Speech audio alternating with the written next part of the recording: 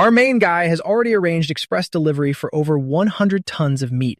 Everyone thought he had lost his mind. But little did they know, just a few days later the world would be hit by a plague.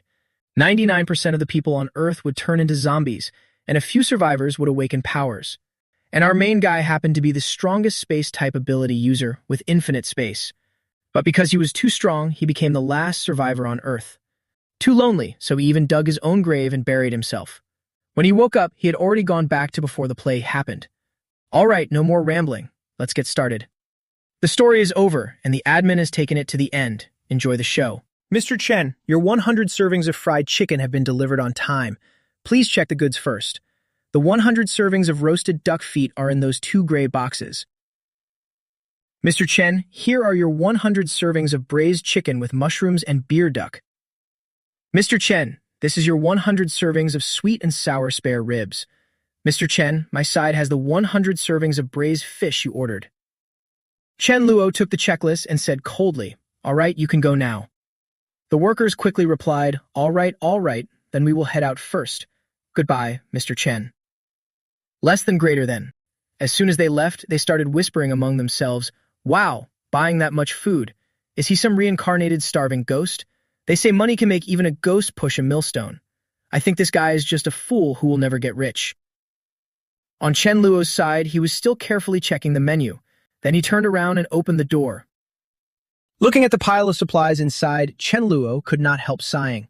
Having so much fresh, tasty food around really feels great. Who would have thought? Just 3 days ago, I was still starving in the apocalypse.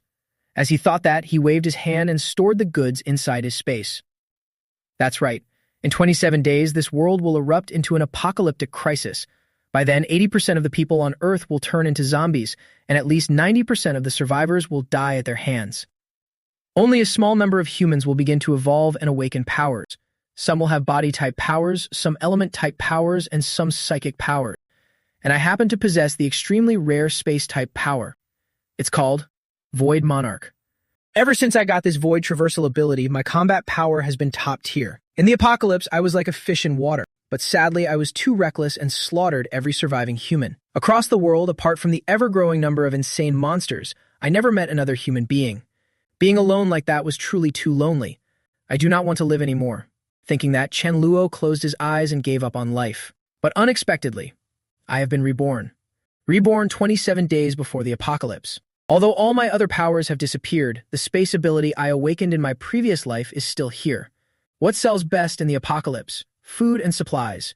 Fresh food can even be traded for territory. Without food, nobody can survive. Besides, I now have a space ability that can stop time, so everything can stay fresh. If heaven has given me this chance, how could I possibly pass it up? After clearing everything out, Chen Luo was about to get out of the car when his phone rang, startling him. As soon as he answered, a voice came from the other end. "Chen Luo, come to the group right now. Quickly. Your uncle wants to have a proper talk with you." He hung up and muttered coldly, "The things that were supposed to come have finally arrived. But uncle, this time I will not be that naive anymore."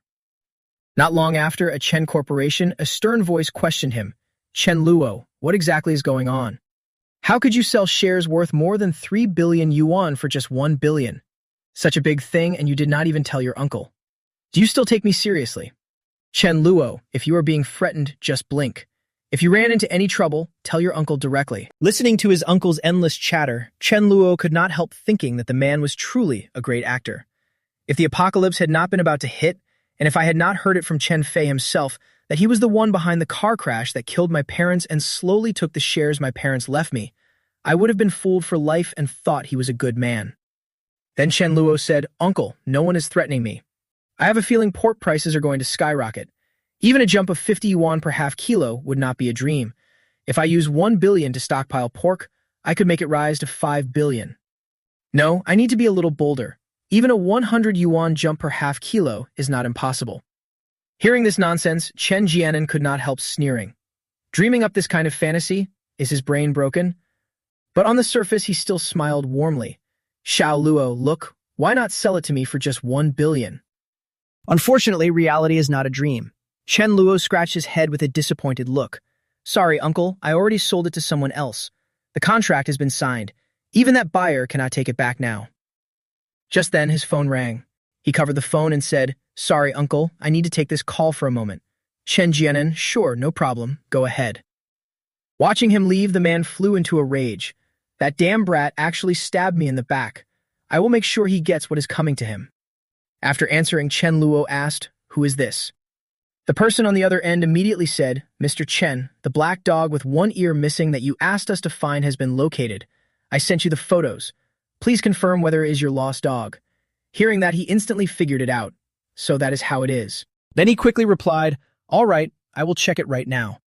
As Chen Luo walked away, he kept thinking. Right after the apocalypse, some bored people had ranked the ability systems. The number 1 space-type ability user, of course, was me. The number 1 fire-type user was the flame demon girl with a rose bloodline. The number 1 lightning-type user was the dog called Fap Vuong, the Thunder King. That's right, any creature that did not turn into a zombie had a chance to awaken powers. But it was only a dog in the apocalypse with no food, just a living chunk of dog meat. Not many people paid attention to it, and every one of them failed to catch it, except me. I was the only one who succeeded, and I even ate it. It was just too familiar to me. Thinking of that fragrant roasted phi, Chen Luo could not help drooling. That smell was just too good. That's right, it is him. The missing left ear is proof enough. Fap Vuong. In this life, we are not short on food anymore. How about we team up? I guarantee I will treat you well and feed you until you are full. Send me your address, and I will come right over. Then he kept walking. With a proud look, Chen Luo thought to himself, just wait, I will save you this time. Hope you will accept this master. Back in his uncle's room, Chen Luo said goodbye. Uncle, I still have things to do, so I will head out first. The man agreed, fine, we will talk later. As soon as he left, our main guy silently calculated. Too bad.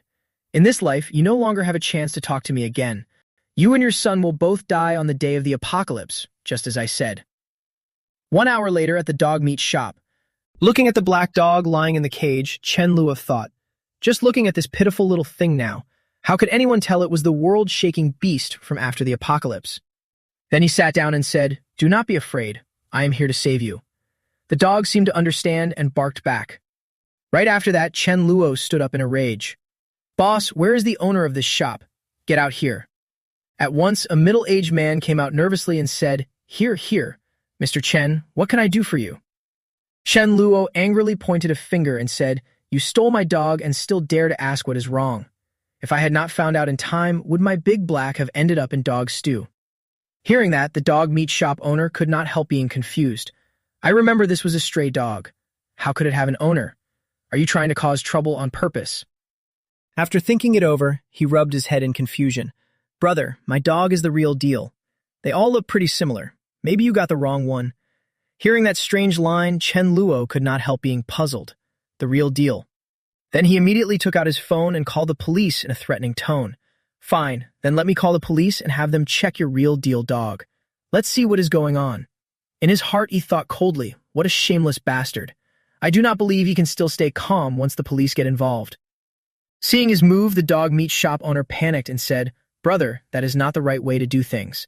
Chen Luo quickly dodged aside. What now? You want to fight? This brat has some nerve. Let me see how I deal with him. Saying that, he rushed forward and made the shop owner cry out. Twisting his arm behind his back, Chen Luo thought confidently, in the apocalypse, I trained my body for decades. Why would I be afraid of a punk like you? After that, he stood there looking down and asked, Boss, still want to handle me? A wise man knows when to yield. The shop owner quickly clasped his hands and begged for mercy. Ow, brother, no, big brother, spare me. It was a misunderstanding, all a misunderstanding, big brother. I really did not know this was your dog. I will find someone to send you another dog later as compensation. Your dog will be returned today, and I will not take a single cent. Is that okay? Don't stare at him, Chen Luo said lightly. This time, let it go. The butcher shop owner burst into tears behind them, while Chen Luo on this side kept pushing the plan forward. Since he was already prepared to wipe out his assets for it, then getting it for free was not the best deal. Give the dog back to me, the butcher shop owner shouted.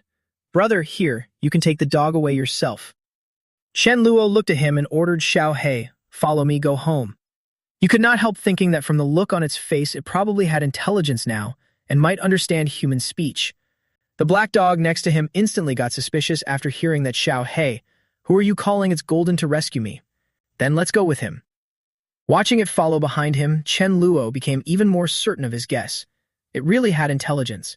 He had successfully tamed Fap Vuong the Thunder Dog. Soon the two of them arrived at the car. Chen Luo reached out and rubbed the dog's head. From now on, if you follow me, I'll call you Fap Vuong. As he walked, he thought to himself, during this period, I need to build some affection with Fap Vuong first. Then I'll draw up the route. Let's go buy your supplies. Not long after Chen Luo stopped the car somewhere. Seeing the person there, he thought to himself, Su Dazu. At last I found you. In my past life, before I obtained my void conduct ability, you kept using your enhanced body ability to help me. Don't turn back and run now. In the end, you even died protecting me after being surrounded and beaten. Good brother. In this life, I will definitely make sure you eat well and drink your fill. After thinking it over, Chen Luo called out, Dazua, today after work, I'll take you out for a stroll. But he was immediately rejected. No way, brother Luo. My mom said men should not pick up bad habits. Hearing that Chen Luo was confused. What else did your mom say? Dazua asked shyly. My mom also said don't shirk and don't do anything dishonest. Less than greater than. Those 5 words, don't do anything dishonest, hit Chen Luo like a spear through the heart. Although based on the timeline, Daju and I still were not that close yet, it did not matter. Don't do anything dishonest. When the apocalypse comes, you will be on duty here. And when the old story repeats itself, we will definitely be good brothers again. Then the scene changed and Fap Vuong looked bewildered. Chen Luo quickly said, Fap Vuong, from now on this will be your home. Come on, I'll take you to get washed up. Then the two of them, one dog and one owner, went to take a bath together. While washing the dog, Chen Luo kept thinking, since I have been reborn, I can't live like I did in my previous life anymore. I can't let the whole world end up with only me left. After all, he knew all too well how insanely powerful awakened abilities could become if not. He had decided to set up a gathering base so they could recruit younger brothers under his banner, just like Fap Vuong.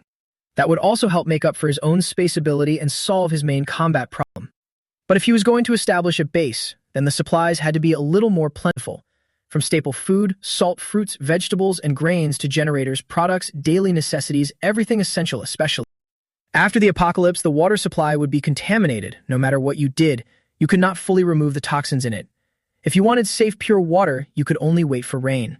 While thinking about it, Chen Luo suddenly remembered that he should also prepare some of the system in his mind. The high-voltage stun baton also needed a little preparation. Hearing that, Fap Vuong on the side lowered its ears and protested in fear. Understanding what it meant, he rubbed its head to soothe it. This spineless thing, the stun baton, is for dealing with zombies, not for dealing with you. Then he fell into thought. Zombies are afraid of electricity too. Even though electricity would not matter much, not long after the apocalypse. In the early days, a stun baton was basically a god weapon. By then, with a few sets of alloy armor, it would be unbeatable. I had to be careful and seize the time to place the order. By mealtime, Chen Luo was grilling meat while reminding him, Fap Vuong, eat slowly, don't choke. We still have stockpiled food. I'll make sure you never have to worry about going hungry. Watching Fap Vuong learn from him, Chen Luo was amused. Even a dog knows how to nibble at bones. But then looking at the pile of bones beside him, he asked himself, why am I cursing at myself? Just then, someone knocked at the door outside. When he opened the door, Chen Luo was puzzled. Miss, who are you? The girl quickly introduced herself. Ma Yu. Hearing the name, he immediately remembered. So she is the cooking teacher I hired. Look at my memory. I almost forgot there was a class this afternoon. Come in quickly. Ma Yu followed him in while secretly sizing him up. It's just cooking and you dare charge 50,000 a month. At first I was worried there might be something off about the employer. But after seeing him, I feel relieved. With a guy like him, there are probably plenty of pretty girls outside who would not even look twice at him. Why waste his attention on me? Looking at the items on the table, Chen Luo said, Miss, as you can see, all the basic kitchen tools and ingredients have been prepared, just as you requested. In his heart, he thought that to prepare for all kinds of post-apocalypse emergencies, he could not just have ingredients without cooking skills. So he had determined to spend a lot of money to hire her as a cooking teacher.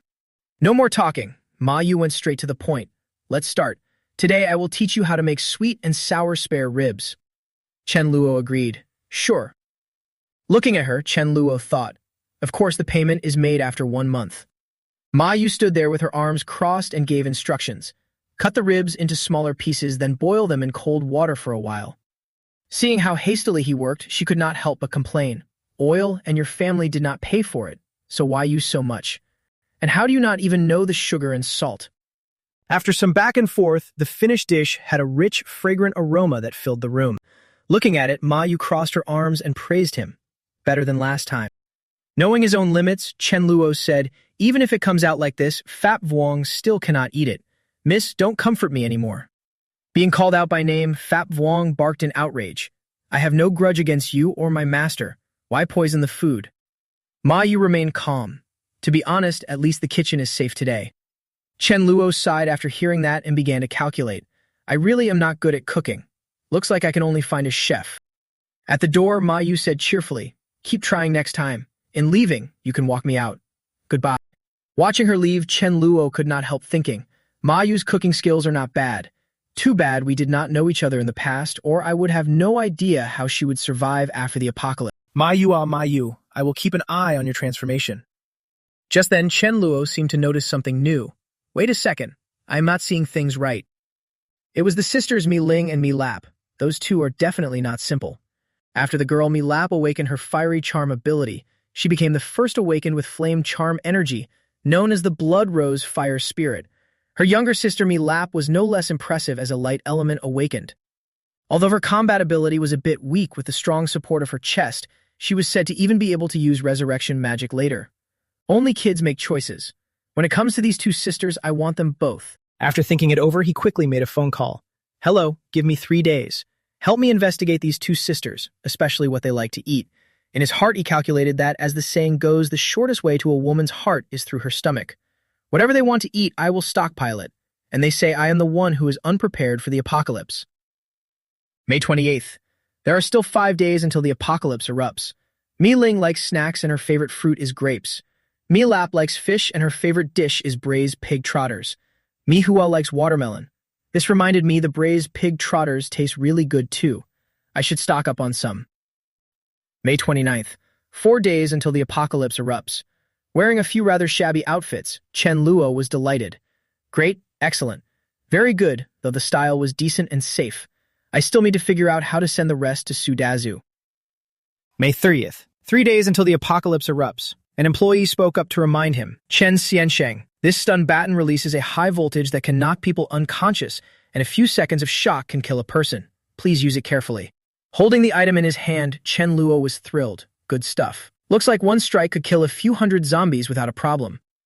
May 31st. 2 days until the apocalypse erupts. Elsewhere, Brother Hao generously said, whatever money is on this card, I will take it all. A bald man beside him immediately laughed. Chen Xiansheng really is generous. Let me place the order for you. June 1st. 1 day until the apocalypse erupts. Chen Luo tossed and turned on the bed uneasily.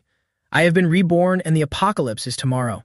Damn it, if it does not come, then all the supplies I stockpiled will be a huge loss. If not, then just don't come anymore. I will sacrifice myself for the whole human race, and if I lose money, I'm still a millionaire anyway. Living comfortably in the mortal world is not bad at all. Why do I have to go through that inhuman apocalypse? June 2nd, 8 a.m. Only 1 hour and 20 minutes left until the apocalypse erupts. Chen Luo called Uncle. It's early in the morning and I am already bothering you. I have something I need your help with. Chen Jianan on the other end did not mind at all. You are my nephew. If I can help, I will definitely help. Go ahead, what is it? Very quickly, Chen Luo got straight to the point. Like this, based on my observation, virtual currency is about to rise sharply. It could go up tenfold. But you know, Uncle, all my money has been used to stockpile pork. I want to mortgage all of these stocks worth 100 million to you and borrow 500 million from you. By the time my 500 million turns into 5 billion, I will definitely pay you back with both principal and interest. If not, then stay home and wait for me. I will come over and talk in person. Right now I am thinking of Faye too, so call Faye over as well. Okay, then come over here now. After hanging up, he prepared to leave while calculating in his mind. I told you the apocalypse is coming and you people will all have to die. Sitting in the car, Chen Luo warned Fat Vuong, I am going to handle something personal. You wait in the car and don't run around for your own safety. Got it. Fat Vuong, as if it had intelligence, barked and obeyed. Just then, Chen Luo saw someone. It was Sudazu. Looking at him, Chen Luo thought, although my past life did not mention it, you live quite well. But this concerns a life and death matter, so I should still give you a reminder. Daju saw him and immediately bowed in greeting. Brother Chen, are you going out? Chen Luo stepped forward to remind him, Daju, I am telling you this morning when I woke up, my heart kept pounding. It feels like something big is about to happen. Around 9 o'clock, you must pay attention to safety definitely. Understood. Daju was confused by what he said but still agreed. Okay. Brother Chen got it. I need to go out for a bit. You stay here and watch the place for me. The Chen Jianan family, sipping tea, he said, that brat Chen Luo still wants to play with virtual currency. He really does not know when to stop. The father will tell you this, even though that thing has risen a lot, it has no real value. Chen Fei beside him could not help asking, but Dad, the chance to make money is already right in front of us. Why not do it? With my sharp old mind, he replied, that brat Chen Luo knows I am trying to scam him. Could he really still give me a chance to make money? I was already wondering if there was some scheme in this. I understand investor psychology. It's just like gambling. He is in urgent need of money and also knows few people. I think nobody can come up with 500 million in such a short time, so he came to us this time. Just then the doorbell rang. Chen Fei immediately said, Dad, he is here. Chen Jianan quickly told his son, in short, we still need to be a little careful. A moment later, the door opened. Chen Fei, what a sweet mouth you have. Chen Luo, you little brat. If it weren't for me, you and I would already have been partying together. If you really make money, don't forget me. Inside, Chen Luo was about to puke, but on the outside, he was all smiles. Of course not. If I make 1 billion, I'll buy you a race car. Hearing that, Chen Fei broke into an excited grin. I'll remember that. Don't go back on your word. Get the food ready first. Let's eat and talk. By 9:15, Chen Luo was sitting there half-heartedly eating. The three of them were still eating when a piercing scream suddenly rang out. Chen Jianan frowned in confusion. What was that? It sounded like it came from the maid's room. Could Xiao Li be sick? Xiao Fei, go take a look. Chen Fei agreed and stood up at once. On the other side, Chen Luo just gave him a light glance and kept eating. The apocalypse is here already. With that thought, he immediately got up and ran after them. You should go take a look too. If they need to be taken to the hospital, you can lend a hand. Looks like someone is really going to die today. Thinking that, he casually shut the door. Meanwhile, a zombie had appeared. Chen Fei saw it, screamed in terror, and collapsed to the floor. What the hell is that? Zombie saw him and immediately lunged forward. Chen Fei hurriedly shut the door to block it. Blood, so much blood. Just then, a hand reached out. Chen Luo stepped in and said in confusion, Uncle, aren't we here to check things out?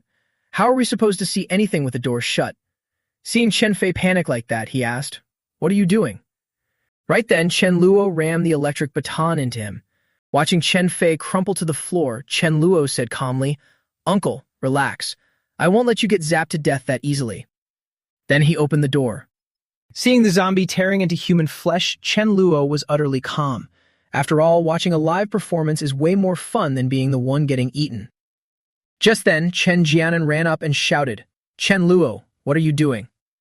Chen Luo, I'm going all in with you. He grabbed the thing in his hand and charged forward. Fine, come on then. The old man, Chen Jianan, went pale with fear. Chen Luo showed no mercy as he attacked. What, are you insulated or something? Trying to stop me?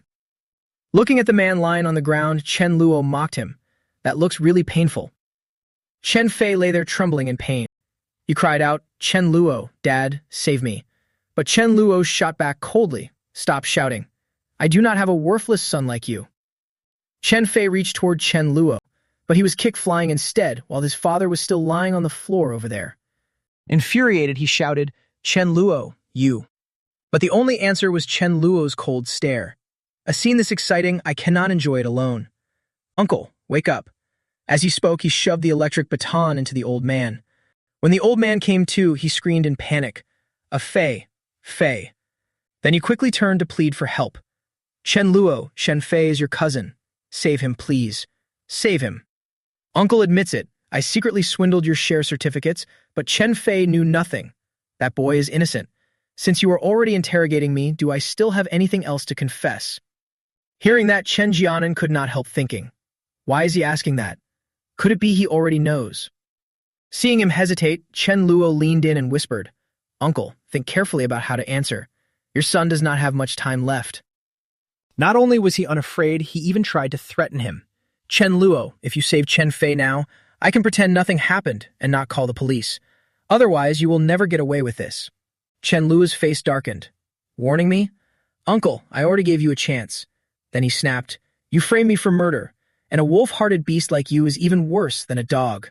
He threw a punch at the man and said, "A wolf-hearted beast. That would be you. My father was kind enough to let you into Chen Corporation because he thought you were useless enough to need a chance. And this is how you repaid him. You harmed him and still have the nerve to say that." At that same moment, Chen Jianan saw his own son being eaten by the zombie and let out a heart-wrenching scream. "A Fei, my son. I am his real brother. I am his own brother. I helped him with so much. And what did he give me? Just 10% of the shares. Was that too much to ask? Him dying was the right outcome. As for you, with the tricks you have now, you are definitely not getting away."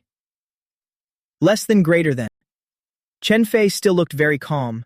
Based on the share value back then, 10% was already 1.5 billion.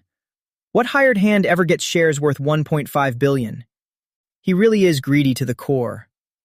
Watching his uncle about to be attacked by the zombie, he thought to himself, "Damn, Dad really did let a wolf into the house back then. With a son like that, what else could he have done?" Then he turned around and wiped the blood off his cheek. Looking at the zombie getting ready to attack him, he thought, as expected, once something turns into a zombie, all it wants is to eat people. It does not even have any other feelings left. Right after that, he swung the weapon up. In an instant, the zombie was jolted into agony. Looking at them, Chen Luo thought, good thing they do not know fear, but they do know pain. So paralysis and dizziness still work on them. And killing them is not hard either. Just stab hard in the middle of the forehead. It is a little cruel, but effective. Besides, there is a treasure hidden in the middle of the forehead, too. A core. He put the core into the box and sighed in frustration. As expected, this world is brutal. Even the core is this low grade. Then he opened his space pocket to stash the loot and quietly calculated. After the apocalypse breaks out, both ability users and zombies have a core like this hidden in their forehead. The energy inside can not only help awakened people recover quickly, it can also help them level up. It is a real treasure, so I need to collect as many as possible. Less than greater than. The size and color of the core are classified by the target's ability. Weak or strong abilities will cause changes. For fire ability users or zombies, the core is red. For wind ability users or zombies is probably blue. For space ability users or zombies, the core is transparent. The one taken from Fat Vuong's head was a lightning core, a purple one about the size of a chicken egg. The scene changed quickly. After getting out of the car, Chen Luo could not help sighing. What a pain in the neck. At that very moment, a ferocious zombie charged at them. With a weapon in hand, Chen Fei was extremely confident. Slow down. Come on, Uncle will treat you to something tasty. Without even breaking a sweat to clean up the aftermath, he marveled that the electric baton really was useful. Another burst of electricity was unleashed. Bending down, he took out the core and muttered, I set you free, so just think of this as a small service fee. After he was done, he headed back to his car. Watching all of it, Fat Vuong was teary-eyed. Why is Master so fierce? He opened the car door and started making arrangements. Fat Vuong, it looks like it is about time for us to awaken too. It is not safe to awaken outside, so hurry inside with me and wait. We can go back out after we wake up. Then the two of them walked into the house. Seeing the three corpses on the ground, Fat Vuong shrank back, but Chen Luo quickly reassured him. Do not worry, you will get used to it soon enough. So the two of them sat down and casually started peeling apples. Take a big bite. Then he shot him a discontented glance. Beside him, Fat Vuong was surrounded by a golden surge of power. The little dog was writhing in pain, while Chen Luo fell into thought. So this is Fat Vuong's awakened ability. Damn dog, you even zapped me first after awakening? How strong an innate ability is mainly depends on two things. First, the faster the awakening, the better. Second, the faster the ability grows, the stronger it becomes. Fat Vuong has awakened a lightning ability, and his intelligence might have leveled up a few notches too. Thinking that, he could not help sighing in envy. Humans really cannot compare to dogs. Right then, Chen Luo suddenly shouted. Then the apple fell straight to the ground. Crouching down, he clutched his head and groaned, too much pain. Looks like I am not doing too badly either. Chen Luo hurriedly got up. Then he sat down and began absorbing the core. A short while later, he opened his eyes. Chen Luo waved his hand and hurled it. At once a huge hole appeared in the wall. Seeing the zombie on the other side, Fap Vuong was horrified. Looking at his own palm, Chen Luo was still not satisfied. No, this spatial slash has already burned through a quarter of my beast's power. But even that cannot kill a low-level zombie that fast. I need to absorb the core and power up first. In the apocalypse, ability users are ranked from 1 to 10, and above 10 there is King tier. Fap Vuong and the Flame Spirit mech from my previous life were both King tier. I was also King tier in my previous life, but after absorbing Fap Vuong's core, I rose to an entirely different tier. Less than greater than. I don't know what that is either, let alone what it does. No food, no drinks, nothing to play with, no one to keep me company. Life is so damn pointless, I might as well just die. 5 minutes later, he opened his eyes. After finishing the level up, Chen Luo thought that based on his current progress, if he absorbed about 20 more crystals, he could probably reach level 2 as an Esper. Then he waved a hand and ordered, Fap Vuong, no random lightning blasts. Try suppressing the power in your throat and build it up a little. Then spit it out in whatever direction you want. The moment he finished speaking, the little dog sprang into action. Seeing how obedient it was, Chen Luo bent down, patted its head, and praised it. Good dog. You understood after just a few words. Come with me to the cold storage and get the supplies I stocked up earlier. Hearing that, it immediately barked back as if to say, let's go. A moment later, the protagonist slammed on the brakes. Pointing at the zombies by the roadside, Chen Luo said cheerfully, Fap Vuong. Look at that. A shopping center this big has to have plenty of supplies inside. Like they say, thieves never leave empty-handed.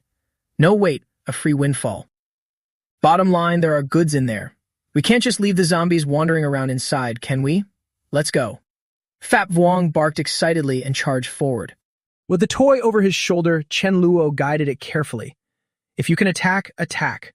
Be a little more careful, don't fight them head-on, keep moving and dodge them. Fap Vuong heard that and barked happily, showing it understood. At that moment, a zombie suddenly turned around. In an instant, it was knocked away by Chen Luo, while Fap Vuong was also attacking from the side. But the zombie clearly had not been hit in the head, which left it baffled. Why was that? Sizing up the situation, Chen Luo did not blame it at all. He even encouraged it. It's okay, Fap Vuong. Lead them away first. Be careful. They'll go in. After saying that, he stepped inside and could not help sighing in amazement. As expected of a supermarket in a villa district, there were plenty of high-end goods. Right then, he created his space bubble. Our main guy is starting his free loot run, so I won't hold back either. A short while later, as Chen Luo moved through the place, everything he took kept adding up. Fruits times 3, snacks times 3, crystals times 3. When he was done, he walked out casually and sighed. A powerful Esper space really is something else. Shopping is all about impulse. Then he ordered, Fap Vuong, time to pull back. When Fap Vuong saw him come out, it looked crestfallen. Why could its master cut down zombies so easily while it could not? While swinging his weapon to knock zombies away, Chen Luo bent down to comfort his pet. Don't be sad. You've already done great. Give you a little more time and you'll be the best dog around. Praised like that, Fap Vuong was over the moon. Then the two of them moved out together. Let's go to the cold storage. As they were walking, someone suddenly called out from behind. Hey, buddy up front, hold up. Bro, do you know what happened? I can't even call the police. Chen Luo replied calmly, very clearly. The world is ended. The other man was stunned. The end of the world. Bro, want to team up? It's easier to help each other. Hearing that offer, Chen Luo flatly turned him down. No need. Watching his car speed off, the man across the street could only shout helplessly, Hey. As he drove, Chen Luo thought, I was planning to recruit a few underlings, but I only picked up one promising talent. Don't call me cold-blooded. Even if I have a lot of resources, they're not unlimited. I have to be careful. Right after that, trouble popped up and he looked completely fed up. Looking at the zombies ahead, he thought that a road leading to the cold storage had been blocked. Looks like I can only deal with them. With that in mind, Chen Luo ordered, Fap Vuong, fall back on your own and keep yourself safe. At the same time, the bloodthirsty zombies also surged forward. Chen Luo just calmly swung his weapon. The zombies were instantly knocked down like rag dolls. Right then, 3 zombies leaped in and attacked him from behind. But life is not a fairy tale. Our main guy is not that easy to take down.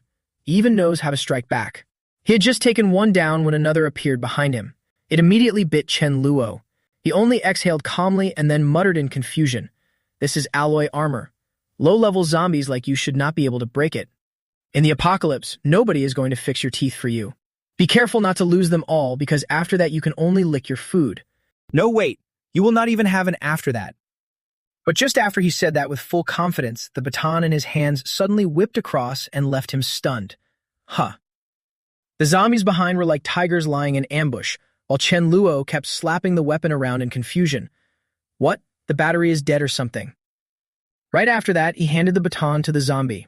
Fine, if you want it, take it. Anyway, I still have a new one. After saying that, he immediately pulled out the new one from space and attacked the zombie. After taking the crystal from their heads, Chen Luo was pleasantly surprised. Not bad, not bad. This haul is really rich.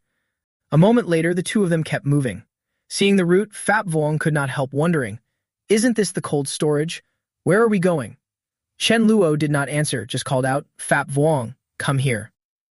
This heavy truck is a divine weapon, even more powerful than armor and an electric baton. I prepared it just for today. Get in. It'll take you for a free ride and broaden your horizons. Fap Vuong, look carefully. We just need this. After saying that, he stepped on the gas. The truck surged forward as Chen Luo shouted, and those doors were useless. Smashing everything like this really is satisfying. I knew it. If we use electric batons to deal with more than 100 zombies, it'll be too slow and waste power. This is much more efficient. Sitting in the truck and watching the scene unfold, Fap Vuong shuddered and said, brutal. At another corner, someone was watching and chatting with the others. Damn, this guy is strong. Bro, this truck is way tougher than the other vehicles at our cold storage. Let's get him to take us along. I don't know him. Why would he risk helping that woman? What kind of guy is he? I think that driver is a ruthless bastard. Otherwise, he could not have pulled that off. Maybe he knows there are supplies in our cold storage. He came here to grab them, and once he is done, he will leave. Begging someone else is worse than begging ourselves. Let's hijack that truck. With it in our hands, we will still be the safe street. Hurry up, look. He seems to be wearing armor. While they were discussing it, Chen Luo had already stepped down. The two workers in the cold storage were plotting. As long as we get his gear, we'll be safe. What do you think? Right? Hijack it. That brat dared come to our cold storage and steal supplies. We can't let him off. While Chen Luo was busy looting, someone walked up and said, hello. It turned out to be a female worker from the cold storage. Thank you for clearing out the zombies here and saving us. After hearing that, he thought for a moment and said, thanks. But the next line should not be begging me to take you out of here, right? Then he asked cautiously, how many people are here? The female worker answered right away, that's right. There are 3 of us survivors. As soon as she finished, someone grabbed Chen Luo by the shoulder. He was furious. Damn it, I just got thanked and now you're turning on me. And you are making the first move? A voice rang out, bro, don't resist. We won't hurt you. That made him think with a dark expression. In a truly desperate situation, the ugly side of human nature gets magnified beyond belief. In the face of survival, kindness is the least valuable thing and the most dangerous. Over here, Fap Vuong kept barking, which left them puzzled. Where did this dog come from? It doesn't look infected. Even though he was surrounded, Chen Luo smiled with complete confidence. Next, I do not need to worry about my space ability being exposed anymore. After all, dead people cannot talk. In an instant, the 2 men who had just been swaggering around collapsed to the ground. The female worker was terrified. Don't kill me. Hearing her beg like that, Chen Luo thought, seriously, that's some thick skin. Right after that, the woman ran off while screaming, help me. Chen Luo looked after her, then said in a low voice, run if you can. Fap Vuong, I'm counting on you. Got it. The little dog immediately charged in. That female worker immediately fell flat on the ground. Chen Luo appeared behind her, gave her a baton hit and muttered, so I was right. I should have struck first. Once it was dealt with, he opened up space and said, come on, time to collect the goods. In a flash, Chen Luo's space had grown even richer. 9,999 cans of corned beef, 9,999 seafood items, 9,999 kinds of chicken and duck meat, 9,999 pig trotters and offal, and 99,999 fruits and vegetables. A moment later, that dog-loving guy returned to the truck. Chen Luo said excitedly, Fap Vuong. This time we hauled back more than 60,000 tons of supplies. So satisfying. Let's go home and rest for today. Next time, welcome back to this food warehouse for another haul. I wonder how the other main bases are doing. At that moment, someone stepped out to block the road and shouted, "Hey, stop the car. Stop the car. Hey driver, give me a ride for a bit." He glanced at the man. Chen Luo thought to himself, there must be something hidden under his clothes. He is probably up to no good again. My rule for survival is to never let any threat appear, no matter how small or easy to miss. I won't allow it. Seeing that he just kept driving, the man shouted again, "Hey, pull over, driver. I told you to stop the car." Shen Luo kept charging in with cold calculation. There was no way he was stopping. "If you dare block my path, I will really stab you." The man flew into a rage and cursed, "Damn it, you want to stab me to death? You just wait. I'll see whether I can kill you first." Hearing that threat, Chen Luo darkened. "Kill me. You asked for it." Normally, holding a grudge or talking behind someone's back is one thing, maybe a few petty tricks. But now it's the apocalypse. Once power is awakened, everyone gets a chance to play dirty. People will die. Right now, stop the car immediately. Then he looked down at the little dog and said, "Fap Vuong, did you hear what he said? He said he wants to eat dog meat. Even if I can't understand every word of human speech, I am sure he did not say dog meat." Seeing him stop the car, the sleazy guy walked up with full confidence. "Punk, let's see how I handle you." But when the dog got out of the car, he was stunned. Why is there a dog? But he quickly recovered. "Watch my dog whacking stick." Fap Vuong thought coldly, "I don't care whether you want dog meat or not. If the master says you die, then you die." After Fap Vuong's attack, the sleazy guy screamed and dropped to his knees in pain. Just then, Chen Luo called out, "Use the knife. Don't use your lightning power." "Fap Vuong, any hesitation in a fight will get you killed. Learn to adapt to the apocalypse if you want to survive." Understood. It immediately lunged at the other zombies and bit their throats. Watching it attack, Chen Luo praised it. "That's right." After it was done, he said, "Good job. Let's go home. The roads in the villa area are too narrow. This heavy truck can't get in. Get out and lure the zombies away first. I'll stop by the road and follow behind." Got it. Then it kept luring the zombies away. Seeing it finish the job, Chen Luo praised it. "Very good. Wait a little longer. Once Fat Vuong breaks free, the zombies will circle back." He got out of the car. In his head, he kept calculating. By then, they would become his free-in-car bodyguards, keeping other survivors from getting too close, stealing the car, or wrecking anything. Luckily, my regression didn't change the story. Dazhu didn't turn into a zombie. He should be safe. The remaining zombies were quickly taken down. While attacking them, Chen Luo thought to himself that in his previous life, before the apocalypse fully broke out, Dazhu had already run into the villa area. He seemed to have climbed over a wall and hidden inside a villa. Too bad I can't remember which villa Dazhu hid in. I only remember it was somewhere in the outer district. Looks like I'll have to use the crudest method. With that thought, he acted at once. "Dazhu, can you hear me? Where are you?" Seeing his actions, Fat Vuong beside him was confused. If he yells like that, hell attracts zombies. Has the master gone crazy? Chen Luo kept shouting, "Dazhu, if you can hear me, answer me." Up ahead, Dazhu had already noticed him too. "Brother Chen." Chen Jing beside him quickly said timidly, "Brother Dazhu, don't go over there. Is this guy crazy? Is he not afraid of luring zombies to his death? Don't drag us down with him." Hearing that, Dazhu had to think about it. True enough, based on Brother Chen's brain, how could he not know that this was dangerous? Why would he use this method to find me? Chen Luo kept shouting, "Can you hear me, Dazhu? Don't be scared, just think for a moment." Dazhu then made up his mind. "No, you have to go out there and check the situation." Chen Jing hurriedly said, "Then I'll go with you. Don't leave me here alone." Looking at the zombies swarming below, she cried out, "See, I told you I would lure the zombies here." But in the blink of an eye, Chen Luo had already taken down a zombie with a thing in his hand. Seeing that, Dazhu couldn't help praising him. Brother Chen is incredible. Chen Jing beside him was stunned too. That electric baton is way too powerful. If I had something like that for self-defense, I wouldn't be afraid of zombies anymore. No wonder he is so bold. Right then, Dazhu called out, "Brother Chen, I'm here." Hearing the voice, Shen Luo looked up and called back, "Dazhu." In his heart, he thought, my brother is indeed still safe. But then he was startled by the person beside him. Ah, Chen Jing. Damn it, how could he forget about her? In his previous life, she had caused both him and Dazhu trouble. She was very calculating. In his previous life, when there was not enough drinking water and she was afraid to test it herself, she used Dazhu as a guinea pig. With that in mind and remembering her seductive act, he said, Brother Dazu, have some tea.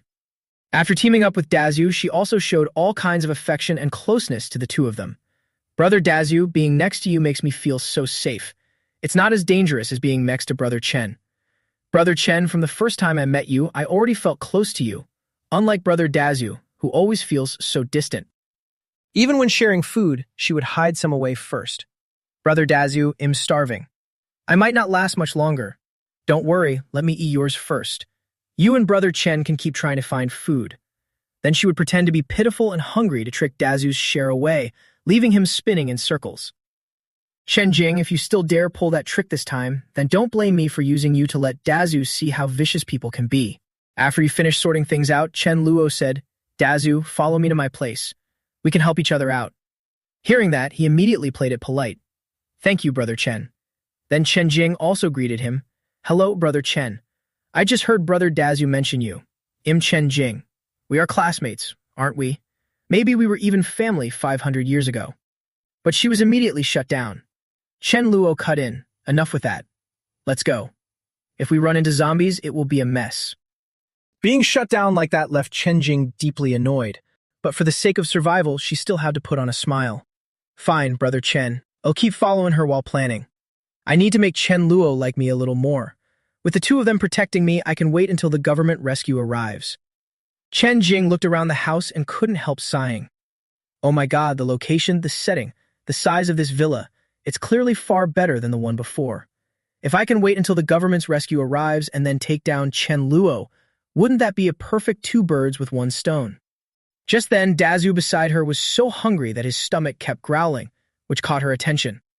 On Chen Luo's side, he had noticed it too and said, Hungry already? Don't rush. I'll go get some food. Hearing that, Chen Jing said happily, Thank you, Brother Chen. As he opened the cabinet to take out some supplies, he thought to himself, I can't let that green tea girl take advantage of us. As soon as he opened it, he put the items straight into his storage space. When he was done, he turned around with an unreadable look in his eyes.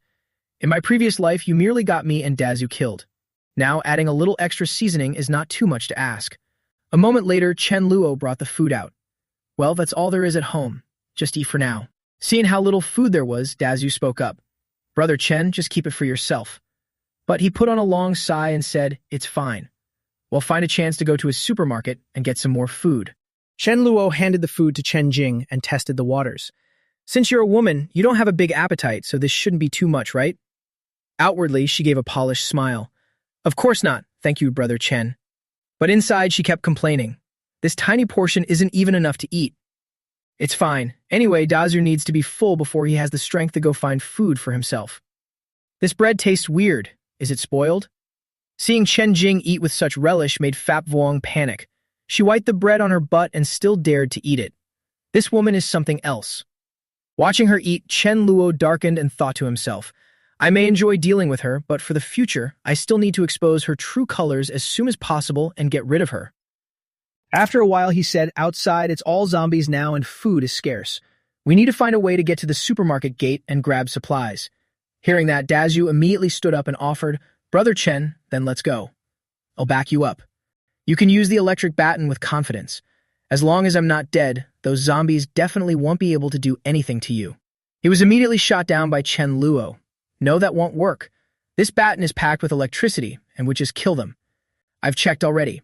The zombies in the residential supermarket are not all in one place. I have a better plan. Girl, with your build, your speed shouldn't be that slow. You go lure the zombies away. Dazu and I will go into the supermarket to get the supplies, then we'll head back to the villa and regroup. Hearing that, Chen Jing went pale. You want me to lure the zombies away? Then she immediately put on a weak and delicate look. Brother Chen, I've been frail since I was little. I can't run fast. Aren't you basically sending me to my death? Hearing that, Chen Luo quickly waved it off.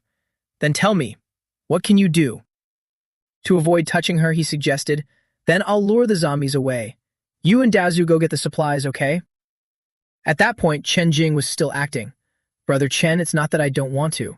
Since this morning, I've only had the slice of bread you gave me.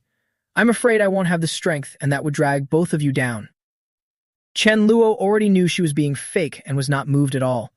But he still could not just do nothing. Let me and Dazu take the risk while she sits there enjoying the spoils. Hearing that, Chen Jing could not help feeling disgusted. What's wrong with Chen Luo? He even wants me to take action. Caring for a woman should be easy. Why not treasure me a little? Very quickly, she changed her target.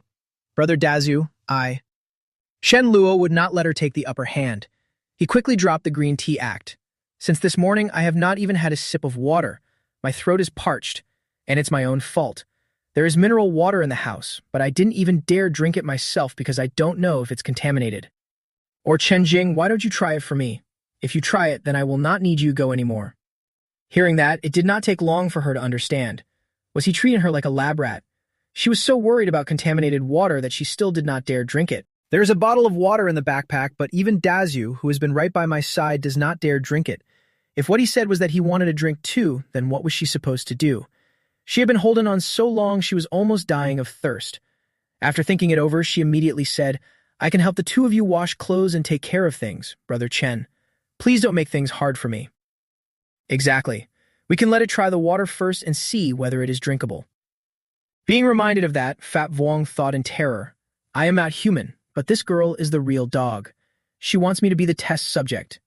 Damn it, I will bite her to death. Thinking that, it leaped in, barking and attacking at the same time. With just one bite, Fat Vuong tore her backpack open. The things inside spilled out, leaving Chen Jing stunned. So it really was spoiled. Shen Luo bent down to pick up the things and commented, she was carrying quite a lot.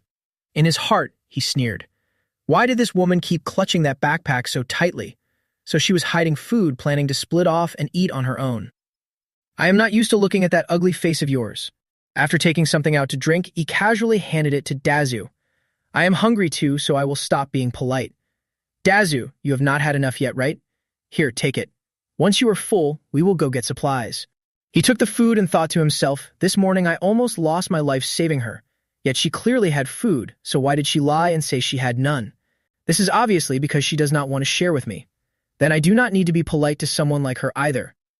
Chen Jing could no longer sit still and rushed over yelling, No, you can't eat that. That's mine. Put it down right now. This is mine, give it back, and as she rushed over, she was tripped up. She immediately stumbled to the ground in agony. Sitting on the ground, Chen Jing cried and accused them. Two grown men bullying a woman like me? Do you even have any shame? Chen Luo calmly sipped his water and thought, Go ask the zombies whether they care if you are male or female. But her act was already exposed. Still, that was not enough to make Dazu truly see through human nature. He needed to make it even more convincing. Let's do it. He bent down and said, What are you crying about? We ate our fill so we could have the strength to go find supplies. You do not need to come along this time. We already ate your food anyway. When we get back, we will make it up to you. Hearing those words, Chen Jing quickly pulled herself together and thought it over. Right. No matter what, I cannot turn on Chen Luo and sue Dazu now. Then she immediately said in a remorseful voice, No, it's my fault. I just have been hungry since I was little, so I reacted on instinct when I got scared. Sorry, Mr. Chen, Big Dazu. I really did not mean it just now. After hearing that, Chen Luo could not help sneering inwardly. She really is a pro. Then he patted his brother on the shoulder and said, Dazu, in a bit we will go to the supermarket entrance to check things out. I need to get ready for a moment. You two just act natural. A moment later, from a corner, Chen Luo gave the order. Fap Vuong, go outside and lure a few zombies over here. About a dozen. Bring them to us. Hearing that, it immediately wore a blank look. Master, you are not joking, right? Luring zombies, I get it. But luring them home? I cannot make sense of that at all. Chen Luo lazily explained as he ordered, Do not ask so much. You will understand when we get back. Hurry up. He tossed a few coins in his hand, and Chen Luo silently did the math. The show was about to start. Then he stepped up with a bowl in hand and said, You two resting? Come take a look at this. Chen Jing immediately covered her mouth and complained, The smell is too strong. Dazu was puzzled. Mr. Chen, why are you dousing us with so much garlic water?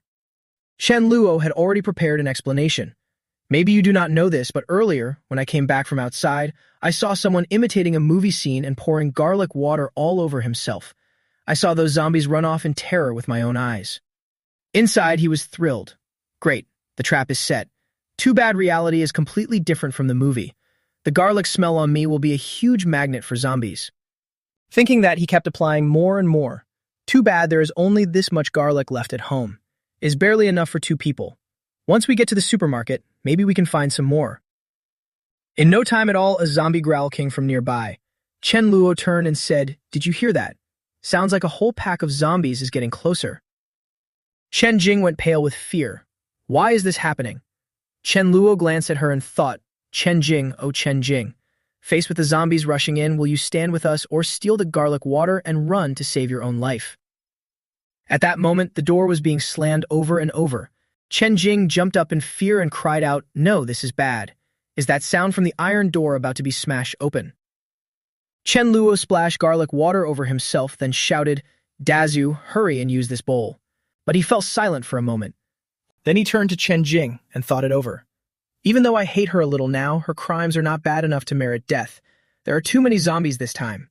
If I use this garlic water, would she not die for sure? He looked at that bowl of garlic water.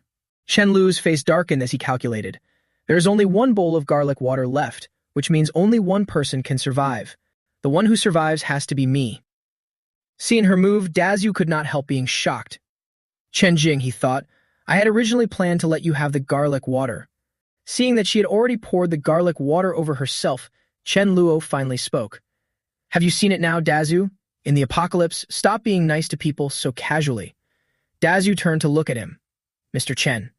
At this point, Chen Luo was very calm because some people no longer deserve to be called human. As if she had realized something, Chen Jing screamed, Chen Luo, you tricked me. Chen Luo only felt amused. Tricked you. Was not that your own choice? How did I force you to pour garlic water on yourself? To tell you the truth, zombies are extremely sensitive to the smell of garlic. You are definitely done for. Hearing that, Chen Jing panicked and covered her face, screaming, No, this cannot be real. Tell me this is not real. I just want to live. What is wrong with that? Chen Luo patted her shoulder and replied coldly, Nothing. But you were wrong when you tried to deceive others, especially since this person is my good brother. As you said, we all want to live. Sacrificing you, what is wrong with that? After saying that, he immediately pulled supplies out of his space. In his heart, he was calculating. Chen Jing was basically a dead woman now. The dead cannot keep secrets. As for Dazu, I will tell him the truth later. My awakened ability is space. Seeing this situation, Chen Jing trembled, so he had already prepared for this. No wonder he dared to splash garlic water on himself. Chen Luo ignored her and turned to Dazu. Dazu, find a room to hide in. From now on, you will only get in my way. Hearing that, he quickly nodded. Chen Jing still refused to give up and stepped forward. Mr. Chen, spare me once. Whatever you want me to do later, I will do it. But our protagonist had no mercy. I want you dead. Once you are dead, I will spare you. Hearing that, Chen Jing went berserk. You surnamed Chen, what exactly did I do to offend you? Why have you been coming after me ever since we met? Chen Luo, you will not die peacefully. A while later, the zombie horde had been wiped out. Looking around, Chen Luo sighed. I miscalculated. My family has lived in this house for so many years, and today it finally ran into bad luck. Just then, Dazu said, Mr. Chen. Chen Jing Shi. Chen Luo raised a hand to stop him. Enough. Dazu, there is no time for your feelings right now. This house is a mess with nowhere to put your feet. Hurry up and help me drag these bodies outside. Half an hour later. After cleaning up, Chen Luo sat down and sighed. At last, the body-moving job is done. If I had a helper, that would be great. Then someone could help me clean up this pile of blood. At that moment, he had a thought. Come to think of it, Ma Yu was not bad either. Pretty and capable.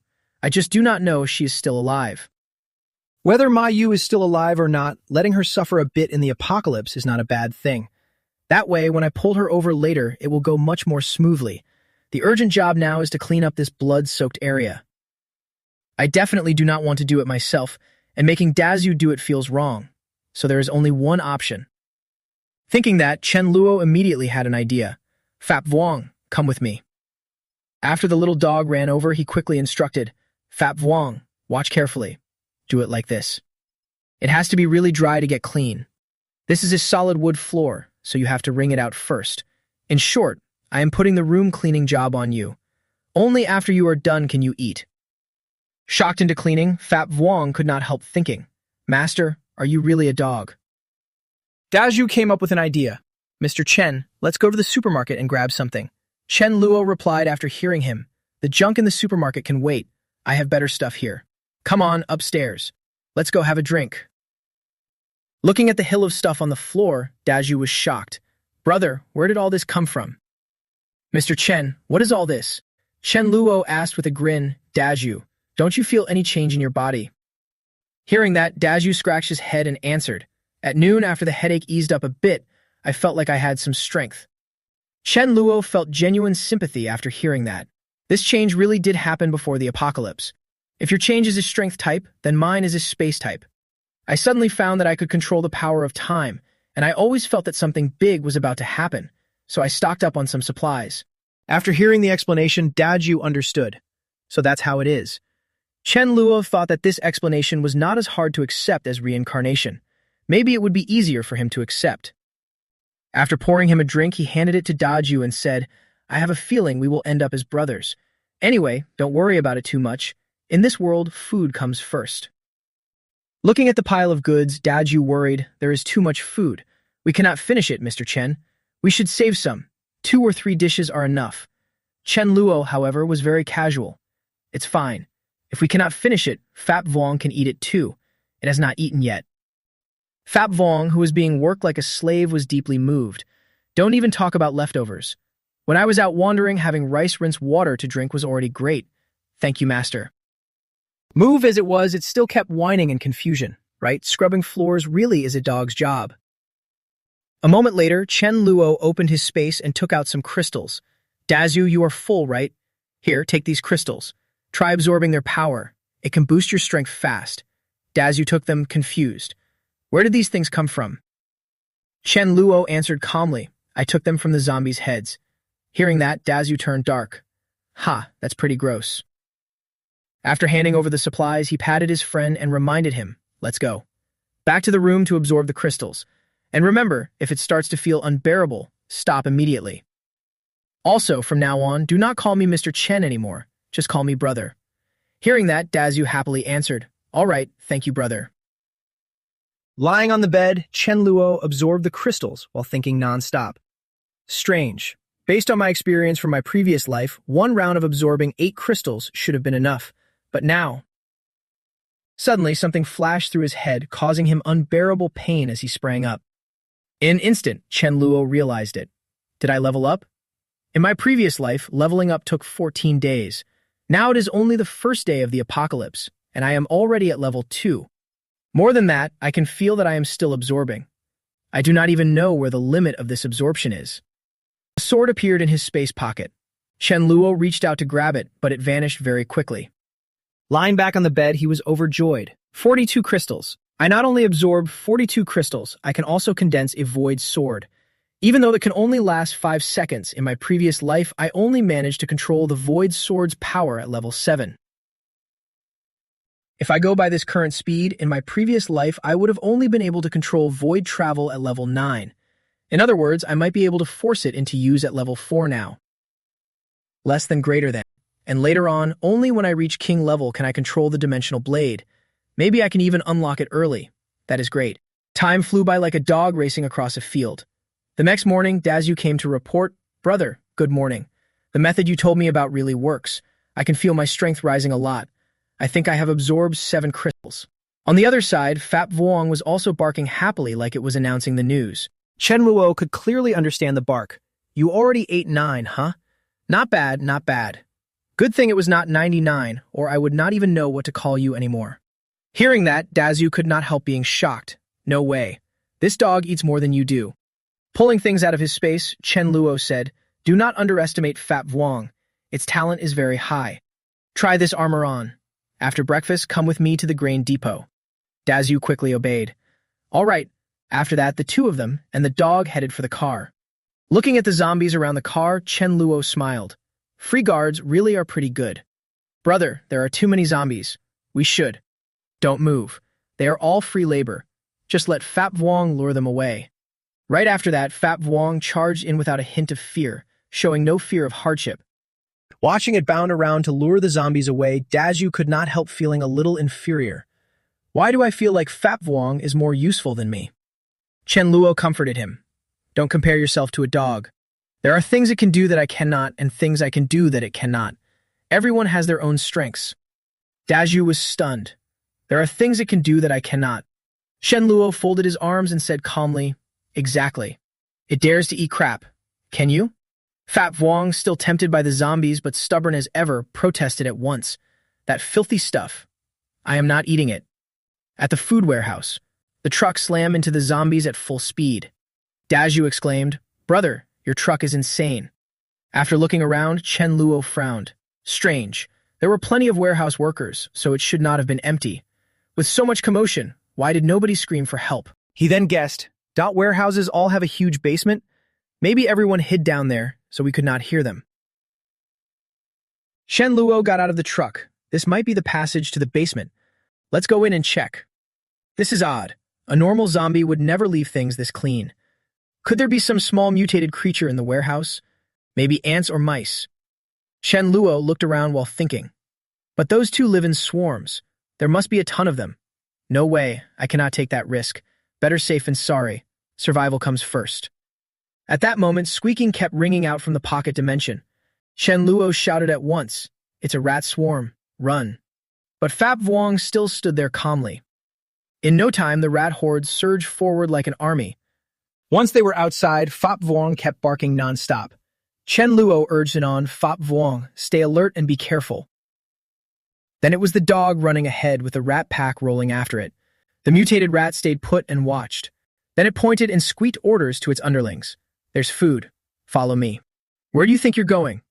In a flash, the rat leader lunged and bit into Chen Luo. Seeing him go down, Dazhu cried out, "Brother! Brother! No, this is bad." Chen Luo turned dark-faced and cursed. "Damn it." Then he swung his hand ready to strike and warned Dazhu, "When you make your move, do not hesitate." On this side, Dazhu was already surrounded by a swarm of rats. Back to back, they fought side by side. Chen Luo kept swinging and cursing, and the rats kept dropping. "Damn it." Chen Luo glanced around. While fighting, he thought it over. Good thing the electric baton can shock them to death, but that lead rat, it's obviously a mutant. That rat stood still, watching the situation. Chen Luo thought hard. Whether it is a survivor or a mutated zombie beast, its power probably keeps climbing. It might even mutate again and unleash more hidden potential, causing a huge spike in strength. Even if they grow faster, their lives get shorter. But when you run into one of these things, it is just like stepping in dog crap. Pure bad luck. At that moment, Dazhu fell again. The mutant rat lunged in at once, seizing the opening. Dazhu did not back down and swung the baton. Die. But that did nothing to the mutant rat. Useless. It rushed in, baring its teeth. Then it bit down on Dazhu's armor. Its pair of sharp fangs sank into the armor. Dazhu was in danger. One more bite and the armor would be pierced. On Shen Luo's side, he was still worried about his teammate in the middle of the rat horde. Dazhu, danger. Right after that, he pulled meat from the pocket dimension and silently sized it up. This lead rat was at least level 3, maybe even level 4. Ordinary weapons would never kill it in such a short time. If he had not broken through to level 2 last night, he would be dead for sure. Less than greater than. Seeing his move, the mutant rat immediately realized what was going on. This electric baton might be a threat to me. Fine, I will bite him to death first, then deal with you. Shen Luo rushed in, calculating. Right now, the only hope was to condense the void sword in a short burst. Go to hell. The mutant rat jerked and turned to look.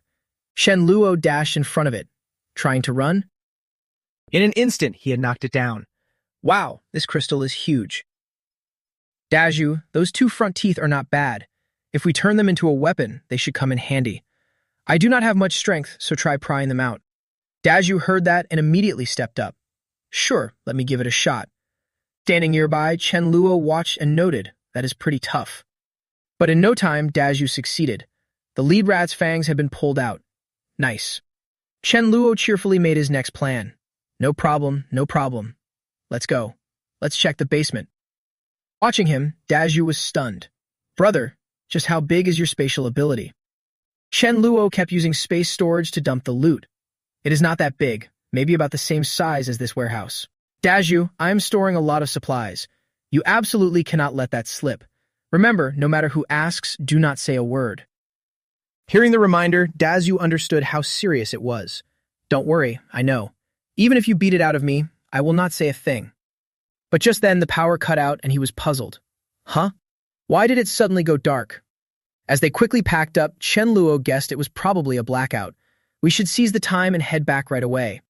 Soon after, the main group made it home. As they walked, he suggested, Dazu, that rat leader was way too dangerous today. I think we should go home and level up first. Safer that way. Based on how fast I am absorbing crystal energy now, reaching level 3 will take at least 3 days.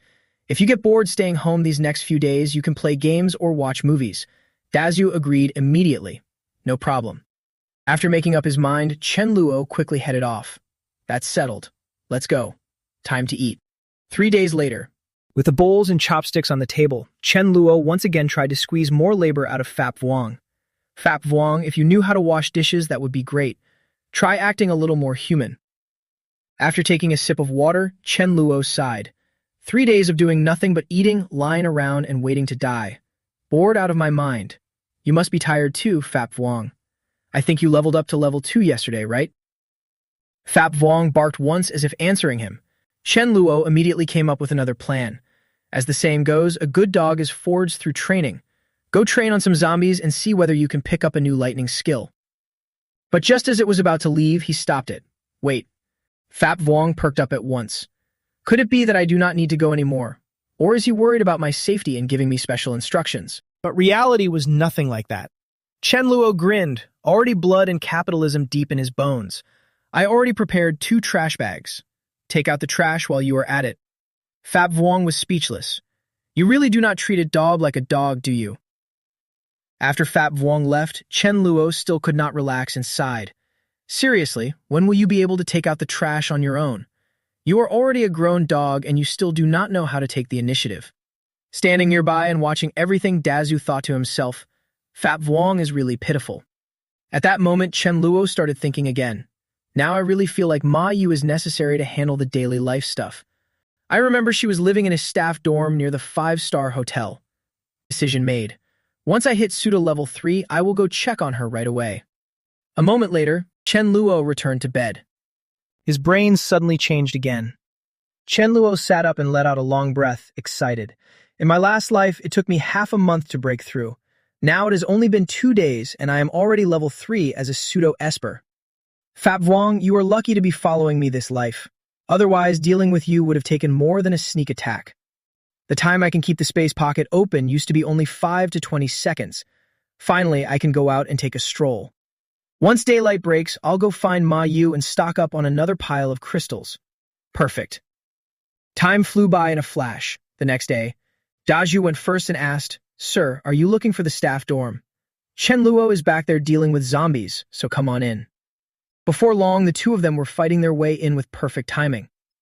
Right then, a hotel staffer ran out and cried for help. Big brothers, I beg you, save me. Heard that, Chen Luo let out a sigh of relief. Thank God. After half an hour in this giant hotel, we finally ran into a living person.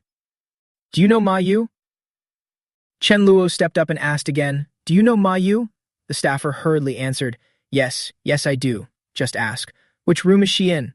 He pointed and said, She's in that room, but she is not in the staff dorm right now. There was a business meeting this morning and she was called over there to prepare food. Hearing that, Chen Luo immediately grabbed Wenbo by the collar. Then, ignoring the other man's demand, he said, Lead the way and I'll give you some perks. At the cold storage, the hot celebrity Lin Yini was making a fuss over an unreasonable demand. I told you to move her over there a bit. Did you hear me? Do you think one line from me, after saving her, could get her fired? The hotel manager beside her immediately said, Ma Yu, Lin Yini is a VIP guest at our hotel. Listen to me and move her next door, Mana. Ma Yu shouted back after taking every blow from Yini. There really isn't any room left. I'm a person too, and I need space. She got even angrier, grabbed her hair, and yelled, How dare you resist? Do you know who I am? Boss Li Lin stepped in right then and said, I see the leftovers aren't even enough for all of us. If she won't listen, toss her out. Ma Yu was stunned. What? Yini is on this side agreeing? I see it. Who told her to be so unreasonable? Toss her out. The hotel manager chimed in, Oh, Ma Yu, you see it too. There really isn't enough room here. For the greater good, we'll have to sacrifice you a little. Go see if you can run somewhere else. Hearing that, Ma Yu snapped, Run! Zombies are guarding the outside. Where am I supposed to run? At that moment, the two men stepped up and shoved her out. That's right. Well, pray for you. Don't worry, just go. Even as she was pushed away, Ma Yu struggled to say, Manager, you're clearly pushing me into a death trap. Li Lin stood there with his arms crossed and barked, enough talk. Get out now. A moment later, Ma Yu was kicked outside. Yini stood inside looking out smugly. This is what happens when you go against me. The zombies had already caught the scent of living humans and were starting to move in. Ma Yu was furious, but she just pursed her lips and thought it over. Fine, I can't cry and let people laugh at me. Damn it. If anyone can kill this crowd, I'll repay them at any cost. Just then, she seemed to notice something. It turned out to be two zombies charging at her. Ma Yu fell into despair. Too bad, looks like there was no chance left. What a joke.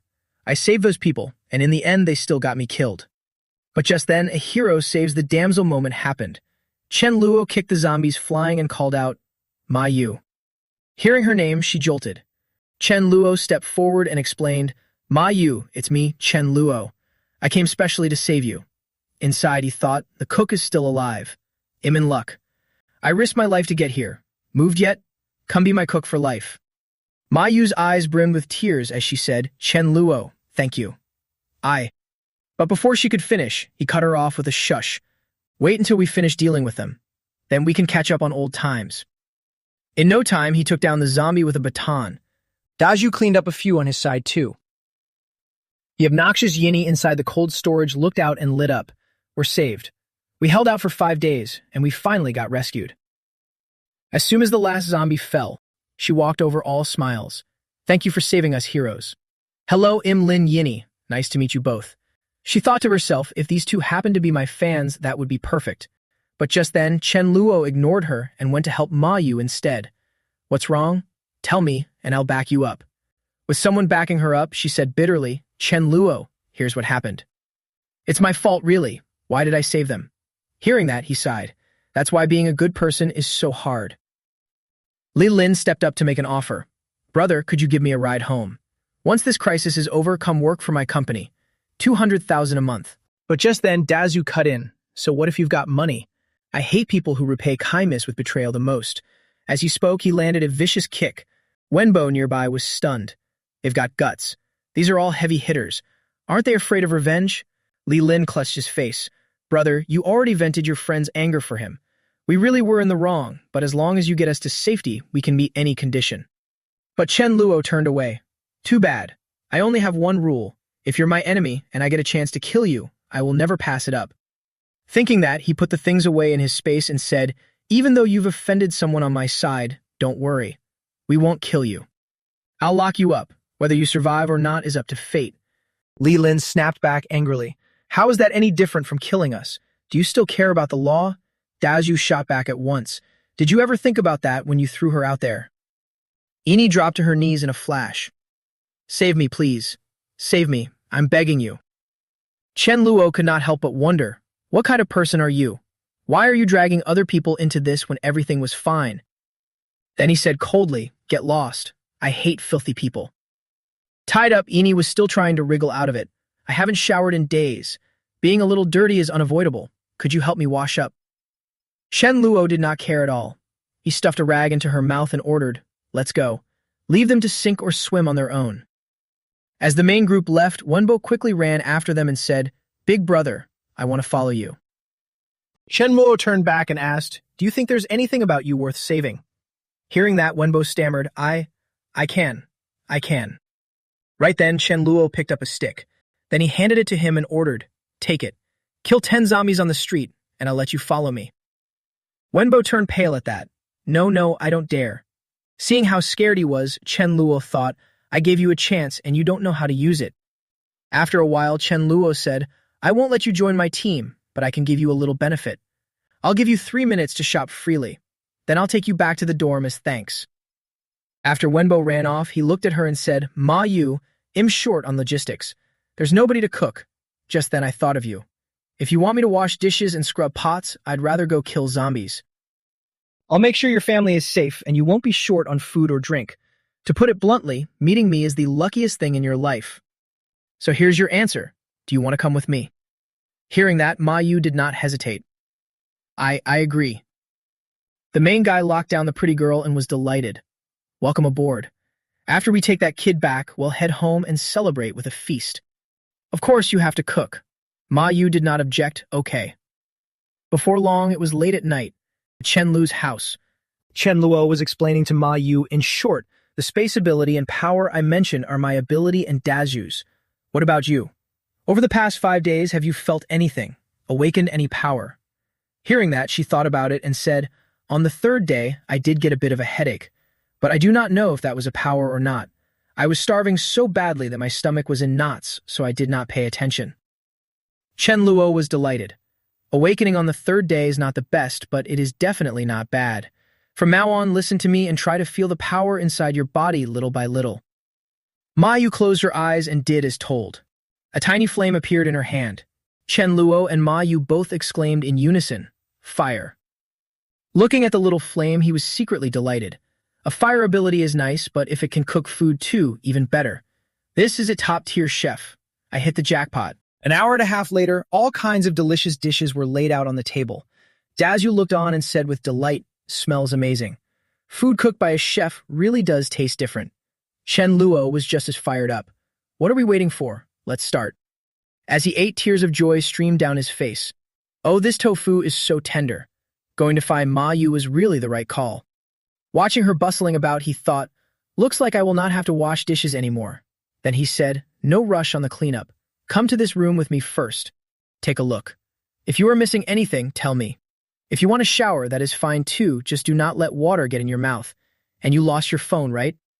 This phone and spare charger are for you. There are movies and novels on it. You can watch them when you are bored. For the next few days, we will stay in and level up our abilities for now. I will explain the exact method in a bit. A few days later, holding the crystal in his hand, Chen Luo muttered to himself, finally reached level 3.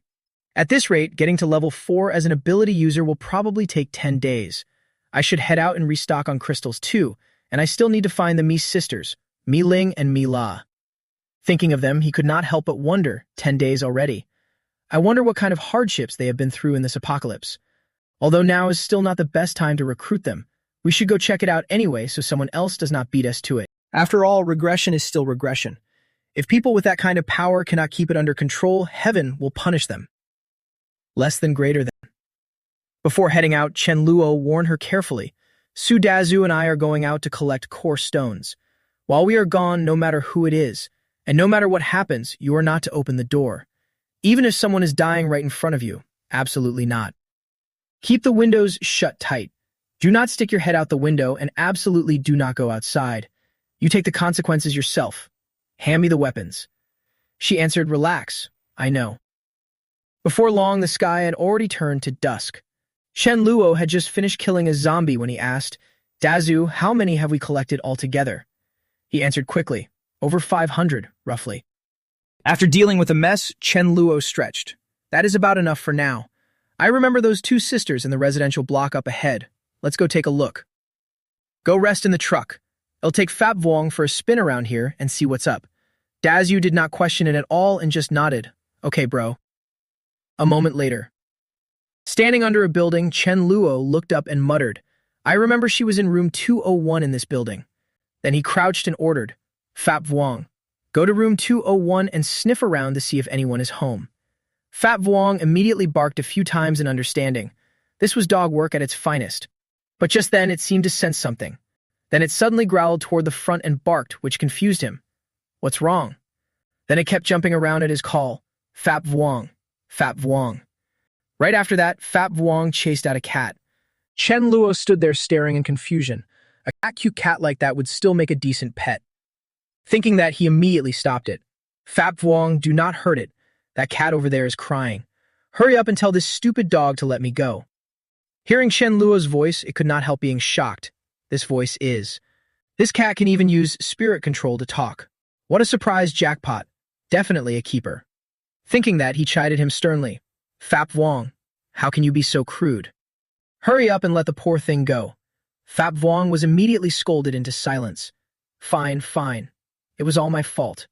The cat muttered to itself, don't provoke it and do not touch it.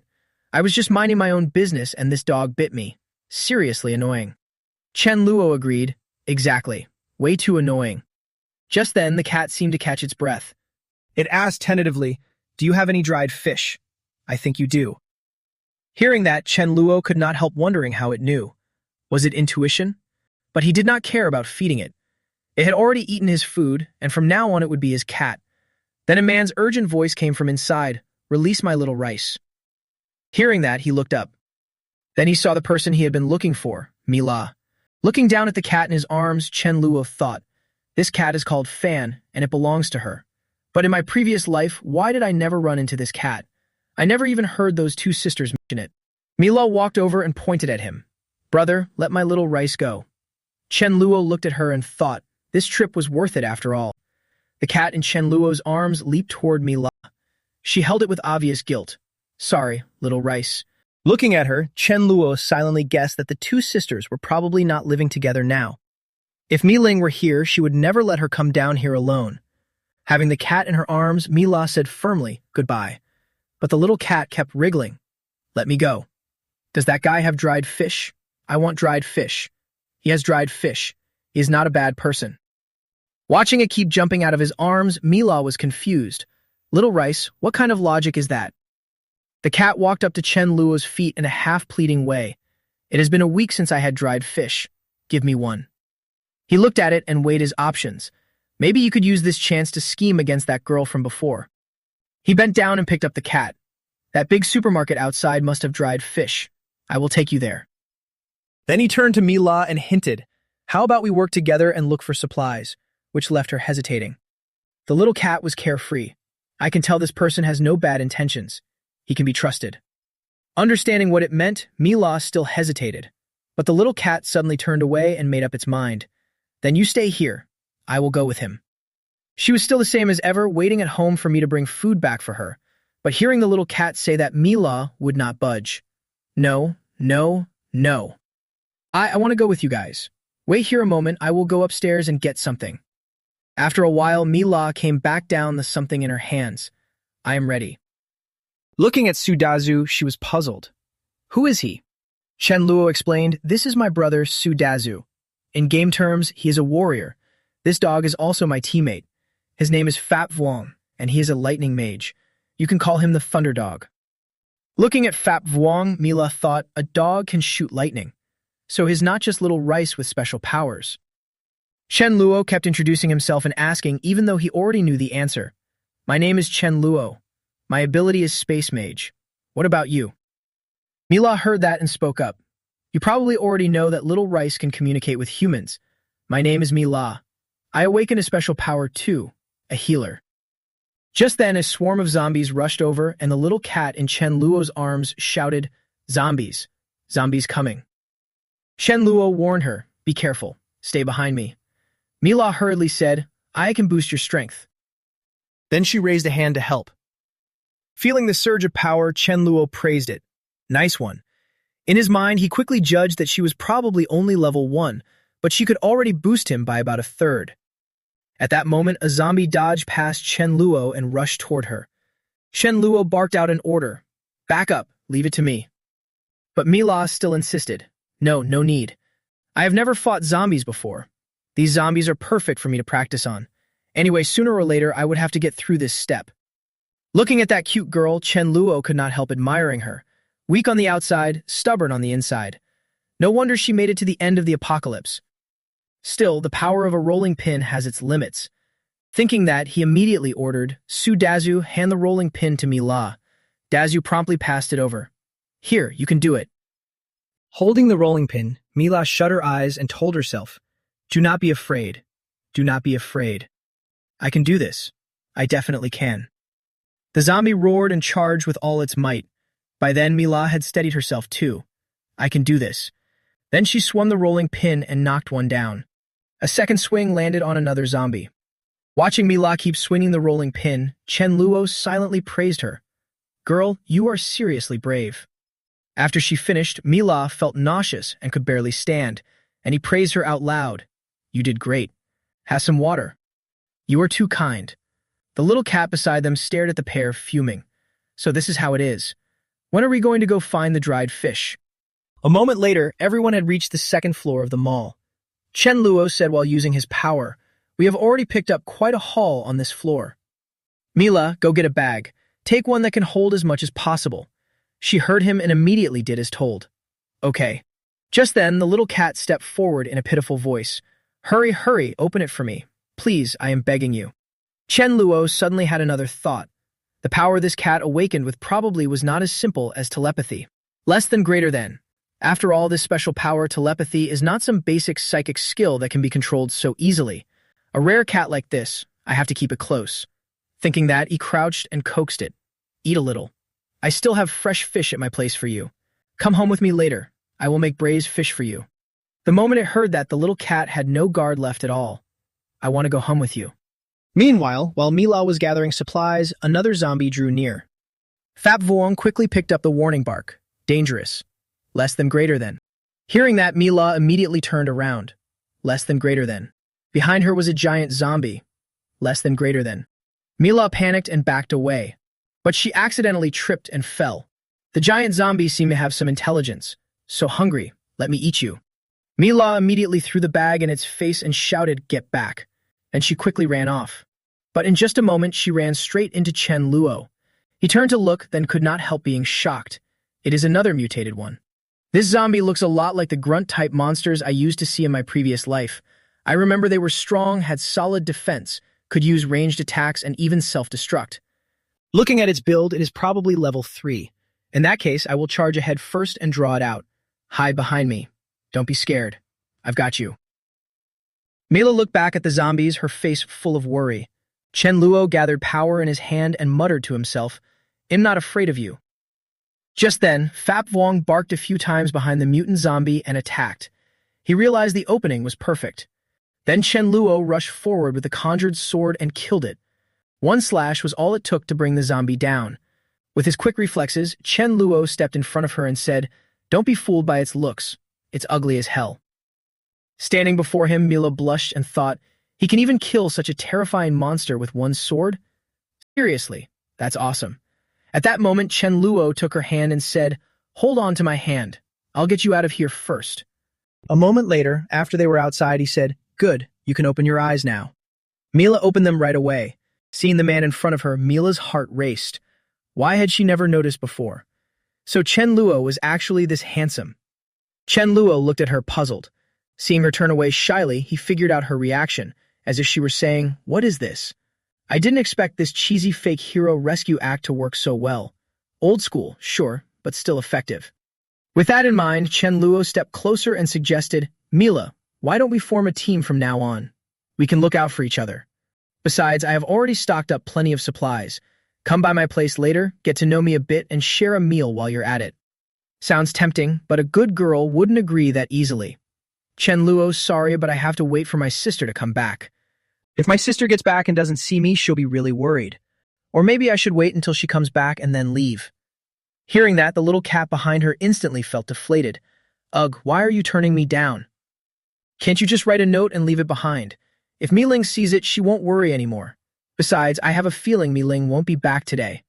And he said he would make fish stew for us. That's fish, right? Anyway, no matter what, you have to go today. I want fish. Fish. After the teasing, Mi-Fan finally relented. Fine, Chen Luo, your place isn't far, right?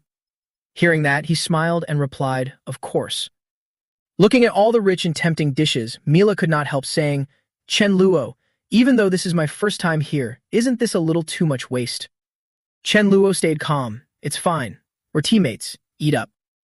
Mila and Mi-Fan quickly dug in. Mi-Fan thought the fish tasted even better than she had imagined.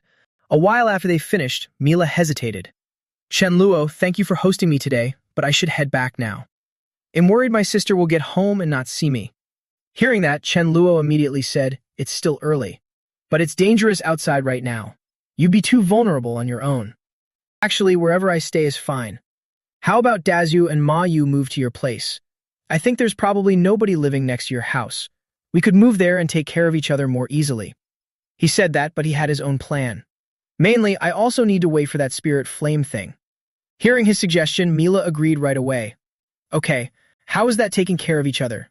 Clearly, Chen Luo is the one taking care of you. Chen Luo said, Fine, let's do it that way. Right after that, he waved an order with enthusiasm. Dazu, Ma Yu, Fap Vuong, pack up. We are moving. Soon the whole group arrived. There it is. After getting out of the car, be careful. Mila suddenly said, Chen Luo, why don't everyone stay at my place tonight? My house has 4 bedrooms and a living room, enough for all of us, if no one minds. Hearing that, Chen Luo was secretly delighted. Wasn't this the perfect chance? Then he agreed at once. Sure. At 9:37 p.m. at Mila's house, Chen Luo handed her half a watermelon. Eat some watermelon. Looking at him, Mila could not help thinking, the world outside is so dangerous, yet Chen Luo not only protected me and fed me, he even brought light into this power outage and gave me my favorite watermelon. Thinking that, she rushed over, hugged him, and gave him the good guy seal of approval. Chen Luo, meeting you and my sister is the luckiest thing in my life. Chen Luo felt helpless, then smiled modestly. Oh, my charm is just too strong. Nothing I can do. After thinking it over, he answered politely. From now on, we are all friends. Helping each other is only right. No need to be so formal with me. But he had other plans. Too bad I only just met Mila today. Rushing would ruin things. Otherwise, my ugly intentions would be exposed. A moment later, he said with a teasing smile, by the way, I still have watermelon here. Are you sure you do not want some watermelon before you hug me? After finishing the teasing, Chen Luo got down to business. So, how are we all sleeping tonight? After the watermelon, Mila led the group on a tour of the house. Ma Yu, you stay in this room. This used to be a guest room, so if a classmate comes by now and then, they can stay here. Dazhu, you take this room. It's my sister's art room. Just put in a bed and it works fine. Chen Luo, this is my sister's room. You can stay here. Hearing that, he could not help being confused. I am staying in Mi Ling's room? Then where will Mi Ling sleep when she gets back? Whatever, I'll stay here first and figure it out later. Then he took the space crystals out and said, Right, these crystals are for you. I'll teach you how to use them. After explaining it, he asked again, Got it? After getting Mila's confirmation, he nodded. In the end, Chen Luo turned around and said, All right, go try out the practice room. I'll head to my room to rest. She agreed. Okay, sleep well. Then Chen Luo reached out and clicked open the bedroom door. When he looked inside, he was stunned. Mi Fan was lazily lying on the bed, saying, Damn, why did you come here? Then it pressed against him and added, Tonight I sleep with you. Tomorrow sleep with Mila. Chen Luo picked up the kitten and sighed. Oh, so you even know how to play fair. You really are a little troublemaker. Then today, I'll spoil you a bit and train with me. The next day, somewhere else, someone gave the order at that very moment. The 2 men stepped back, stammering, but Mila. We. Zhang Zhen, one of Mila's classmates, said timidly, Mila, we don't dare. How about you do it? The guy beside him was Wang Xinwu, another of Mila's classmates. Mila's flame power was being suppressed hard. You 2 pig teammates, stop hiding behind my back all the time, would you? His petty side flared up, and Zhang Zhen shoved Mila into a panic. Oh no, the zombies are here. She immediately raised her fist in frustration. Fine, then die. In the next instant, a huge blaze erupted violently. Afterward, Mila panted in exhaustion. Her firepower had been drained too much. Even though she had reached level 2, she still could not keep dealing with so many zombies. Just surviving was already this hard. What was her frail little sister supposed to do? Starve to death at home or get eaten by zombies while going out for supplies? Watching from the side as she cleared the danger, Zhang Zhen walked out and asked, Mila, the zombies are dead, right? Which way do we go next? She pointed decisively. This way. We are almost there. Zhang Zhen had no better idea. All right, keep moving. Mi Ling fell silent, her face full of worry. Mila, I left you a piece of chocolate, so you have to survive. You have to hold on and wait for me to come back. On one side, it was a raging fire, while on the other, it was calm and relaxed. Chen Luo, with a cat in one arm and a handheld console in the other, asked, Hey Ma Yu, can you grill? Let's have barbecue tonight. Ma Yu answered, I cannot compare with a top chef, but I am definitely no worse than the cooks outside. All right, I will get ready now. Tell me what meat you want. Though grilling makes a lot of smoke, so we cannot do it indoors. Chen Luo immediately decided, no problem. We will grill on the rooftop. Just then, a voice came from outside. Mila, are you there? Hearing it, she got excited at once. It's my sister is back. Chen Luo was also overjoyed. Mi Ling, I have finally waited for you. Mila ran up and hugged her sister tightly. Sis, I am here. Mi Ling hugged her back with delight. Mila. Looking at them, Chen Luo smiled. Sisters reunited. Nice. That's pretty moving. Then he looked at the 2 classmates beside Mi Ling, puzzled. But who are these 2, and why are they with Mila? I do not know. I never heard that Mi Ling had a brother. Zhang Jin and Wang Xinwu exchange greedy looks. Mi Ling is the campus beauty, and I never expected her little sister to be just as stunning. No wonder we stayed with her on the way back from school for so long. Right. If we can take down these two sisters, what could be better? Then they looked at the lead with confusion. Who is this guy? Why is he with Mila? No idea. I never heard that Mi Ling had a brother. Mi Ling also noticed him. Mila, he is. Mila immediately introduced him. Sis, this is Chen Luo. When you were not here, he was the one taking care of me. The girl understood right away, so that's it. She quietly sized him up. Mila's looks in great shape, so it seems he really has been taking good care of her. At that moment, the two classmates each had filthy little thoughts. After all, Mi Ling was cool and hard to approach, while her little sister was so pretty. Maybe I should make my move first and switch targets to Mi Ling's little sister. Then they hurried over to her. Little Mila, you must be hungry, right? Here, I have some bread. Take it and eat. That guy also stepped in to compete. Little Mila, no need to be polite with us. I still have some sausages here. Damn kid, are you trying to get yourself killed? Faced with all that enthusiasm, Mila blinked and politely refused. Thank you, but I am really not hungry. You two should keep it. Standing by and watching, Chen Luo saw right through them. These two little punks are way too obvious. Then he suggested, why don't we go upstairs and talk there? Mila also agreed. Yes, yes. It is not safe down here. Let's go home first. Mi Ling looked at the two of them and could not help blaming herself. If only my brain had been faster, I would not have ended up finding these two troublemakers. I cannot let them drag me and my sister down. Since we have just finished dinner, everyone can go home now. Then she answered, all right, let's go upstairs first. Zhang Zhen blushed with dreamy excitement. I am about to live with the campus beauty, and Wang Xinwu is not bad either. Living together makes it so much easier to build feelings.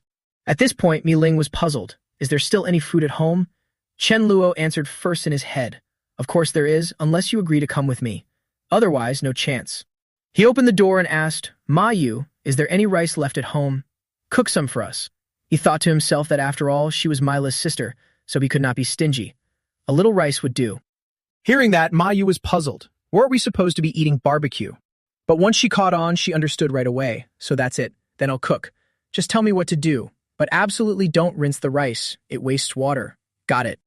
The two exchanged a quiet look. Go check the kitchen. The taller one understood. Let's go. The two of them saw Ma Yu busy and had the same thought. There was water. Then they snatched the water bottle before Ma Yu could react. Oh man. Xin Wu gulped it down. Zhang Zhen hurriedly stopped him. Stop drinking. Leave some for me. Give it here. Quick. Seeing that, Ma Yu snapped, Can't you pour it into a bowl first? If you drink like that, what am I supposed to do? Xin Wu shot back at once. We went through hell to get here. We only drank a little of your water, what's the big deal? Zhang Jin chimed in, Yeah, cut us some slack. We won't do it again. Watching from the side, Chen Luo decided those two could not be kept around. After they finished, the pair looked around and whispered to each other, as expected of a beauty's home spacious and stylish. Too bad one man was missing. Right then, Zhang Jin pointed. Xin Wu, look at this. The dog is still alive. It has not been infected yet. Those two actually had the same filthy thought. They could finally get a full meal. Zhang Jin immediately pointed and asked, Bro, listen. Surviving is hard enough these days. Why are you still keeping a dog? Xin Wu echoed, Exactly. And you just said there is still some rice at home. What happens when it is all gone? Fat Vuong caught their meaning and growled in anger. You still dare to have designs on me? Seeing that, the two got bolder. This dog is too fierce. What if it hurts Mi La or Mi Ling? We should stew it. Better yet, let me kill it. You can just wait for dinner. Chen Luo finally stepped forward and said, Enough. I really do not have any extra food to feed a dog here. As for you two dogs, get out now. Zhang Zhen took that as a challenge and sneered. Watch your mouth, kid. Have you ever taken on zombies alone? But Chen Luo heard something far dirtier in it, messing around with zombies. Never? Zhang Zhen did not get his meaning and grew even cockier. Knew it, just a coward hiding at home. Mi Ling, we have been through plenty to get here with you. We have faced all kinds of danger. Don't you know how hard it is for survivors? Using food to feed a dog is not a waste. Xin Wu also chimed in. We were starving the whole way here. Can't we use it to improve just one meal? The pair played good cop, bad cop, but Mi Ling did not budge. Enough. What bad intentions do you have following me around? After all the trouble on the road, did you really think I did not know? That is enough. From now on, every man for himself. Please leave at once.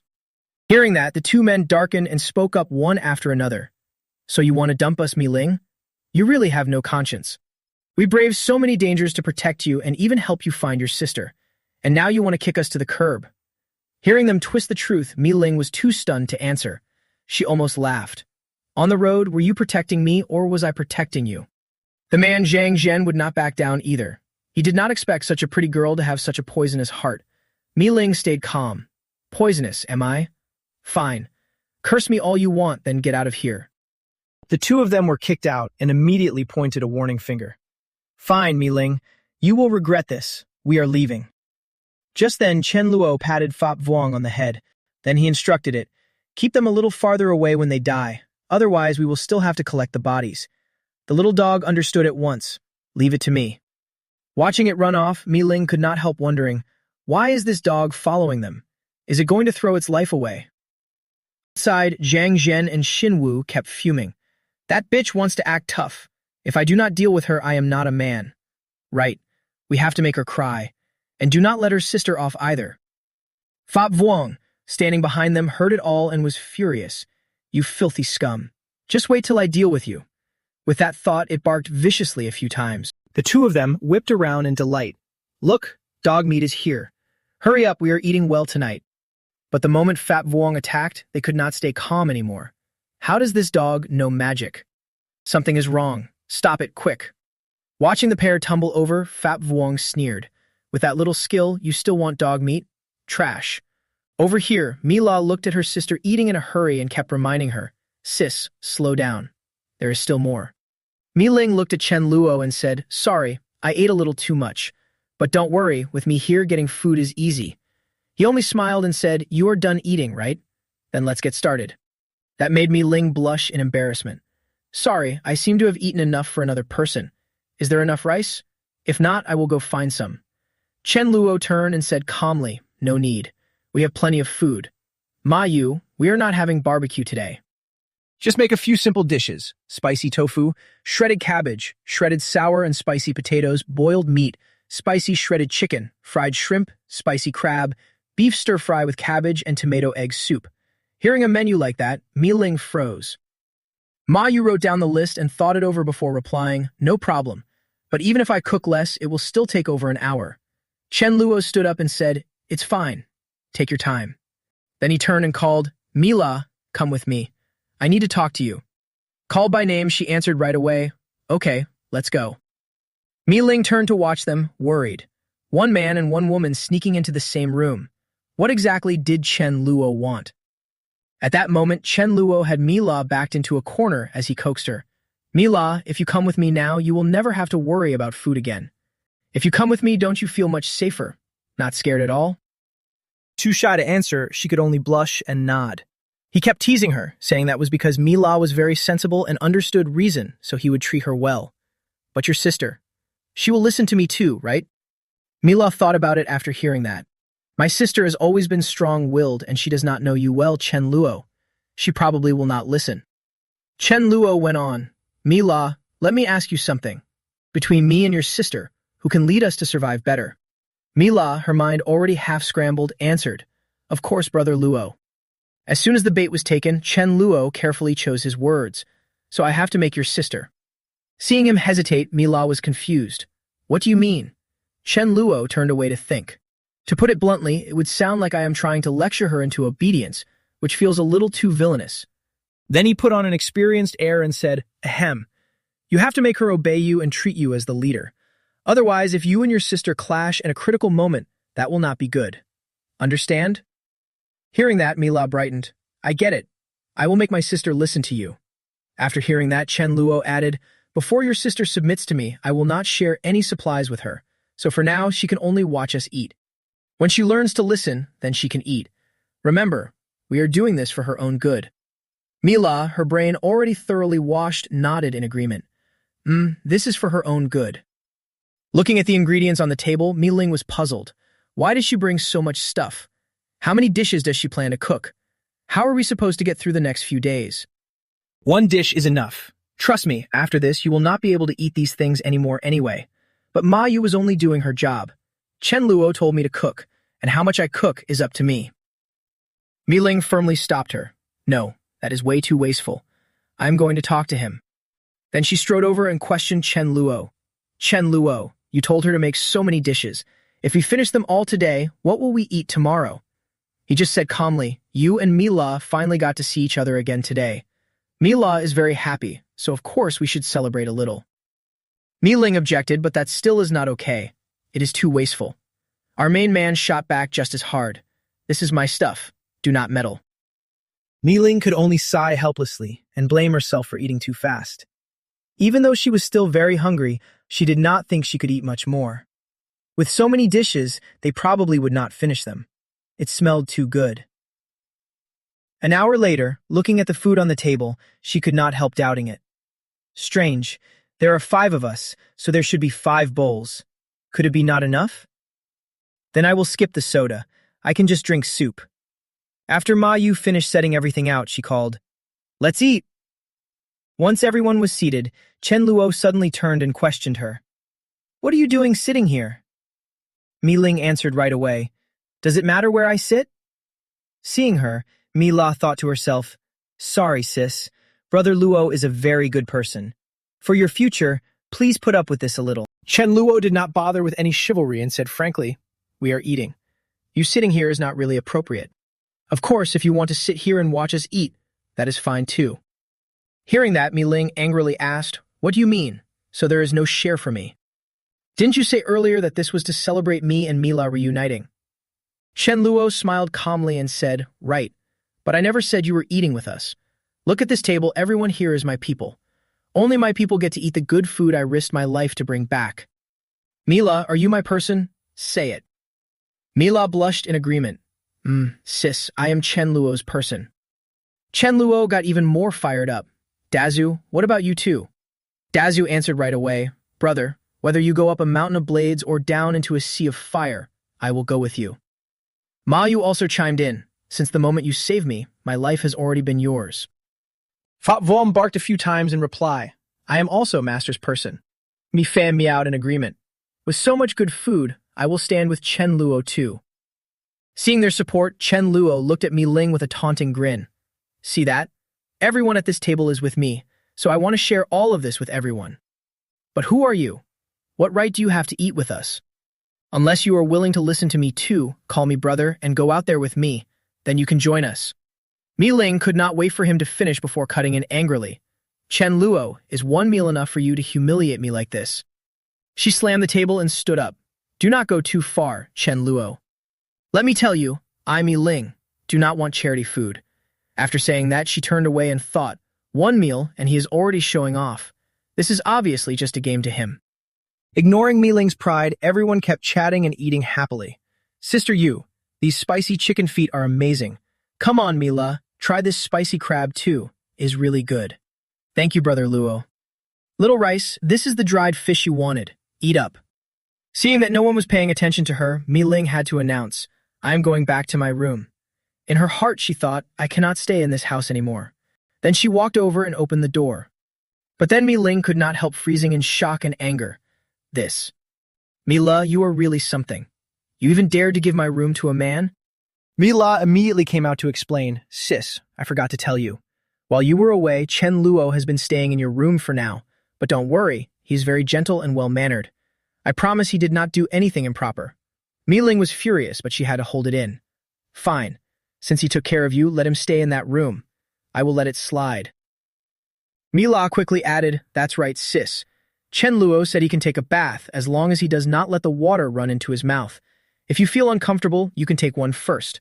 The girl heard that and replied, "You can take a bath? Got it. You go on eating." While taking a bath, Mi Ling kept thinking of, why do I feel so alone? Did that little girl sell out her own sister just for food? Still, how much can a small fridge hold? Chen Luo, go ahead and keep acting tough. Let's see who laughs last. The moment she stepped out, she heard someone say, "After dinner tonight, let's have grapes for dessert." Mi Ling froze. Grapes? Grapes? There are plenty of fruits you can eat. Why keep insisting on the one you like most? I'm craving it so badly. No, I don't want any. It's been like this for days already. The grapes must be frozen solid by now. If they're not fresh and sweet, I won't want them either. Why is she going out to call for someone again, Mila? Seeing Mi Ling in her pajamas, Chen Luo silently appraised her. As expected of the campus beauty, beautiful, capable, and well-built. She was really enough to stir anyone up. Then she stepped forward and grabbed Mila's hand. Girl, come on. Come with sister to your room. Chen Luo watched the two sisters leave reluctantly. Mila, hurry back. These grapes are really sweet. I'll save you some. If I eat the grapes, I don't peel them. If I don't eat the grapes, I still don't peel them. Mi Ling was furious and turned back to glare at him. He was definitely doing it on purpose. Back in the room, Mi Ling immediately grabbed Mila for questioning. You've been spoiled rotten, Mila. And you even shook hands with an outsider just to piss off your sister. Tell me, what's going on exactly? Why didn't you speak up for me just now? Mi Ling was being roasted on the spot and immediately gave up. Damn it, stop. Listen, you've already turned into a team. To avoid any conflict at critical moments, everyone silently accepted Chen Luo as the team captain. Brother Chen Luo was afraid you wouldn't listen, so he deliberately did that to you. He already told me about this, and I think it makes sense. Hearing her own sister say that, Mi Ling was stunned. Have you been brainwashed or something? If you really had the ability, of course, it'd listen to him. But he used such a cheap trick instead. She laughed. Does he really think one meal can win me over? Hearing her say that, Mila got curious. So what do you want to do? Keeping this up is not the way. Mi Ling was calmer now. If he wanted her to listen, then he had to prove it with real strength. She would fight him once and see who would be laughing last. After thinking it through, she immediately picked up her clothes and changed. Seeing that move, Mila was puzzled. Sister, where are you going? Mi Ling explained, I don't dare eat food from just anyone. Of course, I have to go out of the neighborhood and find some myself. Hearing that, Mila was a little worried. If something dangerous happens while you're out, what then? Brother Chen Luo, your sister wants to go out. Talk her out of it. But Chen Luo stayed perfectly calm. Sorry, Mi Ling, I have no reason to stop your sister. Besides, if you're worried, let her take Mi Fan with her. If there's any danger, it can be spotted in advance. Mi Fan, suddenly called out, was instantly at a loss. Going with Chen Luo would be better, wouldn't it? Women are all sentimental. Using free labor isn't exactly my style, Chen Luo added. Also, Fat Vuong, you go with her too.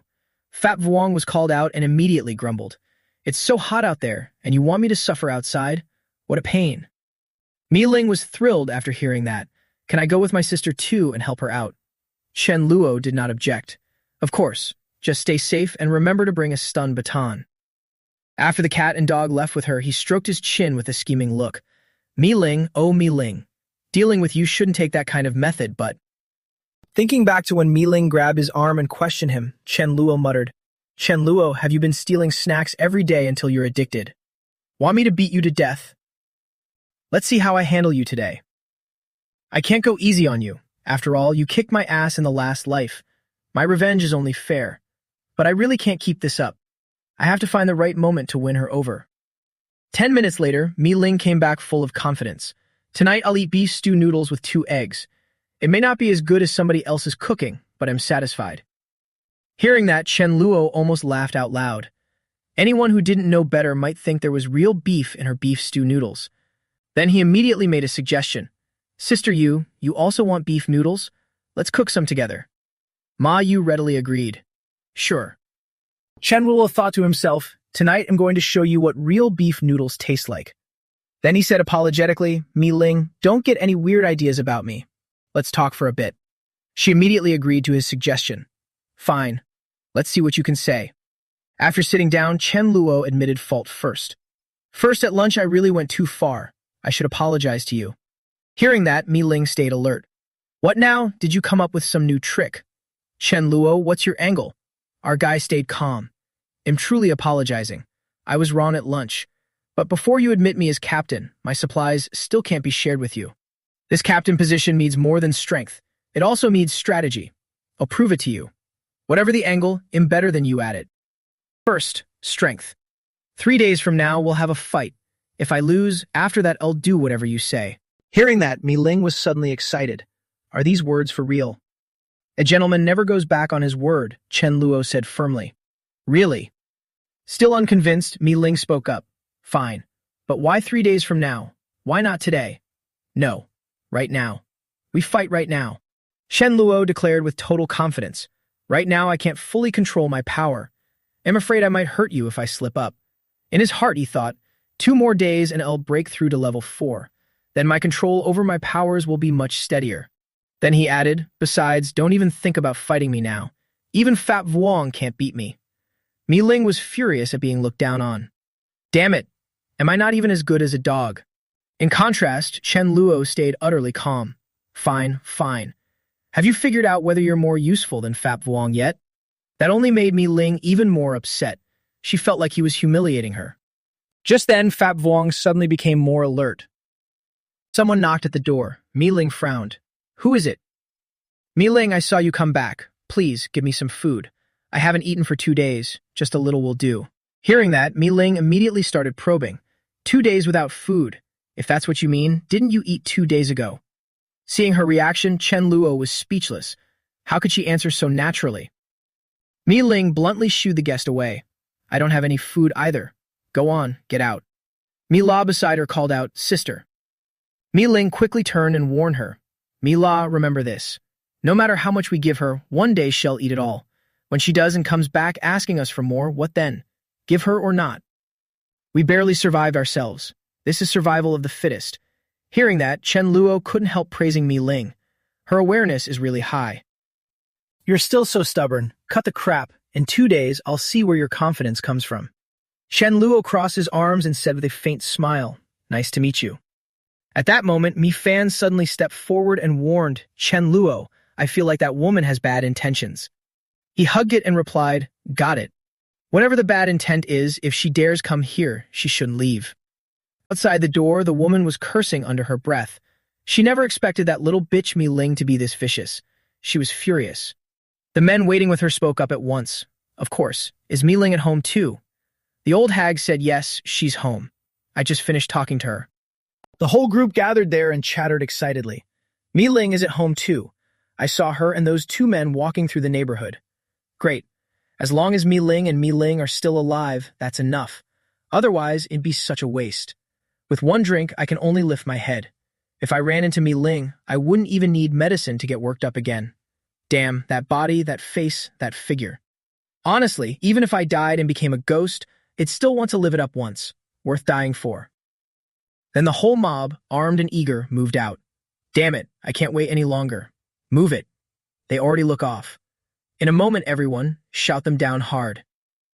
Upstairs, the lookout in the tower was watching everything. He reported, Boss, someone is here. They're armed. Not good people. Chen Luo gave the order calmly. Go down and deal with them. Don't let them die in the building, or we'll have to clean up the mess. With the baton in hand, the tower sent back, Okay, boss. Mi La immediately used her power to give him a little strength buff. At the tower door, she added, Go and come back soon. Fat Vuong is coming to join the fun now, and so am I. Mi Ling looked at Chen Luo for a while and quietly admitted, Huh. Looking closely, this guy is actually pretty handsome. Still, I want to see whether this man and that dog are really as capable as they say. On the other side, Fat Vuong barked loudly, and the others shouted along. Brothers, look sharp. Tonight, we get dog meat. The tower was surrounded by a crowd. Fat Vuong stepped forward and barked out a murderous threat. Die. One of the guys blocking the tower loudly warned, Bad news. There's an ambush. Seeing the situation, they all shouted over one another, No way, damn it, don't panic. Let's charge together. Is this even human? Why is there no reaction at all? A power, definitely a power. Can't you feel it? Move. How can even this dog have powers? After a while of fighting, Fat Vuong and the tower were fine.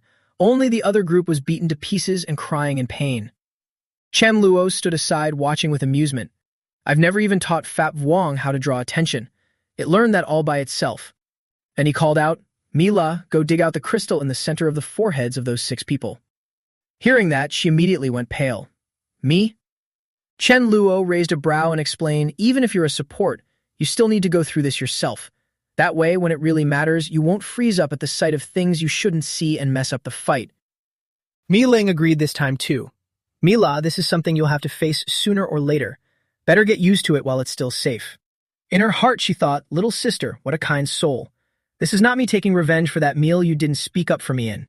Chen Luo stepped forward and handed her a utility knife. Here, I'll go down with you. Mila also did not back down. Okay. He moved closer and said, Tower, this time let Mila do it.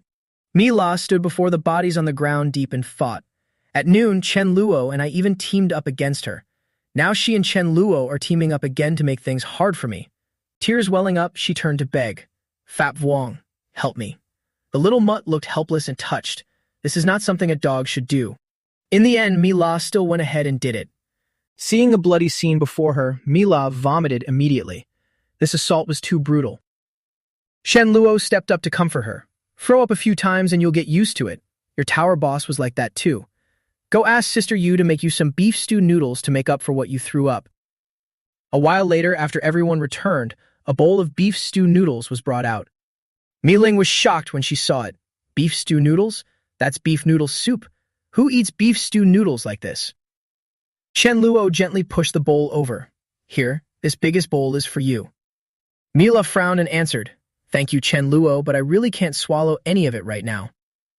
Mi Ling is insanely jealous too. I can barely swallow it. She sat off to the side watching the main crew eat, drink, and joke around, and it made her furious. That scallion pancake looks so good. I really want some soy milk too. No way. I am starving to death. At lunch, I cannot even sit at the same table with them anymore. At lunch, it was the same deal. These days are no joke. Eat, eat, eat. I still do not even know how stocked my fridge is. That evening, Mi Ling finally noticed something was wrong. Why are there still so many dishes? My fridge is this small. After 2 meals, it should be empty by now. So she quickly ran over to the fridge. She opened it and saw it packed full of food, which left Mi Ling stunned. She rushed over and asked, Chen Luo, why is the fridge full again? When did you even go out? No, that is not right. Even if you did go out, there is no way you could find fresh food like this. Mila stepped in to explain, Sister, actually Chen Luo is a space ability user. He can store food for years. That only made Mi Ling even more annoyed. Humph. Then why did you not say so earlier? Mila scratched her head awkwardly. Sorry, sister. That was my bad. I forgot. Mi Ling turned to remind him, Chen Luo. Anyway, by the rules, we fight in 2 days. If you lose like you said, you have to be obedient and listen to me. Chen Luo replied, Relax. I will do my best to meet your demands. Besides, who knows, maybe we will be fighting tomorrow. After hearing that, she haughtily turned away and thought, just wait. Once I beat him, I will make him kneel at my feet and call me sister, then serve me food like a maid. Chen Luo looked at his hand and did the math. Level 4. Once I break through, I can use space travel. By then, not only will my survivability improve, my power will too. I need to move faster. The level 1 survivor crystal does not do much for me anymore. Now I can try this alpha rat core. Thinking that, he quickly absorbed the energy in the crystal. But in just a moment, Chen Luo was clutching his head in pain. Mi Fan, who was nearby, looked on worriedly. Is he okay? After a while, Chen Luo finally returned to normal. At last, I have reached level 4. He was overjoyed. This treasure still has more than half its energy left. I need to put it away. Stay in the room and behave. I am going to test my new ability. Meanwhile, Fat Vuong was already on high alert. Chen Luo suddenly appeared and startled it into barking. He turned back with a playful grin. Relax, it is me. Fat Vuong was so scared it nearly lost its soul. I was guarding the door for you, and you still scared me like that. A little later, Mi Ling came out to question him. Did you deliberately make the dog bark in the middle of the night to keep me from sleeping? Fat Vuong was secretly thrilled, almost scared to death. Chen Luo answered right away. You think too highly of yourself. Eat first. After dinner, we can spar. Mi Ling was a little surprised. No need to wait until tomorrow? Before we spar, let us make sure of one thing. If I win, you will listen to me, right? Chen Luo had another bad idea.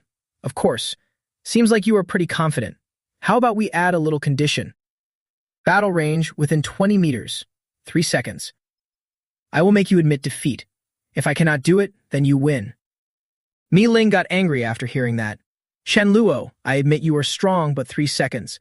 Are you looking down on me? Chen Luo quickly reassured her. Not at all. I am just very confident. After hearing that, Mi Ling thought to herself, once the match starts, I will back off. I really do not believe it. Then she asked, what is the condition? Chen Luo went full robe again. Very simple. You just need to bend over and let me kick you once. Mi Ling asked in shock.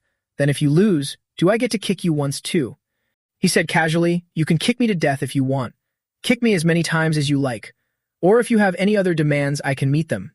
In his mind, he was already calculating. Anyway, I am not losing. After that, the whole group went outside. Chen Luo spoke first. If nobody has any objections, let's begin. Mi Ling had no objections. All right, begin. In her heart, she was calculating. I do not believe this. Just 3 seconds. I cannot let this drag on. But the next second, she could not help being shocked. Mi Ling looked around in confusion. She had clearly been watching him the whole time. How could this happen? Was he hiding himself? Right then, she realized it was behind her. Mi Ling grabbed his arm instantly. She tried to throw him over her shoulder, but she could not move at all. Chen Luo leaned in close and whispered, Mi Ling, you lost. Mi Ling let go and thought to herself, right. If Chen Luo had not used his hand just now, it would have been a sharp dagger. Then she said, I lost. But she was unwilling to accept it. What now? Am I really supposed to bend over and let him kick me? Chen Luo did not make things hard for her. Go down and eat first. You can come with us. What happened 2 days ago was my fault. From now on, we are comrades, so we should get along sooner rather than later. Back home, Mayu brought out the food with a smile. Come on, do not stand on ceremony. If it is not enough, there is more. I will make you another bowl of spicy soup. Mi Ling looked at it and thought, so fragrant, so thoughtful. If I keep refusing, I really will seem rude.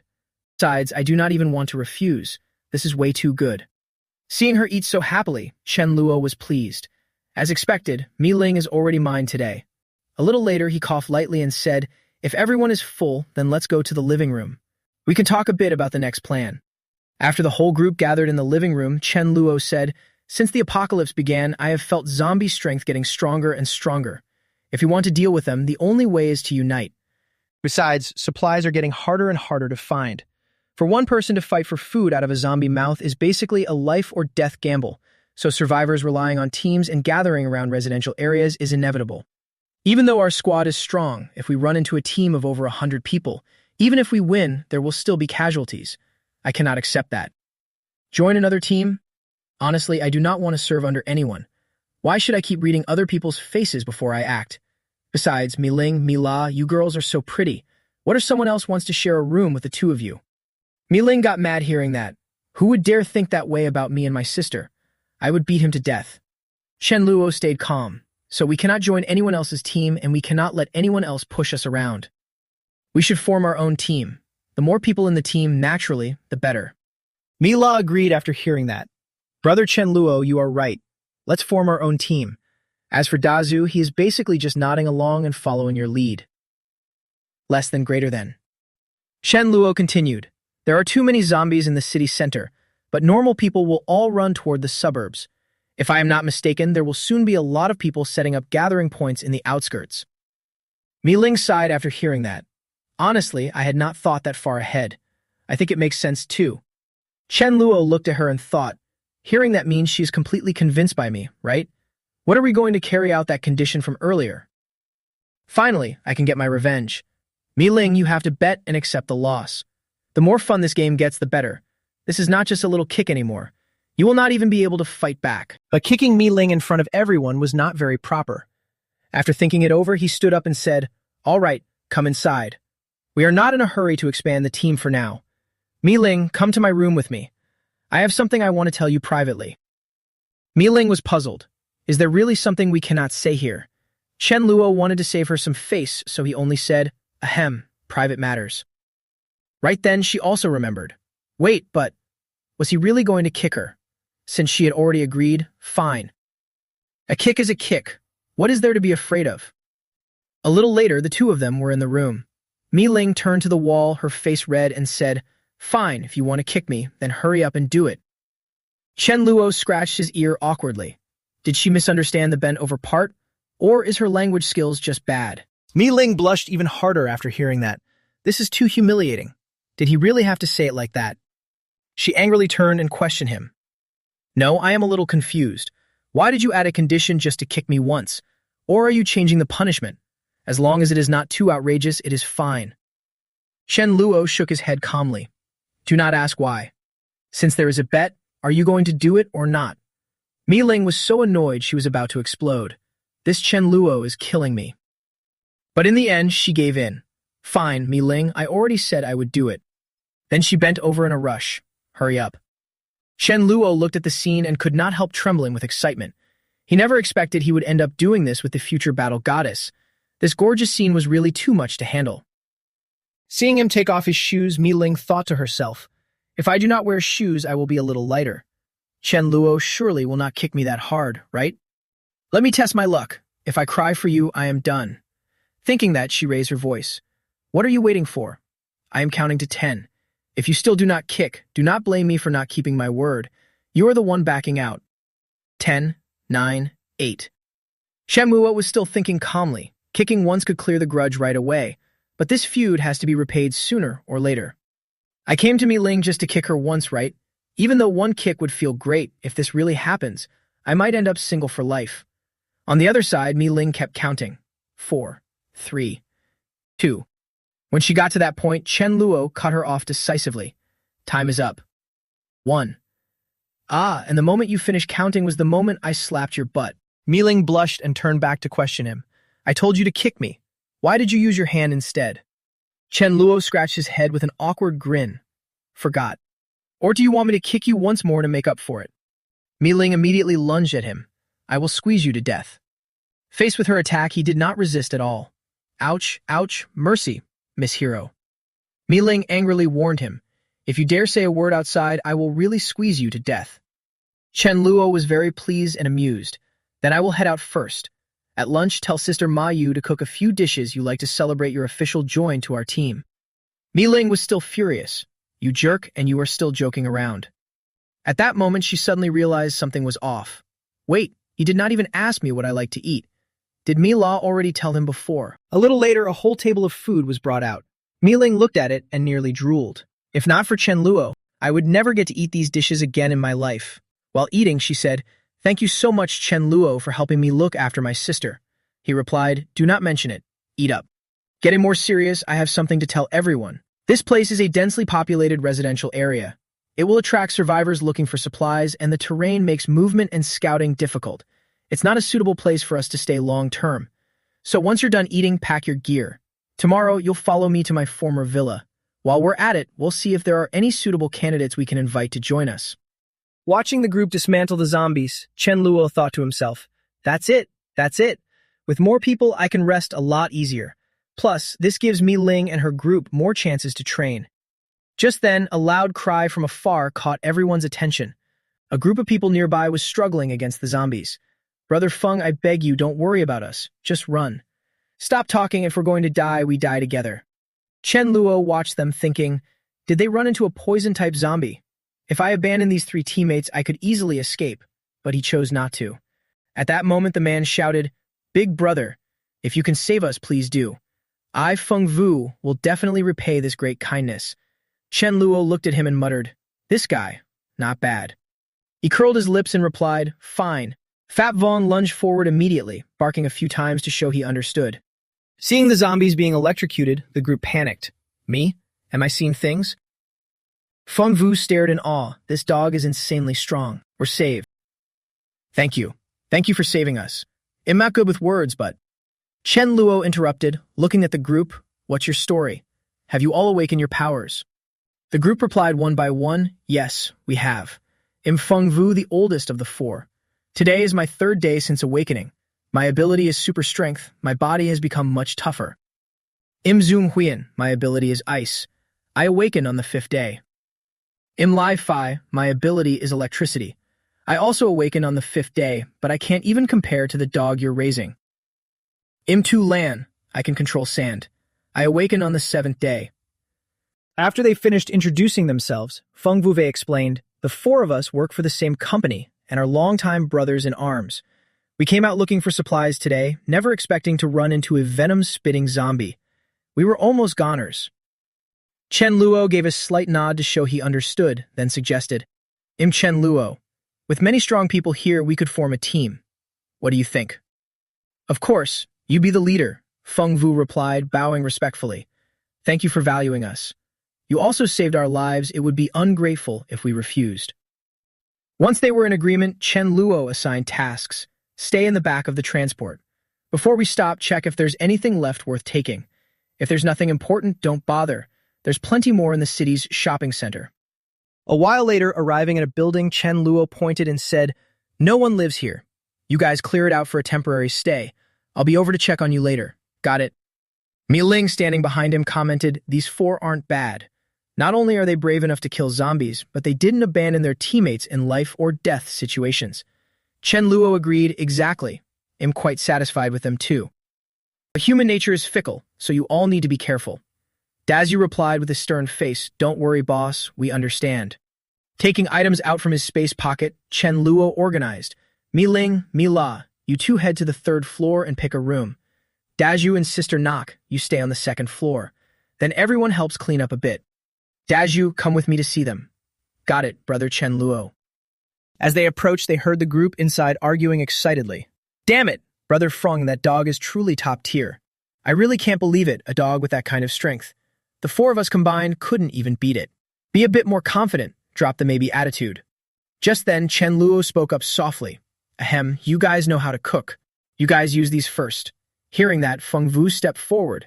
"You saved our lives, we haven't even paid you back. How could we take your stuff? Keep these. We'll go look for more ourselves later." But Chen Luo just nonchalantly urged, "Don't be strangers. From now on, you're with me. What's a bit of food between us? Eat, rest for a bit. This afternoon, I'll organize the supplies from the villa so I can manage them centrally." He smirked internally. Naturally, only after they become core members will they get real meat. Then he gave the order, "Dazu, give them the walkie-talkies." Feng Vu took them. "Thank you, leader." Chen Luo added, "I plan to settle down here for a long time, so this afternoon I'll take the members to inspect the villa area. You guys, if you're injured, rest first. If anything happens, contact me on the radio." Hearing this, Feng Vu was full of excitement. Understood. A while later, Mi Ling ran after him. "Chen Luo, if you're taking 2 people, take Dazu with you. Why take me? I'm worried when Mi La is with the other group in case there's any danger." But before she could finish, he cut her off. "Shh, someone's over there already." Just then, a car pulled over. A person stepped out. Chen Luo immediately recognized her. Mo Tianjia? He couldn't help but curse, "Damn it, why did I forget a lackey like her?" Mi Ling asked curiously, "You know her?" Chen Luo replied, "Blow it off. She's the CEO and lead designer of a fashion company. She's quite famous." He thought to himself, pity she has such a warped temperament. After the apocalypse, she and her subordinates set up a spot to take in female survivors. It was originally a good thing, but she never allowed her employees to fall in love, and if caught, they would be severely punished. Who doesn't have personal feelings? Moreover, she herself was trying to suck up to Mi Ling. Rumor has it she even died because of Mi Ling. After Mi Ling replaced her as the team leader, she gradually loosened the rules for male survivors to join. Perhaps Mo Tianjia brought her subordinates to scavenge supplies. It seems under my influence, Mi Ling and Mo Tianjia must have met earlier already. Regardless. Sucking up is also good, especially from someone who takes over the loyalty of my team members. Seeing him silent for a long time, staring straight at her, she wondered, "Why are you looking at me?" Chen Luo smiled sheepishly. "Nothing, just." But before he finished, he was interrupted. "Who's hiding there?" He heard that voice and was startled. He remembered her. She seemed to be named Thu Van. She was a very powerful ice-type ability user. It was just a pity she died too early in his previous life. The woman approached Mi Ling, beaming, "Hello, my name is Mo Tianjia. May I ask the young lady's name?" She replied coldly, "My name is Mi Ling." Mo Tianjia said confidently, "Hello, Mi Ling. Our team is founded by women. Why don't you come join us?" Chen Luo was instantly furious. "Damn it, daring to stick a spoke in my wheels right in front of me? You're looking down on me too much."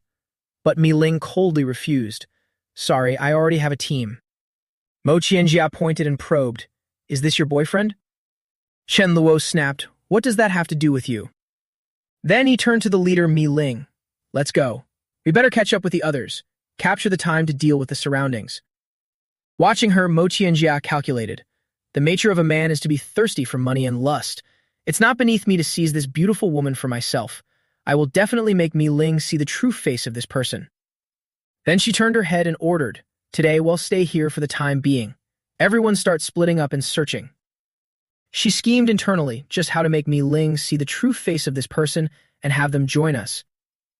A while later, as it was getting dark, Chen Luo teased, It seems we aren't close enough yet to be enjoying the moonlight hand in hand. Mo Qianjia stood with her hands on her hips. I want to collaborate with you on something. Hearing her say that, he was curious.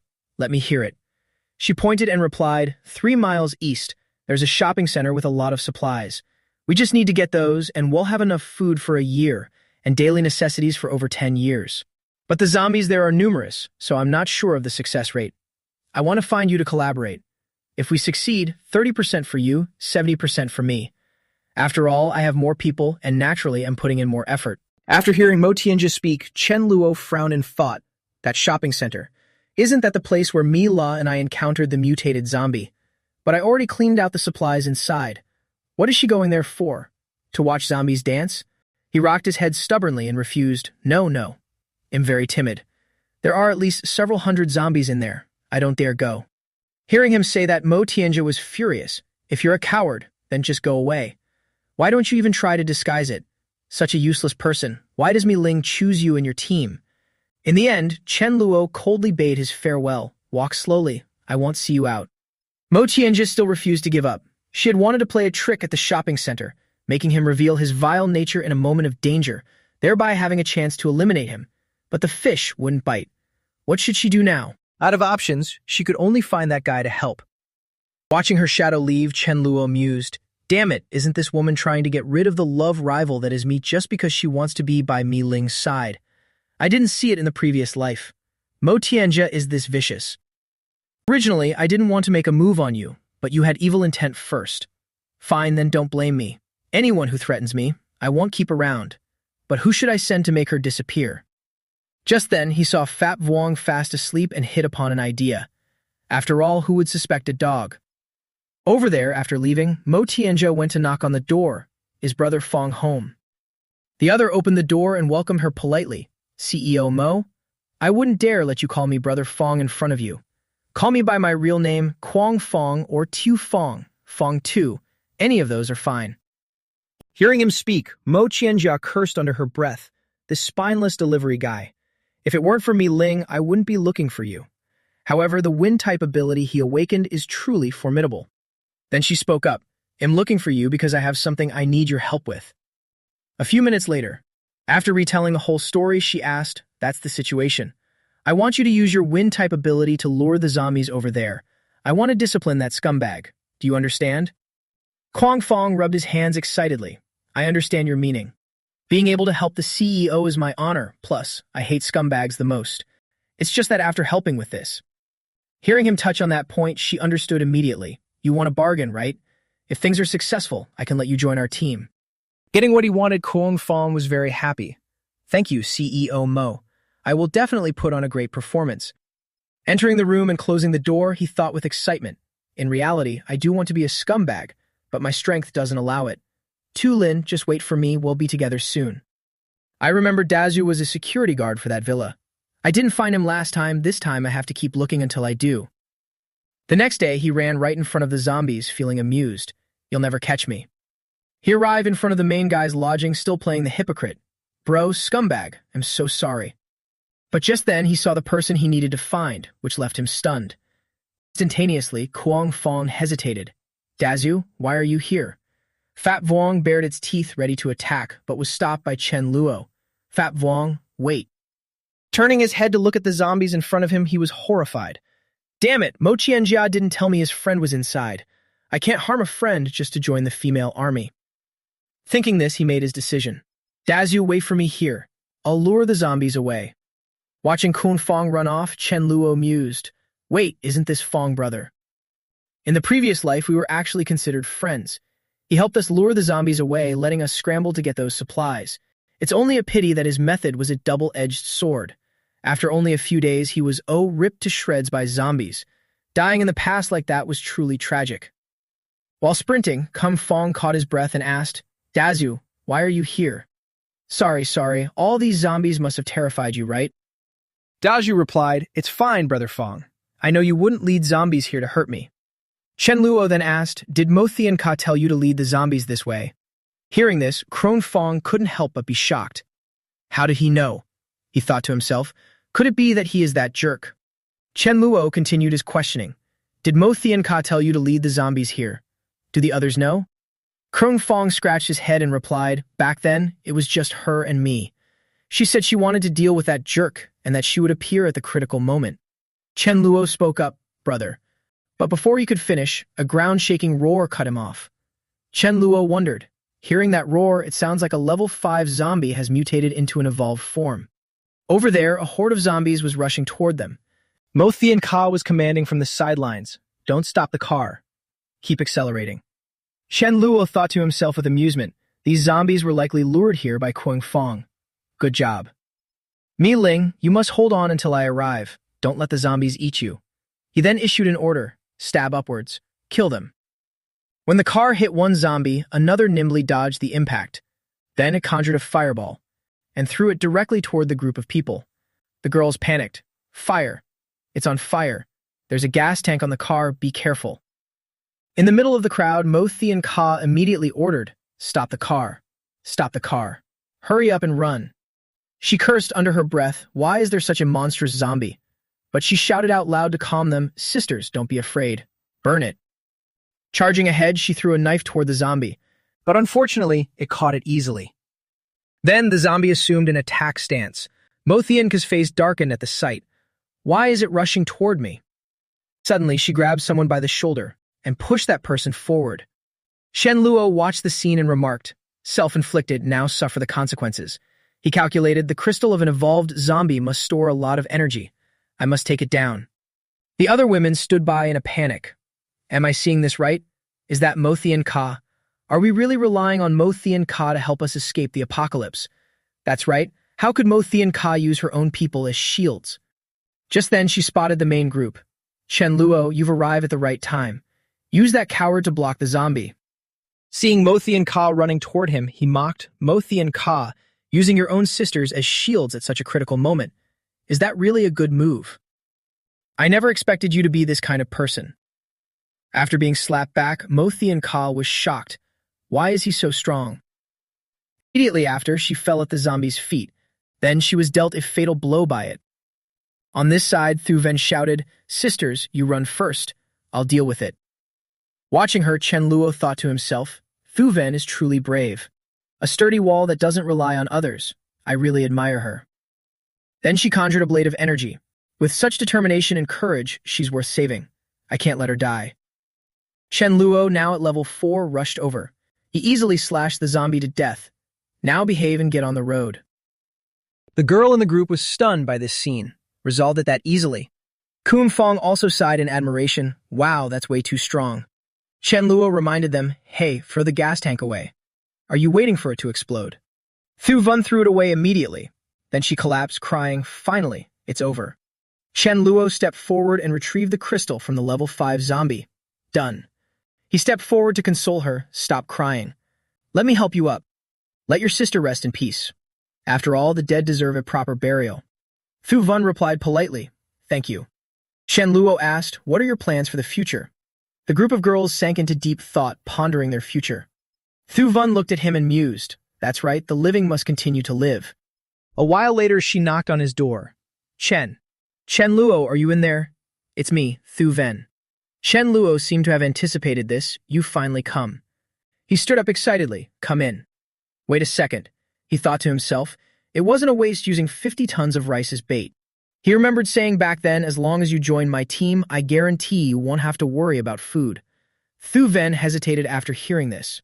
About that, I need to discuss it with my sisters. Once we reach a consensus, I will come to find you. Is that all right? Chen Luo smiled triumphantly. Looking at the group of girls in front of him, he felt satisfied. Mo Thian Sa, your team belongs to me now. Thu Ven spoke up. Chen Luo, we only have 20 people left. We want to join your team. Do you have any objections? He replied, no problem, but you must follow the rules I set. 1.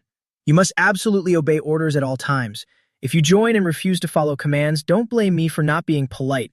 Naturally, I won't do anything as evil as you might think. 2. Don't tell me you're afraid or don't dare. Here, I don't distinguish between men and women. Everyone is the same in battle. 3. If you want to find a partner, try to find one within our team.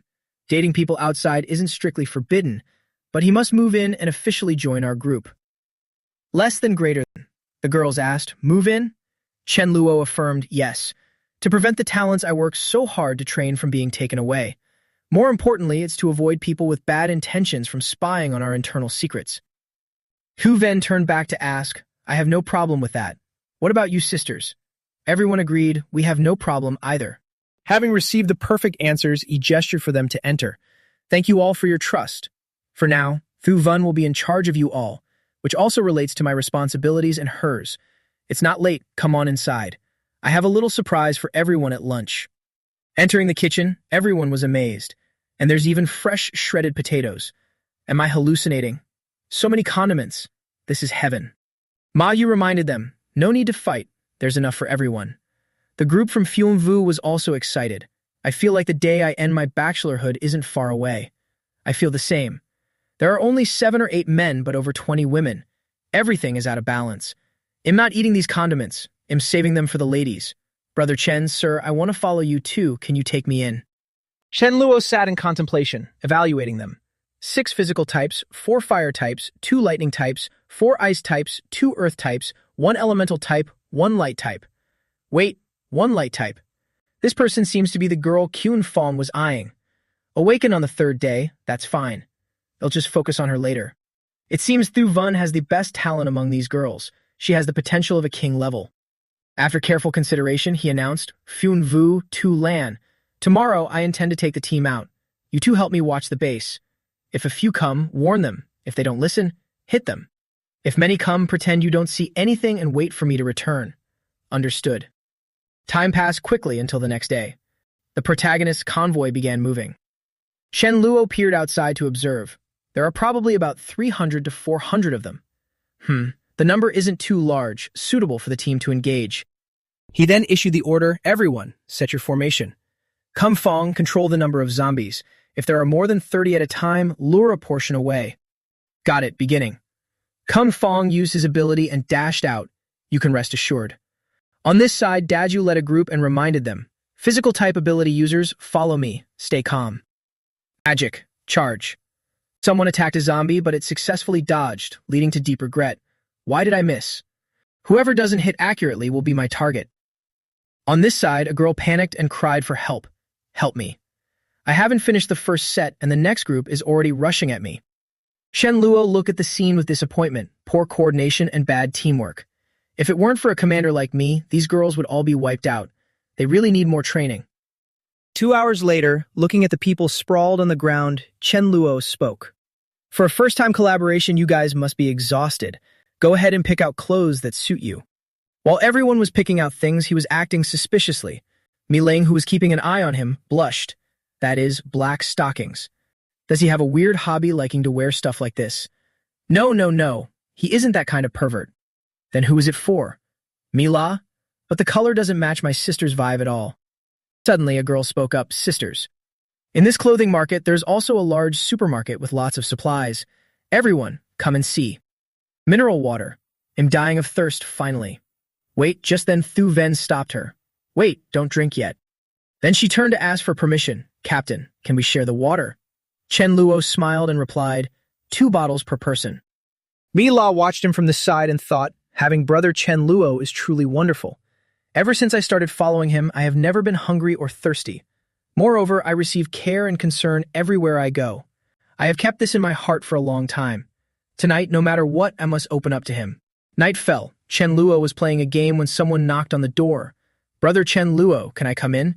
He turned his head, eyes shining like stars. Yes, come in. He thought to himself, it's late at night. Why did Mila come to knock on my door? Isn't this an opportunity for me to do something naughty? Sitting next to him, Mila said hesitantly, Brother Chen Luo, honestly, after seeing everything Thu Ven and those people did this afternoon, I realize even more deeply how lucky I am to have you. Hearing this, Chen Luo pondered. Why did she suddenly bring this up? Mila blushed and continued. Brother Chen Luo, honestly, I've had something on my mind for a long time. Seeing you keep guessing, are you trying to imply something? Finally, she turned to him and pleaded, I want to be your girlfriend. Can I? Chen Luo, overjoyed, pulled her in. Of course, Mila, do you have any idea how long I've been waiting for this moment? He leaned down to kiss her, thinking to himself, this happiness feels so sudden. Mila looked flushed and stammered. I am not ready yet. Chen Luo, looking like a total bad boy, started rambling. Mila, in this climate, nobody knows how long they'll survive. We're not even sure if there's a tomorrow. If I wait for you to be ready, you might find yourself waiting for a dead man. Wouldn't that be a shame? Listening to him, Mila pondered. I guess. He's right. Then she spoke up. Then maybe.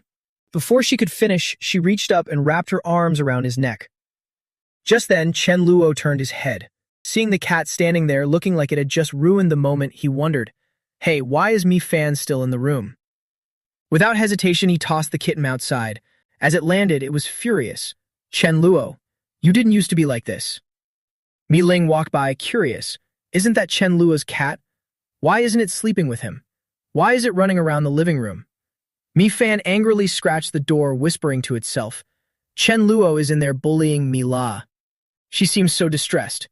He definitely kicked me out because he was afraid it helped Mi La. Mi Ling heard this and immediately asked, bullying? How is he bullying her? What exactly is going on, Chen? Seeing her about to rush in, Fap Vong loyally darted over to block her. Without the master's permission, nobody gets in. Just as Mi Ling was about to knock, she heard human voices coming from inside. She flushed, thinking to herself, it's what Mi La wants. If I barge in, what would that even make me? Our innocent little girl has been swindled by a wolf. Forget it. Forget it. It was bound to happen sooner or later anyway. The next morning, Chen Luo stepped out in high spirits. Sister Ma Yu, give me 2 eggs later. Also, since I am in a good mood today for lunch, let's take out 10 kilograms of pork to treat the team. Ma Yu was puzzled upon hearing this. Got it. But where's Mi La? Why isn't she down for breakfast yet? She's usually not one to sleep in. Mi Ling walked out and replied awkwardly, why else would it be? She got harmed by someone last night. Chen Luo watched her scratching his head. The elder sister saw right through everything. Ma Yu understood and blushed, coughing slightly. I'll go fry the eggs first. She thought to herself, I wonder how Chen Luo is going to handle this big sister. Seeing Mi Fan lying on the chair, Chen Luo called out, Mi Fan, why aren't you eating? Keeping an empty stomach isn't good for you. The little cat replied arrogantly, Mi Fan is angry. The consequences are severe. Chen Luo laughed it off. How severe? It immediately became even more stubborn, severe enough that a single dried fish won't bribe me. He countered, what about 10? Mi Fan started dealing, double it. Not good enough, make it 20. Chen Luo was generous, deal. Mi Fan was ecstatic, high-fiving him. Fine then. Out of respect for your sincerity, I'll forgive you. Group hug. As he patted its head, he added, Mi Fan, you can get hugs during the day. But you're a grown-up cat now. You have to sleep by yourself at night. We're a family now, so no more sleeping on us. And don't even dream of sleeping with Mila either. A feast was laid out. Chen Luo announced, today I'm happy. No need for any extra small talk. Let's eat. Everyone dug in and excitedly raised their glasses. Thank you, team leader. Outside, a car drove by. The people inside were discussing, hey, can you smell that? It smells so good. It must be braised pork. It turned out to be a pair of siblings. Brother, it smells so good. I want some. Tutu, our urgent priority now is to solve the water issue. Come with me. As the group was eating, they approached, sorry to bother you all. Li Ming spoke up, do you have clean water? I can trade some food for it. Chen Luo replied cheerfully, sure thing. He then gave an order, Shu Yun, bring 2 bottles of mineral water over here. Li Ming took them and said politely, thank you so much. Then he pulled his sister by the arm, Tutu, let's go. But Li Tutu didn't leave immediately, instead probing, brother, are you all part of one team? Are you still recruiting members? Chen Luo stepped forward, arms crossed, why? Are you looking to join? Li Tutu didn't deny it, MHM. Hearing that, he pointed behind him, well, you need to meet the criteria first. Go out and kill 10 zombies. You can use weapons but no vehicles to assist. Bring back their cores, and then come back to find me. Just then, a notification echoed in Li Ming's mind, ding. A quest has been assigned to you, which left him stunned. How interesting. He turned to his brother in agreement. All right, let's head out. Watching them leave, Chen Luo mused. They seem like they might be carrying family burdens, but they're still more trustworthy than a lone wolf. These 2 don't look like dead weight. Don't disappoint me. On their end, Li Tutu said, brother, it seems the existence of cores isn't any big secret. I thought only we knew about them. Li Ming was calm. There are tons of smart people out there. Besides, the fact that their team can afford to eat this much meat It's definitely not simple. The guy said kill 10 zombies, so we'll kill 20. Let's prove ourselves. Hearing her brother, she nodded in agreement. Got it. An hour later, the two returned, having completed the mission. Chen Luo glanced at the amount and praised them. Not bad, quite brave. Welcome to my team. What are your abilities? And since when were you awakened? They introduced themselves. My name is Li Ming, awakened on the 3rd day. My sister is Li Tu, awakened on the 2nd day. My personal strength has increased, so am a fighter. My sister. She's like a shaman. Hearing the strange term, Chen Luo was curious. Shaman? What's that like? Li Tu generated some energy to respond. It's just, more or less like this. Seeing that energy, he was delighted. It's the dark element. Once she ranks up, whether it's dispelling curses, summoning spirits, or attacking, it'll be a massive help to our team. Instantly, he turned and gave the order. Sister Ma Yu, please cook an extra portion of braised pork for these two. It's a day of celebration. Everyone gets a share. Li Ming thanked him politely. Thank you, team leader. Night fell. Chen Luo paced back and forth. It's this hour already. Mi La must have finished absorbing today's portion of cores. He leaned down and said in a cold tone, Mi Fan, go sleep with Mi Ling tonight. I have something important to do. Mi Fan responded immediately. Am very well behaved. You go do your important stuff. I'll be quiet. Seeing it act like that, Chen Luo was annoyed. Fine, if you don't go, I will. Looking at him, Mi Fan couldn't help but wonder. Chen Luo is really acting strange. Why does he suddenly not need me at night? At Mi La's room, Chen Luo leaned in, cajoling. Mi La, I'm here. Tonight, we. But she scrambled under the covers. Don't you dare act up. It still hurts. Hearing that, Chen Luo had to compromise. All right. Anyway, there will be plenty of chances later. I'll try to hold back. But then he let out a comment that made her face flush. That's right. Maybe you should try using your healing spell on yourself. The next day, Chen Luo announced, our goal today is to go to the south of Yulin district to scavenge supplies. There are many residents and zombies there, so you must be extremely careful. Less than greater than. Don't worry, just rely on the vehicle to deal with the pursuing zombies, then dismount and move away from the main road. Element users attack, others protect the front. Quang Fong try to control the number of zombies. Right after that, Quang Fong jumped off the bus and yelled, Zombies, look over here. Come chase me. On the other side, Xu Yun shouted commandingly, Listen to my orders. Lock onto your targets. Attack. As soon as she finished speaking, a barrage of moves was launched. Watching this spectacular scene, Chen Luo was amused. Not bad. Your magic is truly much stronger than it was on the first day. He continued to guide them. Small vehicles. Everyone move together. Throw them to the opposite road. Don't rush. Take your time. Dazhu led the team and replied, Understood, team leader. Chen Luo calmly sat there hugging Mi Fan. But right then, the cat spoke up. Don't you dare act up. It still hurts. This comment made Chen Luo flinch in shock. He blushed and interrogated it. Where on earth did you learn that? Mi Fan confessed calmly. You told me not to look. You didn't say I wasn't allowed to eavesdrop. Last night, I jumped onto the railing of Mi La's room and almost fell off. It scared the life out of me. Chen Luo threatened it after hearing that. You cat know way too much.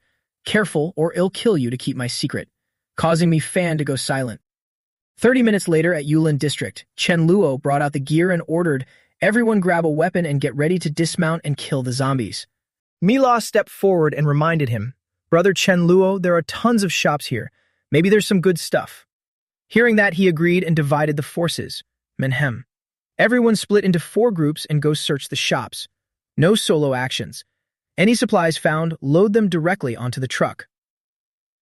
Then everyone started hauling stuff back. Rice, 10,186. Noodles, 2,133. Oil, 114,115. Meat, 6,666. A girl called out, Team leader, come over here quickly.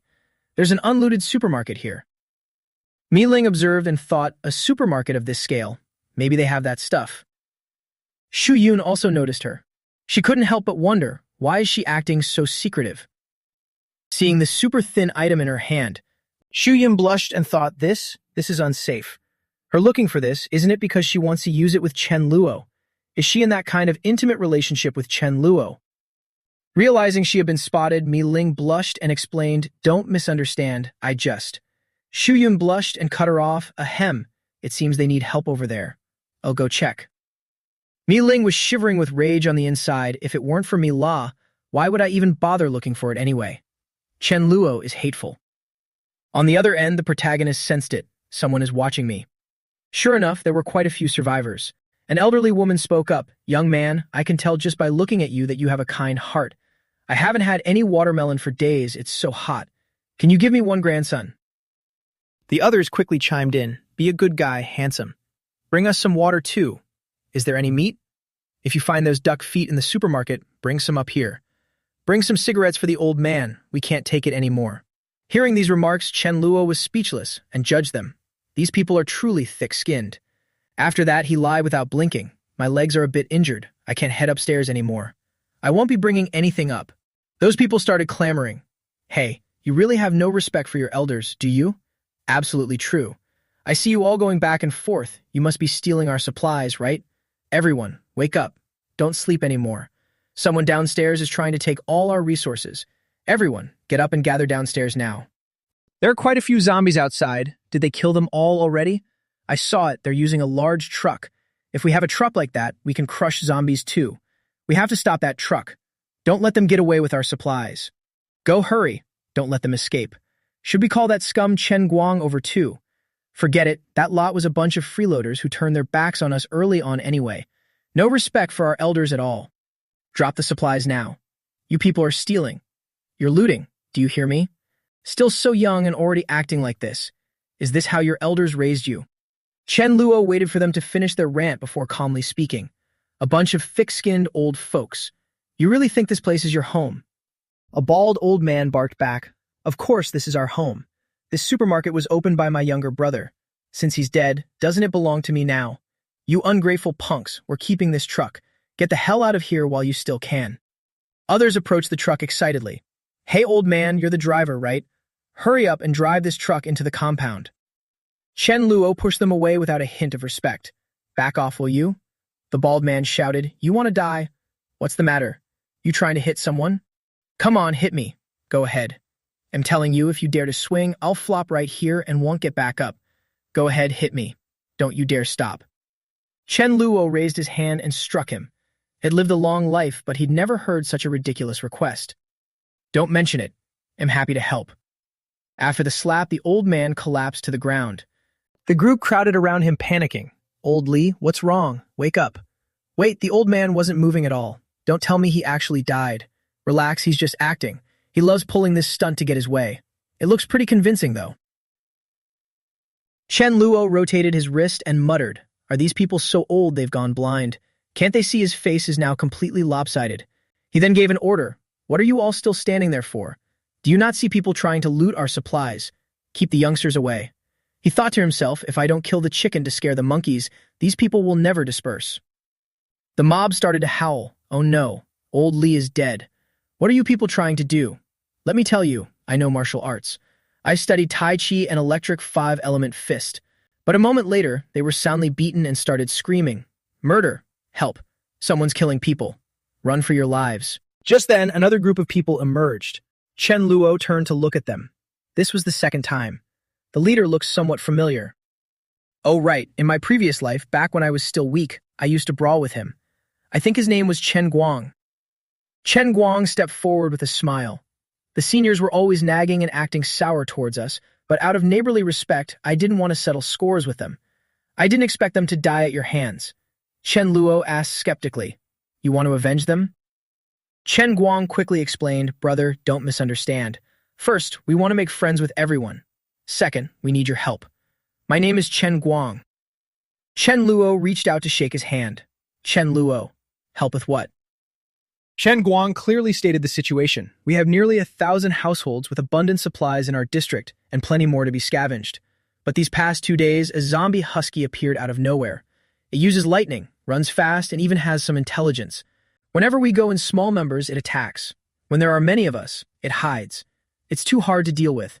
One of our teammates has already been killed by it. Although we've found its lair, we don't have enough manpower to storm it. I see you are plenty of people, so we want to ask for your help to kill it. Chen Luo cut to the chase, and what's the payment? Chen Guang replied generously. The reward is 150 kilograms of rice and 5 cases of water. What do you think? Mi Fan trotted over, rubbed against Chen Luo's leg and confirmed, "Don't worry, these people have no malicious intent." He leaned down and picked her up. "Fine, I agree. Lead the way." Seeing him make arrangements, he told his group, "Keep moving the supplies. I'm going in to check things out." "Let's go, Fat Vorm." Chen Guang watched him prepare and couldn't help but ask, "Wait, is it safe for you to go alone?" Chen Luo glanced back nonchalantly. "Don't you see I still have a dog with me?" Chen Guang looked down at Fat Vuong and sighed. "Wait, big brother, this is the apocalypse, not a walk in the park. You're bringing 2 pets along?" He felt a wave of envy. "And you're even bringing a bunch of girls with you. Truly living the high life." Just then, Mila stepped forward. "Brother Chen Luo, why don't I go with you?" But he handed Mi Fan to her and refused. "No, just stay here and wait for me to return." Watching this, Chen Guang felt bitter. "Are you even letting other people live? You've got dogs, cats, and a wife. You're only missing a 4-course gourmet meal." After the group moved out, Chen Guang spoke first. "Usually that zombie dog hides in this flower garden. Our men couldn't stop it. You have a way to deal with it." Chen Luo turned to look at Fap Vuong and answered, "I'm just using a dog to control a dog." Chen Guang watched the dog run off and couldn't help but ask, "Is your plan to just sacrifice this dog? Don't you care about your own pet? This is way too dangerous. It's better not to send him in." But Chen Luo calmly reassured him, "Don't worry, it'll be fine." Looking at Fap Vuong's actions, Chen Guang exclaimed, "That dog even knows how to nod. It's incredibly smart." Then the whole group moved forward. Arriving at the spot, Chen Luo thought to himself, "The stench of blood is way too strong." Fap Vuong grew fierce and started growling. Seeing its behavior, Chen Luo whispered, "What are you whining about?" Then he gave the order, "Fap Vuong, attack." The zombie husky attacked continuously, but Fap Vuong dodged every time, acting proud. "Too slow, you can't hit me." Witnessing this, Chen Guang marveled. "Damn, that speed is insane." After dodging the flurry of blows, it was Fap Vuong's turn to counterattack with a majestic discharge of lightning. Looking at the strike, Chen Luo exclaimed, "I never expected Fap Vuong to suddenly realize a new skill." Seeing the zombie dogs scattered by the attack, Fap Vuong barked to signal, "It's over." Chen Luo smiled and spoke up, "All right, deal completed. Hand over the supplies we agreed upon." Chen Guang looked at Fap Vuong and asked, "It's actually gone just like that." The dog barked happily. Brother dog is always reliable. As Chen Guang ordered his men to bring the goods, he hinted, "Chen Luo, you've got the manpower and the strength. Maybe you should consider us partnering up." Chen Luo listened and pondered, "A partnership." Chen Guang continued to bait him. "Imagine us blowing smoke. Every one of us has killed at least 10 zombies. We're brave and reliable. Plus, we have plenty of supplies. Enough to eat for half a year isn't a problem." Hearing that, Chen Luo came up with his own idea. "No, I want to take over." He then declared, "If I want to be blunt, I could easily kill all of you single-handedly. So why would I choose to just partner with you? Strong people don't seek alliances with the weak. Only the weak rely on the strong. A partnership is fine, but you'll have to follow my lead." Just then, a man ran over to report, "Chen Guang, something's wrong." Just now, Trong Luong was mauled by a zombie and is severely wounded. The zombie attacked him. He threw a fireball, saw that we had numbers, and ran off. He panicked. "Hurry. Take me over there." Seeing the person running away, Chen Luo called out, "Mila, come with me." She replied immediately, "Understood, brother Chen Luo." Watching Trong Luong lying on the ground, a frantic Chen Guang turned around, "Brother Chen, is there any way to save my brother?" He turned his head and said, "Mila, it's up to you." She then cast a spell that left everyone in shock, healing hurt. Trong Luong woke up and marveled, "That's amazing. Thank you both." Done with that, Chen Luo turned to Chen Guang. "Think about my proposal from earlier." He then walked away. "Mila, let's go." Chen Guang's group stood there in awe. That healing power is too strong. Then the brother turned back and said, "Brothers, I just asked Chen Luo about our cooperation and he said we could, but we have to obey him." The others responded, "If we have to listen, then we listen. Honestly, we don't want to admit it, but he's truly more capable than us."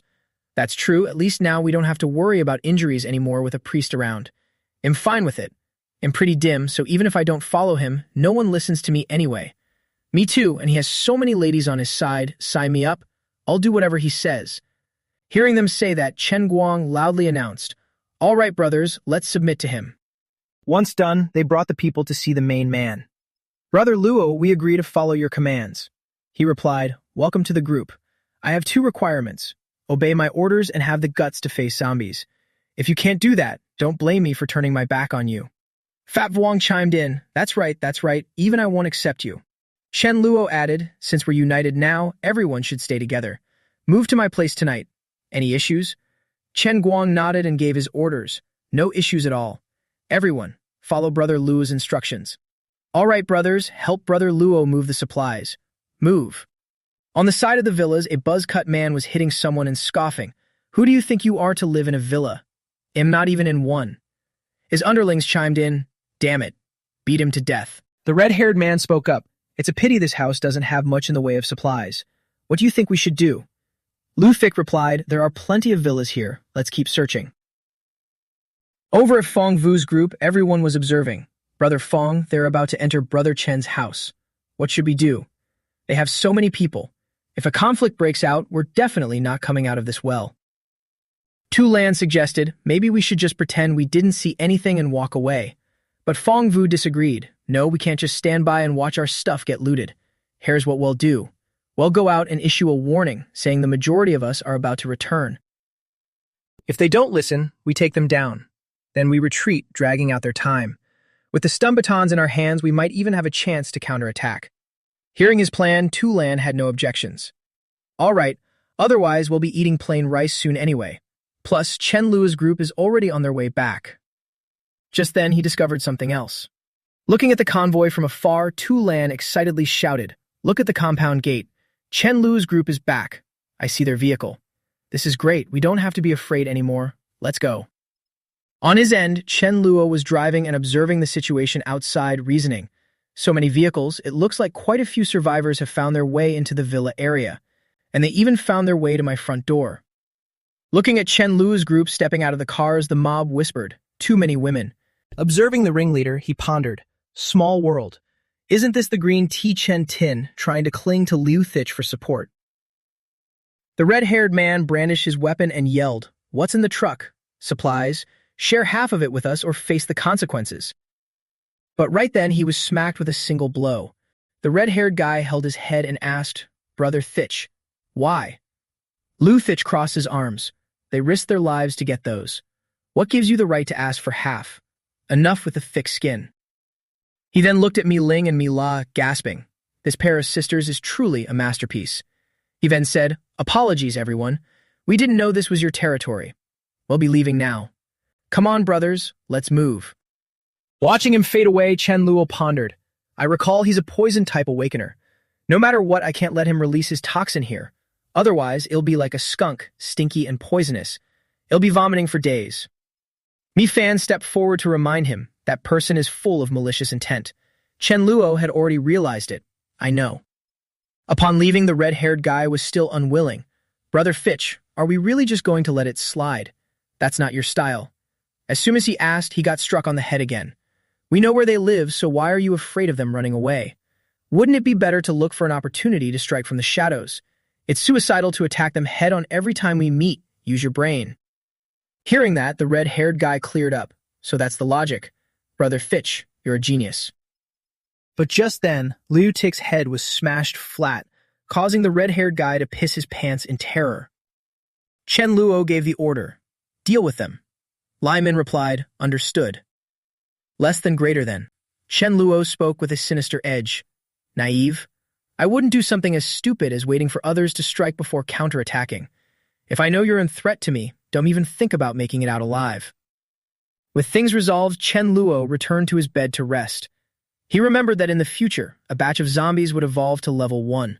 Before they did, he had to secure the supplies from Chen Kuang's group. Just then, someone knocked on the door. Chen Luo sat up and frowned. Only he and Mi La were on the 3rd floor. It definitely couldn't be Mi Ling. Had little Mi La finally learned to be proactive? But when he opened the door, he was surprised. Why were you here? Mi Ling shyly shoved a bag into his hands. For you. Looking into the bag, Chen Lu's face darkened. 3 sausages. Mi Ling blushed and retorted. Why are you looking at me like that? If it weren't for Mi La, do you think I'd come here and do this? Mi La is still young, she's got 2 more years to go. If you're thinking about being a father, just consider me as being extra prepared. After saying that, she ducked her head and ran away. Holding the bag of sausages, Chen Lu smiled. It was a good intention. He couldn't let it go to waste. Mila, come here. The next morning, Chen Luo stood before everyone. I believe you've all noticed the increasing number of magic-wielding zombies. I think this is a form of evolution. The group started murmuring. That's right, I've noticed it too, it's terrifying. What should we do? Should we rely on numbers to thin them out? The number of magic zombies is only going to increase. As everyone chatted away, he clapped his hands to grab their attention. Since you've chosen to follow me, I certainly won't lead you to your deaths. Now, I'll share the rules of these zombies. Level 1 magic-wielding zombies are like us. They have various abilities and a bit of intelligence. The best way to deal with them is in 4-person teams, 2 fighters and 2 mages. Don't worry, even though they evolve, there's still no match for you. If you encounter a large swarm, just run. Now, let me teach you a little trick to avoid their magic. Mi-Ling, Shu-Yun, use your magic to attack me so I can dodge. Creating fire, Mi-Ling spoke up. All right, be careful. Shu-Yun added, I'm coming. But their attacks were easily dodged by him, leaving the onlookers shocked. He dodged it? How is that even possible? Oh my god, the leader is amazing. After the demonstration, Chen Luo explained, when you see their magic about to be cast, it looks unavoidable. But I can predict it by watching the movements of Mi-Ling and Shu-Yun. They realized, so that's how it works? Chen Luo continued naturally, right? Just pay attention to predicting the casting motion to dodge. Dealing with level 1 zombies becomes very easy. Mi-Ling listened and got excited, wanted to try again.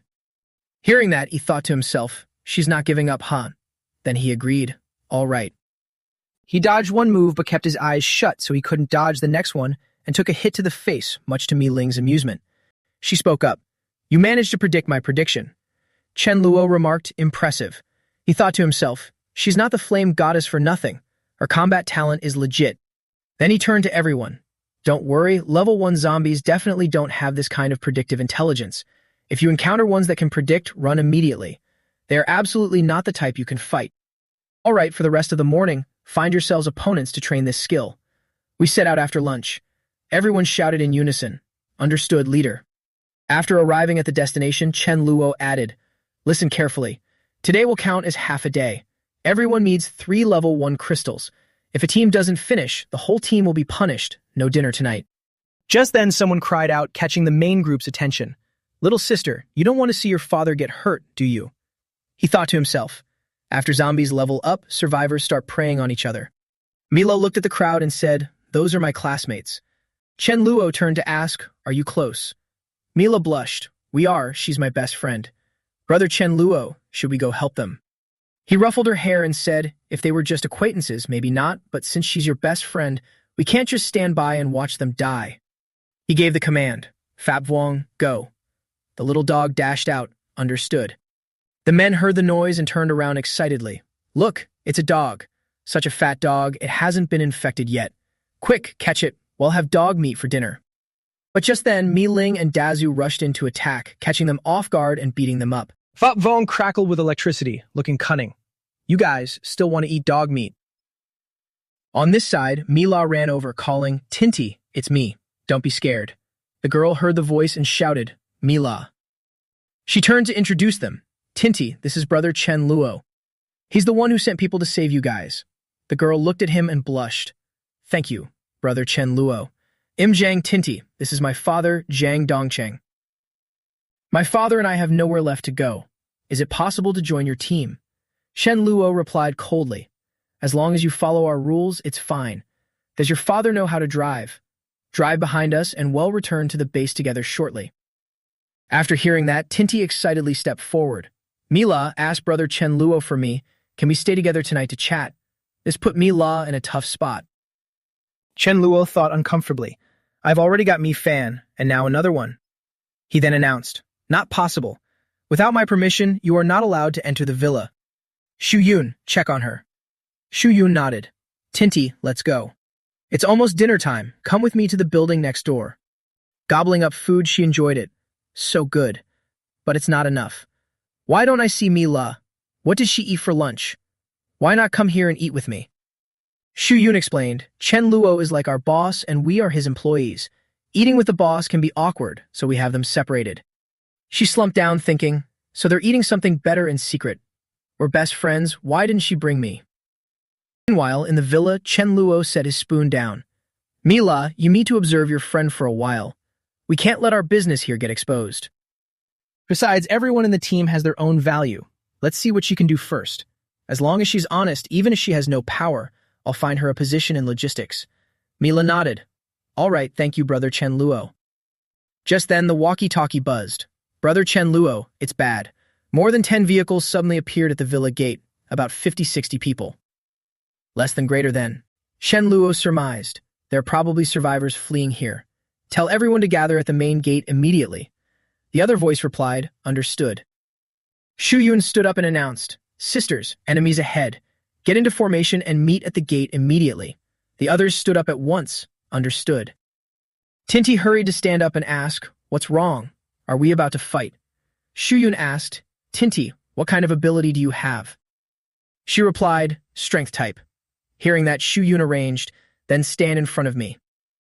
Tinty got angry. Why? I'm only 18, and what about her? Li Yue, isn't she standing in the back too? Hearing her name, the girl replied, I have a support ability. Brother Chen Luo said I have to stand behind. Not wanting to keep her whining, Shu Yun pulled her along. Stop dawdling, move it. She still struggled and screamed.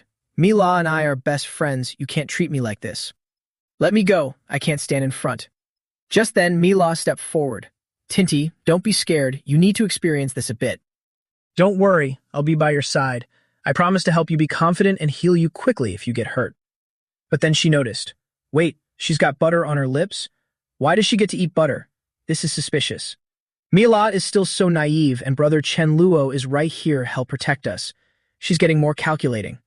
I felt it was odd from the start. Does Mila have a brother or not? She keeps calling him Brother Chen Luo. She must be selling her soul to be near him. Just then, Chen Luo called, Mila, come here. She ran over. All right. That little Tinty is so jealous now. Even if she's willing to sacrifice, she doesn't care about our sisterly bond and didn't even say a word for me. If you can do it, I can too. Everyone argued. We can't get in? Let's go look somewhere else. Why? Did you build this huge villa yourself? You're saying we can't get in? Exactly. What grounds do you have to stop us? Look here, kid. I'm warning you. My big brother is a level 2 ability user. Are you going to move or not? Just then, Chen Luo arrived. Chen Kuang turned around, overjoyed. Big brother, you're here. The muscular man with the beard looked at him and thought, I thought this kid's big brother would be a tough guy. Turns out he's just a weakling. Then he called out, Hey brother, you're the manager here, right? There are no supplies left nearby. I'm not ashamed to ask, but my people haven't eaten or drank anything all day. Could you provide some relief? Hearing this, Chen Luo replied, Relief is definitely not possible, but we can trade. You can use the crystals from the zombies' foreheads. One could be traded for a bottle of water or a kilo of rice. My supplies are limited too, but in the spirit of you guys surviving, I'll grudgingly allow it. Hearing his words, the bearded man couldn't help but be shocked. Is this guy an idiot? Why would he reveal the secret of the crystals? Then he said, I thought you guys had a lot of people to stop us. Turns out it's just a bunch of women, and pretty ones at that. He stated, he wants us to kill zombies to trade for supplies. What do you guys think? The bearded man's brothers chatted among themselves. Friend, we're genuinely starving. How can we fight zombies in this condition? You dare offer a trade like that? You must have hoarded many supplies. Exactly, share some with us. If you don't, we're too hungry to do anything. Chen Luo felt extremely annoyed. These bastards, they really think I don't dare to kill? He spoke up. Listen here. But just then, little Tinty said, Peace is precious. Just give them some food so they can leave. Nearby, Mila was startled. Tinty, what are you talking about? Tinty replied with a dark face, I'm not talking nonsense. If we can hand out food, why have a life and death battle? Besides, I'm standing at the front. What if I get hit? The men loved this. This beauty is right. We don't need much. Give us 500 kilograms of rice, or even corn is fine. A little water and some other food will do. We really have no choice. We'll pay you back later. This girl has a kind heart. Chen Luo turned around and walked away. Then he slapped Tinty across the face. Who do you think you are? What right do you have to speak here? Don Shang was heartbroken and snapped. Chen Luo, what are you doing? Is my daughter wrong? With so many people, what good does fighting do?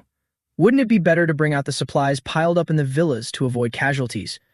Treating the lives of those below as a game for a few supplies, what kind of heart do you have? Mila stood nearby, worried. Tinty, you. But Tinty cut her off. Don't you dare pretend. You secretly ate delicious food with Chen Luo at noon without calling me, and now you can cold-bloodedly watch me stand at the front to die. I've wasted my time treating you as a friend. Chen Luo stood behind, arms crossed. I saved you. You eat and drink my supplies and dare to say things to cause trouble. He thought, some people really shouldn't be saved. Then he turned to the crowd. I've heard enough of your insults. Let's continue the negotiation. The bearded man refused to give in. I've heard it. Your supplies are stacked up in several villas, so what's wrong with sharing a bit? Chen Luo turned to another group. I see you guys are two different teams. What about the other side? You want supplies too? Ling Shen spoke up. Brother, let's see if there's anywhere else we can settle. We still have a little supplies left, and we definitely don't want to pressure you. If the villa is full, well, go. This attitude drove the bearded man crazy. You coward. Then he hobbled up and asked, are you giving them to us or not? Chen Luo gathered energy in his hand and replied, giving. I will give them to you. Right after, the bearded man was dealt a blow, causing the crowd to panic. Big brother, why all of a sudden? What just happened? I saw it was that guy standing opposite who did it. Chen Luo waved his hand. If they don't want to live, then grant their wish. Just as he finished, his group rushed to attack. Tinty and her father watched in shock. No wonder Chen Luo didn't compromise. Winning was just too easy for him. Chen Luo stood to the side, arms crossed. Take the crystals from their heads, bury them behind the mountain. Understood. Little Tinty was horrified and regretful. If I hadn't opened my mouth earlier, it'd be fine. What should I do now? Then she crawled on her knees with tears in her eyes. Brother Chen Luo, spare me this once. I won't do it again. Don't kill me. He immediately stepped back. What are you talking about? You're me last friend. Why would I lay a hand on you? But I can't let you stay at my place anymore. Our paths don't cross. Leave now before I change my mind. Get out of here. Tinty turned to plead. Mila. But Mila had already understood her by now. Sorry, Tinty. Goodbye. Dongtan helped his child up, eyes brimming with tears. It's all right, child. Mila can stick with Brother Luo, and I can too. One day, they'll be the ones begging us. Let's go. Suddenly, Fat Vuong got kicked. Chen Luo secretly communicated with it, saying there was no need to keep potential threats around. It responded, got it, master. This professional assassin is back on duty. It then turned and stealthily tailed the father and daughter. After things settled down, Chen Guang waved him over. Brother Chen, wait. The guy who just left turned back. He said he has something important to tell you. Hearing this, Chen Luo was puzzled. What is it? Chen Guang replied, not sure. He wouldn't say. But he didn't seem like he was lying, so I came to report it. Chen Luo made arrangements. Mi Ling, take Mila back to the room first. I'll go see what's going on. Mi Ling agreed. All right. Upon meeting, Chen Luo asked, what's so urgent? The man immediately introduced himself. Greetings, boss. I'm Lan Fan. I wanted to ask if you're still recruiting. I'd like to join. Hearing this, Chen Luo interrogated him. This is the important matter you wanted to discuss? Lan Fan stammered. No. Not just that, there's this too. He then pulled out a crystal. Chen Luo snatched it, thinking to himself, nice. A level 6 crystal. He then questioned, how did you get this? Lan Fan explained, I found it on a dead monster. That thing was over 10 meters tall. Consider it a gift for our first meeting, boss. What do you think? Chen Luo smiled. I appreciate the gesture. I suppose that works. Chen Guang, tell him our rules. Receiving the order, Chen Guang stepped forward. Brother, our team's rules are simple, only two. First, absolute obedience to the boss. Second, no deserting in battle. Lan Than answered immediately. Understood, understood. Looking at the crystal in his hand, Chen Luo was pleased. With this treasure, I should reach level 5 in about 3 days. Half a month ahead of schedule. Very good. He then turned to distribute tasks. Chen Guang, keep watching the entrance. If anyone else comes, check if they have light type or support type ability users. If they agree to our terms, they can join directly, or send them over. Chen Guang nodded confidently. Don't worry, Brother Chen, I've got it. Just then, Fat Vuong returned. Chen Luo turned to ask, quick work, huh? It boasted, wagging its tail. We are professionals. Chen Luo stood before the crowd and began assigning missions. Except for those on night watch, all level 2 members keep hunting zombies. Also, Lan Than, take your new squad members out for some field experience. Since you're new today, I won't require a quota. Just follow the others and learn how to fight. Fu Van, you'll lead the team. Fu Van received the order and immediately replied, understood. The group moved outside whispering, The boss didn't show his face. I thought he'd lead us himself. Didn't expect a beautiful lady. Is she really that capable? Chen Guang turned to a brother. Hey, I'm actually just a sidekick here. The women on our team have been with the boss for a long time. They're all level 2. Fu Van, who is highly trusted by the boss, seems to have reached level 3 already. Lan Fan scratched his head hearing this. My god, all these ladies are level 3. That's way too strong. A horde of zombies was wandering up ahead. Leading the group, Thu Van issued orders. There's a lot of them, and plenty of crystals too. Divide into teams of 4 to scavenge for supplies. Signal immediately when you find something. Stay safe and keep communication open. Kuang Fong, you keep watch by the door. If anything happens, notify everyone. Clear. An hour later, Kuang Fong turned his head, sensing trouble. That is, something's wrong. He immediately sounded the alarm. Brothers and sisters, a convoy is heading into the district. Stay alert. Fu Van ordered. Everyone, gather up and assess the situation first. Forget about the supplies for now. DM Lee, they're here. Get out of the vehicle. There are a lot of them, and we don't know if they're friend or foe. Regroup with everyone first. DM Lee asked, but what about the supplies we found? Fu Van corrected her quickly. Regroup now. Aren't you afraid they'll steal everything? Leave the area immediately. Hearing that, GM Lee decided, let's go. But it was too late. The vehicles had already arrived right in front of them. We're doomed. A dark-faced man stepped out of the lead vehicle. It's been a long time since I've seen women this pretty and clean. Another one stepped up, reaching out to touch them. Greetings, ladies. DM Lee immediately swiped his hand away. What do you think you're doing? The two thugs retorted shamelessly. Doing what we want, sweetheart. This is the apocalypse. Let's stop playing cat and mouse. Without a word, DM Lee kicked him square in the crotch. Go back home and touch your own mother. The remaining thug grew furious. How dare you hit my brother? Men, kill these 2 men. We'll deal with the ladies later. In an instant, they were surrounded. DM Lee yelled, get lost. A man behind her attacked sneakily. Still dare to resist? You bitch, you're just begging for it. DM Lee was struck with a club. Watching her fall, the man cursed, die, you bitch. At this moment, someone spoke up. Hack 2, what exactly do you think you're doing? The guy turned and replied, Brother Vien, nothing big. This foul-mouthed woman wanted to hit me, so I'm just teaching her a lesson. Brother Vien sat in the car thinking, Hack 2 is truly vicious, but he's got decent strength, so I shouldn't be too harsh. He cautioned, don't overdo it. No exceptions next time. Hack 2 replied, Right, you're teaching me well, Brother Vien. He stopped. Just as the beaten man was crying, Hack 2 started, Who was that? Someone stepped out of the vehicle. Tu Van looked at them and ordered, Let them go. The leader laughed. You killed my men and now you want me to let them go? He then cast a ground-based ability, but the attack simply dissipated as it reached them.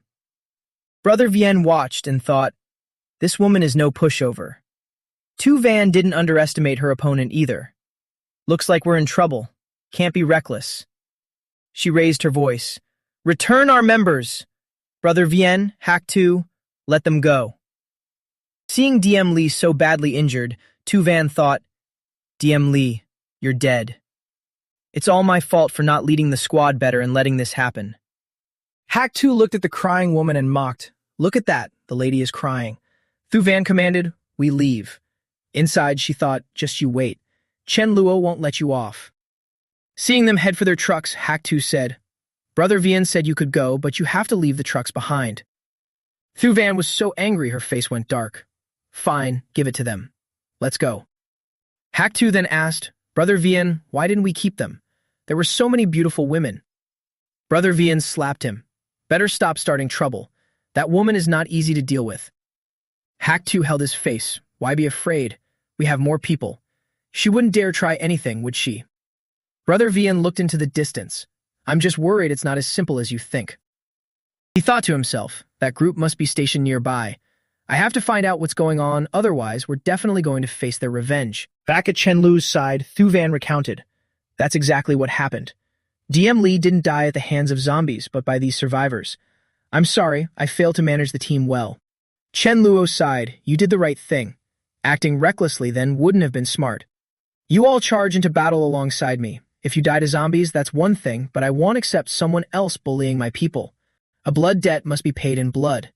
As for me, if I can take revenge, I absolutely won't let it slide. Everyone, follow me. Nobody touches my people and lives to tell the tale. Hearing him, everyone was filled with determination. Understood. On the other side, Hack 2 pointed. Brother Vien, someone's coming. It looks like the same people who just left. Brother Vien was stunned, coming back for revenge so quickly. Watching the 8 men approach, Brother Vien shouted, "Call the others. Prepare for battle." Standing before their group, Thuvan pointed. That's them. Seeing her behavior, Brother Vien was confused. Isn't this woman a level 3 ability user? Why is she acting like an aggrieved little girl in front of this guy? Chen Luo sized him up. Are you their leader? You guys have some nerve, bullying my people. I can't find a single reason to let you live. Brother Vien looked at him and thought, this guy looks very confident. Safety first, I can't take risks. Then he answered, Brother, it's our mistake. We'll return your trucks and give you an extra ton of rice. How's that? Chen Luo folded his arms, annoyed. If someone of mine dies, is it worth only 1 ton of rice? How about this? I'll give you 100 tons of rice to buy all your lives. What do you think? Hearing this, Brother Vien's face turned dark. This guy is way too arrogant, but he must have a reason for it. If I don't give him an explanation, I'm afraid he'll actually do it. At this point, manpower is capital. I can't take risks, and I definitely can't afford any mistakes. He then turned and assigned blame. This is all Hack 2's fault. I can't let everyone pay the price for him. He ordered, bring Hack 2 over there so they can vent their anger. Hack 2 was pinned down and yelled loudly, Brother Vien, usually you tell me where to hit and I hit. You can't do this to me. Besides, the woman started it first. Watching the man beg, the lead thought to himself, taking one guy as a scapegoat and calling it resolved? Not a chance. My name is Chen Luo, and a debt must be paid. Hack 2 looked up and begged the leader, Boss, I didn't know she was your person. Besides, Kui Ke and Mao Nyut also attacked. Chen Luo turned his head and asked, What do you think? Brother Vien immediately ordered, For the sake of everyone, we have to sacrifice them. Drag them over there. Hearing that, Chen Luo said, What are you waiting for? Step forward and finish them. If you have to beat them to death, then do it. Just remember, don't use your hands, it's dirty. Use your feet, take your shoes off. The group immediately stepped forward and pummeled them. Don't hit, please spare us.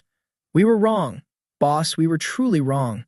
Yes, boss, we agree to join and work with you to deal with Luk Vien. Watching those bruised and swollen faces, Chen Luo remarked, There are still many who haven't let out their steam yet. Everyone, hold your positions. Mila, heal them. At his command, she stepped forward and used her ability. Right here. Shu Yun stood before them with her weapon, saying, Next, we're changing methods. The man in black begged in terror. No. Stop. I was wrong. Then a chorus of wails and screams filled the air. Watching his henchmen get beaten to a pulp, Brother Yuan thought in disbelief. I never expected these people to be so ruthless. After a brief thrashing, those men collapsed to the ground, clearly unable to handle any more. Brother Yuan, seeing the situation, spoke up. Brother, the ones who instigated this are already dead. You've also killed our men, so let's call it even. However, Chen Luo retorted, Nothing is that simple. Are these scumbag lies really worth the same as my people's lives? That's not enough. None of you will meet a good end. Hearing this, Brother Yuan replied, Do you even know the meaning of morality? But he only received a cold response. Why should I preach morality to you? Brother Yuan was triggered by Chen Lu's arrogance until he couldn't take it anymore. A cruel glint appeared in his eyes. I've never seen anyone so cocky. Fine, if you have a death wish. Do you really think I'm scared of you? We've all survived by killing zombies. We have more people than you. You little brat, you can still run if you leave now. Despite Brother Yuan's threats and insults, Chen Lu's expression didn't change. He recalled the strategies for subduing subordinates and keeping order he had read about. To control subordinates, you need both money and force. It had been a while since he last acted, and these newcomers hadn't seen him in action yet. Everyone stepped back. Let me handle this alone. His heroic moves stunned the man, a sense of unease rising. Back up? Just him alone? What time do you think it is? Still trying to play the hero. You want to crush us. Chen Luo wouldn't miss such a good opportunity. He summoned his weapon, a confident smirk on his lips. This was a chance to display his true power. Brother Yuan watched Chen Luo charging toward him, his heart sounding a silent alarm. This isn't good. He immediately raised an earthen wall, hoping to use it as a shield to protect himself. Seeing this, Chen Luo thought disdainfully, You think you can stop me with such cheap tricks? With a single sword strike, Chen Luo pierced through the defensive shield and slashed across him. The henchmen panic at the sight, shouting, "Brother Yuan, how is this possible? It's too bizarre. What kind of ability is this?" Feeling his body lighten from the healing energy, Chen Luo blissfully turned back and winked at Mila. "Having a supportive girlfriend is great. She even boosts my defense and strength." He turned back with a provocative tone. "Are you ready to die yet?" Seeing him charging again, Brother Yuan's henchmen scattered like headless snakes, their cries of help echoing miserably. "Run! Help! We can't dodge. Boss, please spare our lives. Don't kill me, you monster." Shen Guang was terrified to see him wipe out an entire group all by himself. The boss is way too strong. Lang Shan thought to himself, "Thank goodness I didn't oppose him from the start." His immense power made Mila feel the gap between them for the first time. The distance between her and him was truly growing. "Everyone, charge. We can't leave any loose ends." Chen Guang's men received orders and shouted excitedly, "Understood." After Chen Luo dealt with Brother Yuan's group, Chen Guang seized the opportunity to butter him up. "Boss, you're truly legendary. Following you was the best decision of my life." Chen Luo chuckled modestly. "Just basics, that's all." He then turned to the crowd behind him, his expression turning serious as he gave them a pep talk. "I know you're all grieving for them, but this world is like this. There's danger at every hour. The reason I brought you all out isn't just to gather energy cores, but to train, to gain more combat experience. Because the best protection you have is yourselves.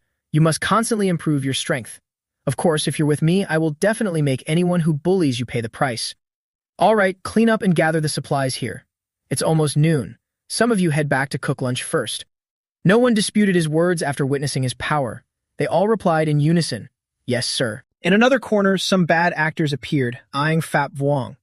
The man with a hooked nose whispered to the person standing in front, "Miao Hui, look at that dog near the door. Is that a chow chow?" Miao Hui drooled greedily. "They say chow chow meat is the tastiest." Tada's already starving, eyes glowing at the sight of Fap Vuong. "We're in luck." Seeing him about to charge, Miao Hui quickly grabbed his arm. "Tada, wait." Being stopped, Tada asked confusedly, "What else are we waiting for? What if the dog runs away?" Miao Hui, obviously realizing this, lowered his voice to explain, "We haven't eaten in over a day and dogs are fast. If we charge and scare it away, what then? We need a way to lure it over." He suggested a disgusting idea. No dog can resist poop. I happen to have some, and it's fresh. This dog must be hungry too. With this, will it not take the bait? Tada, already dizzy from hunger, didn't even question it and nodded repeatedly. "Right, then let's go." Fap Vuong, who had been listening to their plot to feed it poop, could no longer take it. How dare they even show their drooling faces? "Fine, I didn't want to bother with you, but you keep bringing your own deaths to my door, and you want to use poop. You might be able to attract a dog, but you can't insult it like that."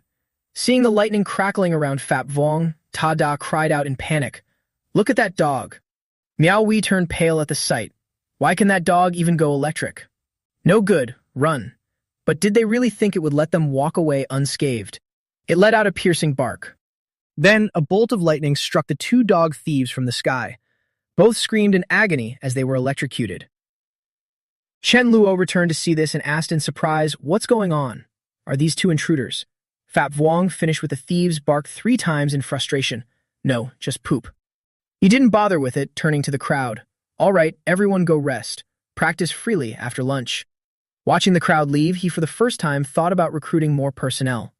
Shouldn't I be recruiting more people? If I run into a group of hundreds, my team won't be enough. And with current forces, who knows how many will be left in a few months. Anyway, I have plenty of supplies. As long as they follow orders and dare to fight zombies, I can take them in. I'll go write a recruitment notice. Under Shen Luo's instruction, Chen Guang created a board and wrote detailed recruitment criteria, including generous perks. To cope with the changing world, we are recruiting like-minded individuals to create a safe zone. Zombie brains contain energy cores that help survivors level up. The stronger the zombie, the better the core quality. Absorbing cores enhances abilities and levels. Our base has level 3 ability users. Benefits: 1. 3 meals a day with meat. 2. A fantastic living environment. 3. Consistent power supply and entertainment. 4. Ample cores available. Requirements: 1. Obey orders. 2. Dare to fight zombies and reach level 3. 3. Special abilities can be lower tier. 4.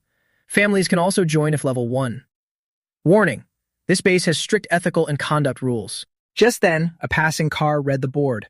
Someone saw the text filling the board and cursed quietly. What is this? Absorbing cores to level up? Secrets of the cores? Can they even advertise like that? Enough food? Meat occasionally? Is it real or fake? As if cores would be enough for everyone. Liu Ji asked for Wang Si's opinion. Brother C, what do you think? Wang Si pondered a bit. I want to try it. If it's really like they say, we must join. But I'm the only one who hit level 2. The other 3 don't meet requirements. Can't you bring your family? Let's go down and ask. Getting the query from Wang Si, Chen Guang slowly explained, Sorry, brother, we only take direct blood relatives. However, if level 1s can provide 3 level 1 cores, they can also join. Liu Ji stepped off the car. I'm Liu Ji, a level 2 priest. I can heal and boost strength. Can I join? Hearing his class, Chen Guang was surprised. A priest? A rare find indeed. After confirmation, Liu Ji expressed joy but remained hesitant. I can go ask, but once we join, we have to go kill zombies and collect cores every day, right? He replied with a smile. That's not a problem at all. Chen Guan brought those who met the criteria to ask Chen Luo. Boss, these people want to join us. Can they? This is Wang Si, level 2. This is Liu Ji, a level 2 light element healer. The other 3 are level 1. Chen Luo paused and fought at the names. Liu Ji. I feel like I've heard that name before. He was a famous priest. After recalling their identity from his past life, his expression softened. I am team leader Chen Luo. Welcome aboard. Mi Fan, sitting on his arm, used its psychic ability to scan them, then relayed, These people have no ill intent. Reassured, Chen Luo ordered, Chen Guang, go arrange things for them. Chen Guang smiled. Yes, boss. After they left, Chen Luo stood up and stretched. I never expected to recruit a light element class so easily, and even have 2 level 2 subordinates delivered to my door. I was quite lucky. I just hope they can really integrate here. A moment later, he pulled out a green energy core glowing in his hand. He thought to himself, if nothing goes wrong, I should be able to hit level 5 tonight. After level 5, unless I purposefully hunt zombies on a large scale, it's impossible for level 1 zombies to even hurt me. Before long, the core ran out of energy and shattered. As it shattered, Chen Luo had successfully leveled up. His face beamed with joy. Level 5. I really hit level 5 in just 1 month. But in the long run, without any fortunate encounters, it will be hard to level up quickly again. Thinking didn't provide any solutions, so Chen Luo chose to clear his head. Forget it. I'll deal with that later. Feeling good now, I want to go visit Mila to celebrate. Mi Fan heard him and knew exactly where he was going. It grumbled silently. So you want to leave me in this lonely bed, do you? After leveling up, he went to the lobby to gather the group and propose the next plan. We're having a group operation today, and I'll be joining. The target is the market on Happiness Road. It's dangerous there, everyone be careful. Chen Guang, you lead your subordinates, and Fap Wang to watch the base. Everyone else, get in the trucks. Leading the truck, Chen Guang's voice broadcast over the speaker. We are departing. Half an hour later, the convoy stopped at the market. Chen Luo recalled his past life memory and advised everyone. This market has a cold storage, a wholesale market, a grocery store, and a grain store. With the daily foot traffic, that means there are tons of zombies. Because they are concentrated, they'll act in groups of a dozen or more. If we use magic simultaneously, it's difficult to predict movement to dodge. Therefore, the 4-person squad tactic can't be used. Facing this situation, we must learn to lure and constantly pull them back. Quang Fong, you go draw the zombies, 1 group at a time. Mila, stay in the truck and cast a healing spell along with a shield on him. It'll add a status buff. Quang Fong looked at her gratefully. Got it. Seeing the horde of zombies ahead, he shouted loudly, Over here. Showtime. Everyone pay close attention. Low-level zombies have a short attack range, so you only need to maintain a distance of over 20 meters, and they can't hurt you. Here they come. Get ready. See that? Next time you encounter a large number, you can use this method. Of course, if there are too many, don't try it. If you die, don't blame me. Seeing Quang Fong had successfully drawn the zombies away, Chen Luo said into the radio, All right, next, level 2 members with high agility move into lure. Start now. Everyone shouted back, understood. An hour later, the level 2 team reported over the radio. Report, we've cleared 100 zombies outside the market. Chen Luo stepped out of the truck to take over. Good, let me handle the ones inside personally. As he walked, he scanned for the zombie from his past life. People said at this time in this market there was a mutant Earth-type zombie around level 4 or 5. Still don't know where it's hiding. Suddenly, a zombie sensed human breath and whipped its head to the left. Chen Luo landed on the ground from the air. To his right were two bloodthirsty zombies. Just then, Chen Luo's sixth sense sounded a danger alarm. Something's not right. Something is approaching. Running into it this fast, when he saw the zombie he had been looking for, Chen Luo smiled in satisfaction and gently backed away to dodge. He used his space teleportation ability and instantly appeared right in front of it. Not giving the zombie a chance to react, Chen Luo swung his sword. Rest in peace. Only a clean, precise strike could be seen cutting across the zombie's neck. Picking up its core, he cheerfully said, "Your core is mine now." The crowd behind him applauded at his effortless takedown of the level 4 zombie. Suddenly, a booming crash rang out, startling everyone who was gathering supplies. Chen Luo grabbed the arm of the level 4 zombie and sprinted toward them. Behind him, a horde of zombies was charging madly. Seeing that they were still frozen in place, Chen Luo shouted, "Don't just stand there. Everyone, run. Use your speed advantage and get out of their range. At the same time, get your spells ready, turn around, aim, and throw. After you throw, keep running. Don't stop." After a while, the market area finally fell quiet again. Everyone was already exhausted to the point of collapse. We did it. There must have been over 200 zombies here. Right? I didn't expect us to wipe them out so fast. Looks like as long as we keep training like this, even more zombies still won't be enough to stop us. Seeing that everyone had only fought more than 200 zombies and already looked like this, Chen Luo shook his head in disappointment. Before this, they had to keep up with the zombies' evolution speed. After all, most survivors simply could not keep pace with the zombies' rate of evolution. Stop standing there. Hurry up and get these supplies moving. Think about supplies that can keep the whole team fed for months. The whole group cheered excitedly. Got it. After breaking away from the team, Chen Luo walked through the market while calculating how long the power had been out here. After a blackout this long, the meat in the cold storage had to be spoiled and stinking by now. Fine, I'll move the meat from my space pocket here. In a bit, we can count it as newly discovered supplies and use it to replenish the team. 2 hours later, Jiang Long looked at the scene ahead, his face full of shock. He got out of the car, looking as if he was about to walk over. Jiang spread out both hands to block Chen Lu's car. Wait, being blocked made him lose the little patience he had left, and he cut him off coldly. Don't block the road. Seeing the cold expression on his face, Jiang Long frowned. This kid looks like he won't be easy to deal with. A driver appeared behind him. Chen Luo froze when he saw that person. It was him. Xia Haoren, later known as Iron Palm Invincible. Haoren ignored Chen Lu's sharp gaze and walked straight toward Jiang Long. A pleading look appeared in his eyes. "Brother Long, I heard you caught a live chicken. Can you give it to me? My dad is about to give out. Before he goes, he wants to have a bowl of chicken soup. As long as you help me, I can even sell my life to you." But Jiang Long was completely unmoved and turned him down coldly.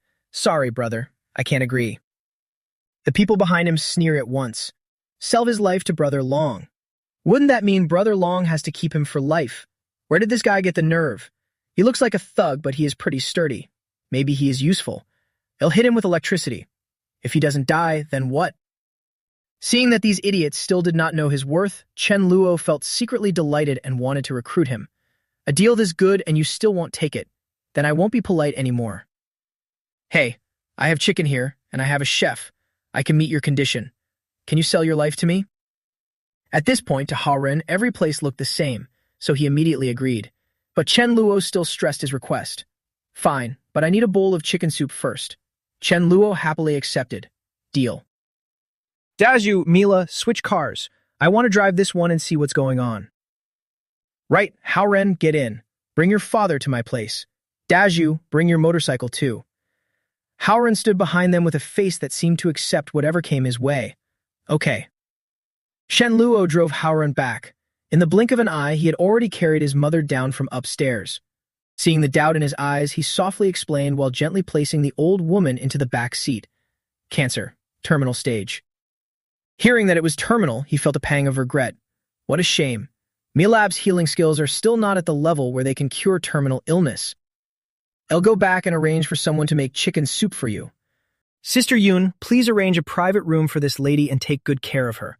Brother, you can wait over there for a moment. I'll have someone go make the chicken soup right now.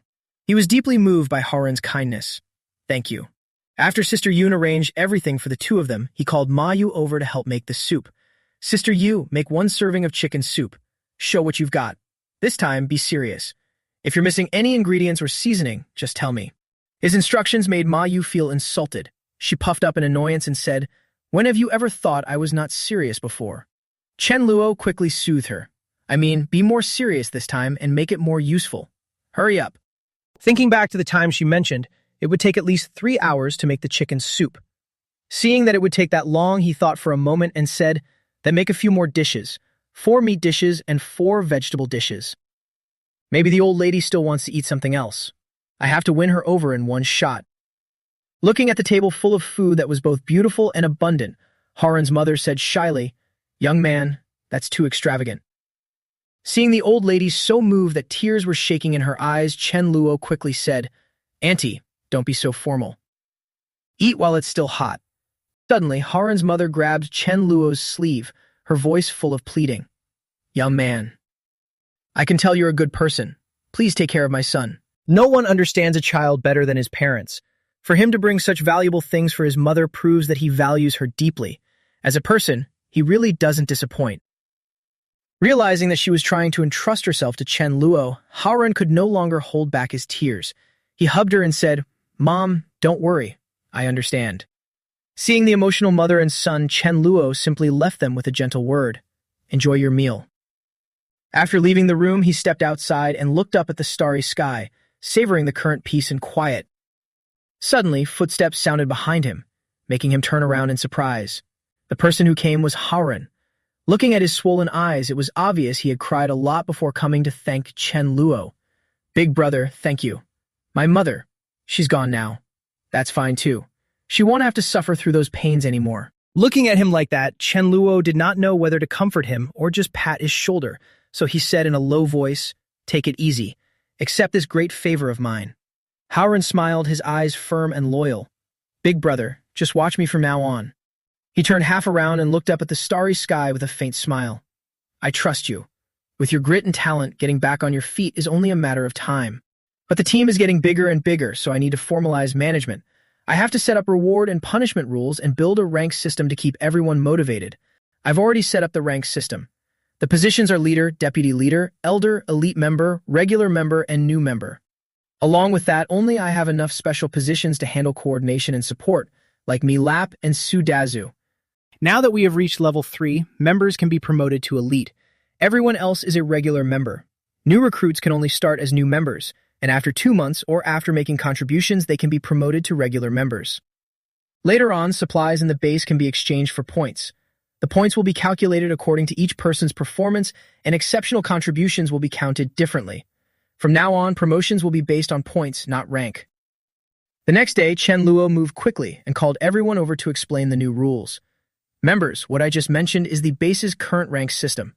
Only elite members with leadership talent can be appointed as squad leaders and lead a team. Based on the current situation, Sister Yun will lead the female team, while Feng Wu and Chen Guang will serve as temporary team leaders and take turns leading the male team.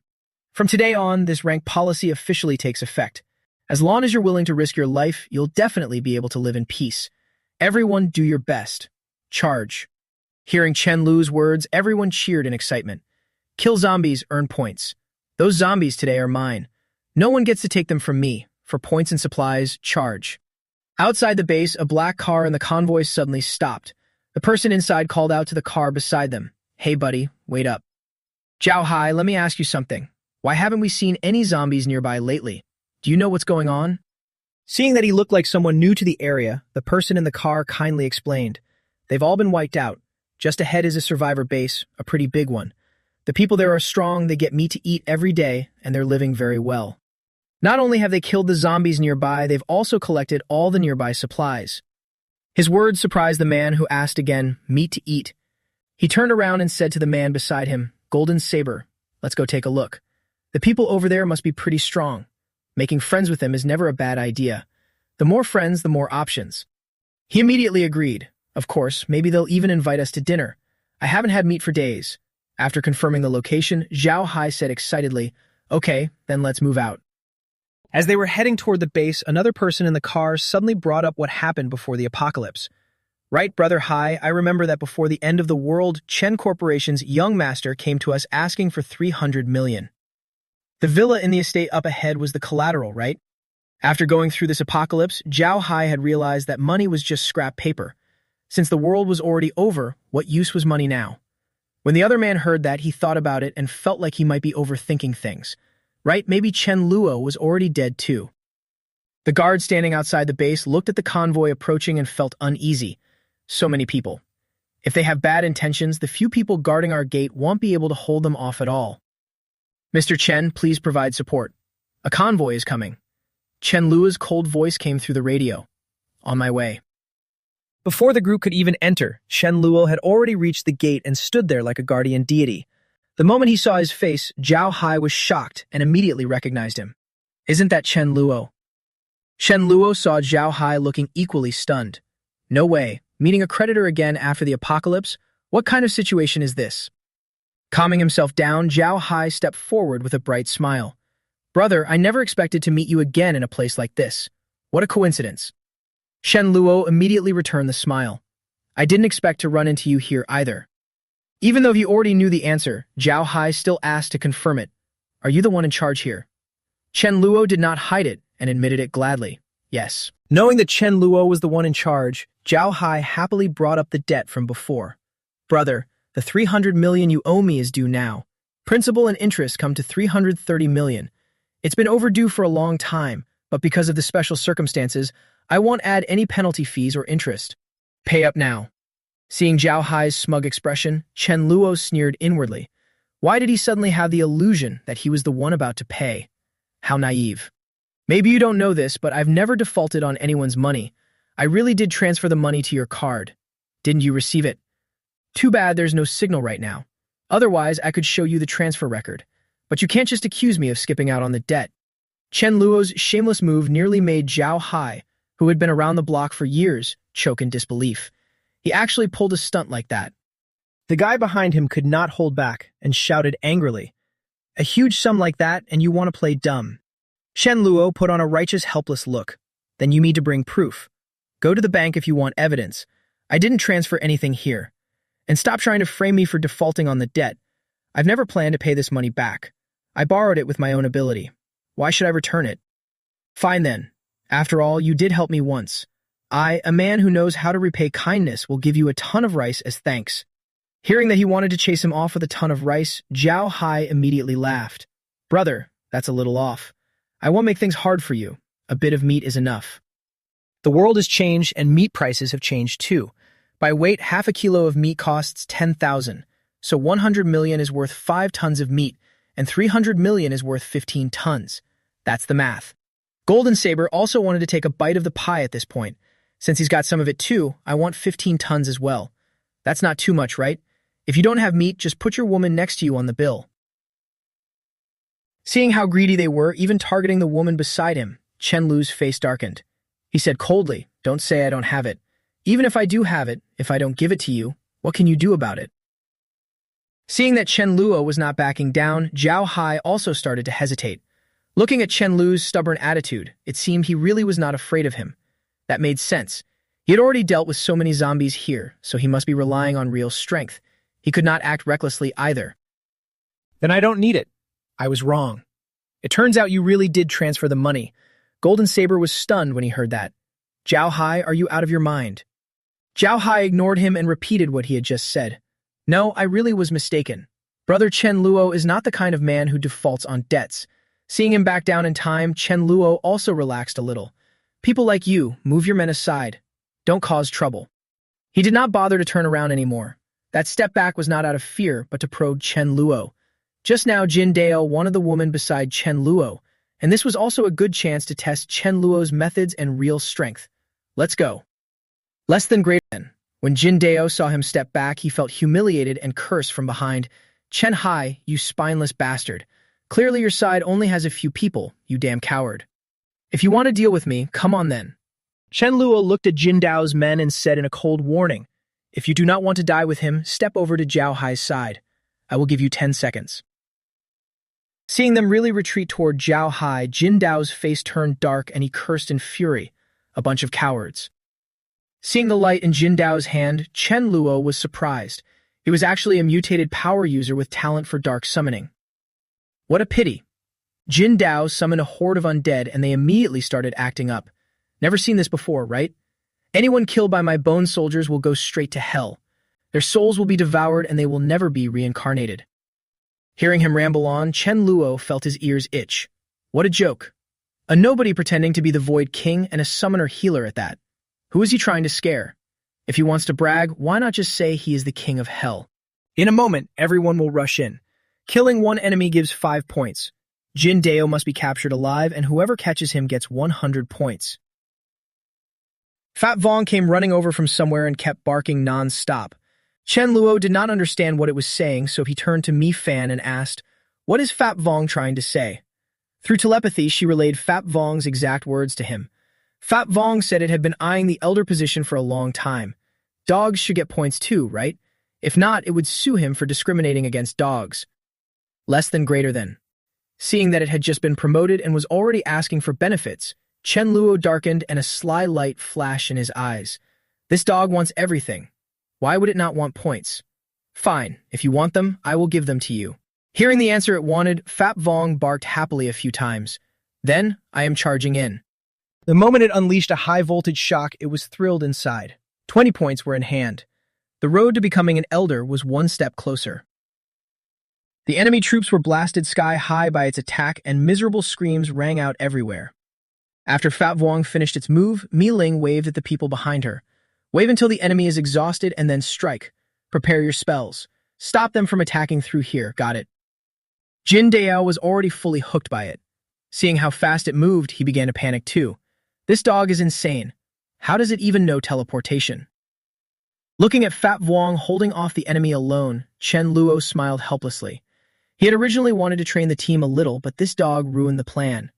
Seeing it charge at him like a madman, Jin Dao panicked and shouted, "Stop right there." But the pain he imagined never came. Jin Dao frowned and opened his eyes to look. He saw Fat Vong lifting a leg and pissing a puddle at his feet. Its face was full of smug satisfaction. This man is mine. None of you should even think about taking him from me. Different points. You all do not run. Chen Luo was so humiliated by this move that he could not take it anymore. Fat Vong, how can you pee in public like that? You made me lose all my dignity. Watching his men fall one by one in front of Jin Dao, Zhao Hai was terrified out of his wits. Do not kill me, boss. Boss, spare me. I will do anything. Zhao Hai looked at how pathetic he was and silently praised his own quick wit. Good thing he had not offended Chen Luo. But for some reason, why was Chen Luo treating him like this? Looking at Jin Dao, kneeling there with tears and snot all over his face, Chen Luo said with a sad smile, "Relax. I will not kill you. The undead creatures you summon can still earn crystals, which makes you very suitable to be my tool. However, undead creatures below level 2 do not have crystals. Only level 4 undead do. I can even help your tool level up first, and then..." Seeing that he really meant to spare him, Jin Dao hurriedly bowed again and again to show his loyalty. "Thank you, boss. I can tell at a glance that you are a man of your word. I will definitely behave and obey you." His submissive look made Chen Luo very satisfied. "Brother, your summoning talent is top tier. I value you highly." Even so, Chen Luo still warned him. "But if you dare play tricks or try to run, I will break your limbs. Chen Guang, find a room and lock him up. Treat him like a new member." "Yes," he said as he moved to carry out the order. Zhao Hai now stepped forward with a fawning look. "Brother Chen, you are truly bold. I was in the wrong before, and I am here to apologize. Just a small gift. It is a bit of sincerity from me." Even though he felt it was useless, Chen Luo still took it and put it into his space. "I am level 5 now. A level 1 spell is no longer any threat to me. What use is this thing? I can keep it to threaten him." Suddenly, he brought the gun up in front of him and fired. The people standing behind him saw this and screamed in alarm, "Boss, Chen Luo, what are you doing?" Amid the panic of everyone, Chen Luo smiled confidently and used his ability to block the bullet. This one is not much used, but it is not bad. It can be used as a toy. Has Zhao Hai ever seen this before? He was so shocked that he could not even close his mouth. They were completely not on the same level. Chen Luo is too strong. After seeing the fear and defeat on his face, Chen Luo happily accepted the gift. Thanks. After Chen Luo helped him to his feet, Zhao Hai forced a smile and praised him. Brother Chen, your strength has really opened my eyes. Chen Luo smiled back awkwardly and said, We are not strangers. We may still have things to cooperate on later. Then he looked at the men behind Zhao Hai and realized there were still some good prospects here. He said excitedly, There are light element users, dark element users, earth element users, and nature element users here. Of course, support talents are fine too. The treatment on my side is not bad. If you join, you can consider it. No matter what, I am still the leader, so I should keep my dignity. Someone say a few words for me. A subordinate caught his meaning and immediately volunteered. Let me. At our place, you get 3 meals a day, meat now and then, good conditions, and strong backing. Everyone values you. Why are you still hesitating? Seeing his subordinate do the recruiting for him, Chen Luo was satisfied and praised him. Not bad. This guy is very smart. The others heard that there was food and all raised their hands to join. Boss, I am Earth type. Me too, Earth type +1. Take me in. I am Major type. I am Major type 2. After poaching people right in front of Zhao Hai, Chen Luo calmly turned to him and asked, Brother Zhao, you do not mind, do you? At this point, how would he dare say no? You could only force a smile and answer, not at all. No wonder he had just wanted to show off and save face. When the others heard the news, they all rushed over and shouted to join. I am Major type 2. I am Earth type. Wait a moment. Even though I do not meet the innate talent standard, I am willing to fight and risk my life. Right? Can you give me a chance? I am level 2 now, boss. Can you take me in? Seeing so many people wanting to join, Chen Luo quickly spoke up. Fine. Kill 10 zombies and earn 10 crystals as proof. Then you can become new members. Hearing this condition, they immediately grew excited and turned around to fight. Let's go, brothers. Let's risk it. Everyone team up with me. Let's go find zombies together. With such a strong team, we have to seize this chance to join. Zhao Hai quickly put on a flattering look and said, Brother Chen, if you mean anything later, you can come find me at Golden Dragon Garden. I live there. If I run into trouble later, I hope Brother Chen will, as a teammate, help me out a little. After getting a group of people, Zhao Hai tried to sound generous. No big deal. Less than greater than. In the room, Mila lay in Chen Luo's arms and asked her question. Brother Chen Luo, I think the new members are doing pretty well. Why not let them deal with the zombies around here sooner? I have done the math. On average, if one person kills 20 zombies, we can wipe out almost all of them. Even if not everyone is willing to cooperate, one person killing 100 zombies is fine. Besides, zombies will evolve, so we should clear them out before that happens. Chen Luo smiled as he kept analyzing. This is only my own thought. There are still survivors who do not dare to kill zombies. Besides, if everyone gathers together and runs into a slightly stronger mutated beast, we are all done for. Mila heard that and let out a soft huff. Seeing that it was already late, Chen Luo gently tightened his arms around Mila and coaxed her, tired, and go to sleep. Under his soothing embrace, she slowly sank into sleepiness, and in her dreamy little voice, she wished, Brother Chen Luo, sleep well. After Mila fell asleep, a dark look appeared in Chen Luo's eyes. What I just said is only part of it. I understand the future too well. We must let zombies evolve. Only then can humans gain more high-level crystals and evolve faster. Otherwise, when those powerful monsters descend, we can only wait to die. The next day, Chen Luo held Mi Fan in his arms and loudly reminded the team gathering supplies. Everyone be careful outside. Zombies will only get more dangerous. By my estimate, today is the day zombies begin evolving to level 2. Team members, be careful and do your best. Natural selection, injury and death are unavoidable. Besides, without combat experience, you will still die later. Suddenly, Mi Fan sensed danger approaching and immediately warned him. Chen Luo, I have a bad feeling. I think Mi Ling will get hurt, but it should not be life-threatening.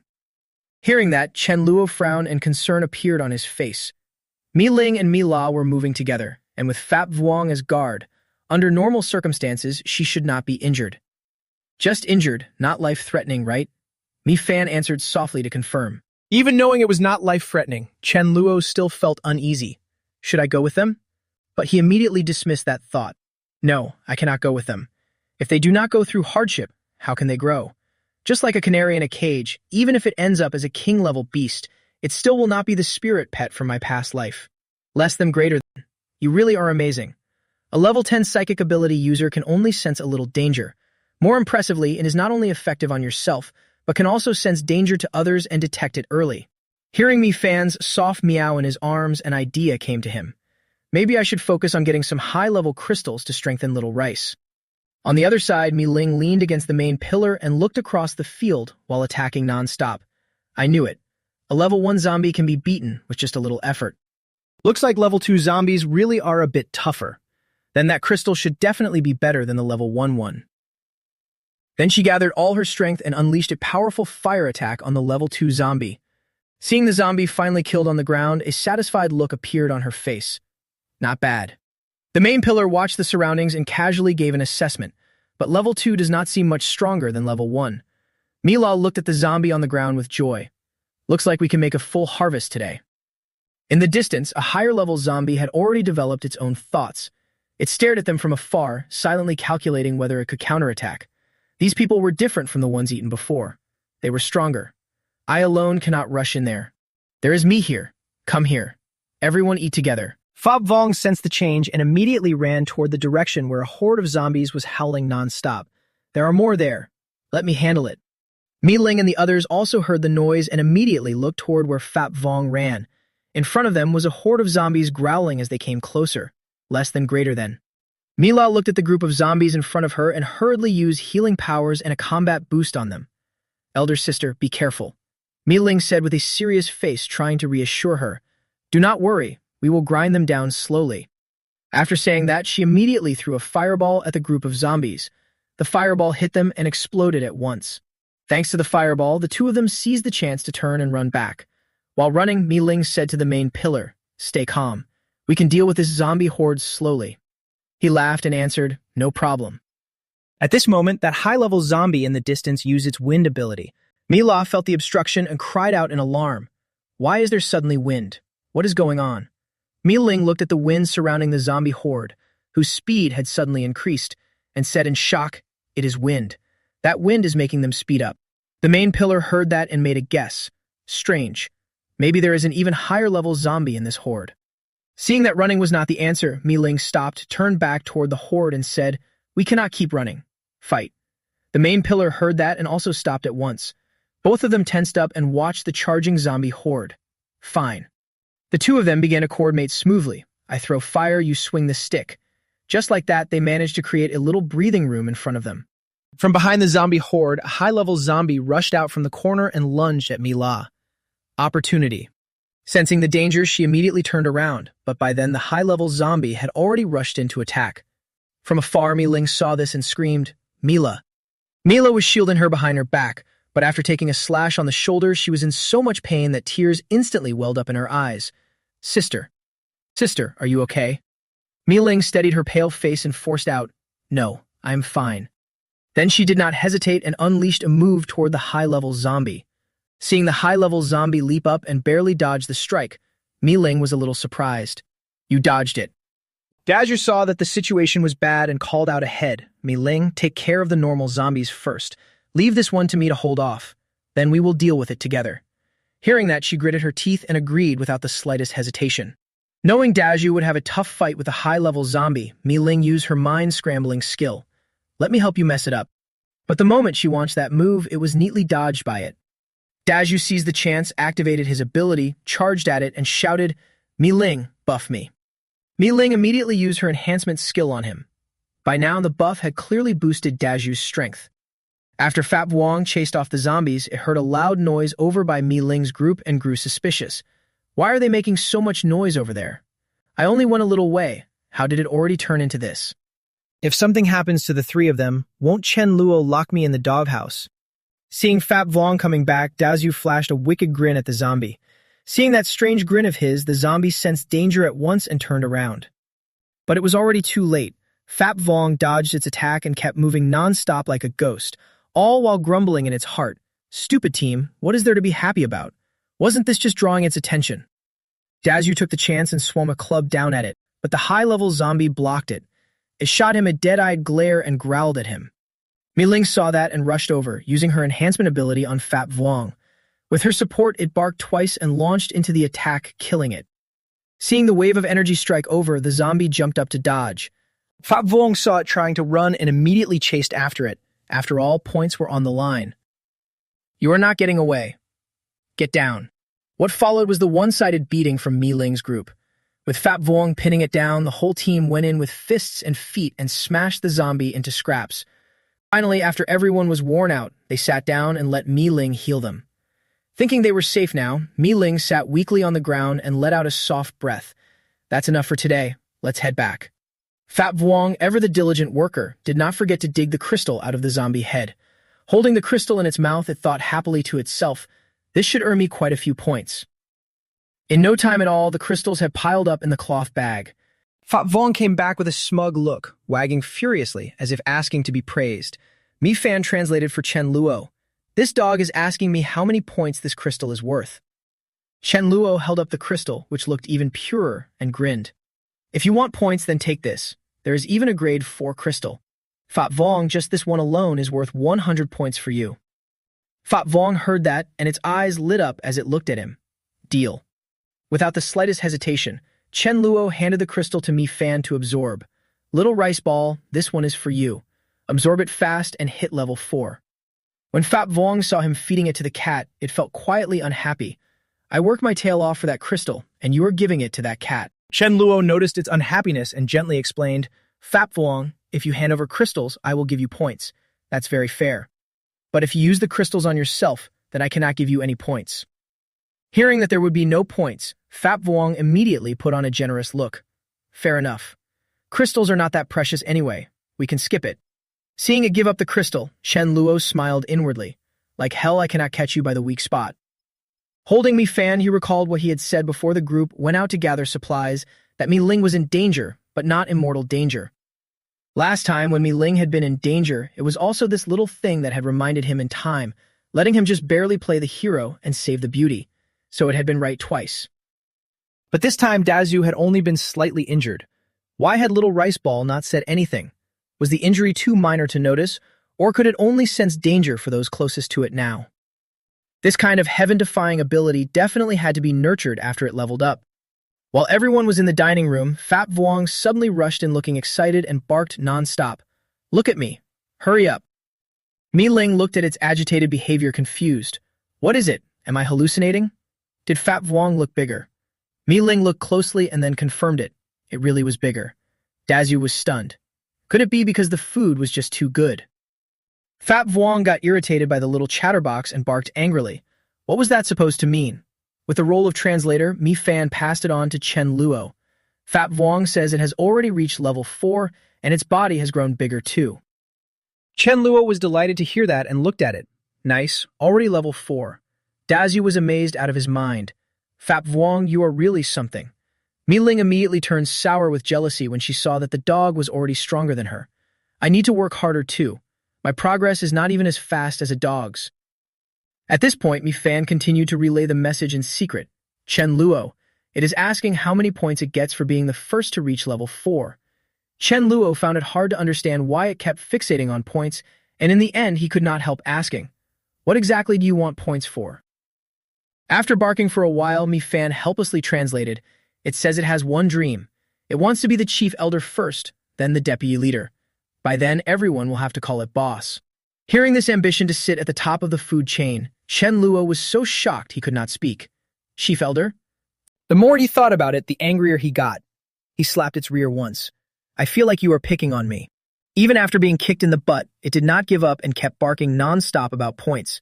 Seeing that it would not back down, Chen Luo rubbed his aching head and said, "Got it. Let me think." Just then, someone outside ran in a panic to report, "Boss, Zhao Hai has brought people here again.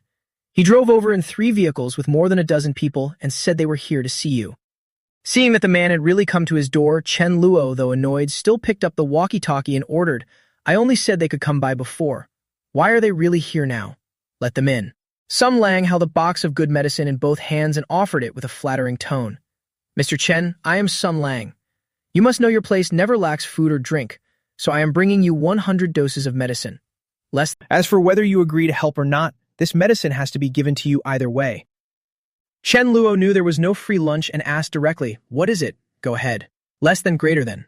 Sum Lang saw that he did not want small talk and told the whole story in one breath. On the other side, an ability user named Jiang Wu clashed with us over supplies and took in survivors with us.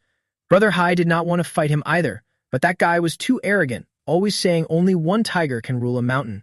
If Brother Hai did not submit to him, he would wipe us out. That man is really dangerous. He killed more than a dozen of our people with ease. Most of them were only level 2 ability users. Brother Hai could not handle him, so he had no choice but to come to you for help. From his story, Chen Luo thought for a moment and calmly came to a conclusion. One person against more than a dozen, with many level 2 ability users among them. The gap between level 2 and level 3 was not that big, so this man had to be at least level 4. No, not an outstanding talent. Absolutely not. Unless this man was lucky like that morning, got a high-level crystal, and his talent was not too bad, then he might have reached level 4. A high-level crystal could not be absorbed that quickly. If I could handle him, I would at least get one level 4 crystal, one level 6 crystal, maybe even a level 7. What kind of ability user is this guy? How did he kill people like that? Sum Lang thought for a moment after hearing the question and replied, probably a physical type, pure brute force.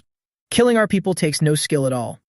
Hearing that it was only brute force, Chen Luo did not care at all and agreed to help. Fine, I will go with you and take a look. Sum Lang looked moved and said, thank you, Mr. Chen. Chen Luo sent Sum Lang back to get his things. We should not waste any more time either. I will go back to my room and pack for a bit, then we will leave. The man stood still and did not dare argue. Okay. Back in his room, he immediately picked me fan up and asked, Little Rice Ball, tell me, is there any danger if I go out this time? It sensed for a moment and replied, probably not. I cannot sense anything. Seeing that its answer was somewhat uncertain, Chen Luo could not quite understand and asked, why probably? So is it dangerous or not? Under his earnest gaze, Mi Fan tried sensing again. After a few minutes, it looked dazed and gave a definite answer. No, you can go. That answer sounded off to Chen Luo as if there was another hidden meaning in it, but he could not quite put it into words. Then let's hit the road. Fine, if we are going, then we go together. Fat Vuong, stay here and watch the house. Fat Vuong barked once, as if in reply. Sitting in the car, Chen Luo looked at the interior and nodded in satisfaction. Not bad. Sum Lang was also pretty sharp. Hearing his approval, he immediately took it as a gift and said, Mr. Chen, whatever you like is yours. When we get back, I will give you this car, or you can drive it back yourself. All right, whatever you like over there, just say it. Brother Hai will not be stingy. His clever, perfectly timed flattery made Chen Luo genuinely impressed. Sum Lang and Zhao Hai really knew how to deal with people. After a while on the road, the two of them arrived at Zhao Hai's base. His voice rang out with emotion. Brother Chen, thank you so much for coming to help this time. I, Zhao Hai, will remember this favor. Whatever you need later, just say the word. Jiang Wu is really dangerous. Ordinary attacks can hardly hurt him. Brother Chen, wait a moment. I will gather some people and go find that Jiang Wu. Chen Luo pulled his hands out of his pockets and said coldly, okay. Inside the room, Jiang Wu held a glass of wine and laughed to himself. As expected, reading novels really does pay off. I guess right, there really are crystals in zombie heads. Even if the haul is a little smaller, there is no way I would miss out on a beauty like this in this life, and she is very obedient too. Just as the guy was about to make his move on the beautiful woman under him, the door was kicked open. Boss, Zhao Hai has brought people here. Less than greater than. His plan was ruined, and Jiang Wu sprang up in fury and roared. If he is not coming to find me, fine, but he actually came here. I am sick of living. Call the brothers over. We are leaving. Standing behind them, Chen Luo watched Jiang Wu walk out and quietly sized him up. That fat guy is Jiang Wu. I still cannot tell what level he is. As soon as he got there, Jiang Wu pointed straight at Zhao Hai and cursed. Zhao Hai, I thought you were worth a second look, so I gave you a chance. I even let you put on a show and you still did not want it. I was going to take you in, but who knew you actually wanted to die? Even though he could not tell Jiang Wu's exact level, Chen Luo was not worried at all. It did not matter as long as he was below level 7. There was no one his sword could not cut down. Less than greater than. Zhao Hai, having Chen Luo backing him now, could no longer hold back the humiliation and fired back. Jiang Wu, are you really that capable? I will bring a few more people. Do you dare take them on? If you can really handle them, I will respect you and become your underling. Jiang Wu sneered when he heard that. What is there to be afraid of? You said it yourself.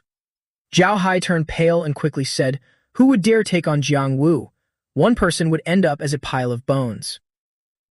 At this moment, Chen Luo gently set my fan down and said in a coaxing voice, "Little rice ball, stay here and wait for me. I should make my move now." Zhao Hai's underlings raised their weapons and shouted in fury, "Jiang Wu, die. Pay with your life." Under everyone's attack, Jiang Wu, with his steel-hard body, showed no fear at all and suddenly erupted with power. "Right on time. I also want you to see how strong I am." Chen Luo watched Jiang Wu being swarmed and beaten and sneered inwardly. With one hand behind his back, he activated his ability. This little brother is still too green.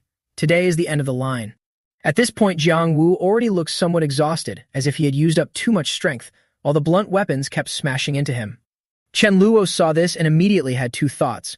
How could he get that strong just by relying on a little ability? Seeing the wound across his body, Jiang Wu could not believe it and blurted out, "No way. It cannot be." The crowd gathered around and everyone who saw this scene was utterly shocked. Damn it, what exactly did he just do? He is obviously that strong. How terrifying. What kind of force is he anyway? Chen Luo walked over in a leisurely manner. He reached out and searched Jiang Yu's body as if looking for something. Why is it not here? Where did this guy hide the core? Did he stash it in the bedroom or something? No way. He must be carrying some precious high-level core with him. He would never leave it behind. Zong Lang saw him rummaging around for him and came over right away. "What are you looking for?" "I am experienced at hiding stuff. Let me help you find it. If it is not in the pocket, it might be hidden somewhere else." Chen Luo watched as Zong Lang reached into Jiang Yu's pants, and Jiang Yu's face turned pale with terror. He really knows how to hide things. He is not even scared. If he can absorb cores and mutate like that, what else can he do? After a while of digging around, Zong Lang finally fished out the thing Chen Luo was looking for. Found it. It is a huge core. Chen Luo reached out to take it. Zong Lang immediately understood and placed the core in his hand. "Here, brother." Less than greater than. Chen Luo held the core in his hand and used his mental power to scan it. It is only a level 6 core, and the remaining energy is about 1/4. It is a psychic type, probably perfect for Mi Fan to absorb. Zhao Hai looked at Chen Luo taking more cores from Jiang Yu's body, admiration rising in his heart. Getting these 2 cores is such a steal. "Hey, everyone over there, do not be afraid. I said this before. Now is the time for everyone to unite and eliminate the zombies as soon as possible." Zhao Hai boldly promised everyone, "Follow me and I will not let anyone suffer. Anyone who wants to join, come over here." After getting the 2 cores, Chen Luo immediately wanted to leave. "No trouble, no more people to take in. There must be people in the house, but I am heading out now." Seeing that he wanted to leave, Zhao Hai did not try to stop him. His words were full of gratitude. "Brother Chen, thank you again. My place is your place too. If you ever need help, just come by. Do you need me to send someone to escort you back?" Chen Luo declined his kind offer and accepted the car without being polite. "No need. I will take that yellow Bentley. I will not stand on ceremony anymore." Zhao Hai, not thinking twice, generously tossed in the keys. "Brother Chen, if you like it, just drive it away. If I get my hands on a better car, I will definitely bring it to you." Watching the car drive off, Zhao Hai quietly reminded Zong Lang that knowing someone this influential has a lot of benefits. From now on, whenever our people meet Chen Luo, they have to be polite. In a critical moment, that might even save our lives. He nodded vigorously. "Got it. I know." On the way, seeing Mi Fan watching the movie so intently, Chen Luo asked curiously, "Is this movie really that good? I see you and Fap Vuong watching it every day." Mi Fan's eyes never left the screen as it replied, "Why not? It is pretty interesting."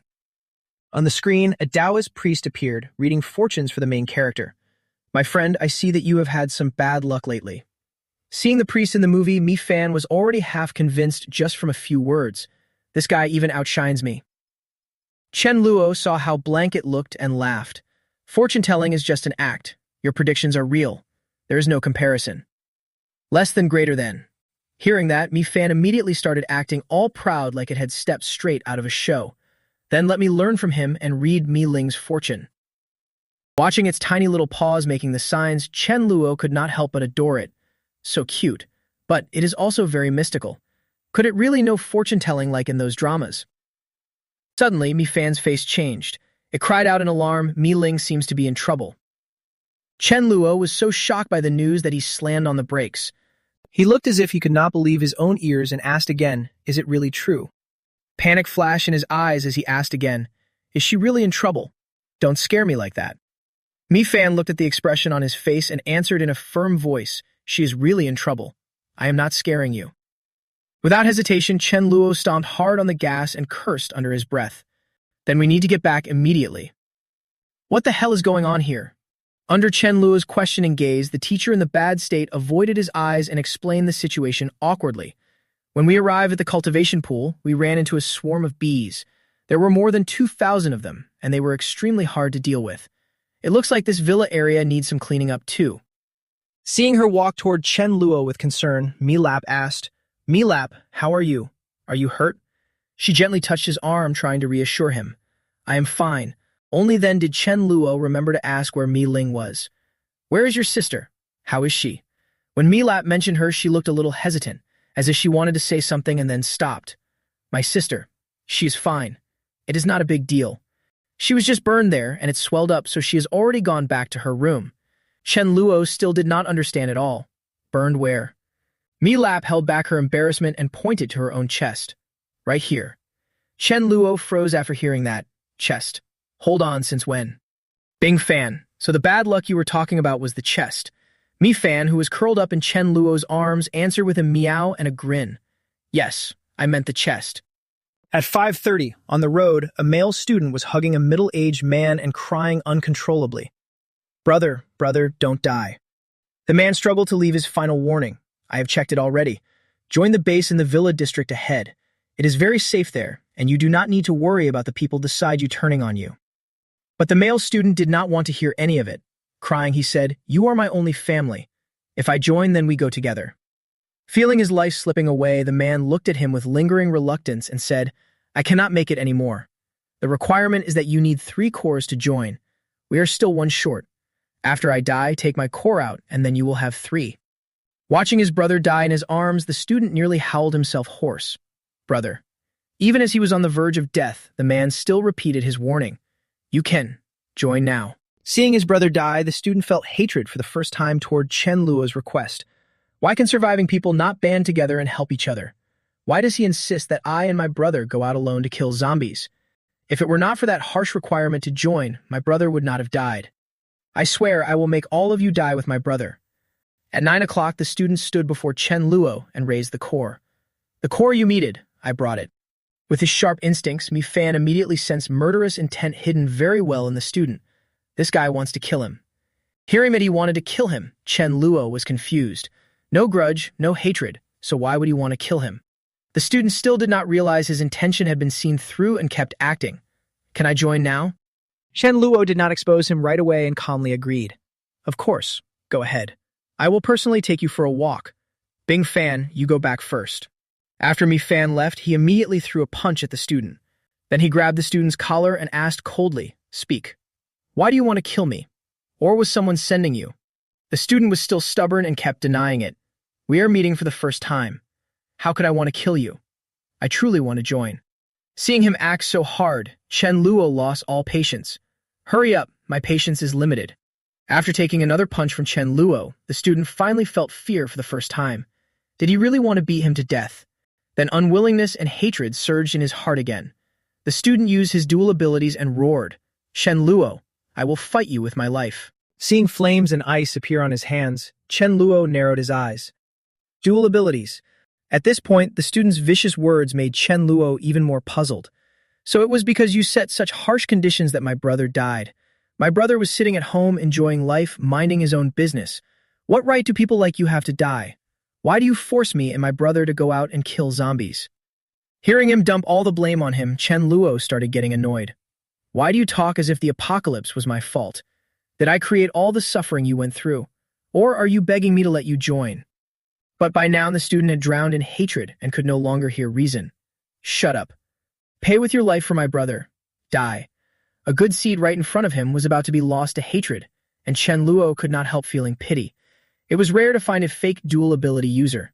What a shame. In the blink of an eye, the energy blade Chen Luo unleashed sliced straight across the student's body. He only had time to scream once before being instantly logged out. The next day, Chen Luo watched Ming Cheng leave with someone else to collect supplies and thought to himself, "This morning my fan successfully reached level 4. The only thing is, Chen Luo, look at him leaving. I have a feeling this guy is going to die. I remember now.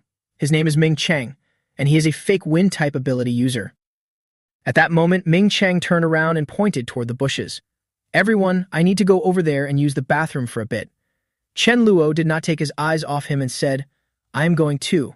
Let me come with you. I want to see whether my fan's prediction can really save him from death." Suddenly, a sharp sound rang out. He immediately looked up and saw a black cat perched on a tree branch. Looking at it, he was suspicious. A cat. The black cat suddenly charged at Ming Cheng like it had lost its mind. Chen Luo was startled. Could this be a zombie cat? Was it the reason that guy died? Then, without hesitation, he rushed in and knocked it away, saving Ming Cheng. At the base, Mi Fan inexplicably spat out a mouthful of blood. Fat Vuong saw this and panicked so badly that it cried out, "What is going on? Bing Fan, wake up. Bing Fan. This is bad. No reaction at all. I need to report to the master immediately. Bing Fan, hang in there. I will go find the master. It will be quick." After driving away the zombie cat, Chen Luo returned to the base and felt even more respect for Mi Fan's ability. The prophecy had already come true and could be avoided. This little guy's power is absurdly broken. At this moment, Fat Vuong came running over with tears in its eyes. "Master." Seeing its panic, Chen Luo hurriedly asked, "What happened? Did something go wrong at home?" Running after Fat Vuong, he felt a surge of unease. What the hell happened? Bing Fan.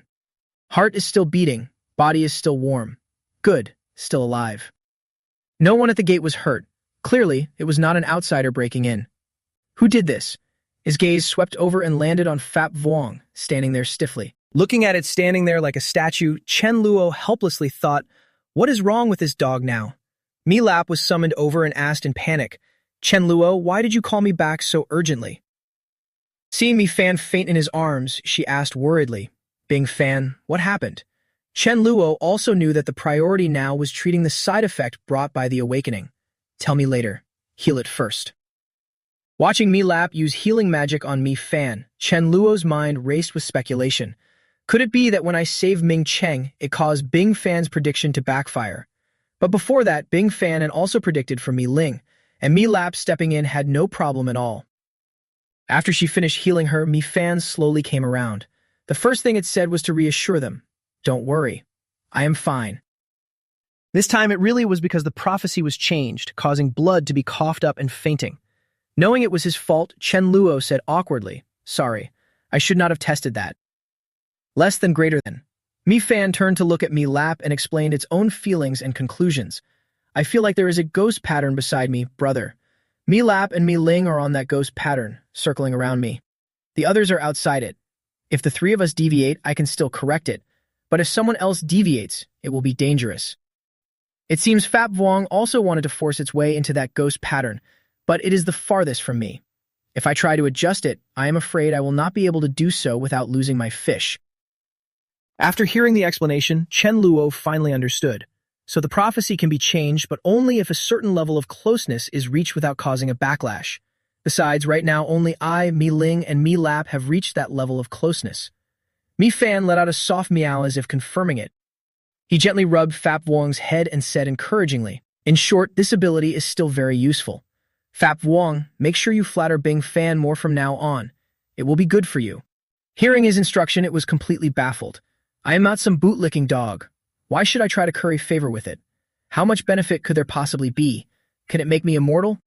Then Chen Luo leaned closer to it and said quietly. After giving it a few instructions, Chen Luo felt at ease leaving Mi Fan in its care. "Bing Fan, from now on, Fat Vuong will be your bodyguard." Fat Vuong, with a righteous and determined look, barked 4 times in reply, "Let me protect you." 1 month later, after Chen Luo called everyone over and stood on the podium with a serious look. Just as everyone had seen, in just a little over a month the evolved zombies had started evolving again. The people below immediately began to panic as they recounted their own experiences. "Yesterday I ran into a level 3 zombie, and it scared me half to death." Level 3? I still have not even reached level 3. That is way too dangerous. They cannot keep evolving forever, can they? Seeing everyone panic and spiral, Chen Luo spoke up to calm them down. Everyone, no need to worry. Evolved zombies gain a bit in stats and some intelligence. They are not the same as our idea of evolution. Of course, I will give everyone enough time to adapt. Less than greater than. 3 days ago, the requirement was only 1 level 3 crystal per day. If you met the quota, you got 12 accumulation points as a reward. 3 days later, the daily requirement went up to 2 level 3 crystals. If you met the quota, the reward was only 3 accumulation points. From behind the stage, Chen Luo heard a voice ring out. Brother, the people from Zhaohai are here again. They said they have some news they want to tell you. A trace of impatience showed on his face. Again. Fine. Everyone form teams and train first. Dismissed. Seeing Chen Luo, Song Lang immediately greeted him warmly. Brother, we meet again. This time Brother Hai asked me to come and pass along a message. Chen Luo's expression was clearly cold and impatient. Say it. Seeing that, Song Lang did not waste any more words and went straight to the point. Someone is organizing a trade fair on Highway 999. I heard everyone in the area has gathered there to discuss how to get through this kind of trouble. It will be the day after tomorrow. Brother Hai plans to go take a look, and he asked me to come see whether you will go. Shen Luo smiled faintly as he recalled his previous life. A trade fair, huh? Of course. That does sound a little interesting, but in my last life, I did not go. After regressing once, my goal is to find and recruit talented people, build an extremely powerful base, and face this apocalyptic nightmare together. An exchange like this is perfect for making connections. The next day, a blue-haired guy led 3 girls over with a flattering smile. Gentlemen, here to have some fun? Brothers, want to play a little? We have everything here. The prices are very reasonable. 5 kilos of rice or a level 2 crystal will do. Chen Luo's face darkened. His eyes were full of killing intent as he looked at the blue-haired guy. The world is already this bad, and you still want to suck money out of women? Trash. And I still count as a decent man. Seeing that his expression was bad, Zhao Hai immediately barked, Get over there. As they entered the fair, everything in sight showed people busily preparing. Trays of liquor were being set out on the counters. A crowd gathered at the booth, and the manager's voice rang out. Brothers, our booth does not need this many people. Split into 2 groups now. One group stays to watch the booth, the other patrols outside. Take turns. Everyone, shout it loud and clear. Shen Luo held up a sign and led everyone along. In a bit, buy whatever you like. Play whatever you want. If you see anything good, contact me. Shen Guang, Fang Yu, Hao Ran, Daz Yu. The 4 of you come with me. The 4 of them shouted in unison, Roger. The sign in his hand read, High-end purchase of high-level spirit stones. Do not worry that I do not have money. Only worry that you do not have stock. Only level 3 awakeners or awakeners with special abilities will be accepted. At this moment, a few people passing by saw that many people had gathered in one place and found it suspicious.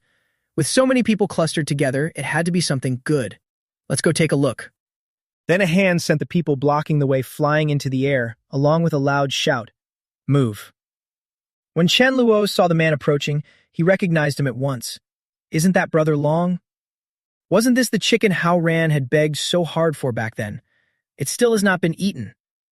Ming Liang put on a natural smile, but his eyes carried a teasing edge as he looked at Jiang Long. Jiang Long, how much money has this chicken burned through for my brother? Do you think I am easy to bully? 50 kilos of rice. No more. If that is not enough, then we can find a place and settle this with a proper fight. Hearing that number, Jiang Long panicked and pleaded, Don't, nephew. How about we negotiate a little? Chen Luo stepped forward at that moment and said, If he does not want it, then sell it to me. I will price this chicken at 20 level 2 crystals. I want it. That smug tone immediately pissed Ming Liang off. Trying to start trouble? This chicken can only be sold to me. You little punk. Before his fist could even reach him, Hao Ran had already sent him flying with one punch. After getting hit, he clutched his face and roared furiously while swinging his fists and kicking his legs. If you do not want to die, get out of my way. Before now, I only ever bully people with Brother Ming Liang backing me up. You dare gang up on me? Let's see how I handle you. Hao Ran slapped his hands together and charged in, Big bro, let me handle it. Shen Luo gave a light hum in response. If you go in like that, I am afraid those Jiang Long guys will have their guts punched out. Hao Ran rushed into Ming Liang's group at terrifying speed, and all they could see was a blur as he flung them aside. He showed no mercy, throwing a punch at the nearest one. That punch was so powerful it nearly shattered the guy's internal organs. Everyone watched as he took a man down with just one punch and immediately panicked in fear. This guy is a body enhancer. Do not let him get close. Get away now. At this point, the people waiting to ambush them were met with Hao Ran's ruthless fists. He attacked hard and kept hammering them down. Another guy got punched until he spat blood and screamed miserably. Seeing Hao Ran single-handedly crushing the entire group, the rest of them were so terrified they screamed and ran. Too strong. We cannot beat him. Stop fighting. Spare us. Run. Run now. Seeing Hao Ran taking on everyone alone, Jiang Long was stunned beyond words. His hatred had already turned into green with envy. He knew Chen Luo was rough and ruthless, but he never expected everyone to have awakened powers already. The gap was just that huge. So strong. Back then I sold my life over a chicken. What was I even thinking? Chen Luo held the soft little hen in his hand and smiled faintly. Brother Long, their fighting is their business.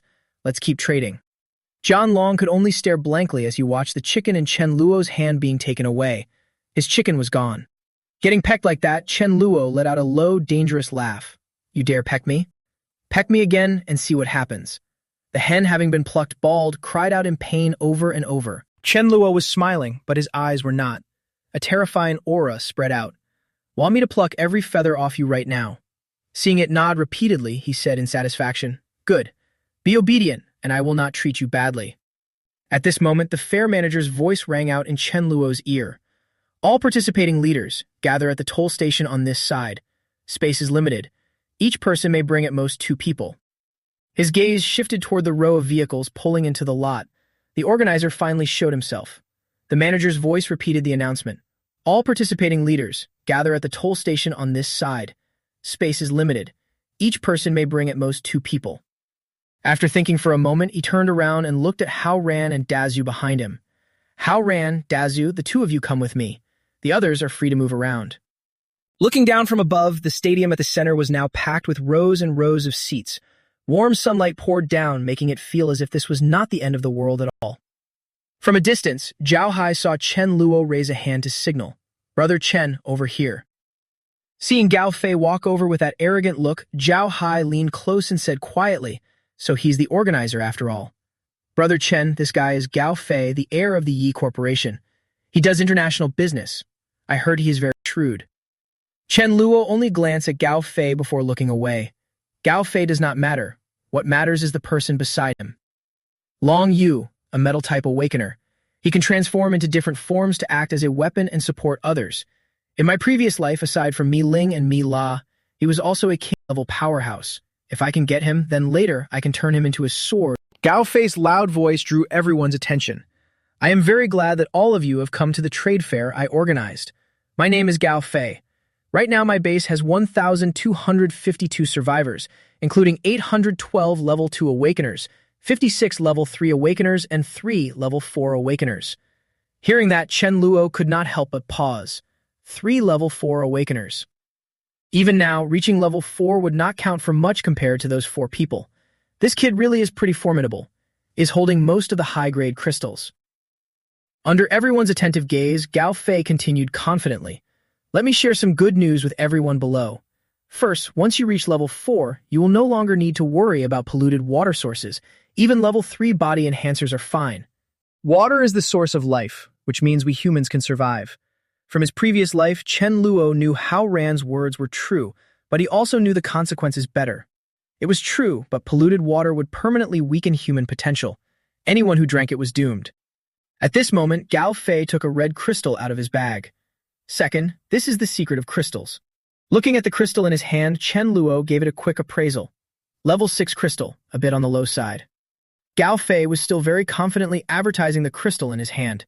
I believe many of you have used level 2 crystals before. They are far more effective than level 1 crystals. The level 2 crystal in my hand is even higher grade.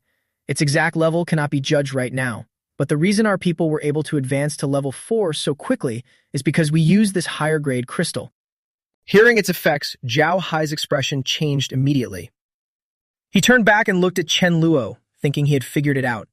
So Chen Luo is this good because he has used higher grade crystals.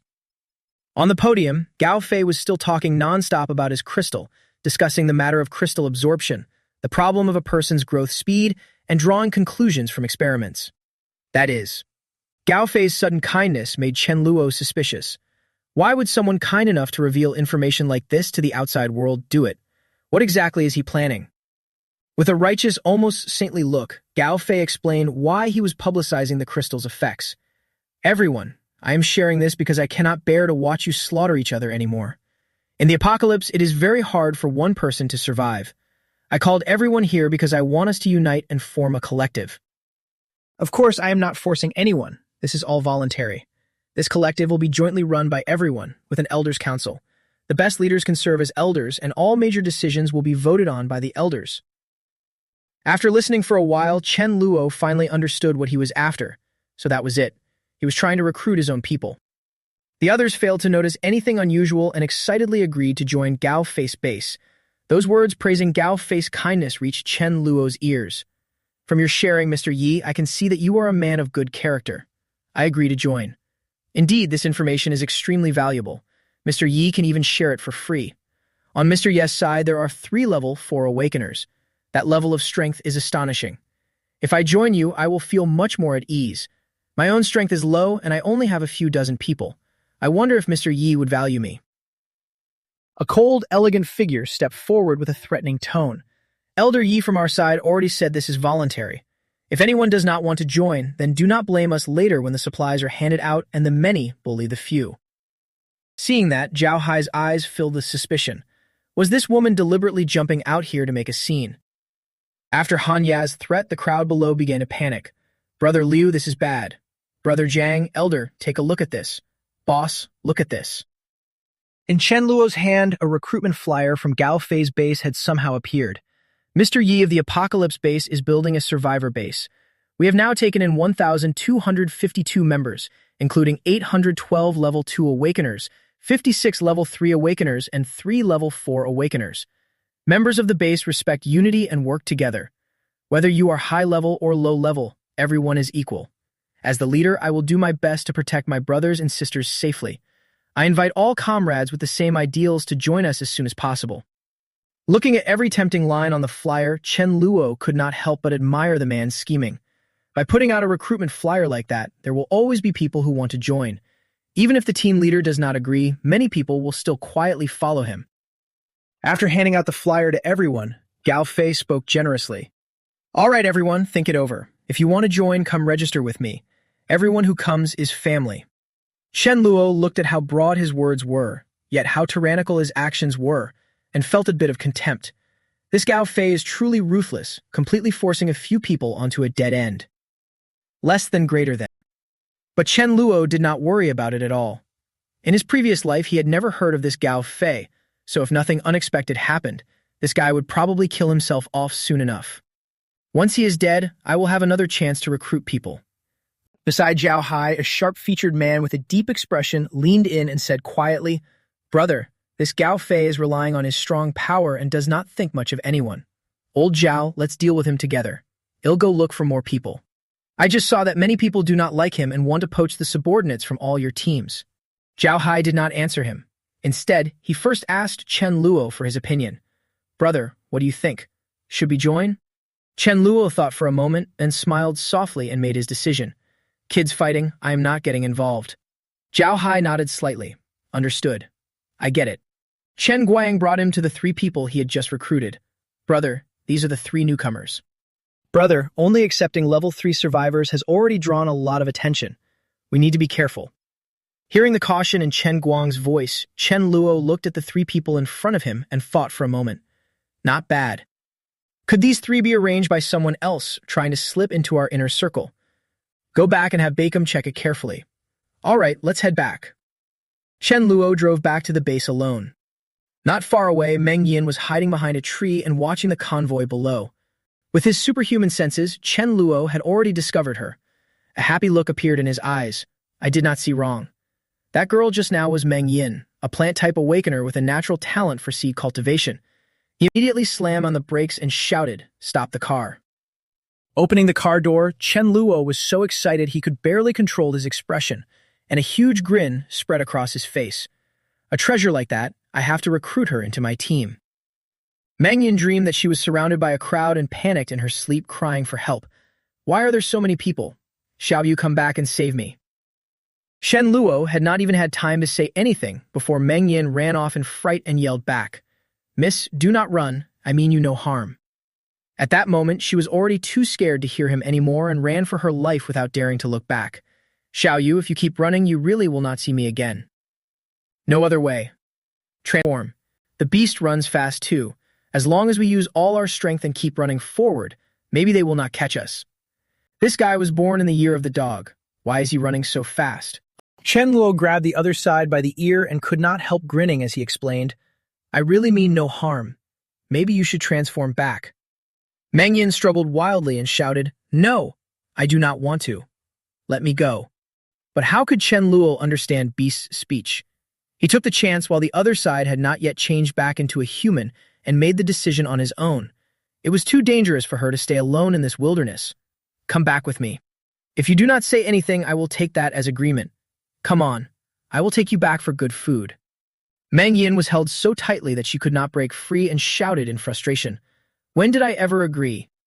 Back at the base, Mila looked at the two things in his hands and asked curiously, "Where did the beast and the chicken come from?" He laughed and teased, "I picked them up on the road." After saying that, he put Meng Yin down in beast form, which startled her.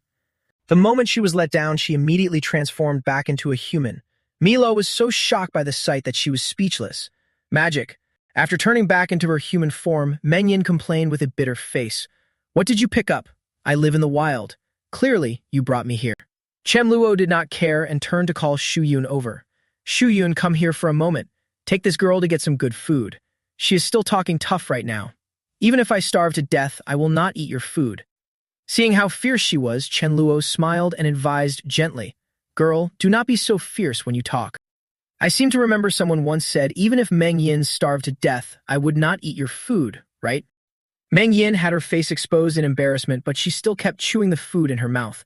"This does not count as starving to death yet. If I am not starving to death, of course I can eat." At this point, Chen Luo could only smile wryly. This girl really has thick skin. "Go ahead and eat. I am really sorry for bringing you here. Actually, I saw you using your ability with a vine and guessed that you were a plant-type ability user. My base is very short of plant-type ability users, so I brought you here. As long as you can grow vegetables, eating meat every day will not be a problem." Meng Yin would not admit that she had been bought by food. She looked troubled and said softly, "I have already been brought here by you. Aside from agreeing, I do not seem to have any other choice. Since I am here, I might as well take a look. If it is really good, I will tell him to bring Xiao Yu over here." Chen Luo did not hesitate and placed a big bag of seeds in front of her. "These seeds are all yours. Pleasant cooperation." Outside, Dazu called out to report the situation. Brother Mi Fan said the 3 new arrivals were all spies. He came in from outside, and the one still carrying killing intent said they had just been beaten by me and Hao Ran and had already confessed everything. Less than greater than. 2 were sent by Yi Gaofei and 1 was sent by Qi Lin. Chen Luo made a cold gesture. "Kill them all. Do not make too much noise. We will watch in silence."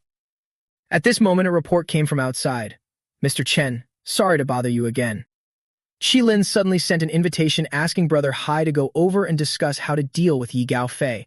Chen Luo looked a little surprised. Was he in such a hurry to deal with Yi Gaofei? He scratched his head and replied, "Yes, and Qi Lin has already looked for Brother Hai several times. He also wants to invite you along. Brother Hai asked me to come and see what you think." Chen Luo thought for a moment, then exhaled and agreed.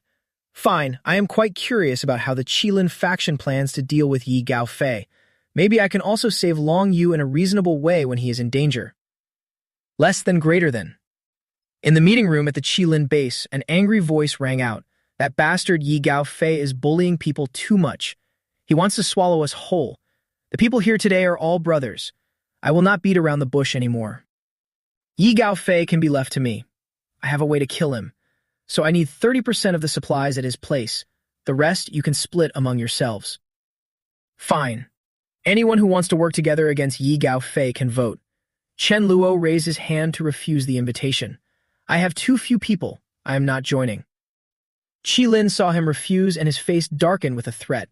"Brother, be careful with your words.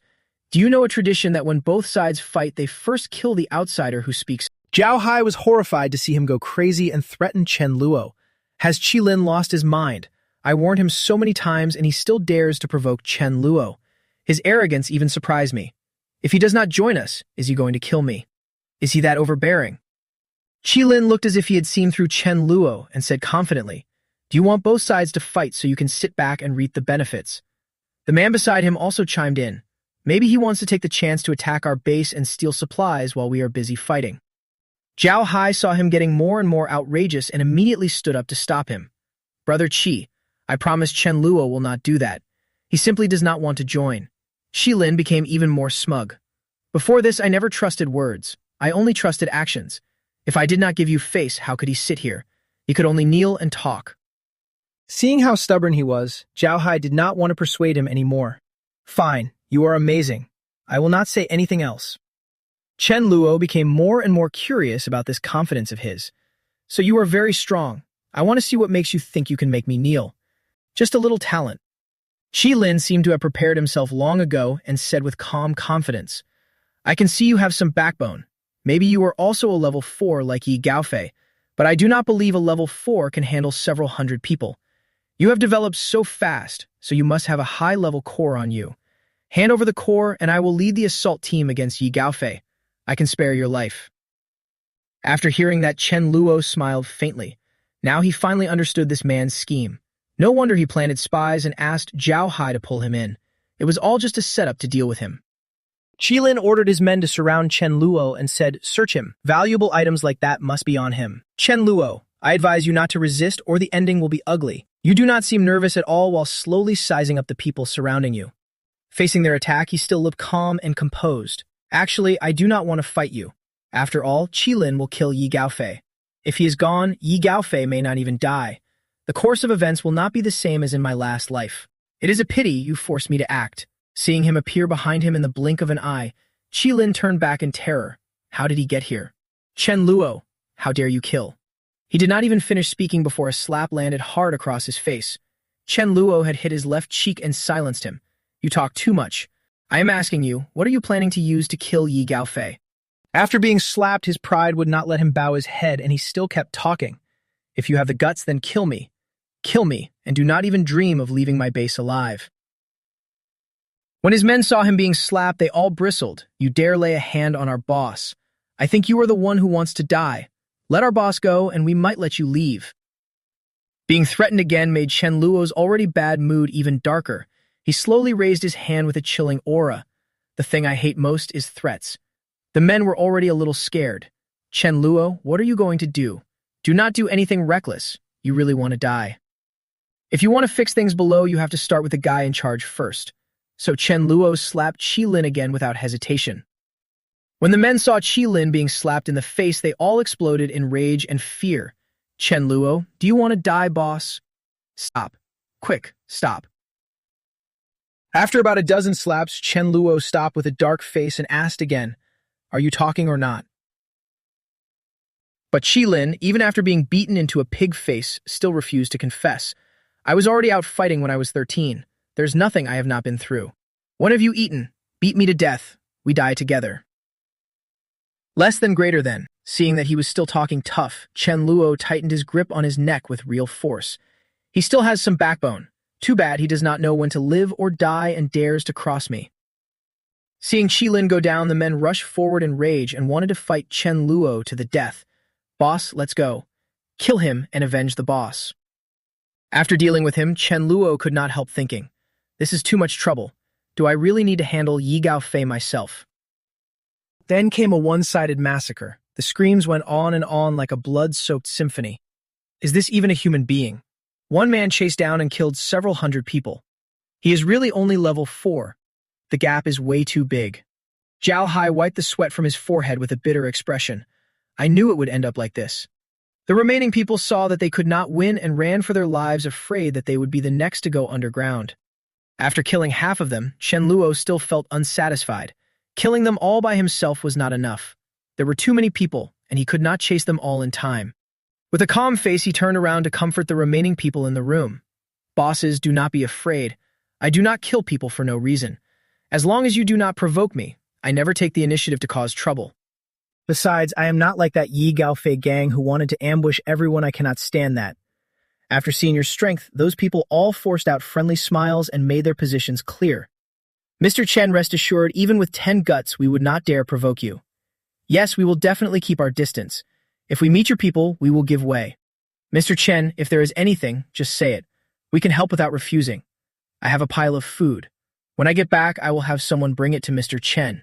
But after escorting him out, those people who had just been smiling and trying to please him immediately turned hostile and said they wanted to rely on Yi Gaofei to get rid of you. So scary. Can a level 4 really be that dangerous? What do we do now? It's not like he is the only level 4. We should go find Yi Gaofei. There are 3 level 4s on their side, so they should be able to deal with him. Yes, Yi Gaofei certainly will not easily accept control from a level 4 like that. Come on, let's go find Yi Gaofei.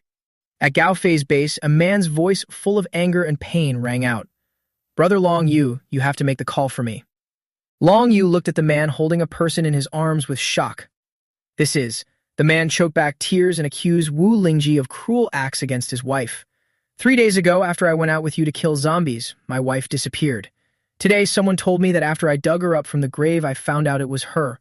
Wu Lingji did it. This was too unbelievable and made Long Yu somewhat unable to believe it.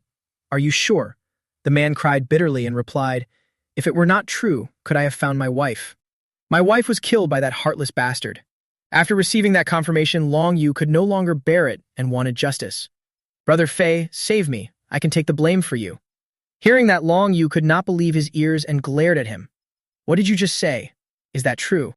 When you reached Gao Fei's room, Wu Lingji's mocking voice rang out and stopped Long Yu in his tracks. Too bad.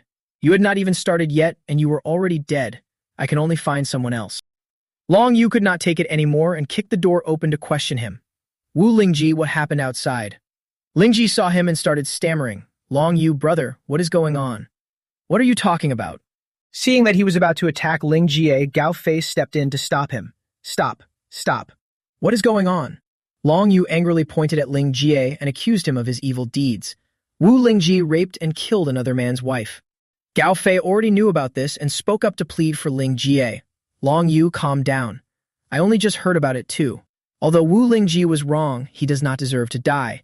His value is much greater than most people. After this, he can kill zombies to make up for his sins. Long Yu could not believe his ears and shouted back. Value, so my value is higher than his. I want to kill him right now. Seeing that Long Yu really wanted to kill him, Ling Ji panicked and begged Gao Fei. Brother Fei, save me. I can take the blame for you. Hearing that, Long Yu looked at him in disbelief. Are you serious? Ling Jie put on a righteous face and explained for Gao Fei. Brother Fei spends his days taking care of everything for the base. At night, if he plays with a few women, what is the harm? Being in a good mood leads to wiser decisions and saves more lives. Long Yu had not expected Gao Fei to be this disgusting. He looked at him in shock and felt regret for the first time. You did not lead everyone to kill zombies and gather supplies. You spent all day dreaming and let everyone sit around waiting to die. And now you are even defending a womanizer.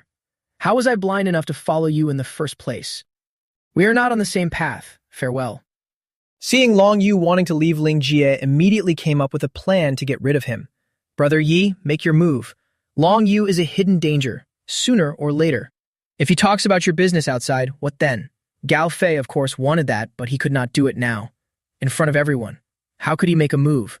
Besides, there were many people in the base who had a good relationship with Long Yu. He could not tell them to attack Long Yu. Then do it this way. Spread the word and say Long Yu raped women, bullied men, and lost all humanity. I was considering the friendship and spared him a life so he can leave the base with his brothers. You understand the meaning of that? Ling Jie said with a delighted look. Got it. I understand. At this point, Long Yu had already led his group away from Gao Fei's base. He blamed his own naivety for being too foolish. Wanting everyone to go kill zombies together was never that simple. But where should we go next? Just then a loudspeaker voice came from outside asking to meet Gao Fei. We are here to surrender. We want to meet Yi Gao Fei. Yes, and there is a man named Chen Luo who is gathering others to attack you. We have relevant information. Let us in. After leveling up, Sha Haoren ran straight to Chen Luo to report. Boss, I have evolved to level 4. Hearing that, Chen Luo's eyes showed satisfaction and he patted Sha Haoren on the shoulder. Not bad. Once a physical type ability user reaches level 4, the core will not only emit power to temper the body. This kind of physical power can also suppress my cultivation. You sound confused, right? Chen Luo thought for a moment, then chose to explain it in a simple way so he could understand. Besides the essential parts like the head, the heart, and the remaining strength, I think you should train your fists. This happened to be Sai Haran's specialty. He happily raised his fists and said, I used to be a boxer too. I also feel fists are the easiest to use. Boss, since you suggested it, I must try it. At this moment, Chen Guang's urgent voice came through. Boss, Zhao Hai is rushing over with the refugees. He says Yi Gao Fei has arrived. Chen Luo immediately gave the order, let Zhao Hai in. Looking at Zhao Hai, he asked in confusion why Yi Gao Fei had found his base. The reply came carefully.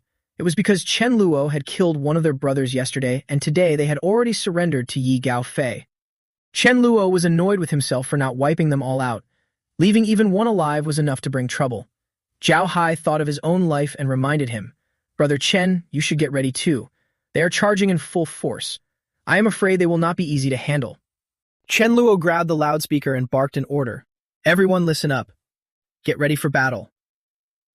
At that moment, a long line of cars appeared outside Chen Luo base blocking the road. Yi Gaofei's voice rang out with righteous fervor. I gathered everyone here out of goodwill so we can all live better. Some selfish people do not want to see us united again. We have to get rid of these unstable elements. Chen Luo really had some guts.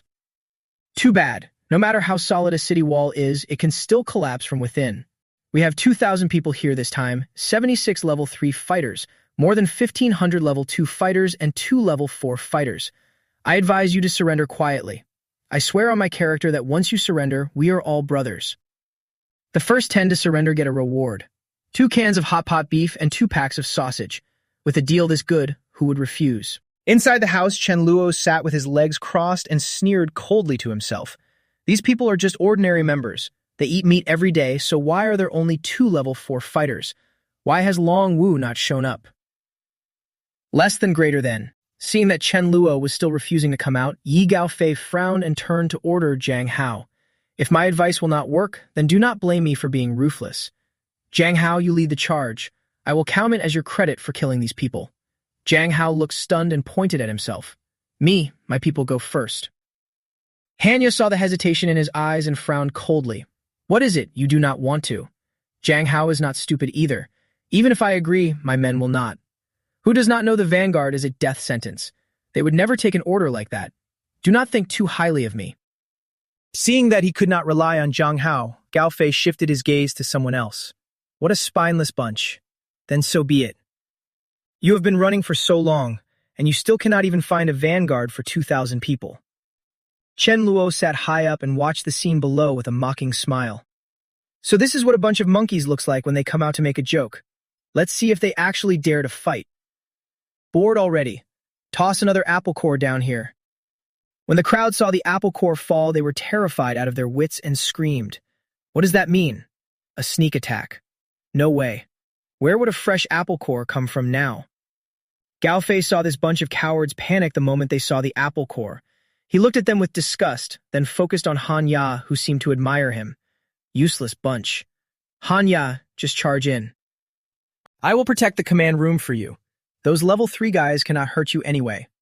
If this keeps up, I will lose all my reputation. You are the one I trust most. You will help me, right? Hanya was tempted and immediately led the charge. Everyone with me. At that moment, Gaofei raised his voice in warning. Earth-type ability users, get out of line. The others, follow me. Anyone who does not follow me, I will kill on the spot. At that moment, the Earth-type ability users on the wall unleashed their power downward. The Earth-type ability users immediately raised a stone shield to block it. Hanya seized the chance and kicked open the base gate. Seeing the stone wall rise in front of her, she panicked. What is that thing for? Right then, Mi Ling and her group jumped down from above and surrounded Hanya. She immediately pulled the person beside her forward to take the blazing fire strike meant for Mi Ling. That fire technique of hers caused a huge explosion that blasted the intruders apart. Hanya was beaten until he coughed up blood and fought in terror. These are 2 level 4 fighters. No wonder the damage is so high. Chen Luo was sitting there watching the show when he saw Fat Vuong about to rush out. He froze for a second. How could he forget that dog? If it charged in, how were the others supposed to train teamwork? Then he spotted an intruder in the base and his eyes lit up. One thing came to mind. My points. Killing a leader can earn a huge pile of points, and even a level 4 core. How could that not be a bargain? Seeing Fat Vuong leap down from above, Gao Fei panicked and froze in place. Flying dog. Just as it was about to reach Gao Fei, one of his men stepped in to protect him, but Fat Vuong claw strike sent him flying. Another one was blasted by lightning until his head melted like butter. At that moment, only heart-rending screams kept echoing through the air. Watching this terrifying scene, Gao Fei was so scared he went numb. This power seems even more terrifying than my own ability. After dealing with those small fry, Fat Vuong appeared before Gao Fei and gathered power for its next move. Thunder God Palm. It slammed a dog paw straight into Gao Fei's face, making him cough up blood. But it was not over yet. Then came the sight of Gao Fei being blasted into a blur by fire and smoke, Fat Vuong showing off its thunderous might. Lightning Shadow. Take this kick of mine. These Point Hall belongs to me now, Elder Dog.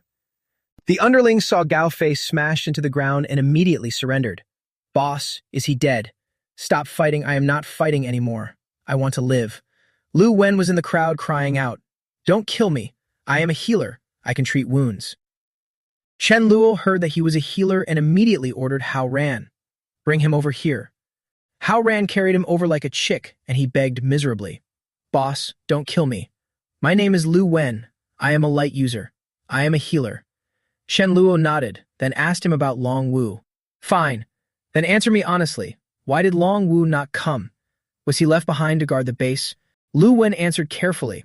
No. He was kicked out of the base by Yi Gao Fei for bullying the weak and abusing women. But when Shen Luo heard that, he immediately looked unconvinced. Long Wu was not that kind of person. Lu Wen naturally knew that and twirled his fingers nervously. Yes, Yi Gao Fei was framed. Everyone in the base knew that. But Chen Luo let out a cold laugh. Serves him right. He asked for it. Then he turned to Zhao Hai and asked him for a favor. Old Zhao, help me with something. Go back and deal with your old crew. Help me tidy this place up a bit, and keep an eye on the gate for me too. When I get back, I will treat you to a meal. Zhao Hai immediately agreed, flattered. Sure, leave it to me. Shen Luo lifted the loudspeaker and excitedly called everyone forward. Everyone listen up. Driver, take us to Yi Gao Fei base to grab supplies.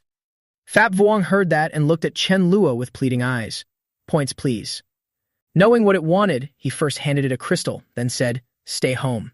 When I get back, I will settle your points properly. Fat Vuong yipped happily in reply. Yes, sir.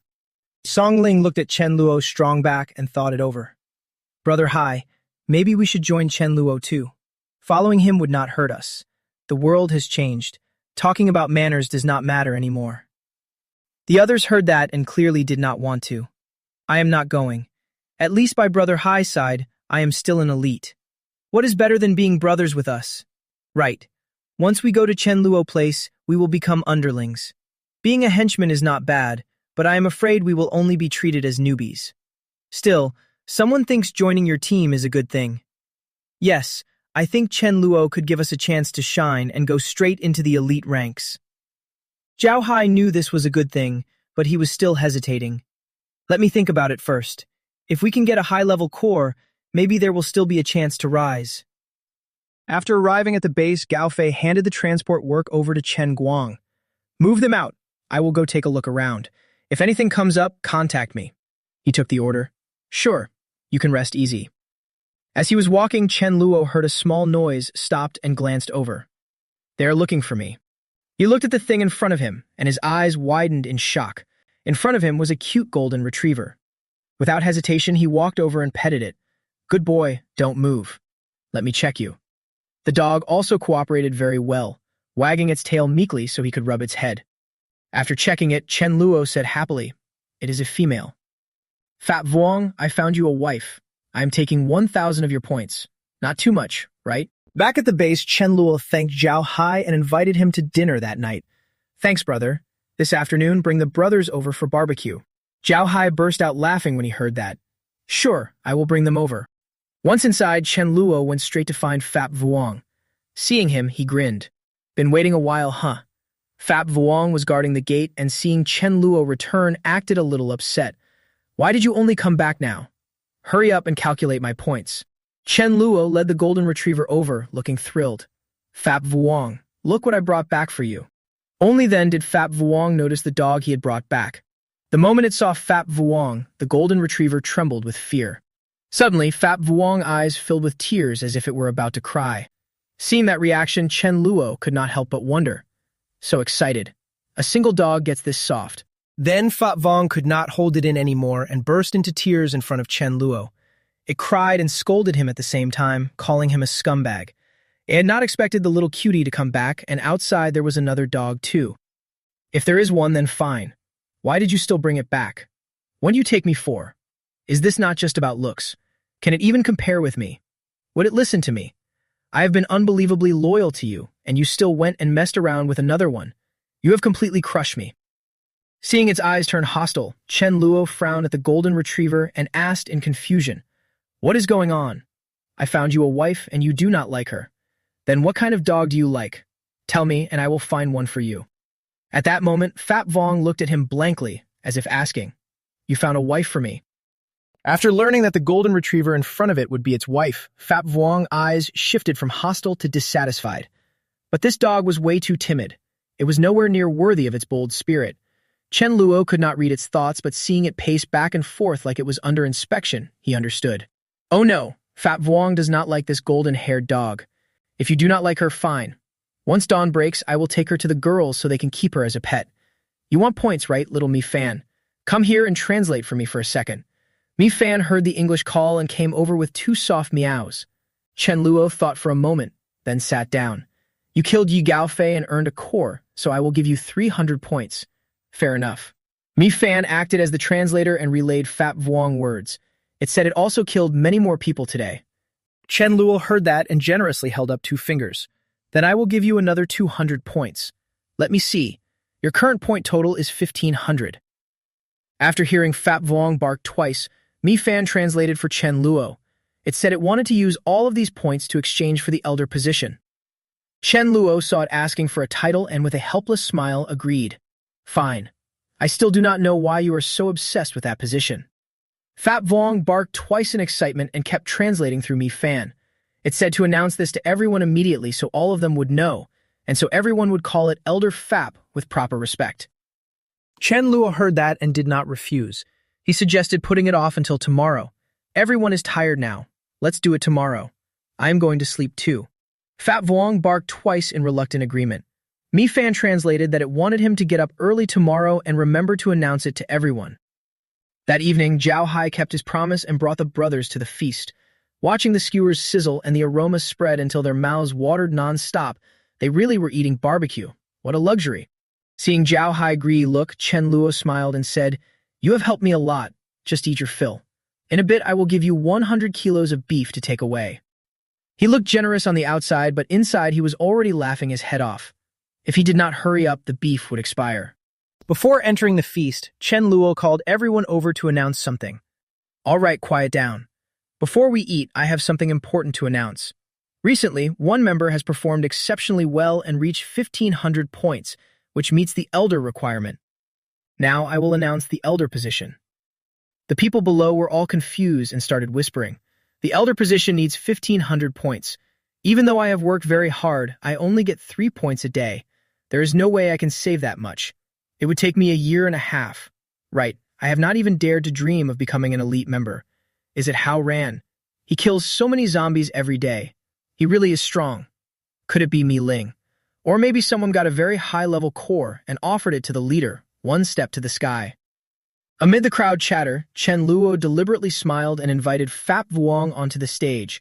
This member will come up and greet everyone. It was wearing gorgeous ceremonial robes and strode up with a cool swagger. The people below could not hold back their curses at that arrogant look. Could the first elder really be Phap Vuong? It is still just a member, and now it can even become an elder. Well, Phap Vuong is easy to read. Everyone knows how strong it is. Exactly. Even if all of us went together, we still could not beat it. Besides, with the leader not here, Phap Vuong is basically the one guarding the base. Seeing everyone frozen in place, Chen Luo raised his voice. What are you waiting for? Announce it. From now on, Phap Vuong is the elder. Everyone felt awkward, but still greeted him by custom. Hello, Elder Captain. Zhao Hai kept staring at this scene non-stop. How does this look like playing house? Can you even play it like this? Phap Vuong was happily recognized by everyone and went wild. Chen Luo became the unwilling translator. The elder captain said the water and wine today are on him. Everyone can drink as much as they like. When everyone heard that, they cheered with excitement. Thank you, elder captain. You are the coolest. Less than greater than. Outside the Dawn City base, the subordinates kept reporting shocking news. What? Chen Luo already killed Yi Gaofei and Han Ya. And there are many level 4 ability users, maybe even stronger ones. The subordinate pointed toward the front. Chen Luo said seriously yes, and they are still recruiting people. The base is ahead. After thinking for a moment, Long Yu said seriously, let's go over and take a look. When they arrived, the voices of those asking to join rang out. What a great smell it is, barbecue. The treatment there is that good. Then if we join, can we eat barbecue too? Chen Luo sat beside the sign and let those guys pound on the stone floor to correct their thinking. By not working, they want food. What are they thinking? No contribution, and they want barbecue. If you want to eat, at least become an official member. Can you see what is written on the sign? Less than greater than. Our base only accepts people from level 3 and above. Moreover, after joining, they must go out and kill zombies every day. Long Yu heard the request and smiled. Good, this suits me. But the next request made him unhappy. This is a great place. The only problem is the bar is a little high. We do not have everyone at level 3. The brother behind me speak up later. If not brother Long Yu, then let the level 3 people join first. They do not need to wait for us. After all, becoming official a little earlier is better. After thinking, he agreed with that idea. Okay then, let the level 3 brothers join first. I will stay here with the others to level up. The bespectacled man standing aside spoke with calculation. Brother Long Yu, although we are not many, we are still considered elites.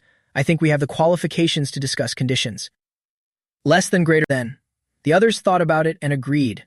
Yes, we only have 4 level 2 people left and many level 3 elites. Letting them meet our conditions is not impossible. Besides, brother Long Yu is already level 4. Maybe they will save face if they are not flexible. Then we should think again whether to join them. Under the pressure from everyone, Long Yu clenched his teeth. Then he decided to go up to Chen Luo and negotiate. Brother, my name is Long Yu. I am a level 4 ability user. Can you help me pass my words to the person in charge of your side? Back inside the base, Chen Luo was a merchant, and merchants never lose money. With a cheerful smile, he calculated today's losses with Fap Vuong. Come on, look at this bill. Today we drank a total of 1,568 bottles of water and wine. That means your points are now minus 1,568. Work hard, cub. Hearing that huge negative number, he felt as if he himself had been blown away by the wind. Everyone in the base is a pig. How could they eat that much?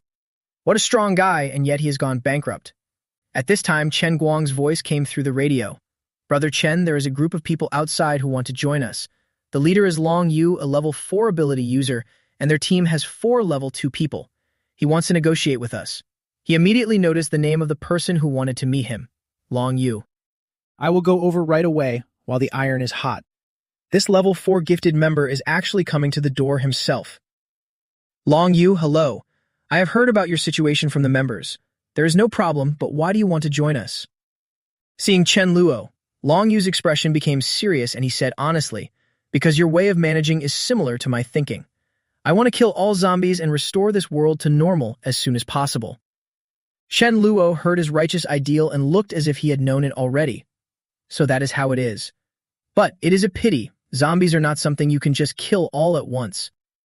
What abilities do you have right now? Long Yu did not hide anything. He said it all. I can control metal. My offensive power is average, but I can metallize my body, and my defense against physical attacks is very strong. My strength is not weak either. After hearing that, he laughed inwardly and sneered at Long Yu. This fool, your talent is not just simple metal body transformation. It is very powerful. Let me test it. He confidently spread his hands and waited. Come here. Seeing his confident posture, the man's eyes flashed with a bad idea. All right, be careful. Let me remind you of something. With just one punch, Long Yu was knocked back. He could not believe his eyes. How could this be? Clearly, he is a level 3 ability user, yet when he hits people, I cannot even feel anything. But just from one move, Chen Luo looked at Long Yu's face and said calmly, I only used 50% of my strength. Long Yu, I have indeed met metal system ability users who can liquefy metal and reforge it, turning it into different shapes, making it more solid and sharper. The guy reached out wanting to grab the iron bar in his hand as if he wanted to try it. I have tried this before. I can do it too. At this moment, Chen Luo showed a strange smile and said, "No. What I want is not for you to change the metal's shape. I want you to turn it into gold." Long Yu asked in shock, "Gold? Less than greater than?" Chen Luo took out a gold ring from his pocket and said, "This is a gold ring. You are familiar with the structure of the gold element. Try it." The guy felt this was absurd, but could it be possible? But then he still used his ability to sense the elements and turn them into a gold ring. Then he immediately followed Chen Luo's instructions and made another gold ring, just like the previous one. After finishing, he still did not dare believe it succeeded. "I really did it." Chen Luo looked calm and said slowly, "So do you know where your real value lies now? The time for metal transmutation is short now because your level is still relatively low. After you level up later, you can gradually make the metal harder. Changing the structure of metal forging divine weapons and equipment is not better than charging into battle and killing the enemy yourself." After understanding his ability, Long Yu showed an excited smile. "I understand now." Receiving a good seedling made Chen Luo overjoyed beyond words. He stepped forward and put an arm around him in a friendly way. "Very good, Long Yu. Welcome to join us. You have not eaten dinner yet, right? Just in time. We are holding a barbecue party. Come in and eat a meal." Time passed quickly and night fell over the base. Chen Luo's estate gradually fell into silence. Xiao Yu, standing on the tree, looked down with a careful expression. "Found it. Xiao Meng Yin must be here. Activate stealth. Meng Yin, don't be afraid. Xiao Yu is here to save you." Unlike Xiao Yu's careful steps, Meng Yin inside the house was eating and drinking happily and gnawing on chicken legs until she forgot the world. While eating, she hummed happily, so delicious. Xiao Yu, after suffering so much, finally found her, and seeing this scene, tears almost burst out. "I was worried you were suffering and came looking for you with my life on the line. I have been starving for several days and you are still eating fried chicken." "Huh?" Seeing her, she seemed a little hungry. Xiao Yu, when Fap Vuong passed by Meng Yin's room and sensed an unfamiliar scent, he immediately became alert. "An intruder. I need to report to Chen Luo quickly." Chen Luo got the report and rushed over in a panic. "Where is the guard? How did someone suddenly break in? Meng Yin is my future hope seed. Absolutely nothing can happen. Fap Vuong, run ahead and guide the way. Hurry up." Opening the door to Meng Yin's room, Chen Luo saw Xiao Yu hiding behind her and asked in a sharp voice, "Who are you? Why are you here?" Meng Yin carefully explained her identity. "She is my friend. She has the stealth ability, so she slipped in." When he heard that, he froze. Friend of Meng Yin, stealth ability. This rare ability user must be taken in. So that was it. I thought Meng Yin was alone outside and in danger, so I kindly brought her back. I did not expect it to make her worry. Look, isn't she staying very well at my place? If you have nowhere to stay, you can join us too. We have many sisters and brothers, good people to watch over you. We have water, electricity, and no shortage of food. Hearing this, Xiao Yu was still a little hesitant. "So if I stay here, do I need to do anything?" Seeing her worried face, he answered gently, "Use your stealth skill and go out to help me capture more mutated creatures." Xiao Yu was stunned and asked, "Mutated creatures? Do you mean zombies that suddenly have powers and are completely different from other zombies?" Chen Luo heard that she seemed to know and immediately asked, "Have you seen one before?" Xiao Yu recalled the ice zombie she had seen and recounted it. "Maybe there was one. On my way here, I met a zombie that was already dead, but there was still a lot of ice around it, and its body was covered in cold air. Because it was different from ordinary zombies, I did not dare underestimate it and go closer. Its crystal should also be there." After hearing her story, Chen Lu's face immediately darkened. Only his eyes shone with cold light. If it is a survivor who killed a mutated creature, they cannot ignore zombies. Most likely it was a conflict between zombies, so it seems that a higher-ranked mutant must be active nearby. Danger so close made him unable to sit still. He asked for its location. "Okay, tell me the address. I will go over in the morning." Xiao Yu thought for a moment and told him the zombie's location in detail. It was in front of the candy shop, probably over 1,000 meters away in that direction. The next morning, Zhao Hai ran over in panic. "Chen Luo, it's over." Seeing his trembling look, Chen Luo raised an eyebrow. "What happened? Why are you so scared?" Zhao Hai was shaking so badly that he could hardly stand still. His soul looked ready to leave his body. "Chen Luo, I think we should leave here quickly." I clearly saw that zombie was still hundreds of meters away, but in the blink of an eye, it was already beside my subordinate. That zombie just breathed once and killed my man. After hearing this, Chen Luo was not afraid at all. Instead, he showed an interested smile. "That dangerous?" Zhao Hai took a breath and calmed down a little. It is extremely dangerous, we simply cannot handle it.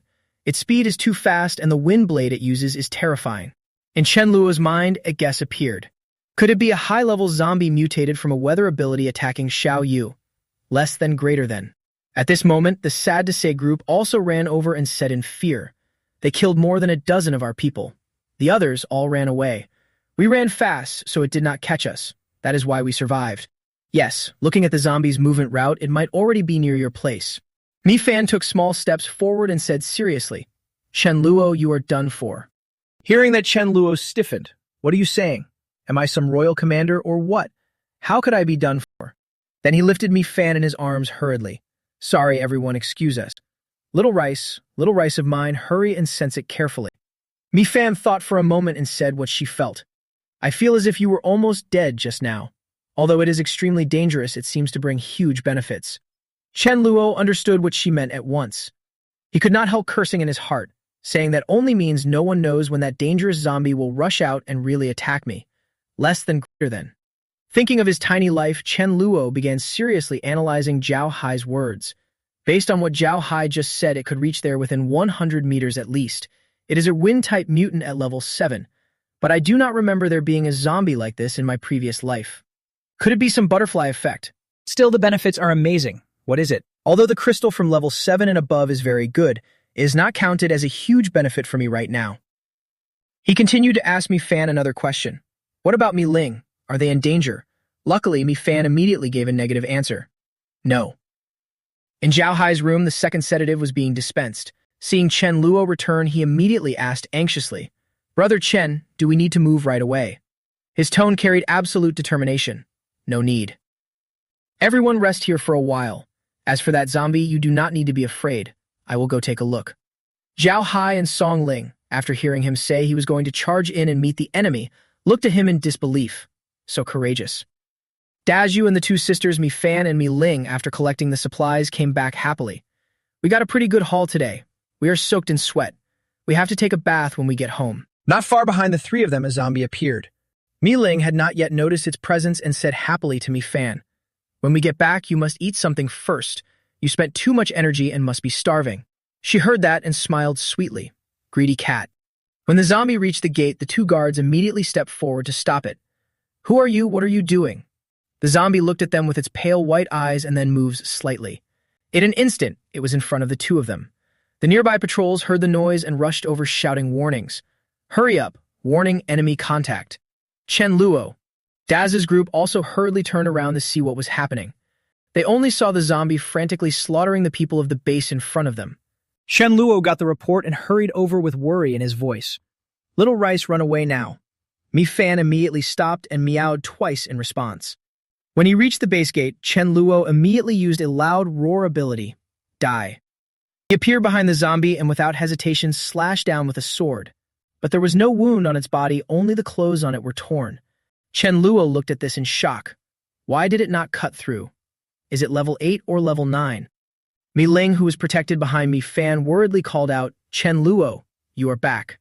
Stand beside Dazhu and ask him what is going on. Knowing that the zombie before him was not simple, Chen Luo still rushed into fight. While attacking, he thought of a way to deal with it. With Mi Ling and the others here, he could not just leave them and run. But how should he fight? The zombies suddenly turned around and struck back. Chen Luo was caught off guard and sent flying back. Mila cried out in worry and fear, Brother Chen Luo. The others saw him get blasted away and screamed in panic too. Chen Luo, big brother, was slammed hard into the ground, pain shooting through him. Chen Luo could not help cursing inwardly. Damn it. After sending Chen Luo flying, the zombie immediately turned and looked at the Mi Ling group across from it. Seeing it charge toward the two of them, Chen Luo warned in alarm, watch out. Dangerous. Seeing that the enemy would not fall, Chen Luo clutched his arm in pain and quickly calculated. If he could not beat it, he could only use a space escape to take everyone out of here, but he still had not fully grasped space escape. He could only gamble and give it a shot. Hold tight. Go. Failure. Back at the base, after Chen Luo's space escape failed, Mila was locked onto by the zombie. Her face was full of fear. After coming back, Chen Luo saw this horrifying scene and shouted, Mila, Could it be that you still cannot escape the same fate as in your past life, dying all alone? At this point, he could only pray that the mutated body would run out of fuel and suddenly explode. Get lost and die already. As his thoughts hit the peak, the crystal in his head suddenly burst into light. The zombie was sent flying backward as if struck by something. Chen Luo stared in shock, not understanding what had just happened as the zombie fell. A stabbing pain shot from his head and left him dizzy. If there were someone at his level, they would see that the crystal in Chen Luo's head had already cracked. Seeing him collapse, everyone shouted in panic. What happened, big brother? Mila was so worried she was on the verge of tears. While frantically using her healing powers on him, she kept calling his name in terror. Chen Luo, wake up. Wake up now. Mi Ling was the calmest one at this moment. She quickly gave orders. Close the gate. Before Chen Luo wakes up, nobody goes outside anymore. Guard the base. Daju, carry Chen Luo back. He can do it. There was deep worry in Daju's eyes as he stepped forward to help carry Chen Luo back. When Fap Vuong saw Chen Luo pass out, he was also frantic. He barked nonstop like he was complaining. Why did all of you fail to protect Master? Why was he the only one who got into trouble? Mi Fan saw how worked up he was and calmly soothed him. Relax. I already foresaw that he would be in danger. He will not die. In fact, this might even bring a huge benefit. Seeing that he still had not woken up, her face went pale with fear. Her voice was choked with emotion too. He only got hurt protecting us. Mi Fan felt miserable, helpless, and lost in thought. I already said he was fine and would even gain something from this. Why does nobody believe me? 2 days later. Seeing him wake up, Mila said joyfully, Chen Luo, you finally woke up.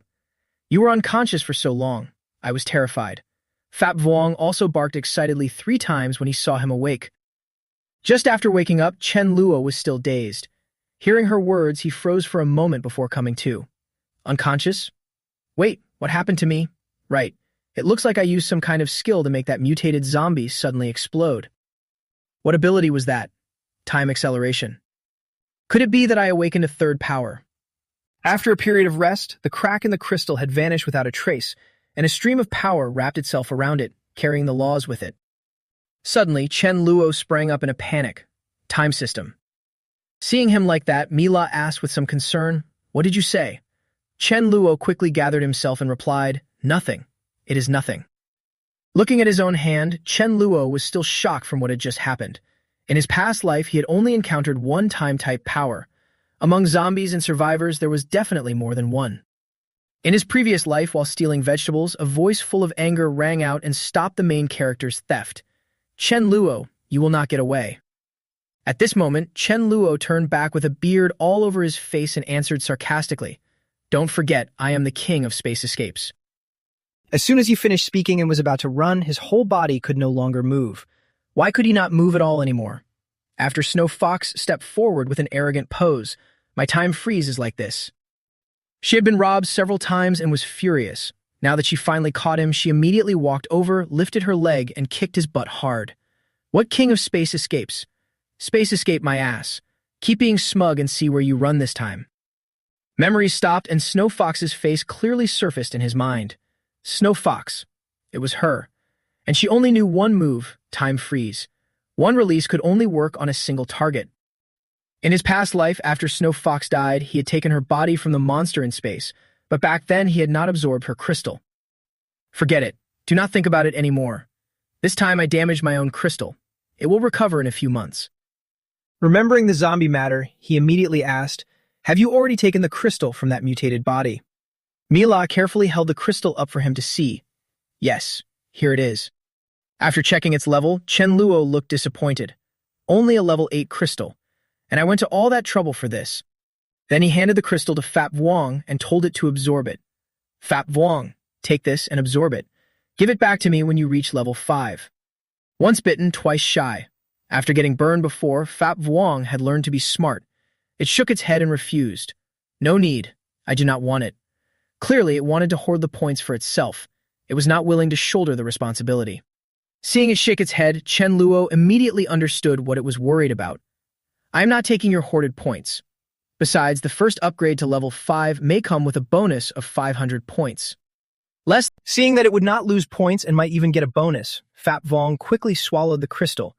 If you say so, then I will not refuse. 500 accumulated points. I am in. Even though Mila saw that he was fine now, she was still worried. She said softly, "Brother, you have been unconscious for 2 days. You must be starving. Let sister Yu cook you something." Shen Luo knew she had stayed by his side all day and probably had not eaten properly either, so he immediately told Fap Vong to get to work. "You do not need to go. Fap Vong, tell Mi Fan to pass the message to Mi Ling. Tell everyone that I have woken up. Then have everyone enjoy a proper meal as a celebration." After it left, he turned back and looked at her with a somewhat guilty expression. "You have worked hard these past few days. Having someone by your side who cares about you is really nice. Living a lonely life all on my own, I have already lived enough." Outside the base, a man appeared riding a huge elephant. Around him was a crowd that looked like they were trying to block the way. Seeing these people cling to him like dog-skin plaster and refuse to let go, he said coldly, "I already gave you a chance and you did not take it. Now do not blame me for being ruthless." The people controlled by An Shen and thrown aside flew into a rage and shouted in scorn, "What are you showing off for? Isn't it just because you are riding an elephant? You are not even as useful as a dog. If you have guts, go find it yourself. Bullying us is nothing special. If you dare go looking for it, you probably will not even know how you die." Anshin's face darkened in disbelief. Impossible. Absolutely impossible. His elephant was supposed to be invincible under heaven. How could anyone be stronger than it, let alone a dog? After breaking through the encirclement, he drove the elephant toward Chen Luo's base. He would never allow any troublemaking bastard to fight him head-on. "Brothers, let's go. Head to the base up ahead and find that dog." Not far away, 2 wolves appeared in the grass, staring at the group of people An Shen had taken away. They turned to each other, exchanged a look, and nodded as if understanding something. After eating and drinking his fill, Chen Luo took Mi La and Mi Ling outside, only to run into a group of women surrounding Golden and cheering him on. "Golden, little one, show them what you can do." "That's right. Who knows, if you perform well enough, maybe boss will make you an official member. Then you will enjoy the treatment of a regular member. You can even enjoy it yourself." Hearing the noise, the short-haired woman was sent flying back. When she saw what was coming toward her, she shouted in confusion, "Look over there. There is an elephant." The woman in the pink dress looked over and immediately knew the newcomer meant trouble. She quickly warned, "Watch out. This person is bringing an elephant. It's huge and looks very fierce." Hearing that beast, Chen Luo had a thought flash through his mind. Elephant. Could the visitor be En Shen's summoned beast? Exactly as you guessed, it really is him. Mi Ling stepped forward and asked coldly, "What brings you here?" Seeing her beautiful face, An Shen immediately grinned flirtatiously. "Beauty, I heard you have a very powerful dog." "You mean that golden-haired dog? In front of so many people, it still dared to rush up first. Setting aside its strength, it sure had guts." Hearing his description and mistaking Golden for Fap Vuong, Mi Ling froze. That dog he was talking about, the golden-haired one? Mi La looked at her blank expression too and was equally confused. Is he talking about the wrong one? As for Fap Vuong, he was so furious that he wanted to lift a paw and kick him in the face. This damn bastard, daring to look down on me. An Shen still did not know he had mixed them up and shouted, "Golden-haired dog, have the guts to fight my elephant one-on-one. Golden is just an ordinary dog." The elephant's aura immediately overwhelmed it, terrifying it so badly that it collapsed on the ground, crying out in fear. Seeing how scared it was, he laughed loudly in mockery. "That's all?" Seeing him bully Golden, Mi Ling was furious and called out her flaming demon. "You want to find someone to fight your elephant? Then come at me." Fap Vuong saw that she was about to fight him and immediately wanted to rush in. Obviously, the points were coming to me. Why did someone else snatch them away? But Chen Luo quickly grabbed it and would not let it go. He scolded it angrily. "It is time for Mi Ling to get some training. If you still do not obey orders, I will strip you of your elder position." Hearing that he would be stripped of his position, Fap Vuong instantly went still like a quail in his hand. Mi Ling and the flaming demon both roared in battle. "We are here." And Shen still remained smug as he drove the elephant forward. He was asking for it himself. Attack. They only saw it lift its head high and raise its trunk. Then it slammed down hard. Just when Mi Ling was about to stand there waiting to die, she pointed a finger, and a flame shot from her hand, instantly burning the elephant's trunk. Shen Luo watched from the side and thought, "Nice move, you little brat." This was one of Mi Ling's skills, the initial form of Red Lotus Blaze. Flames poured out from her fingers, forming a barrier that blocked the elephant's trunk. An Shen watched his elephant get scorched and cried out in panic. "What the hell? My elephant. Charge in and kill them." Seeing him play dirty, Chen Luo sighed. "Ridiculous. Wasn't he the one who said he wanted a one-on-one fight? After using that move, Mi Ling was now exhausted. She sat on the ground and could not move. Seeing this, Chen Luo immediately called for help. Charge with me too. Dazhu and Hara Nian also heard the order and rushed forward. With cold expressions, they looked at the enemy ahead and shouted, "Got it." An Shen stood behind them and watched each person on his side fall. His face changed from confidence to fear. Why are they so strong? Seeing that only he was left, Chen Luo coldly let the dog bite the enemy. Fap Vuong received the order and barked loudly. Understood. The moment it rushed toward An Shen, it was excitedly calculating points in its head. If it caught An Shen, it would at least earn the dog 100 accumulated points. Hunt down the prey. Move. An Shen ran and ran, but still could not shake off Fap Vuong's pursuit. He was furious beyond words. Where the hell did this dog come from? Why is it chasing me? The appearance of the two wolves made Fap Vuong freeze for a moment. Coming back to its senses, immediately rushed over and gave An Shen a bite on the head, its own accumulated points. With just one bite, An Shen fell. Seeing this, the two wolves were shocked stiff. Seeing the beautiful white wolf in front of him, Fap Vuong instantly fell into a daze. Little one, even your looks are pre-balanced. Don't run. After pinning down the white wolf, it immediately leaped onto it, ignoring its annoyance. It grinned and put on a roguish look. Beauty, let's be friends. The white wolf could do nothing but shoot its companion a pleading glance. Seeing it keep growling at him, Fap Vuong could not help baring its teeth. What is that male wolf growling about? Trying to fight this old-timer for a mate? By then, Chen Luo had also arrived. Seeing his beauty-snatching scene, he immediately laughed and teased. Look ahead. Those are two dogs. They look like huskies, but they are wolves, not dogs. And there is even a rare white wolf. Seeing its protective stance, Chen Luo smiled softly. Fap Vuong, do you like it? But Fap Vuong's pose looked exactly like a bootlicker. He walked over, picked up the two wolves, and said to it, "Come on, head back first." Seeing the beauty being taken away, Fap Vuong barked twice. Mine. Back at the base, Fap Vuong immediately asked about his white wolf. Where is my wolf? Seeing how anxious it was, Chen Luo kicked its butt and chased it off. Got it? Then get lost already. Stop embarrassing yourself. Even after getting kicked in the rear, Fap Vuong still wagged its tail happily and ran off. Got it. They worship strength. If they do not submit, beat them until they do. Or just force it through and make it a done deal. Fap Vuong, as if opening a brand new world, looked at brother Luo with teary eyes, as expected of the master. Seeing that it was still standing there, Chen Luo kicked its rear and drove it off. Got it? Then hurry up and leave. Don't make yourself look worse. Even after being kicked in the butt, Fap Vuong was still delighted and wagged its tail all the way off. It got it. After it left, Chen Luo fell into thought about the zombie evolution. Judging from the current situation, in 1 month the zombies will evolve to level 4. Level 4 zombies will not only grow stronger, their intelligence will improve a little too. They will no longer wander around aimlessly. They will start looking for surviving humans with a purpose. Although the quarantine zone is isolated, it is still inside the city. Sooner or later, it may face a large-scale zombie assault. I cannot wait until the water reaches my feet before jumping.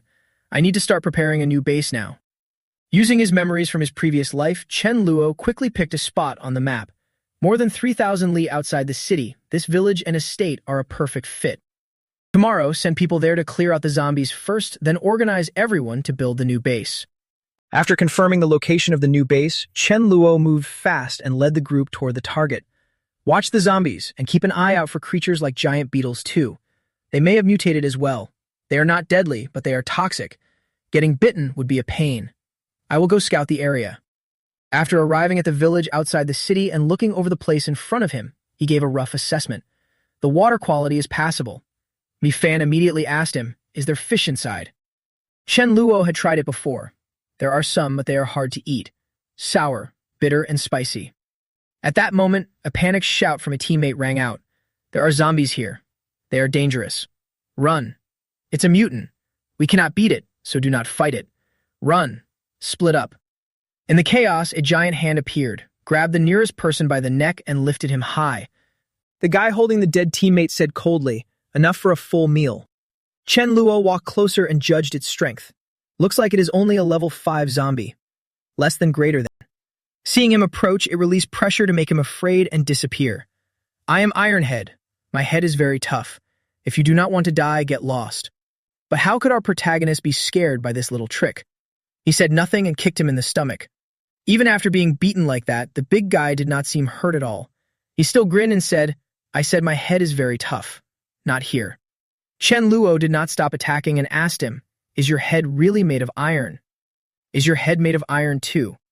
After being kicked by Chen Luo, the kind-hearted big guy was in so much pain that he nearly cried. His whole body trembled as he protested, don't you know where the head is? This is the head. The head is here. Seeing that he had asked so sincerely, Chen Luo could not pretend he did not know. He slapped him hard across the left cheek. Fine, I will answer you. The beaten big guy was terrified and cried out, this person is too scary. Chen Luo now wanted to rush over and give him another beating. He sat on top of him and kept slapping him. Each crackling slap shattered the big guy's arrogance. Beaten until his face was swollen, the big guy choked up and begged, don't hit me anymore. I was wrong. Iron head is not iron. Iron head is not iron head anymore. Less than greater than. Seeing that he was scared, Chen Luo said sternly, kneel and bow or you die. After saying that, he looked at him for a moment and made his decision. A physical type. Let him become Xia Haren's training target. Dazu and Melling are not bad either, so keep them for now. Stay here. Do not try to run. Pain? The big guy had been beaten so badly that he no longer dared resist. He obediently walked to where Chen Luo pointed and said, don't. I will not run anymore. A zombie crab suddenly appeared by the seaside. Behind it was an entire swarm of crabs frantically moving inland, less than greater than. At the main base, the team outside saw this scene and panicked. They rushed in to report, Boss Feng, something is wrong. It looks like a mutated creature has taken control of the sea tide. The nearby seawater suddenly surged and flooded a huge area. Most of our supplies are gone, and some people have already been swept away. Boss, what do we do? Do we need to move into the city? Hurry, we cannot stay here anymore. The repeated harassment from the zombie crabs finally wore Feng Zhenqing down. He clenched his fist and made his final decision. We cannot stay in the coastal city anymore. Feng Zhenqing, the level 5 base leader, ordered his men to start preparing supplies and vehicles at once. Tomorrow morning we set out for Chengdu. Everyone quickly replied yes. 1 month later, the mind-controlled Lei Haogui was brought before Chen Luo. Lei Haogui, that bastard. He said we would work together to gather supplies, and now he dares to hog them all. Is he trying to play me for a fool? Lei Haogui looked terrified and tried hard to explain his betrayal. No, brother Chen Luo, how would I dare lie to you? A bunch of people suddenly rushed out, and the leader was named Feng Zhenqing. He forced me to cooperate with him, so. Hearing that name, Chen Luo immediately recalled the information about him from his previous life. Feng Zhenqing, he remembered. In his past life, he was also a major king tier expert and a local tyrant, with plenty of good seeds in his hands. In the end, he even broke through to level 10. To save his own life, Lei Haogui decided to hand over the supplies.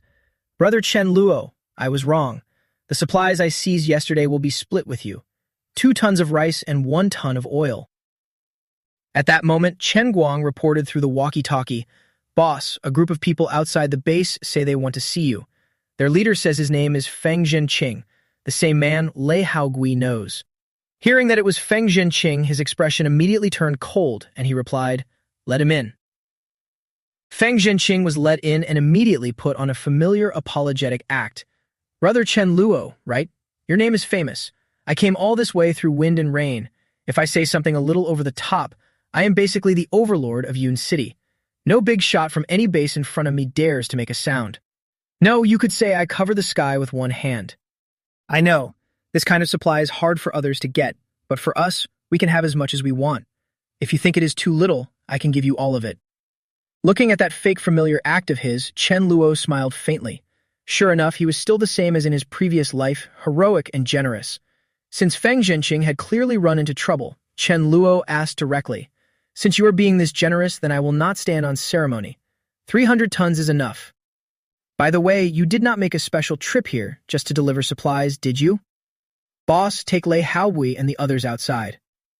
Brother Feng, if you have something to say, come in with me and say it. Inside the room, Feng Zhenqing dropped the false friendliness and showed his arrogance. I came all the way from Yun City. To put it bluntly, I am the local overlord of Yun City. No big shot from any base in front of me dares to speak up. You could say I am untouchable. But the sea is changing in ways we cannot predict. The creatures under the sea have mutated too. Coastal cities are no longer suitable for survival. Maybe the other coastal cities will have to relocate as well. Chengdu is the only major city nearby. In the near future, I'm afraid Chengdu will also be targeted by bad actors. So my strength is not bad, and yours is not weak either. Let us form a long-term alliance. No matter how rough the future gets, we will be able to stand firm. After hearing him explain the situation, Chen Luo said nothing, but his mind turned over for a while. So he wants to form an alliance with me. But someone like Feng Zhenqing is not easy to tame. Less than greater than. Seeing that Chen Luo did not answer, Feng Zhenqing understood that an alliance could not be built on empty words alone. He cleverly brought up a person. Little brother, I have already looked over your outer base. Honestly, I admire it. It can hold more than 10,000 people, and even if you expand it a bit, 20,000 is still no problem. Little brother, you probably cannot manage it alone. Why not split off an area for me so we can defend it together? I will not take advantage of you. One of my subordinates, Ouyang Lu, can grow vegetables. It is not much, but it is enough to feed more than 10 people. We can split the vegetables she grows 50-50. What do you think? Seeing him getting more and more casual, calling him brother and little brother, Chen Luo was starting to get annoyed. He opened his mouth and immediately called him little brother. Now he even wants my base. Does he really think I am the boss here? Chen Luo immediately rejected him and made his position clear. Impossible. If you have bad intentions, then my people are the ones who suffer. Unless you belong to me, nobody gets anything. As for an alliance, you can only follow my lead. Otherwise, there is nothing to discuss. Feng Zhenqing still kept his proud, relaxed attitude and continued calling Chen Luo brother. Little brother, you are being too naive. In an alliance, the stronger side naturally gets the final say. That swagger made Chen Luo uncomfortable. His face turned cold, carrying a hidden threat. What, you think you are stronger than me? Feng Zhenqing said confidently, Little brother, I am not hiding my strength. I reached level 5 half a month ago. If we fight head-on with your base, I admit I cannot do much. But I can wear you down little by little. Kill dozens a day, and your people still will not be able to stop me. Sooner or later, I will drain you dry. Chen Luo did not expect Feng Zhenqing to be this arrogant inside his own territory. Killing intent slowly appeared in his eyes. Is this a threat? More than a month ago, Fat Vuong was already level 5. Several of my subordinates reached level 5 a month ago. Half a month ago, were you not just a king tier? Feng Zhenqing ignored his expression and made a proposal. Little brother, how about we settle this with one match? Each side sends 3 people. Best of 3. Whoever wins gets the other side to follow them. What do you say? Or do you want to join the other side directly? Chen Luo paused for a moment, then agreed. Fine. Since we are already here, then this afternoon, we will gather outside the city. Sound good? Hearing that, Feng Zhenqing did not object either. Fine, decided then. Watching Feng Zhenqing leave, Chen Luo felt a little regretful. Good or bad, he was still a king tier. It was a bit hard to bring himself to kill him.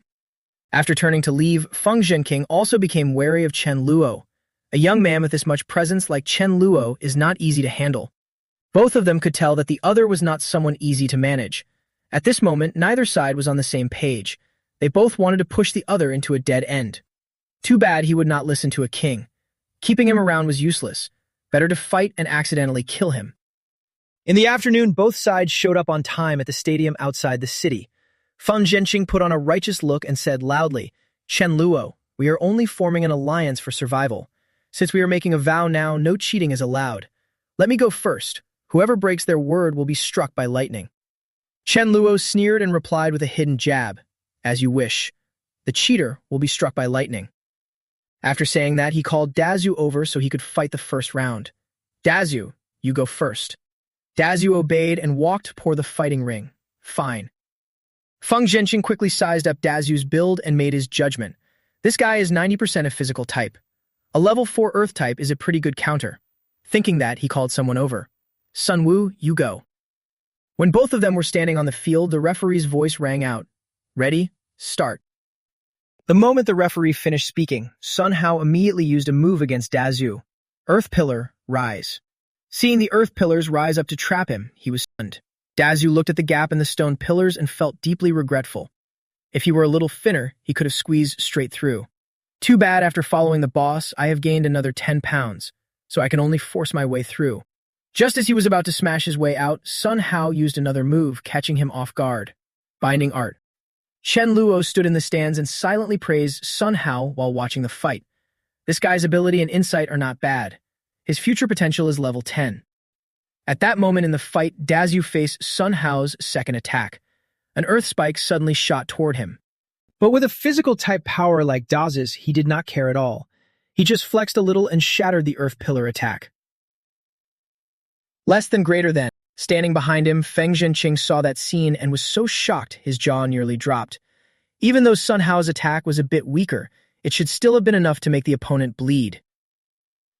After just that one move, Sun Hao knew he was no match for Dazu.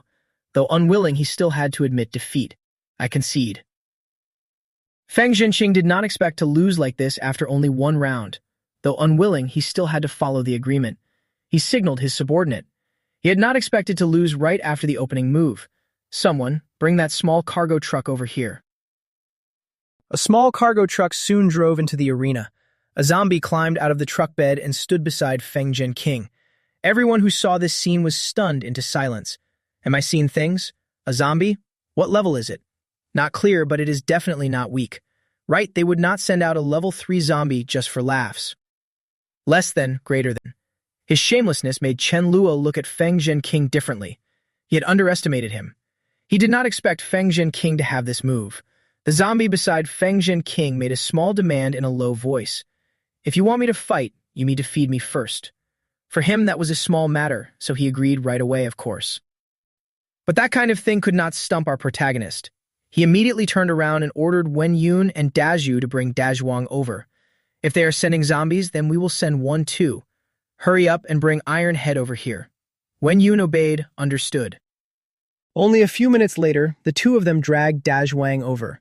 Seeing Chen Luo, the guy immediately started yelling that he was starving. I am about to die of hunger. Hurry up and give me something to eat. I have been waiting for a month. Every time you say tomorrow. Are you lying to me?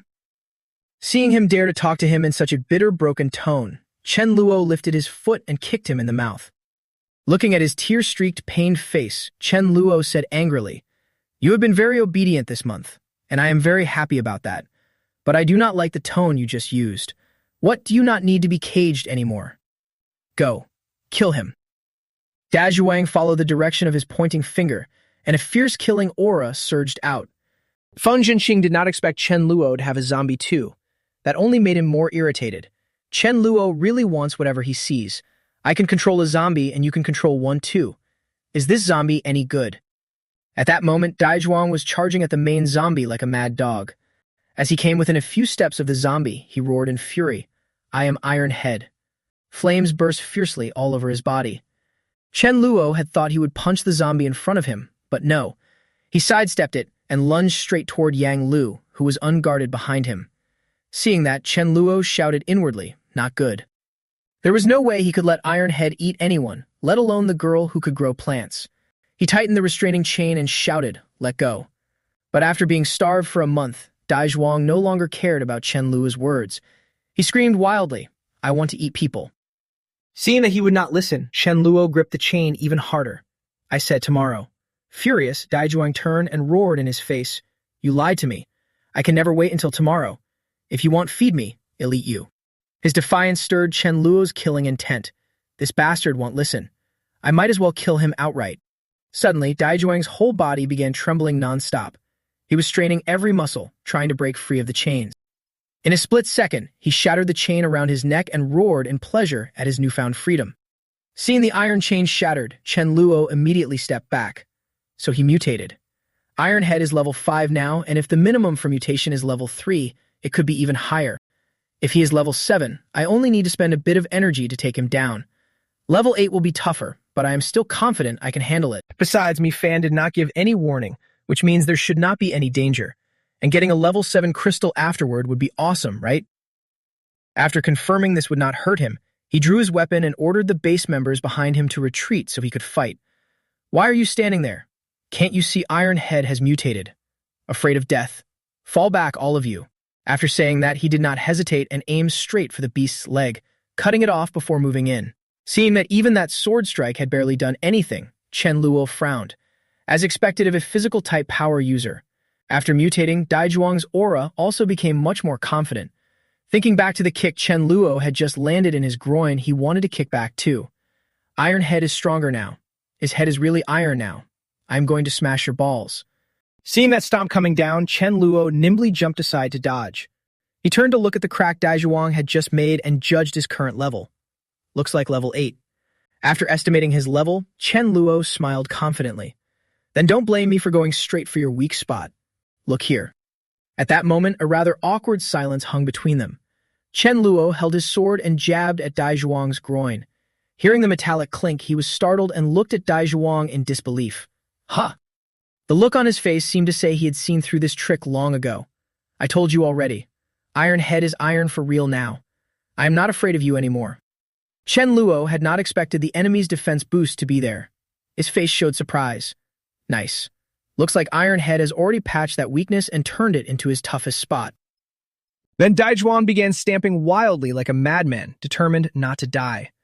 Iron Head wants to crush you. Chen Luo could only keep retreating to dodge. Even his body was harder than stone now, and that became a problem for Chen Luo. He had just unleashed a series of sharp strikes, thinking that back when he used up time to kill a level 8 Winds zombie, this should not be too hard to handle either. But Chen Luo did not get discouraged. He treated this battle as training to strengthen himself. Fine, perfect time to practice a little. Chen Luo lightly tapped the ground with his toe and leaped upward. In an instant, he appeared in front of Daizhuang, raising the energy blade high above his head. At that moment, the crystal in Chen Luo's head began to mutate. Daizhuang, who had just been so fierce, was now barely able to stand. Screaming in agony, he felt something trying to rip apart Iron Head's body. Chen Luo also felt that familiar sensation from his last battle with a level 8 zombie. That feeling. Less than greater than. Could it really cut through space like he had always dreamed? Under Chen Luo's curious gaze, Daizhuang fell to the ground, groaning in pain. A streak of icy dark energy appeared across his belly. Seeing that he no longer had any strength to resist, Chen Luo poured all of his power into the sword, sharp as a blade. This was the moment. Just then, Zheng Qing's voice rang out with righteous force. Chen Luo, let me help you. The moment his promise ended, his energy attack struck and formed a wall that blocked Chen Luo from finishing Daizhuang. Chen Luo's head instantly filled with 3 huge question marks. Less than greater than. In Zheng Qing's eyes, a murderous and sinister look appeared. He absolutely could not let Chen Luo survive or he would be the one in trouble. Inside the whirlpool of energy, Chen Luo stood there calmly without moving. After the whirlpool faded, he let out a cold snort and looked toward Zheng Qing. Seeing that he was completely fine and had not even used up any stamina, Zheng Qing turned pale. How could my big move not hurt him at all? Amid his shock, Chen Luo said coldly, Next time you deal with me, remember to turn your fan speed up a little. Having his wrongdoing exposed, Zheng Qing could only force a smile and explain awkwardly, I was careless and slipped. Sorry. The people behind him were so embarrassed they did not dare look at Chen Luo. Seeing that Chen Luo was about to attack again, Daizhuang hurriedly sat up and begged, Don't cut me at the waist. I was wrong. Iron Head was wrong. But as if Chen Luo would spare him, he did not stop at all and split Daizhuang in 2. Before he could finish his last words, Daizhuang only had time to scream, This is too cruel. Then silence fell. Looking at the beast he had cut in half, Chen Luo let out a small breath of relief in his heart. It's over. Even after witnessing Chen Luo send a level 8 zombie crashing into the ground by himself, Zheng Qing still could not believe his eyes. I was not seeing things. From the size of that crystal, this was a level 8 or level 9 evolved zombie, and Chen Luo killed it so easily. At that moment, Chen Luo dug a crystal out of Daizhuang's head. After fully understanding how strong he was, Zheng Qing dropped his arrogant attitude and replaced it with flattery and pleading. Chen Luo, you won. I am completely convinced. I accept you as my master. If I had known you were this dangerous, I would never have acted so recklessly. Hearing that, Chen Luo gave him a mocking look. Old man, you just hit me and now say that was unfair. Zheng Qing could only force an awkward smile and apologize. Little brother, you really have to believe me. I really did slip.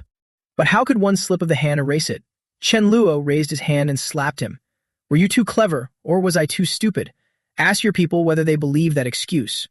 Little brother, who exactly is the little one here? After getting slapped 3 times, Zheng Qing did not dare argue back and admitted it. I am the little one.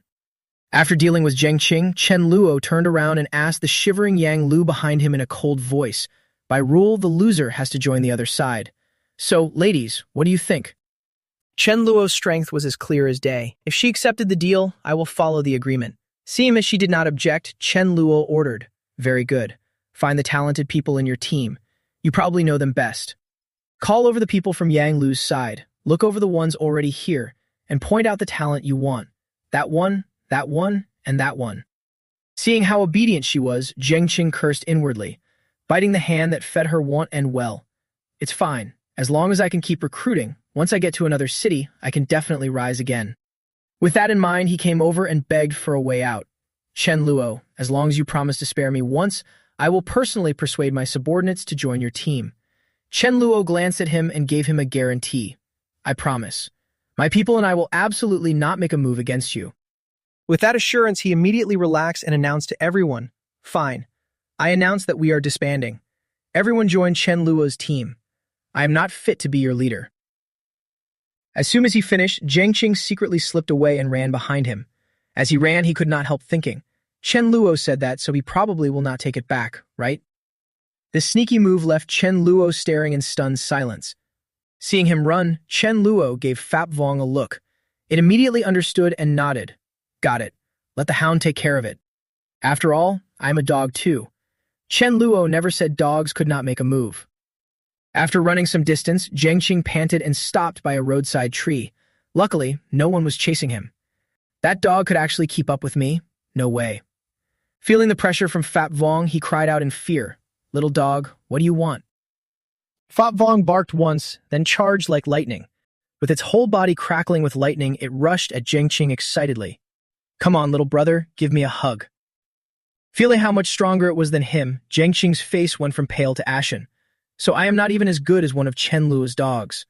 Fap Vong stepped on Zheng Qing with its paw, and Zheng Qing felt secretly delighted. Done.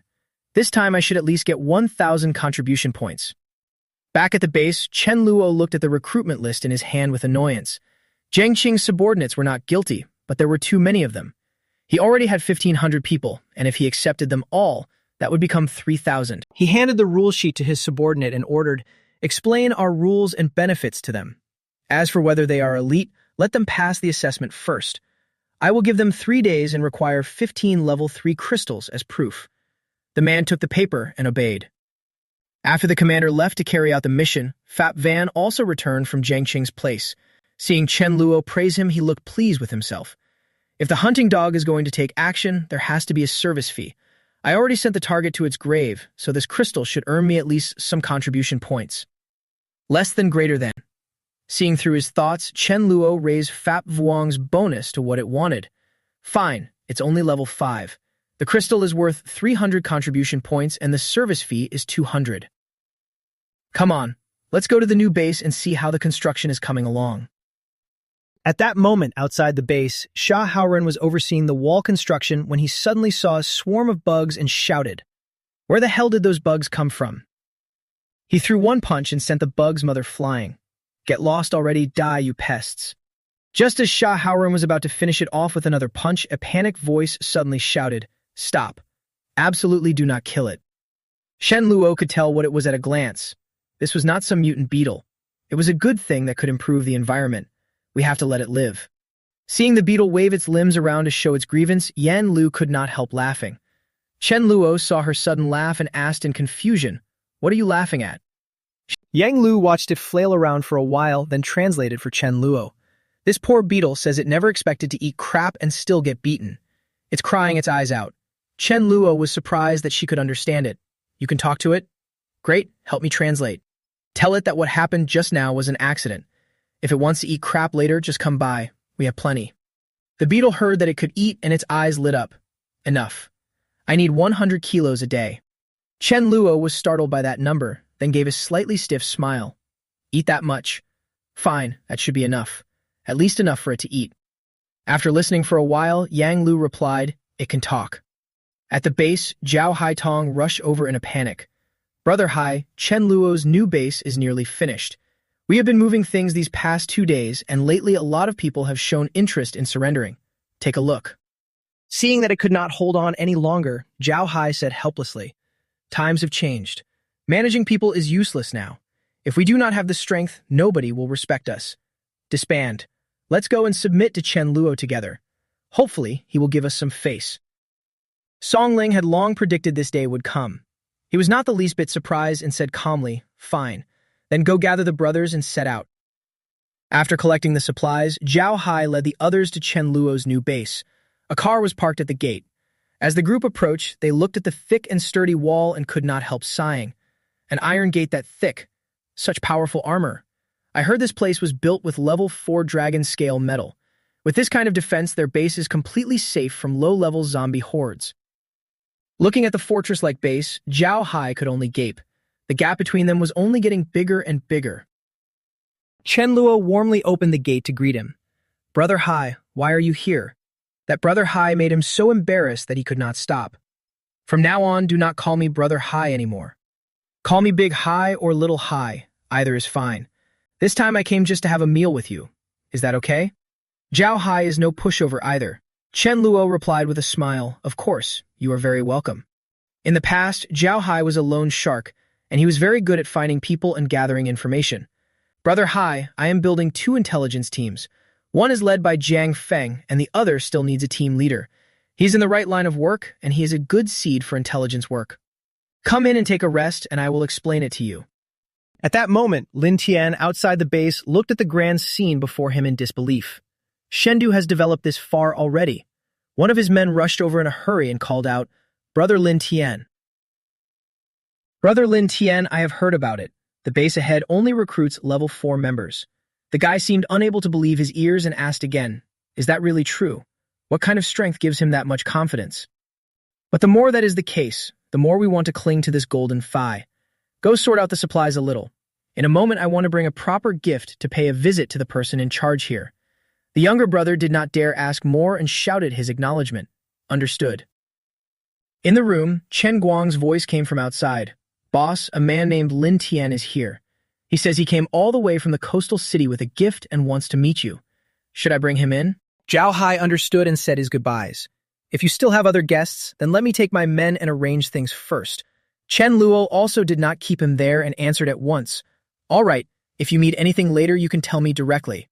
Just after Zhao Hai left, Chen Guang led Lin Tian into the room. "Boss, I brought him here." When he saw Chen Luo, the man immediately bowed deeply in greeting. Lin Tian greeted Brother Chen. Lin Tian had heard that Brother Chen had quite a reputation in Chengdu, and he admired him greatly, especially after hearing about Chen Guang.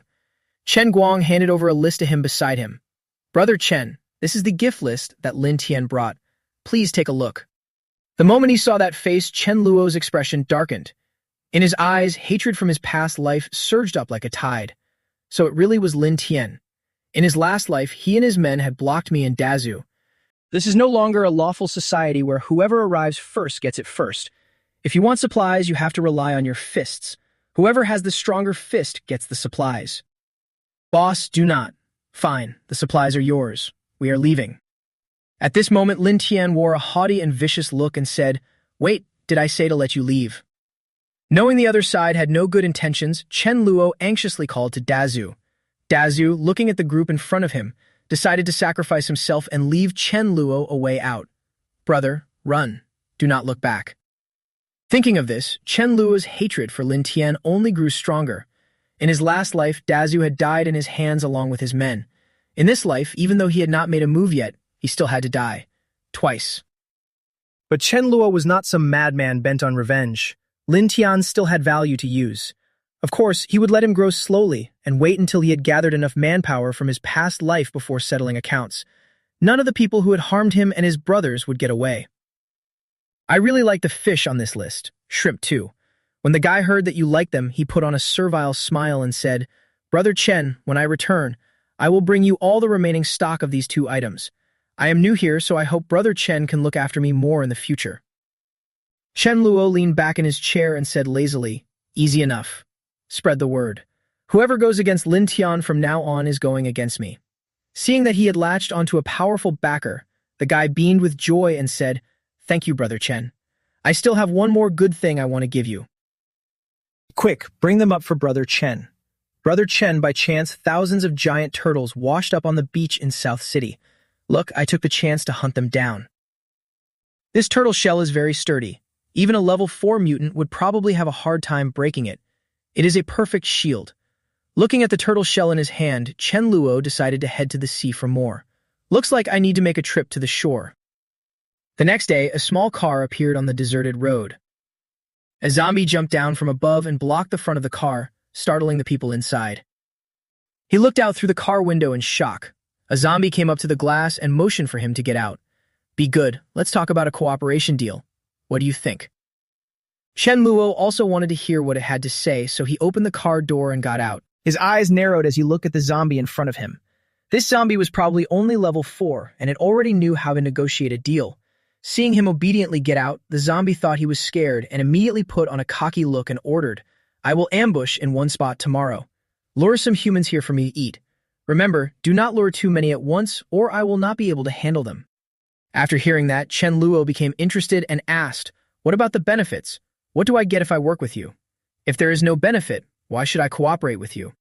Seeing that Chen Luo was not afraid and even dared to ask for benefits, the zombie flew into a rage and pointed at him. You still want benefits from me? Do you not want to live anymore? Seeing that it would not give him any benefits and was even trying to attack him, Chen Luo dodged backward and sent a punch crashing into its face. And you still say there are no benefits? The zombie grabbed his collar in fear and shouted, What are you doing? Our guy immediately slapped its face hard, his voice cold as ice. And you still want to kill me? You really think you are something, do you not? Go on then. Kill me if you can. If you have guts, do it now. After being slapped silly, the zombie was so wrong that it burst into tears. Why is this abandoned human so vicious? Boss, do not hit me anymore. I was wrong. Seeing that it had finally behaved, Chen Luo softened his expression and gave it orders. Did you not want to cooperate? Fine, stay here 2 days later.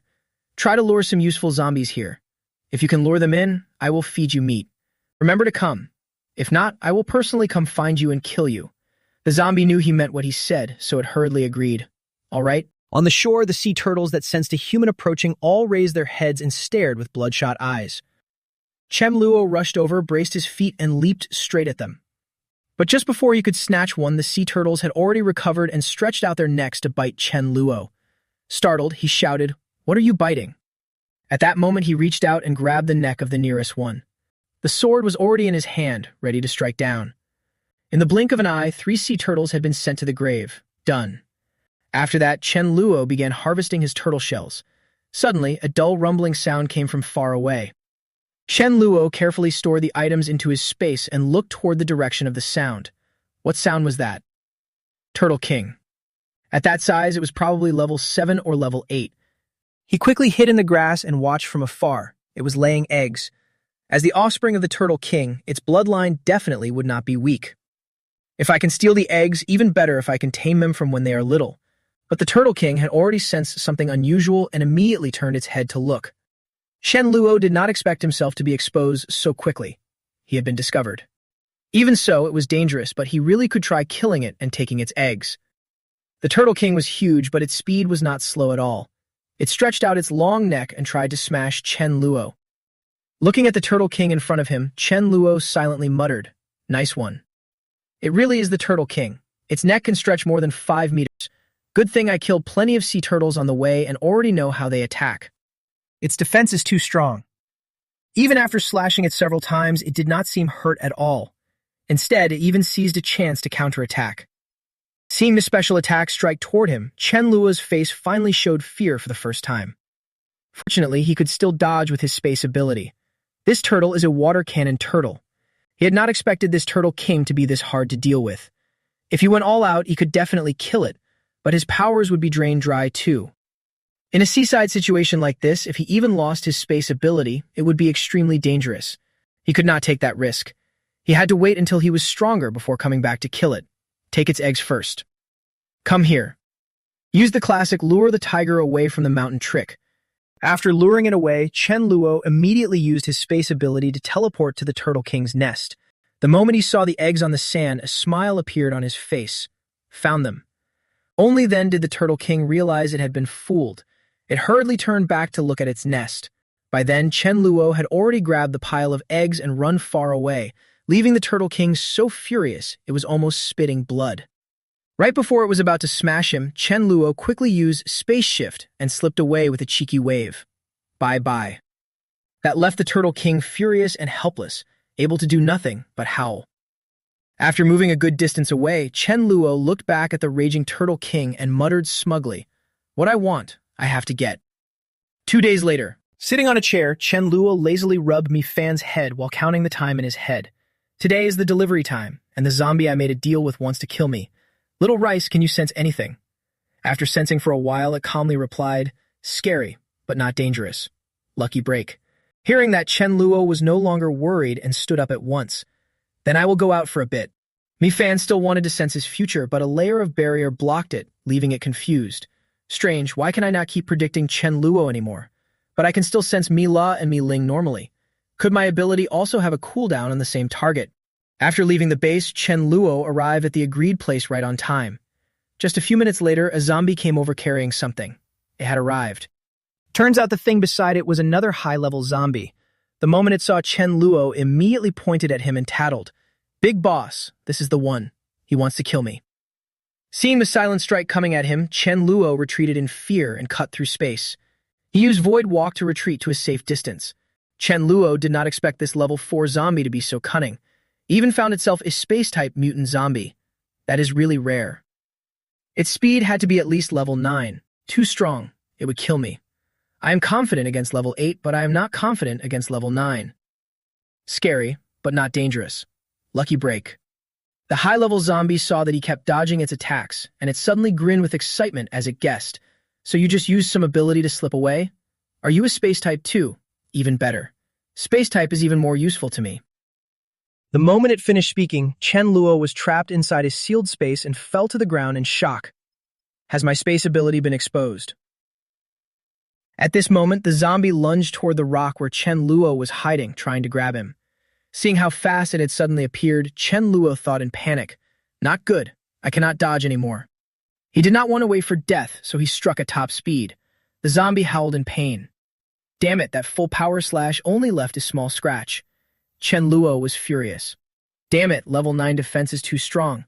I can't cut through. The zombie became even more feral. It raised its claws and roared a warning. It lunged at Chen Luo with claws out, roaring in rage. "I want to eat you." Its speed was too fast. Chen Luo could not dodge in time, and a wound instantly opened on his arm. Seeing that the situation was no longer hopeful, Chen Luo decided to gamble. There was a risk the core might fly out with time acceleration, but this was the only way. Now I trust Mi Fan's prediction. I will not run into danger. Time. Accelerate. Effective. Under the time acceleration, its life force was dropping like crazy. Die. Die faster. But unfortunately, the zombie broke free from control and turned back to attack Chen Luo. "I want you dead." Suddenly, something tore through the air and stabbed into the zombie's back, freezing its savage face. Its whole body seemed to lose all strength and crash to the ground. The zombie twitched all over, unable to control itself. Its voice was full of disbelief and unwillingness. "No. Why? I want to kill you. Die." Seeing it collapse, Chen Luo finally let out a breath. Success. It's over. The level 4 zombie was stunned to see that the big boss it had brought had already gone to the grave. How did the big boss die? I have to run. If I get caught, he will definitely beat me to death. Chen Luo used his movement ability and appeared in front of it to block the way. "You run pretty fast. Why don't want to kill me anymore?" The zombie was terrified out of its wits and could only beg piteously. "Boss, I was wrong. I will not do it again. Please don't kill me." Less than greater than. Chen Luo did not really want to kill it. He just wanted to scare it a little. After all, killing it would not do much. Better let it keep leading other troublesome zombies here. "What are you saying? Why would I kill you? You have made quite a contribution. Here, sea turtle, take this and eat it. Remember, 1 week from now, stay here and bring me a zombie." Understand. The level 4 zombie was now really obedient and kept nodding. After taking the zombie core from the space zombie, Chen Luo was overjoyed. Such a huge core. Looks like I can reach level 7. When the man from the base saw him, he rushed over to report, "Boss Chen, I just got 2 pieces of news. One is that a mutated creature appeared beside the base and killed more than a dozen members. 2 is that the old boss from the west side of the base seems to have seized a level 7 core. I also collected a list of some fake abilities. Take a look." After scanning the pages one by one, he paused at the fake ability list. For the moment, the intel can wait. Let's look at this list. Cam Nguyen Jiang. Cam Nguyen Jiang, suspected level 5, has brute strength, earth binding, and strong combat talent, around 30. Rough and ugly. Looking like this, he is future king level material. Even if he is only average, he is enough to be my underling. Gather every detail on Cam Nguyen Jiang. If needed, I can go recruit him myself. All right, everyone disperse. After the two left, the walkie-talkie in his hand crackled with Chen Guang's voice. Boss, there is a man named Gu Shan being hunted. He has run to our base and asked for protection. He's willing to hand over a level 7 natural element core. Should we protect him or take his natural element core and then kick him out? His tone carried obvious bad intent, making Chen Luo bristle. Wow, Chen Guang, you are really wicked now. Who taught you that? This guy could tell at a glance that he had caused trouble and only ran here because of it. But I can use this chance to set up a protected zone. From now on, as long as someone can offer me something that catches my eye, no matter how big a mess they made or who they offended, I can still stand up for them and seek justice. Shen Guang passed the word down. I will protect Gu Shan. Whoever comes, I do not care. If they want a person or goods, let them come get it. Shen Guang did not ask further and answered loudly. Understood. At another base in the mountains, a younger brother's voice rang clearly through the camp. Boss Gu Shan has brought a core and run into Chen Luo's base. Now there is no spare room to smooth things over. What do we do? Boss Chen heard that and angrily slapped the table. Does he not give any face at all? The younger brother looked helpless and said, there is no other way. Now strength is king. We do not dare keep messing around with Chen Luo either. His words immediately hit Boss Zhang's pride. He loudly declared, isn't it just a big fist and a small fist fight? I am afraid of him, but there are people who are not. Iron Feet, it's your turn to go out. Iron Feet leaned back against the pile of supplies behind him with a smug look. Why should I help you? Unless I help you, are you not going to feed me anymore? Boss Zhang's face turned ugly. Just then, a subordinate rushed in from outside in a panic and shouted, Boss, bad news! Someone has broken into the base. Our people cannot stop them. Outside, Boss Zhang heard it and immediately turned around to ask, who? Iron Feet in front of him stood up. MacNin, after wiping out the whole base, had one hand in his pocket and a sword on his shoulder, looking cocky as he asked, Are you the boss here, MacNin? Do you want me to do it myself, or will you cut yourself down? Looks like you want me to make the move. Boss Zhang knew his strength was not ordinary and hurried behind Iron Feet. Sir. The man lowered his body and rushed at MacNin with rage in his voice. This is Iron Feet's turf. Dead. But MacNin was already gone. Boss Zhang stood behind him and saw it, his jaw dropping. He is gone. Right after that, MacNin appeared like a ghost behind Boss Zhang and slashed across his neck, taking one man down. A few minutes later, Iron Feet was also dealt with. MacNinho's girlfriend arrived much later. Brother MacNin looks like I am late. He tilted his head and looked at her with a tender gaze, saying, This zombie is not weak. The girl skillfully put on an admiring look and flattered him. Even stronger, and you still beat it, right? I think your strength is the best in the world. Not only a rare space type, but also level 6. A single slash from your space sword can deal with a mutated zombie. Under her flattery, MacNin was so pleased, his nose nearly shot into the sky. There really is no enemy he cannot handle with one sword. At this moment, the girl took out a sheet of paper, MacNin. Take a look at this. I just found it in their base. The note said as follows, as long as you pay enough, any trouble can be solved for you and your safety protected. Chen Luo. MacNin looked at the arrogant words and could not help but smirk. Any trouble? Such big talk. The guy sure loves putting on airs. Anyway, we have found him. Go call some more people. We are going to this base and break his bragging habit so he can behave a little. Inside the base, Chen Luo was now excited like a hatchling breaking out of its shell. Come on, almost there, about to hatch. Success. Little one, a baby sea turtle, suddenly spat a mouthful of water onto Chen Luo's face. The fishy seawater splashed across his face, making Chen Luo cry out. Mom, what is this smell? I never thought you would already have level 2 strength right after being born. Then I will use time acceleration to make it grow fast.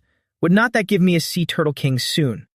As soon as he finished speaking, the other baby sea turtles appeared one after another, less than greater than. Watching the baby sea turtles crawl toward him, he was delighted. Just then, Chen Guang's voice came through the walkie-talkie. Boss, bad news. The 10-man guard team around us has been wiped out. Their leader is level 4. 2 people survived. One ran back to report and one was taken hostage. The leader is called Mak Nin. He said if we want to save the hostage tonight, we should go to Wu Young Mountain Temple to find him. At most, only 3 people can go.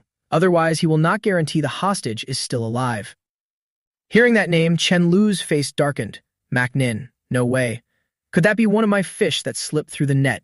Impossible. I did not leave any loose ends. Or is someone pulling his strings?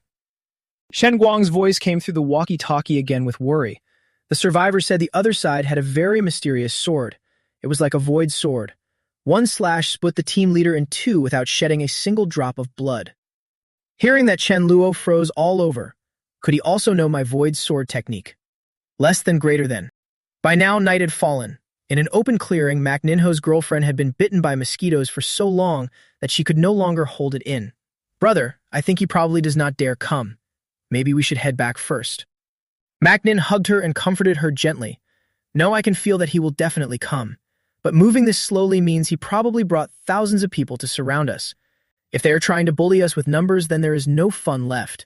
A few appetizers, and they already made this much of a scene. How could he appear? Could he be hiding somewhere? The hostage saw him and happily shouted, "Boss, boss, Chen Luo." Seeing his fearful look, he gently comforted him. "Relax, I am here. No one can do anything to you." Seeing that he came alone, Mak Ninho's eyes flashed with interest. "Come in alone. Very bold. I like it. No wonder you can build such a big base." His move made Chen Luo feel puzzled, and he asked bluntly, "I do not understand why you are targeting me. Did we have a grudge before, or did someone send you here?" Mak Nin chuckled and shook his head. "Not at all. I just thought you were cocky and wanted a little fun."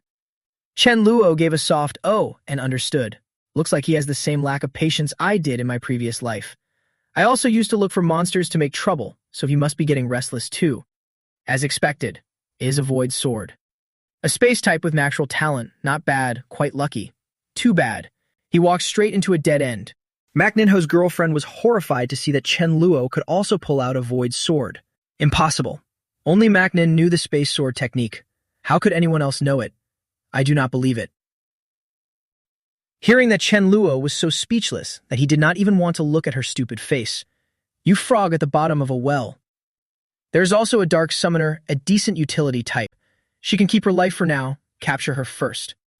In a flash, the thing she summoned was cut in half by his void slash. Stripped of strength, she sat down on the ground, her face pale. How could this be? Seeing that his strength was no joke, Mak Nin did not bother with a fair one-on-one fight and called for backup. Do not panic. Let's rush him together. But how could these nobodies be the protagonist's opponent? He just swung his sword a few times and the nearest ones were already down. Mak Nin stood at a safe distance and watched his attack speed with growing fear. Even with his level 6 reflexes, he could barely make out his shadow.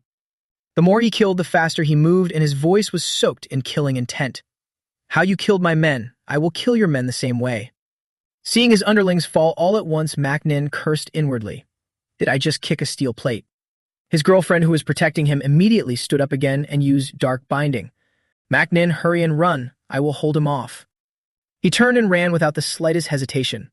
Seeing him flee, Chen Luo was in no hurry to give chase. Fine, I'll let you run a little first. My 400-meter broadsword is waiting for you.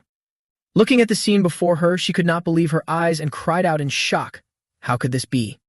Mo Ning finally got scared and yelled for mercy. Big brother, don't kill me. Chen Luo had already appeared in front of him in a flash. I even have a space ability. Maybe you didn't know that. I can teach you. Seeing that Chen Luo really did not want to let him go, he tried to bargain. This skill is very useful. It can store things. But before you could finish pleading, he got slapped hard across the face. You think I need you to teach me that? Killing him outright would be too easy. Break his limbs and bring him back to make an example of him. Thrown to the ground, Mo Ning's girlfriend cried out in pain and begged, I'm sorry, we were wrong. Let Mo Ning go. Do whatever you want with me. Chen Luo slapped her hard on the cheek as a warning. Then you had better behave and listen. Otherwise, who knows what will happen to Mo Ning. If you cooperate and move fast, in less than 2 months, I'll let you see your Mo Ning. Terrified to tears, she kept nodding and said, Okay, I agree. He stood up, looked down from above, and ordered the guards, watch her. Don't let her die. I was still hoping to raise her to level 6, then summon a level 7 zombie and take its core. Old Zhao, no need to be that cautious. Let's not talk about this anymore. What could happen to me? Zhao Hai gave a heavy hum. A small group of dozens who arrived in Chengdu last night has already been taken in by us. The older brother is named Chen Zishan, and the younger sister is Zhao Zi. The brother is a wind user, and the sister is probably psychic. In short, she has the power to affect the mind and can throw zombies into mental chaos. A real genius. Hearing about this excellent ability, Chen Luo smiled in delight. Not bad. Keep an eye on her for me. I also wonder if she can transmit thoughts like a phone you can reach anytime. Zhao Hai took a drag from his cigarette and continued. There was also some messy intel that when we got close to Jin Yuanjiang, he had been isolated and suppressed in the team, so the persuasion went smoothly. Right when his woman was pregnant, Jin Yuanjiang can be brought over, but he has a few demands. He needs 30 boxes of milk powder and a steady supply of vegetables. Hearing such a simple request, Chen Luo answered confidently, "No problem. But I am not comfortable letting other people transport supplies through there. Go get Dazu and Howren for me. Bring 3 more vehicles. I will make the trip myself." Zhao Hai did not ask any further and replied, "Got it." After the vehicles were ready, Chen Luo led Yuanjiang over to the trunk and pointed at the supplies. "Jin Yuanjiang, the supplies you need are in the trunk. Check them yourself." Seeing it with your own eyes now, what do you say? Will you join us? Seeing that everything he asked for had been neatly packed into the trunk, surprise flashed in his eyes. "I am honored, but you must meet one condition of mine. I know no base keeps dead weight around, but my wife is pregnant. I just want her to stay safe in the base and do some logistics work." Chen Luo did not refuse and agreed readily, but he also had a condition for Yuanjiang. "Fine, but you will have to earn her contribution points yourself. Those things will not be given to you directly. You have to kill zombies and make merit to trade for them." Under the sea, Haiji swam forward at top speed, shouting as she went, "Help me, my friend, help me. My child has been stolen. Please help me find my child. Miss, this is just a little trick." I leveled up again. The only problem is that I still cannot switch freely between human form and clam form. So I gave myself a human name, Haiji. I am the daughter of the sea. The Sea King was delighted to see her level up, but worry about its child quickly took over again. "Congratulations on your breakthrough, Haiji. I can sense my child's location. Please help me find my child as soon as possible." Seeing the urgency on the Sea King's face, Haiji agreed without hesitation. "I can help you, but my strength will drop a lot on land, and I will also need your people to watch over the shell for me." He immediately agreed to her request. "All right, then let's set out." On land, the convoy of cars moved one after another along the flat road. In Chen Luo's mind, Zhao Ziyi's voice rang out. "Brother Chen, I am Zhao Ziyi. I just joined the team. This is urgent, so please forgive me for taking the liberty of using telepathy to contact you." Hearing her voice, Chen Luo thought in surprise, so she really can do that. At that moment, Zhao Ziyi's urgent voice came through. "Mi Ling said the prophet warned us to tell you to hurry back, or else she and Mi La will die." Hearing that, he froze. "What?" In the base, Fap Vuong is level 7 and Mi Ling, Mi La, and Shu Yun are all level 6. How could this be? What kind of danger could kill Mi Ling and Mi La? "Dazu, drive faster. I need to get back to the base right away and see what's going on. You all head back too. No matter what, get back as soon as possible." Chen Luo appeared in Mi La's room at once, his face still full of worry. Mi La and Mi Fan were not surprised to see him. They just said, "You're back." Seeing how calm they were, Chen Luo was stunned and asked, "Didn't you say your lives were in danger? Why are you still so calm?" She curled her lips into a slight smile and said reassuringly, "Now that you're back, there's no danger anymore." At that moment, Zhao Ziyi's warning voice rang out, "Boss, be careful. There's a monster, a creature about 8 meters long, and it looks like a sea turtle." Hearing Zhao Ziyi's description, Chen Luo froze. A giant sea turtle. Could it be that it came looking for me because I stole its eggs? That guy is really good at sending people thousands of miles away. Back then I was only level 6, and I had to rely on 2 crystal cores just to fight it. But before this battle, I already broke through to level 7. With the 2 crystal cores, I can put out some level 9 combat power. Add the help of everyone in the base, and this time I will definitely take you down. Beast, how insolent. Standing on the Sea Turtle King's shell, Haiji heard his insult and laughed out loud. Egg thief, who are you calling a beast? One look at her and Chen Luo immediately recognized her identity. So this is the Dark Witch Haiji. In the future, she will be a king-tier big shot, a super killing machine. She has already mastered flight, so she's level 10. The gap between level 9 and level 10 is no joke. Not to mention I am only a pseudo-level 9. Good thing I killed her in my last life. At least I know a bit of her fatal weakness. Before you could think about her weakness, Haiji had already revealed her true strength and cast a dark barrier. Seeing himself trapped in place with them, Chen Luo felt uneasy, but still put on a brave front. You think this barrier alone can stop me? Without wasting words, he used his escape ability, Void Walk, to slip through the barrier. With Mifan's prophecy, I can definitely get through this trial. Haiji shot 2 beams of light from her eyes, Annihilation Light. Watching the rain of light keep pouring down, Chen Luo could only keep backing away and dodging. No good, it's Annihilation Light. After dodging a barrage of attacks from the 2 clones, Chen Luo's figure vanished. Then he appeared right behind Haiji, raising his sword high and preparing to strike down. Take this and remember to sneak up from behind next time. Haiji stepped back and narrowly dodged the sword strike. Seeing that it failed, he cursed inwardly. The ambush failed, killing her now would only get harder. It was practically in her mouth already. This is bad. Just as the Sea Turtle King closed its mouth, Chen Luo successfully used his ability to escape, Void Walk. Then he used another new skill, Space Severance. After being ambushed by him, Haiji grew even angrier. Her hand turned into a claw as she lunged at Chen Luo. You think a little trick like that can hurt me? At this point, he could only dodge and could not counterattack because of the skill's limits. To maintain Void Walk, he had to stay suspended in midair and could not launch any other attack. Less than greater than. Besides, ordinary space skills would barely threaten her. Void Walk can only be used about 100 times anyway. Seeing Chen Luo only dodge and not strike back, Haiji flashed a smug smile. I don't believe you can use that power forever. This will not do. Chen Luo decided to take a gamble.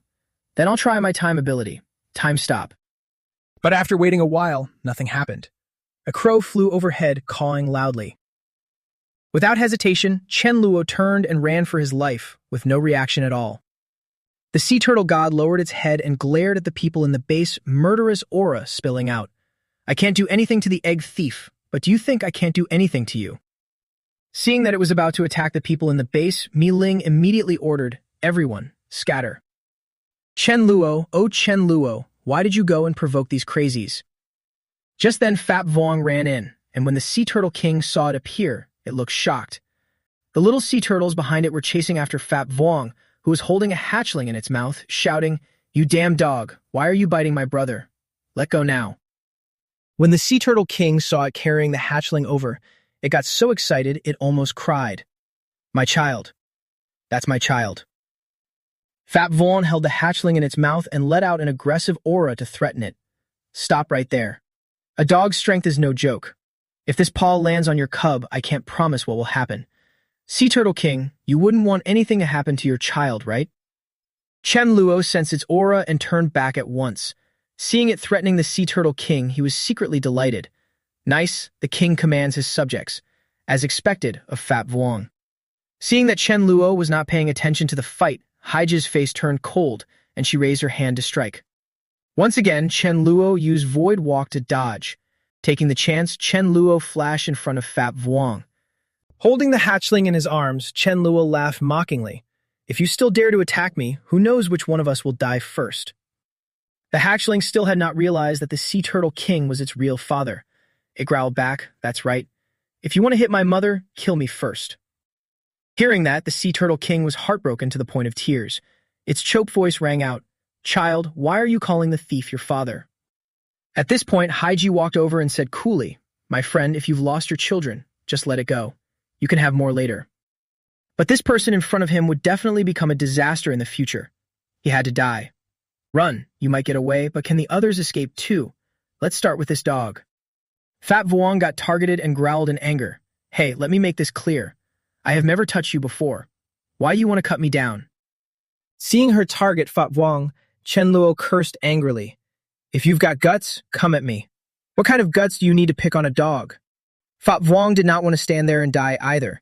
It burst with power and unleashed its skill, Lightning Clone. But that move was nothing more than a joke in Haiji's eyes. She slowly raised her hand, gathering power to strike, and her silver bell laugh carried a sneer. Clone, do you think I can't tell which one is the real body? You think I would let you off? Naive. Well, isn't this exactly where I found you? Fat Vong dodged each attack at extreme speed, its dog brain racing for a countermeasure. With that big a gap in power, clones are basically useless. Watching it struggle in Chen Luo's arms made him worry. If he could not think of a way soon, Fat Vong would be game over. And Mi-Fan did not seem to say what would happen to Fat Vong either. Could it be that Fat Vong was about to pull a cheat code in the end? At that moment, Haiji shot her hand out, turning it into a claw that reached straight for him. Chen Luo used void movement to appear in front of Haiji, shielding Fat Vong behind him as he shouted, "Get to the heavens for me." The moment he finished speaking, Haiji, who had been in mid-attack, suddenly went still. Shock and disbelief filled her eyes. In front of Chen Luo and Fat Vong was a swirling spatial vortex that kept flowing without pause, with space filling inside it. After making sure it was safe, it turned back to look at Chen Luo and barked a few worried times. I was scared half to death. Good thing Master saved this dog's life in the end. What kind of ability could do that? Chen Luo's face was a little pale now. There was still blood at the corner of his mouth. Even now, he still could not believe he had succeeded.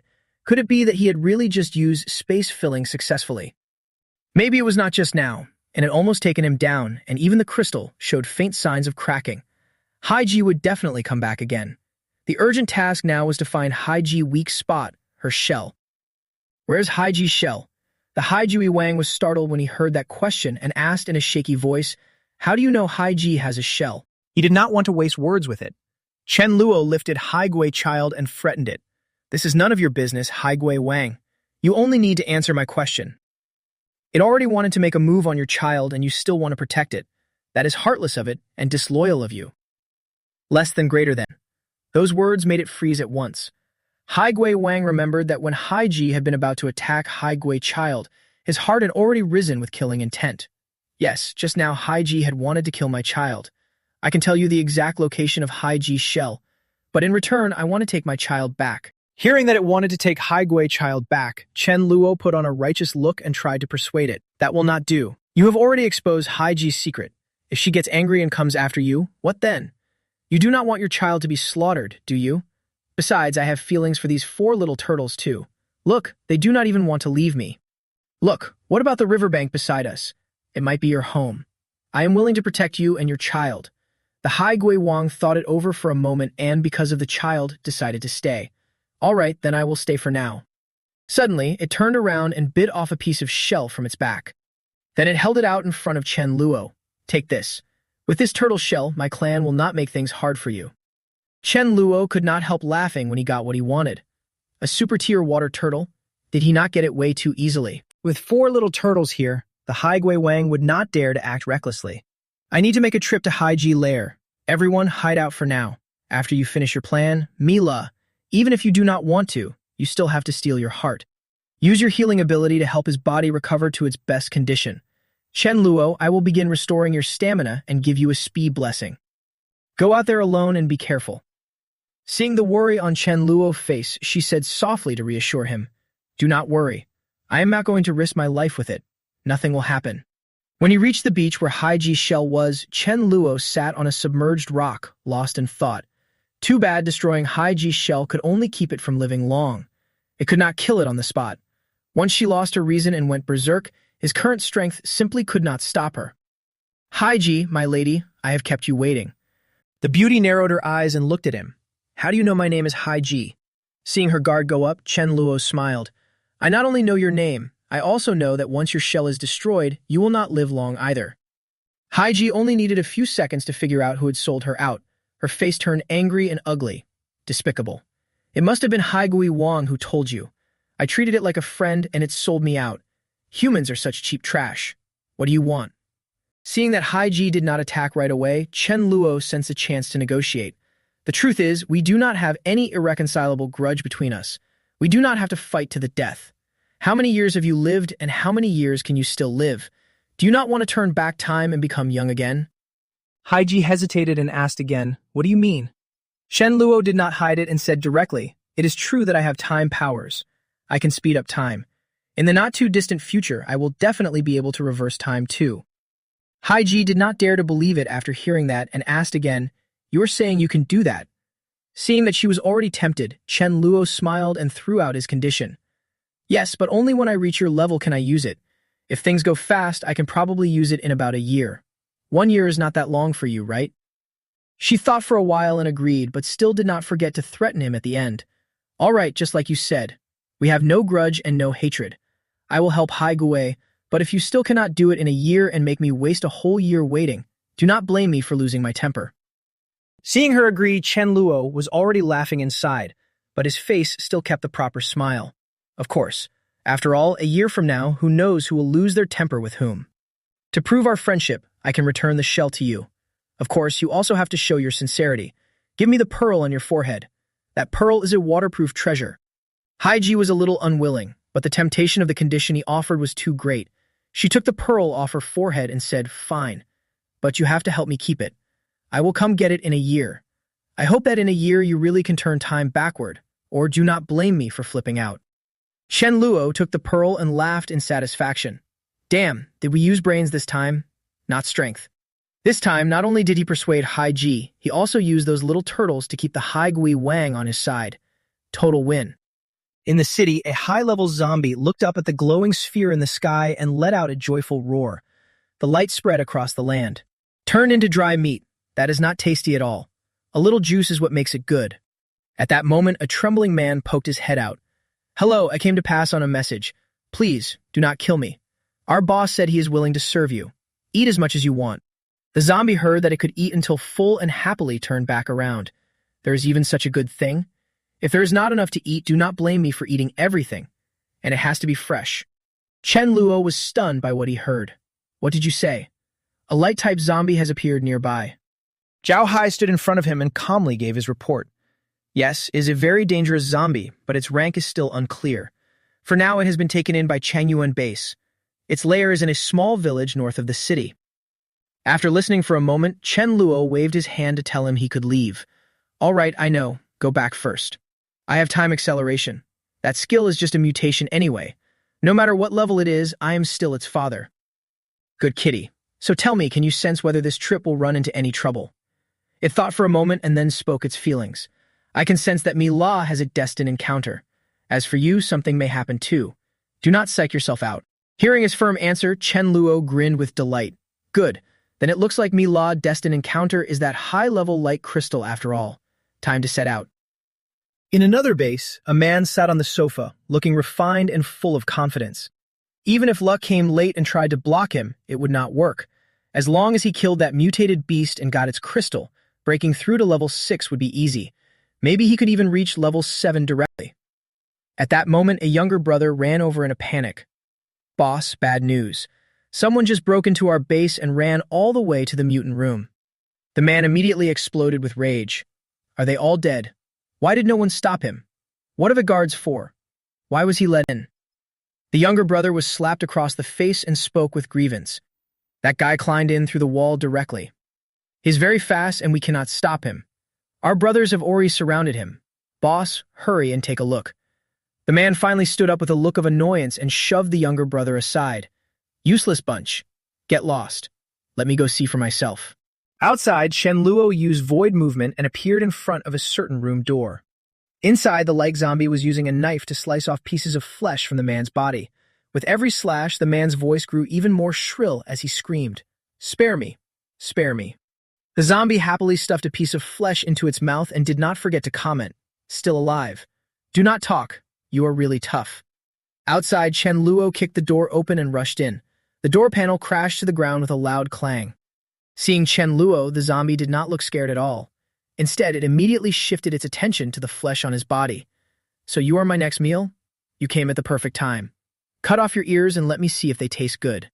Do it yourself. Do not make me move." Seeing its arrogant look, Chen Luo could not help cursing. "You pathetic freak. Who are you talking to like that?" When the zombie heard him insult it like that, it roared in fury. "You dare humiliate me? I will cut out your tongue." Chen Luo waved his hand and drew out a void sword, then sneered. "A time-gathering skill that takes this long, and you still want to kill me." After successfully gathering power, the zombie did not stop its attack. Streams of light rushed over with the sound of tearing wind. Those moves were nothing to Chen Luo. The corners of his mouth lifted with contempt. "Your attack is too slow. Void movement." When the zombie saw his figure vanish into thin air, it panicked. Where did he go? Chen Luo appeared behind it and slashed down with one sword. Here you go. One slash could not cut off its neck. Looks like you are at least level 8. The zombie shrieked in agony. It hurts. I am going to eat your flesh. Seeing that he still could not kill it after so long, Chen Luo retreated a step and looked at the hand that was still gathering power. All right, looks like I can only use that move. The zombie seemed to have gone mad. It charged over while roaring wildly. Kill. I hate you. Seeing that furious, crazy expression on its face, Chen Luo only smiled coldly. What a coincidence. I feel the same way, so I can only let you die first. Right before it rushed in front of Chen Luo, he shouted, Time. Accelerate. The moment he finished speaking, the zombie seemed to suffer unbearable pain and let out continuous shrieks. It dropped to its knees on the ground, screaming in agony. It hurts. Why is this happening? Could there be poison in the flesh I just ate? After dealing with that level 8 zombie, Chen Luo put his hands on his hips and laughed loudly. Done. Even though it was not king level, it was still level 10. That was pretty lucky. Just as he stood up, a furious roar came through. Stop. Put my crystal down. Chen Luo turned and looked at the group in front of him, then asked coldly, Your crystal. The man looked at him and immediately recognized him. It is you. Seeing that the guy knew him, Chen Luo raised an eyebrow and asked curiously, You know me? This crystal is my welcome gift. What do you think? Relying on their numbers, Chang Yuan tried to threaten Chen Luo. Chen Luo, I know your base is strong, but now you are alone here. Either put that thing down or leave your life here. Seeing that the guy was trying to scare him with that tone, Chen Luo let out a long breath and looked regretful. Looks like we cannot be friends after all. Seeing his confident look, Chang Yuan immediately barked out orders. Enough talk. Everyone charge. Kill him. Whoever kills him gets 3 beautiful women, 5 barrels of wine, and 3 sacks of cotton. Less than greater than. Seeing that the guy still did not understand, Chen Luo looked at him with pity. This is you forcing my hand. Now that I am holding the space blade, I do not need to get close at all. I can produce the same result as a void blade. He waved his hand and used one move, splitting space apart. Killing you is as easy as blinking.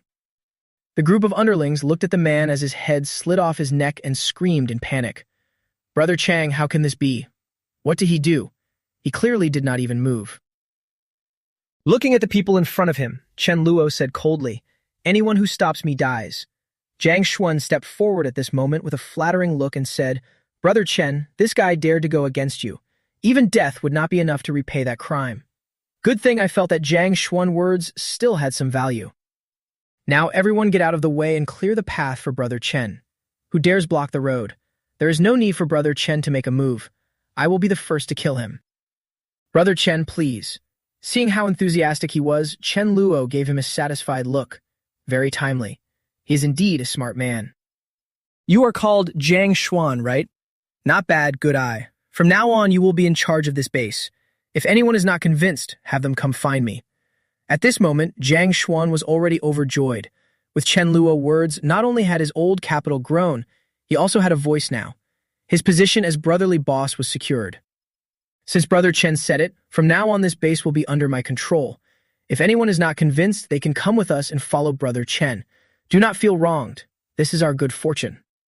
After returning to the base, the first thing he did was go find Mila and give her the crystal. This is the level 10 light crystal I got today. It suits you perfectly. Mila refused to take such an expensive gift. I do not need it. You are the pillar of this base. A high-level crystal like this is best used by you. Seeing that she only cared about him, Chen Luo softened his gaze. You are about to break through to level 8. This crystal still cannot push you to level 9, but if you use it, you can at least reach level 8. By then, those buff effects can help me even more. Right now, your physical strength is not my match at all. Think about it for me. You can level up fast too. Thinking of something, her face suddenly turned red, and she slapped him hard. Brother, stop talking nonsense. Chen Luo acted like he did not feel a thing and only grinned like an idiot. 1 week later. In the dizzy feeling of pushing himself deep into the next realm with raw power, Chen Luo finally felt the difference. At last, he had also reached level 8. Sitting up, Chen Luo quickly checked his body stats again. With the boost from his time-space ability, his energy growth had increased by about 2.4 times, and his overall physical quality had also barely reached level 10. Looks like he can start the next step of the plan now. Everyone, today I called you here to announce some good news. One of our base members has successfully improved a batch of seeds, enough to increase yield by 50%. So I have decided that 5 days from now, we will hold a big exchange event at the Chengdu Stadium. At that time, I will give a free farming lesson to the other bases and help everyone share information and do business with one another. Therefore, starting today, I need everyone to visit the nearby bases and spread this news. Once it catches on, we will be able to make a lot of money selling seeds. By then, if I take 20% after helping everyone boost their yields by 50%, that should not be too much, right? Hearing that, everyone in the base looked both confused and excited. Improve the seeds, increase the harvest, and that means we will be able to eat fresh vegetables in the future, right? Following Chen Luo is seriously the best. Seeing how fired up everyone was, he clapped 3 times to draw their attention again, then said slowly, "All right, everyone, quiet down. Besides this, I have one more thing to announce. That is my plan to roll out a full peace strategy. Starting today, no matter who it is, as long as they can offer enough benefits, I can personally step in and help settle." In the stadium, Chen Guang's voice echoed loudly to everyone present. "Hello, ladies and gentlemen. My name is Chen Guang, and on behalf of our base leader, I welcome you all." Also welcoming Rose to the stage to explain the planting methods and key points, Yulu stood beside Chen Guang, her face completely expressionless as she listed the requirements. Only awakened plant-type abilities can do it, and the rank must reach level 4. After planting, you must use your ability regularly to neutralize the soil contamination. In the room at the base, Chen Luo could hear every word Yulu said. Looking at the crowd in front of him, he thought for a moment. Quite a few people had come.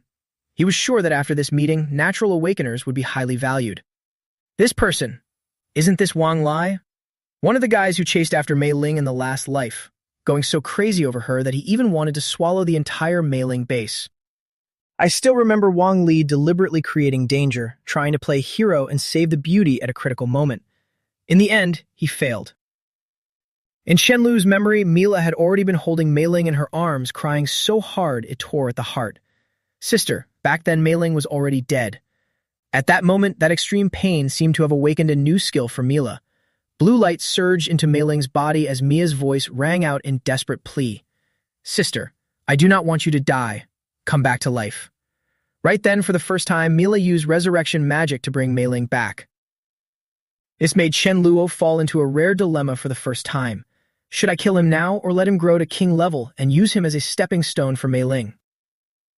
Below the stage, Yulu continued her lecture. Our seeds can double your harvest. Everyone can compare them with ordinary seeds and the selling price is even 20% higher. We can provide direct supply and only collect payment after the potatoes grow big. All right, while everyone is thinking it over, let me briefly talk about the next topic, the peace plan. Less than greater than. At that moment, Chen Guang continued speaking. Our base can handle all kinds of big and small jobs for everyone. As long as you bring items with enough value, we can take care of it. Just as he finished, a voice from below rang out over the broadcast. I have a level 7 crystal. I want to ask the base leader to help me kill someone. I wonder if that would be possible. Chen Guang was startled when he heard that. Who do you want to kill? Under his gaze, the people standing in front all split to both sides. Qianhong raised a crystal stone and walked forward to state his request. My name is Deng Qianhong, and I want to ask the base leader to help me kill a real man-eating demon, Feng Long. Everyone who heard this was stunned. He ate my brother, and he ate him alive. We are not that desperate yet. This is way too far. If it were me, I would not be able to take it either. Wang Lai, sitting beside him, suddenly turned and questioned him. Feng Long, what is this about?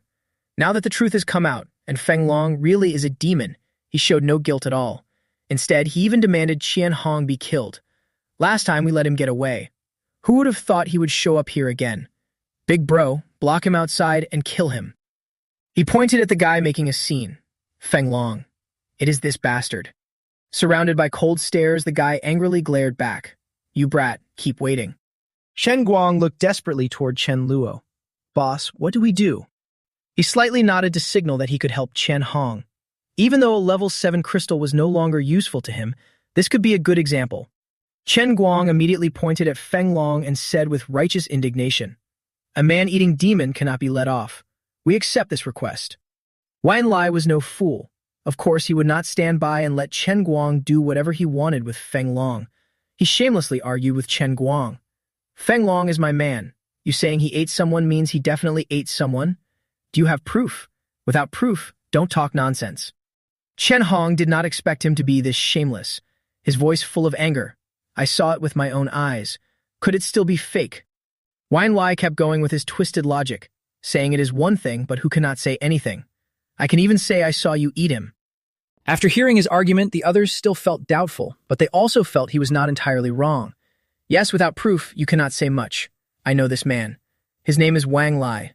He's very strong and also the tyrant of his own territory. The organizing side probably will not be killed off right away. Chen Luo saw that the hearts of the crowd were wavering and immediately stepped forward. The people were buzzing in heated discussion. Chen Guang, after seeing him, quickly bowed respectfully and called out, "Leader." Noticing Qian Hong's uneasy look, Chen Luo gave him a reassuring glance. "Brother, no need to rush. You said he had a level 7 crystal and wanted to kill someone. We have taken the job. As for whether Feng Long actually ate someone, I do not really care. I do not need any proof. Since we accepted it, he has to die." Wang Li was stunned when he heard that. His expression showed disbelief. Is this kid a little too arrogant? He still wanted to keep protecting Feng Long and reason with Chen Luo. Base leader, that is a bit unreasonable. We have no grudge, no hatred. Chen Luo did not want to hear his nonsense and cut him off at once. Right now, I want Feng Long's life. Will you hand him over on your own, or do you want us to do it? Hand him over or not? Your interference put Wang Li in a dilemma. Chen Luo is the main character here. If I really fight him, I will definitely lose. Too dangerous. Feng Long really is my right-hand man, but going up against Chen Luo for him alone is not worth it. But if I just surrender like this, others will definitely criticize me. So I can retreat for now to protect myself. After I level up to 7, I will join forces with the others and kill this Chen Luo. People, I will hand him over. Seeing Feng Long trying to flee, Chen Luo ordered the man behind him, Sha Haran, stop him. You kick once and send him flying toward him. Understood. Seeing Sha Haoran, Feng Long still kept his arrogant attitude and said the classic line, "Do you know who I am? You still dare stop me? Do you believe me?" But before he could finish, Sha Haoran sent him flying with one punch. Seeing that punch, Wang Lai swallowed hard. Feng Long was level 5 and could be considered quite strong, the second strongest person in his base, yet he got taken out with one hit. Sha Haoran did not stop there and threw out another punch, making Feng Long scream in agony. My arm. Looking at Feng Long, who was practically turned into a rag, Chen Luo said, Deng Qiansheng, this person is done for. You can deal with him however you like. As you can all see, our base is genuinely very capable. As long as you pay enough value, we can help you do anything. Of course, I think some people still believe I am just bluffing, or they doubt my strength. To stop some people from gambling their lives away, let me be honest with everyone. I Chen Luo and level 8. The people present felt like they could not believe their ears when they heard his rank. How was that possible? Level 5 was already the cream of the crop. Level 6 was the strength of a regional overlord. Level 8 was 2 levels above that. Was this not basically an emperor among feudal lords? No wonder he was this confident. His power was terrifying. One curious person could not hold back and raised a hand shyly. Base leader, what does level 8 strength actually look like? Could you show us a little? Please do not misunderstand. I am just curious. If the base leader does not want to, then forget I said anything. This was exactly what Chen Luo wanted. He was worried he would not get a chance to show off. Since everyone is curious, I will satisfy you a little. Deng Jiang, how much do you hate Wang Lai? Chen Hong forced a stiff smile and turned to answer. I cannot kill him, but I know that one level 7 crystal is not enough. Hearing that, Chen Luo curled his lips. Perfect trap. Deng Qiansheng is our first major client. To repay his support for our business, I have decided to buy one and get one free. Everyone, open your eyes and watch Wang Lai carefully. I have decided to turn Wang Lai into a gift for Deng Qianhong. See how he wants to attack me. His face is going pale now, and he wants to make a move on me. Realizing he was no match for Chen Luo, he turned around and tried to run. If you cannot win, run fast. But just as he turned around, a flash of light swept across his body. After testing the move on him, Chen Luo thought to himself that this spatial slash really did not leave a corpse behind. It was pretty useful.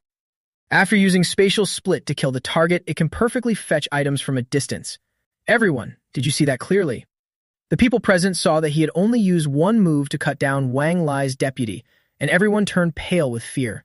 Some could not help but collapse to the ground, staring at him as if they had seen a monster. Chen Guan looked at their frightened faces and smiled kindly to reassure them. Everyone, don't be nervous. This man is shielding a man-eating demon. Even death will not erase his crimes. Just then, Chen Luo suddenly spoke. Enough. Those who are mine never leave loose ends. I will hunt them down and kill them all. No one who has ever offended me has lived. I only want to advise everyone. If you do not have 9 lives, then do not offend me. I am only doing this for your own good, you know. Under his threat, everyone forced out a submissive smile and expressed their loyalty. Yes, base leader, we understand. Rest assured, we will definitely not upset you. I guarantee the others in the base will all behave and absolutely not cause you any trouble. Seeing that they understood, Chen Luo returned to his sunny, carefree self. Everyone can relax. If you do not come after me, I will not do anything. I am truly very easygoing. If you have any trouble in the future, come find me. Everything that needed to be said has been said. Now everyone please register and choose your seeds based on your own abilities. That's right. I trust everyone's integrity. No one will default on payment. Whatever you grow later, you will not be asked to pay me back. After hearing his subtle reminder, everyone tried hard to appear serious and upright. Rest assured, base leader, we definitely will not do anything dishonest like that. Yes, if anyone dares to play tricks in front of the base leader, we will be the first to object. That's right, please rest assured, base leader. Chen Luo took their promise as a sign of reassurance and waved his hand before leaving. Good. Right then, Daju appeared with the intelligence report I had received. Boss, I just got news from the zombies. A zombie named Binglin has established a base, the Binglin Society. Hearing that name, Chen Luo was instantly alert. Binglin, I have some impression of this zombie. Even though he is not the first zombie to reach king level, he's very strong. The Binglin Society is a powerful organization founded by high-level intelligent zombies. Daju anxiously gave his own assessment. Right now, the Binglin zombie is probably watching for the right time to send out his forces. It looks like he plans to attack the base tonight. Chen Luo replied calmly with no sign of panic. I know. We will head back to the base immediately. Lock it down. No members are allowed to go out anymore. Get ready for battle. The people who had just witnessed his strength now stood at the exit, looking eager to join the fight. Base leader, don't leave yet. Our base still has something we want to discuss with you. Let me speak first. We want to join. Base leader, please consider it. Even though our base only has a dozen or so people, everyone has already reached level 5, and among us there are many level 4 light users. Seeing their enthusiasm, Chen Luo felt a little pleased. Looks like what I just showed off worked pretty well. Everyone quiet down. I welcome all of you to join, but I will not hide it from you. There may be a zombie horde attacking my base tonight. Their numbers could reach 10,000, maybe even more. The base is our home. We absolutely cannot leave it. You all came just in time, so come defend with us. Let me add one more thing. I will not make a move. If anyone survives, they can directly be converted into regular members. Of course, you can still leave now. I will not force you, and I will not pursue you. But if you join and then run away in the middle of battle, don't blame me for being rude. Very good. The ones without resolve have been eliminated. Those who remain have made the smart choice. Rest assured, how could I bear to let my own people sacrifice themselves? The ones left heard that and fought to themselves. Thankfully, we chose right. Not far away, as night fell, a group of zombies was summoned and gathered behind Binglin. The tall leader respectfully said, Leader, we have now gathered about 6,000 zombies. The other side did not turn around, only looked toward Chen Luo's base and answered, Very good. There is no need for us to make a move. These fellow zombies are enough to fight them. We just need to watch from behind. Dajuan, you lead them in front. Once you reach the destination, come back. Hearing the order from Binglin, the guy was a little surprised but still obeyed. Understood. I have to lead the team to attack that old fox Chen Luo. That is really annoying. Chen Luo had long been waiting from the shadows as he watched the zombie horde advance. At last, they were here. After receiving Chen Luo's signal, the people in the base launched their attack. Everyone prepared their skills, and soon a swarm of dark insects appeared in the sky, charging forward. From below ground, flames shot out, aimed straight at the slow-moving horde of zombies. Boom! Each blast carried tremendous force, sending the zombie horde flying into the air while the ground itself cracked apart. One person looked down below and shouted in shock. Everyone, look quickly, this is. Down below, the zombies were using other zombies as shields to protect themselves. With that obstruction, the skills could not hit cleanly. This is bad. From the sky, a fire dragon plunged downward with a ferocious roar. Everywhere it passed, there was a terrifying, booming explosion. Melling did her best to control the fire dragon attack, then turned to urge Chen Luo. Based on my current level, I can only cast wide area fire spells twice. I think the elemental power has already been drained quite a bit, so do the next step. Fat Vuong also felt she was right and barked in agreement. Less than greater than. Chen Luo did not stand idly by and watch anymore. He shouted for the city gate to be opened. The power-type fighters got ready. Open the gate. Go out and fight outside the city. Dazu looked at everyone fighting and was the first one to rush out. He had long been itching for this. As soon as he rushed into the zombie horde, Dazu immediately used his skill to sweep through them non-stop. One punch from him shattered the ground, and the zombies could not stay steady and fell all over the place. Bing Lin, standing high above, looked at the battle below and gave his judgment. Indeed, the other side has two very strong fighters. The underling, hearing that, said with confidence, "Big brother, do not worry, the wall on the opposite side is about to collapse. I am sure I can lure another wave of zombies over. No one can stop them." Bing Lin quickly realized that Chen Luo's side did not panic at all when they were attacked. Clearly, they had prepared long ago. Maybe there is a traitor among us. Dazuang also felt uneasy when he sensed the suspicious look from the macho guy. Shen Guang received the telepathic report. "Big brother, bad news. Dazuang has sent word. It seems his rebellion is about to fail." Even more, Dazuang's meaning was that after killing him, Bing Lin would arrange another batch of zombies. Hearing that, you quickly came up with a new plan to keep Dazuang alive. "I was still hoping to train Dazuang into the elder of this zombie base. I cannot let Bing Lin kill him.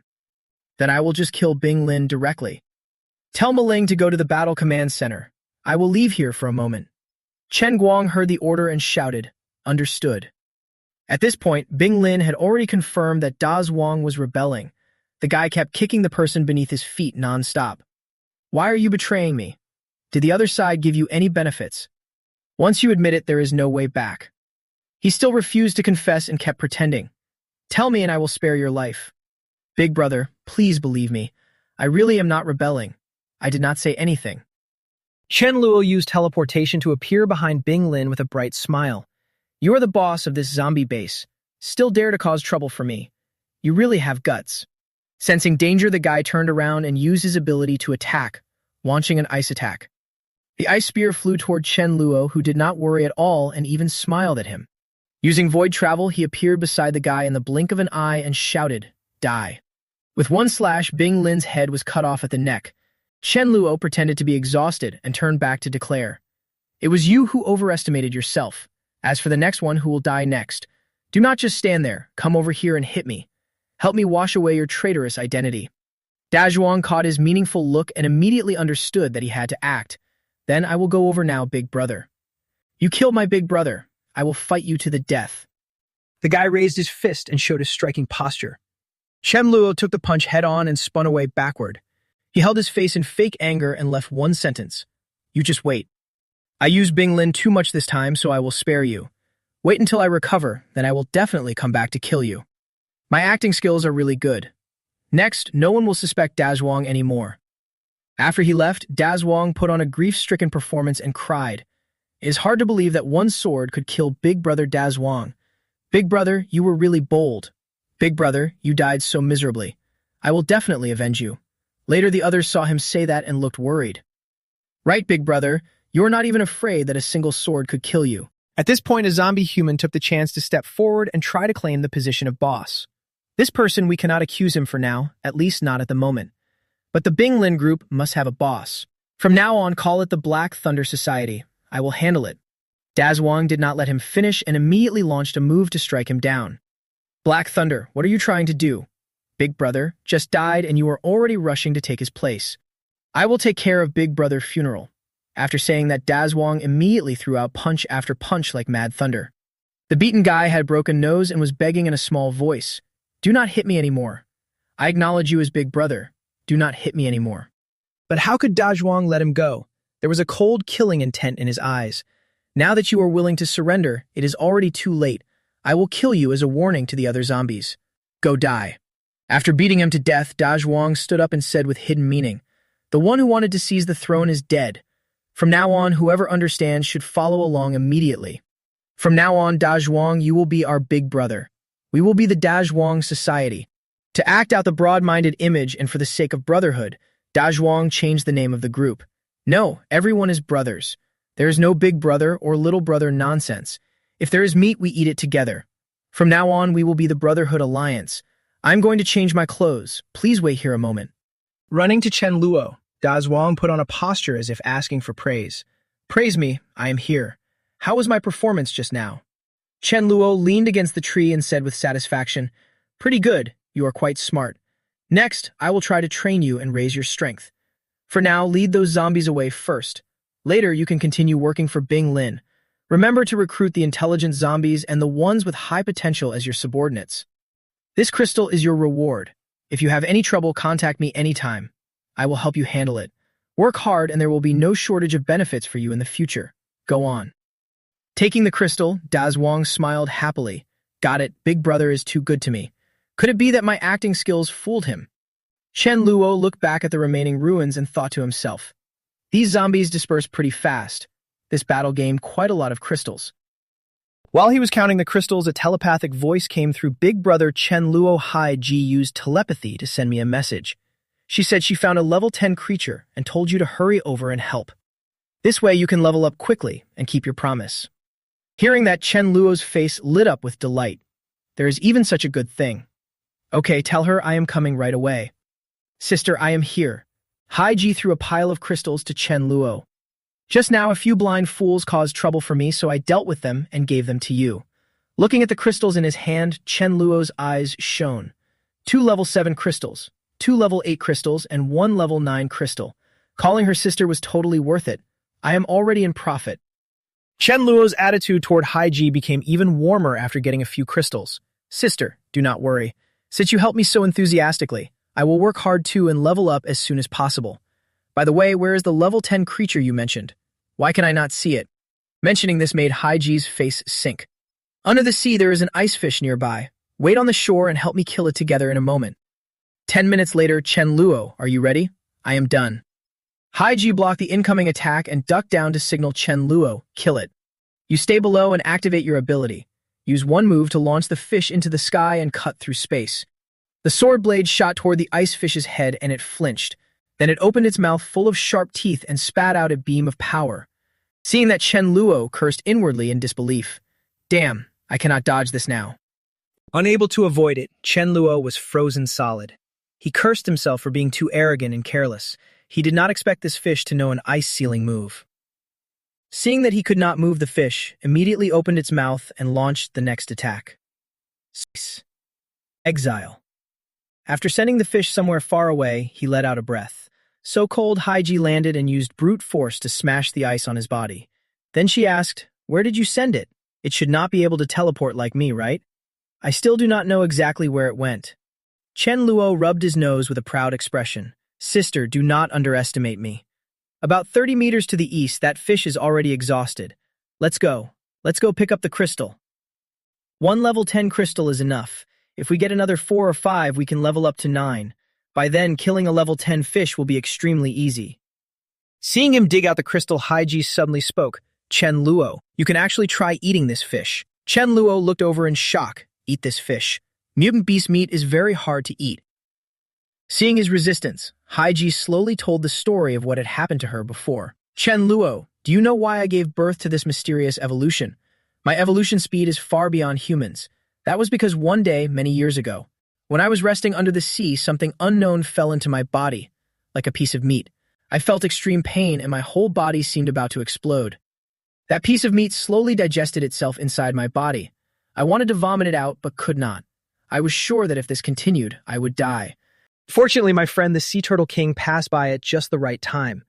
When he saw that, he immediately swallowed the remaining flesh into my body. I was saved and began to grow stronger non-stop. The Sea Turtle King also made huge progress in strength because of this. Although that piece of flesh made people feel pain, it had a miraculous effect. Hearing this, his face showed a flash of surprise, a mysterious piece of flesh. Finally, Haiji also explained why she wanted him to eat fish meat. Ever since I ate that mysterious piece of flesh, those fierce fish species have always targeted me. They actively attack me, wanting to eat me. I can sense that the Fish King also once ate that mysterious piece of flesh. This made Chen Luo a little puzzled. Had Haiji and the Sea Turtle King both become much stronger because of that piece of flesh? During the process, it was also extremely painful. Is this not just like eating a high-grade crystal? Sensing that he still had not made up his mind, Haiji added another push. I can sense that the mysterious flesh is still inside that fish, with a lot of energy not yet fully digested, so I feel that wasting this fish meat would be a shame. Chen Luo also wanted to become stronger, so he made a decision. If that is really the case, then we cannot waste it. After eating it, you can become stronger. The taste is a little bad, but it is not impossible to bear. I wonder if Ma Yu can make it more delicious. Could use more seasoning and try. Besides, with such a big fish, there is no way we can finish it all. We can let the others eat some too. The next day, in a coral reef, a beautiful mermaid appeared out of nowhere. As she was bathing in the warm sunlight, a panicked voice rang out. "Sister Ning Shuang!" Ning Shuang, hearing the familiar voice, immediately turned around. "You are here!" Haichu cried and complained, "Sister, my brother is dead. Someone killed him." Ming Shuang's first thought was that he had been killed by a shark or by that bloodthirsty white shark who called himself the sea god. Haichu sobbed and choked out, "No, not that. It was a sea clam. I remember its smell." Hearing this, Ning Shuang walked over to where Haichu was trying hard to remember the person with those features. Sea clam. Could it be the helper of that fake god? Seeing that she still did not say anything, Haichu begged again urgently, "Sister, Ning Shuang, please avenge my brother." It was then that Ning Shuang stepped into the water, and scales of green light appeared one after another on her white and smooth legs. As she went deeper into the sea, her legs turned into a fish tail. Swimming forward, she ordered Haichu to lead the way. "Go take me to find him." Hearing Haichu's shout, Haiji immediately turned back Sister Ning Shuang. It is him. Looking at Ning Shuang in front of her, Haiji clearly showed disgust. What kind of monster is she anyway? Human or fish? She does not look like much. If I could bring her back for that little brother of mine, who knows, maybe she would still be quite nutritious. Ning Shuang heard that and asked in confusion, "Little brother? Who is your little brother?" Haiji did not want to waste words and immediately used her attack ability, Destructive Light. Would not that reveal her right away? Ming Shuang was not at all flustered by this attack and gently raised a hand to block it. Her strength is not weak. Unfortunately, she means nothing to me. Seeing that she could block her attacks so easily, Haiji knew her strength was above hers. She turned and ran. No, she is much stronger than that fish. I am not her match. But before she could run far, Ning Shuang had already frozen her solid. Seeing that she had been subdued, Haichu immediately gave Ming Shuang the hateful look and pleaded, "Sister, Ning Shuang, kill it. It killed my brother." Ning Shuang gently comforted Haichu and explained, "Do not rush. Does it not still have a younger brother? Why not take them all at once?" Ma Yu looked at that huge fish and cried out in shock. How can a fish be this big? Chen Luo smiled and made his request. "Mutant beast. Ma Yu, look at this fish and tell me how to cook it. I am not asking for it to be tasty. I only want it to not be hard to eat. If it can be acceptable, that is enough." Ma Yu thought for a moment and then made a decision. "If it is a fish, then braise it. I know you cannot cut this fish yourself. Let me help you. Anyway, remember to use strong seasoning. The stronger, the better." After a while, Ma Yu had finished cooking the fish. Her voice was a little hesitant. "I have done my best. Why not have you try it first?" Chen Luo grimaced at the fish, but still forced a bite into his mouth. "Okay then, let me try it. It is really hard to eat." Ma Yu looked at him as he was about to vomit and said unhappily, "This is the greatest humiliation for a chef like me." Looking at that fish dish, he was already drooling like a pup. Now we have a problem. Do we really have to eat something this hard to swallow? Just then, Fab Vuong came in from outside and spotted the dish on the table. It shot into the kitchen like an arrow. What is it eating in there? Sneaking around and eating by itself, not even letting me join in. Chen Luo looked at its gluttonous face and made a guess. Sniffing that hard, maybe Fab Vuong really liked this dish. It rushed over with pleading eyes. Let the dog have a bite. If he knew it liked this dish, he would have tossed in a bit of fish to lure it. Come on, eat up. Careful not to choke on the fish bones. I'll help you deal with them. Watching Fap Vuong eat until its belly was round, he felt a little helpless. As the saying goes, kingdoms change, but a beast's nature never does. Since it was born greedy, let Fap Vuong lead the way. If that bait really worked, then even if the food was harder to swallow, it would still eat it. At that moment, a telepathic voice full of worry reached him. Chen boss, bad news. Something must have happened to Hai Ji. Someone has cut off the secret link between me and Hai Ji and told me to ask you to go save her. They said she is on a small island 3,000 li east of the coast. If you do not get there within 3 days, Hai Ji will die. After hearing the report, Chen Lu's face sank. She can still contact Zhao Zi, which means the other side is higher level than Zhao Zi, and most likely a mental type. To be able to bind Hai Ji, at the very least it is a level 10 mental type. When he ran over to Mi Fan's place, he immediately asked, "Little Rice, am I in any danger?" Seeing his panic look, Mi Fan blinked and guessed. For the next 3 hours, I cannot sense any danger. Hearing the exact number, he froze. Only 3 hours. At a distance that far away, even on land I could not make it in time, let alone at sea. By the time I get there, it will already be past the 3 hours Mi Fan predicted. What a pity that Mi Fan's power is time freezing. Otherwise, I could take it along to predict danger for now. By then, I would even have to protect it. If there was no danger, it would become dangerous. Do it. What am I afraid of? I want to see who can kill the Sea King that even I cannot. Chen Luo looked Mi Ling over. Her outfit was really budget-friendly. She looked at him thoughtfully. Could he be Hai Ji's little brother? But why can I not see through his true form? Could he be? Then she asked, "Are you the sea god?" Chen Luo said with a straight face, "No, I am the Sea King." Hearing that answer, Mi Ling could not help thinking, Sea King. What kind of weird title is that? He asked, "Tell me, why did you capture her? What exactly did she do wrong?" She answered, "Hai Ji brutally killed my brother to report her. If I let her go, I do not know how many more innocent people will die in her hands. I will not allow such a savage murderer to remain in the sea." Hai Ji on this side spoke up, "Brother, stop wasting your breath on her. I appreciate your kindness, but you are absolutely not her match. Run." But Chen Luo waved it off. "Don't worry. If she says we are slaughtering recklessly, then I will reason with her. Big fish eat small fish eat shrimp, and big fish swallow small fish. That is the law of survival. What's wrong with hunting a little food? You do not eat fish? Then what do you call the fish you do eat? If you are a double-standard hypocrite, just say it outright. You have to defend yourself." The seal that had been called out also snapped back, "I do not care. I have to avenge my brother." Mi Ling spoke up, "You are not wrong. Big fish eat small fish. But now I am the big fish, and your seal is just a tiny little fry.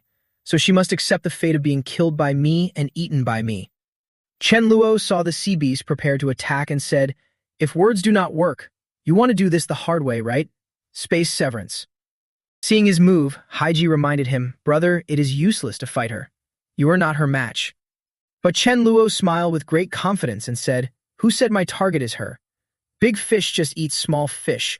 Killing a level 7 seal is perfectly reasonable, right?" Mi Ling watched his move and got furious. Is he tired of living or what? Chen Luo calmly used Void Shuttle. Seeing him use Void Shuttle to appear next to Hai Ji, she was shocked. That is a speed the naked eye cannot even track. How can he do that? Chen Luo smiled and said, "Space severance. Hold on tight. I will get you out of here. Are you trying to close in on me so you can keep chasing me?" As soon as he finished speaking, he used his space skill to strike at Mi Ling. She jolted and hugged herself tightly to shield her body.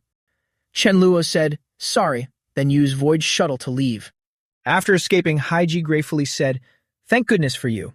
The decision to kill that seal just now was brilliant. A seal's nose is extremely sharp. If we had not killed it, even if we ran away, it would still find us. Now Mi Ling can only sit there and figure out how to track us. Chen Luo, tell that seal the sea is not safe. If she wants my hide, she can come and find me after I have healed. Bring the whole shell with you." Hai Ji replied, "Okay, I will listen to you. Someday I will come back and kill that seal." Chen Luo thought it over. He had not expected sea creatures to grow this strong. With his current abilities, he was no longer invincible.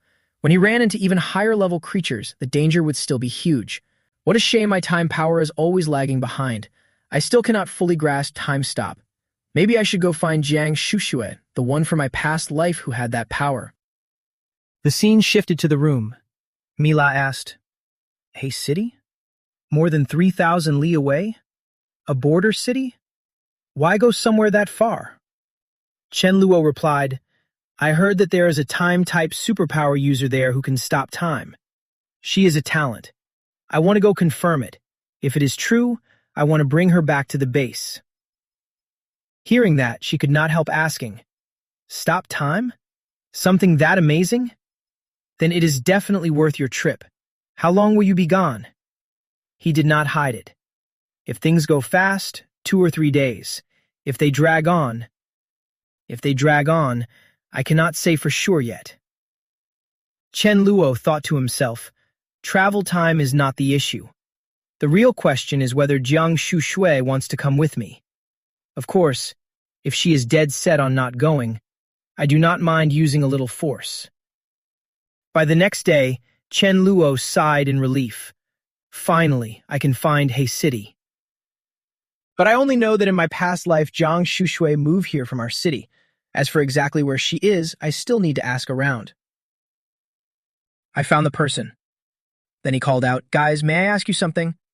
Do any of you know someone named Jiang Shushui? The bearded man looked at him and said, what, another guy trying to mooch off a meal? Brother, she is the daughter of our boss. I am warning you, our boss is a level 6 berserker, so do not get any dirty ideas. Besides, our base does not take in freeloaders. Chen Luo was extremely confident. I am not a freeloader. I am a level 5 melee type. He thought to himself, even if I were a total nobody, I could still fake being level 10. Who would dare say I am not a melee type? Hearing that, the bearded man immediately pressed him. Really? Let me see. After a short fight, the old man softened up. All right, you really are. My bad. Let me take you back to the base. The visitor said, thanks. Sorry to trouble you. At the Jiang family base, a group of 10 people greeted the boss. The 2 people who stepped forward were Jiang Tiancheng and Jiang Shushui. Tiancheng spoke up. Brothers, you have worked hard. Mixed in with the crowd, Chen Luo thought to himself, in my past life I never met Jiang Tiancheng or that mutt, so they were probably dead. During this time, he may have reached level 6. His future looks promising, maybe even king level. In this situation, trying to coax Jiang Shushui is useless. Better to just bring Jiang Tiancheng along. Of course, I will have to use a few tricks. At night, he happily used his space power to move the goods. I will clear out the food in the warehouse and let them taste a little despair. Right, and Jiang Shushui loves this dog the most. We need to find a place to hide it. The next day, when everyone gathered at the warehouse, they were dumbfounded. What the hell is going on? How could this happen? In just one night, all our food disappeared. Over here, Jiang Shushui discovered the loss and burst into tears. Dad, your dog. The rice is gone too. Tiancheng slumped to the ground. Without food, this base is done for. Its future is basically over. On the first day after the food ran out, everyone left in a panic. On the second day, even more people left than on the first. On the third day, Jiang Shushui was worried. Dad, a third of the base members have already left. If this keeps up, I am afraid.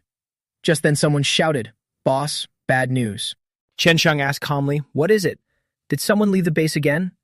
The other person replied, no. People from the neighboring Yantai supply camp are about to come to our H city and stir up trouble.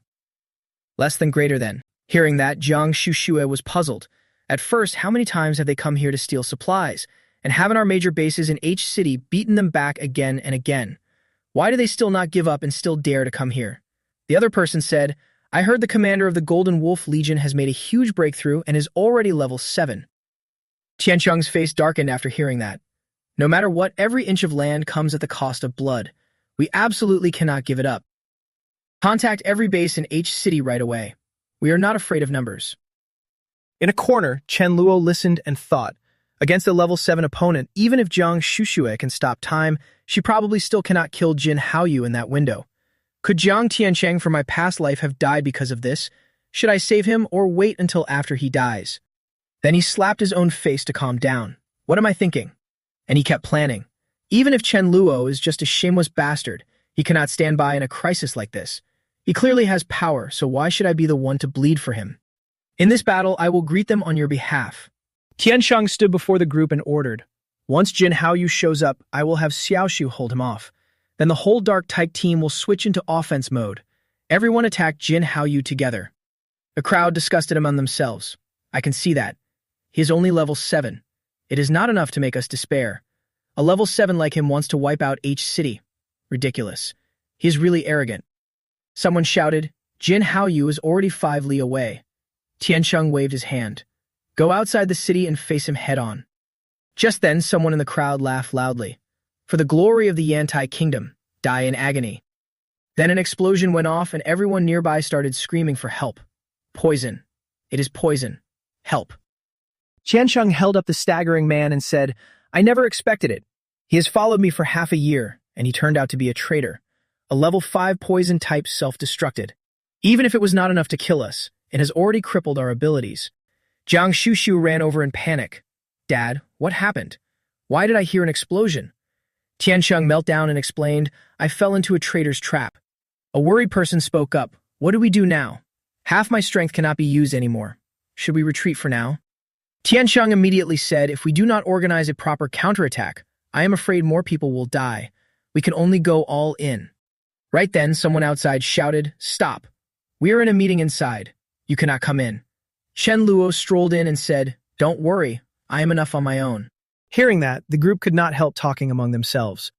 Kid, do you know how many people are outside? At least 10,000. Get a grip. You think you can take on 10,000 alone? Don't let the pressure make you hallucinate. Want me to knock some sense back into you? Qiansheng said, Passion is great, but stop showing off. Save it for dealing with Jin Haoyu. Shen Luo pointed ahead with a smile. Just open the main gate and watch. Hey, once I kill them, you will come with me. How about it? Jiang Shusui was shocked. Qiansheng stepped in front of the young man and woman. Now is not the time to show off. Come with us. In a moment, when the city gates open, can you help us buy some time so we can recover a little? Shen Luo smiled faintly and thought, in my past life, I was always wandering around Chengdu and never got involved. Since I have a chance now, I might as well lend a hand. Over there, Jin Haoyu was extremely arrogant. Jiang Tiansheng, I have been humiliated by you for so long. Do you know how long I have waited for this day? You think hiding inside the city means I cannot do anything to you. Wait for death. Shen Luo rose from below and said, So you are Jin Haoyu. Seeing that he could fly, Jin Haoyu was shocked. How does this guy know how to fly? Tiansheng also fell into thought. Wasn't he a level 5 melee type? Why? Jiang Shuqiu looked at him puzzled. So amazing. How can he do that? Chen Luo stepped forward. The one waiting to die is you. Jin Haoyu immediately pointed and ordered, Everyone, attack him. You stay calm. Being the first person to sense my wide area killing power is your honor. Chen Luo thought to himself, I am the only one who has this wide area killing power. Space suppression speed and anything below level 7 is definitely dead. Then he launched a space pulse attack. A barrage of explosions erupted across the ground all at once. That Haovu guy actually blocked it and still acted arrogant. I thought he was pretty capable. Wasn't he already stopped by my Earth shield? Do you think I can only hit once? Then he kept attacking. Space pulse. 15 consecutive hits. Suo Tuyet stared in shock. How is that possible? Didn't he say he was a physical type? What rank of mimic ability would it take to pull that off? Tiansheng stared with wide eyes. No wonder he was so confident saying he was enough on his own. Is he some kind of immortal descended from the heavens? Haovu shouted, Die, then used gravity technique. Chen Luo looked on in surprise. This is gravity technique. Haovu grinned and called out to his buddy, I have already slowed him down. Let's run. Seeing that, Chen Luo praised him. Not bad. Your gravity technique really works. My burst speed is around 200 meters per second, but you knocked it down to 5. Then you use void movement to close in. You attack so decisively. You can even reach level 7, so you must have a high-tier crystal on you. That Haovu kept stubbornly using Earth Shield as a turtle shell for defense. Chen Luo went dark-faced. Stop wasting energy. Hand over the crystal. I will take it.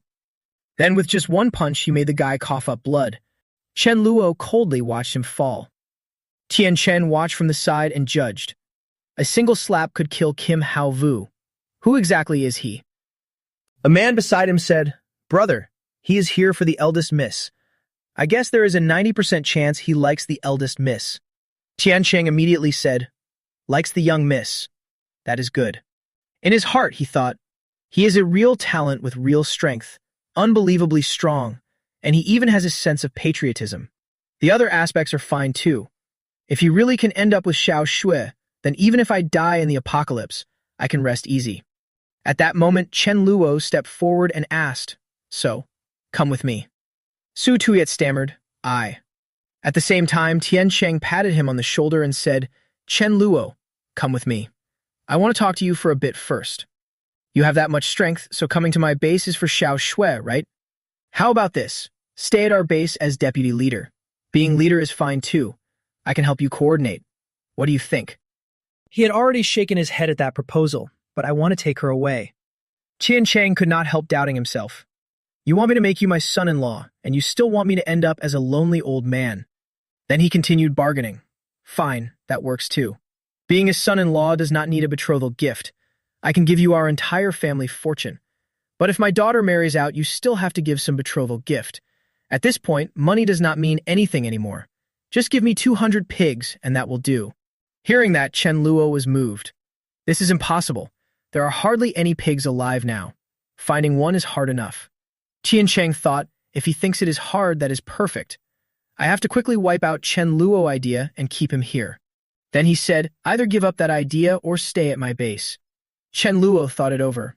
This old guy is making things hard for me. Why should I give in to him? Then he asked with suspicion, Mister, what time is it now? When he heard the question, the old man answered automatically, It is 4 in the afternoon. Why? Shen Luo thought, who asked about the time? Then he stood up and said, What I mean is, this is the time when order is about to collapse. Are you qualified to negotiate terms with me? I forgot to tell you, I kill without blinking. I kill the peaceful, and I kill my own kind too. Looking at Chen Luo, Tian Cheng could not help thinking, why did this obedient son-in-law suddenly turn hostile? Chen Luo kept threatening him. What now? If I insist on taking Suo Tweet away, can you stop me? Mr. Tian Cheng, do not expect your daughter to just follow me while crying. Tian Cheng was stunned inside. His mood flipped way too fast. Tian Cheng exhaled and compromised. Say it. Where do you want to take the girl? Chen Luo replied, I also have a base in Chengdu. I want to build the strongest base, gather more elite survivors, and survive best in the apocalypse. That is also the reason I want to take Suo Tweet away. If you want, you can come too. Join my base or live on your own. I have no bad intentions, but I must take Suo Tweet away. How far this goes depends on your attitude.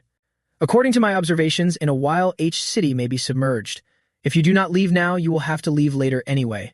I will give you 1 day to think it over carefully. After saying that, he went outside and ran into Suo Tweet. I was just looking for you.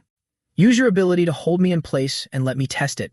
She blushed and replied, maybe, but to be honest, my ability is not some kind of binding spell. It seems to be related to time. After hearing that, he ordered her to try it. Suo Tweet immediately did as told and used Time Stop. Chen Luo observed carefully. Sure enough, his body was completely immobilized, but the abilities inside his body were still running. What is going on?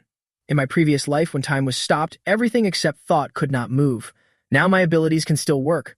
Could it be because I also awakened a time ability? Only time can counter time. Then she kept waving her hand and tried once more. Suo Tweet panted and thought, I can only hold him for 3 seconds. He really is strong. 1 more time is fine, but too many will not do. Then she activated her time ability. After breaking the spell, Chen Luo blurted out, as expected. In his heart, he thought, in my previous life, even Time Stop could restrain the Void King, who is nothing like me. But now, nothing can restrain me anymore. After that, he waved a hand. I am worn out. I will head back to the restroom first. On the other side, someone said, at last, we can imitate the Dawn City Elder badge. That was the signal. She was delighted. With this, I finally have a chance to take revenge. Since the storm is about to hit, the enemy base has also moved closer to Chengdu. God is really helping me. This is my only chance. A week later, Chen Luo was very happy on his side. As long as it was someone Chen Luo wanted, nothing was impossible. He not only brought back that father and daughter, but also their elite members. This time, he made a huge profit. The group saw him and shouted, Boss is back. Hurry, hurry, and report it. Our leader is back. Brother Chen, in the 10 or so days you were away, our base has become a joke. Right, there was a girl who copied the Elder badge, used the Elder's name to kill people, and already wiped out 1 base. Hearing that, he was stunned. What? In his heart, he remembered that before he left, he had officially renamed the base Dawn City. How did its name spread so fast? Besides, the Elder badges in the base were all made by Long Yu by hand, including the anti-counterfeit mark. How could that woman possibly do it? Milap ran out from inside. Chen Luo, you are finally back. Seeing her run up to his side, Suo Tweet thought sadly. No wonder on the road Chen Luo said he already had a wife. So it was not just an excuse. He really did already have a flower with an owner, and she is very pretty. Milap said gloomily, Sorry, my sister and I did not watch over the base well, and that gave others a chance to take advantage. Chen Luo smiled gently to reassure her. It is fine. I just did not expect Dawn City to end up like this. Taking down a base without lifting a finger, just by talking, was enough. Even someone pretending to be me could do it. Mi Ling spoke up on the side. There was something. We have caught that woman. Her name is Yi Siying. She said she would lead the way. I want to go meet her. When he reached Yi Siying, he said, impersonating the elder badge and borrowing a knife to kill people. Pretty bold. So it was you. There is something I am very curious about.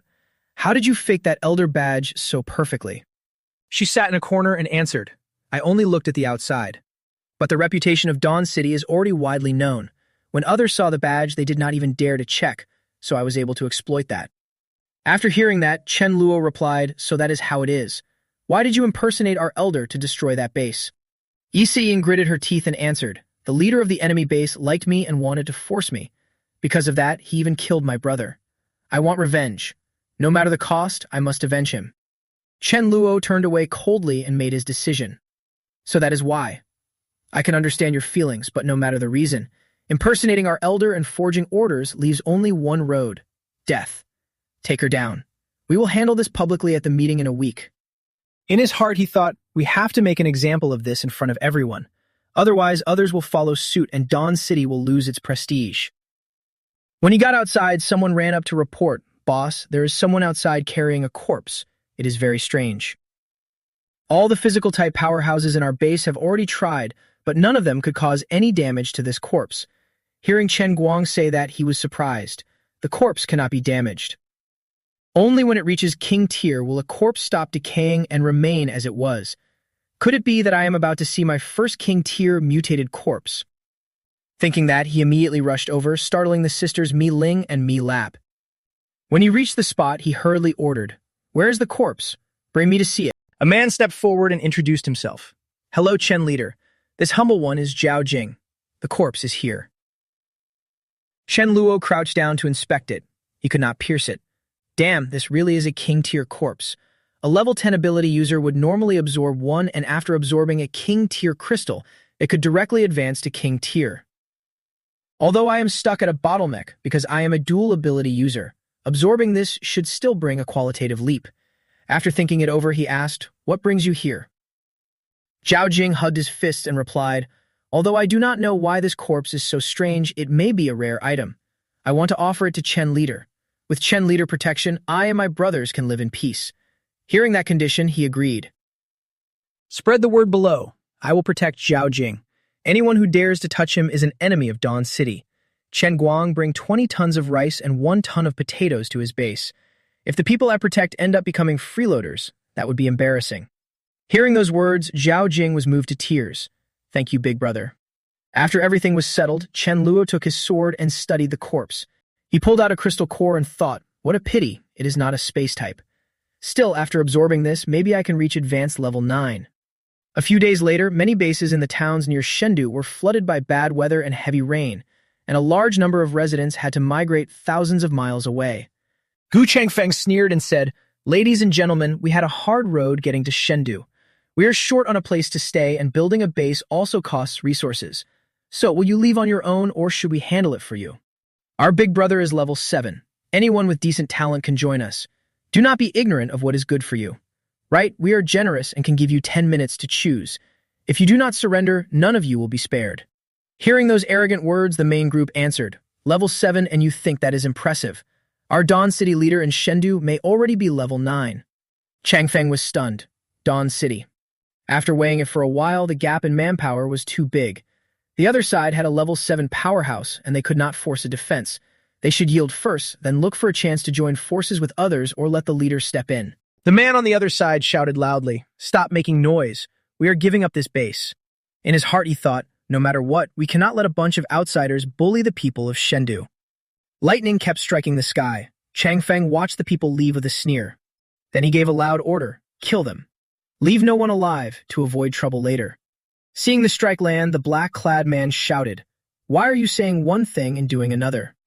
Everyone who left the old base was wiped out. You were just too naive. Never heard that military matters are not supposed to be lied about. Go die in peace. Seeing the lone survivors still sneering, the Chengdu survivors were no different, weak as hell. The man roared, "Go to Dawn City if you dare." "Let's see if you still have the nerve to say that in his face." The challenged man turned grim. "Fine, let's test it." Chang Fen gave the order to gather intel on this Dawn City. At the same time, Wei Wei walked on muttering to herself. She never expected that after 2 years away she would return to this heartbreaking Shendu. 2 years ago, I was sick of my job and under heavy mental pressure. I was always cranky and angry, and I even had violent, scary thoughts. Back then in my days, I even lashed out at a poor stray dog. "Sorry, little dog. If I ever see you again, I'll make it up to you." While she was lost in thought, someone spoke up. "Sister Wei Wei, you asked me to look into the strongest force in Shendu right now. I found it. It's called Dawn City. I heard they're not just strong, they even have someone who can improve seeds and boost yields by 50%. Wei Wei was stunned. My seed enhancement only reaches 30%, and they're even better than me. If I could join them, that would be amazing. The other person continued, "I heard Dawn City will hold a conference tomorrow. Maybe we can send someone there to take a look." After hearing that, Wei Wei decided, do that. The next day, someone barked an order. "You there, bring Si Ying over here." Shen Luo watched from the side and thought to himself, disasters. Non-stop storms and rain had forced survivors from many cities to migrate thousands of miles. They all gathered near Shendu, and rumor had it that many bases had been attacked by outsiders because of it. While tied up on the side and being questioned, this girl had impersonated an elder of my Dawn City and caused a huge scandal. As for the details, I will not go into them. If you do not understand, go find out for yourself. In short, impersonating a Dawn City member is a dead end, no matter the reason. Shen Luo thought that choosing to hold the conference was also a warning to those outsiders and would throw off their pace. The other man shouted, "By order of the leader, kill her." The crowd around them buzzed with discussion. That move again? Why die for such a ridiculous reason? She is pretty, but if the beauty says kill, then kill. What a shame. Leader Chen is as domineering as ever. Definitely not someone to offend. Chang Fen also went pale, thinking, did I imagine it? Just now, I think I saw a black crack flash by. Chen Luo's representative spoke up. That's right. Let me announce this again. We have changed our recruitment requirements. From now on, we only accept level 6 ability users. The crowd immediately groaned. Did I hear that right? Is that really what they said? Only level 6. I am not even level 5 yet. Wei Wei was startled. Only level 6. The person beside her asked, Sister Wei Wei, what are you doing? Wei Wei replied, there is no seat in this world that lasts forever. They'll go first. One day, we'll meet again. In her heart, she told herself she would not let these companions become her burden. Her golden phoenix would move one step ahead. Then she stepped forward to introduce herself. Hello, everyone. I am a level 6 nature type ability user. I can also improve seeds and raise yields by 30%. I really want to join Dawn City. Would you accept me? Someone replied, of course you can. Chen Luo looked at her and smiled. Not a bad seed. When they returned to the base, someone introduced her. Wei Wei, welcome aboard. Next, I'll show you around. Fap Vuong, out for a walk, noticed it and thought, isn't that coming back from a meeting? As it approached, it heard Wei Wei say, sure, thanks, Lear Chen. Fap Vuong was stunned. That voice. Many years ago, lying in a corner, it heard someone say, I forgot to close the garage. Good thing there was nothing valuable in there, huh? Why is this dog here? And my mood is already bad. Keep it down. Fap Vuong, now terrified, said, sorry, I was just too cold. I should not have come in here. Stop stabbing me, please. Seeing it tremble like that, Wei Wei still kept going. The more Fap Vuong struggled, the more excited she got. Good dog. I want to cut off your ears. A moment later, it seized the chance and bolted. Seeing her, Fap Vuong thought angrily. That voice really was hers after all. Someone spotted it and asked, Elder Dog, what's wrong? Elder Dog. Shen Luo also noticed and called out, Fap Vuong, what's wrong? Wei Wei hid behind him in fear. Where did this black dog come from? It's terrifying. Fap Vuong barked furiously. If I had not been lucky, and if a kind old lady had not helped me while I was running for my life, I would never have survived those freezing days. What it is doing makes no sense. Why does Fap Vuong want to kill her? Mi Fan spoke up to explain. She cut off Fap Vuong's ear and stabbed Fap Vuong several times. Chen Luo was stunned. What? Fap Vuong kept barking and Mi Fan translated, Fap Vuong is asking if your promise still stands. Will you help it kill its enemy or not? Chen Luo turned and asked suspiciously, Ling Wei Wei? Let me ask you, did you once cut off a dog's ear? Hearing that, her face darkened. Why was he asking that out of nowhere? Could this dog be? Then she stammered in denial. I did not. How could I ever do something like that? Chen Luo watched her closely and knew from her reaction that it was already proof enough. Then he said, It does not matter if you deny it. I do not need evidence. As long as the elder confirms it was you, that is enough. Fat Vuong, do it yourself or should I? It immediately barked as if answering. Wei Wei was crying now. Fine, I admit it. I did it. But back then I had just gotten off work and I truly lost control of my mind, so I really did not mean it. Please, forgive me. Mi Fan meowed, forgiving you is God's business. What Fat Vuong wants is to send you to meet God. Wei Wei kept begging, Leader Chen, I am a human. It is a dog. You will stand by me, right? You will forgive me, right? Besides, I joined you first. If you do this to me and word gets out, who would still dare join your base? Shen Luo ignored her and kept asking, Fat Vuong, do you need my help? Seeing Fat Vuong come closer, Wei Wei panicked. Don't come over here. Please, spare me. Right after that, she was attacked. Wei Wei fell to the ground screaming in pain. My head. Looking at her, Chen Luo said, Fat Vuong, something is off with her. It looks like under an extreme emotional swing she has awakened dual abilities. Fat Vuong was furious. Awakened dual abilities. Fine, that works too. I was worried one slap would kill her. Not anymore. Wei Wei kept begging, Stop. You beast, I told you to stop. I want to kill all of you. Looking at her like that, Chen Luo was confused. What does that mean? Fat Vuong barked twice, meaning, let me handle it. Hearing that, Chen Luo raised a hand and created a spatial barrier. Fine, but do not fight inside the base. Damaging the flowers and grass would be bad. Fat Vuong replied, Got it. Leave her here. Once it was over, Chen Luo stood aside and watched. Leave things here to Fat Vuong then. He had not expected Ling Wei Wei to be pushed so far that she awakened dual abilities. From the look of it, one of them was probably dark type. Fat Vuong kept attacking Wei Wei non-stop. Chen Luo could not help wondering. Fat Vuong was already level 8. Why was that kind of attack still ineffective against her? A monster with astonishing defense. Little dog, are you just flailing at the air? After that, Fat Vuong kept attacking non-stop. Chen Luo's face darkened.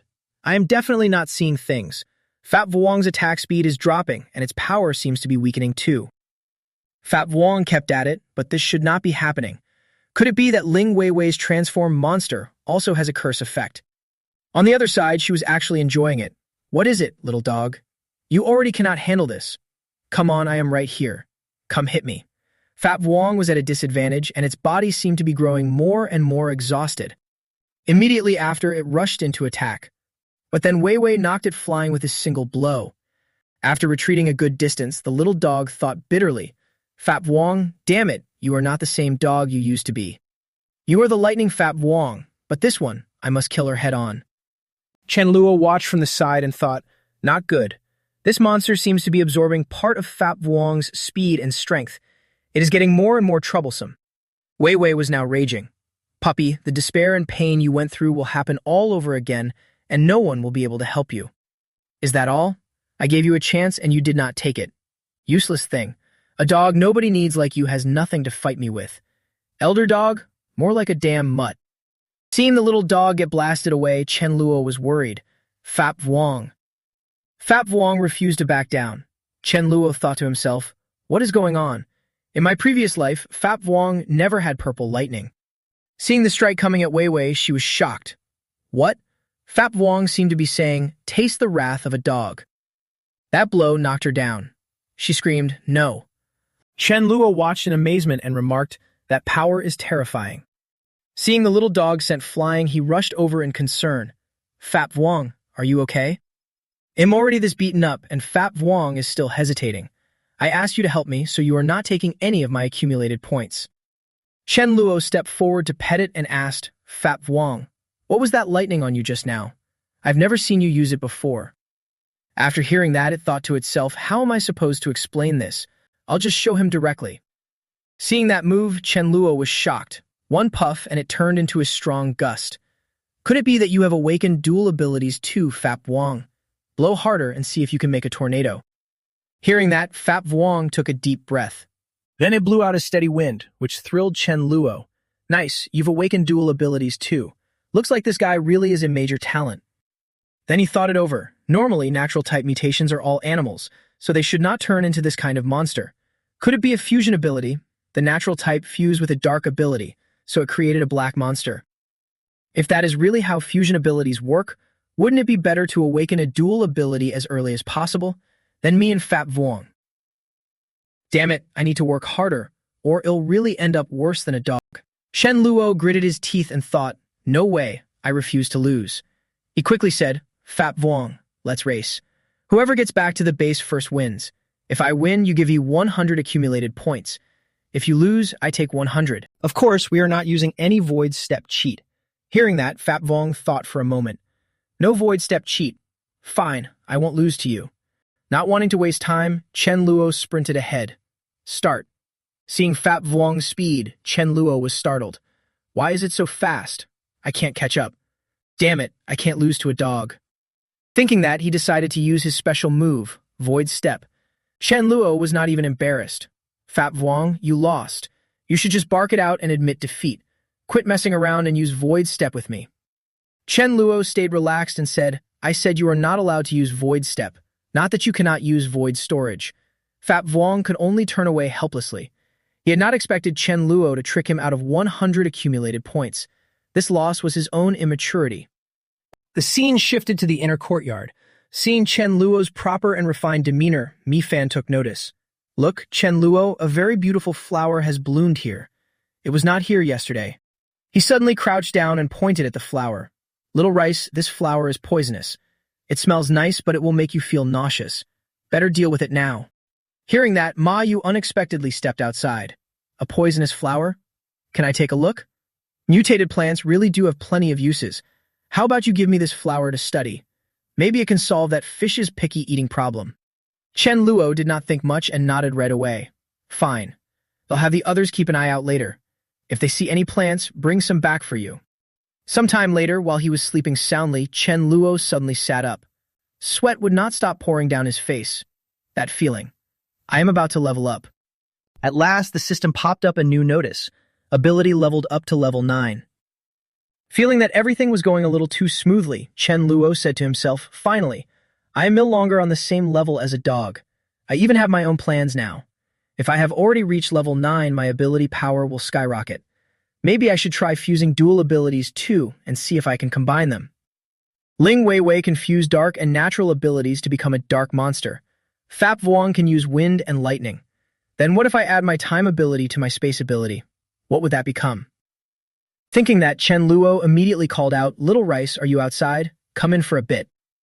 Mi Fan quickly ran in. You want me to sleep with you? He laughed and waved it off.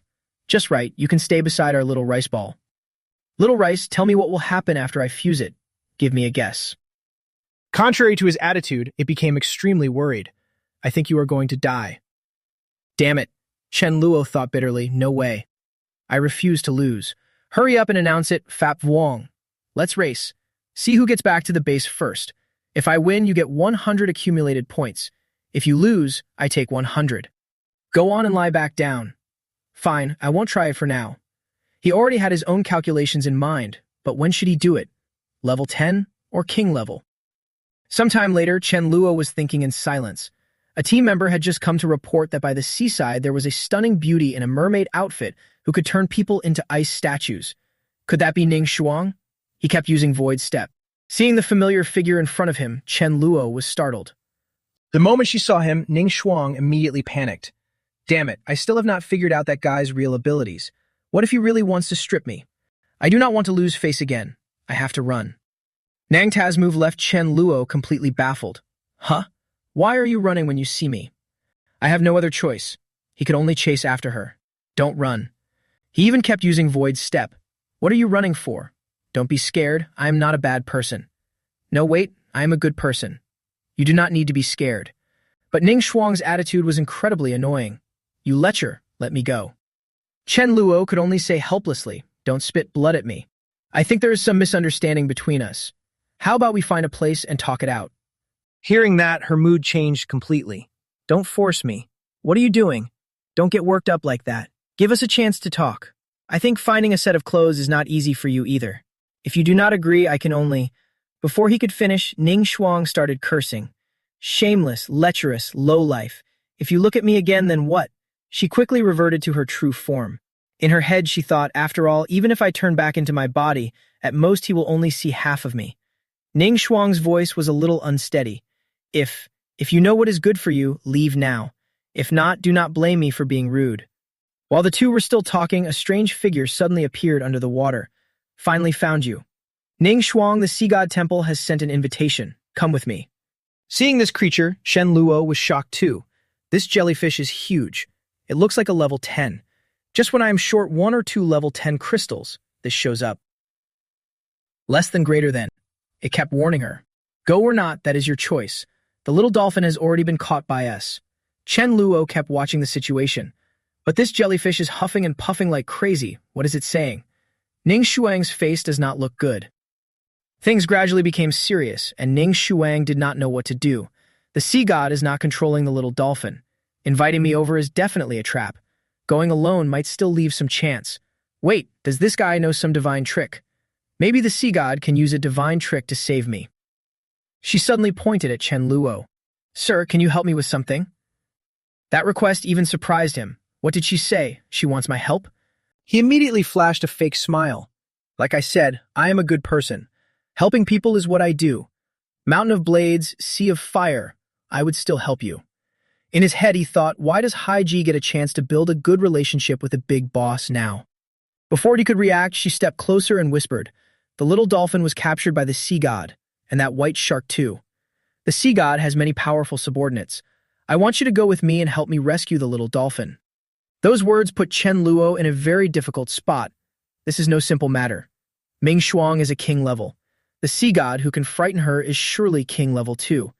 I already have a hard time dealing with a king level, let alone the sea god and his subordinates, who can handle this kind of battle. Seeing Ning Shuang react like that, the mutated shell quickly spoke up. So are you going or not? If you do not go, I will go back and kill the little dolphin. She nodded in agreement. Let's go. Ming Shuang did not forget to look back at Chen Luo. Go. He immediately nodded. Go. He already had his own calculations. He would go see the situation first. If Ming Shuang can hold off the sea god, then he will bring the little dolphin along. If it looks like she cannot hold out, then sorry. I am not risking my life to save you. The scene shifted to the sea god temple. A sea crab quickly surfaced to report, Sir Sea God, I saw that you and Ning Shuang had a conflict, so I brought the little dolphin from her side back for you. The man frowned and looked back. I am the sea god. How could I do something like that? That would disgrace my divine dignity. He is the sea god. By how? Not convincing at all. Total loss of face. While the two were still talking, another octopus in a suit rushed over to report. Bad news. The little dolphin was just caught, and it committed suicide. That news left the sea crab completely confused. Sir Sea God, what should we do? Should we save it? Bai Hao felt a little bitter. Save it? No. Would not just eating it be less trouble? The dolphin was terrified when it heard him say that. Sister Ning Shuang, goodbye. No matter what, do not come save me. At the same time, Ning Shuang also sensed that something was wrong. Chen Luo quickly stepped closer. What is wrong? She helplessly described what she felt. The little dolphin sent me a psychic message from far away. It said it is dead. My only friend is dead. It does not want me to go save it. It committed suicide. I have to avenge the little dolphin. I have to kill that evil god. Seeing her act like that, Chen Luo was extremely surprised. Calm down.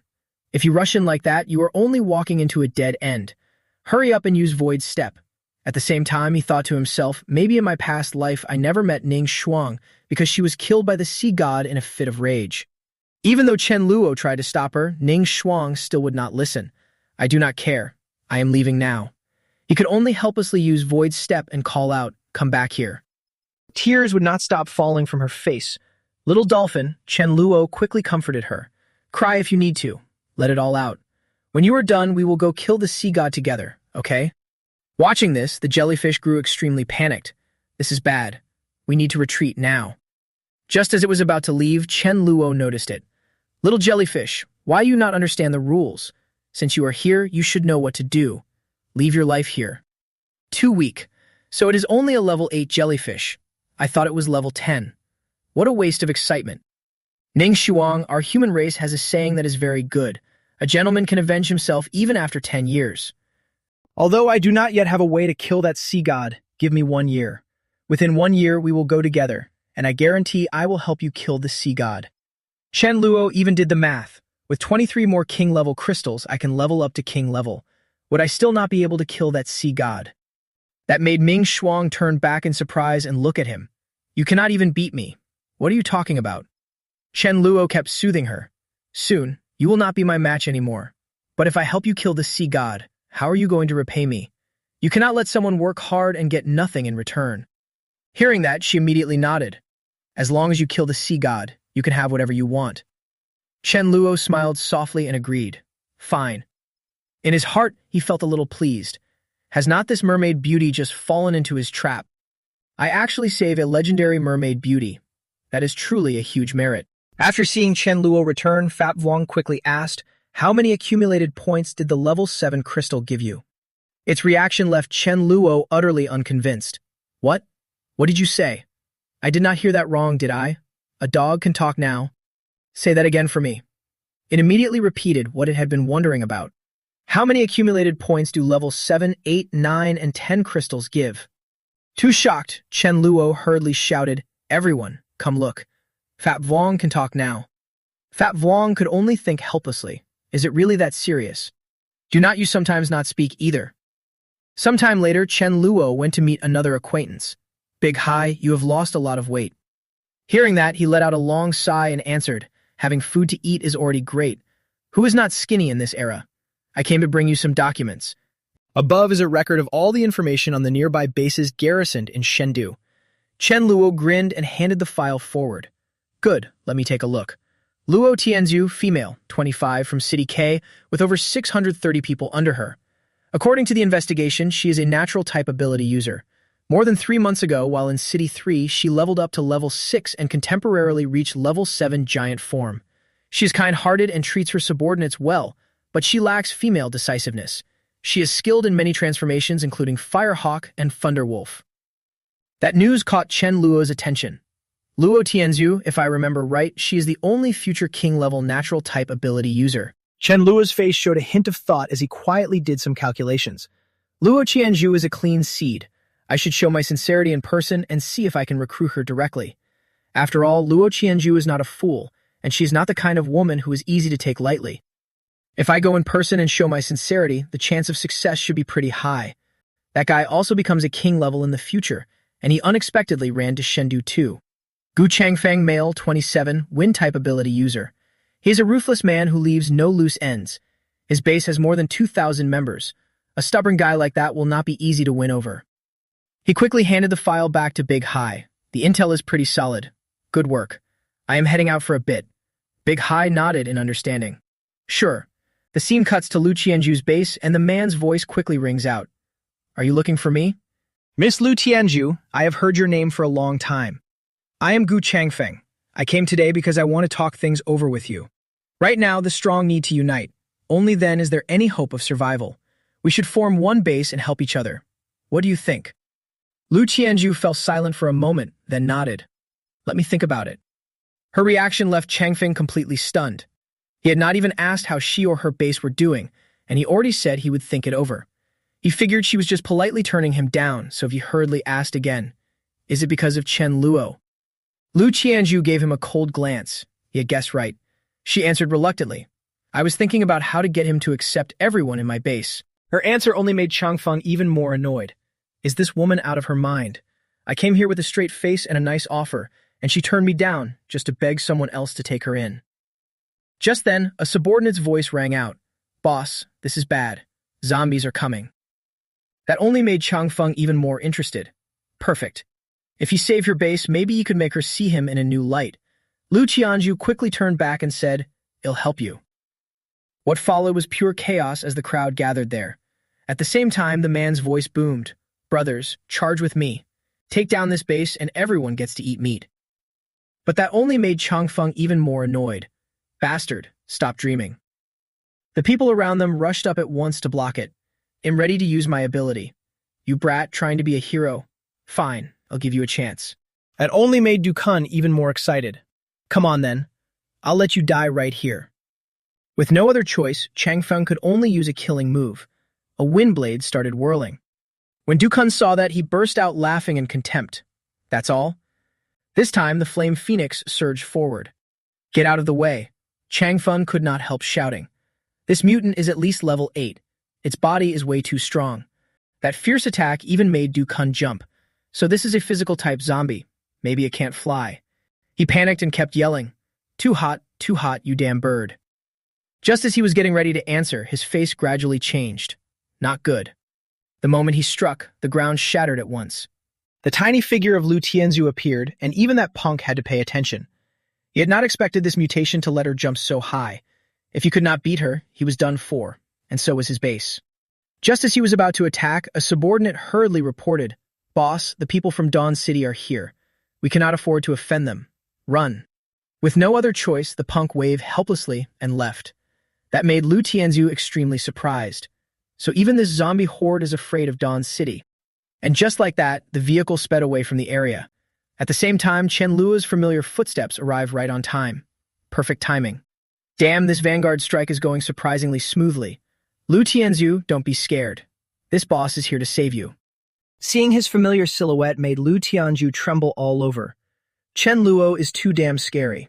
Even zombies that could not beat me and Gu Changfeng together ran the moment they heard Dawn City. Ridiculous. She hurriedly stood up and called out, "Chen Luo, Brother Chen, I want to follow you. Please take me with you."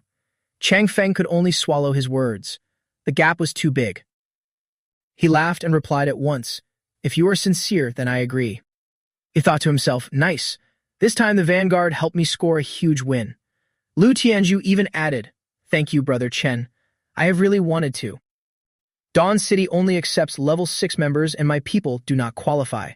If I am not there to coordinate, they will definitely get bullied." Chen Luo nodded, very understanding. "I really admire your kindness. Then let's do this. I still have another branch organization. To get them in, they will have to rely on themselves. If there is anything I can do to make sure they will not get bullied." At last, a smile appeared on Lu Tianju's face. Thank you, Brother Chen." Chen Luo then turned back to Changfeng. "You are the little ringleader, right? I have heard of you. Seems like a few spies came because of you. I do not care how you made the base grow this strong, but there are some things you cannot do.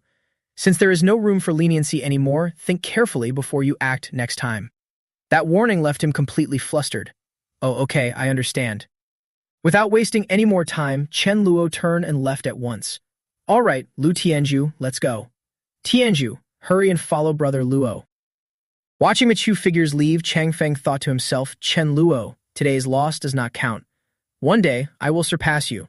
A while later, the scene before Chen Luo made him freeze. Holy crap, what is going on here?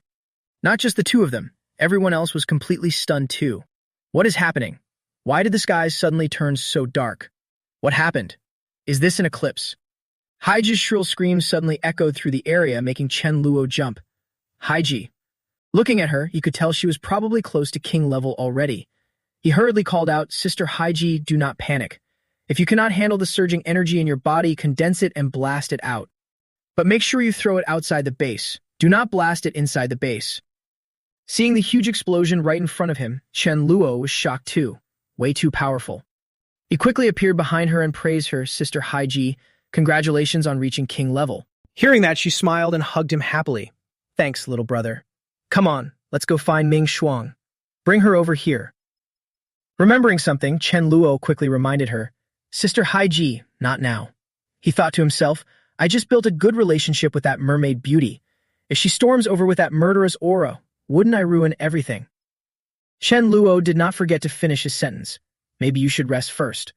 Once your king level stabilizes, then we can. Suddenly, Haiji picked him up. It's fine. Just stay still and I will carry you. There was no other choice, so Chen Luo nodded. All right. Even though he was worried inside, he had to settle the conflict between the two of them as soon as possible. A while later, Chen Luo landed on the ground quickly.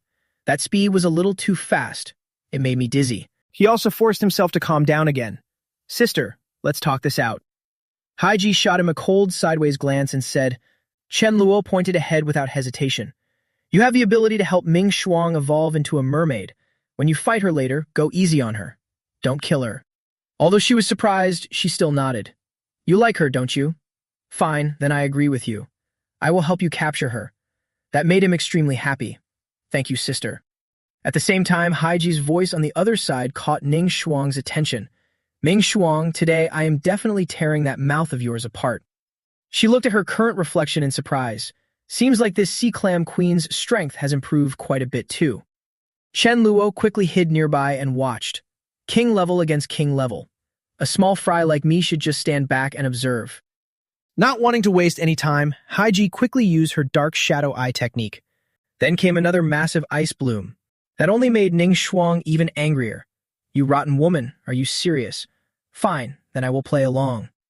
With no other choice, she could only use Dark Shadow Devour. Still feeling it was not enough, she followed up with Frozen Doom. Watching the brutal battle before him left Chen Luo speechless. A while later, Haiji gradually started running out of steam. You're out of strength already? Ning Shuang was not about to lose either and shot back, as if you were any different. She immediately charged straight ahead. No, I still have enough strength to fight you. This time, Ming Shuang gently raised a hand and actually managed to block it. She caught her arm. How do you like that, ma'am? Even so, she still refused to give in, and her left hand was still moving. That kick made her feel an unbearable pain. You hit me, and I will beat you to death. And so the two of them kept crashing into each other and trading blows non-stop. Rotten seafood. It'll tear you apart. Rotten seafood. Who are you cursing at? Chen Luo, watching from the side, was startled too. Those women are vicious. We cannot let them keep fighting. Seeing that things were going south, he hurried over to stop them. He shouted helplessly, Stop fighting, stop fighting. While he was still trying to hold them back, Haiji kept slapping Ning Shuang. Too furious, she kept shouting, Let go. I have to hit back. Seeing this, she still refused to back down. Shut up. Who gave you permission to curse at my little brother? With no other choice, Chen Luo used his own body to shield Ming Shuang. Miss, just take it as me doing you a favor. Can't you cut it out? His actions only made her even angrier. So your little brother is still helping that disgusting woman? Thinking back on the words she had heard before, Haiji suddenly realized, Oh right, it seems my little brother likes her. I should help him. I really am a good sister. Seeing Chen Luo protecting her, Ming Shuang quickly spoke up. Brother, what's wrong? I already told you, this sister of yours is very fierce. Hurry up and remind her. She is not allowed to talk to me like that. All right, stop fighting if you are not used to it. Ning Shuang, Sister Haiji is an important teammate helping you deal with the sea god. Ming Shuang's face was getting more and more awkward, but she was too aggressive. She even attacked you too. How about you become my little brother instead? Chen Luo hurriedly explained, No, I only have one sister, and that is Sister Haiji. Or maybe you could be my little sister instead. Although she was surprised, she still nodded in agreement. All right. Remembering something important, Chen Luo continued his plan. I already told Sister Haiji about the sea god shark. You all wait 1 more month. By then you should barely have king-level strength. Then we will act. By then you can hold those underlings back and the two of you can team up against the false god. That should work. Ming Shuang, come back to the base with me too. Let's get familiar with each other's abilities first. That way we will work together much better later. I know you hate each other, but you both still need to nod and listen to your little brother. Half a month passed in the blink of an eye. Feeling a change in his body, Chen Luo woke up in surprise. I have reached level 10. He quickly sat up and checked his body again. Even though I just reached level 10, my physique has already hit king level. As for the king level ultimate move, he thought to himself, it still should not be able to kill me off instantly. I also do not know if the original dimensional blade from my past life can still be used. Less than greater than. Mi Fan immediately cried out a few times. Chen Luo smiled softly and said to it, Little treasure, come on, help me make a prediction. Based on our current power, what would happen if we use a time ability? Mi Fan's little face turned serious as it reported.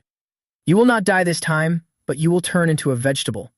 Chen Luo let out a long sigh when he heard that. Forget it. That is just too weird. I wasted so much energy for nothing. Then stay in the room. I am going outside to test the new skill. He went outside to use Void Walk. Not wanting to waste any more time, Chen Luo quickly moved forward. Good grief, the range of Void Walk has already increased by more than 2,000 miles this time. From now on, if I run, who can possibly catch me? In my previous life, only after I reached king level and got the dimensional blade could I fully master that offensive power. It was terrifying enough to kill a king-level target instantly, and even king levels above it would still be badly wounded. Too bad my current energy is nowhere near that much. I can only use the basic slash. Under his assault, the mountain ahead was blown apart. Realizing how much power he had left made Chen Luo feel utterly drained. Looks like his current might was only 1/4 of his full strength. Too exhausted. That sudden hollow feeling from using my ability almost made my core crack. No way. This skill burns way too much energy. Unless it's a last resort, I can never use it again. Tomorrow, I should also keep my promise and take Ning Shuang to find that so-called divine relic. I remember Ning Shuang said that white fat one was a metal type. Bringing a few more people along should do the trick. Less than greater than. A little later, Mila quickly told him the situation was roughly like that.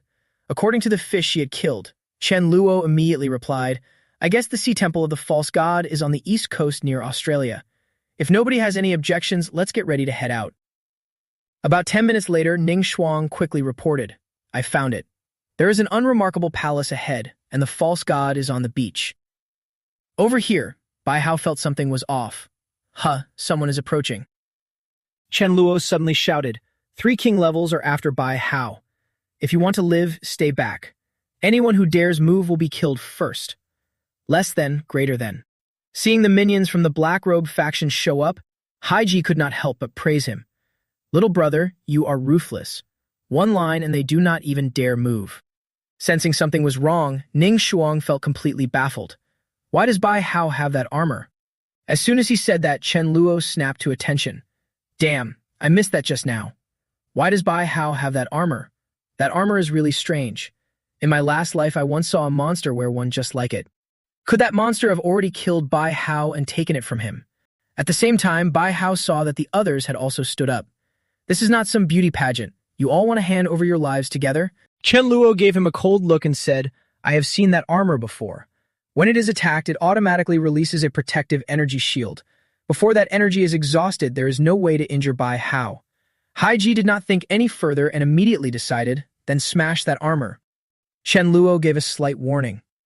No, he was thinking to himself, if it is that easy to break, would not that armor already be scrap? I still want to take it for myself. Before anyone could react, Bai Hao suddenly rushed forward. Taking on the 3 of you, one of me is enough. Seeing the situation turn bad, Haiji hurriedly struck back using her resentment curse, soft and powerless. But clearly that power had no effect on him. A little trick like that, and you still want to hurt me. With no other choice, Ning Shuang could only hastily use her second-tier ice bloom technique. But that still did not trouble Bai Hao at all. Is there any attack more useful than this? Realizing how dangerous he was, she flinched a little in worry. How can this be? Why has the false god suddenly become this strong? Not wanting to waste any time, Bai Hao quickly locked onto Chen Luo. Now it's my turn. He took the punch with complete calm, then even had time to warp through the void. This left Bai Hao utterly dumbfounded. What the hell? Before he knew it, Chen Luo had appeared behind him. Too bad Void's step cannot be used forever. That move only buys a moment. Chen Luo pointed at him and suggested, Ning Shuang, try using time stop. Although surprised, she still followed his order. Time, stop. Seeing the change here, Bai Hao noticed it. What ability is this? Why can't I move anymore? Time stop only lasts 3 seconds against a king level. Chen Luo suddenly appeared behind him. Void step. He still did not understand what was happening. I need to seize this window. A satisfied grin spread across Chen Luo's face. As expected, I am pretty sharp. He snapped his fingers at once. Void exile. Bai Hao let out a shrill scream. Where are my clothes? Chen Luo was very pleased with his win. With this treasure, this fight is in the bag. Great Sea Turtle, take the others except Ming Shuang and Haiji to the edge of Australia and wait for me there. Seeing the 3 of them preparing to leave, Mila hurriedly called out a farewell. Brother, I will back you up in every way. Be careful. Chen Luo nodded. Don't worry, I will definitely go join everyone in a bit. At the same time, Bai Hao kept attacking. Humans are pathetic. I will swallow you whole. Chen Luo quickly taunted him. Got guts. Come at me. Sister, little sister. You two fall back and let me test this armor first. Although surprised, the two of them still nodded. Okay. Too furious, Bai Hao kept roaring. Give it back to me. That's mine. Chen Luo burst out laughing and mocked him right away.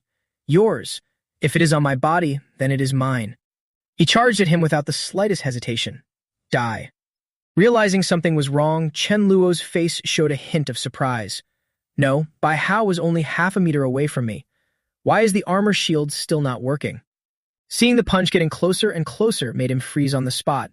Before he could react, a punch as fierce as thunder suddenly appeared. And just like that, Chen Luo was sent flying weakly backward. Only then did he realize something was off. What is going on? Why is the armor still not working? This is not what I expected. Seeing Chen Luo fall, Haiji flew into a rage and shouted, "How dare you hit my little brother?" Resentment curse, soft and powerless. At the same time, she and Ming Shuang attacked with different techniques, dark eye and exploding ice. Even with the two of them joining forces, Bai Hao still did not feel the slightest fear. Such sloppy attacks. Are you scratching an itch for me? That confident grin on his face made Chen Luo freeze. His defense is way too strong. While everyone was still figuring out what to do, his body suddenly vanished into thin air. As if realizing something, Chen Luo hurriedly shouted, "Not good, Haiji, get out of there." A giant shark suddenly shot up from underwater and charged at Haiji. Luckily, Chen Luo had already warned her, and she completely escaped the situation. That was close. She nearly got eaten. He continued giving instructions. Haiji, work with me for a moment. Use your ultimate move, Dark Devour. She hurriedly nodded in agreement. Okay. After calming down, Haiji quickly moved into the battle position for Dark Devour. Chen Luo also refused to just stand there and reached toward Bai Hao. Void Bind. Only then did he feel something was wrong. Not good, why am I? He could not take it anymore and kept screaming. Pain. It hurts so much. At the same time, Haiji also pushed her body to the limit. His body is too strong. I am about to hit my limit. While everyone was still trying to recover, Bai Hao suddenly turned his head back. In his eyes now there was only fury. You dared to hurt me this badly. You have all reached your limit too, right? Everything started going in another direction, which made Chen Luo extremely worried. Not good. Haiji and Ning Shuang have both reached their limit. They cannot take another hit. Before he could think of a countermeasure, he directly charged at the two of them. Hand over your lives. Before the two of them could figure out what to do, Chen Luo suddenly appeared out of the void. Void Step. By the time Bai Hao attacked, both of them had already vanished. This left him utterly baffled. Where did they go? Why did they suddenly disappear? Deep underwater, Haiji had just left and was speaking to the two of them. I did not expect my defense to be this high. If I want to leave, no one can stop me. Last time the false god was not this formidable. Looks like the longer this drags on, the more variables pile up. Sure enough, this time there is no shortage of trouble. Hearing that, Chen Luo also nodded. Right. Our goal is to kill him. Thinking of another way is enough. Seeing all three of them come back made Mila very surprised. Brother Chen Luo, what happened? Chen Luo walked over and explained helplessly. It is a bit tricky. He is not dead yet. Go back and think of another way. That armor is also strange. Why does it work on Bai Hao, but not on him? After hearing that, she told him what she had sensed. Could that crystal in the middle be useful? Maybe there is some way to activate the armor. Chen Luo laughed and looked at the crystal in front of him. Makes sense. Let me pour some ability into it and try. When he reached out, the scene changed, which surprised Chen Luo greatly. It really responds. He quickly turned back and suggested, Sister, try hitting me a bit. Haiji held out her hand and prepared to do it. Okay.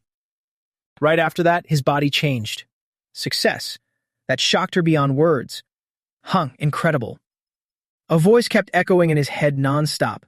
Chen, Brother Chen, the distance is too far. The signal is too weak. Brother Chen, can you hear me? Can you receive my message? Chen Luo thought about it in confusion. Is this long-distance telepathy? Can you hear me? The other end hurriedly reported back. Big trouble. Please save us. We could not get in touch with you before. A zombie is trying to take Dazhuang's spot as boss. It is now under Great Iron Tower. Everything happening one after another left Chen Luo very surprised. Okay, got it. Great Iron Tower is not far. I can get there right away with void travel. A while later, the scene ahead caught Chen Luo's attention. Found it. Standing in his way was the shadow of that ugly punk.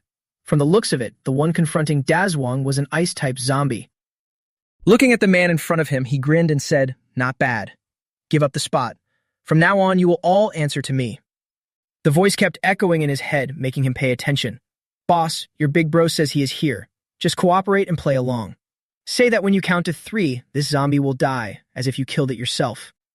Shen Luo stood off to the side and silently guided him through it. "Tell Dazwang to just do as I say. I have my own plan." Hearing that, he obediently nodded. "Okay, I understand." Looking at the crowd in front of him, the punk felt extremely pleased. "Since you are all so eager to die, then I will not be polite either. Dealing with trash like you, I only need to count to 3 and you are dead." Those words made the people behind him keep arguing non-stop. Did the boss go too far? The other side is much stronger than Dazwang. Solving this in 3 minutes is already impressive enough. 3 seconds. One of them even remembered to call it out. "Come on, count it. Let me see if I am dead yet." Dazwang was surprised, but he still did it. 3, 2. He was silently thinking to himself, "Boss, just leave it to me." He could not wait any longer. The enemy side kept counting down. 1.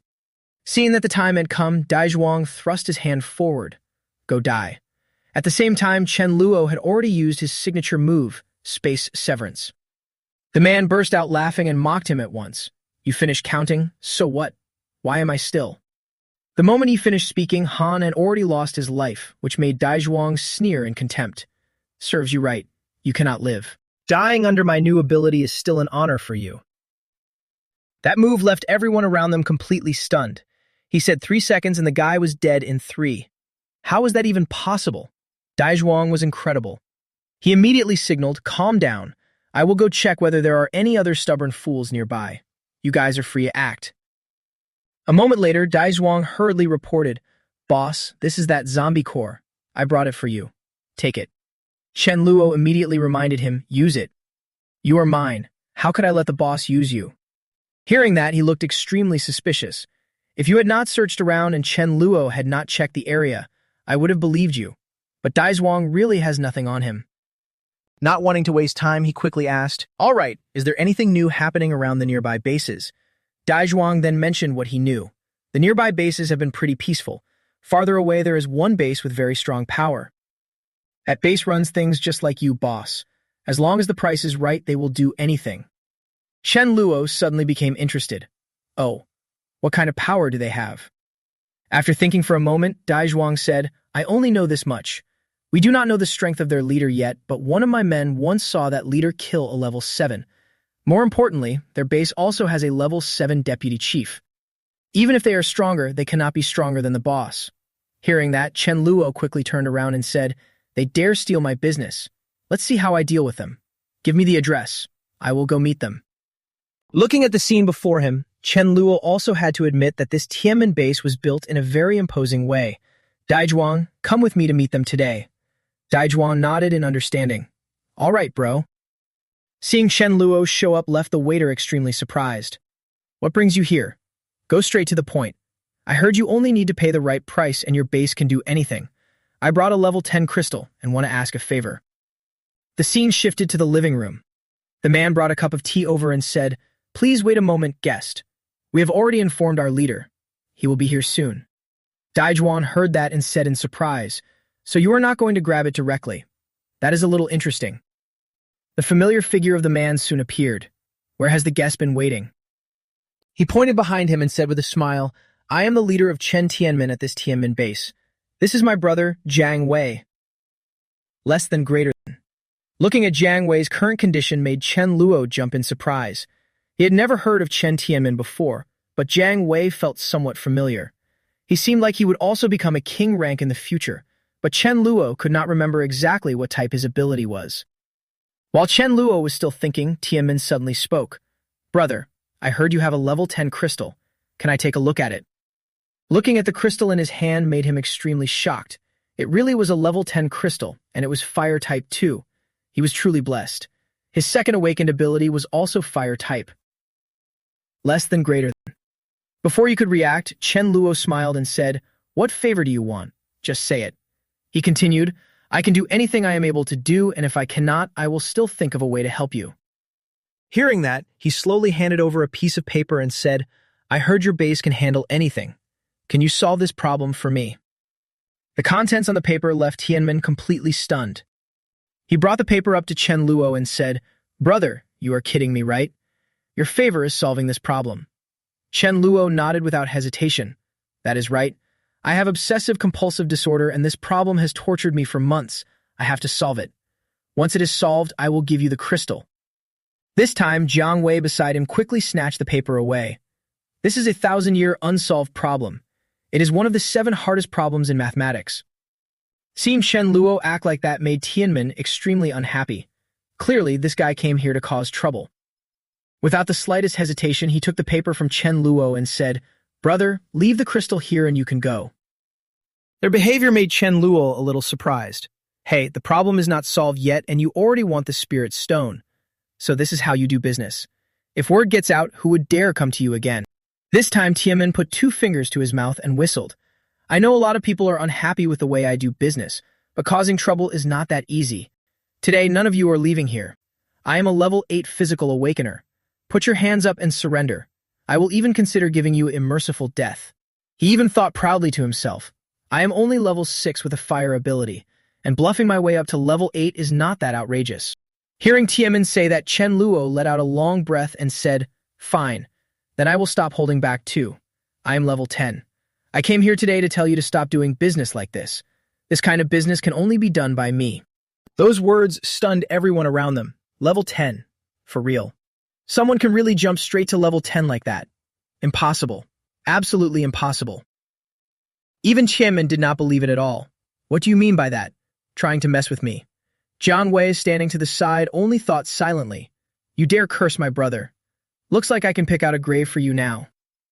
While Chen Luo was still sitting there, Tianmin pointed at his face and said, "You are definitely dead. Know your place." Before you could finish speaking, his body had already changed. My hand. This time, Tianmin's face had already turned completely ugly. "What is going on?" "My arm." Chen Luo even used a look of utter contempt to challenge him. "Got the guts. Then curse me a few more times." Tianmin was already completely turned into a one-armed cripple. "You did this, did you?" "No way. Absolutely no way." Feeling that it was still not enough, Chen Luo continued and severed both of his legs. Looking at that miserable sight made Chen Luo laugh too. "You see, does my level 10 look like a lie to you?" Everything happened too fast, leaving Jiang Wei beside him extremely stunned. He casually raised his hand and completely ruined Tianmin. Could he really be level 10? Seeing the situation turn bad, Tianmin hurriedly shouted, "Kill him." The others followed his order and rushed toward Chen Luo. Clearly, none of them were Chen Luo's match. Realizing how strong he was made Tianmin extremely shocked. Level 10. It really was level 10. He was not lying to me. But I still do not believe it. How could anyone reach level 10? Remembering something, Chen Luo turned to look to the side. Jiang Wei here also counts as a talent. If I can recruit him, that would be great. He quickly changed the subject and said, "I am not some random killer. Let's do it this way. Chen Tianmin and Jiang Wei. Today one of you has to die and the other can live. I keep my word. Choose for yourselves." Seeing him open with that, Jiang Wei did not hesitate at all and kicked Tianmin. "Of course you are dead.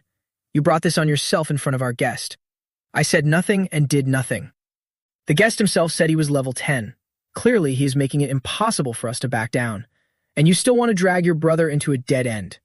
Do not blame me. It is better for you to die alone than for everyone to die. His action made Chen Luo extremely surprised.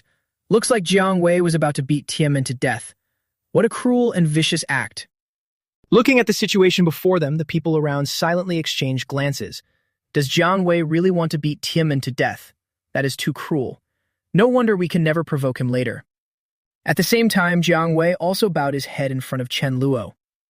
Jiang Wei is willing to recognize the honored guest as my master and follow your arrangements. The man thought helplessly to himself, "This brat is too vicious. There is no need to even think. He will definitely betray anyone stronger than him later." Seeing that everything had gone according to plan, Chen Luo quickly said, "Good eye, bring me Tianmin's crystal." He was already calculating in his head. "Fine. I do not need his loyalty. As long as he works honestly for me, I will treat him like a dog." The crystal in his hand shone brightly before his eyes, making him notice it at once. This is not a level 6 crystal. Its energy is practically level 7, so Tianmin was lying to me. Killing him would not be unfair. Jiang Wei, this is my Dawn City base. The person in charge is Can Yuan Jiang. Help him recruit people later and remember to only accept level 6s. This time, the man kept nodding again and again. All right, all right, all right. Now that this place has been settled, Chen Luo immediately turned to leave. On the way out, spread the word about my business. Take Tianmen's head and parade it around the city once. Dejuan felt completely puzzled. Bro, where are we going next? Less than greater than. As Chen Luo walked out, he said, Ken Yuan Jiang, Sha Haoren, and even Mi Ling and the others. Weren't you already starting to build branch bases around Shendu? I want to go check on old Can. You head back to the base first. The scene shifted to Can Yuanjiang's base. Can Yuanjiang's voice rang out, Brother Chen, please sit. Sha Haoren went out to train and may not be back until night. Chen Luo smiled when he heard that. No problem. I only came here to see how you are doing and whether you have heard anything. His face suddenly turned gloomy and a little troubled. There is a base here whose status is no worse than our Dawn City base in Shendu. Seeing him act like that made Chen Luo pay attention. Tell me, what is their background? Speaking of this, Yuanjiang turned to Chen Luo seriously. I heard the leader on that side is a level 4 awakener. Not long ago, he even showed off his power in front of everyone. His name is Yi Wu. This time, Chen Luo calmly sipped the tea in his hand. Yi Wu. That is a very famous name from my previous life. After he reached level 10, he awakened wind and fire abilities and rose to king rank. On top of that, he was blessed by luck. He alone won the king grade crystal 3 times, and any higher grade crystal was probably beyond his reach. Then could I wait for him to pick up the king rank crystal and steal it later? In that case, his luck would be my luck. If he picked it up, it would be the same as me picking it up. Thinking that far, Chen Luo immediately stood up. I have a rough idea of the situation now. Start recruiting over here and move according to plan. This left Yuan Jiang a little dumbfounded. So Yi Wu would actually agree to let us do that. He did not care much and kept walking away. Fine. He is not an idiot either. I will warn him later. Still, in his head, Chen Luo was already thinking that if Yi Wu picked up a good crystal, there was no way he would tell him. He needed to plan an insider in there. Right. I remember that Yi Wu also has a trusted man named Wan Jian Gui. That guy is a two-faced traitor, perfect for sowing discord. Chen Luo decided to use him. Let him do the dirty work. In the blink of an eye, he appeared in a completely different space. Yi Wu quickly reminded him, Jian Gui, come eat. Hearing that, he smiled and pointed into the distance. Brother Wu, I will change clothes first. You go ahead and eat. Do not wait for me. Seeing how close the two of them were made Chen Luo very satisfied. For now, there was no need to warn Yi Wu. I will deal with this troublemaker first. The moment Chen Luo made his plan, Jian Gui also sensed that something was wrong. He panicked when he realized that he was standing high in the sky. What is going on? Why am I standing right next to the sun?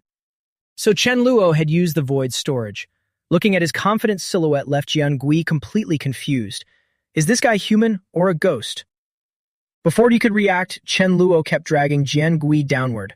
By the time he realized it, he was already standing on the ground. On the ground already.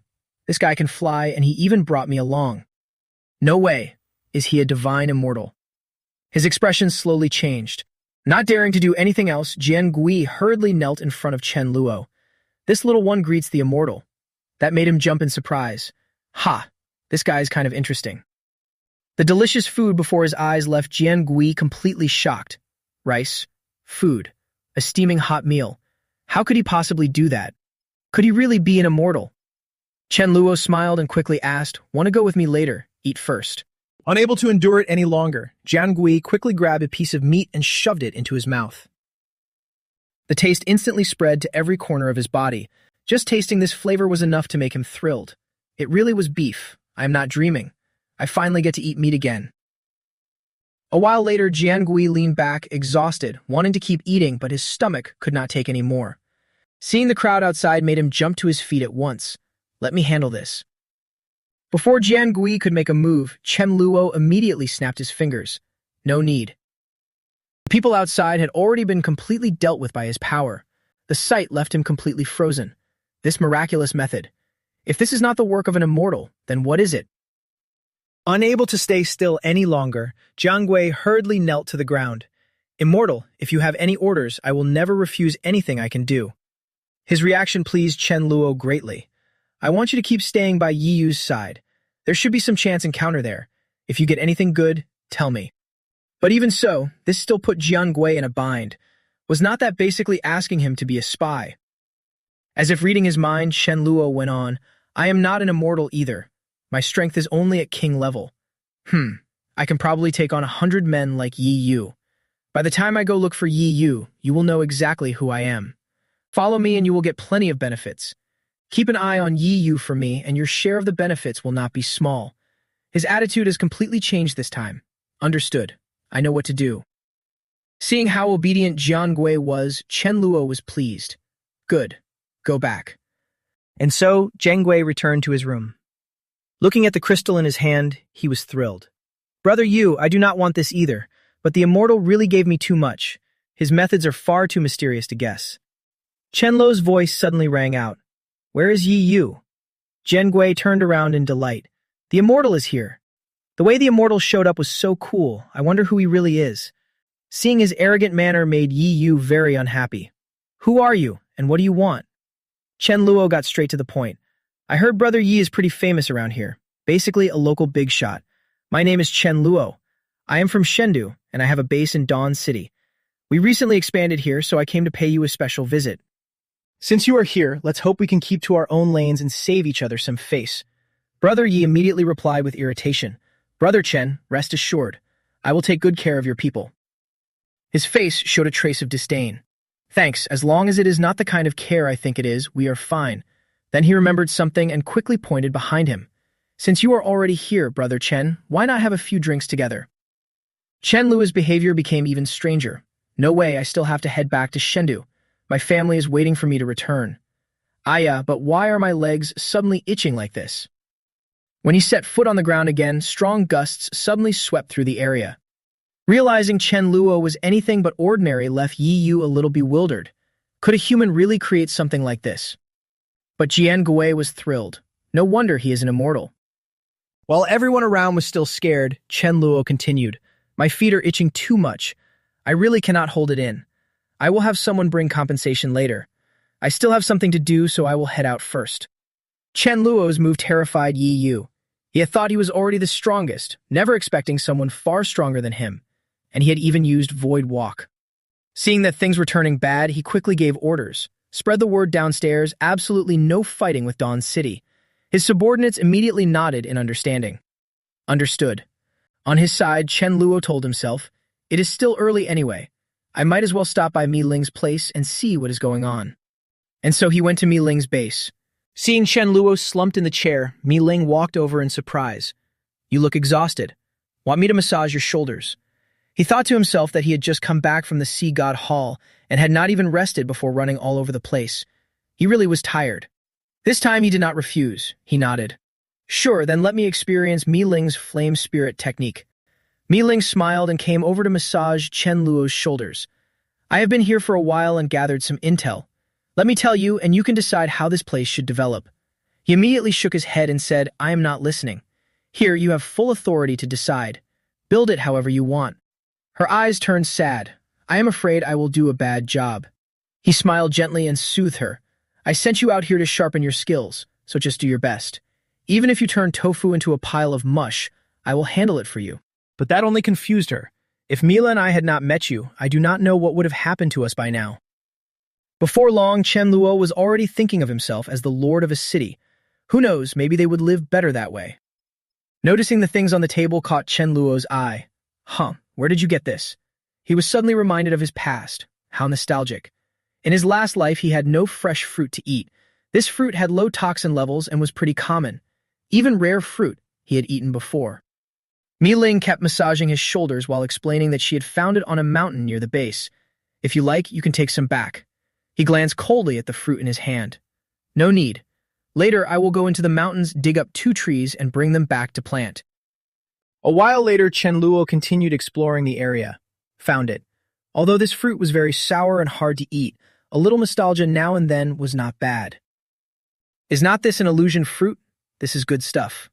This fruit is sweeter than apples. After eating it, it can also reduce pain from injuries, basically a painkiller. Most importantly, it can speed up crystal absorption. While he was still thinking, a sound beside him and the ground beneath him made him jump. Chen Luo was a little startled and quickly used Void Walk. This tree has quite the temper. He did not hesitate and used both hands to force the huge tree forward. Come on. At the same time, hundreds of thousands of rats were swarming toward Chen Luo. He showed no fear and immediately used Space Split. The increasing number of rats pleased him greatly. With this illusion fruit tree, the hall would be far from small. Time to head back. We common folks are really happy today. Maybe he did not notice that the rat behind him silently remembered this grudge. A while later, Chen Luo moved on to another place. Who would have thought that the spy he bribed yesterday had already brought back news today about a high-grade crystal? I have to admit, Yiyu really was lucky. Yiyu walked along chatting happily. Jiangui, let's go. Since something good happened today, tonight we will have some dried meat. He smiled and nodded. Sure, thanks, brother Yu. Seeing how close the two of them were, Chen Luo kept calculating. A valuable item like a crystal would surely be kept on Yiyu's person. Let me see. His pocket bulged. It was probably in there. Found it. Damn, it is only a level 10 crystal. What a waste of excitement. Still, it is a light element crystal. I will take it back for Mila to use. At the same time, Yiyu sensed that something was off. What the hell, why is there a hole in my pants pocket? Where is my crystal? Jiangui, hurry. Let's search along the road we just came from. My crystal is gone. Although surprised, he still nodded. Okay. Learning that this was all Chen Luo's doing only made Jiangui question life itself. Immortal Chen really is an immortal, stealing Yiyu's crystal without anyone noticing. The scene shifted deeper into the forest and a familiar sound rang out. Space Split. Yinling was still trying her best to fight back against the 8 of them, but it looked like she was slowly running out of strength. Yinling, the group immediately called out, Girl, even if your space ability is impressive.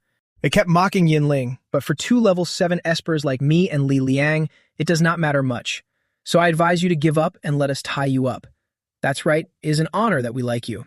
Don't be ungrateful. All of you fall back, let me and Ming Feng handle her. One of them even used Ice Sword Storm. Seeing that the moment had come, her expression turned serious. Now. Spatial gate opened through void shift, and ice crystals shot in before they could react. Li Liang, what kind of skill is that? Li Liang and the others hurriedly dodged. I do not know either. It must be that girl pulling a trick. Realizing she was in danger left Yinling utterly powerless. Damn it, if only I had reached level 2. Her actions completely enraged the group. You really are a genius. If you will not join us, then we certainly cannot let you live. The two were still preparing to bully Yinling when screams kept ringing out. Brother Li Liang, brother Ning Feng, this is bad. Run, hurry, run. Help, save us. This made both of them turn back in fear. So strong. Could it be a high-level mutant? Where on earth did this guy come from? A moment later, the mutant grinned smugly. You two are not afraid of death? Get lost already. In his mind, he thought the ones he had killed were already enough to eat. He could let these two go for now. Next time, fresh prey would taste better. Seeing the situation go south, Yinling quickly turned and ran. Fine, fine, I am out of here. Before she could escape, the mutant blocked her again. They are gone, and you still are not leaving? You look like tender meat. This left Yinling a little helpless. I am all bones now, not very tasty. But did he listen? Of course not. But I still want to try a bite. Seeing the situation was hopeless, Yinling could only think helplessly. Looks like I can only drain my ability dry and use this power to protect my life for now. With no other choice, she squeezed her eyes shut and activated her ability. At the same time, the mutant sensed that something was wrong. Huh? Why? Why can I not touch her? The dire situation left Yinling not knowing what to do. 10 seconds. I only have 10 seconds to run. And so the mutant kept chasing Yinling. Tender meat, I want a bite. Don't run. She could only keep running as fast as she could. Damn it, what level is this breakthrough beast anyway? There is no way she can escape. It's over. I am out of strength. While she was still in despair, the mutant was already closing in. Got you. I have got you. Yinling told herself that maybe this was her fate. So be it. Better than dying in the hands of those two. Just as he was about to strike, Fop Vuong's familiar figure suddenly appeared. A very smug smile spread across his face. Finally found a mutant. Nice, more points. He also thought to himself that after evolving, this body was pretty useful. Not wasting any time, Fop Vuong attacked directly. Die. One hit was not enough to kill him. Take 2 hits in a row. Here comes my 3rd straight strike. After dealing with a mutant, Fop Vuong finally let out a breath of relief. So it was only a level 8 mutant. Seeing Yin Ling's body slumped on the ground caught his attention. Why is it her? Unconsciously, he remembered the cute little girl from back then. Grandma, this puppy is hurt. It is so pitiful. Let's save it. At that, Yin Ling was so helpless she burst into tears and explained, Little one, I'm sorry. I'm about to move to another city, and my parents won't let me keep you. After you finish this chicken drumstick, we will have to part ways. I hope you meet a kind person and find a good owner. Back in the present, Fat Vuong gently lifted Yin Ling up. She was the granddaughter of the old lady who once saved him. He had to take her back. Less than greater than. A while later, Fat Vuong told Chen Luo everything. So that's how it is. To let her join us, we can just spend my saved points. After hearing the story, he could not help but think in surprise. Her grandmother once saved Fat Vuong, and now Fat Vuong saved her in return. Fate is truly magical. Somehow, this girl looks a little familiar. While he was still thinking, Yin Ling suddenly spoke up. Hello. I'm a level 6 space ability user. Please take your time and ask, what's your name? Her voice carried a hint of nervousness. My name is Yin Ling. Hearing that familiar name left Chen Luo completely stunned. Damn it, no wonder she looks so familiar. In his previous life before he awakened, the top space talent was this girl in front of him. But back then, she did not look like this. Not only was her face blank, she looked like a monster, and her personality was cold and cruel. She was definitely a great demon king. So why did her face end up like that back then? Yin Ling on the other side was also confused. This person is really strange. Why does he keep staring at me like that? As if thinking of something, Chen Luo's face suddenly broke into a playful smile. No matter what, this space genius has all kinds of spatial abilities. There are many skills in him that he did not know existed in his previous life. Seeing her in front of him is a great chance. Perfect. He immediately reached out toward her. Yin Ling, to be honest, I am a level 10 space user. You seem pretty gifted. Want to take me as your master? In his mind, he was quietly thinking, show me what you have learned so I can learn from you. Chen Lu's words left Yin Ling utterly baffled. My teacher. The space around them instantly shifted with his space shuttle technique. When she looked again, they were standing in the middle of a vast expanse. Before she could react, Chen Luo continued, do I have enough qualifications to be your teacher? In his head, he thought, this space shuttle technique is my exclusive skill. She was so envious of it in my previous life that now she must be the same. Without wasting time, Yin Ling hurriedly knelt on the ground. Greetings, master. That made Chen Luo very pleased. Success. He immediately helped her up. Good girl, get up. At that moment, the familiar silhouette of Mi Fan suddenly appeared, and Chen Luo knew he was in trouble. Mi Ling is in danger. That news left Chen Luo completely incredulous. Chen Luo quickly lifted Mi Fan into his arms. What's going on? It shook its head and explained quickly. I do not know either, but I have a bad feeling about Mi Ling today. Though surprised, Chen Luo still nodded. Got it. He made a quick decision. Looks like I need to check things out first thing tomorrow. The scene shifted to outside Mi Ling's base. The crowd kept shouting nonstop. She's alone. Don't worry, everyone. Right, surround her. Let's use our abilities together. Hearing their words, Mi Ling looked utterly contemptuous. You bunch of losers think you can surround and kill me. Get lost and die. She lunged straight at them without hesitation. Her fighting sent the crowd into screams of pain. Fire, put out the fire, it's too hot. One after another they were dealt with, and Mi Ling gradually felt relaxed. She had not expected to be surrounded and attacked again. Luckily, these people were not very strong. Meanwhile, Chen Luo was already watching from a distance. Over here? Mi Ling had handled that bunch neatly. What could possibly be dangerous? But the little one had never been wrong before. No, I still do not feel at ease. I need to keep following Mi Ling and check the situation. At the same time, another dangerous person had appeared here. As soon as he saw Ma Shui, he hurriedly reported, Boss Ma, I have something to report to you.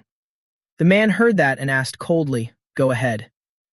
The subordinate quickly recounted what he knew. Not far from our place, there was just a very fierce fight. The person being surrounded and beaten was a girl. That's how it was. That girl was very dangerous. I also asked the fugitive to bring back a portrait of that girl. Hearing this, Ma Shui grinned with interest. Sounds interesting. Let me see.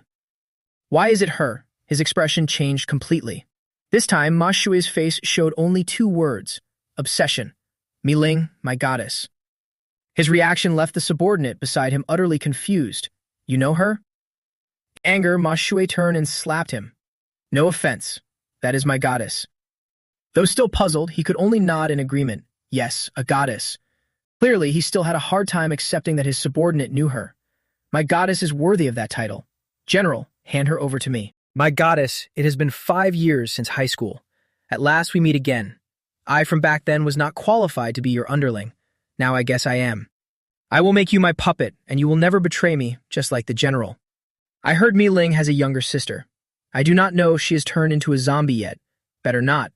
If I can turn them both into my puppets, how great would that be? Just thinking about it gets me fired up. My beloved undead army, it is time to move out.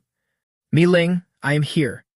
As he said that, Ma Shui quickly summoned a whole horde of undead spirits on the ground.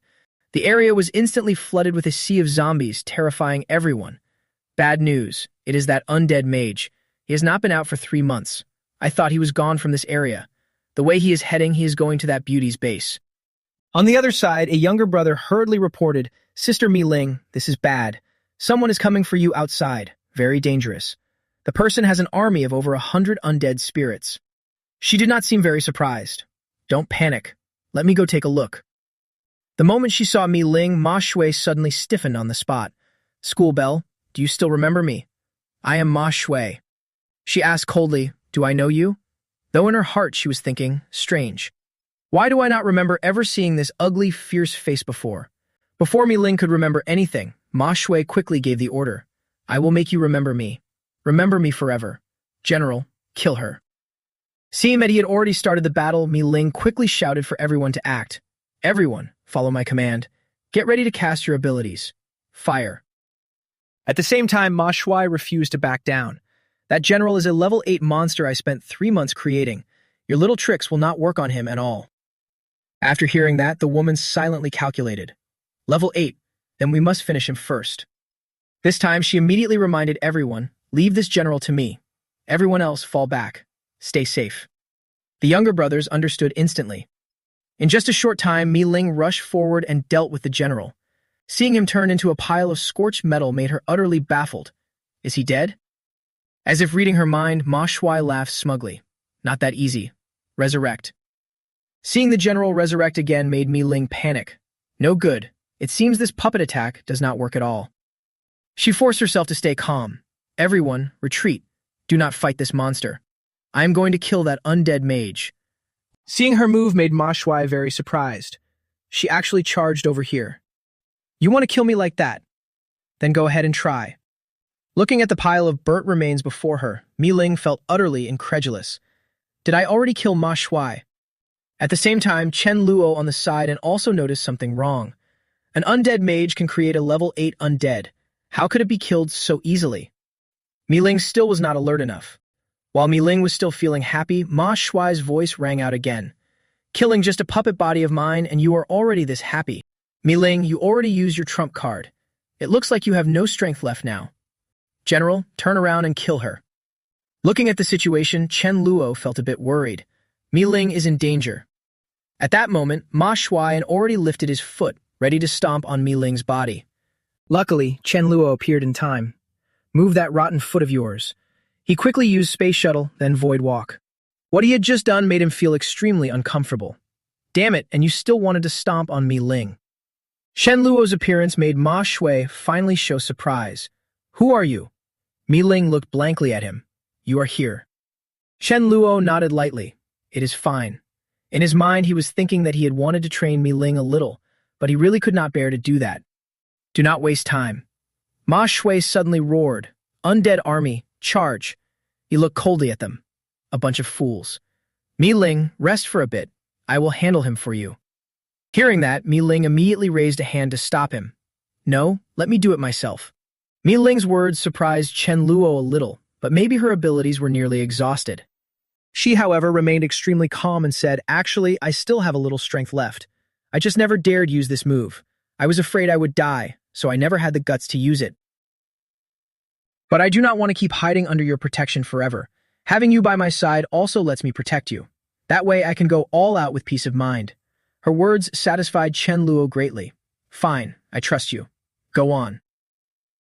Mi Ling seemed like a different person, and her power exploded completely. A gigantic flaming phoenix quickly slammed straight into her body. Everything happened so fast that Chen Luo was stunned for a moment.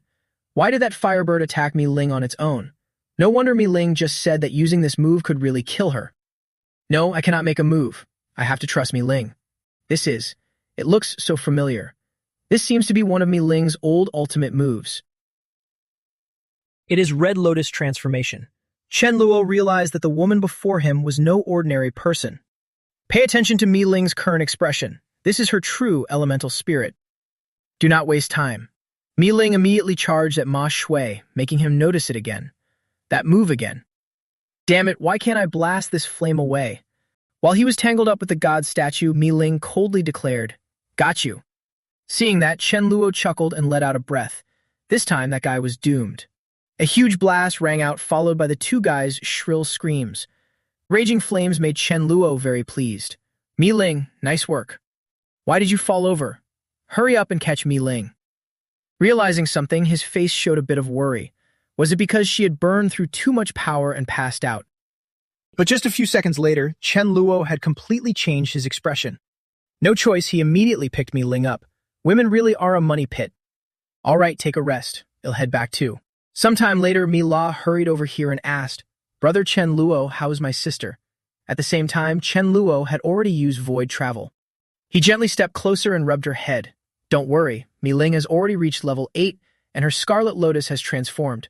I think even normal level 4 fighters are no longer a match for Mi Ling. That made her feel very reassured. Then good. I also have something I want to tell you. After hearing the report, many zombies had already evolved to level 6, and yesterday afternoon, 2 of our members were killed. The news left Chen Luo unable to hide his surprise. What? Because it was hard to understand, Chen Luo kept asking. Who killed them? Was it level 7 or some stronghold? Mi La said what she knew. It was a group of humans. Last night, Great Iron Tower captured some people and is interrogating them. The real reason they acted is really hard to swallow. They clearly don't want to live anymore. They say life has no meaning, that they eat rat meat and rotten insects all day. People who are sick of living can do anything. Less than greater than. Hearing that, Chen Luo let out a soft breath and lay down on her lap. Later, send the notice down. From now on, a squad must have at least 10 people acting together. As for those idle people, give them a little hope of survival. A level 6 crystal can be exchanged here for 5 kilograms of rice and 1 kilogram of salt. Although surprised, she still nodded. Okay, I get it. Also, Yinling told me that the people who hurt her are near the Diwu base. Chen Luo glanced at Mila's current face. What a coincidence. Even after warning Diwu, it still wasn't enough. Better use this chance to take Yinling out, get revenge, and make an example. The delicious dishes on the table made everyone very excited. Brother Liang, Brother Feng, this spread is really generous. Li Liang and Ning Feng smiled and chatted. After all, today is Brother Liang's birthday, so of course. Besides, Yi Wu is coming in person today. I have to treat him properly. Remembering something, the people around kept talking excitedly. Yi Wu is coming in person. Looks like he wants to recruit people. Brother Liang, Brother Feng, once you follow Yi Wu and make it big, don't forget us brothers. I have a few questions. I heard that some time ago a girl killed one of your level 6 men at the base. Is that true? Li Liang smiled and nodded. It is true. But she is already dead, and her body is gone too. Ning Feng on the side also added that girl was a space type. Her ability was pretty special, called Spatial Severance. It can kill quickly anything below level 7, but it does not work on level 7, so don't worry. As long as you're level 7, you can beat her. Amazing, really amazing. She can kill from a distance, like looking at a corpse and seeing it already dead. After death, there wasn't even any blood. The man on one side seemed to have figured everything out, so that's how it was. We were all fooled by Chen Luo. Less than greater than. I came from Chengdu. There was a man there named Chen Luo, incredibly strong. At the time, he claimed to be level 8. To show his true strength, one glance from him could directly cut off a level 6 head. You don't know how many people he has deceived by now, which is why he got the title Demon of Chengdu. But I never expected his trick to work only on those below level 7. Damn it, I want to go back and expose him. While everyone was still discussing, the alarm sounded. Not good, someone is attacking. Ning Feng hurried outside to check. Who? Who is the idiot with a death wish? Chen Luo laughed and quickly asked, Who bullied my apprentice? Show yourself. Seeing Yin Ling's familiar face made them all completely unable to believe it. She's not dead. She quickly pointed at them. Master, it was them. Hearing her say that, Chen Luo looked coldly at the crowd. Fine then, I won't bully you either. Speak of the devil, isn't that Chief Chen? Seeing Chen Luo's confident attitude, the man on one side also had to be surprised and said, just now your eye-killing trick was exposed, so it only works on those below level 7. Spatial severance has little effect on level 7 and above. We've been tricked badly. He did not answer at all, only asked slowly. It has been a long time since anyone dared speak to me like this. You are probably level 7, right? And let me see whether it actually works. Just like that, the man's body gradually began to change before he could react. And then he kept screaming in despair, Pain, pain, you tricked me. Guys, didn't you say that it had no effect on level 7? If you didn't hear me, hurry up and explain. I am not lying to you. The trick that girl once used on us really doesn't work. This time, the group kept discussing helplessly. They had not even touched his body, and already a level 7 was dead. Just now, they felt that Chen Luo looked very familiar, maybe from Dawn City. Right, he seems to be the chief of Dawn City. Chen Luo let out a faint breath. Don't say I bullied you. I only killed the people who once hunted my apprentice. I did not go after anyone else. He was still begging for food when the familiar figure of Yi Wu appeared. Isn't this Brother Chen? Realizing he was here, Chen Luo was puzzled. Brother Yi, you came here too. He suddenly spoke up. I heard everything you just said. They don't know this girl is your apprentice. Mr. Chen, can you show some face and spare them this once? His action made Chen Luo feel very amused. What Yi Wu wants to protect them. Seeing this, Yi Wu kept talking. Brother Chen, if there is anyone you can spare, then spare them. On my side, I have a level 7 space crystal. Take it as an apology gift. What do you think? Hearing this suggestion made Chen Luo very conflicted. Yi Wu wants to win people over, but if he lets him show off, how can he still build his authority? While he was still thinking, the man kept speaking. Brother Chen, I guarantee you, if they ever dare to offend your people again, I will kill them myself. This time, Chen Luo replied slowly. No one who has offended me has ever lived. Offending my apprentice is not allowed either. Yi Wu, same for you. If you offend me, I absolutely won't show mercy. Yi Wu, for the sake of our relationship, pay compensation to my apprentice's crystal, and I can let you save face. This time, I only kill the ringleader. After saying that, Chen Luo acted immediately. Li Liang sensed something was wrong. At the same time, Ning Feng on the side was shocked to feel his own body starting to change. Seeing the objective achieved, Chen Luo turned and left at once. In the future, when I act in Dawn City, if anyone thinks they can withstand revenge from a level 10 like me, then go ahead and try messing around. The people I have killed before are all dead for good. Think carefully. His actions made Yi Wu extremely furious. Fine, Chen Luo, keep showing off a little. After all, once that level 10 crystal is gone, there will be another chance. While searching, he unexpectedly ran into a level king mutant. He hurriedly knelt down below ground level. Sir, please take us in as your servants. I am willing to find food for you. The mutant beast heard that and was extremely surprised and interested. Interesting. This is the first time I have met someone like you. Fine, I will take you in. Less than greater than. Realizing the lucky one in the candy box turned out to be a teammate made Yi Wu extremely happy. Fortune is here. Nothing can stop it. Once I get that level king crystal, I will rise again in no time. Sometime later, Jiangui kept waving and signaling. Fairy, over here, over here. Her appearance made Chen Luo unable to hide his surprise. Jiangui, why are you here? She stood up with a smile and quickly explained, I stayed outside on purpose to pass you the message. Yi Wu has discovered a very terrifying zombie. That zombie can not only call down meteorites, it can also summon huge earth giants. Hearing that, Chen Luo immediately paid attention. That description sounds like a king-level mutant. Yi Wu really did not disappoint me. He quickly asked, very good, where is it? Jiangui did not hesitate and said what she knew. Near our base, only Yi Wu and a little boy named Gao Yi are trusted by me now, so every day they lead us to deliver raw meat to that mutant. Less than greater than. At the same time, after hearing this, Chen Luo made a direct decision. All right, tomorrow before I go deliver the food, send me a message. I will be there on time. The scene shifted deeper into the forest. A golden bolt of lightning appeared. Yi Wu looked at the mutant beast in front of him and silently thought, eat up, eat up. Once you're full, die already. I really cannot wait any longer. Hurry up and die. Suddenly, it realized something was wrong. It suddenly used its power to attack straight ahead. Come out. Just as the mutant beast observed, Chen Luo had already appeared here. He immediately raised a hand in greeting. Brother Ye, it's you. I never expected to see you here. This left Yi Wu completely confused. Chen Luo, why are you here? The mutant beast was also confused. You two know each other? After seeing the scene before him, Chen Luo looked very innocent. Brother Yi, why are you with that zombie? Don't tell me you were threatened by it. Don't worry, I am here. Let me help you deal with it. Hearing that, Yi Wu was startled. Deal with it. More like it will deal with you. My luck really is unbeatable. If the enemy cannot kill me, heaven will do it for me. While he was still thinking, Chen Luo suddenly used void travel and appeared behind the mutant beast. Chen Luo did not hesitate to raise the long sword in his hand. A loud explosion rang out, and the mutant beast was startled as well. It angrily turned around, catching Chen Luo's attention. This thing has some tricks. He was still hesitating about what to do when it kept roaring. Come here.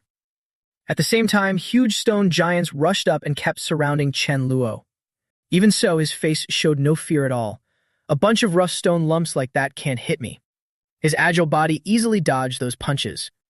The scene left everyone on one side stunned. Strong, too strong. Yi Wu did not dare believe his own eyes. This is a level 10 ability. On the other hand, Jiangui looked extremely excited. As expected of the fairy, he might really be able to kill this mutant. Seeing Chen Luo this strong only made the mutant beast even angrier. You damn mangy dog. I caught you. Go die. This attack hit Chen Luo squarely, forcing him down helplessly. I'm dead. Seeing this, Yi Wu was extremely doubtful. Dead. Really dead. While everyone was still stunned, Chen Luo sat up. I was just pretending. He kept walking toward the mutant beast. I already gave you a chance to attack. Realizing Chen Luo's strength was terrifying, the mutant beast became extremely panicked. No way, this can't be. No. Looks like you were very satisfied with its crazed roar. It is about time to die. Just as Mi-Fan predicted, I am going to have a lucky day, no effort wasted. This zombie died at the worst possible time right in front of Chen Luo. So whose crystal is that supposed to belong to? At the critical moment, Jiangui suddenly shouted, Hey, I warn you, we found this zombie first. The crystal belongs to my big brother. That startled Yi Wu beside him. Jiangui, my good brother. At the same time, Chen Luo nodded and waved his hand. Fine then. You dig this crystal out first. I will give you 10 seconds. He thought to himself, Jiangai's acting skills are really good. He walked over without the slightest hesitation. Fine, Mr. Chen, very generous. This time, Yi Yu attacked the mutant monster with everything he had. Seeing that it still showed no signs of opening up, Chen Luo said slowly, I gave you a chance, and you still did not take it. The situation in front of him left Yi Yu deeply suspicious. Why could he not open it? Behind him, Chen Luo thought silently to himself, could a king-tier beast really be this easy for a level 9 guy like you? Of course, if I gave you 3 minutes, you might make it, but I am only giving you 10 seconds. No time to waste. He quickly stepped forward. My turn. Seeing this, Yi Yu thought angrily, damn it, I got the chance, but I still could not seize it. A short while later, the core in front of him made Chen Luo overjoyed. He had the king core in hand at last. He suddenly turned back and said calmly, Brother Yi, it is fate. It belongs to the strong. Even if you found it first, I will never give it up. I hope you understand. We will meet again someday. After he left, Jiangui stood nearby, stunned and thinking. Once an immortal makes a move, Yi Yu really gets provoked hard. He and Nia Hang quickly moved back to stop Yi Yu. This Chen Luo is really disgusting, but we found it first.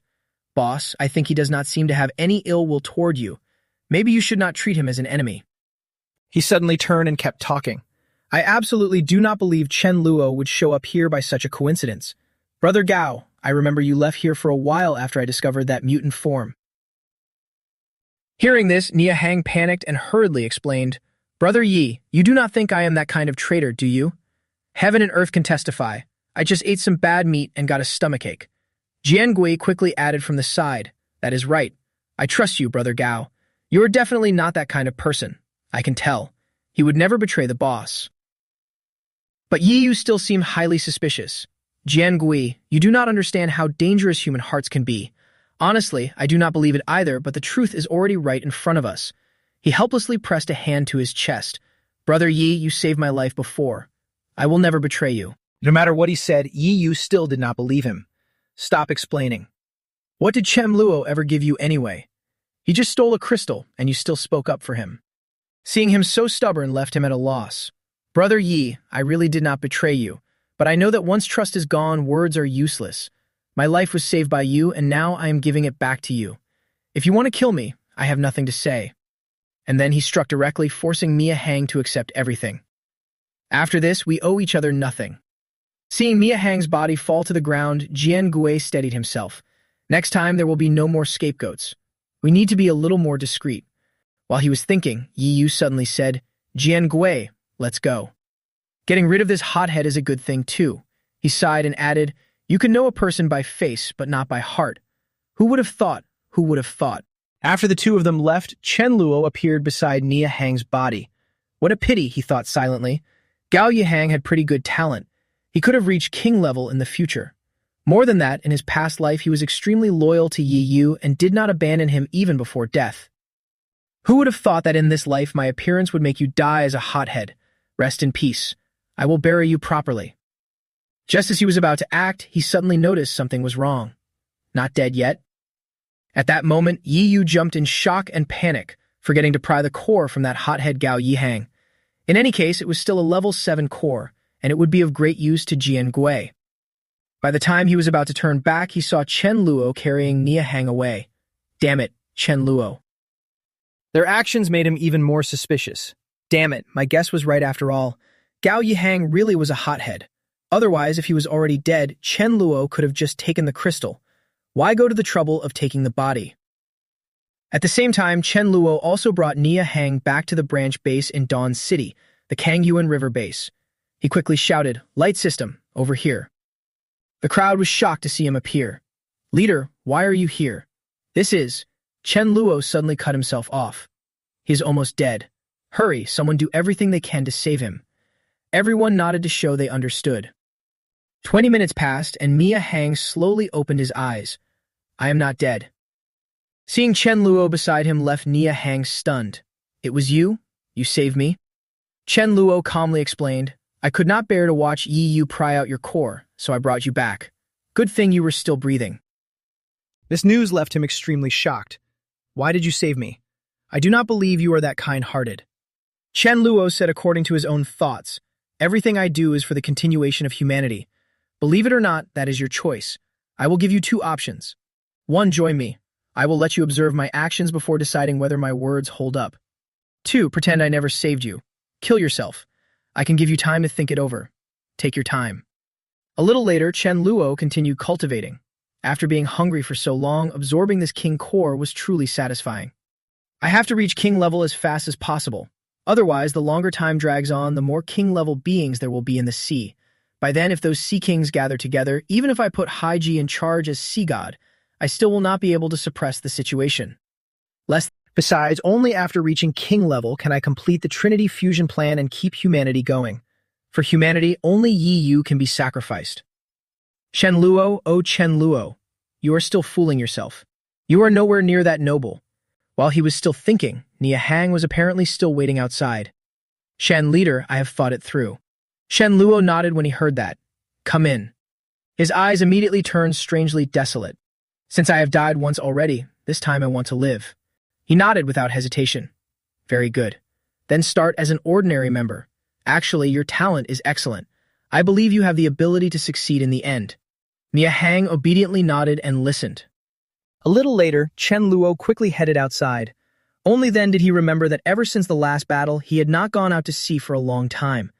There was almost not enough fish at home to eat anymore. Since it was still early, he might as well go catch some seafood and check on the sea god temple while he was at it. The huge space in front of him caught his attention. Let me take a look. Why are all the people around the sea god temple Bai Hao's underlings? Where is Bai Hao? Is he inside the sleeping palace, or has he gone out? Forget it. Whether he is there or not, I still have to make a move.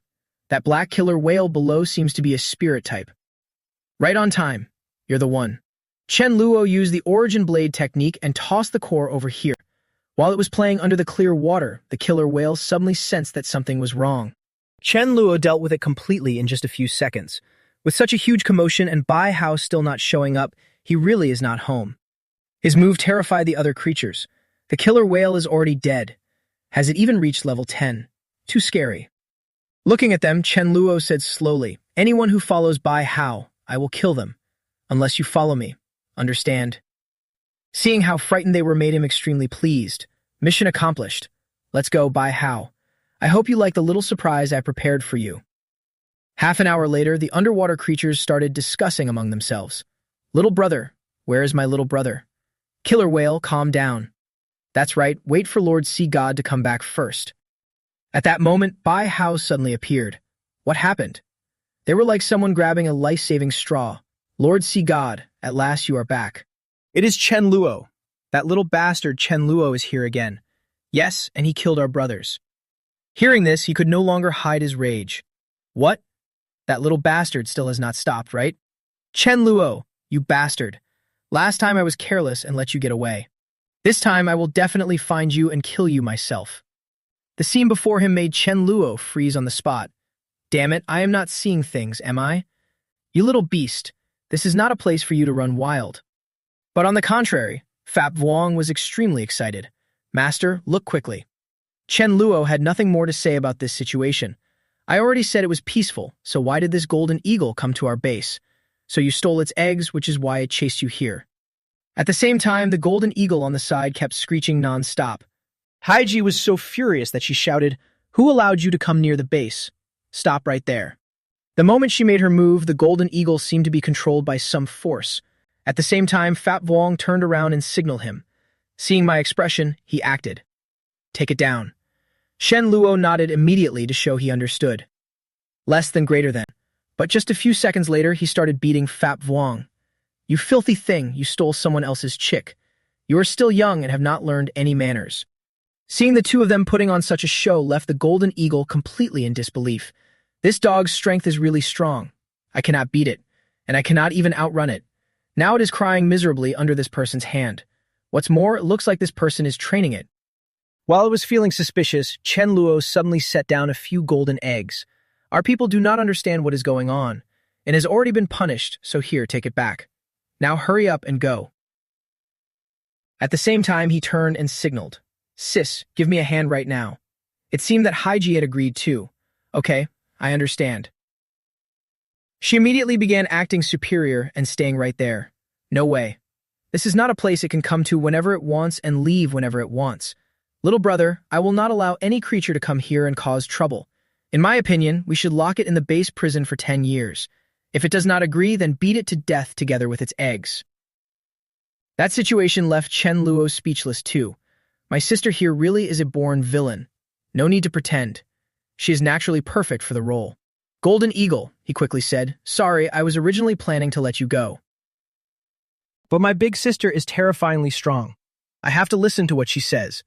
I am in a really difficult position. How about you stay here for a while and make things easier? Come in. Stay here and relax. I will also go make a nest for your child. Fap Vuong, standing nearby, could not help but ask unhappily. Hey, we do not keep freeloaders here. Since you are here, you have to work. Master is short on mounts right now, so why not let it become his mount? But the golden eagle kept nodding over and over, leaving Chen Luo completely confused. Why was it so excited? What was it trying to say? Before he even knew what to do, Mi Fan had already appeared here. I know now. It said that the golden eagle can be killed but not humiliated. Although you are a good person, your strength is probably not enough. It will absolutely not become a mount for the weak. Killing it would be better. This news left Chen Luo completely stunned. Me? Weak? He immediately let out a grim smile. I never made a move. It must have misunderstood. That is right too. If I do not show any strength, how can I subdue it? Chen Luo did not hesitate to suggest, then let's have a spar. Try taking your eggs out of here. I will stand right here. As long as you can get out of my territory, I lose. A little later, the golden eagle lifted the eggs up into the air. The sight made Chen Luo go wide-eyed. So cool. I am about to have a mount. But how did you get out of my palm? Come back. He quickly used void imprisonment. The golden eagle was still carrying the eggs far away from here. It sensed that something was wrong and jumped in shock. What is going on? Why can't I get out? Every time it tried, it was teleported back in front of Chen Luo. This made the golden eagle roar helplessly. I do not understand, but it really does not seem like I can get out. Seeing it suffer like that made Chen Luo even happier. You have lost. You cannot escape my territory, but your talent is not bad. Since fate brought us together today, do you want to become my mount? You will naturally benefit from it later, and I will also take care of your 2 chicks for you. With no other choice, it could only reluctantly go along with the suggestion. Fine, I am willing to be your mount. Not wasting another second, Chen Luo climbed onto its back. Let's go. Flying at full speed, they all left this place. Seeing that Chen Lu's plan had succeeded made Fat Vuong overjoyed. Got him out now. The dog should keep going out to farm points. Bye-bye, dog, over here. A little later, he immediately went to the forest to check the situation in front of him. This zombie was really strange. If it were not for its red eyes, it really looked just like an ordinary person. He noticed a girl with milky white skin and blazing red eyes. The moment they saw her, everyone around kept buzzing. A female zombie? Have I been single too long? She somehow gave off a delicate, elegant vibe. No, it was not loneliness talking. This zombie was genuinely beautiful. Fat Vuong was puzzled. What was a zombie? He was a white seagull, after all. The crowd quickly moved in on the zombie. Let me see what the difference is between a zombie and a human. I should try this new toy too. The scene even made Fat Vuong furious, you ugly humans. Now, I will send you to heaven. Just as you were about to act, the woman seemed to protect herself. Fat Vuong could not hide his shock. This zombie was really something. A dog's life was more important, so he had to hurry and call the big dog over to deal with it. A while later, Chen Luo was still giving instructions. Golden Eagle, from now on you and your eggs will stay here. Z quickly stepped up and called out, Big brother, Fat Vuong is sending a message. It said it ran into a flying zombie and told you to get over there quickly. This girl is Zhao Ziyi. He smiled, turned back, and nodded, telling Fat Vuong to keep an eye on it. I will head over right away. He thought to himself that if it could fly, it was at least level 10, maybe even king tier. A little later, the woman also sensed something was off. Why do I feel like someone is watching me? And there was. She immediately noticed Fat Vuong sitting off to the side. She was about to make a move and you were terrified. I have been spotted. Luckily, Chen Luo showed up just in time. He really was different from the other zombies using Void Step. You came at the perfect time, which made Fat Vuong breathe a huge sigh of relief. Brothers in arms, all on the same page. Seeing what the two of them were doing, the woman was baffled. What are you trying to do? Answer me. Without hesitation, you said, we want your core. Seeing her current form even startled Chen Luo. She was a mutated psychic type. The two of them only made the woman even more annoyed. We have no grudge against each other, and you want to kill me for my core. Chen Luo did not care much and quietly did the math.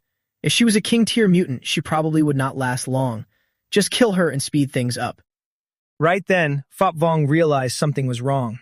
Damn, I was just hypnotized. She said through gritted teeth, humans really are nothing good. Noticing Chen Luo standing right beside her was so odd that it caught her attention. What are you doing? That reaction made him sense danger. He had sped up time for so long, yet she still showed no signs of exploding. Could she not be a mutant after all? But ordinary zombies at king tier had very long lifespans, so his brief time acceleration basically did nothing.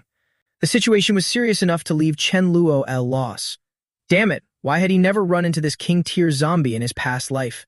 He hurriedly used Void Step and at the same time reminded them, this zombie is too dangerous. Fall back first, we can fight it later. The two of them suddenly vanished before the female zombie, leaving her furious. Where did they go? Why did they disappear all of a sudden? It was frustrating. Fighting like this was nowhere near satisfying. She wanted to kill people, wanted to kill even more of them, so she transformed into a pigeon and flew off. The scene shifted to a massive building in the city. Seeing the object before her, Diep Vu was deeply suspicious. When I found this purple flower, nothing was growing around it and many mutated creatures had died. That means it has to be highly toxic. I just do not know if I can poison a level 10 to death with it. At that moment, Jian Gui quickly spoke up.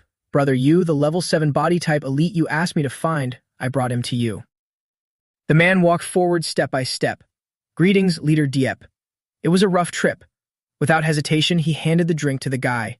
Here, drink up and ease your thirst. But the guy felt deeply suspicious and quickly waved it off. No, thanks for your kindness, leader. I will not drink it. Before he could finish, Diep Vu stepped in and clamped a hand over the man's mouth. He forcefully poured the drink into him. You can't refuse. The move was so fast that the guy was utterly helpless, leader. Just seconds later, the man's body began to change. Diep Vu stood aside and commented thoughtfully, "It is way too toxic." That left Jian Gui completely rattled. "Big brother, is this really okay? He is level 7 after all." "Less than greater than." He turned back seriously and explained, "Jian Gui, this world is a big fish eats small fish world. If you do not want to end up as fish meat, you have to be ruthless. A single drop can kill a level 7 on the spot. If he drinks one gulp, Chen Luo will not die, but he will be badly injured. By then, I will have a chance to kill Chen Luo." Even so, he still looked doubtful. So how could Chen Luo be made to drink it? We cannot just pin him down and force it on him. Diep Vu chuckled and looked away. "I plan to pretend I wanted to be Chen Luo's underling and invite him to dinner tonight. By then, this stuff will be mixed into his food and no one will be the wiser." A while later, Chen Luo gave slow instructions. "Fat Vuong and I have not reached King Tier yet, so dealing with that zombie was truly hard. Next time, I may have to trouble you two to step in." Both of them nodded in agreement. "No problem. Brother, relax, you've got me here." At the same time, Mi Fan sensed that something was off. "I suddenly feel like you might be in danger tonight." Chen Luo turned back in surprise. Tonight? He was already thinking to himself, could that King Tier zombie have found his trail and come looking for him? He was still thinking when Jiang Gui's voice came through the phone. "Shen Luo, the people from the Changyuan River faction sent a messenger. They said a man named Diep Vu wants to join our Dawn City. Please come over tonight." Shen Luo chuckled and nodded. "Got it. Tell them I will be there on time tonight." He seemed to realize something. So the danger Mi Fan mentioned might very well come from Diep Vu. A while later, Chen Luo lounged around inside the house. "So I heard Diep Vu wants to join me." Diep Vu stepped forward without hesitation and flattered him. "Yes, I have seen reality clearly now. I hope Mr. Chen will not mind the little conflict we had before." But even so, Chen Luo still looked displeased. "What are you talking about, brother Diep? If you want to be my underling, then bow to your boss a few times." At that, his expression slowly changed. Join his camp and still have to bow. That was not acceptable. Seeing Diep Vu still standing there, Chen Luo smiled and asked, "What, you do not want to?" Seeing this, Jian Gui beside him hurriedly knelt down. "I count as Leader Chen's underling too, so let me bow first." Jian Gui's move surprised Diep Vu a little. "Brother Jian Gui, sorry to put you through that." With no other choice, he had to kneel on the ground too. "Boss." But clearly, he was still resentful inside. "I will make Chen Luo pay this humiliation back 1,000,000 times over." Seeing what the two of them did, Chen Luo slowly signaled them up. "Get up. Looks like you really mean it." Diep Vu quickly turned and said, "Of course, boss. You had a hard trip." Jian Gui, stop standing around. Hurry and bring the food out. Seeing the dishes spread across the table, Chen Luo was genuinely surprised. To make so many dishes, you really went all out. Diep Vu nodded and replied, "As long as boss likes it, please help yourself." In his head, he kept calculating. This pollen really was miraculous. Who would have thought that pouring wine over the sausage would make the sausage smell better? The moment Chen Luo picked up his chopsticks, he guessed something was up. Diep Vu's eager look, waiting for him to eat like that, meant he had definitely added something. He looked up and said, "Jian Gui, tell me." At the same time, Jian Gui did not hesitate and reported everything. "Leader Chen, this sausage is poisoned. Diep Vu wants to kill you." He kept thinking to himself, my double agent career is over. He even added that the poison came from a strange purple flower and was potent enough to easily kill a level 7 body type user. This sudden betrayal left Diep Vu completely bewildered. "Jian Gui, what are you saying?" Before he could figure out what was going on, Chen Luo slowly stood up. In his past life, Diep Vu had dual abilities, but it looked like he still had not awakened them yet. Was this not exciting enough for him? Anyway, he was about to die, so I might as well add fuel to the fire. After all, a level 9 core was nothing compared with a level 9 dual ability core. He suddenly stepped right in front of him. "Diep Vu, do you know something? That level 10 light core you got before was because Jian Gui tipped me off so I could steal it. And when you found that King Tier 1, Jian Gui was also the one secretly contacting me. The undercover agent was always Jian Gui, yet you killed Gao Yiheng, who stayed loyal to you until death." Hearing the whole story, Diep Vu froze on the spot. "It was you. So it was you." Unable to take it anymore, he kept shouting, "You bastard. Diep Vu, I treated you like a brother." Jian Gui quickly cut in, "Sorry, brother you. A wise man knows when to bend." These actions drove Diep Vu completely insane. Damn it, you are truly too hateful. I have to kill you all. His power exploded completely, catching Chen Luo's attention. He has awakened. Diep Vu's second ability, Fire. Seeing the state of his own body filled him with pride. Heaven truly has eyes. Yes, heaven has eyes. I am a dual ability user, and I can feel my power soaring.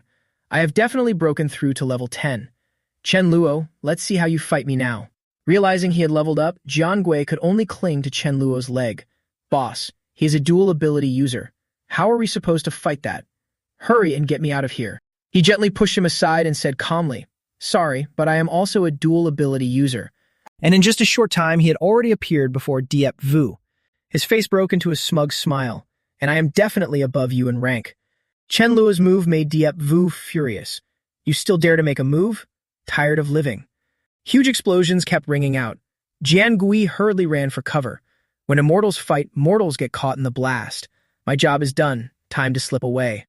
Less than greater than. The situation in front of Chen Luo made him swallow his anger. I still wanted to swallow up Diep Vu's base, but I could not let him destroy this place. Come on, let's fight somewhere else.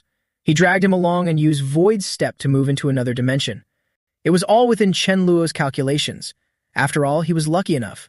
Maybe he could even pull off a miracle before dying and lure in a high-tier zombie too. Realizing what he was doing, Diep Vu flew into a rage. So you had your eye on me all along. He raised his hand high into the air without hesitation. That's right, a mountain cannot have two tigers. Between us, one of us has to die. When he saw that his attack had not even fazed him, it startled Diep Vu. Why? Why, after awakening dual abilities, could I still not beat him? Too strong. If I do not run now, I will be beaten to death. His momentary lapse caught Diep Vu's attention. This was the moment. Taking the chance, he quickly broke free and backed away. Seeing what he was up to, Chen Luo quickly said, Give it up. You are not getting away. He even used Void Prison. Diep Vu tried to escape, but it was probably too hard even for him. Seeing Chen Luo strike directly only made him even more desperate. Am I really going to die here? Just when Diep Vu thought he was about to log out for good, he suddenly realized Chen Luo was still standing firmly in place. At the same time, Chen Luo's gaze was drawn to the golden light behind him. Such a wide range of holy glow. This must be a mutated light system king level. No wonder, Yi Wu, you've really got skills. The two of them had set the zombies on one side into a frenzy. That night, there was a huge commotion. It did not hesitate at all and struck them both. That sneak attack left Yi Wu with no time to react after he had already retreated. But suddenly he stopped, sensing that something was wrong. Chen Luo also noticed the danger to himself. Damn it, why is this glowing thing not an attack-type ability? It just keeps stacking buffs and handing out new power non-stop. That left him at a loss. So this is what luck looks like. Yi Wu was getting more and more confident. I knew it. I knew I would not die like this. Seeing him make a move, Chen Luo could only think helplessly. This guy really is absurdly lucky. I have to admit it. Chen Luo calmly dodged the attack to the side. Still scary, but it is still under control. His move made Yi Wu feel utterly contemptuous. Chen Luo, why are you running into the air? Scared. Come on, fight me fair and square. Chen Luo's face stayed calm as he spoke. Don't rush to die. Stay there and wait while I deal with this king-level mutant. He used the same old trick. It will not work. Before he could react, Chen Luo raised a hand and sped up time. The once powerful zombie was now howling like a madman. Realizing the situation was bad gave Yi Wu a jolt. What ability does Chen Luo even have? How can it suddenly make this mutant body explode? Looking at the loot he had obtained, a smile finally spread across his face. He had gotten the crystal he had always wanted. He turned his attention to Yi Wu on the side. As for the buff on Yi Wu, Chen Luo was quietly calculating in his head. I will use time acceleration to gradually wear down your buff shield over a long stretch, buddy. Even after being attacked non-stop, Yi Wu still refused to give up. No, the long buff window is not up yet. Why? Why am I disappearing so fast? Looking at his miserable state, Chen Luo strolled over slowly. Now that I know the situation, who is stronger between us? He coldly kicked him straight in the face. Just like that, he was forced back helplessly. Yi Wu's whole body trembled pitifully. I lose. Chen Luo let out a long breath, the long sword still in his hand. I am in a pretty good mood today.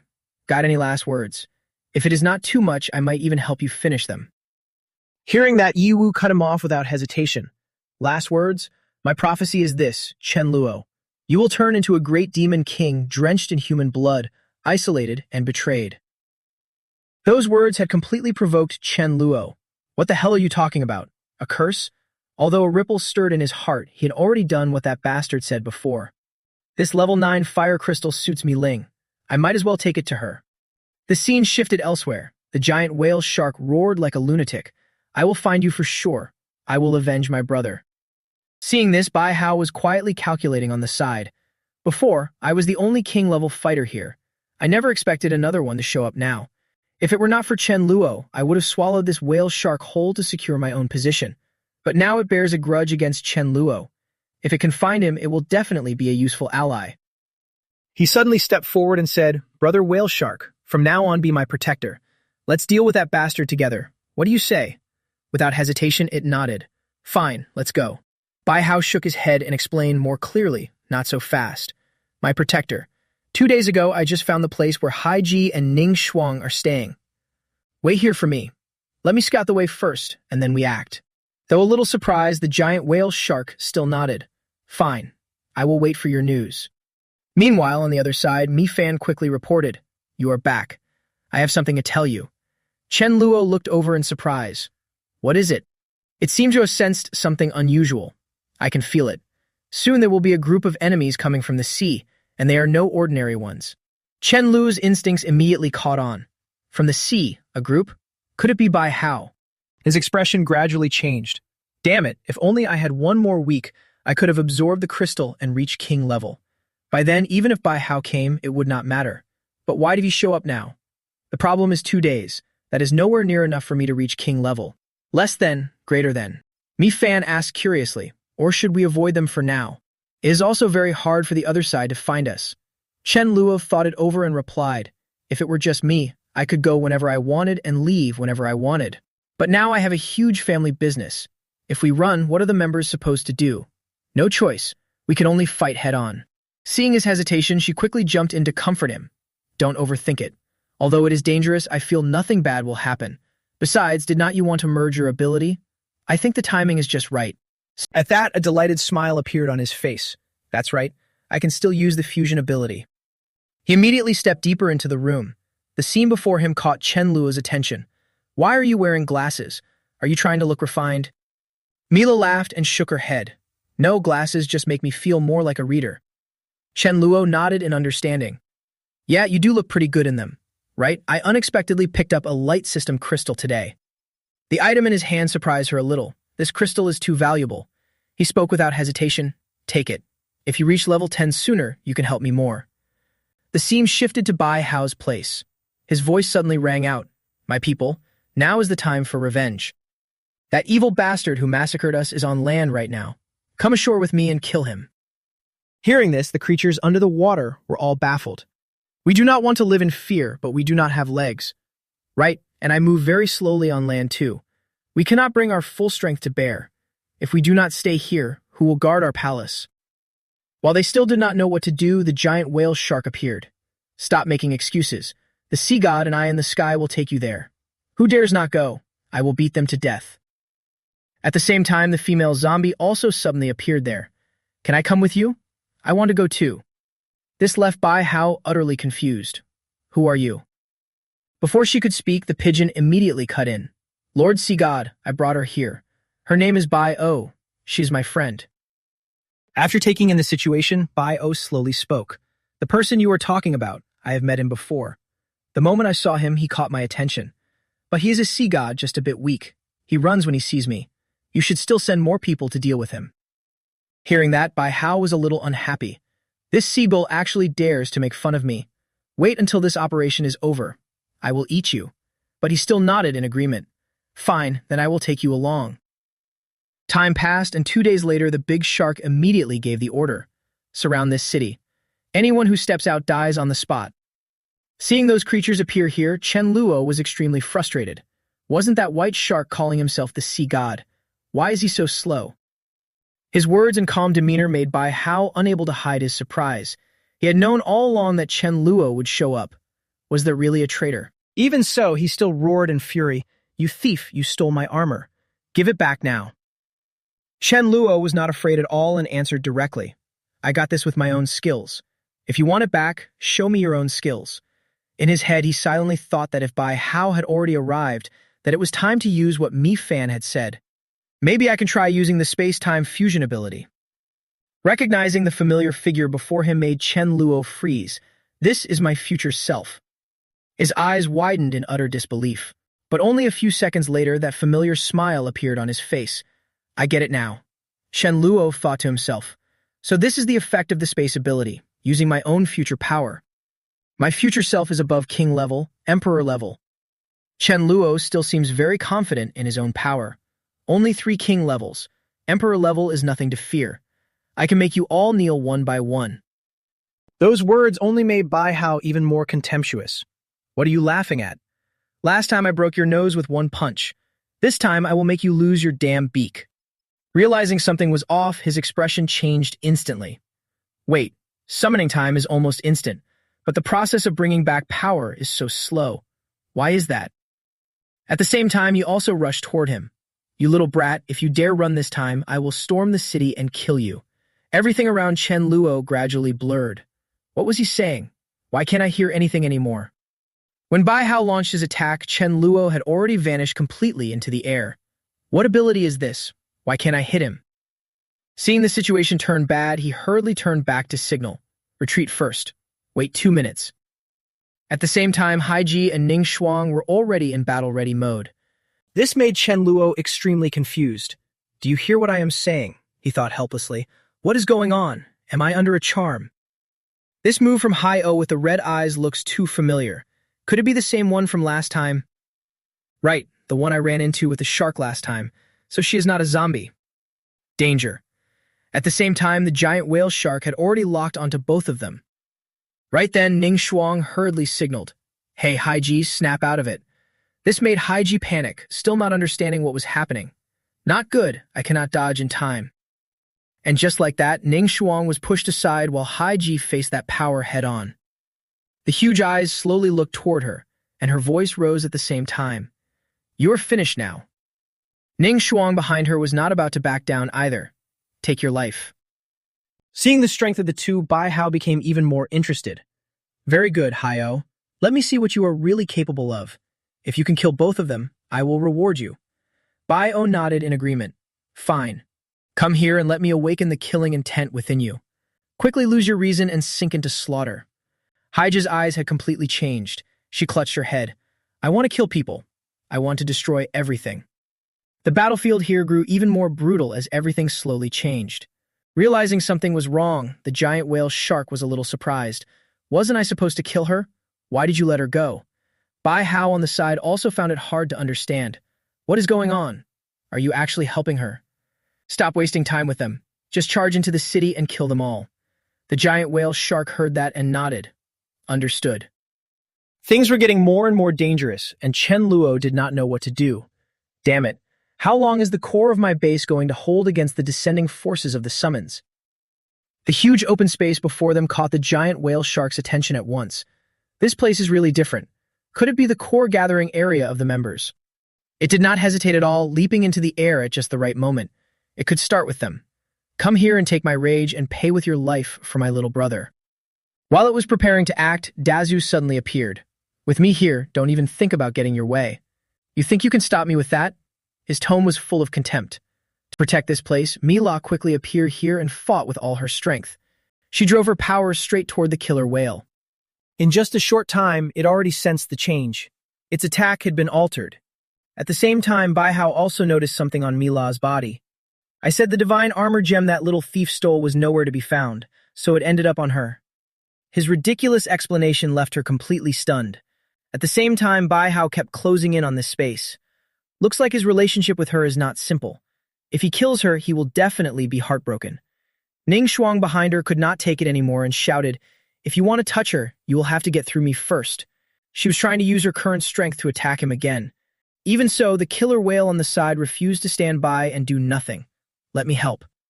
Luckily, at the critical moment, Fat Vuong suddenly appeared here. Mila, move aside and let me handle it. Seeing the situation, Bai-O kept mocking them, keep begging. Come over here. The beam of light hit Fat Vuong on the head, and it did not have time to notice. Over here, Bai-Hao had already shattered the ice layer Ning Shuang had created, making her feel the pain.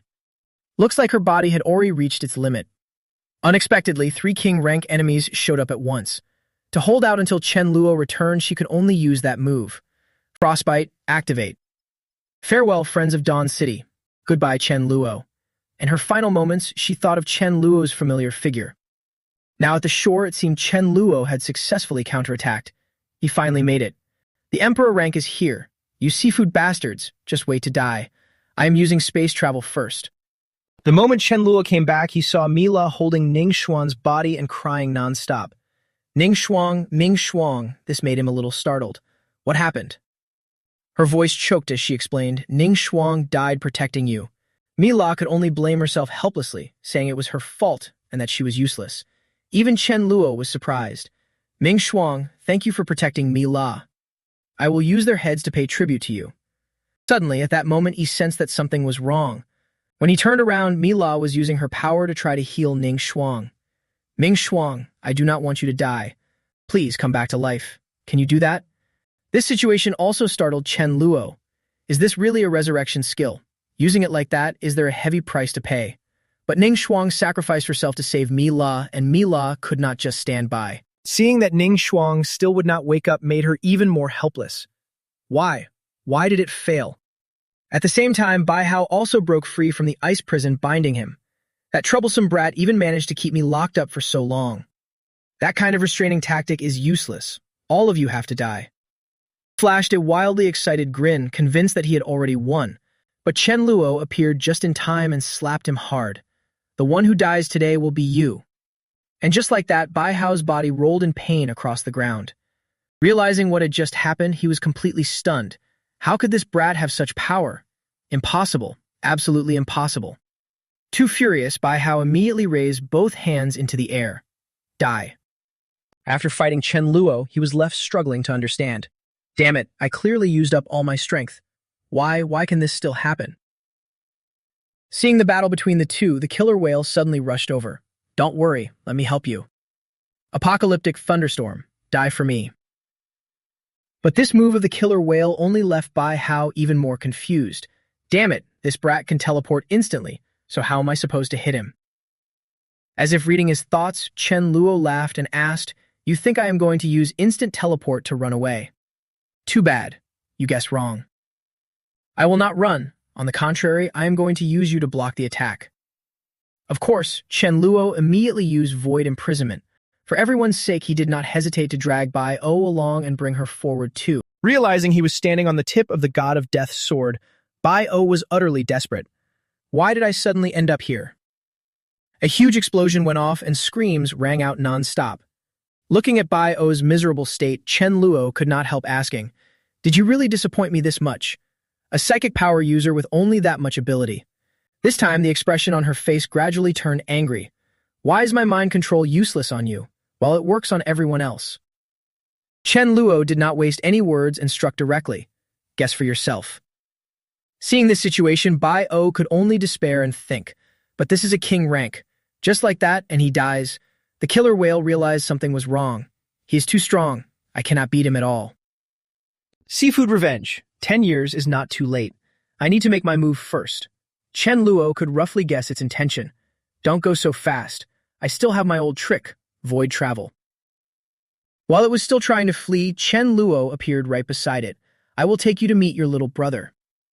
Seeing no other choice, the killer whale could only launch a desperate attack. But its move instead left him feeling very satisfied. The dimensional sword. He kept holding the sword and glanced to the side. Bai-Hao, do not rush. It will be your turn soon enough. But the chunks of flesh were sliced away one after another, and the killer whale howled in pain. Realizing that Chen Luo was no ordinary opponent, Bai-Hao shouted in despair, Impossible. How could you suddenly become this strong? I do not believe it. Sensing that something was not right, he turned around in surprise and looked behind him. Mila was still trying to save her. This light. Could it be that the resurrection skill has leveled up? After who knows how long of effort, Ning Shuang finally showed a change. That tiny result already made her overjoyed. It worked. I did it. I really did it. At the same time, Chen Luo kept urging them, hurry, hurry, get over here. He led Mila and Ming Shuang into the next room, thinking to himself, I wonder how Sister Haiji is doing. I should take this group back to the shore and check on her. When Chen Luo appeared at the shore, Haiji was still lying motionless on the sand. After helping her up, he quickly checked the situation. Luckily, she had only passed out from exhaustion. There was still more to do next. These are all level 10 sea creatures. If used well, they will be a huge asset. Earlier, I rushed to have Sister Haiji become the sea god, partly to subdue them. But now she is still unconscious. I might as well become the sea god myself. Out of rage over Bai Hao's earlier actions, Chen Luo immediately beat him a few times. I have said it before. Anyone who follows Bai Hao, if I see you, I kill you. You all treated my words like a passing breeze and still followed him. Killing you would be too easy. Seeing this, he snarled viciously, putting on an act as if I had deliberately tried to kill them. Hearing that, Chen Luo's expression suddenly turned extremely serious. Evil God, you stole my divine seat. I am the Sea King, not you. You dare impersonate me and still have the nerve to bother me. Today I will make you pay. Look carefully, everyone. This is what the power of a true god looks like. Seeing Bai Hao getting pummeled by Chen Luo over and over, the surrounding creatures were terrified. Lord Sea God is a king rank, yet he cannot even fight back at all. Too scary. Could this really be the power of a god? Hurry, everyone, look up at the sky. The space before their eyes suddenly changed, leaving them stunned. The sky had split in two. Chen Luo's move did not frighten Bai Hao at all. Chen Luo, stop acting tough. I am the sea god, the sea god. No one can kill me. I can definitely hold out. But that was only his momentary confidence. Seeing the situation turn bad, Bai Hao suddenly roared. A huge explosion went off, and of course he had lost. Seeing this, the remaining sea creatures hurriedly fell to their knees. This is the real power of a god. Sorry, we were fooled by that shark and helped him. Please, sir, please forgive us. Seeing their attitude, Chen Luo asked coldly, From now on, I am the Sea King. Are you willing to follow me? Not wanting to waste any more time, one of them suddenly shouted, Hail the Sea King. In awe of the Sea King, I seal, and now willing to serve you loyally. This made him very satisfied. Good. Since you were the first one to stand up, I will grant you power. Chen Luo had his own plan, to shock them even more. Speed up time. I will turn this seal into a king rank. After being infused with power, this seal had completely changed. This left the seal stunned beyond belief. I can feel it. I now have power like the dark iron piranha. I've reached its level. Lord Sea King, you really are a god. Am convinced, truly convinced. Chen Luo kept looking at the remaining sea beasts. Come with me. I guarantee that within a year you can gain this kind of power. He thought to himself that they were still a bunch of level 10 beasts anyway. Even if he did not speed up time, they would basically reach king level after a year. To avoid wasting time, all of them suddenly knelt before the Sea King. At the same time, a golden eagle appeared here, catching Chen Luo's attention. This is the sound of the golden eagle. Why is it calling for no reason? Hurry back and check. Something didn't happen, did it? Finally, the little eagles had hatched from their eggs. Seeing such cute little birds made Chen Luo laugh in surprise. Turns out this is a happy surprise. I have a way to make them grow fast. Want to try it? Realizing the golden eagle had agreed, Chen Luo immediately picked up the little birds. Good, then you and your kids can come with me for a trip. He thought to himself that making a baby golden eagle grow in an instant was an ultimate skill, and he had to show it off in front of everyone. He kept using Void Walk. After appearing before the sea beasts, Chen Luo said slowly, Gentlemen, this golden eagle is my mount. It has made a lot of contributions, so I prepared a reward for it. Watch closely. It'll make its children grow up fast. Hearing that, all of them looked at each other. Grow up fast. I have no idea what the Sea King means either. Before they could figure it out, Chen Luo acted again and sped up time. In a flash, the little bodies had already grown feathers and wings. This left all the sea beasts stunned. They're already that big? They've grown up? How is that even possible? Unless I'm dreaming, the Sea King is way too strong. To avoid wasting time, Chen Luo turned to the Golden Eagle. Golden Eagle, this is my reward for you. Take your children home. At this moment, the little seahorse spoke up. Your Majesty Sea King, I have children too. Can you help me? He smiled and waved it off. That depends on how you perform. Chen Luo already had his own plans. Looks like he would need to build an underwater nursery here. a place to raise these little ones into king level in the future. He then continued ordering them. Now go back. Meet me at the shore in a month. Bring the females too. He thought that once their offspring were in his hands, even if they refused to cooperate later, they would have to think twice. Seeing that things here were settled, Chen Luo prepared to leave using Void Walk. Realizing something was wrong, his expression suddenly changed. When he fell to the ground, a mouthful of fresh blood was quickly vomited out. Sweat dripped down Chen Luo's face. He forced a bitter smile. The borrowed Emperor tier power is gone, and my crystal core seems about to collapse. It looks like only after reaching king level will I be able to use this fusion ability freely without paying a price. A few days passed. Chen Luo's familiar voice rang out. These past few days have finally been relaxing. We usually just sit on the big golden eagle and go sightseeing. We really are some eagle-riding heroes. Right then, Mi Ling noticed something was off. Look down there, it's pitch black. What is that? Seeing the huge open space ahead also surprised him. Rats. Those giant rats here seem to be controlled by something. Chen Luo could not hide his surprise. At that number, there had to be 40 or 50,000 of them, enough to launch an assault.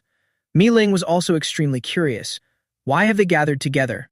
He shook his head and explained, I don't know. They're still 700 or 800 miles away from Dawn City. No need to worry. Hearing that, she sighed in relief. Good. The two of them kept flying around the area and discovered another anomaly, a swarm of ants. Even the ants. Everything happening back to back put Chen Luo on alert. Just the rats alone were unexpected, but why were these two kinds of creatures moving on such a huge scale? Did something happen? After thinking it over, Chen Luo immediately signaled the Golden Eagle. Let's go back to base. This strange situation needs to be reported right away so everyone can stay on high alert. As soon as he returned to base, a subordinate hurriedly reported, Leader, outside the city, about 50 miles away, we found a massive number of rats and ants. They may reach us in just over half an hour. This made Chen Luo extremely uncomfortable.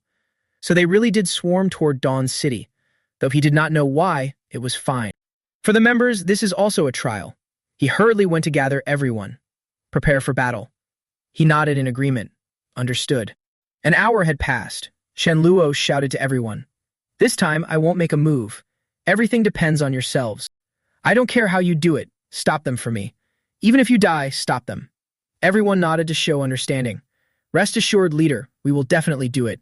We absolutely will not let the rats and ants into the city. Next, Chen Luo continued ordering. If the rat tide takes over, the food stockpiles and crops in the base will all be gone. From now on, everyone will have to hunt rats for food. Everyone immediately got to work without hesitation, protecting the food, protecting the base. Looking at the rats ahead, Chen Luo shouted, Everyone ready. Now attack. The crowd nodded. Understood, leader. Huge explosions kept ringing out, fire, ice spikes, and earth attacks all blasting away. Seeing the ants swarm in, the crowd kept changing tactics. Rise up, gale force. It looked like everyone was combining their strength to unleash lightning and zap the ants to death. This made the rat horde roar in fury. Another change made everyone even more wary. Oh no, the rats are digging tunnels now. Damn it, I can't even handle them on the surface, and now they're going underground? What do we do? Feels like we're about to be overwhelmed. After a period of continuous fighting, everyone was getting tired. Anyone with ranged attacks, come hold them off for a bit for me. Xu Yun quickly used Blizzard Storm to sweep away the insects that had invaded here. Realizing something was wrong, she shouted in frustration. How can they still form a shield? Level 7 members, follow my command and prepare your strongest skill. The rest of you will work with the flying ants to attack their energy barrier and try to break them. Everyone nearby immediately nodded in agreement. Understood. This time, everyone quickly attacked the creatures flying in the air. Xu Yun understood the situation was more serious than ever. Careful, the silver-white ants can attack the spirit. Everyone, support me. Even so, she never gave up. Frozen arrow. The ice arrow shot straight toward the leading insect. In a short time, its shield was completely frozen over. Seizing the chance, she hurriedly shouted, Everyone out of the city. Emergency mission. Kill it. Everyone just nodded and understood. On the other side, the rats had also climbed up onto the ground. They intended to invade here, frightening everyone to death. Oh no, the rats have come up from underground. Help. Reinforcements, we need backup inside. At a critical moment, Yin Ling promptly acted with a space storm technique. Everyone, move aside, let me.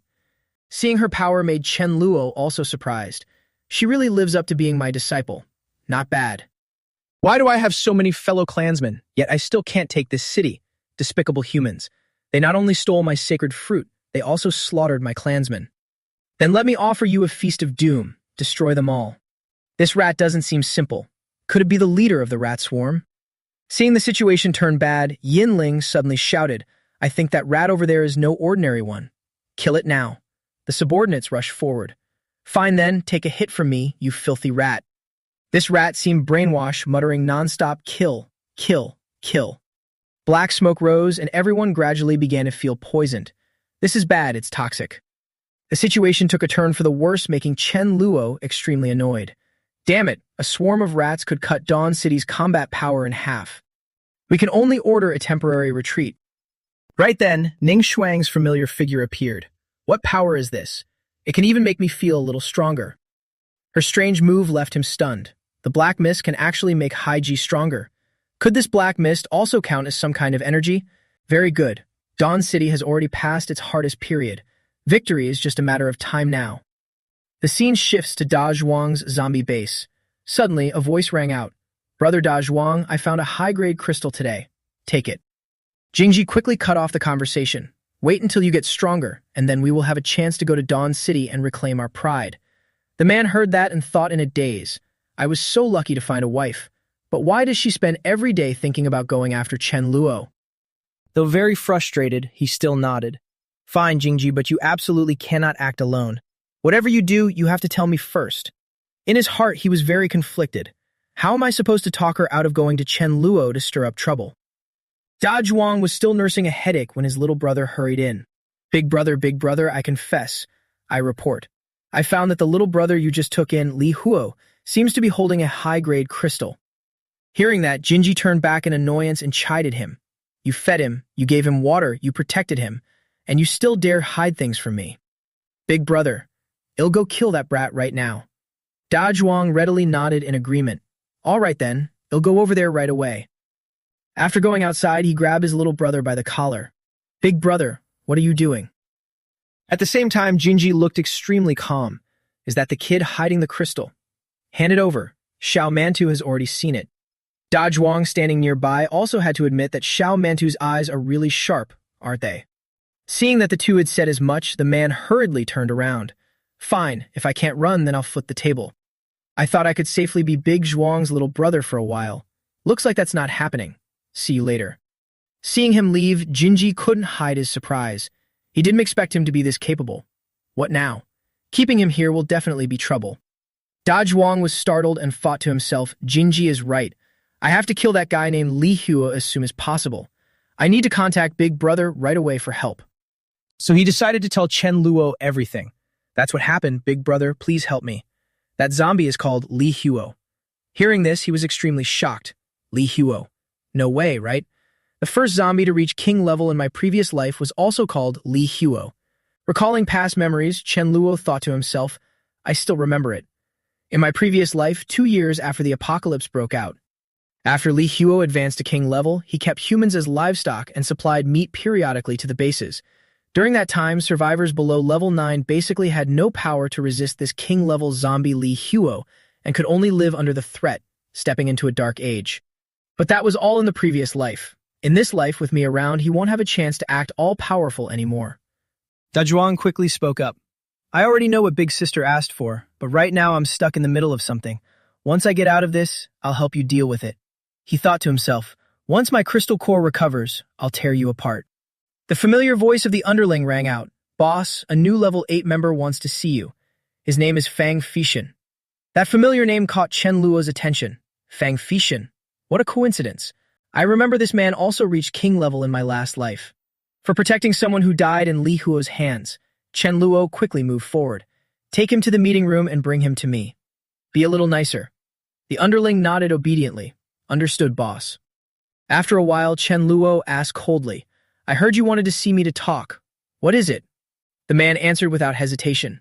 Chief Chen, you know it too. You are about to become our common enemy. Right? He is Fang Fishan. Chen Luo stayed perfectly calm. So what? If it really happens and the survivors surrounding Dawn City are handled by him, how would you deal with it? Hearing that, he suddenly stood up and probed. What do you think I should do then? Fang Feishan was a little flustered and quickly said, I feel they are all pitiful people who cannot be killed. If I really killed them all, would your conscience be at ease? Could it be that if I spare them, they will not cause me trouble later? Less than, greater than. His actions made Chen Luo very suspicious. So today you came to see me to teach me how to act. Fang Feishan sighed and continued, if our paths really do not match and that day really comes, I will stand against you. As soon as he finished, Chen Luo gave an annoyed order. Enough, get out while I am still in a good mood. In his heart, he thought, that damn bleeding heart, for the sake of your previous life, dying on the battlefield, I will spare you once. In the face of absolute strength, all tricks of the weak are useless. Once I completely control the ocean, I can let those sea people lead the others to the other continent and keep expanding our borders and territory and keep getting stronger. The scene shifted to the inside of the stone cave where Li Huo was still focused on training. But this seemed to be a very difficult task for him. Pain. After a long struggle, his face finally broke into a relieved smile. Success. I have finally waited for this day. Li Huo.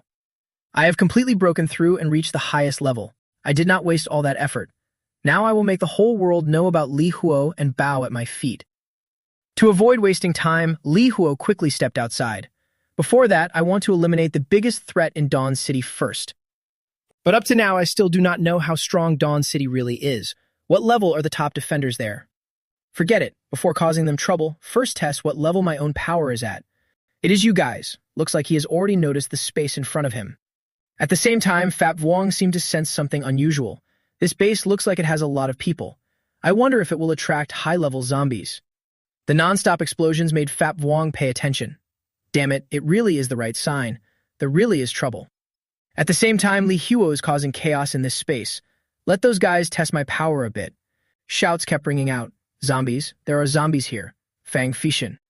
Fang Feishan, what are you standing there for? That's right. You said you would protect us. Hurry up and kill this zombie.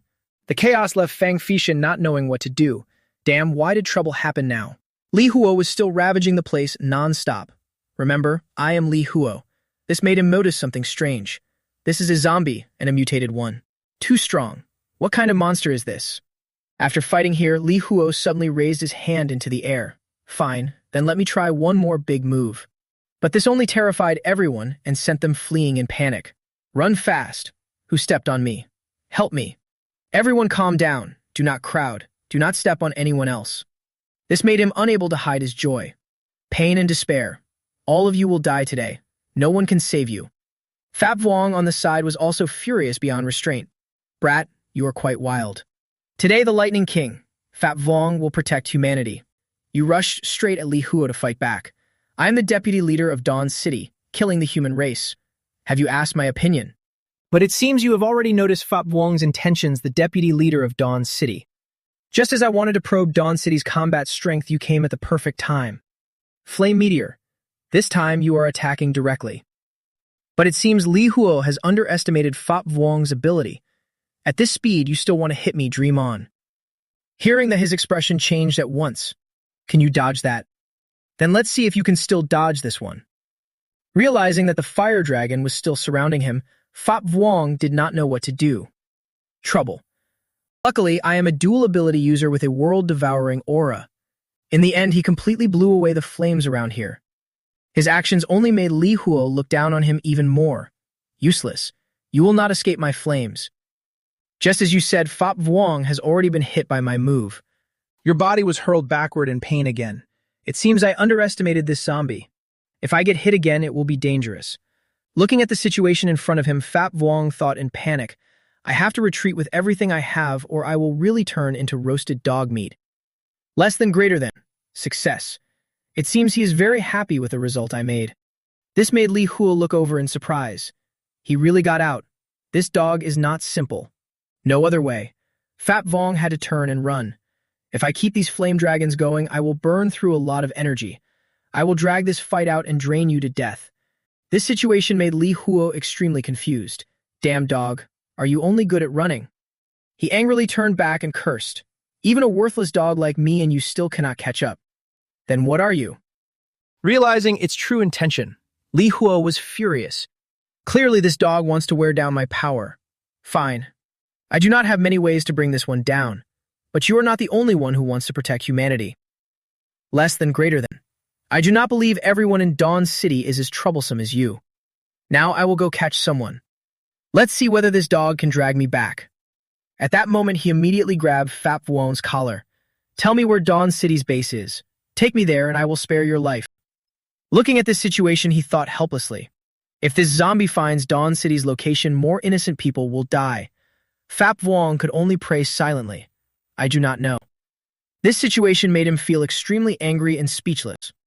Fat Vuong blamed himself. I cannot do something so heartless. He shouted in despair. I told you, I do not know. And so Li Huo was about to strike again. He is done. Fat Vuong seemed to have no strength left to resist anymore. Exhausted. Even dying would be a relief. At that moment, Fat Vuong suddenly turned back and asked in annoyance, Why are you not chasing me anymore? Come on, keep chasing. Your words sounded like a challenge. Too furious, Li Huo kept screaming at the top of his lungs. Worthless dog, you are forcing me. Sensing that something was wrong, Fat Vuong was startled. Damn it, why did his speed suddenly increase? In just a short time, he had already grabbed Fat Vuong's leg. Worthless dog. The dangerous situation in front of him left him at a loss. Damn it, if this move really hits me, death would be the least of my problems. I have to stop his attack. The lightning techniques made Li Huo fearfully let go. Seeing the chance arrive, Fat Vuong acted at once. Heavenly Thunder. At this point, Li Huo had no choice but to defend with a flame shield. The battle between the two of them turned this place into complete chaos. It seems Fat Vuong is already running out of steam now. His energy has been drained quite a bit. Maybe he has reached his limit too, and Li Huo is also about to hit his limit. Damn, how can a dog from Dawn City be evenly matched with me? Remembering his original goal, Fat Vuong suddenly lunged forward to attack. Today, I must bring the king-level core back to the master. But Li Huo did not seem to fear him at all. Come on then, let's see who dies first. This time, he rushed forward directly to counterattack. Taking one hit from this dog, Li Huo was already prepared to defend. Worthless dog, die. Seeing that he had blocked his attack, Fat Vuong looked very pleased with himself. I knew he would use both hands to stop my attack. He really fell into the trap. You only have 2 hands, but I still have one more tail. The tail was like a thunderbolt, and lightning kept flashing here. Realizing that he was being toyed with, Li Huo roared in rage. You bastard, stop messing around. While he was still falling to the ground, Fat Vuong seized the chance to rush forward. The tail is the dog's third arm. It makes it hard for you to defend. You use all your strength to keep attacking. Take one hit from me, now take another from my tail. One last strike, die for me. Finally, I brought you down. After some time, Chen Luo finally appeared here. The core was shattered, and there was no way to use void travel. Walking all the way here was really tiring. Luckily, the little cat Mi Fan did not foresee anything. If something had delayed me on the way here, I would have worried myself sick. Seeing his familiar figure, Fat Vuong looked very proud. You came too late. I already dealt with it. This little brat, although a bit soft-hearted, is still very manly. Even in death, he never revealed Dawn City's location. Thinking of that, he sighed deeply. Fate really is fate. In my previous life, Li Huo was killed, and in this life too. The same happened again. Was fate really impossible to change? No, I cannot think that way. Things really have changed. In the previous life, Li Huo ran wild for half a year before he died. Now he had only just appeared and was already killed. The one who killed him was Fat Vuong. In his previous life, he was badly wounded after fighting an enemy of humanity. A little later, one of his men rushed over and reported, Big boss, look. We caught someone for you to enjoy. This poor guy keeps begging non-stop. Zombie boss, please don't kill me. I'm the boss of a base. Let me go. I can supply you with any food you want. Eating me will only fill you up for one meal, but letting me go could keep you fed forever. Hearing that, Big Boss was a little startled. So he really was the boss of a base? He even added, Let him go then, but he has to gather me some information on the human side. The man hurriedly dropped to his knees. Big Boss was satisfied and quickly reminded him, Go on. If anything comes up, you can report it to me. I'll handle it for you. After being released outside, Gao Yang thought quietly to himself. He had not expected his simple trip outside to turn into a nightmare. Since that zombie king said he could come find him if anything went wrong, maybe he could help solve it. Dawn City always put pressure on him and the other bases, leaving no room for anyone to rise up. So could he get that zombie king to wipe out Dawn City? Gao Yang already had his own plan in mind. Zombies and humans were on opposite sides. One mountain cannot hold two tigers. The zombie king definitely did not like Dawn City either. He could use the zombie king to deal with Dawn City. Of course, if he wanted the plan to go more smoothly, he needed some help. And this guy named Wan Jiangui did not seem bad. After Ye Yu was killed by Chen Luo, he led the surviving subordinates to build a new base. He was definitely dead set on getting revenge on Chen Luo. If he wanted to form an alliance against Dawn City, he would surely agree. Seeing him finally show up, Jiangui suddenly asked, "Gao Yang, why did you call me out in the middle of the night?" He answered without hesitation, "I want to ask you what you think of Dawn City. Our grudge is irreconcilable. If I can't avenge Brother Yi Yu, then I might as well not be human." This was all part of Gao Yang's plan. Just as he expected, he kept going. "Actually, I met the Zombie King today. He's very strong. So I wanted to borrow his power a little." Hearing that, Jiangui had a thought. Interesting. Looks like my little spy is about to pull off another big win. The scene shifted to the inside of Chen Luo's base. Jiangui's voice rang out, "Master, the general situation is like this. What should we do next?" Chen Luo heard that and quickly suggested, "No rush. Let Gao Yang find a few more people first. I'll see who wants to go against me and clear them all out in one sweep." "Little Wan, I commend you. You've already found the meaning of your own existence." That praise made Jiangui extremely excited. It was all thanks to the master's guidance. After the conversation ended, Chen Luo lay down on the bed wearily. It seemed letting Jiangui stay outside in disguise was the right call. It also let him test what kind of attitude society had. He believed that when they found out the Zombie King Big Boss was his junior brother, their expressions would be priceless. Just then, Mila opened the door and walked in. "Little fan, how is the crystal absorption going? Come out and eat something. Sister Jade made the grilled fish you like best." "You? Don't tell me you," she suddenly shouted, "Little fan." A familiar yet unfamiliar figure of Mi Fan had appeared there. She happily rushed over and hugged Mila. "I am Little Fan. I just reached level 10 and transformed. You should be shocked and praise me. I really do look like my true form now, a beautiful little princess. Come on, little princess, go tell them for me." "Why do you still have a tail?" she asked helplessly, shaking her head. "I don't know either." Seeing the scene in front of her, Ning Shuang was a little curious. "Why did you transform? Could Little Fan already be at king level? So fast?" Mi Fan shook her head in confusion. "No, I'm only level 10. That already makes me stand out, but isn't transformation only possible at king level?" She laughed and explained, "Maybe that's why I still have ears and a tail." Just then, Chen Luo also appeared. "Little Fan." The moment she saw him, her expression changed completely. "Chen Luo, after I finish eating, teach me how to play games, okay?" Though surprised, he still nodded. "Sure." Chen Luo thought to himself that it suddenly felt like he was raising a daughter. She was really cute. As soon as he returned to his room, the barrier in front of him caught Chen Luo's attention. He reached out in confusion and grabbed that curtain. What was going on? Mi Fan's familiar figure appeared. "I am here." That left him a little speechless. It was true. A bright smile spread across her face. "I've been waiting for you for a long time. Hurry up and come over." He did not know what else to say in this situation, but the current Little Fan clearly was no longer fit to stay with him. Mi Fan's eyes lit up immediately. "Why don't you come up here?" Chen Luo hurriedly sat down. "Little Fan, listen to me. You've grown up now. You're not a little cat anymore. You need to sleep on your own." There was a hint of regret in her eyes. Fine. In that situation, he still had to turn his head away. She was just too cute. But no matter how cute she was, that still would not do. He had to stay rational. They could not sleep together anymore. He quickly lay down on the floor as usual. "Well then, good night." Chen Luo nodded in understanding. "Good night." Seeing her current form, he let out a long sigh. Suddenly transforming into a human was still a bit unfamiliar, but stay calm and keep absorbing and refining your power. Time passed and 1 month went by. Chen Luo's body seemed to have changed. He looked at his current strength in surprise. "I, Chen Luo, have already advanced to king level. This time, I am not only faster than the last time by 1 year and 2 months, I am also a dual ability user. Too bad. Taking one more step and reaching emperor level is not easy at all."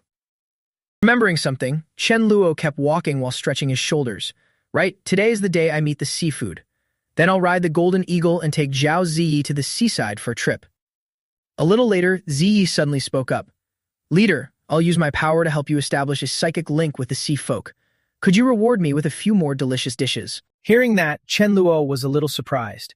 Hadn't she already gotten extra food at lunch? She laughed and shook her head. I'm still growing. One extra meal is nowhere near enough. That left Chen Luo speechless. Fine. Seeing the familiar figure of Zikun made Chen Luo freeze. Damn it, it's that kid again. Ziyi found that curious and asked, Leader, why did you react like that all of a sudden? Could it be that this guy has a grudge against you? Thinking back on everything that had happened, Chen Luo was furious. That bastard Zikun, in my last life he fought me over a sausage and even sparked a huge battle. That was 4.5 years after the apocalypse in my previous life. No one knows how precious a sausage can be. And most importantly, I had never fought him in my last life. That guy just stuffed the whole sausage casing straight into his own mouth. Too furious, he suddenly barked an order. Fly lower. Land. Seeing the creature there made Zikun a little surprised. A golden eagle. So this was Chen Luo's mount from Dawn City. Chen Luo suddenly asked, Little Z, you are Zikun, right? He curiously turned to look at him. You know me. Chen Luo had to nod and flatter him. I've heard of you. You're a Tier 2 Earth ability user. Not bad at all. Have a sausage. Follow me later, how about it? Chen Luo then said, That's right, I'm Chen Luo. You've probably heard of me too. This situation left Zikun speechless. Bribing me with a sausage? Seriously. This time, he directly took out several sausages from his bag. It's just one sausage. I still have 2 more. How about you follow me? His actions made Chen Luo think carefully. That was true. It was not yet 4.5 years after the apocalypse, and sometimes you could still find supplies. Sausages had not become that rare yet. Remembering something, Chen Luo suddenly asked, So where are you headed? Zikun quickly answered, I'm going to the sea to catch some seafood. Less than greater than. Chen Luo's attitude was extremely calm. Not caught? Hearing that, he could not help pressing him. If it can't be caught, then it can't be caught. Is the sea your home or something? A smug smile appeared on his face again. I won't say anything about other places, but that really is my home. Who told you I'm the Sea King? But that only made him and the people behind him even angrier. So you came here on purpose to cause trouble, huh? And so Zikun kept cursing nonstop. You say your home is here? Fine. I can even say the whole sea is my home. Seeing that, Chen Luo suddenly suggested, If you believe me, follow me. I'll prove it to you. Although very annoyed, he still agreed. Fine, I'll go. I want to see how you are going to prove it. In his mind, he was quietly calculating. Maybe I should take Zikun as a junior brother. After all, treating an enemy like a junior brother before making him work for me is the best revenge. Just as the two were about to leave, the crowd suddenly came running and shouting, Stop. Don't go that way. Run back. There's a monster. Monster. There's a monster. It's already here. Why is there such a terrifying monster? Chen Luo was surprised. A monster. While everyone was still thinking it over, a woman hurriedly warned them. I sense it too. There's a monster ahead, and its power is terrifying. Zikun, let's retreat quickly. Zikun did not think much about it either. Fine, let's go. Just as he was about to leave, Chen Luo suddenly stopped him. Even his face had turned very smug. I'm right here. What are you afraid of? The familiar figure of Second Dog appeared right before everyone's eyes. That made Chen Luo realize immediately. So it was Second Dog. That sea beast had been enchanted by me. But Zikun seemed terrified. This is definitely a monster. Don't panic again. Hurry up and run. Over there, it kept causing a ruckus non-stop. Die, all of you die for me. Chen Luo was annoyed and asked, Second Dog, who gave you permission to throw a tantrum in front of me? Hearing that, Zikun's expression slowly changed. You call such a powerful monster Second Dog. But it seemed like Second Dog still had not noticed Chen Luo at all, and it kept screaming madly, Kill, kill, watch me kill you all. The people around them immediately looked at him differently. So you're still putting on an act, huh? Why stop now? In this situation, he did not know what else to say. That damn dog had scared them so badly they lost their minds and completely ignored his words. I've lost all face now. Roll over here. While Second Dog kept charging forward, Zikun was so terrified that he shouted, Why is that monster rushing straight at us? Luckily, Second Dog had finally regained its senses. Not wanting to waste another second, it hurriedly knelt down on the ground. Second Dog pays respects to the Sea King. Because he was too angry at that rude move, Chen Luo kicked Second Dog aside. It hurriedly knelt down and begged, Your Majesty the Sea King, I am your most loyal servant. What mistake did I make? This is so hard to handle. Are you out of your mind? I just called you and you still dare to ignore me. His words made its face change completely. In its panicked state, it had collided with His Majesty the Sea King. That was an unforgivable crime. To keep him from getting any more angry, it quickly slapped its own face again and again. Please, please forgive me. Second Dog lost its mind for a moment. I beg your Majesty the Sea King to forgive Second Dog. On the side, Zikun saw this and was utterly stunned. A monster this strong is acting like a lapdog. Just what kind of strength does Chen Luo actually have? What does the Sea King even mean? Surely he is not using some playboy trick to seduce that female monster and make it willingly serve him, right? Feeling that the punishment was enough, Chen Luo said coldly, "Go gather at the shore first. I'll deal with you later." It hurriedly ran toward the front. Yes. As he walked, he thought to himself, I had once thought about taking that little sea monster in, but unfortunately there was no suitable chance. Now she has gone around offending so many people. She really is the perfect one. Seeing Chen Lu's familiar figure, the 8 creatures hurriedly shouted, "The Sea King is here. Everyone come out and pay respects to His Majesty the Sea King." Noticing Zikun's expression, he felt extremely proud. Not bad, he can act. Looking at the numbers in front of him left everyone in utter shock. Too terrifying. They all hurriedly knelt down and paid respects to the Sea King. Chen Luo thought to himself, 35, that is even fewer than I expected. But there was still plenty of time. I can slowly recruit them. Chen Luo kept asking, everyone, tell me, who does the sea belong to? His words made the crowd answer quickly. Why would your Majesty ask that? Of course it belongs to your Majesty the Sea King. That's right, that's right. Of course it belongs to your Majesty the Sea King. Hearing that, he turned back irritably. Did you hear that? I am a Sea King. The sea is mine. Tell me, aren't all sea creatures mine too? Zikun could not believe what he was seeing. Is this something a normal person can even do? At the same time, the creature hurried over and said, Sea King, I came in a rush last time, so I specially prepared a gift for you this time. As soon as it spoke, it suddenly shouted, a top-grade night pearl. Other creatures kept bringing over different gifts. I brought one too, so please do not mind, Sea King. A 5-colored coral tree, rare stones, and 20 top-grade agates. This made Chen Luo secretly nod. Not bad, very considerate. He quickly turned back and asked, what about you, miss? She kept panicking. Obviously, she had prepared a top-grade agate, so why was it nowhere to be seen? Could it have been kicked by Sea King just now and dropped somewhere? Sweat kept running down her face. My gift is gone. I should go look for it. Chen Luo shook his head and added, no need. You just looked down on my authority and even tried to attack me. Besides, everyone else brought gifts, only you did not. What should the punishment be? The sea creatures around kept discussing it. How could you do that? You cannot offend the Sea King's authority. Beat her to death.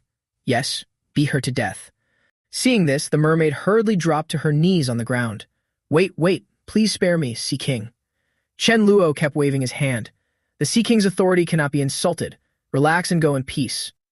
Tear her apart. The other creatures suddenly rushed straight toward the mermaid. In a short time, she was completely dealt with. A voice came from behind. So this is the Sea King. But with a body like that, who would dare be that bold? Chen Luo could not help turning back. She had just died and was already acting all noble again. Oh my god, and it turns out to be a mermaid. Not every mermaid is as pretty as Ning Shuang. Seeing that Feng Yu had only made the other creatures even angrier, she still dared to look down on the Sea King's authority. Everyone, grab her. The situation in front of him left Chen Luo stunned. A mermaid's tears are treasure. Should we lock her up and squeeze every last tear out of her? The sea creatures were still charging in. Kill her. Kill her. Either way, he could not bring himself to bully Ning Shuang and make her cry. Looks like she really looks down on us. She thinks a bunch of seafood like you can catch me. In just a few seconds, her feet were gradually exposed. Chen Luo immediately realized something was off. Hold on, what is wrong with her feet? Those shoes match that set of armor of mine. This time, Chen Luo's expression became extremely serious. Lucky me. I never expected to get the shoes and armor in this situation. Meanwhile, Feng Yu was still causing trouble. Sea King, aren't you a god? If you are capable, come catch me yourself. Seeing her keep making trouble, Chen Luo sighed and thought to himself, what a pity. For someone like me, the master of Void Exile, no matter how fast you are, it is useless. He immediately used Void Exile. Come back here. Her body had already been teleported right in front of Chen Luo, and she was utterly confused. What just happened? Before Feng Yue could react, he slapped her right across the face. His move made the nearby sea creatures mock her non-stop. This little mermaid is doomed. She does not even know her place and still dares challenge the Sea King. Then let the Sea King eat her.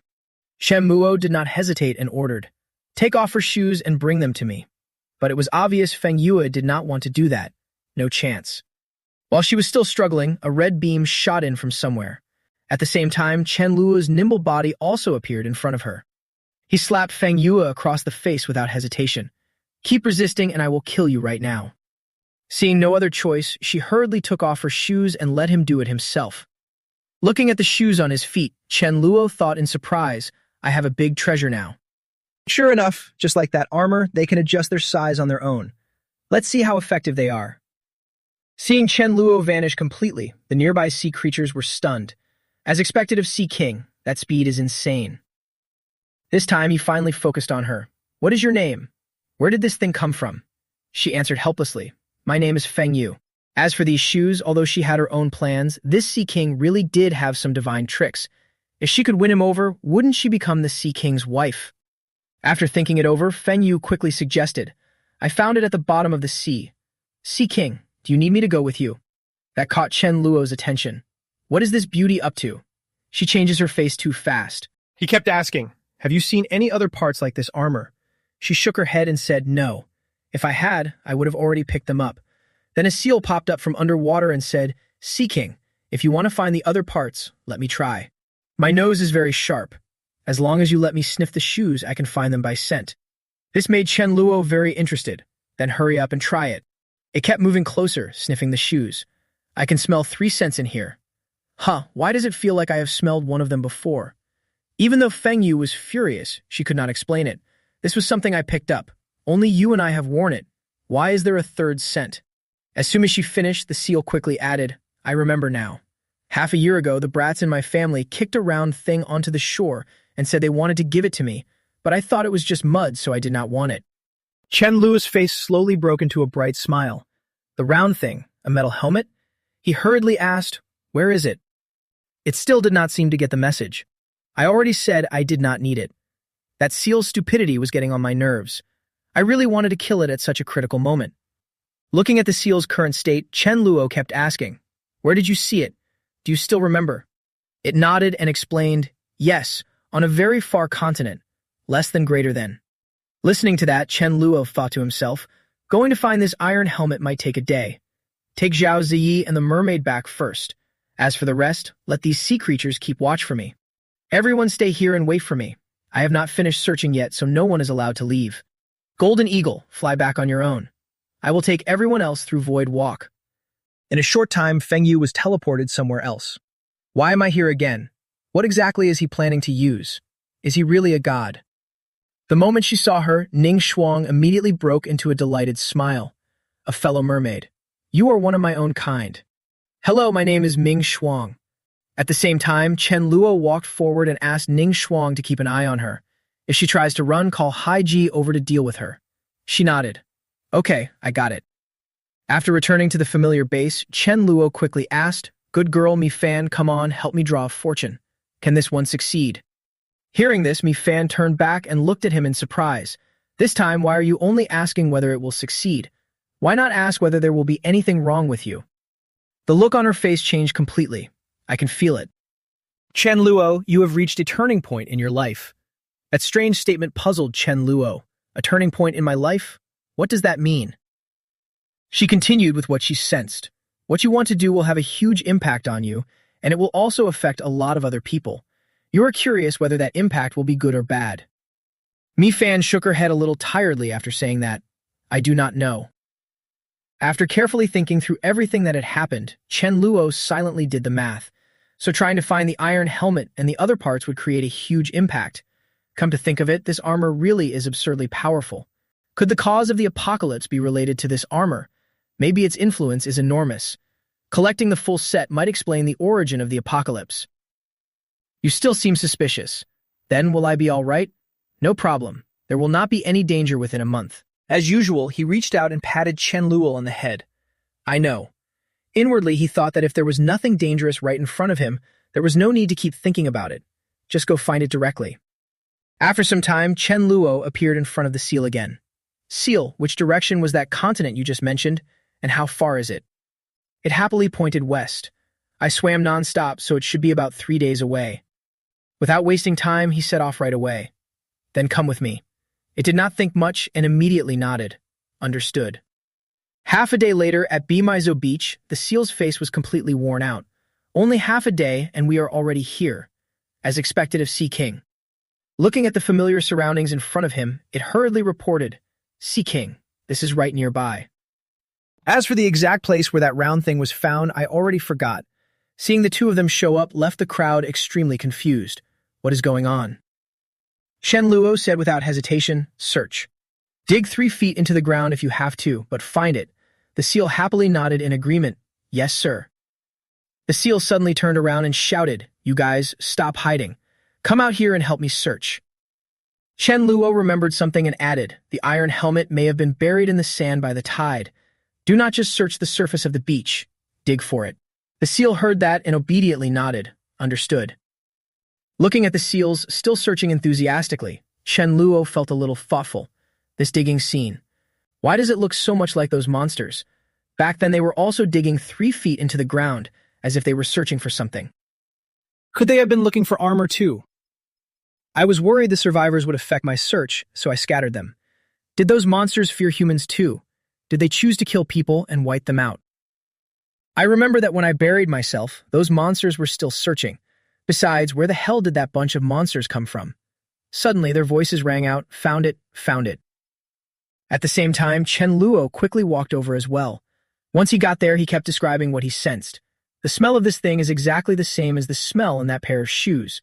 Chen Luo kept rummaging through the object in front of him, this iron helmet. How is there a hole in it? Could the owner of this armor have been smashed apart and killed by brute force? If so, what about the other pieces or even his body? I remember that sea creatures all swallowed some kind of mysterious meat, and that led to a strange evolution. Could the meat they ate have been the original owner? So this person could have been smashed into countless pieces. Just the leftover meat alone was enough to push sea creatures up to king level, and a white whale could break through to emperor level. Besides that, there was also a red gem in the middle of the chest armor. What is this? A blue glow drew Chen Luo's attention. Before he could react, the spell began to echo. Huxili Bakalushi. A few seconds later, Chen Luo fully understood. This was that monster's language. The strange sounds kept coming. Huxili Bakalushi. He muttered to himself, damn, why do I feel like I just opened Pandora's box? At the same time, in the Dawn City base, the item in her hands suddenly fell hard to the ground. Mila was startled and asked, what's wrong? Her face gradually changed. I have a feeling disaster is going to hit soon. How long is this going to take? Do not distract me. Let me calculate. Looking at the helmet in his hand, Chen Luo could hardly believe it. He had not expected this black bead to have a communication function. No wonder the monsters would use it to lock onto us. If that was really the case, then I would open this Pandora's box myself. Less than greater than.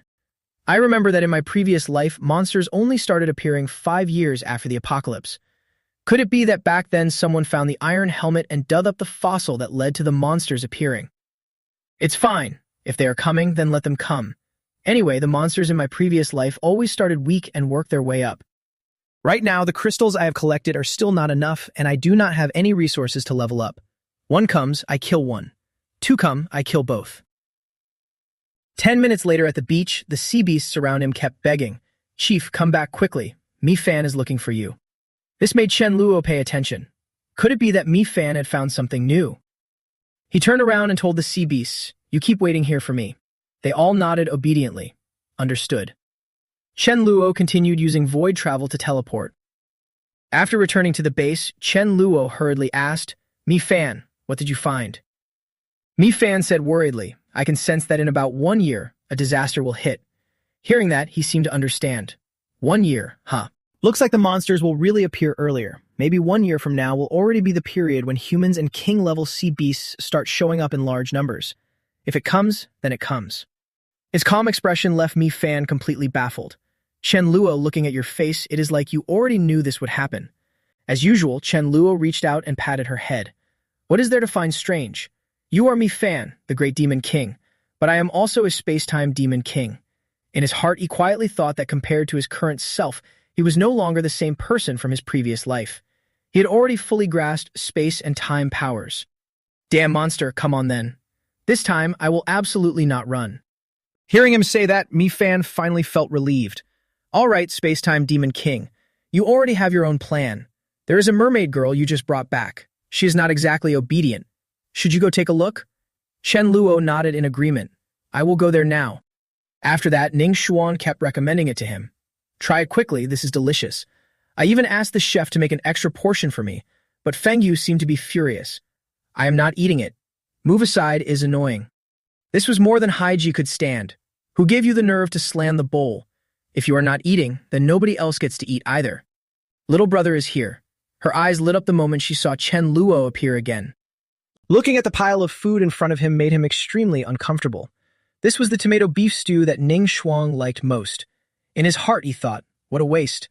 This woman really does not know what is good. Less than greater than. This time, Feng Yu hurriedly turned around and begged him, Sea King, please let me stay by your side. Chen Luo thought to himself, but I did not bring you back to serve you. Since I already gave you a chance and you still do not want it, do not blame me for being rude. Cry for me. Cry out a few more pearls. Seeing him act directly made her panic completely. Sea King, you, how could you? Before she could react, Chen Luo struck again without hesitation. This time, Feng Yu's expression had completely changed. Why are you hitting me? Realizing something was wrong, he was a little stunned. Wait, why are her tears not turning into pearls? Could it be that crying was still not pitiful enough? After some more time, Chen Luo kept trying. Strange, why are there still no pearls? While he was still focused, Haiji immediately walked over. Little brother, does that hand hurt? Or should sister help? Chen Luo was very puzzled. Sister, before I came back, had she consumed a huge amount of power? Sweat immediately poured down Chen Luo's face. Were those pearls all formed by condensed power? Was it because she did not have enough power so she could not cry out pearls? Although very surprised, Haiji could only shake her head. No. Chen Luo felt miserable and pushed Feng Yu aside. Damn, I thought mermaids had some kind of magical trick. Turns out only Ming Xuang is special. Her appearance made him extremely curious. Then what value does this Feng Yu have? She suddenly sat up and shouted, I am fighting you to the end. Looking at her reaction made Haiji feel extremely annoyed. Does she really have this kind of power? A curse was triggered, and she was twisted by endless pain. And so Feng Yu could only hug her head and scream helplessly. It hurts. It hurts so much. Thinking of something, Chen Luo suddenly asked, Sister, help me ask her why she was able to level up to king rank. See what she knows. She did not hesitate at all and smiled gently. All right, go rest. Leave this to me. Although surprised, Chen Luo felt completely reassured. It seemed Haiji's strength had improved a lot. Truly frightening. The urgent matter right now is to build up strength and prepare for the monsters. The current zombies are no longer enough for the team members to kill. By then, we will need to gather crystals on other continents. In this life, I must make full use of the Sea King title and dominate the continents. Seeing Chen Luo return, the sea beasts immediately bowed their heads and paid respect to the Sea King. After thinking for a while, he quickly made his decision. Very good. Especially since the sea beast has made a great contribution. Praise it. I will use divine power to raise it to king rank within a week. This made the sea beast overjoyed. Many thanks, Sea King. The other sea beasts kept praising him as well. How admirable. I can really serve the sea area too. I want to serve Sea King as well. I just do not know what I can do for Sea King. After thinking for a while, he quickly told them all fine. There is really something I need you for. In a few days, I will arrange for a group of people to come here. You will be responsible for transporting them to another continent.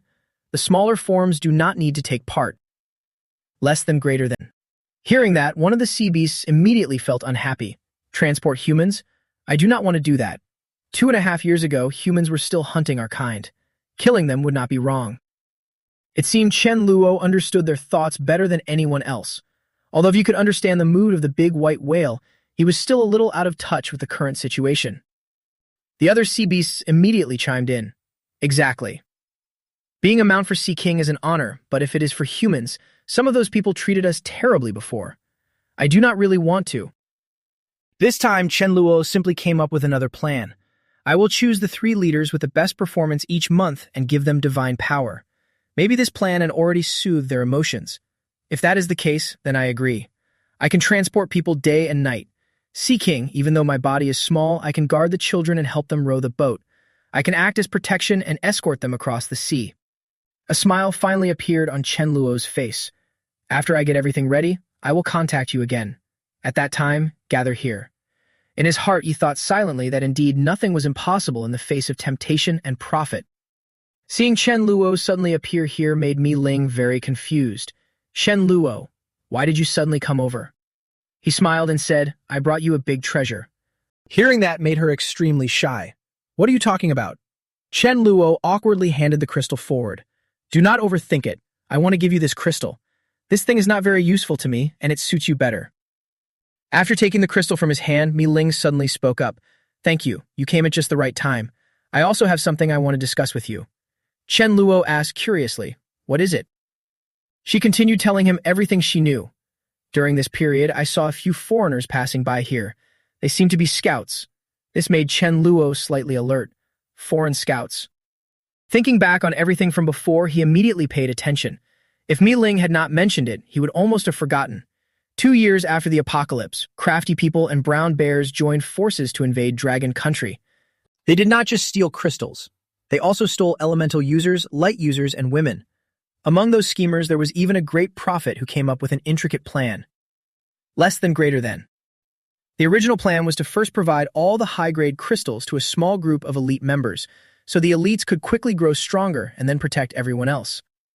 In other words, they were trying to build the strongest god by stacking crystals, and in the apocalypse, a national war was about to break out. Chen Luo quickly sat down and comforted her. Relax. They're just a bunch of petty trash. Nothing to be afraid of. Hearing that, Mi Ling let out a long breath and nodded. True enough. When friends come, we have wine. When wolves come, we have clubs. Thinking of something, he immediately announced, Mi Ling, I plan to evacuate all the auxiliary bases and move to other continents. This news shocked her completely. Evacuate? Then what if those troublemakers and brown bears show up? Understanding what she was worried about, Chen Luo comforted her. Do not worry. I will personally deal with those dirty leftovers first. Although she still did not fully understand, she nodded anyway. All right, I will listen to you. In Mi Ling's heart, she thought with a smile that a big battle was about to begin. As expected, my leader is truly impressive. Remembering something, Chen Luo quickly probed. Right, recently was there not a fake ability user named Mu Hong? Mi Ling immediately nodded to confirm. Yes, I remember she was a fake wind-type ability user. That base is about 30 miles to the west. Hearing that, he slowly stood up. If she can be recruited, I will go take a look. The scene shifted to Mu Hong's base. A familiar voice rang out, Miss Mu, have you thought about the alliance to deal with Dawn City? Chen Luo had just thought of this when he was a little confused. Why is Wan Jiangui here? But Mu Hong seemed extremely furious. You are already tired of living, huh? Do you really have that kind of strength? Gao Yang quickly explained, not hiding anything from her. We have already allied with more than a dozen elders, plus 1 zombie king. Tell me, do we have this strength or not? Clearly, she did not want to hear those words. Absolutely not. If it really succeeds, then this zombie king's strength will definitely increase, and he will become a huge threat to the survivors. Anyway, I still do not agree with this. There was no other choice. Wan Jiangui quickly tried to persuade her. Miss Mu, why not think about the good side? Once Dawn City and that zombie king wear each other down, we will be the ones to benefit. We can solve this hidden trouble in one go. Hearing that, Mu Hong finally thought about it in surprise. Right. If a zombie king wins, he will win by a huge margin. By then, we will be in big trouble. So she made her decision on the spot.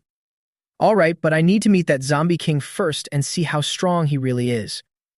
Watching the situation from afar, Chen Luo thought silently to himself, Wan Jiangui really knows how to unsettle Mu Hong. Good junior, you really are my good junior. At the same time, Wan Jiangui continued reporting everything. Elder, Wan Jiangui sent over a list. There are a total of 13 people who want to deal with you. This made him very hard to believe. So many people. Chen Luo closed his eyes again and focused on thinking. Was Wan Jiangui doing this because he no longer wanted to show himself in front of me, so he kept helping me stir up enemies like this? I cannot let Wan Jiangui keep doing this. Strike fast and win fast.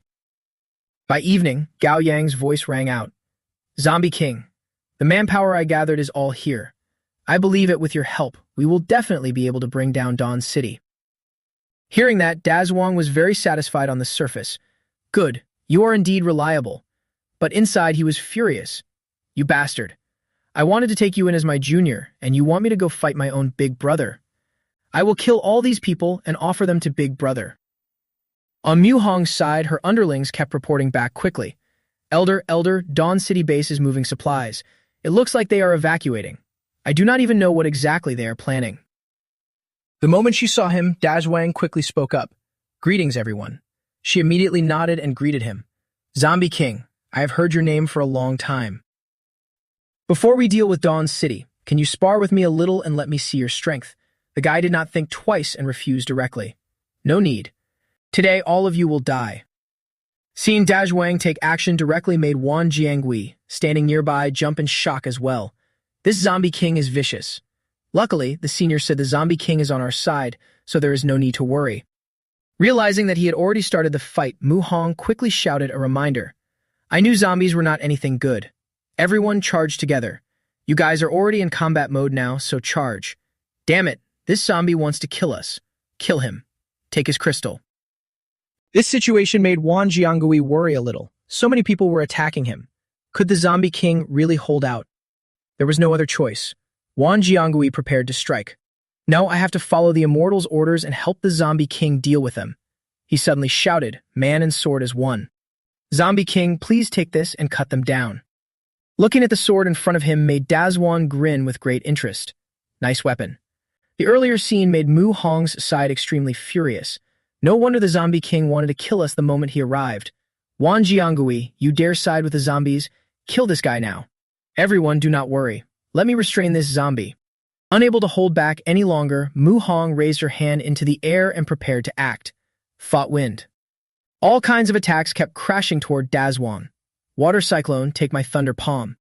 However, he showed no fear at all. He even seemed a little smug. So I really underestimated you. Too bad, you can only hold me off for a little while. And so he fought alone against the crowd surrounding him. Realizing that the situation was bad, Mu Hong became a little dazed. Why is there no effect at all? Gao Yang hurriedly trembled and begged, Zombie King, please spare me. I did not make a move at all. Besides, I am your disciple. In his rage, Dazwang grabbed the sword and struck hard on top of his head. You are useless. As soon as he fell, he kept asking Muk Hong whether that burst of wind was her doing. Before she could react, he kept charging into attack. His speed was way too fast. You back there, hurry up and stop him. If you want to die, go ahead. Dazwang has already kicked Muk Hong far back. After dealing with her, he turned back in frustration and asked. He thought he was so tough, but that was all he could do. If I run into Chen Luo, I would only run for my life. You idiots really do not know how strong Chen Luo is. I saw all of this coming already. Like I said, that big guy is smart and knows when to adapt. Suddenly, Gao Yang's body seemed completely under control. Nice move, zombie. You dare treat me like this, then I will not be polite either. Come out here, you beast head. A giant monster suddenly appeared.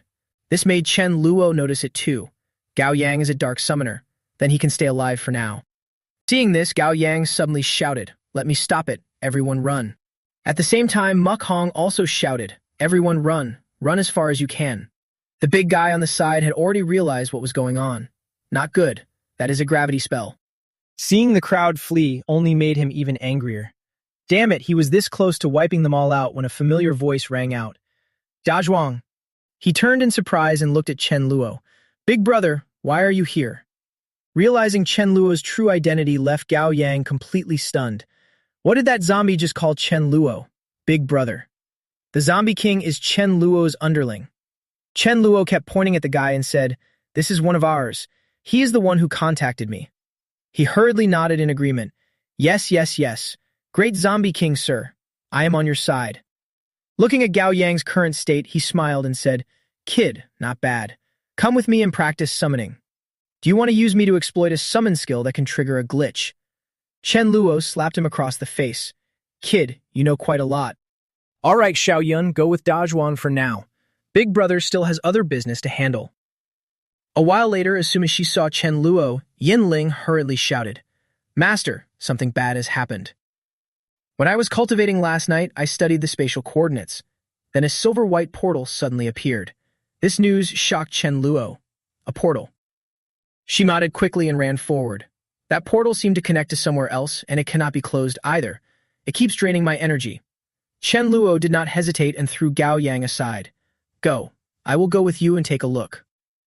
As soon as she saw the time gate, Yin Ling hurriedly reported, Master, this is exactly it. A test subject went in, but sadly got pushed right back out. Chen Luo did not think much and walked straight inside. Then I will go in and take a look. The repelling force is too strong. I do not know where it will send us. Outside, Yin Ling was also hugging herself tightly. Master, I am almost at my limit. No other choice. Chen Luo went outside with a spirit stone and had her replenish her energy first. Then he told her to try fully activating this portal. She helplessly nodded. Yes. 10 minutes passed, and Yin Ling still seemed to be focusing on her cultivation. Realizing something, she smiled and said, Master, after doing it the way you taught me, it suddenly feels amazing. I feel like this portal can directly connect to your base. Hearing that, Chen Luo quickly threw something forward. Let me try. You stay here and wait for me. I will go take a look. Yin Ling obediently nodded. Yes. The scene shifted to Chen Luo's private space. Looking at the cup right in front of him made Chen Luo think deeply.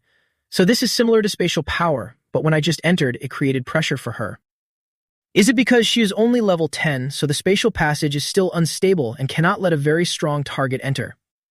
So Chen Luo immediately used voice transmission. Yin Ling, throw more things over here. She obediently sent everything inside. 1 chicken, 1 tree, 1 level 3 member, 1 level 4 member, 1 level 5 member. She even found it a little fun. 20 minutes later, Yin Ling happily entered the new space. Unexpectedly, she could also pass through this path. Master, I feel like this successful attempt may be related to distance. I feel the first path was set very far away, but now that it has been activated, its position has changed and the distance has become very close. These details made Chen Luo think hard. This spatial movement ability is pretty useful. If used well in battle, the enemy could die without even knowing how. From what I just saw, this skill should not be hard to master. Let me try it. The spatial gate in front of him made Chen Luo realize something important. It really is like my own teleport ability. This spatial transmission is very easy to control. Wait, spatial transmission. Did the monster from my past life not come here through spatial transmission too? Then what exactly is that? Only then can a long, unstable space passage be created between planets like this. The more you know, the more trouble it is. Your actions left Yin Ling very confused. Master, what is going on? Chen Luo shook his head and kept praising her. Nothing. I am happy just to see you fight like that. Go on. At noon, have Bao Ziyu make something tasty. She happily nodded. Thank you, Master. Watching her leave, Chen Luo let out a long breath and thought silently. Forget it. Do your best and leave the rest to fate. As long as you try, that is enough. Even if you do not break through, it is still far better than in my past life. Seeing the seafood stockpile in front of them shocked everyone. Oh my god, the leader actually has this much seafood. I heard rumors about sea monsters on the beach, but I never thought the sea monsters were on our side. Chen Luo kept reminding them. Hurry up and set off. I will wait at the destination. Everyone nodded in agreement. Understood, leader. And so the group reached the kangaroo continent. Seeing Chen Luo appear made them all extremely alert. An intruder. They kept driving them out. Get lost. Get out of here. That made Chen Luo laugh too. Interesting. Fab Vuong was already in battle mode. Let me go down there and teach them a lesson. Hearing that, Chen Luo immediately raised a hand to stop him. Let me do it. I will just play with them. At the same time, Chen Luo had already jumped to the ground. I am annoyed because I still do not know who is standing behind them. Just as he was about to vent his anger, he quickly said, We are not bullying you. Let's have a one-on-one fight. Hearing Chen Luo's challenge, the kangaroo attacked immediately. And of course, he did not even bother with that guy. With this strength and speed. It was a king-level kangaroo. The two sides faced off head-on.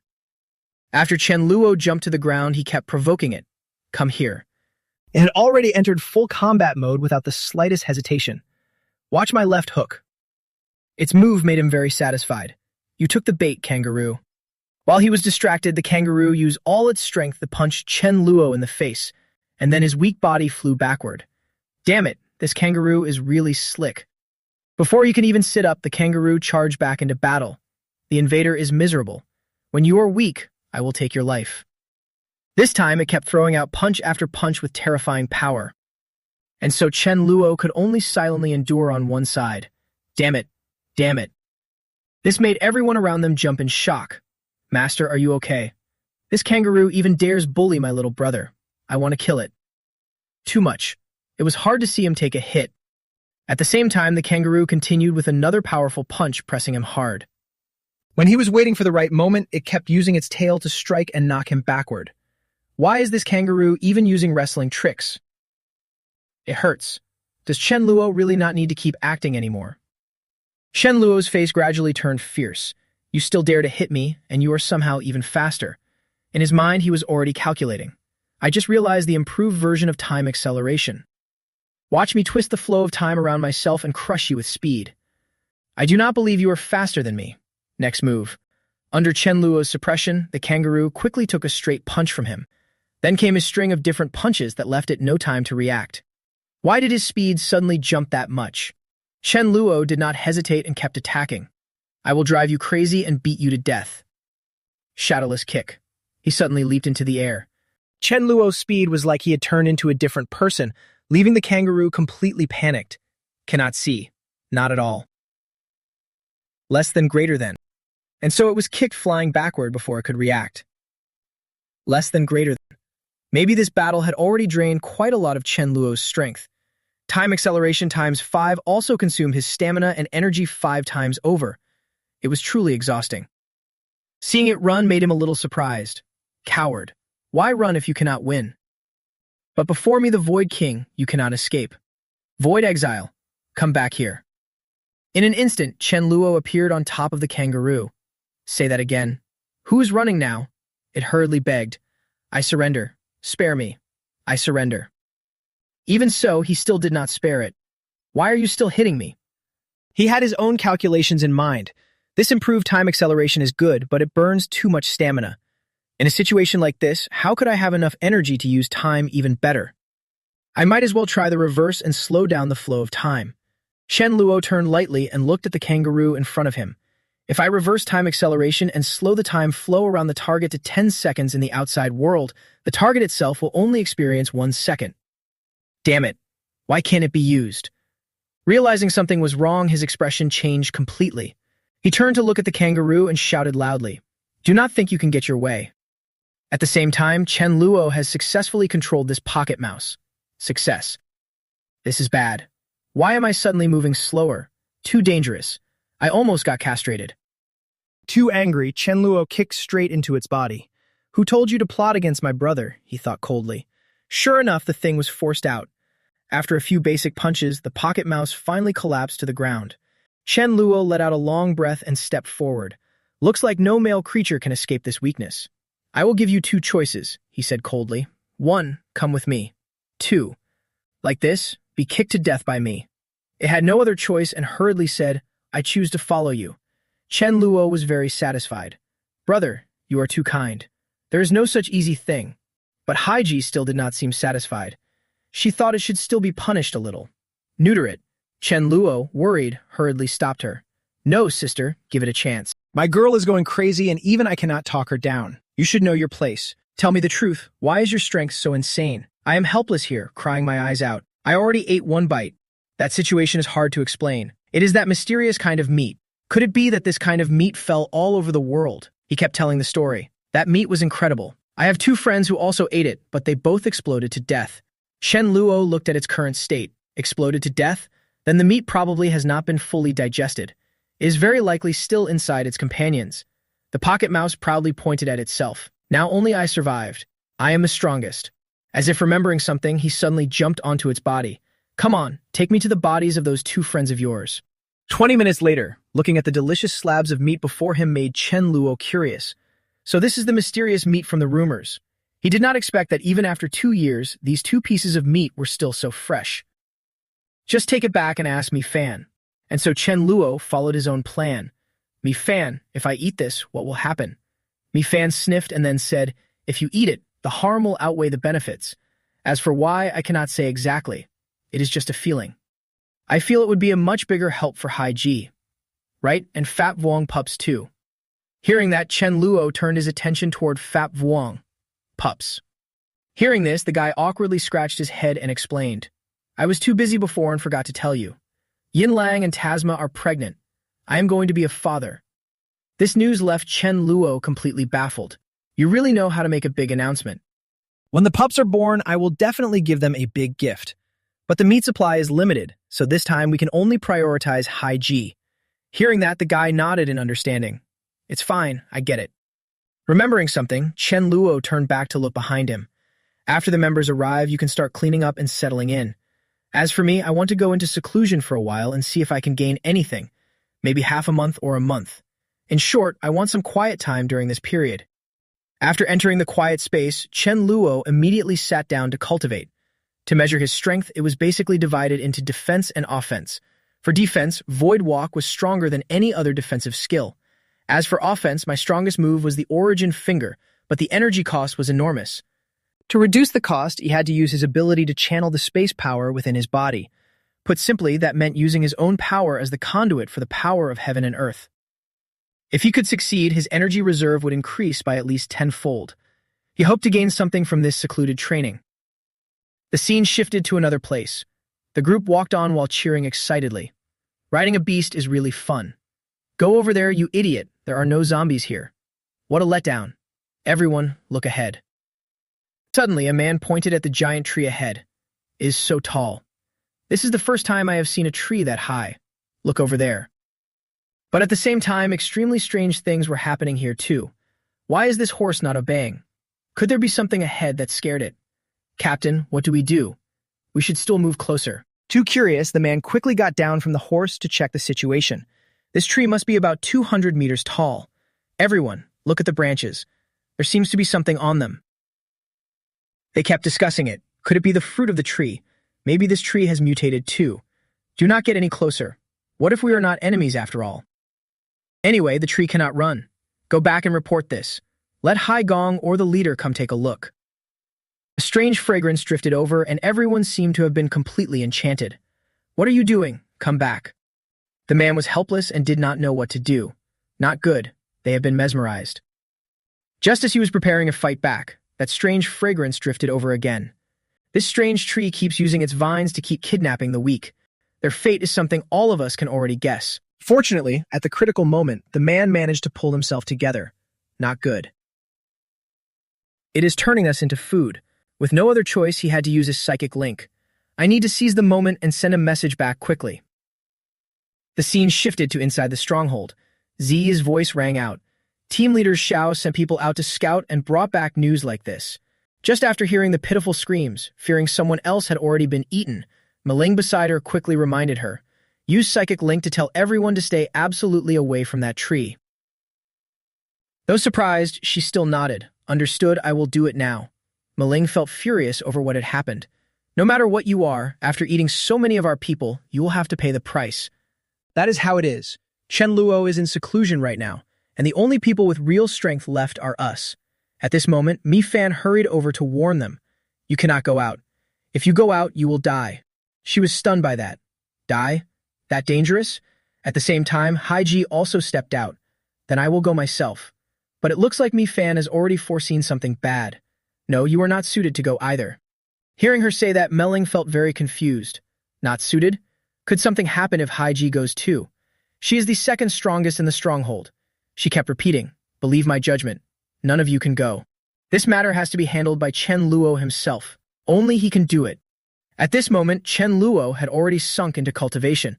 The surroundings were so quiet that he could hear a pin drop. After a while of cultivation, Chen Luo finally opened his eyes. He looked at the restless spirit stone and a crease appeared between his brows.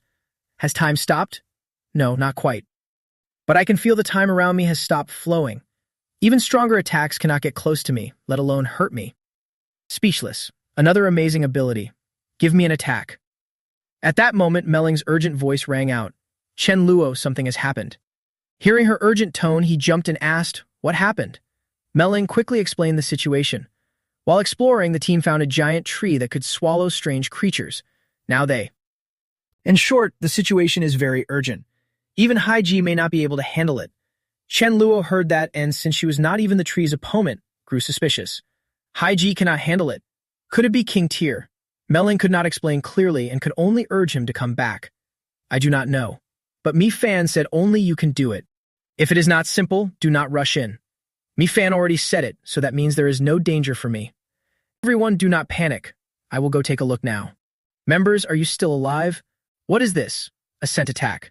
Too dangerous. I was almost seduced by the scent. What kind of fruit is this? Bring it here. With one slash, the 3 fruits on the tree were instantly cut loose and fell. Chen Luo used Void Walk to leap up and catch the 3 fruits from the tree. So fragrant. The smell is really tempting. At that moment, the tree seemed to have been provoked and started attacking. The vines from the tree shot down like lightning. Shen Luo had no expression at all and even mocked it, making the vines tremble with fury. That's all you got. Weren't you supposed to be able to take a hit? As soon as he finished speaking, a strange phenomenon appeared in the sky. Dark clouds rolled in, followed by bursts of thunder that seemed ready to shake the world. Chen Luo was almost struck by lightning. He jumped back and cursed. Damn it. To avoid being blasted apart, he used Void Walk to fly into the air. Before him was the most eerie scene imaginable. The lightning had turned into a snake, twisting and crawling across the ground, making his skin crawl. Looking at the sparks flashing on the ground, Chen Luo sneered. One strike did not hit, so now you want to hit the whole area. Turns out this tree is also a dual ability user, dark and lightning. From its current power, it looks like it has just reached King Tyr, about the same as me. Below, everyone on the ground was wrapped up by the tree's tendrils. Heart-wrenching screams rose like a horror symphony. Help, help me, leader save me, do not eat me.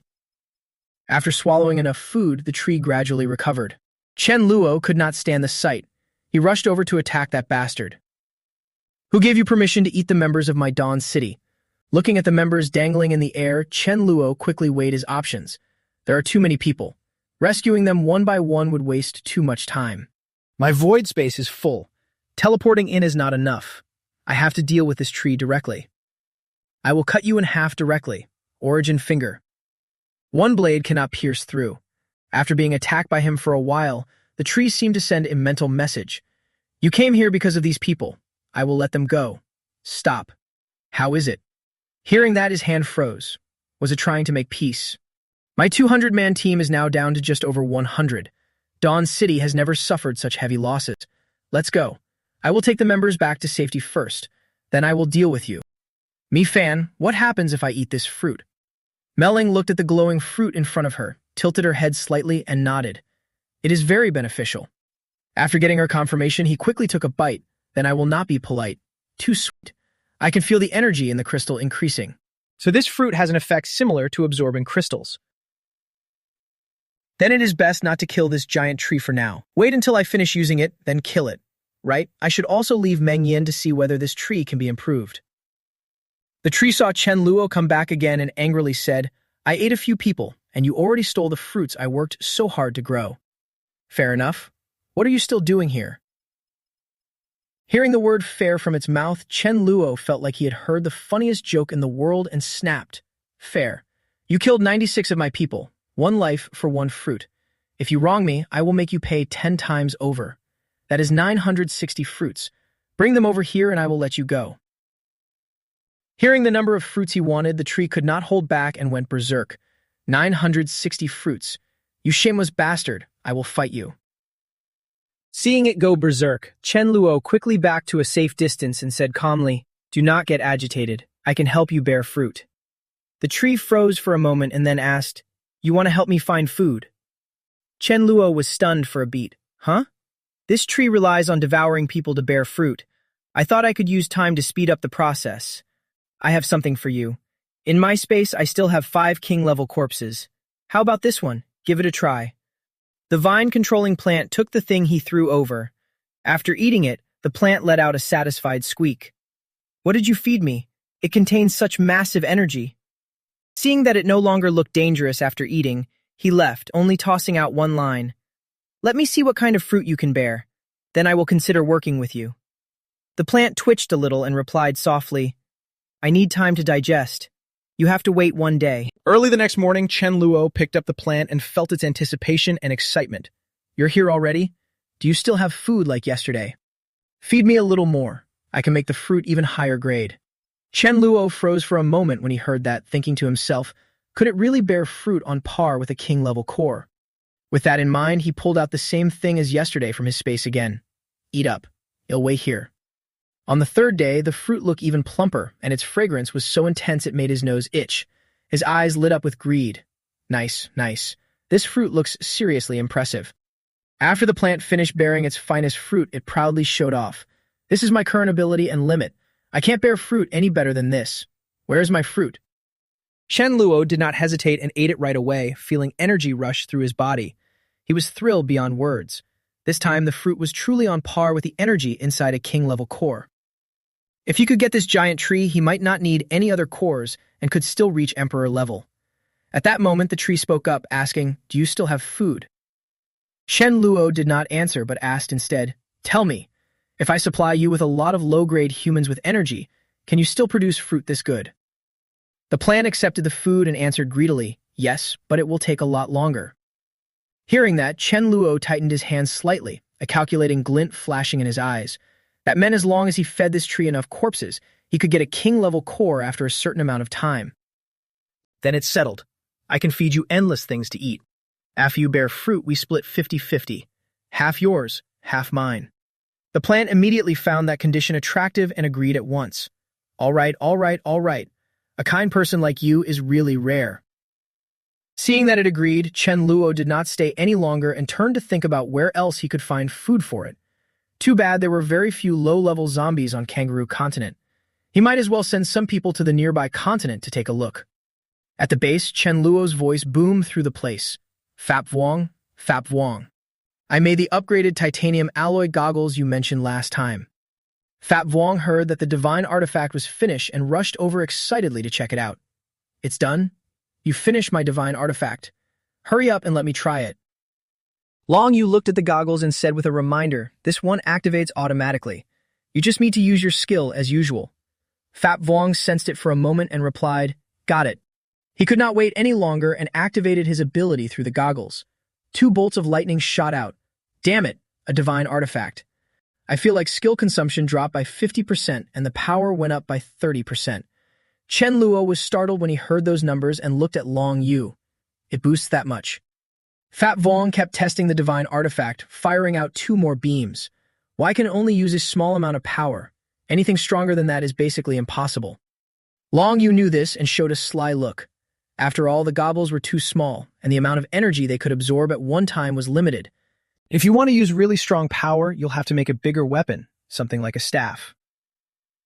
Chen Luo stood nearby, thought about it for a moment, and suggested, a staff might feel awkward for Fap Vuong to hold. How about something like an iron arm? Long Yu thought it over for a bit and felt that this was more reasonable, so he happily agreed. All right, as long as it can be forged and changed into shape easily. A titanium alloy goggles frame really is not suited for you. Seeing Long Yu's limitless potential, Chen Luo felt that he could nurture him even more, so he took something out of his space. You're a talent. I definitely need to help you out. Long Yu, absorb this crystal first. After you're done, I'll see if I can get you to level up fast. Time acceleration. 5 minutes later, Long Yu came out of the accelerated state, looked up at Chen Luo in confusion and asked, why do I feel like several days have passed? How did you do that? Chen Luo thought for a moment, then decided to tell the truth.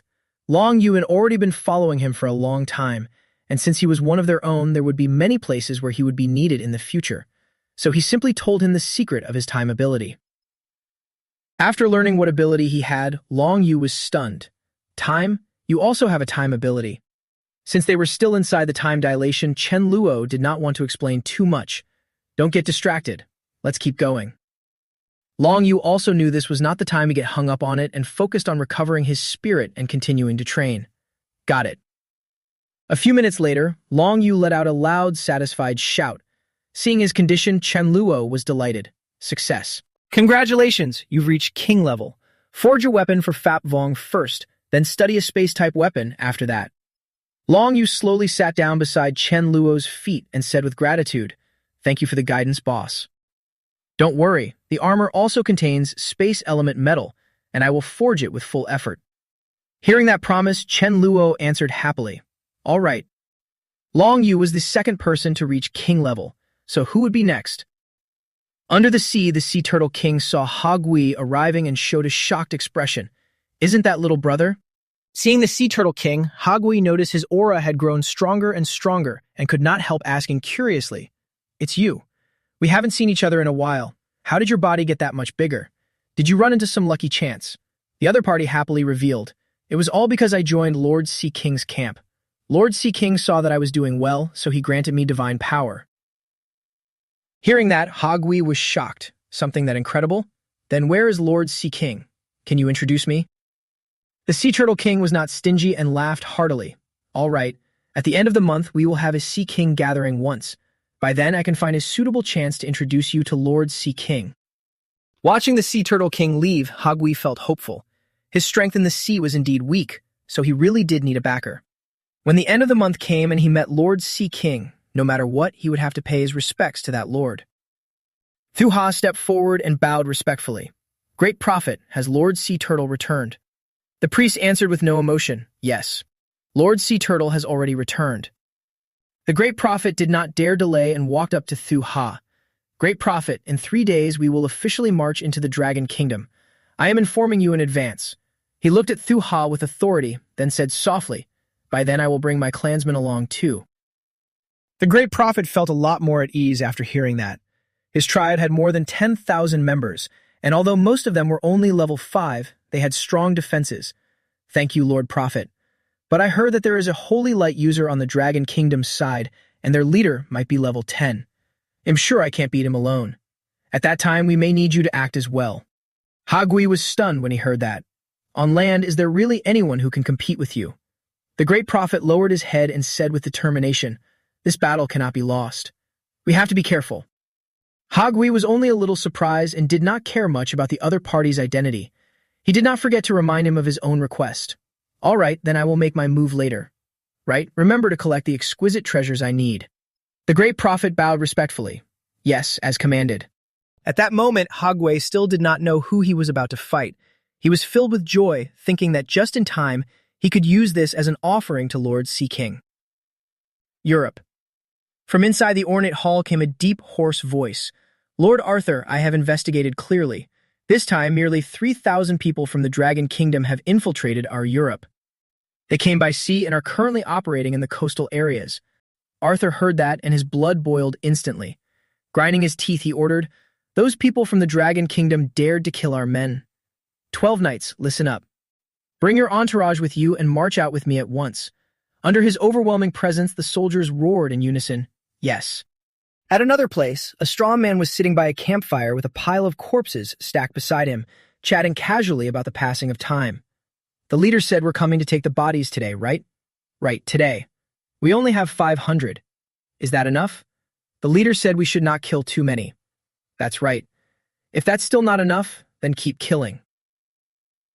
At that moment, someone nearby seemed to sense something and spoke up. "Can you feel it?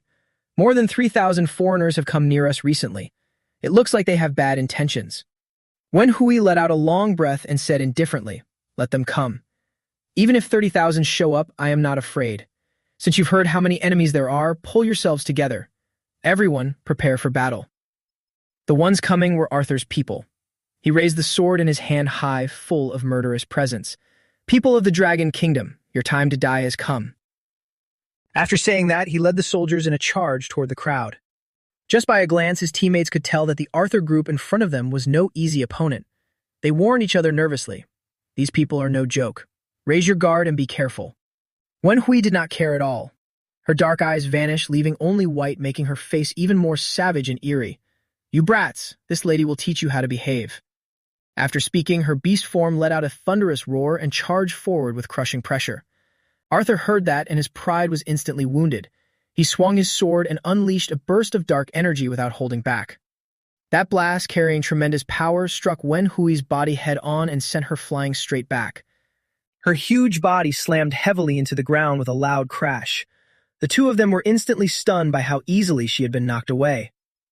Wen Hui struggled to stand up but could not hold it in and coughed up a mouthful of blood. Seeing this, Hao Ran looked at Arthur in disbelief. Even a level 10 attack should not have been able to injure Wen Hui that badly. Now she had been wounded so quickly by this man. Only then did his teammates speak up in shock. King level. I never expected a king level to appear on the European continent. Seeing the other side loudly reveal his strength, Arthur showed disdain and slashed down with his sword. So now you know fear. That single strike instantly sent the Arthur group flying, and miserable screams rang out one after another. Seeing that they were no match for him, Arthur became even more smug. What a pity, he was already about to enjoy himself, when a voice suddenly rang out and cut off his triumphant pose. Looks like I arrived right on time. Wenhui seemed to see her savior and immediately burst into tears. Big brother, and being bullied boss.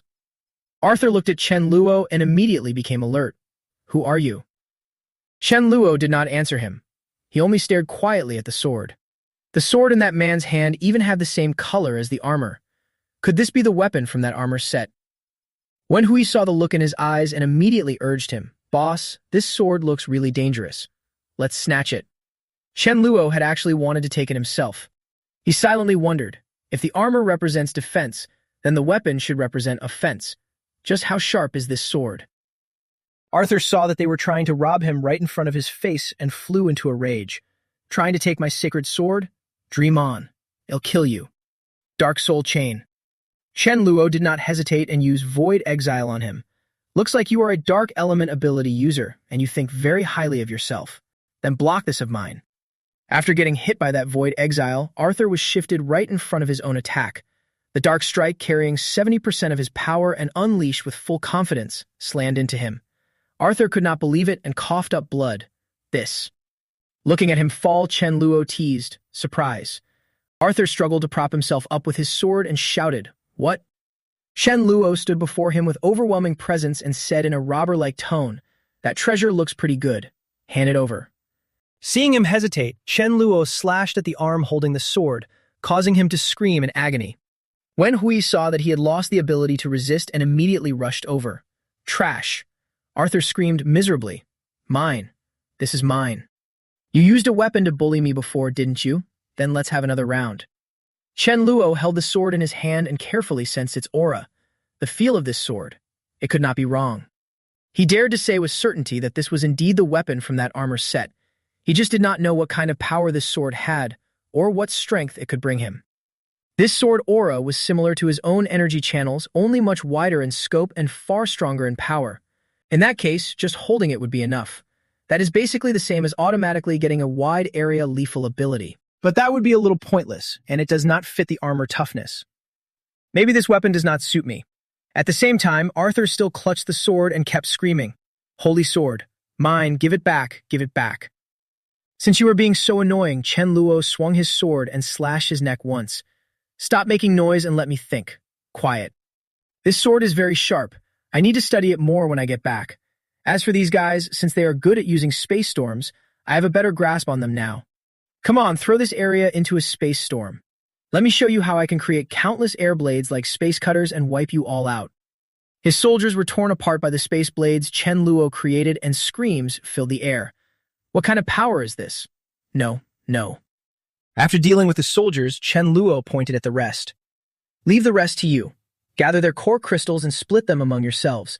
I will take the bodies back. The people in the base shouted together. Got it. After taking all the bodies into his space pocket, Chen Luo used Void Walk to return to his room. This time he harvested nearly 4,000 bodies. For a while, the giant tree will not be able to eat them all. Right now, I already have the full set. Armor, helmet, boots, and weapon. It seems there is still something missing. Mi Fan, if I put this on, will it be dangerous, like being controlled or something? Mi Fan only sensed it for a moment before giving a sure answer. No danger. Relax. Chen Luo no longer hesitated and put on the armor. The armored boots touched the ground with a crisp clank. Looking at himself in the mirror, he felt a little disappointed. He had put it on, but did not feel any special power at all. Sister, use Dark Devourer to hit me and see. Go all out, no need to hold back. Haiko heard that and immediately gathered power in the palm of her hand. Fine. Receiving a full power blow from the lady, Chen Luo was not panicked at all. Instead, his voice carried surprise. Why do I not feel anything? Haiko also felt that this was strange. She did not believe it and tried again, but she had already used all her strength. Let me try again. But Chen Luo still felt no pain at all. Not even the slightest sensation. Could it be that this helmet blocked Dark Devourer? This armor is still a divine item. Give it to Long Yu for study. On the golden desert, the group of the great prophet kept moving forward without stopping, leading a flock of sheep behind him. In this end of the world, who knows what this world will become? If one day all the zombies evolve to his level, who knows what we will be facing? Even though the population has dropped a lot, supplies are still scarce. The strong get stronger, the weak fall behind. Pouring resources into a handful of survivors just leaves humanity as a mess. We start with Long Kingdom. Use Long Kingdom resources to nurture us. The group heard his decision and no one objected. Understood, Great Prophet. After traveling for a while, the Great Prophet's group stopped to set up camp. Sitting by the fire, he chatted with another man. He heard that the Lord of Dawn City in Long Kingdom had suddenly left, and no one knew when he would return. If they really ran into him, it would still need the Great Prophet's help. Sensing the concern in the other man's eyes, he gave a reassuring look. Relax. I have already invited the turtle god over. If he dares show up, he will definitely die. Suddenly, an urgent voice rang out from the side. Bad news. Great Prophet, bad news. A group of zombies is harassing us. Many of our people have been eaten. The Great Prophet, hearing this, only looked angry. Just wipe them out. Do I still need to teach you that? The guy in blue also wanted to help, but this matter was beyond his control. There were more than 1,000 level 8 beings in that zombie horde, and when our level 7 powerhouses faced them, half their faces got torn off.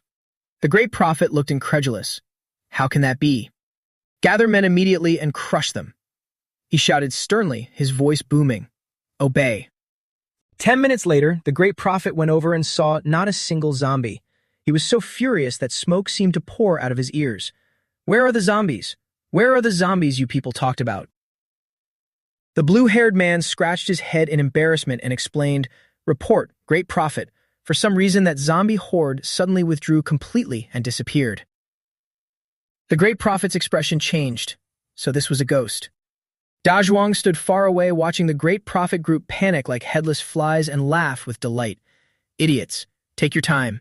Kill a few every day. If it takes a month, fine. If not a month, then 2. In the base, Hall Mo stood at the head of the conference room and said to the people present in a solemn voice, I believe everyone has already received news of the attack by the eagle and the brown bear. For now, I hope everyone can put aside their grudges and unite against them. A female member slammed the table in anger. Dawn City is disgusting. What are they even doing? They have taken too many elites away. Even if we ask them for help now, it will be useless. Han Mo looked at her angry expression and said gently, Dawn City has a coastal outpost. I have already sent someone to make contact. Seeing that everyone was still uneasy, Han Mo raised her voice and said, Don't worry. My instinct tells me they will come back. I will not let this go. But they are no longer on the mainland, and the round trip will probably take several days. Even so, the people in the conference room still look fearful and pessimistic. Exactly. Those raiders are ruthless. Who knows how many more people have been killed? Even if they do come, what can one person do against such a large force? Can one man really fight 10,000? Hong Mo slapped the table, her aura overwhelming, and cut off the noise. Whatever happens, we do not retreat from war. In Long Kingdom, in a somewhat ruined town, a voice rang out. The outsiders entering Long Kingdom are too few. Our bases are not enough. They want to drag us into their camp. At first, our bases were still developing, but now our level 4 and level 5 fighters are basically not needed anymore. A young man said indignantly, mocking their recruitment tactics. Exactly. They usually look down on us low-level people, telling us to survive or die on our own. Now they remember us. The man across from him could not hold back a curse. Damn it. Seeing him stand up with a look of determination, everyone hurried to stop him. You are only level 4. What are you going there for? He answered fiercely. Even being cannon fodder is better than doing nothing. Is there such a coward in Long Kingdom? Exactly. Anyway, I do not want to just sit here and wait to die. Before I go, I want to do something. Let's go together. The others, stirred by his determination, also began to join in without noticing the 2 golden eagles overhead. I am going too. They killed so many of our Long Kingdom people, and we have never lost before. Mila from high above heard everything and could not help but feel moved. When disaster strikes, there is always someone who steps forward, strong or weak. Mi Ling looked at the righteous light on them and for the first time felt ashamed. Human nature has both darkness and light, but before now she seemed to care only about the dark side. After hearing the man below, Chen Luo also fell into thought. They are doing it to survive and I am doing it to live better. What is the difference between us? It all comes down to eating well, wearing clean clothes, and wanting a bit of status. It's fine. I will handle it. Actually, I also hope more people can survive. One day later, the Long Kingdom people stood in a line blocking the Great Prophets group. Stop right there. Why do you want to attack? For supplies? Then sorry, we do not have any either. His voice was clear and full of disdain. My target is not the supplies. In Long Kingdom, there is a term called poison breeding. It means gathering several poisonous insects together so the survivor becomes the strongest. With the world ending like this and changing non-stop, at this rate humanity may go extinct. We are indeed future poisons. What needs to be done now is raise poison, let the strongest survive, quickly level up our power, and build a true elite group. After hearing this passionate and manipulative speech from him, the Long Kingdom people also started to waver. So that is how it is. What he said seems to make sense. Dawn City seems to be doing something similar too. Right, Dawn City is directly selecting the best seeds. Chen Luo, flying high in the sky, heard every word the Great Prophet said clearly, so he could not help but laugh coldly. Long Kingdom Deputy, your words are really grand. The Great Prophet had already noticed Chen Luo. Seeing him flying high in the sky, his face went pale. This guy can fly like me. Then he is also level 10. Go. The soldiers obeyed and split into two groups, charging toward Chen Luo. Facing the dense army, Chen Luo did not panic at all. He activated his space ability. In front of me, no one gets away. Void prison. The Great Prophet was trapped inside the enclosed space and screamed in panic. Why am I trapped in a spatial cage? After restraining him, Chen Luo said with a smug expression, You said it yourself. We need to concentrate resources.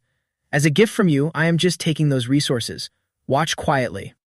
The Great Prophet kept pounding the barrier, trying to escape, but could not. What is this? What power is this? Damn it, why can't I break through? Sitting on the golden eagle, Chen Luo waved his hand. Kill them. Haiko understood and swooped down. Got it, leave it to me. Thanks to her sword skill, her power grew even stronger. In the air, a 5-eye formation appeared and released a powerful pressure that crushed the crowd below. Too much. What kind of power is this? Taking advantage of that opening, she launched another attack. Dark Devourer. The people of Hongmo stood far from the battlefield watching Haiko single-handedly hold off the entire horde.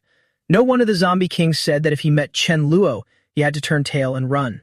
The scary one is not just Chen Luo. Crush hard. This is a one-sided battle. Fat Vong saw himself being outshined and could not take it anymore, so he rushed in too. I cannot let you have all the spotlight. Take this, my lightning pillar. The people below were shocked by the lightning and sent flying, screaming for mercy. Stop! I will not fight anymore. Help! Save me. The Great Prophet saw his soldiers collapsing one after another, their faces ashen and shouting for help at the top of their lungs. Damn Chen Luo, where is the turtle god? Please, hurry and save us. Haigui heard the cries for help and appeared at once. The Great Prophet saw it still staring blankly at Haiko and became even more panicked. Turtle god, what are you waiting for? It is just standing there like a statue. Chen Luo looked at Haiko hovering in the air and thought silently. What am I waiting for? Of course it has already run away. That stupid bunch. They do not even look at the situation. I do not want to get dragged into this doomed mess. Seeing Haigui about to flee successfully, Chen Luo said to Haiko, Sister, stop it. She's not planning to let it go either. She immediately replied, Got it. A death ray blocked Haigui's attempt to flee. Thanks to its turtle shell, it narrowly avoided a fatal blow. It even thanked its own shell in its heart. So close. If the shell had not blocked that, I would have been killed by that strike. Seeing that it was not dead, Haiko was a little surprised. Hut, it took one of my hits and still did not die. Extinction Light. Seeing the sword blade nearly reach Haigui, the latter screamed in despair. Don't move. I have the Sea King protecting me. Careful, the Sea King will avenge me and kill all of you. It really stopped. The Sea King's title really is useful.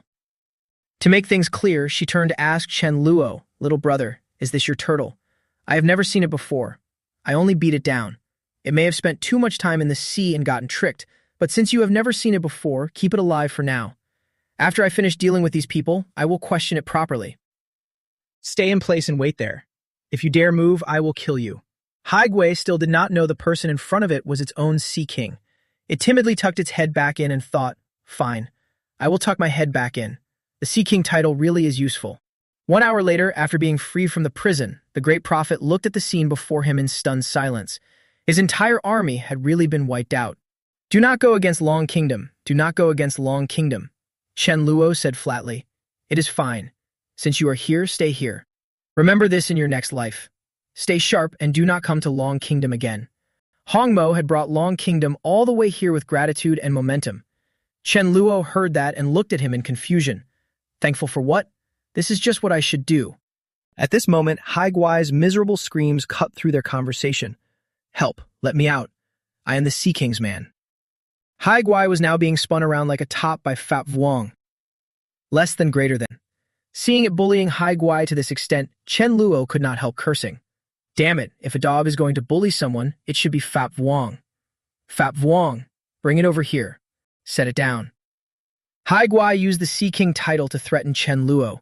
You people are really brave. I am the Sea King's man and you still dare mess with me like this. Do you not want to live anymore? I am warning you, before the Sea King you are nothing. Hearing that, Chen Luo was amused and asked it, have you ever met the Sea King? Though it had never seen him, Haiguai still bragged. Of course I have. Back then I was even laughed at by the Sea King. I still have an older brother. With the Sea King's help, he leveled up to king rank. Do you know what divine power is? I do not know if that is right. The three from Haikou could not help laughing when they heard it bragging like that. Is this turtle here to make us laugh? A few dozen king ranks. Ha Kui did not understand and shouted in anger, but Hai Ji's sword tip blocked him. Is that funny? A bone-chilling cold look appeared on her face. Idiot, my little brother is the Sea King. This news shocked both of them at once. What? What did you say? Chen Luo. Chen Luo admitted it himself right then and there. That's right, I am the Sea King. Go ask your cousin whether I am really the Sea King. If I open the Ocean Assembly and do not see you there, you are dead. Mu Hong still could not believe what she had heard and asked again, you really are the Sea King? You really have dozens of king-level subordinates. Even though it sounded strange, she repeated it once more. The Sea King is real, and those dozens of king-level subordinates are real too. Soon enough, definitely. With your abilities, solving the survival problem of the apocalypse should be easy, right? Chen Luo was not the type to stir up trouble. He looked Mu Hong straight in the eye and said, I want to survive the apocalypse more than anyone else.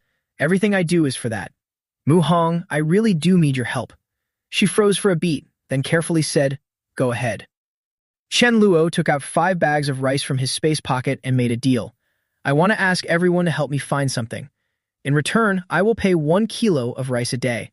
As for safety, do not worry. I will send people to protect you. When the Dragon Country people saw food and protection, they agreed immediately. I agree. I will do it. Me too. Seeing how eager they were, he said gently, no one is going to fight you for it. 1 group of 100 people. Whoever finds what I want can make any request of me. At the same time, each team member will be rewarded with 100 kilos of pork. The moment they heard pork, everyone's eyes lit up like high beams. Seeing that no one objected, Chen Luo ordered, Good. If you agree, stand on my left. I will arrange for everyone to cross the sea. At once, everyone rushed over to the left. After arranging everything for the Dragon Country people, Chen Luo returned to the base. Still damp from the bath, he stepped onto the balcony and called out softly, Mi Fan, little rice ball, we are home.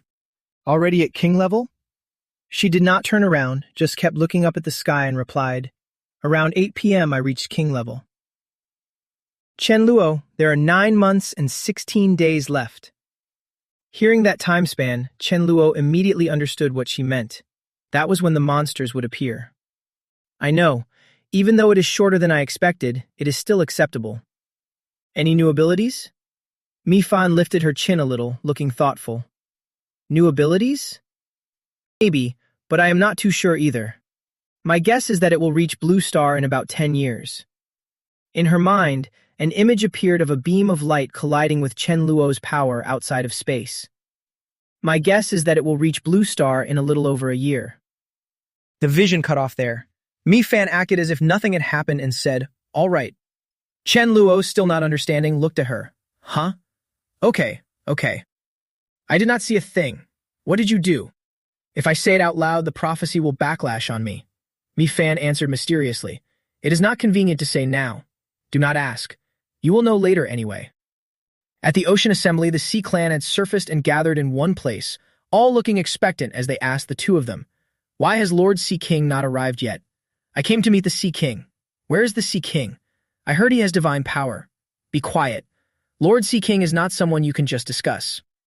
Someone spotted Chen Luo from afar and quickly shouted, "Look up, Lord Sea King has arrived." Chen Luo led Hai Ji and Chu Sui as they received the Sea Clan's salute. "Greetings, Lord Sea King." Hongdang transformed into human form and melt on the ground, utterly submissive before Chen Luo. "Lord Sea King, I am your loyal servant." Less than greater than. According to the count, a total of 126 Sea Clan members were qualified to attend the assembly, but only 112 have come so far. 14 are still missing. Seeing that some were still absent, a cold look flashed in his eyes. Record every one of them who did not come. If you dare not show up, I mean what I say. I will definitely kill you. These two are already full-grown sea creatures. Keeping them around will not help much. Might as well find a reason to kill them. At this moment, Boubei knelt down with a worshipful look. Boubei greets Lord Sea King. "I am willing to serve Lord Sea King." Chen Luo was stunned by the whole act. "If you are this obedient, I really do not want to kill you." Why are you not kneeling? The mermaid answered coldly. I have never knelt before. I am not used to it. The Sea Clan heard that and immediately flew into a rage. Shameless. I already knelt and you still will not kneel. You clearly do not respect Lord Sea King at all. Lord Sea King, let me teach her a lesson. His face showed no emotion on the surface, but inside he was already grinning. Is this not the perfect reason to kill it? Seeing that every one of the Sea Clan members was trying to push it into a dead end, the mermaid turned back into its original form and roared, "You bastards, what are you all babbling about? I am done playing with you." Seeing that it was about to leave, Chen Luo slowly raised his hand and used his skill. Void Cage. Trying to run? Come back. The swordfish realized it could not escape and was being spun around in circles, panicking as it shouted, "What did you do to me?" Seeing its terrified look, Chen Luo immediately got a bad idea. "Taste my divine power." Time stopped. "Hurry and use your skill to work with me." Shu Shu looked at his excited face and sighed inwardly, helpless. "You really are impatient. If I am supposed to play along, then I will do my best." Hai Ji thought it was too troublesome and drew her sword to finish it off right away. "No need for you to step in. Let me." The Sea Clan below looked up and saw that the swordfish was standing still and not running, which confused them. Why is it not dodging? Is it not afraid of death? Did Lord Sea King not just say to suppress it with divine power? Right, it is not that it does not want to run. It cannot run. Lord Sea King's methods are getting more and more mysterious. Too terrifying. Under Haiji's sword, the swordfish's head was severed from its body. Chemlu's steady voice rang out as if he were recounting the event. 2 years ago, I descended as the Sea King and bestowed divine power on all sea clans, helping the chosen fish evolve. If not for that, there would be no such fish today. But used my divine power to grow stronger and still did not know how to be grateful. Dying would be no loss. Perfect timing. I will scam them once. I really am a genius. The short-headed fish believed it immediately, their faces full of agreement and gratitude. So that is how it is. Right, if not for Lord Sea King, none of us would be here today. Lord Sea King, we will definitely perform well. Seeing that all of them believed him, Chen Luo said with satisfaction, "Very good, you can come. I know you are all very dutiful." Hongdang, now tell me the top 5 achievements from last month.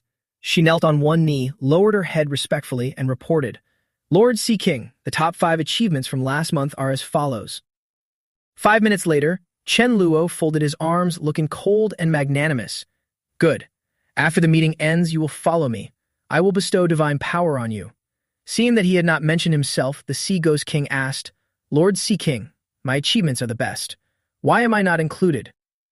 When the Sea Clan saw him bravely speak up to remind them, they looked at him like he was an idiot. This kid has guts. No wonder he is my cousin. He dares to question the Sea King in front of everyone. Brave. Chen Luo kept a gentle smile on his face while explaining, but in his heart he had already put an X next to its name. "Since you do not show me any respect, I will find an excuse to kill you when we get back. You have already advanced to king level. Ranking up requires a lot of divine power and your achievements are still not enough. Keep building up your merits. When the time is right, I will grant you divine power to advance above king level." With his encouragement and assurance, he was so moved that he thanked him. "Thank you, Lord Sea King. I will definitely do my best." Seeing that he was ignoring her, Boubei refused to back down and begged, "Lord Sea King, I want to follow you too. This is my companion Pearl. It can enhance my ice ability." Even if I lose it, my power will drop a lot, but I am willing to offer it to you. Chen Luo put on a carefree air and politely declined her gift. How could I take your things, especially something this precious? Seeing him refuse, Boubei was a little at a loss. But I do not have anything else to offer you. Since she had said that much, if Chen Luo refused again, it would be too stubborn. He accepted Boubei's gift. All right, then I will take it. Boubei is not bad. Let her and Hong Dang both be my maids. At that moment, Jian Guai's hurried voice came through. Immortal, there is new information. Da Zhuang just got a king-level crystal. Come quickly.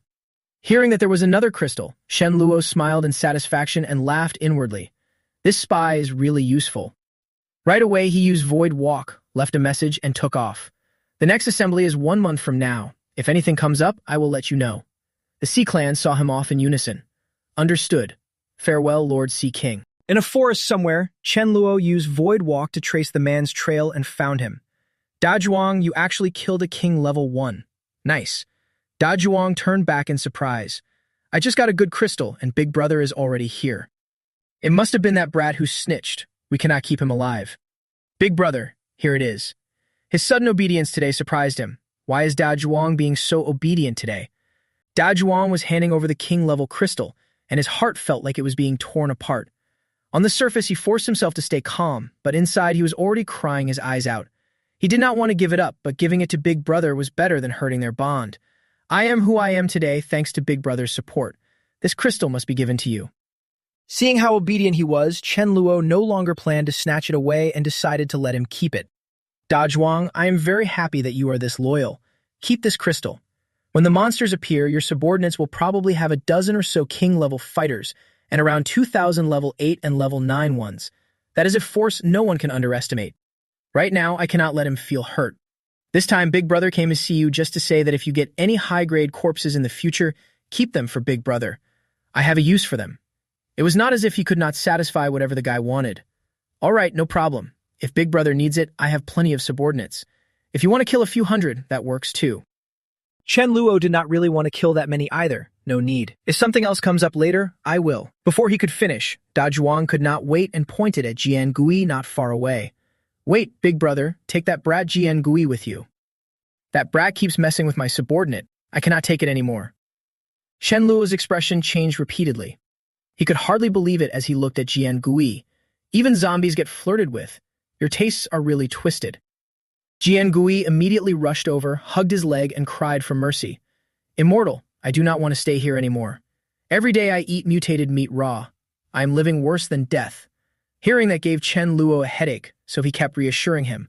All right, I know. What a mess. Dawn City. Mi Fan saw that he was back and immediately rushed over for a hug. Chen Luo, you finally came back. Pinned to the ground by her, Chen Luo quickly asked, What happened? Why are you so excited? Mi Fan wagged her little tail excitedly and said, Something good happened. Come with me quickly. I have a lucky break for you. Hearing that, Chen Luo relaxed and could not help wanting to know what it was. If Mi Fan called it a lucky break, then it was definitely not simple. What kind of opportunity is it? Mi Fan shifted back into her cat form and spoke a little hesitantly. For now, I do not know. Anyway, just follow my lead and use Void Walk to come with me. He did not press her any further and immediately flew after her guidance. All right, we are setting off now. On the African continent, Chen Luo looked at the scene before him and said, All right, it is right around here. But I cannot see anything. Mi Fan said softly to reassure him, Fate has not arrived yet. Be patient and wait here for a few days. This chance of yours is definitely dangerous. Take me back first. You be careful on your own. Hearing her say that, Chen Luo immediately thought, What on earth could threaten me? Life comes first. Better put on the treasured armor first. 3 days later, hearing the noise, Chen Luo immediately sat up and looked down, wanting to know what his opportunity was. Could this be the chance Mi Fan mentioned? This zombie has already surpassed king level. Looking at the thick dark aura coming from the zombie emperor, Chen Luo thought in alarm. In my previous life, I lived for 12 years and only ever encountered king-level mutants. An emperor level, let alone seeing one, I had never even heard of it before. An emperor-level crystal. Mi Fan is amazing. Sensing his gaze, the guy called out in a voice full of killing intent. Hey, stay behind me. What are you trying to do? Seeing that he seemed angry, Chen Luo smiled brightly and said, "Relax, I do not mean anything else. I just want to spar with you a little." The zombie emperor sensed the provocation and instantly lunged forward, wanting to tear him in half. Tired of living, Chen Luo watched it reach his face in the blink of an eye and thought in surprise, so that his emperor-level speed. Too fast. Jump up and use Void Step to dodge the attack. Then counter him with a strike. Dimensional Slash. Void Step. He still did not dodge. He got hit by my Dimensional Slash and I got wounded by him too. Trading blows is not a good move. I need another way. The Zombie King roared in rage after seeing me dodge one of his swipes. How is that possible? How can you dodge that? Void Step. Could it be so fast that even my eyes missed it? Chen Luo heard that and chuckled mockingly. Guess. Time slow. Time acceleration. In Chen Luo's eyes, every move of the Zombie King under his skill slowed down to a strange crawl. The man's face twisted with fury. I do not believe you can still dodge. Die. Right now, his threat meant nothing to Chen Luo. He smiled calmly and looked at him. Your speed does not even match a king level. Let's see how you fight. Before he could strike, Chen Luo had already leaned aside and a void sword appeared in his hand. Without giving him a chance to react, he slashed down with a sword aimed straight at his head. The one who dies is you. You think you can kill me with just that? After taking Chen Luo's sword, the Zombie King was badly hurt. His movement speed slowed to the point that anyone could see it. He would not accept it and roared, I do not believe it. This is impossible. Absolutely impossible. I will hack you into pieces. Before he could finish, Chen Luo swung his sword again. Useless. You are dead for sure. He grabbed Chen Luo's arm and stared at him with a twisted face. Time slow, time acceleration, dimensional slash. Using 3 abilities at once, the combat power is strong, but the energy cost is huge. It looks like I cannot keep this up much longer. This is it. End it fast and win fast. Only now did the Zombie King begin to feel fear. He dropped to the ground and begged, No, that is not what I meant. I only wanted to spar a little. I surrender. Seeing him keep backing away, Chen Luo said helplessly, Why are you still running? Isn't this a waste of time and energy? Seeing the killing intent in his eyes, he knew his life was over, but he still would not stop begging. Please, no, please. Chen Luo was obviously not going to spare him. He swung his sword and cut across his throat. That was the end of it. Now that is a nice one. With this, my rise to king rank will be much faster than I expected. 1 month later. At this moment, Chen Luo was in agony, his eyes wide open as a scream torn from his throat rang out in broken bursts. Every muscle on his body was tense as if it were bearing unbearable pain. His head felt like it was being split apart by an axe, and he only wanted this to be over. In the end, he could not take it anymore. Chen Luo rolled around on the floor, screaming in pain. After enduring the torment for a while, the pain finally eased. Chen Luo lay flat on the floor, gasping for air in ragged breaths. Finally, I made it. At last, I am at king rank. For some reason, every rank up hurts like hell. Is this really how a proper breakthrough is supposed to feel? Still, every time I level up, the pain is a little less than in my last life. Maybe it is because in this life I have been leveling up entirely through star crystals, and partly from eating fruit. Anyway, I am back at peak strength. Next, if I still want to keep leveling up. Forget it. No more thinking. One step at a time. Time to call the seafood crew for a meeting. The third seafood convention. When the sea folk saw Chen Luo appear, they all bowed respectfully. Greetings, Sea King. Chen Luo looked at the sea folk before him and ordered, Hong Deng, take attendance. She received the order and knelt on the ground to report. Lord Sea King, we have checked. There are 146 sea folk qualified to attend the convention, and 138 are present. 9 of them were the bold ones from last time who did not show up, and they have already been forcibly detained. Less than greater than. Bring them up here. The ones who missed the last meeting and were forcibly held are now begging for mercy. Lord Sea King, please spare my life. I will never dare again. Next time I will definitely come on time. In front of this bunch of clueless fools, Chen Luo curved his eyes in a smile, but his voice was colder than ice. Take them away. Lock them up for 1 year. After 1 year, if they behave, let them out. Hope that when I want to borrow your cores to use, you will also be obedient. Of course, if you do not listen, that is fine too. Either way, the result is still death. Seeing that they were only being locked up, the whole crowd hurriedly kowtowed and thanked him. Thank you for not killing us, Lord Sea King. Shark stepped forward cautiously. Lord Sea King, I have something to report.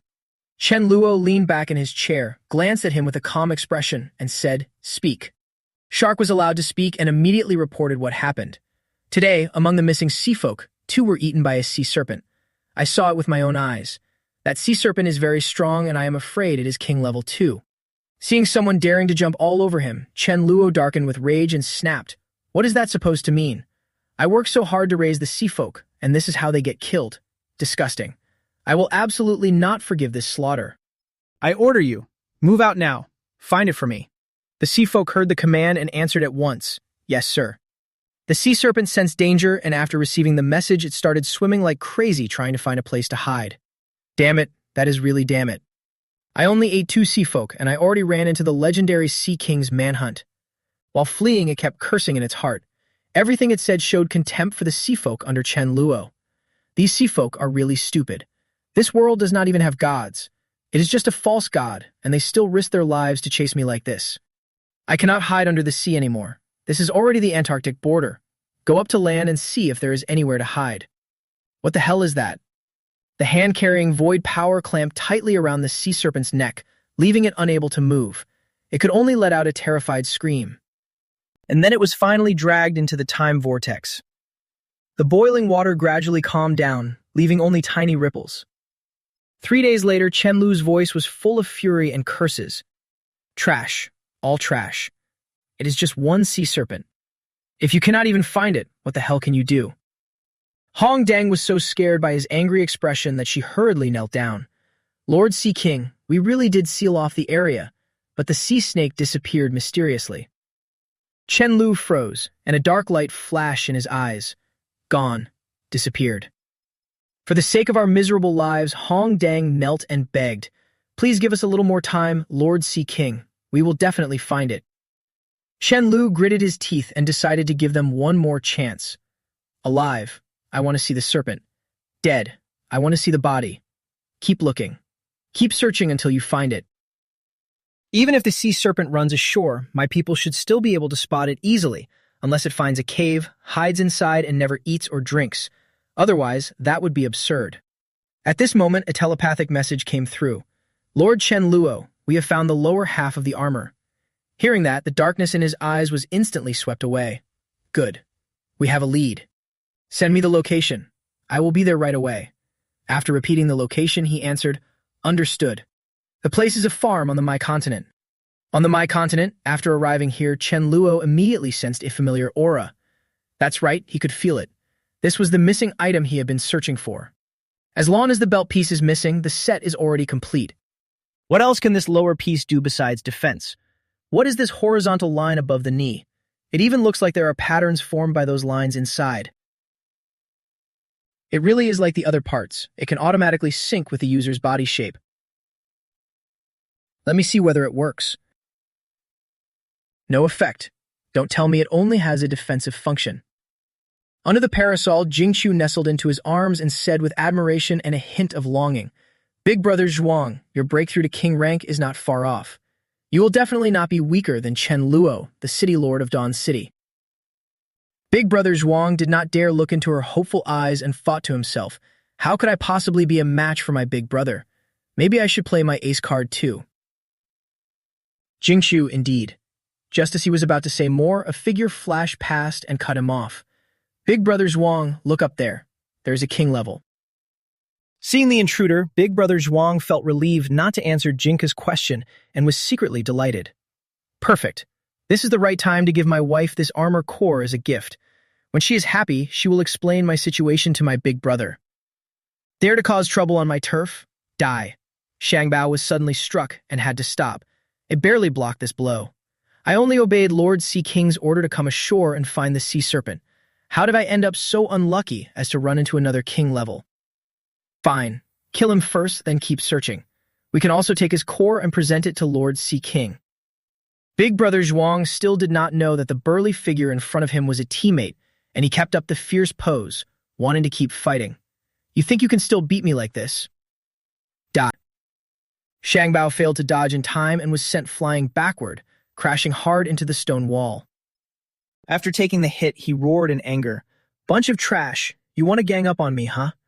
When Big Brother Zhuang's underlings heard the noise, they immediately swarmed over. Shangbao, you were pretty capable just now, weren't you? Now that you got slapped in the face by Big Brother Zhuang, let's see how we deal with you. Seeing the crowd, Shangbao wanted to signal for backup. I will call my people over here. You bastards can wait for death. Big Brother Zhuang saw him still talking nonsense and immediately gave him another kick. You are dying already and still running your mouth.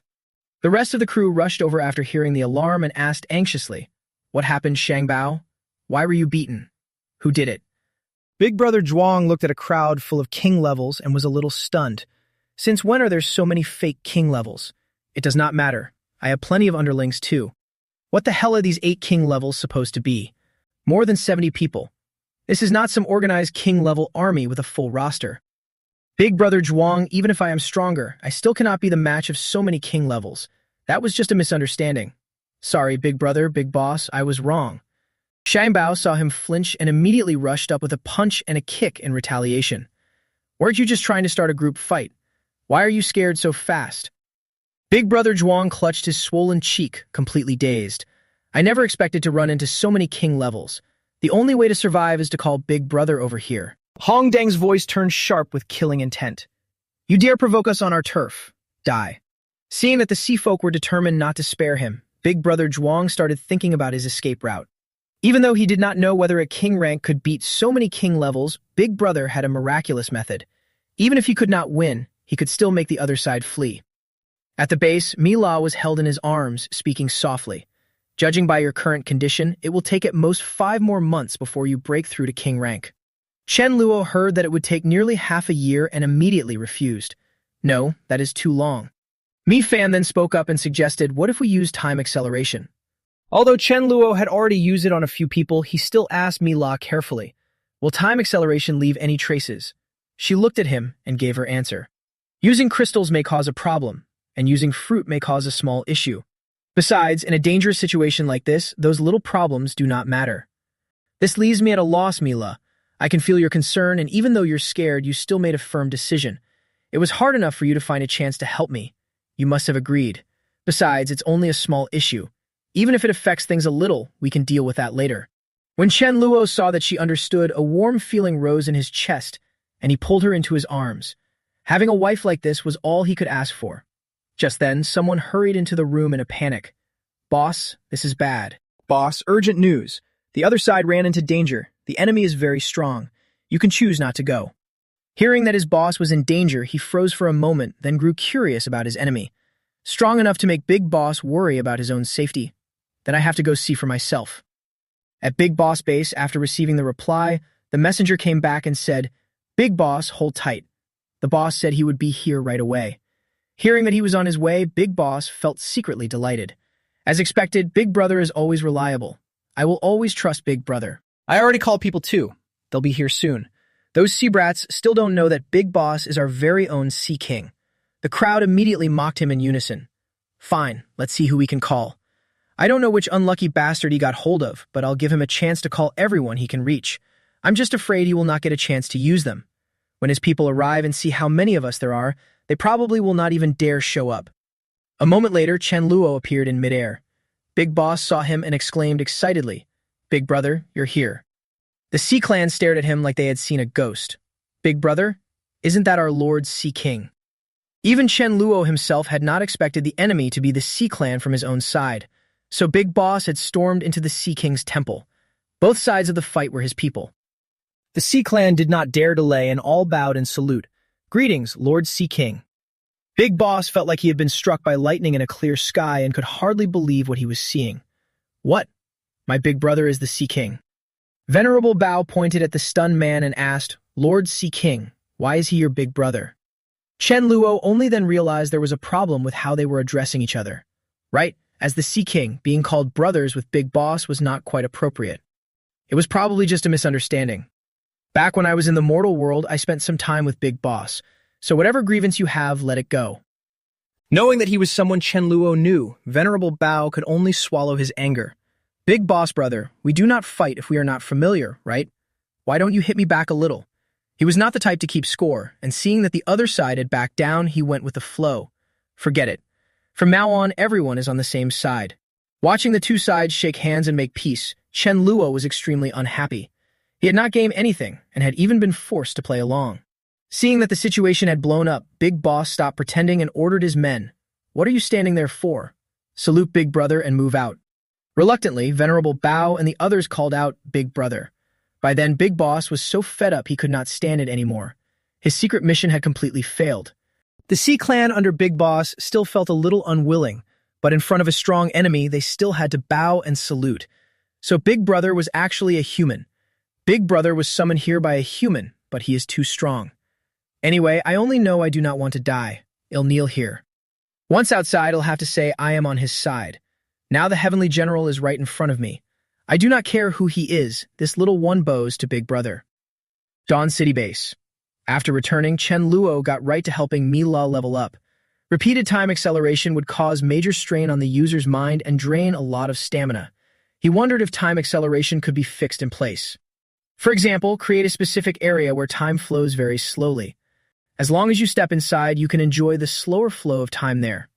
All it would take is merging the powers of time and space. Feeling the leveling speed slow down, Mila opened her eyes curiously and looked at him. Why did the time acceleration suddenly stop? What is he trying to do? You were not looking at me, but seemed to be creating something. After a while, a cubic box finally appeared. Seeing him cough up blood, Mila panicked and cried out, "Chen Luo. What happened? Why are you hurt? If you let me heal you and recover your vital energy, you'll be fine. You almost broke the core again. Mila, bring 2 watches here for me." Mila quickly went to get them in his order. Okay. Chen Luo took the 2 watches and walked step by step toward the cube. Here goes, let me test it. It really worked. I created areas with different time flow rates that can be maintained for a long time. Just now I spent 20 minutes inside and only 7 minutes passed outside. The time flow is about 3 to 1. The cost is not small, but after that this place can operate on its own. I just do not know how long this time zone can last. Mi Fan, go call Haiji over here for me. I plan to split this time zone in half, give one half to Mi La and the other half to Haiji. Mi Fan firmly rejected his request. No way. It is better to let Mi La level up first before Haiji. Chen Luo looked into her blue eyes in confusion. Mi La should level up before Haiji? Why? Could it be that he was worried Haiji would still be affected by that mysterious flesh even after reaching king level? That makes sense. Half a month later, after leveling up, Mi-La happily went to tell Haiji, "Sister Haiji, I finally reached king level 2. Her expression did not change at all as she asked back, "So what?" Chen Luo came over to explain. Mi-La was worried that the mysterious flesh had affected Haiji's mind, so she had been researching ways to cleanse her killing intent. Her coldness did not make Mi-La sad. She still kept a smile on her face. "Now I have finally reached king level 2. My powers have evolved. I can help you try."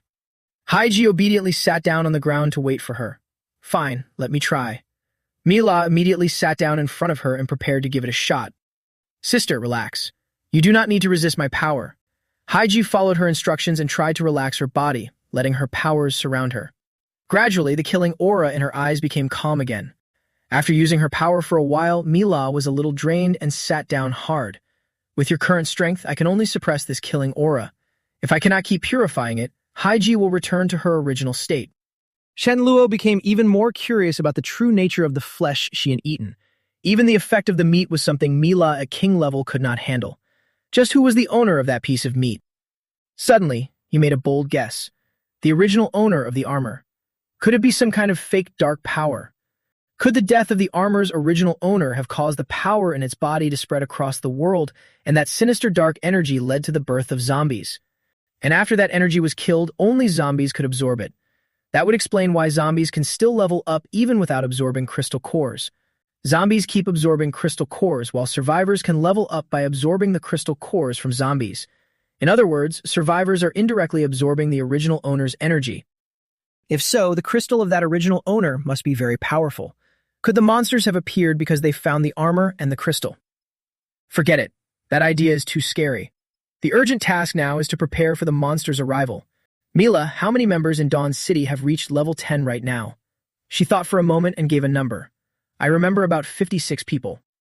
Chen Luo was a little disappointed. 56 people, a bit too few. Help me pass on the word and preparing to break through from level 10 to king level. Volunteers, sign up. Mila asked worriedly, so everyone will definitely sign up. Do we have enough crystals right now? Chen Luo had no worries about that at all. He gently put a hand on Mila's shoulder and soothed her. Relax. As for crystals, I'll find a way. Just help me spread the word. The stronger the power, the heavier the responsibility. Danger is coming soon, so reaching king level has to be the top priority. Anyone who chickens out or gets scared, it'll kill on the spot. By the way, help me tell the Sea Clan that tomorrow I am holding a Sea Clan assembly. She smiled softly and nodded obediently. Okay, I know. Chen Luo kissed her on the cheek. Good girl. That should do it for now. Looking at Haiji, Chen Luo already had a plan for her. The Sea Clan is already fattened up, so it is time for them to put on a show. Of course, this is not something I should handle myself. Sister Haiji, I have something I want to negotiate with you. At the seaside, the Sea Clan looked at Chen Luo's condition and worriedly whispered among themselves. I am not seeing things, am I? Lord Sea King looks different today. His face is pale and his steps are unsteady. What happened? Right, why does Lord Sea King look so weak? Hong Dang looked at his pale, seriously ill-looking face and felt confused and afraid. Lord Sea King, what's wrong? But instead of answering her question, he asked back, Are you all loyal to me? Hearing a chance to prove her loyalty, Hai Gui rushed forward. I am the most loyal to Lord Sea King. Anyone who wants to harm Lord Sea King will have to step over my dead body first. Bobo followed suit. I am willing to serve Lord Sea King for life. Hom Dang also refused to fall behind and looked at him with sincere eyes. Without Lord Sea King, there would be no me. My loyalty to Lord Sea King is as clear as the sun and moon. You are our king, and we are your subjects. Chen Luo just snickered to himself. Loyal, huh? We will know in a moment. Chen Luo kept up the act of looking weak and said a lie. Among our people, there is a traitor. She took advantage of my critical moment to steal my divine power, take my divine artifact, and even tried to hunt me down. She will be back soon. You all stop her for me. Give me 1 hour to recover my divine power. Right now, Haiji followed the plan and stepped forward, shouting, Lord Sea King, your time is up. The Sea Clan stared at her meat armor and angrily shouted, How dare you be so rude? The armor she is wearing looks familiar. Yes, I think I have seen those shoes before. Haiji slipped into the role and put on a murderous expression. I only want to kill Lord Sea King. The rest of you who do not want to die, get lost. Hong Dang, still clinging to her loyal soldier act, ordered the Sea Clan. How outrageous. To insult Lord Sea King is disgraceful. Everyone, charge. Wait until Lord Sea King regains his divine power. At her command, the Sea Clan below began attacking Haiji from underwater. Water Dragon Fist, taste this. With the divine sword in hand, she easily deflected every attack, laughing wildly as she mocked them. I think you are tired of living. The Sea Clan saw that she had not taken a scratch and could hardly believe it. How is that possible? Looks like Lord Sea King's divine power really was taken away. Otherwise, how could she have this kind of defense? So that really is Lord Sea King's divine artifact. Seeing the fear and confusion in their eyes, she laughed triumphantly. Now it is my turn to attack. One slash sent the Sea Clan flying into the sky. Chen Luo felt it was a little fake to keep standing there. Just standing around and doing nothing was not a good look either. Then he sprang upward. Acting as if he had been sent flying backward, he cried out miserably, I got hit. Haiji saw him putting on a one-man show and immediately sensed something was off. Keep acting. Since you want to pretend, I'll give you a stage. Lord Sea King, die. At that moment, a black shadow rushed over and blocked in front of Chen Luo. Hong Dang took the full blow from Haiji and shouted stubbornly, Do not even think about harming Lord Sea King. Hong Dang's loyalty shocked Chen Luo. At this point, she was still trying to reassure herself. I am the most loyal. I can do my best. Chen Luo was a little moved by her spirit.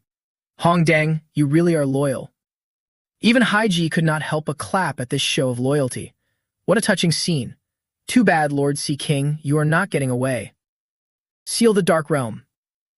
After confirming their loyalty, Chen Luo returned to his normal tone and ordered, Stop her. I am about to recover my divine power. Her defense is strong, but her strength is limited. Crush her with a few dozen people and this threat is gone. Under his guidance, the Sea Clan charged together. Everyone go. If we cannot break her armor, then pin her down first. Right? Restrain her. Less than greater than. Watching his pet seafood crew panic with fear, Chen Luo felt a little bad. He could not ignore the look on Bo Ba's face behind him. Even though this was just a scene the director set up, he still felt unhappy seeing the Sea Clan in trouble. Hong Dang saw that she just stood there and would not be urged and became anxious. "Bobo, what are you doing?" She looked at Hong Dang timidly and only dared to say, "I just want to find somewhere to lean. If he's about to go down, do you expect me to go down with him and wait for death?" At that moment, the stupid sea turtle had walked right into the trap, and Chen Luo let out a gag. It grabbed his collar and tried to drag him down with it, but I have already taken Haiji alive and I am ready to surrender. By now, it still did not realize it had fallen into his trap. With a pleased, thoughtful look, Chen Luo thought, "This is Haiji," and it even bit the bait. For this, it can brag about it for the rest of its life. Getting shaken around nonstop, Chen Luo was a little annoyed. His eyes were as sharp as knives. Seeing that it dared to do that to him, Hong Dang flew into a rage. "You dare treat Lord Haiji like that, you disgusting spirit monster." That strike from Hai Gui left her dazed, and the moment she relaxed, Chen Luo slipped free without spending any energy. "My life-saving hero, Hong Dang, huh? Not bad. You really did not disappoint me." Hai Gui seized every chance it got to slam his head into the ground, roaring in anger. "Lord Haiji bestowed this divine power on you, and you do not even know gratitude. Today I will wipe out your sect." Shang Bao was not about to back down either and charged at Haiji for one last showdown. For the glory of Lord Haiji, Haiji remembered what Chen Luo had said. "My little brother once said that besides testing loyalty inside the city, we also need to kill one or two of them. Then let's work together and wipe them out." Annihilation Light. Shang Bao took that full-force blow like a kite with its string cut, crashing hard into the ground and splitting the earth beneath it. The sea folk saw him like that and immediately roared in fury. "Shang Bao, she killed Shang Bao. Go after her for the glory of Lord Haiji." Chen Luo saw the act had reached its end and did not want to drag it out any longer. Since he had already tested their loyalty, it was time to wrap it up. "Good, my divine power has recovered. In that case, we need to seize the moment and make our loyal sea folk even more determined. I said, I need light." The sea folk were shocked when they saw the beam of light shine down after he finished speaking. The Sea King really said light, and there really is light. Light dries out darkness. Long live Lord Sea God. Haiji put on a grievously wounded act and cried miserably. "What did you do to me?" Chen Luo did not answer and sent another strike crashing down. Divine power, annihilate. Haiji screamed in pain. Chen Luo almost laughed at her performance, but luckily he held it in. He used Void Shift to move her to safety. "Thanks for the show, miss." The whole sea crowd saw that he had casually beaten back Haiji with just 2 moves, and their awe deepened. Lord Haiji has recovered his divine power. Such a strong enemy was killed in 1 second by Lord Haiji. So powerful. That is the power of a god. After Haiji left, she sheepishly admitted her mistake and knelt to beg for mercy. "Lord Haiji, please spare me this once. I will never do it again." The others saw her kneel and quickly swam over in fear to beg as well. "Please, Lord Haiji, forgive us. We know we were wrong. There will never be a next time. Sorry, please spare us." Chen Luo only looked at them coldly and said nothing about forgiveness, just one line. "Kneel there. No one is allowed to move." After checking Shang Bao's condition, Hong Dang hurriedly reported, "Lord Haiji, Shang Bao is dead." Chen Luo seemed uneasy and brought her back over, checking carefully to make sure she was really dead. The curious sea crowd went over to look at Shang Bao from head to toe and then confirmed it. "No signs of life. Lord Haiji is really dead. Definitely dead." Only then did Chen Luo turn around calmly and say, "I have seen Shang Bao's loyalty. Give me some time. For my people, I have decided to expend my divine power and bring Shang Bao back to life." The sea crowd stared in disbelief. Bring it back to life? For real? Dead and still can be revived? Under their suspicious gazes, Chen Luo used his time ability on Shang Bao. Divine power, resurrection. After burning through a huge amount of energy, his complexion visibly paled. This time it was no act. He was truly weak. After being revived by him, Shang Bao looked stunned. "Did I not die already? Why do I feel like I am in heaven? No way, I swear I would live forever. After death, you can actually come back whole?" While everyone was not paying attention, Chen Luo quietly looked up at the sky, and a gentle smile also appeared on his face. Mila had advanced to king rank and revived a king-tier being. Easy as pie. In the clouds, Mila poked her head out and smiled at Chen Luo. So that whole scene was just a cover for Mi La using her healing power on Shang Bao. Less than greater than. The sea crowd did not doubt it at all and believed it completely. They shouted with excitement, loyal to the boss, miracle. That is a miracle. With Lord Haiji here, how could we possibly die? Following Lord Haiji was the right choice. From now on, I will sell my life to the great king. Lord Haiji can bring us back to life, so what is there to be afraid of?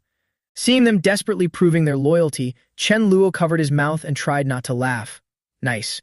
Next time there is a battle, they will definitely be more active than anyone else. At this point, Hang Deng walked up and looked coldly at the people kneeling on the ground. Lord Haiji, how should we deal with them? Chen Luo casually uttered the icy words, kill them. In the end, every traitorous bastard who had ever betrayed Chen Luo was wiped out.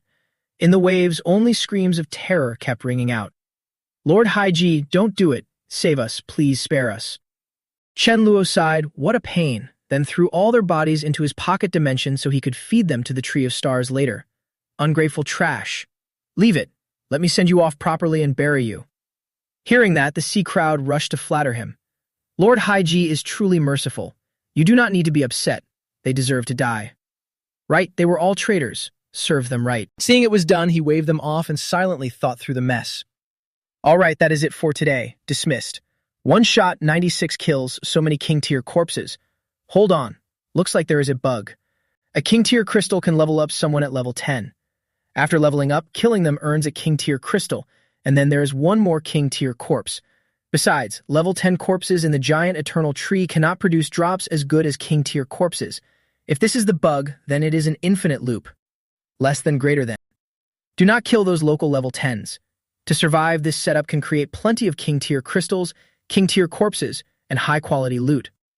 After getting a full belly of praise and flattery, the tree kept buttering him up. You are here. Teaming up with you was absolutely the right call. High-grade food keeps coming like this. After tossing it another bag of food, Chen Luo seemed to remember something and asked, I remember you are a dark and lightning dual ability user, right? Now you are swallowing that many corpses and your strength has not changed at all. The tree kept twining its vines around the food and chewing slowly. I can feel my power leveling up a lot, but it seems to get stuck somewhere and cannot keep advancing. Seeing that it had hit a bottleneck, Chen Luo narrowed his eyes and thought, what is going on? Could the giant tree's talent really have a limit? It cannot grow all the way to Emperor rank. After finishing the feast, the tree finally remembered it needed to give a result. Last time you fed it 10 fruits. This time 10 again. Let me see if anything changes. Chen Luo did not refuse. He silently considered who to use as the tree's next meal. Fine. After all, there are plenty of fruits. I really do hope the giant tree can reach Emperor rank. Maybe it can produce Emperor tier fruit next time. Who should I pick? 1 month later, after breaking through successfully, Chen Luo grinned. Void Walk, my signature ability. I finally broke through today. Mi Fan heard that and widened her big round eyes curiously. Another breakthrough. So how far can you go now? Feeling excited, Chen Luo pointed at the sky. To the blue planet. Everywhere else is just a blink away. I can go straight to the moon, and I could even stand shoulder to shoulder with the sun. Mi Fan was thrilled. She lunged over and hugged Chen Luo, making his face turn red with embarrassment. Really? Then take me with you to see it. I have never been to the moon. If you are worried about my safety, I can only turn you down. That won't work. If I take you along, the void energy cost will double. Honestly, I am not completely sure about this yet, but I can take a few pictures for you. Mi Fan was a little disappointed, but she could only accept it. All right then. After that, Chen Luo used Void Walk to go to the moon. He was surprised that he could still breathe normally here. This is the moon. It does not feel uncomfortable at all. Looks like after reaching King rank, I barely need a spaceship anymore. It directly solves the extreme cold and oxygen problems. What is that? A person? An alien? What the hell is it? An astronaut. When Jill saw Chen Luo here, he blurted out in English, "Oh my god." Chen Luo's sudden rush toward him startled him back. Was he a foreigner? He raised his slightly stiff hand in greeting. Hi. Jill seemed very excited to see Chen Luo there. Thank God I finally saw a living person. The translation device and the custom Dragon Wing headset can transmit in any environment. After taking Chen Luo's translator, he finally understood what Jill wanted to say. I am an astronaut from the kingdom of Dengta stranded on the moon. My name is Jill. When I got to the moon, I lost contact with Blue Star. I have been here for 2.5 years. I survived thanks to supplies from the space station. How did you get here? What happened to Blue Star? Seeing that he truly knew nothing, Chen Luo honestly explained the situation below. The kingdom of Dengta was gone, and the other countries were about to be gone too. Hearing that, he looked a little shaken. So everything was connected to what I saw. He froze at that and immediately asked back, "What did you see?" Jill fought back carefully. That was when I had just arrived on the moon. At that time, I saw two beams of light, one black and one blue, flashing through space. After a terrifying shock like a star exploding, the black beam fell toward Blue Star. After hearing his description, Chen Luo's body tightened. Black light, dark ability. Could the original owner of the armor be the one? I had guessed before that the armor's original owner died at someone else's hands, and that it exploded on Blue Star as a result. I did not expect that to be true, and even the timing matches. Then what about that blue beam? Jill had no idea about that. He gave a slightly embarrassed answer.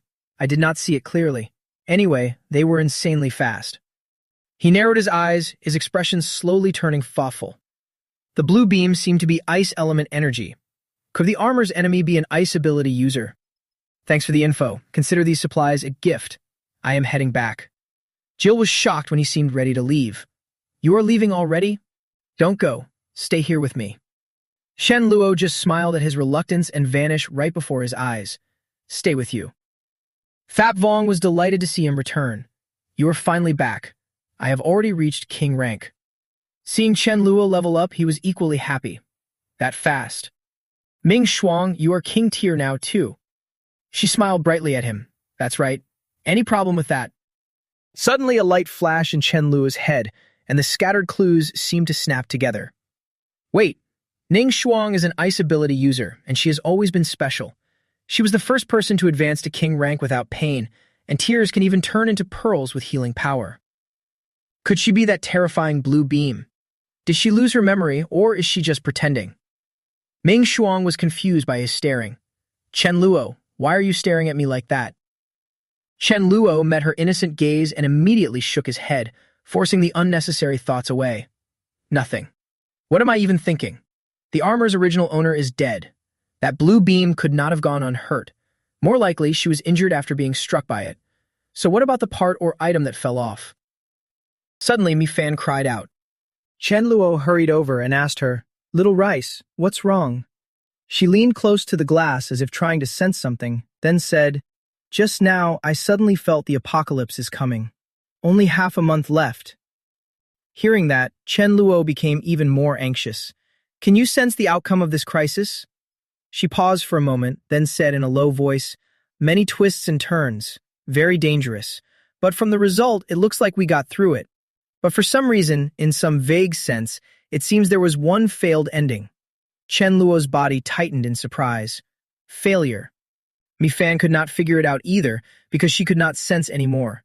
Why did it feel like that? Like success, but also not success. Why did it fail? More than that, I can sense that the South Pole seems to be hiding a huge secret, but the time is not right. We absolutely cannot investigate it now, and I cannot tell Chen Luo. Since she could not know why, Chen Luo changed the question. "Little Rice, can you sense where that danger is coming from?" Mi Fan placed 2 fingers at her temples, closed her eyes, and tried hard to use her sensing power. Maybe.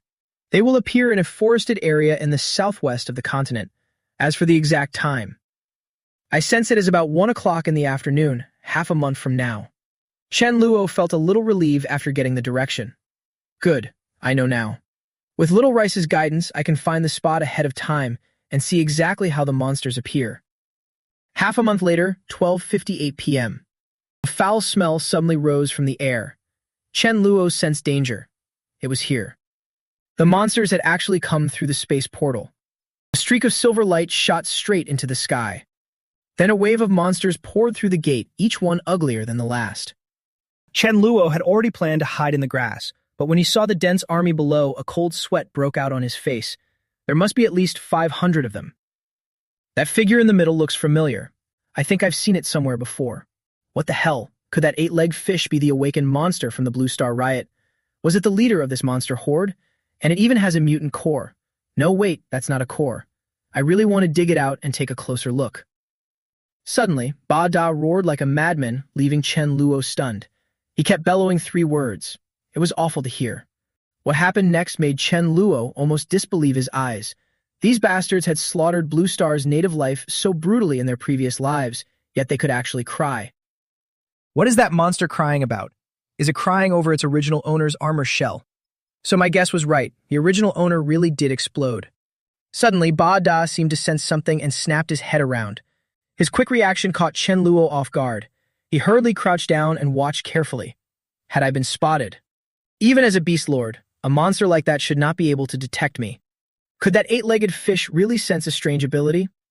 What the hell is this? A sudden breakthrough. These 30 monsters jumped from king rank straight to emperor rank. Besides, where did the crystals in their hands come from? Could it be that the space type has space abilities? What do these clattering sounds mean? Forget it. Capture one monster first, then try soul interrogation. In Chen Luo's line of sight, two monsters turned toward different directions. He silently guessed their route. They were probably heading to different strongholds. Once they got there, they would split up and keep charging forward until every living thing was wiped out, leaving nothing but ruin. It'll follow them. Once they split up, it'll attack them one by one. After all, I am a veteran space user. Sneak attacks are only natural. Why isn't this guy leaving? Is he absorbing crystals? What are they thinking? Could they still level up beyond Emperor rank? Wait, think about it. In my previous life, I also reached Emperor rank, but among those monsters, there were still beings strong enough to leave me helpless. Maybe they really can keep getting stronger. What a pity. I still can't take on 13 Emperor rank monsters at once. I'll follow these monsters first. Once they split up, then I'll make my move. No wasted effort. A simple map appeared in Chen Luo's mind. The African continent was where Ba Da and Chen Luo were, and the kangaroo continent was controlled by someone else. After confirming their location through telepathy, Chen Luo gave the order to Dawn City, destroy every invading monster.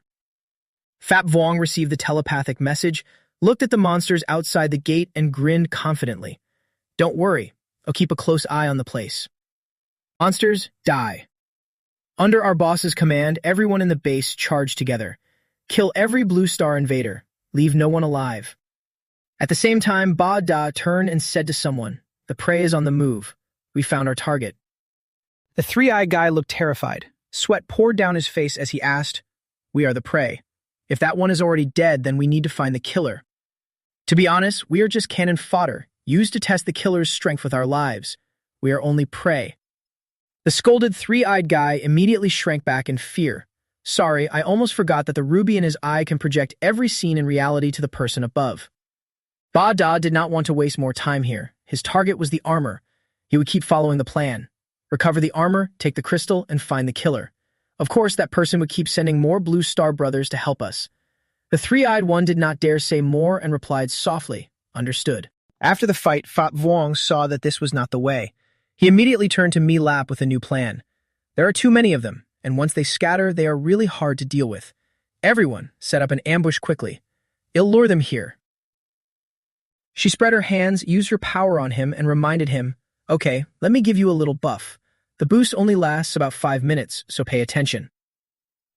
Strength boost, speed boost, recovery boost. After getting a whole stack of stats, Fap Vuong said happily, thanks, leave it to me. The monsters watched him charge over like he was courting death and nearly pissed themselves. What is that thing? It is even wearing a steel helmet. Why does that helmet look like the item we found? Right, if the color is different, I really think this is the one we're looking for. The nearest monster was hit first by a bolt of lightning from one eye. Taste this, my big mouth. The monsters, smashed down by Fap Vuong's attack, howled in pain. With that speed, this creature is definitely not just king rank. Could it be a Blue Star Emperor rank beast? Someone refused to believe it and wanted to test Fap Vuong in a fight. So what if it's Emperor rank? A stupid Blue Star beast. Think Emperor rank can bully us? We've got over 100 people. What are you scared of? Get ready to die. With the speed buff, the monsters looked as slow as snails to Fap Vuong. At that pace, they still want to surround my master. Let's see it then. My 3-word finisher. If I slap him, I might get hit by black energy. This monster is thick-skinned enough that even with Mi Lab's boost, one slap probably still won't kill them. Then switch to a full area attack. Thunder. Take this thunderstorm strike. Most of the monsters were electrocuted to death, leaving only a few gasping. This Blue Star creature is too strong. So this guy is not a physical type, but a lightning type. That is a bit tricky. Fat Vuong saw that his move only took out a small group, and he was a little disappointed. Even so, I still can't kill them all. But for the sake of the team, I will give it my all. Bolts of lightning crashed down, sending the monsters flying. At that moment, a wave of energy began spreading through their ranks. Fat Vuong saw a dark, eerie barrier appear around them. They can even set up a barrier. Are they trying to trap me completely? Keep going. A dog's job is to lead them into the trap. Of course, if you want to lure them in, you need a little acting skill. Then a barrage of monster skills came flying at him from all sides. Gravity, storm, blizzard. Fat Vuong, though he hated it, still put on a show as if he were getting hit hard. Don't hit me anymore. Thunder, it hurts. Skyfire dance. After arriving at the meeting point, he covered his mouth and smiled at them all. If I don't look weak, how could I lure you into the trap? The extraterrestrial creatures also sensed something was off. They stopped. There are a lot of thugs down there. Only now did they notice sneer and mock us. Isn't it a little too late to notice that? Above them, Milap and a whole bunch of Emperor-rank beasts were gathering in one place, waiting to strike. When the monsters saw this, they shouted a warning. So many Emperor ranks. We've fallen into an ambush. Why are there so many Emperor-rank beasts here? And they are so united. Besides, we just arrived. They don't even know we are here. How could they ambush us? Something is wrong. Pull back first. My lords have already learned what's going on here. In a moment, they will lead our brothers over. Ning Shuang saw they were about to make a break for it, so she immediately raised her staff and fired a blast of energy. Trying to run? The monsters kept getting picked off by Ning Shuang and Haiji in turns, and they started panicking. Another Emperor rank? We have one here too. With so many of them, how are we supposed to fight this? Seeing they were already like fish on a chopping board, Haiji swung her hand and laughed. Today, all of you die by my hand. Below, a monster with sharp senses quietly warned its companions. I can feel it. There are still a lot of Emperor-rank creatures coming from behind. When they heard that, their faces changed from shock to joy. So many Emperor-rank beasts. Emperor-rank reinforcements. Great, we're saved. But it was only a brief joy. The sea tribe has arrived. They rushed up from the water bearing their sharp teeth. The chance to make a contribution is here. For the glory of Lord Sea King, charge and wipe them out. The monsters were stunned by the sight and could only stare blankly at the marine creatures rising from the sea. Why is this happening? Realizing they were going to die here, the monsters roared in refusal. There are too many of them, and the reinforcements have been delayed. Damn it, filthy earth creatures. If you want us dead, fine. Then we'll all die together. The ugly bastard shouted with a mouth full of sharp teeth. That's right. If we're going down, we're taking you with us. Self-destruct. As soon as he finished speaking, the monsters all self-destructed at once, creating an earth-shaking explosion and sending flames and smoke billowing everywhere. The survivors grinned at the sight. Serves you right. Self-destruct. Everyone, self-destruct. Let's all die together. The moment they were about to self-destruct, Milap unleashed a healing light on the sea beasts. Healing spell. Seeing their wounds fully healed, the sea beasts looked up in confusion. The injuries are gone. How did that happen? Sensing their suspicious looks, Milap hurriedly reassured them. Everyone, just charge. As long as you do not get killed by a single hit, I can bring you back. Over the African continent, Chen Luo stood high above and watched the monsters split into smaller groups. In the end, they formed separate squads. I can take them down now too. At this moment, a monster that had received a message turned around and shouted a warning to everyone. Bad news. One of our teams heading to the kangaroo continent has been ambushed. The lords have ordered us to return to the rendezvous point. The monsters still had not noticed Chen Luo's arrival and were still discussing it. An ambush. How could the earth creatures know we were coming? This place should not be ambushed. Strange. But if the lords ordered us to regroup, we should head back first. While they were not paying attention, Chen Luo pointed and used a spell. Spatial binding. Immediately, a huge explosion erupted, making the monsters scream in fear. What is happening? Were we ambushed too? Damn it, what kind of power is this? Everyone stay calm. Open the shield and charge out. At that moment, a monster that had somehow escaped Chen Luo's spell turned around and attacked. But in front of the strongest one, Chen Luo, its power was no more than a mosquito bite. Send it into the void and bring it back. The monster saw itself back in its old spot and looked around in panic. I got set back again? Chen Luo stirred the power in his body, sending out a wave of spatial energy. Before the other monsters arrive, he had to kill these ones fast. Space pressure. Let's see how you handle space compression. Spatial suppression, all power concentrated here. The attack frequency on the monsters kept rising. 3 minutes later, Chen Luo felt that after burning nearly half his power just to wipe out these things, he was a little disappointed. He really was too weak. Killing this monster had cost him nearly half his power. Fine, head back to the base and see how they are doing. At the same time, Bata received shocking news and said to the others present, "All outposts we left on Kangaroo Land have been wiped out." How did these Earth natives know we were coming? The three-eyed guy glanced over it and did not care why Chen Luo knew. To him, the Earthlings were only ants. It does not matter. As long as we guard against an ambush from those Earth natives, they will still be weak ants. At that moment, Bata received more information. He sprang to his feet in alarm. Bad news. The team on the African continent has also been ambushed. What is more, I can sense that it is a space ability able to teleport instantly. Everyone else was shocked by the news. Instant teleportation. That is his space ability. How could those Earth natives possibly have it? Right? Even we did not know such a high-level power existed. Less than greater than. Bata's expression darkened. He turned and stared into the distance with a sinister look. Unexpectedly, on this remote alien planet, there was a space genius with instant teleportation. Rare indeed. Too bad. We have to find him and take him out at once. After giving the order, Bata calmly told everyone present, "I have already ordered everyone to regroup. Wait a little longer. Once we have enough people, we will go find them together." Their voices were stern and respectful. At the Dawn City base, Chen Luo was currently using large-scale time acceleration on everyone. No one resist my time acceleration. Hold your breath and focus on absorbing the king-level core from those monsters. You must break through to king level before that swarm of monsters gets here. Everyone heard this and shouted in unison. Understood. Less than greater than. While using his power, Chen Luo silently counted in his head. 13. 14. Less than greater than. 64. 65. 100. 42. 143. Less than greater than. Great. Another 145 king-level members. At this moment, Chen Guang came over to report anxiously. "Boss, the sentries at the coast spotted the monsters making landfall. They are almost here." Chen Luo raised his voice to remind everyone. "Since the enemy is here, set up the formation and wait for them. The number of monsters this time is definitely huge. We need to contact the Great Demon Army of Great Zhuang." At the same time, Bata and his troops had arrived 2 kilometers from the base. Looking at the stronghold in front of him, Bata said with regret, "Too bad we did not bring laser cannons. Otherwise, a few shots would wipe out their whole army." The three-eyed monster looked at the base ahead with exhaustion. Who knew we would run into this? Laser cannons would not even work on that guy. Bata then turned and called someone over.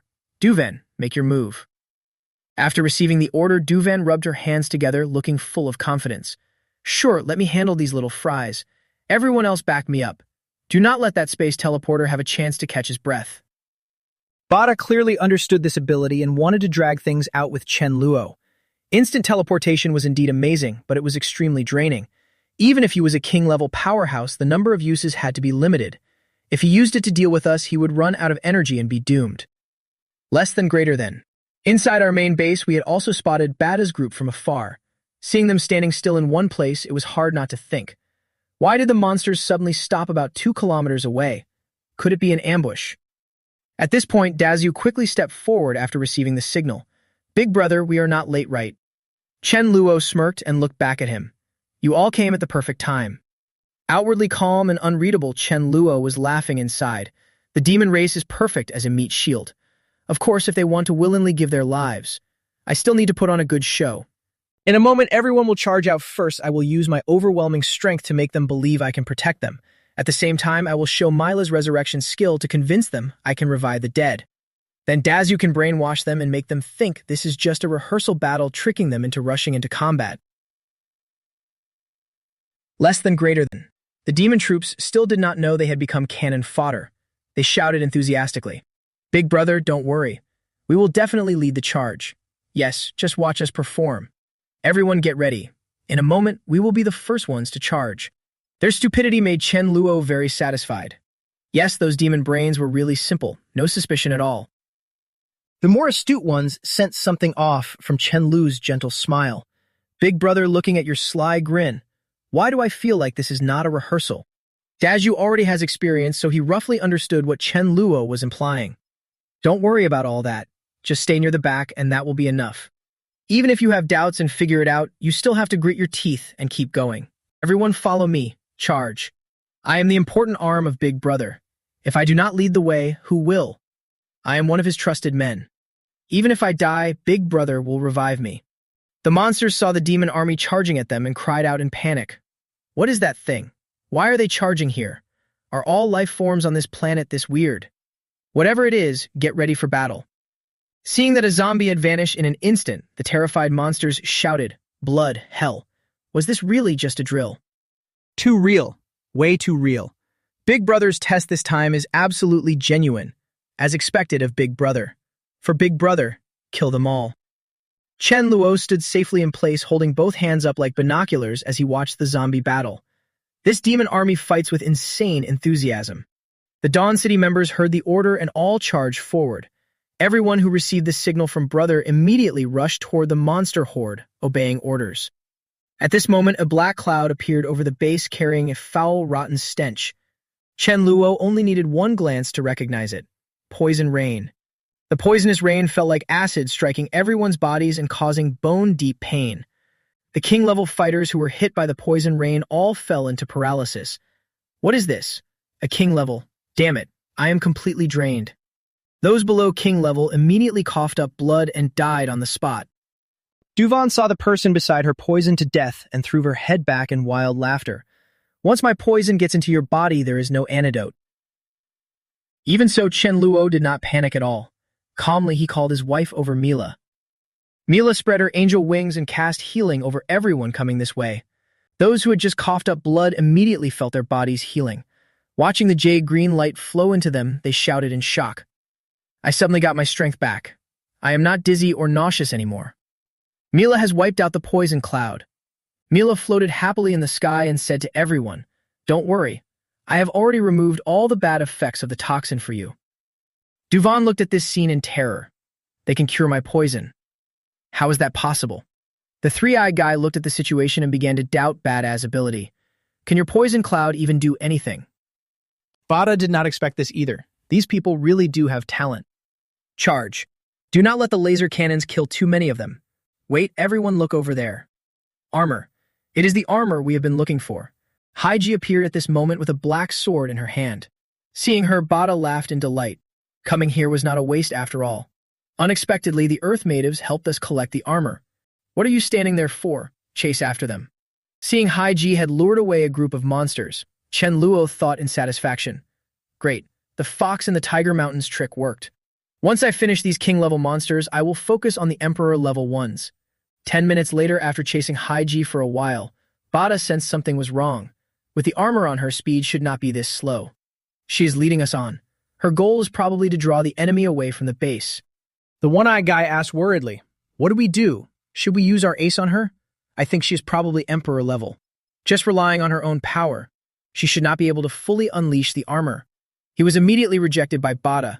No, we cannot use the ace too many times. It can only be used at a critical moment. The reinforcements will definitely arrive. Once they do, we will work together to capture her. For now, fall back. First kill the others. The soldiers immediately shouted, "Understood." On this side, Chen Luo was being attacked by a fanged monster. He flew into the air and used an empty dash to strike it from above. In an instant, the fanged monster was teleported in front of another monster, and its attack also landed on the one in front. The Bada troops could not believe their eyes and blurted out, "Am I hallucinating? That Earth native just used teleportation. Instant teleportation. He actually used instant teleportation like that. What an insult. That is a disgrace to the skill." Hearing that familiar voice from Bada's side, Chen Luo frowned. Using telepathy, he called Haiji back. Why did that Emperor-level monster come back so quickly? Shichi turned back. Bada still kept to the plan, waiting for Chen Luo to drain all of his energy. 40 uses already. Even if he is an Emperor-level monster, he should be getting tired after being teleported around so much. Keep charging, but don't rush to attack yet. The guy who uses space teleportation is still there. Anyway, once he is exhausted, he will die. First, I need to deal with this healing type. Immediately, that guy appeared behind Mila and struck from behind while she was not paying attention. Chen Luo stood below and watched this scene, deeply mocking the stupidity of the guy. He actually used a void blade against Mila, with the sharpness of the void blade if Mila gets hit. She is dead for sure. Then Duvin appeared behind Mila. Seeing the sword strike coming, she looked panicked and confused. How did I end up here? In Duvin's dazed eyes, it was as if she had been split into two. Bada did not expect Chen Luo to be this quick. He has already noticed He even teleported Duvin in front of the blade. Did I just kill my own teammate? Haiji had also received the message and returned. Immediately, she used her inherited skill, and her dark eyes opened wide. Little brother, I am ready. With her reassurance, Chen Luo finally felt at ease. Okay, let's move. The remaining ones saw that Chen Luo could still use Void Dash and panicked, shouting at Bada, protect her. Hurry up and raise the shield. Didn't you say that instant teleportation can only be used a few times? Why has he used it so many times and still been able to teleport all of us here? Bada still insisted that Chen Luo was only pushing himself. Believe me, he cannot use it many more times. Everyone work together and get out of here. Yes. In the end, under the panicked, disbelieving gaze of the monsters, Chen Luo kept using his power with Haiji's help. Empty dash. Empty dash. Come back. Haiji began using her skill to paralyze the opponent, leaving them weak and helpless. Then Chen Luo made his move. Time slowed down. Looking at the black eye in the sky, the monsters howled in pain. Damn it, how can an Emperor-level monster use instant teleportation so many times? This is absurd. Our bodies suddenly feel several times slower. Is it because of their skill? Damn it, keep going like this and we will lose. Less than, greater than. At this point, one of the strongest members in the team could not stand it anymore and shouted at Bada. If you still will not use the final trump card, we are all going to die here. Fine, I will use it. Chen Luo looked at the enemy in front of him as it suddenly transformed and was startled. So they can transform too. Too strong. It has absolutely surpassed Emperor level. I have never seen this monster before. This black monster must have used some kind of power exchange technique. It can only exist for a short time and cannot be maintained for long. Then, time acceleration. Too fast. It is powerful too. If this drags on any longer, it will be dangerous. Time acceleration. But after a while, the monster still showed almost no sign of being affected, and it glared at Chen Luo. Haiji looked at the monster that had taken Chen Luo's enhanced space strike and was stunned. It had no damage at all. It has been half a minute already, so why has it still not disappeared? Could it be that time acceleration does not work on it? Under Haiji's dark gaze, Chen Luo figured out the ability it had. Time acceleration had no effect, which meant this monster was not just a temporary mutant. If this dragged on any longer, Haiji might end up getting killed by it. Damn it, Void Shift. First, use Void Shift to buy some time. I need to get ready and use my trump card. Sister, hang in there. I'll call more people here to help you. Haiji gave a snort at that, then said, go on, go. Right then, the monster suddenly appeared behind her. Sensing the danger from behind, Haiji and everyone else instantly froze. How did it get back so fast? Damn it, what are you standing around for? Are you not going to make a move?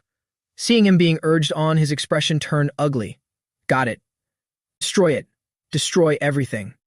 Seeing his dark eyes shattered, Haiji was shocked beyond belief. How could this be? It cannot be taken head-on. For now, I have to rely on the speed of these shoes to buy some time and wait for my little brother to come back. Seeing her about to unleash her finishing move, the monster immediately reached out to grab her. You are not getting away. Haiji did not expect his speed to be this fast. He already caught up? In the end, she still got caught by the monster. Haiji flew into a rage and chained attack after attack together. Annoying little thing, the dark monster looked at her thrashing in its grip, excitement rising in it, and could not help but sneer.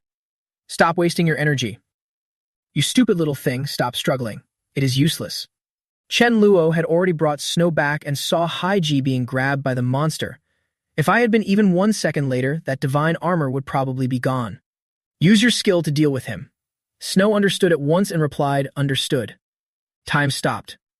Monster instantly froze in place, unable to move. Seeing him standing still, she rushed over and demanded, what are you doing? Hurry up and move. How strange. You should not be able to mess up something this important. Or maybe. Time stopped. Could she actually use that move? The time system is an incredibly rare power. Even asking for it will not help. If they find out, reinforcements will definitely be on their way at full speed. Time stopped. In just 2 or 3 days, no, maybe even tomorrow, the strongest one will arrive here. Seeing the worried look on her face turn into excitement, Chen Luo could not make sense of it. Why was that monster so excited? He could not figure it out. Then he sent a telepathic message. Ming Shuang, Fap Wang, come here. Bring all the king-tier soldiers with you. Looking at the enemy in front of him, Chen Luo kept one hand behind his back and triggered his ability whenever needed to launch a sneak attack. But maybe he could wait until they lost their minds and then kill them. Chen Luo waved his hand and shouted boldly. Everyone charged at the black monster together, each taking up a battle stance. Roger. Bada looked at the killing blow coming down on him with a bitter look. That space system guy is a genius too. Even the origin blade can be used. Too bad, this move does not work on my trump card. Chen Luo looked at the monster with anticipation. Success.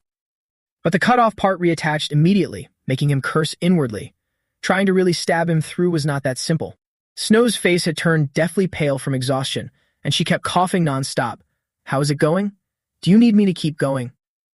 Seeing the monster healing its wounds, Chen Luo immediately ordered, Snow, keep going. In the blink of an eye, it recovered as if nothing had happened.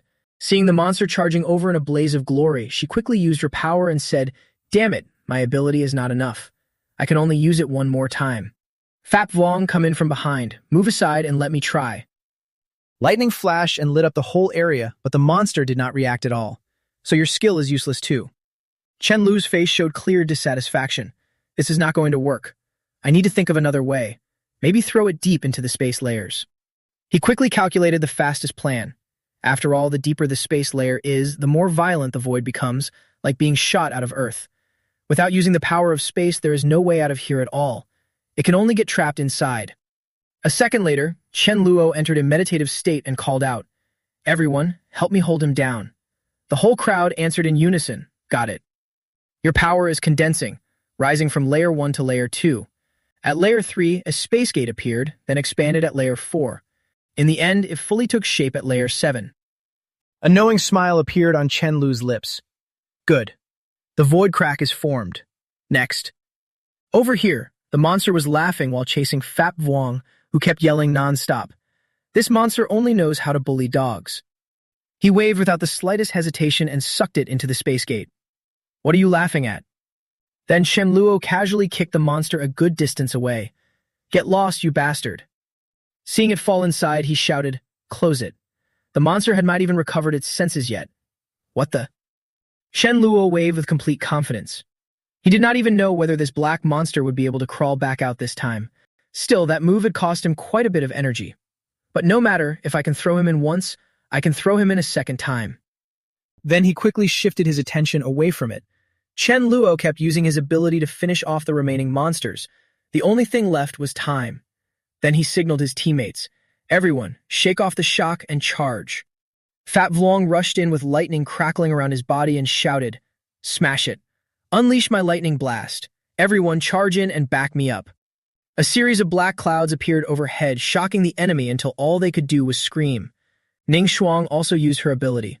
Blizzard, freeze them solid. Seeing them frozen again, the others instantly seized the opening. Everyone now, hurry and use your skills. 3 hours later, they finally joined forces and wiped out the evil forces' invasion. It is over.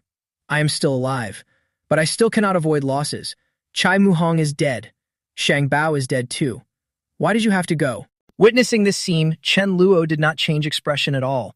In my previous life, the lucky survivors were wiped out by the monster, while I was hunted down by it and forced to run for my life. Fap Vuong let go of the 2 exhausted ones, unable to keep his huge form going. This is the monster you told me to keep alive.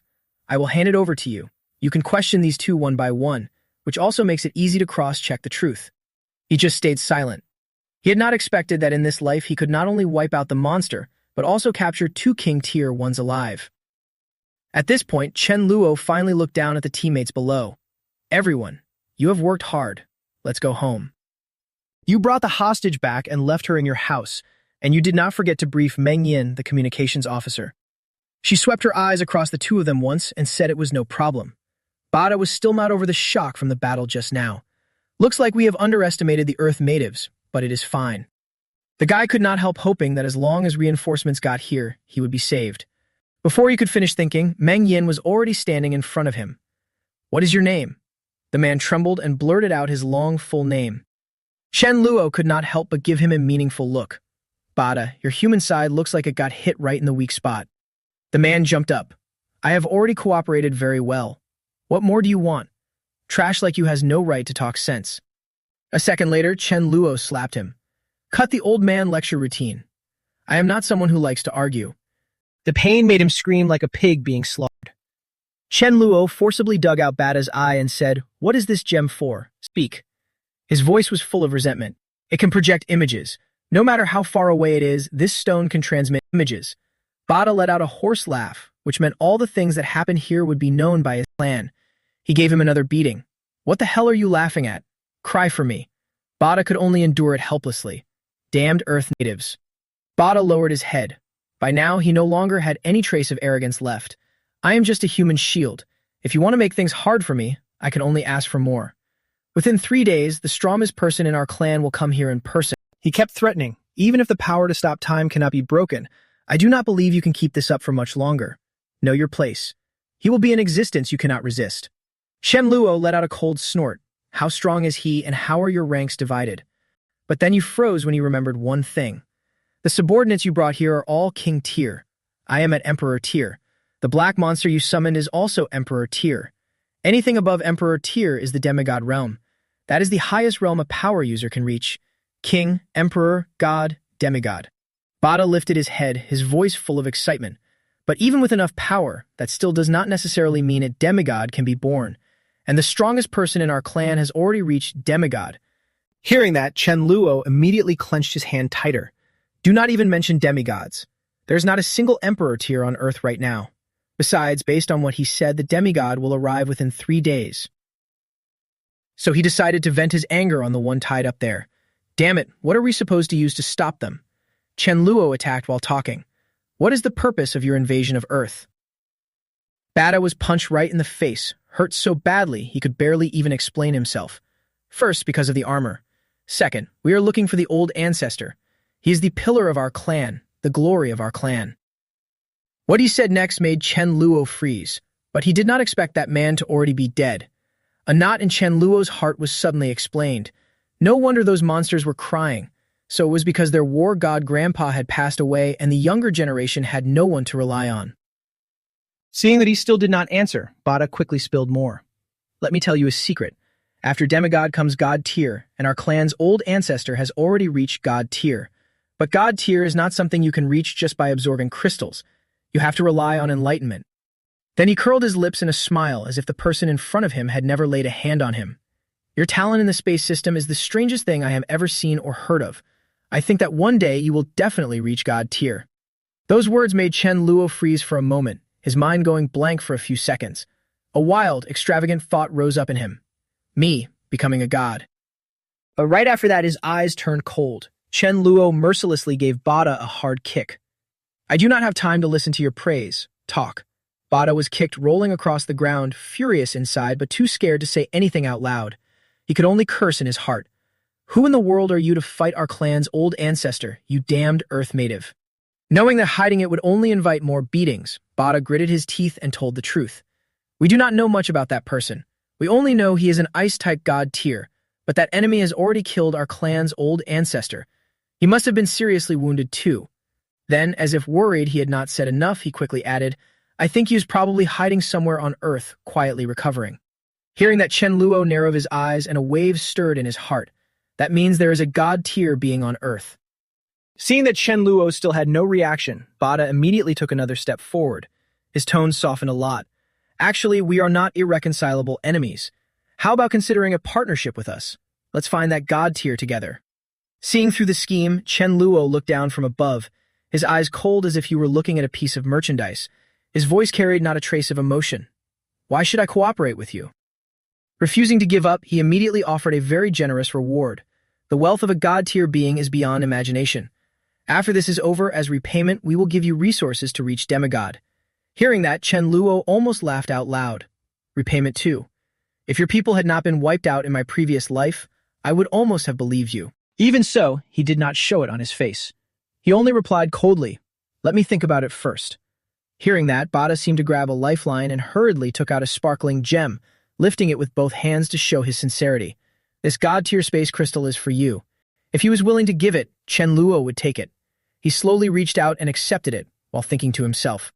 At the same time, he suddenly remembered something. Coincidentally, that guy had reminded him that among the Emperor-tier monsters, only he was a space user. But when they came down here, they all could suddenly pull out crystals.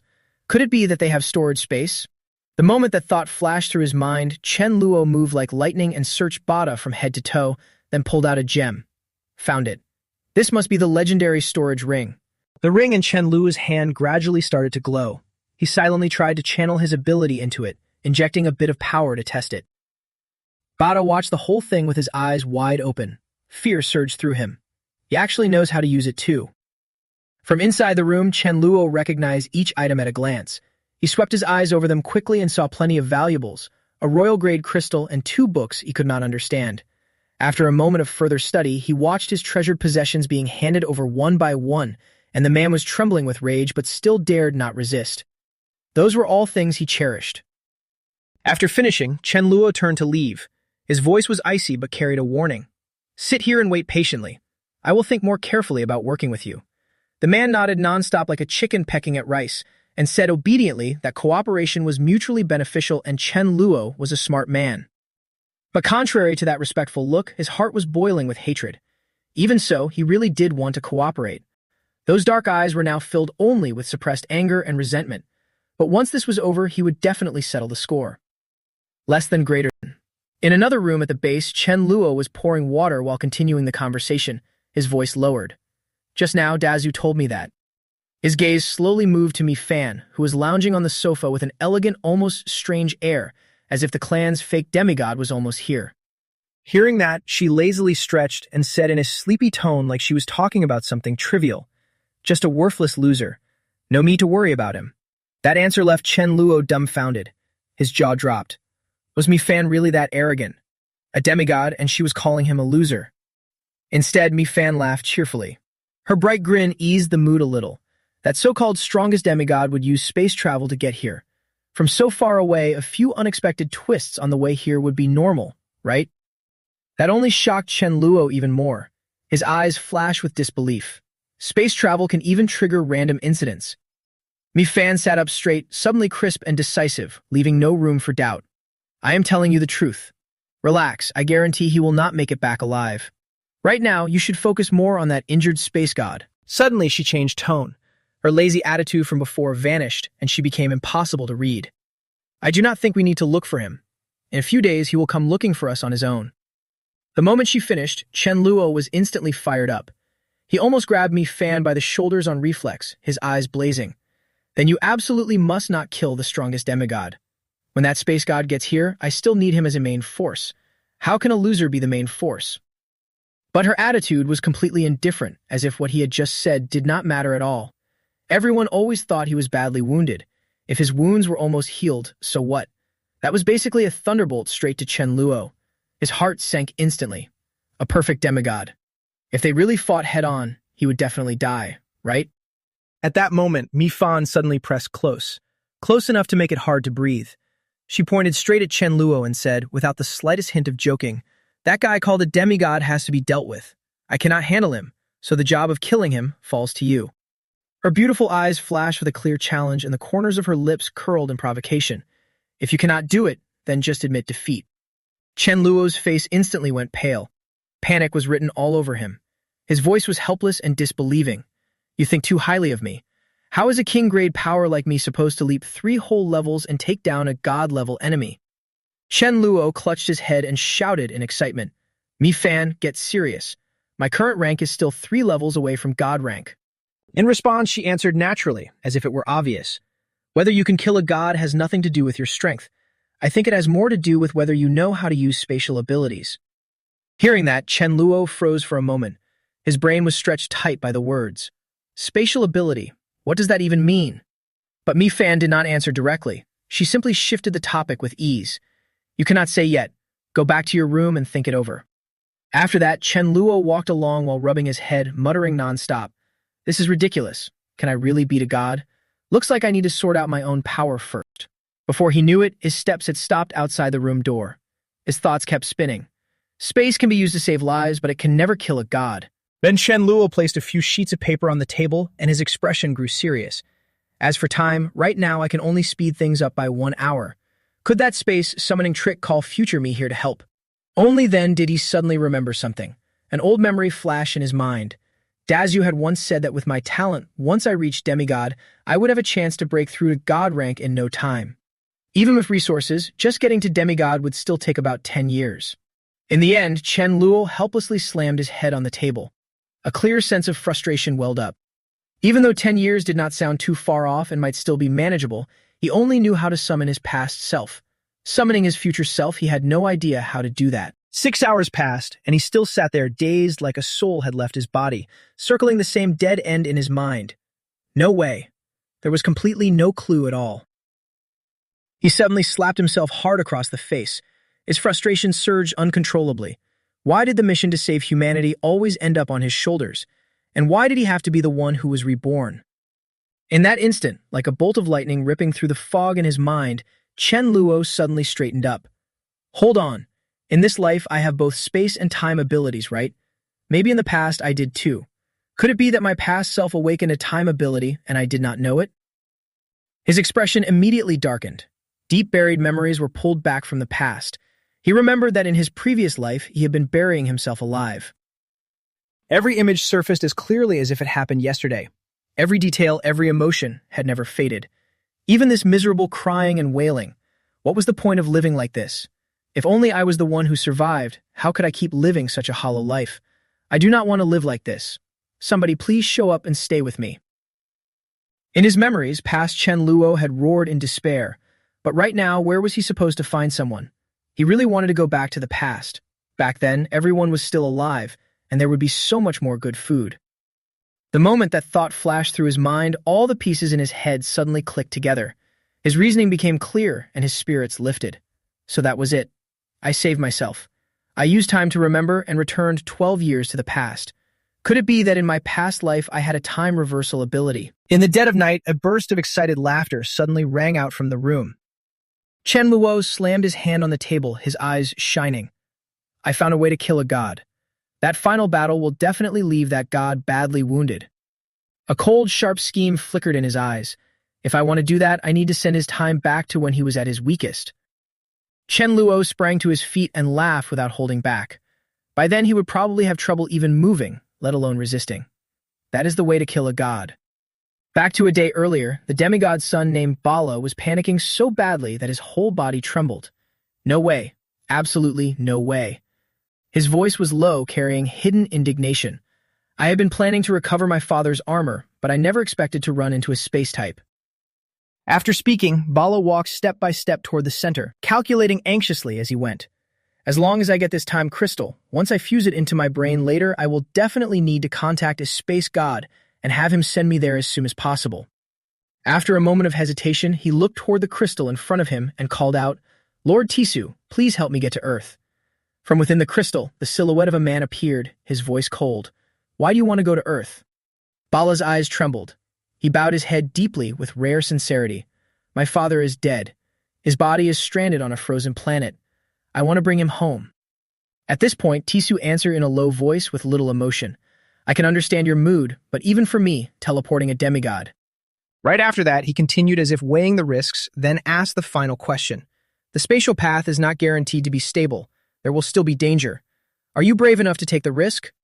The man immediately lifted his head, determination plain in his eyes. Yes, absolutely. Besides, I believe that as long as you make the move, my lord, nothing dangerous will happen.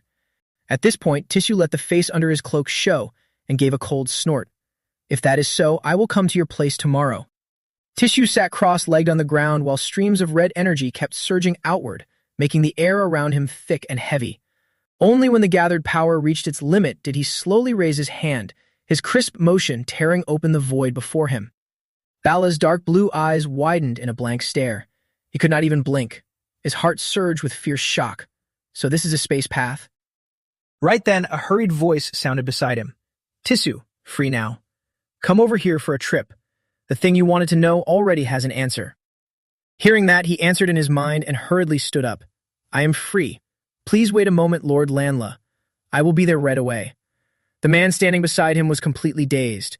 He did not understand what was happening, only stared at that figure in confusion and asked, Lord Tissu, who is this? Before Bala could finish, he was cut off in a hurry. The space path has already been created. I have something to attend to, so I must go first. His fingers clenched the hem of his robe until it turned white, and his face lost its usual calm. There was only one thought in his mind.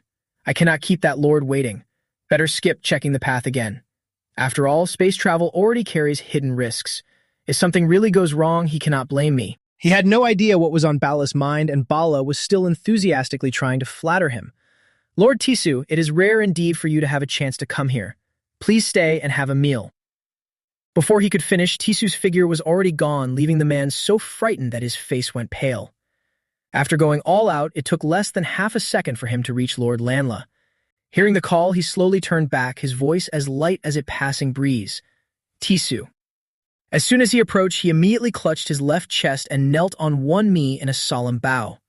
Sorry, I am late. Tissu tried hard to keep a calm face, but inside he was already overflowing with awe.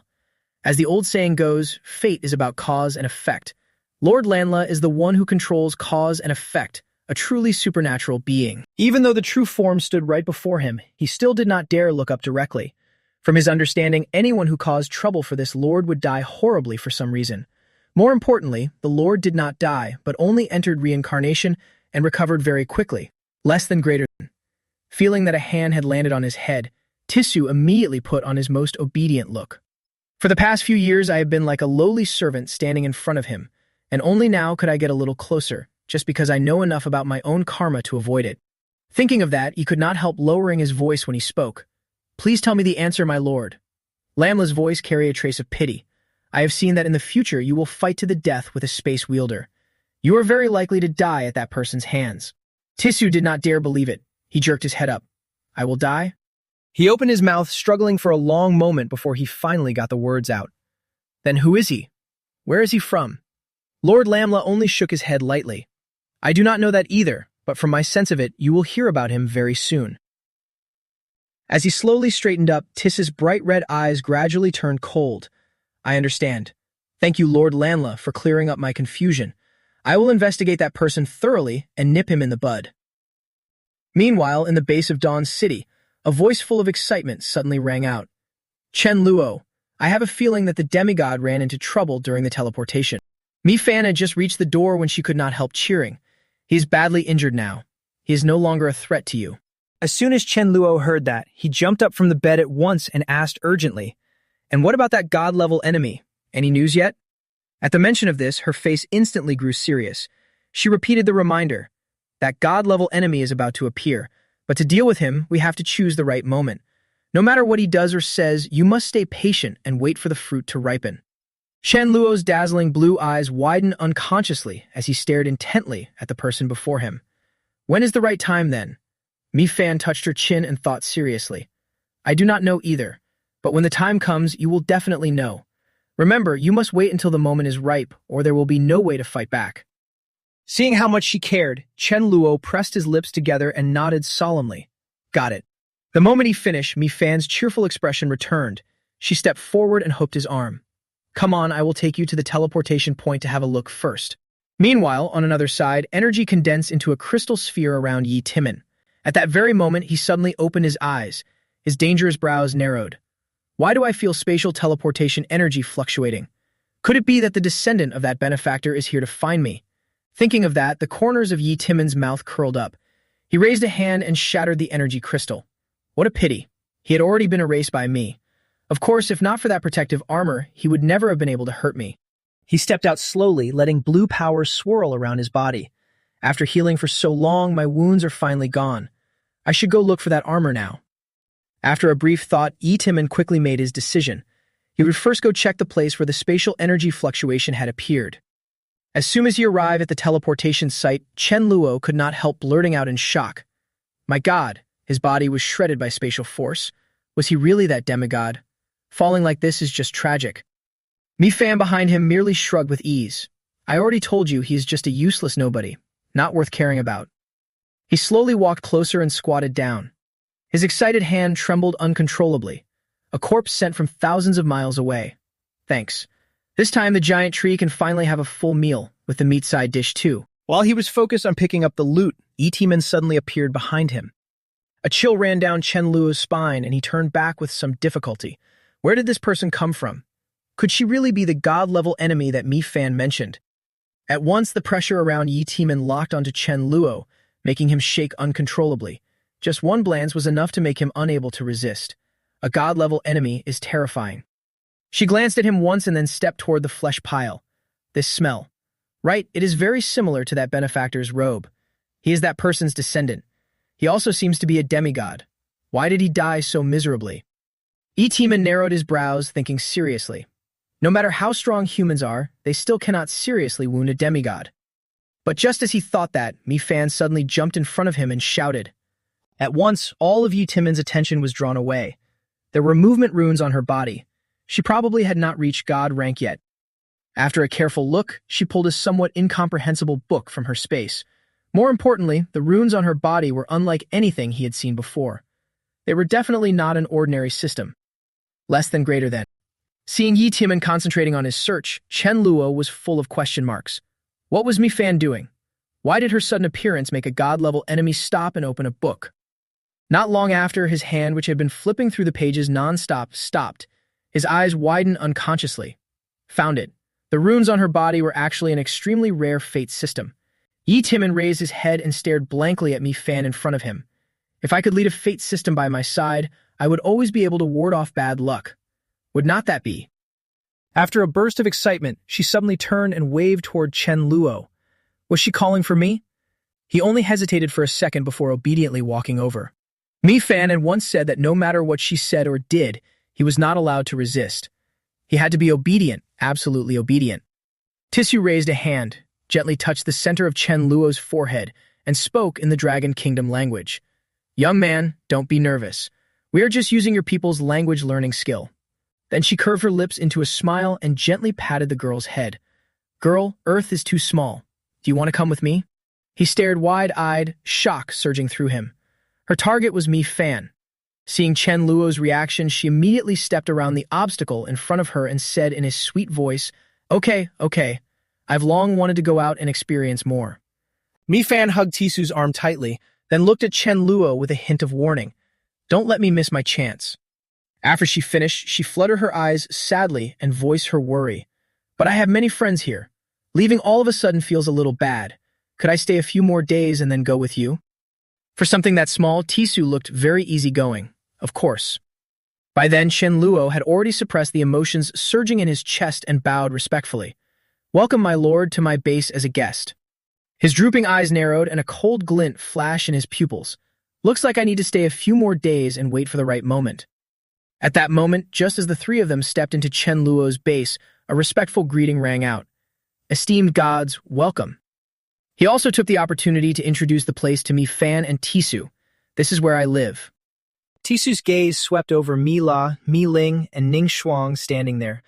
Without hesitation, she gave the order to send them all away. I am not used to sharing space with strangers. Today, I will stay with Mi Fan. Chen Luo nodded at once, decisive and without the slightest hesitation. There was no issue at all. After saying that, he turned and handed the luggage to Mi Ling. Please switch rooms for us. Mi Ling, could you help me keep an eye on her? She nodded right away. Sure. After everything was settled, Chen Luo led Tisu and Mi Fan away. Just as they passed Ming Shuang, Tisu suddenly spoke. Her tone carried a hint of meaning. Your luck is not bad. You even found one of my frost pearls. Hearing that, he turned to look at her, snickering inwardly. So that frost pearl had fallen off her. No wonder it looked different. Inside the quiet room, Chen Luo poured water and turned to Tisu. In a probing tone, he asked, May I ask you something? Why did our Earth end up like this? With a calm, still expression, she answered without hesitation. Because I killed that white-robed bastard. The flesh and dark power in his body engulfed this planet, and that was a real disaster for everyone, causing enormous harm to the life of this planet. That made him feel extremely uncomfortable looking at Tisu in her current state. Her mouth said sorry, but there was not the slightest trace of remorse. After a moment, Chen Luo adjusted his emotions and asked, Then why did you fight with the white-robed one? As soon as he finished, Tisu's aura turned icy and sharp, because he deserved to die. Back then, I was a demigod. With that, she slowly began recounting the past, each word carrying the smell of blood. Because of an experiment with dark power, the white-robed one had slaughtered countless people on our planet. I was the only one lucky enough to escape. Blood debt must be paid in blood. Even if it cost me my life, I had to kill him. Suddenly, Tisu seemed to remember something and her eyes lit up. That's right. Where is the white-robed one's armor? It still has his aura on it. If you wear it, it will definitely be contaminated. Hearing this, he was immediately startled, and an uneasy feeling rose in his chest. Before Chen Luo could answer, Tisu bluntly made her request. Give me the armor. You can't bring out the full power of this treasure anyway, and that sword doesn't suit me, so I'll leave it to you. At that point, Chen Luo was in an awkward spot. If he refused, she would probably turn hostile on the spot, but it was very hard for him to get his hands on those things. After a brief hesitation, Chen Luo finally chose to hand it over under Mi Fan's surprised gaze. Tisu immediately replied in a clipped tone. Outwardly, she seemed satisfied, but inwardly, she was still reassuring herself. There really was no other choice. As expected, Chen Luo then took out the armor and handed it to Tisu. Here, take it. Her eyes showed clear satisfaction. She did know what was good and spared me a lot of trouble.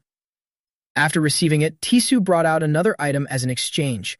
This is a semi-divine fire crystal. It is useless to me. Since Mi Fan should not feel like I am taking advantage of you, give this to her. Chen Luo held the crystal tightly. Feeling the vague heat inside, he asked curiously, You rely on absorbing crystals to advance to god rank. Hearing that, she admitted it. Yes. Although semi-divine level usually requires both accumulation of time and crystals, going from semi-divine to god is just a matter of moments. At that, a trace of cold pride appeared on Tice's face. The key to becoming a god lies in how much you can understand your own powers. I can only tell you this much now. You can leave already.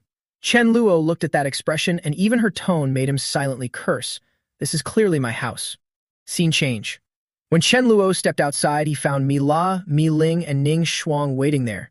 She asked softly, sounding casual, what happened in the room? At the same time, Chen Luo's mind was still hanging by a thread. The senses of a god are probably very sharp. While waiting for the right moment, I absolutely can't let anything slip. Thinking that, he only lifted a finger to his lips, signaling silence, while muttering inwardly, I can't say. At night, Chen Luo was checking around the base when he suddenly heard a sharp sound. He immediately turned, eyes cold. Who is it? Seeing no one behind him, Chen Luo was a little puzzled. No one? Did I misread it? At the same time, in another corner of the base, Ziyi had already slipped inside. She hurried over to Snow, her tones small and familiar. Sister Snow, you're visiting me again? Can I sleep with you tonight? Snow smiled softly and nodded. Sure. But just as the two of them let down their guard, a black shadow flashed through the air. In an instant, a terrifying force pierced through Snow's head, so fast she did not even have time to react. Then her body stiffened and collapsed in silence. Ziyi widened her eyes. She was about to scream when a cold hand clamped over her mouth. Tiss's voice sounded by her ear, low and dangerous. Want to die too? In this situation, all she could do was tremble as tears spilled over. She could only cry silently in her heart. Sister Snow, she's terrifying. What do we do? That's right. Contact the leader immediately. Below, Chen Luo suddenly received an urgent signal. The moment he finished reading it, his heart felt like it was being squeezed. Snow is dead. When Chen Luo stepped into Snow's room, the sight before him made his heart sink. Ziyi was curled up beside the corpse, shaking. Her face was deathly pale, and her hands would not stop trembling. Tisu turned to look at Chen Luo, her tone calm and cold. You are here. Chen Luo ignored her and went straight to Snow, not even glancing her way. He crouched down, his voice low but unwavering, as if speaking to himself. Don't be afraid. After I kill Yitaman, I will definitely have Mi Fan bring you back. Tisu kept poking at him. You must be really angry, right?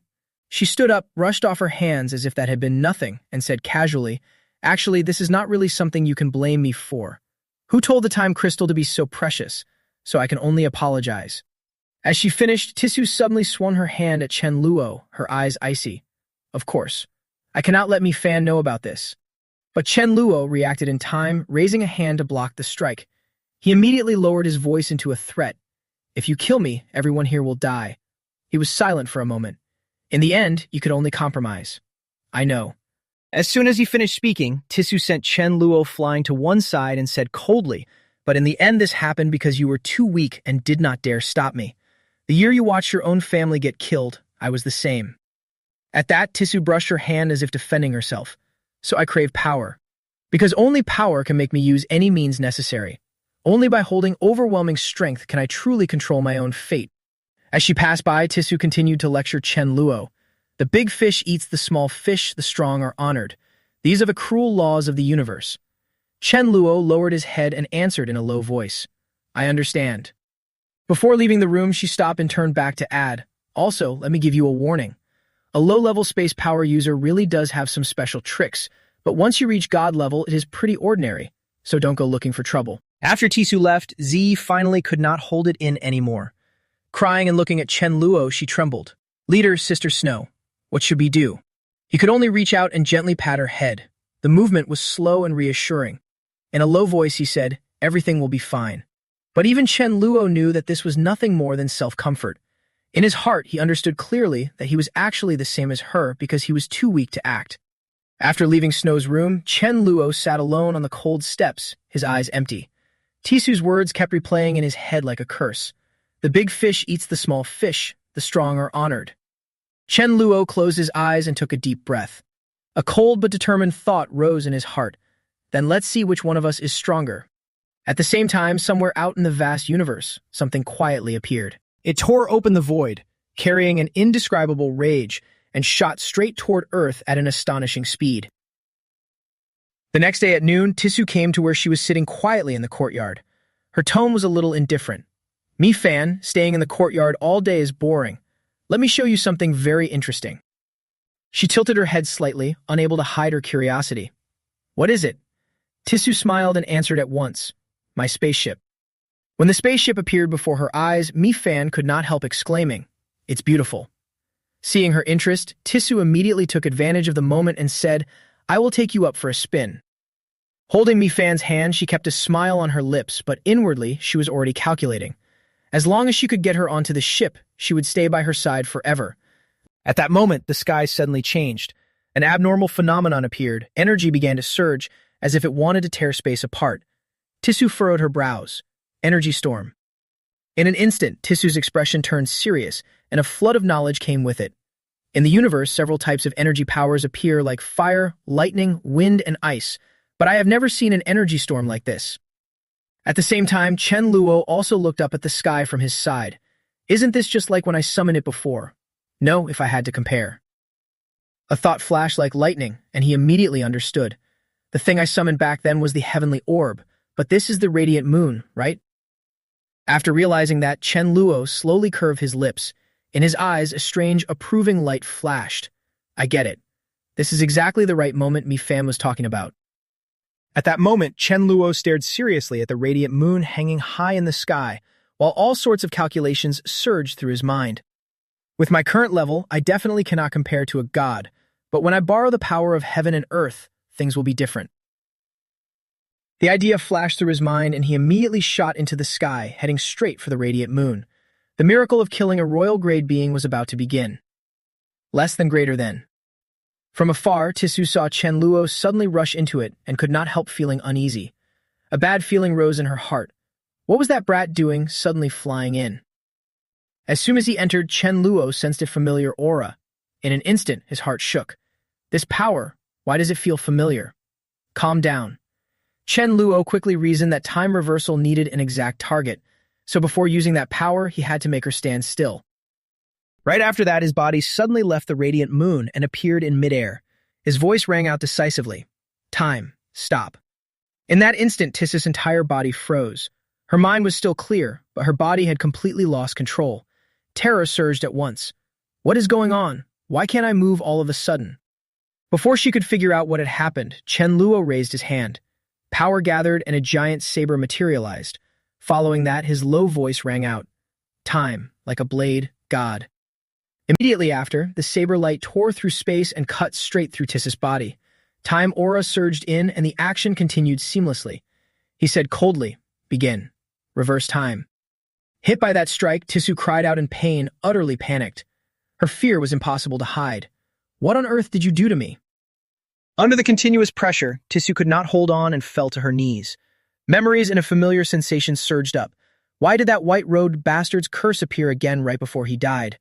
I clearly broke that curse already. Even with her screams, Chen Luo remained unmoved. He directly summoned Fap Vuong. After hearing Chen Luo call, Fap Vuong appeared at once. Over here. Almost immediately, Fap Vuong rushed forward without hesitation and launched a fierce attack at Tissu. Driven to the brink, Tissu angrily roared, "Despicable. We should not keep you around." While she was weak, finish her off. Chen Luo continued to call more allies. His cold voice echoed out. The summoned ones all answered together, Roger, and then charged in unison. From above, he watched in silence.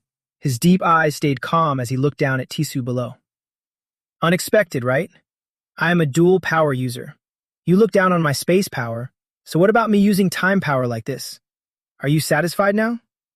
Tissu was already battered beyond recognition, yet she still tried to force out a reply. Space, time, unexpected. I am still the one defying fate and fighting destiny. In the end, Tissu was exhausted to the point of collapse. What I sowed, I got back. No injustice there. Haiji still seemed unsatisfied. She did not stop at all, continuing to slash at the fallen Tissu with her sword, cursing as she attacked. Bully my little brother, will you? Let me see you bully my little brother now. She showed no mercy at all. Haiji even turned to Chen Luo, her tone half wild and half playful. Little brother, she is probably really dead now. We are safe. Seeing her like that, he immediately grew excited. His eyes lit up. Sister, I have already mastered the flow of time. Right now I can fulfill the promise I made back then. Chen Luo stepped forward, his voice full of confidence. Get ready. I will help you become young again. After hearing that, Haiji was so happy she could not hide it. She immediately nodded. Okay, do it. After getting her agreement, Chen Luo quickly adjusted her state and the power of time began to flow. A calm, steady voice rang out, Go, rewind time. Chen Luo thought to himself, this is a rare chance. Send Haiji back to before she was 100 years old. The moment time took effect, Haiji let out a cry. The invisible force wrapped around her entire body left her no time to adapt. But in the blink of an eye, Chen Luo suddenly panicked. His heart sank. Something was wrong. He stared in confusion as Haiji's body kept shrinking. He could not hide the alarm in his mind. Why was her body getting smaller too? Seeing her keep shrinking with no sign of stopping, Chen Luo was genuinely flustered. An uneasy feeling surged up inside him, and a terrifying thought flashed through his mind. Was she not going to be turned back to her original form? This sudden change also shocked everyone nearby. Chen Luo stood there dumbly, watching Haiji turn into a tiny little thing. Why did it end up like this? He had clearly only used a little power. Unlike his confusion, she was overjoyed. Her face was full of delight, and she knew right away that he had not fooled her. To ease his guilt, he quickly admitted fault first. His voice carried a hint of apology. Sorry, I did not expect to rewind time all the way back to when you were this small. How about I add some time and make you a little older instead? But Haiji was not angry at all. Instead, she happily hugged Chen Luo by the neck and spoke in a soft, relaxed voice. It's fine. I have been an adult for so many years. This is the perfect chance to experience being young again. Right after that, she suddenly realized another problem. Her voice lowered a little. Too bad that because time was rewound, your power disappeared too. Chen Luo answered calmly, his tone firm. It's fine. At most, in half a year, I will help you get back to king level. Hearing that, Haiji broke into a bright smile, her eyes full of trust. They'll have to rely on my little brother to protect me from now on. Chen Luo answered without hesitation. That's only natural. Just as the two of them were talking, Mi Fan slowly walked over from behind. Her tone carried a little surprise. Shen Luo, I suddenly feel like my power has increased a lot. Shen Luo frowned in confusion. Increased power? But you did not absorb any crystals. As soon as he finished speaking, he looked at Tissu lying motionless beside them. A guess rose in Chen Luo's mind. Could Mi Fan's growth be related to witnessing someone else's fate? Was it because she saw a god-level being die that her power rose? Right after that, when he noticed a few crystals appearing where she had been, Chen Luo froze.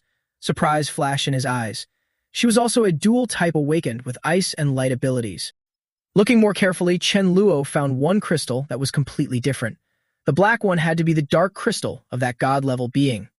Putting all the crystals into space, he could not help feeling puzzled. Why had she left the god-level crystal inside her body instead of storing it in space? At that moment, Chen Luo suddenly froze, staring blankly at the crystals that could not be stored away. Why could they not go in? His space ability clearly allowed him to store anything except living things. He reached out and picked up a crystal, suspicion written all over his face. Could a god-level crystal still be alive? Just then, someone called out from afar, excitement in her voice. Chen Luo, I have brought Kum So Twit back to life. Hearing that, Chen Luo answered at once and quickly put the crystals away. Good, come here. He already had a plan in mind. For now, we need to encourage everyone. We can study the rest later. That night, in the rare light-hearted atmosphere, everyone gathered happily to celebrate. Laughter and the clinking of glasses rang out non-stop. After the toast, Chen Luo took the initiative to speak, his voice steady and warm. Everyone has worked hard this time. The god-level being is dead now, and the remaining trouble is no longer worth worrying about. Less than greater than. At another corner, Mi Fan quietly looked at him chatting and laughing with everyone. Unease rose in her heart. Unfortunately, this matter was not completely over yet. She had a feeling there would be 4 encounters with danger in total. The first was the invading monster, the second was a demigod appearing, the third was a god-level being showing up, and the next would be more dangerous than the last. As for the final one, she did not even know what it would be, only that it would be the most dangerous of all. But after a moment, she let out a breath and pushed those thoughts aside. Forget it. Everyone is enjoying the relief after surviving this crisis. I should bring it up later. After the meal, Chen Luo stretched and strolled outside. Now that he had eaten his fill, it was time to get down to business. As he walked, he silently guessed that the space ability could not store living things. Maybe it was because there was no time inside. Just then, a new idea flashed through Chen Luo's mind. If I add time power into it, could that make it possible to store living things? He lowered his head and looked at the crystals in his hand. Worth a try. As soon as he thought of it, Chen Luo immediately got to work. Let me try combining the time setup with the space ability. A moment later, after feeling the change, his face lit up with joy. Great, time has been added. Next, Chen Luo carefully tried putting the crystals into space. This time, the result was failure again. Fine, crystals are not living things after all. Let me try putting in a bird. While he was still thinking, a heart-rending scream suddenly came from outside. Big brother, Chen Luo was startled, and his expression changed instantly. Wan Jianxi, why are you crying so miserably? What happened? After Chen Luo arrived, he only saw Jian Gui crying her eyes out, tears and snot all over her face. Big brother, I once risked my life for you and made great contributions. Now I only have one request. Please agree to it. But he was already used to this, so he only said casually, what is it? Then the girl hugged his leg tightly and begged in a voice close to pleading. Big brother, please let me marry Yun Ding. The moment he heard that name, Chen Luo's expression darkened at once, and killing intent quietly spread. Let you marry Yun Ding. Does Yun Ding agree? You are not drunk, are you? At that, Jian Gui looked up, her puppy eyes wet and glistening as she stared at him, acting spoiled without end. Yun Ding, even though she is strong, has been bullied lately. Xiao Wan you can count as a talent too, and you are more than worthy of her. Before she could finish, Chen Luo cut her off sternly. You brat, that is too much. Yun Ding got hurt because she was protecting everyone and protecting a useless guy like you, so she was poisoned during the battle. Jian Gui immediately panicked and kept swearing up and down. I know, big brother. For the rest of my life, I will treat her well. Please help me. Hearing that, Chen Luo's attitude slowly turned sinister, and a calculating glint flashed in his eyes. Then do me a favor first. In his heart, he had already weighed everything clearly. That guy was basically worthless now. He had originally planned to use the chick for a test, but the chick would never be as useful as Jian Gui. Without waiting for an answer, he coldly pointed at the strange space gate floating before him. Go in. Jian Gui hesitated at once, his voice trembling. My dear brother, is this really safe? But how could he have any choice after Chen Luo kicked him in? Say less.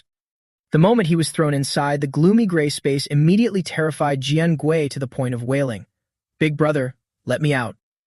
The invisible walls on both sides were pounded over and over by the guy with both hands, but it did nothing. Big brother, hurry up and let me out. Outside, Chen Luo only tightened his grip, and the space gate immediately produced a strange illusion. He thought calmly to himself, a white mouse has come knocking on its own. How could I possibly let him out right away? He'll keep watching for a few more days. If this brat dies, so be it. If not, then it counts as a big win. 3 days later, Jiangui was exhausted to the point that he could barely stand, but his mouth still would not stop begging for mercy. Big brother, if you do not let me out, I really will die in here. Maybe even heaven could not stand it anymore. After all those desperate cries, the space gate finally opened, and a sudden pull dragged him out before he could even react. The joy came too quickly, and Jiangui shouted at the top of his lungs, "Out, I am out at last." Too bad that before the afterglow could even set in, a new disaster dropped down at once. In front of him were 3 people with clenched fists and murderous eyes. It was exactly that brat from your family who forced the big brother to ask Yun Ding to marry him. To dare make that request means you do not take us seriously, right? Before he even finished, someone lost patience. Brothers, stop talking. Be him. So they dragged him off to the council hall, where Jiangui immediately begged for mercy. I will not dare do this again. From afar, Chen Luo just stood there with his arms crossed, looking calm as if he were watching a familiar play. Those 3 were all Yun Ding's suitors. They probably hit him pretty hard. This time, consider it a lesson for him. He casually leaned against the wall and studied the item in his hand. If the space ability is working, I should take the chance to improve it and expand it. That way, if I run into danger later and cannot fight back, I can at least bring a few teammates and get out alive. Less than greater than.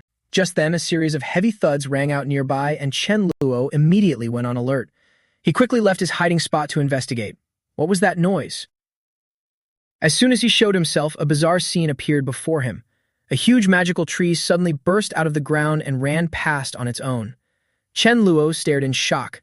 A tree can move by itself. Driven by curiosity, Chen Luo stepped over without hesitation and started chatting, still in that familiar casual tone. Hey tree, where are you rushing off to? The tree immediately stopped and shouted in frustration. Obviously, I came looking for you. So it turned out to be here to remind Chen Luo about an old matter. Because you joined the battle last time I gave you a lot of fruit. You clearly promised me that after the battle, you would bring me nutrient fertilizer and make up for the fruit I gave you, but you still have not shown up. Less than greater than. At once, Chen Luo hurriedly took out something else to soothe it, handing it over while explaining in a rush. Sorry, I had something to deal with and came late. Let's get started. Eat slowly. I will sit beside you. However many people you need, I will provide that many. The tree did not doubt him at all and immediately gathered everything in front of it for itself, while Chen Luo had already made a separate decision about the fruit. Chen Luo's lips curved slightly, and a smile full of obvious mischief appeared. I will not leave you any fruit. After eating its fill, the tree let out a satisfied laugh. This food is really high in nutrition. I did not expect it to help us bear fruit so much and so fast. At that moment, Chen Luo silently activated his time manipulation behind it. The surrounding space trembled slightly, then fell still. Time stopped. The whole tree froze in place as well. Chen Luo immediately seized the chance to move in, his eyes fixed on the newly set fruit. You cannot blame me. Who told you not to know when to stop? Eating these fruits will not help you anyway. Right after that, he calmly carried out a fake swap, swift and decisive. So just suffer through those sour apples. These fruits are for my teammates. They can help them level up fast. Everything was done, and Chen Luo casually returned to his original spot as if he had never left. With one hand, he quietly tucked the real fruit into storage, while the other formed seals to cast a spell. Time stopped. Release. The moment movement returned, the tree instinctively lifted the apple and brought it to its mouth. After just one bite, it vaguely sensed that something was off. Its doubtful voice rang out. Why does this apple taste strange? Chen Luo just laughed and looked away, sounding carefree and natural. Maybe some monsters grow different fruit. I keep my word. There is food now. Meanwhile, at the Beta Clan's stronghold, Sevi could not hide her worry and kept pressing Selen.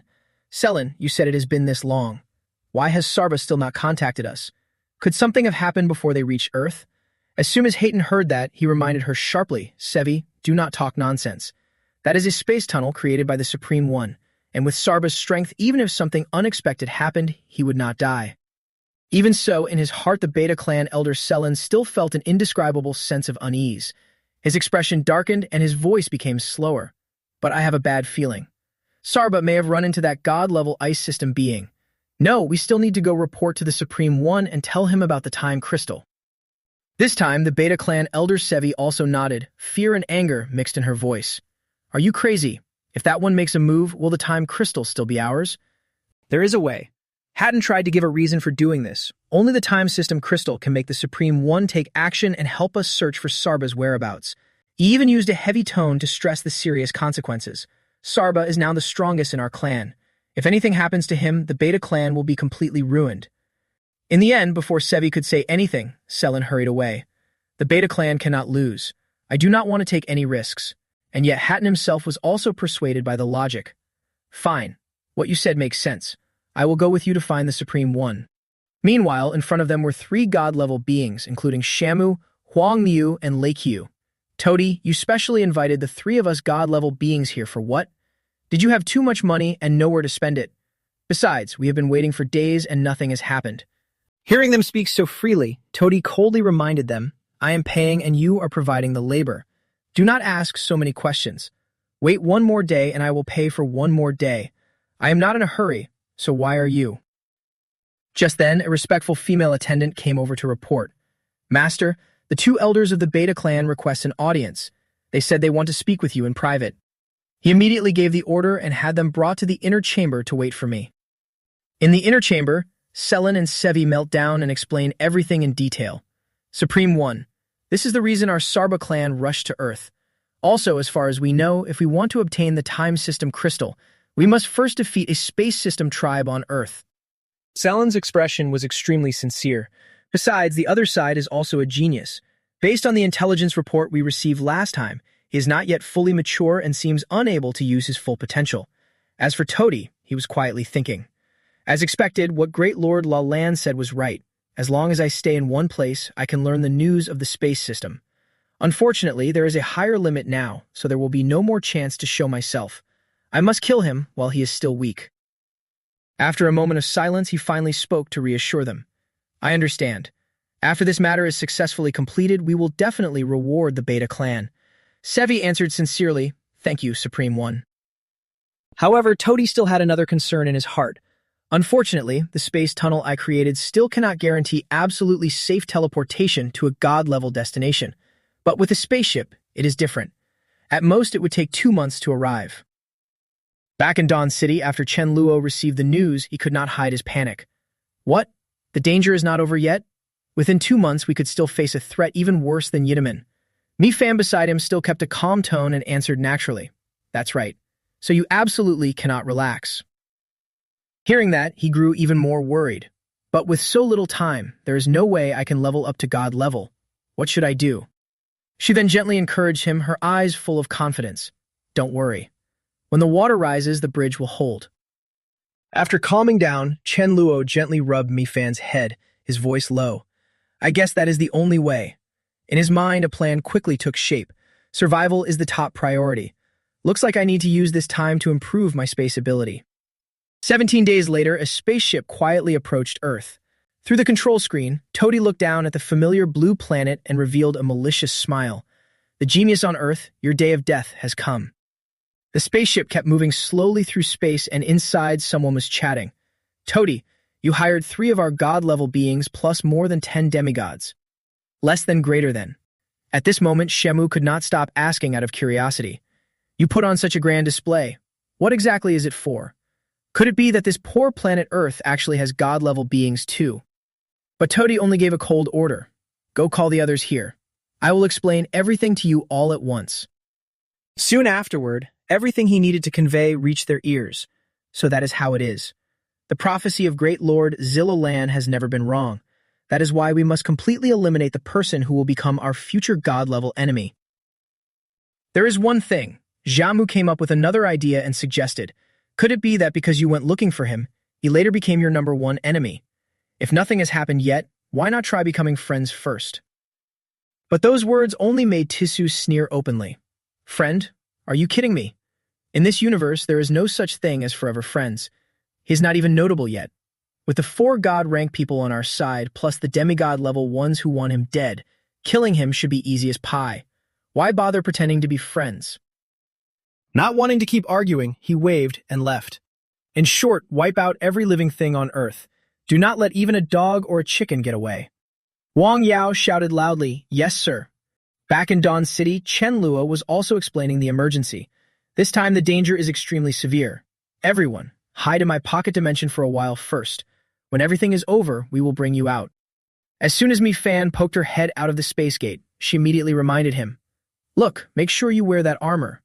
Hearing that, he felt reassured. Okay, I will do my best to survive. Then he sat cross-legged to cultivate. Spiritual energy from the hand seals moved around Chen Luo's body. Come on, final threat. Let me see how strong you really are. At the same time, in Earth's sky, Tiss's spaceship finally arrived. He announced to everyone, the ship is preparing to land. The moment he touched down, he got straight to business. Shamu, go find him. She eagerly took the order. Got it, leave it to me. Less than greater than. Shamu quickly reached a conclusion in her mind. Based on what Tisu said, this Earth native was only king rank or emperor rank. Then all I need to do is find beings of those two ranks. Her eyes went wide and stayed fixed so her clairvoyance could fully activate. The signals fused into a blazing flame, making Shamu grin in delight. Found him. The energy fluctuation of an emperor rank. The image of Chen Luo concentrating on his cultivation appeared, catching her off guard for a moment. Then she turned to warn him. Tisu, I think a sneak attack will not work. If I am not mistaken, he is wearing Aboan armor. How are you supposed to kill him? That newly supplied information shocked Tisu too. What? He is still wearing armor even when he is not in danger. Is he crazy? He immediately started guessing.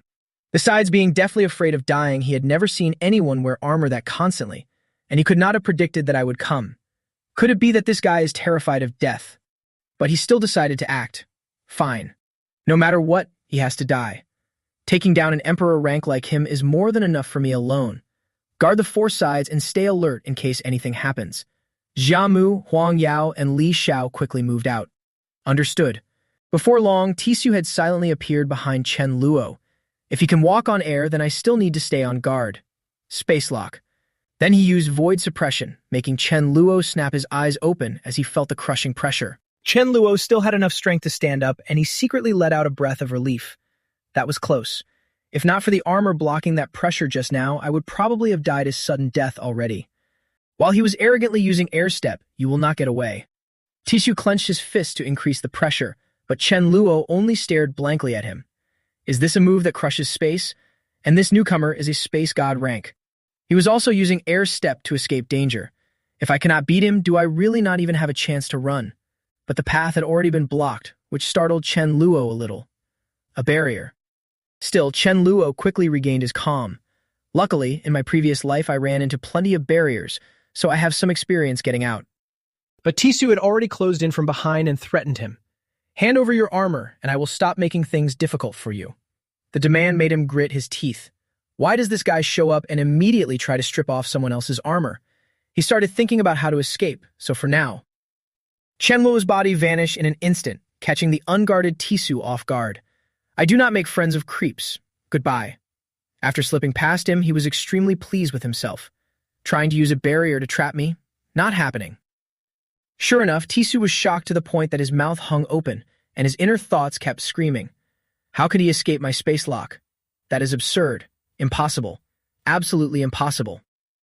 But Tisu kept stubbornly chasing after Chen Luo. He really is a genius. I have to kill him. Air step. The two of them kept chasing each other through the air like that.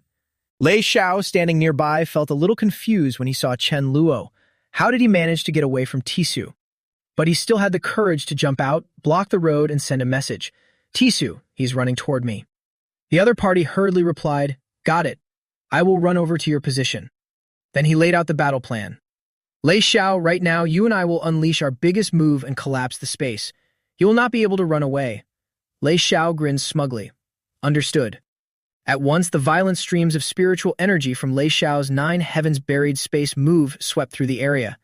The raging lightning bolts struck together at one point, shattering the barrier. Chen Luo himself was also caught in its encirclement and could not help panicking. This is bad. I cannot escape. Another wave of attacks slammed down, forcing him to resist with all his strength. Even so, Chen Luo still got through safely and found a way to escape. Good thing I have armor, or I would have been dead for sure from that strike. Air step. With the barrier blocking his view, Lei Xiao could only guess. If the two of us join forces, that guy is probably dead for sure. But Tisu thought otherwise. He was wearing armor, so he probably will not die, but he will definitely be badly injured. Full of confidence, Tisu eagerly wanted to go see the result. Normally, a space user trapped under a collapsing space cannot use air step. Come on, let us go in and catch him. However, when he got close, all he saw was a thick cloud of black smoke, leaving him confused. Where is he? Why can I not find him at all? Even Lei Xiao found this unbelievable. Impossible. Space has already collapsed, so there is no way he can still use air step. Then where could he be? Just then, Tisu's face darkened when he heard Sha Mu's report. The two of them are somewhere nearby. I feel like he is about to run toward our side. Of course, he did not fully believe that was true, so he frowned. How could that be? Not to mention whether he can even use air step when space is collapsing. Even if he can, how could he run more than 10,000 li? Are you sure your sense is not off? Being doubted like that made Sha Mu annoyed too. I am God rank. More than that, this is a special talent of our race. How could I be wrong? Cut the nonsense. Do you want me to help you find him or not? Meanwhile, Tisu was already boiling with killing intent. Find him. We have to find him. Otherwise, the consequences will be endless. Meanwhile, she still had the energy to keep casting her skill, but she could not help feeling puzzled. What is that Earthling's background exactly? How could he escape attacks from two God-rank powerhouses? I am starting to regret joining Tis's terrible plan. Xiaomu's pupils shrank as she began sweeping for signals. But if you take someone else's money, you have to do the job for them. You told me to find him. Before long, the image of Chen Luo hiding appeared in her mind. Found him. At this moment, Chen Luo was fully focused on cultivating beneath the blue sea. My title is not just for show. Take your time looking for me. Let us see whether you catch me first or I level up to God rank first. But a sudden hard thump in his chest made him open his eyes wide. Somehow, I have a bad feeling. So he decided not to linger any longer. Chen Luo immediately moved out. To be safe, I should change to another place. The moment he surfaced, a heaven-shaking and earth-shaking explosion came crashing down, making him exclaim in amazement. Seeing the violent waves ripple afterward, he let out a relieved breath. Good thing I ran fast, or I would definitely be dead. But how did they find me? A scent or some kind of trace? In the end, Chen Luo ignored what happened next and simply floated upward at his own pace. Fine, you are amazing. So I still cannot hide on the moon. Meanwhile, Tis's group had already arrived and there had been a bit of an argument. Sha Mu, are you sure this is his exact location? I am sure. He was here just now. Then why is there no one here? Even so, he was determined to keep chasing Chen Luo before he could feel at ease. I do not believe anyone can escape death at the hands of the 4 God-rank people on our side. Sha Mu keeps searching for his position. She could only obey from behind. Understood. 2 hours passed and Tisu could not help getting impatient. What is going on? Xiaomu honestly reported the bad news. I cannot find him. If I cannot detect him, then there are only 2 possibilities. Then she carefully explained her reasoning to him. Case 1. He keeps moving through the air just enough to evade my scan. Case 2. He is hiding inside layered space and I cannot track him at all. After understanding that, Lei Xiao immediately suggested changing the plan. No matter which case it is, it will consume his ability. Why do not we rely on speed and keep searching for him until he runs out of energy? But Tisu did not approve that idea. No need to make it that complicated. He was holding a far more brutal idea. Just destroy the entire Earth and that will do it. Not long after, Tisu stood alone in midair and began condensing spiritual energy. We should have done this from the start. No need to waste effort chasing him around. The energy source became more and more abundant and he was utterly confident. Too bad, this move will turn him into smoke and ash. I will not even be able to see his body. When Sha Mu saw Tisu's power erupt, she suddenly broke into a cold sweat. Why do I keep feeling uneasy? Meanwhile, Chen Luo was on the moon, and when he saw that blood-red stream of spiritual energy, he was extremely alarmed. This is the moon. It is so far from Earth, yet I can still see that blinding light. Then he immediately used Void Walk to head back. Those God-rank people look like they are up to something again. I need to go check to feel at ease. Before long, he silently appeared behind Tisu. What is that space user doing? It felt like a thunderclap when Chen Luo realized what the other side was up to. He wants to destroy Earth? When he saw that huge energy sphere, he quickly made a decision before it was too late. I cannot let this happen. Then Chen Luo appeared right in front of him out of nowhere. But Tisu did not act right away. Chen Lu's ability left him confused. He kept thinking Chen Luo was hiding inside layered space. He never expected him to show up on another planet. What are the limits of this guy's space teleportation? Just then, Chen Luo stood tall and threw out a challenge. If you have an issue, come at me. What skill do you have in destroying my home? Then he immediately threw back an attack to make it happen. Fine, then go die. Tisu's face twisted with rage, followed by a piercing scream. Die. On the contrary, Chen Luo grinned and secretly thought smugly to himself. The provocation worked. When he saw those two streams of firepower with terrifying strength being blasted out into space, he immediately used Void Walk. Chen Luo teleported to hide behind Tisu and watched the explosion, marveling inwardly. Good thing I managed to anger him and make him throw out those two power spheres. If Earth were destroyed, it would really vanish. After that, he deliberately raised his middle finger to taunt him, sending him into a rage. Trash. If you have the skill, then come chase me. As he escaped, Chen Luo smugly calculated in his head. I discovered that Void Walk in space can save a lot of energy. As long as I run for a while and then hide, I can recover my energy in time. Then I can run circles around him as much as I want. Seeing the target shoot off, Tisu also rushed up and chased closely after him. His face was full of rage as he barked loudly. I do not believe you can keep using Void Walk nonstop. Deep down, Tisu was also seething, telling himself that once his energy ran out, he would settle accounts with him one by one. 3 hours later in space, Chen Luo was still full of energy, weaving and spinning around. I am right here. Why are you still not catching up? Trash. Can you even do this? This made Tisu raise his brows in disbelief. 10 million li already? This punk has been running back and forth in space for 10 million li already. So he poured all his energy into a burst of speed, determined to speed up and catch that punk. Seeing Tisu closing in fast, Chen Luo secretly let out a breath of relief. His speed is getting faster and faster. When Tisu reached out and almost grabbed Chen Luo, he panicked and backed away, then told himself, God rank really is terrifying. Void Walk. Tisu's face darkened as he struck hard. Before Chen Luo could even breathe a sigh of relief, he sensed another change. Too dangerous. What is that? A crystal. Why does it have such a strong pull? Right behind him, a huge black vortex appeared, filling him with fear and panic. Oh no, if I get sucked in. Suddenly, Tisu's expression turned into stunned disbelief. No, why is it like this? This is a rare black hole. You could already picture what was about to happen, and unease rose in his heart. This black hole can suck in living things, then send them to any place in the universe. That means this guy will get away. Damn it, why is his luck so good? The more he thought about it, the angrier Tisu became, roaring non-stop. I will never accept this.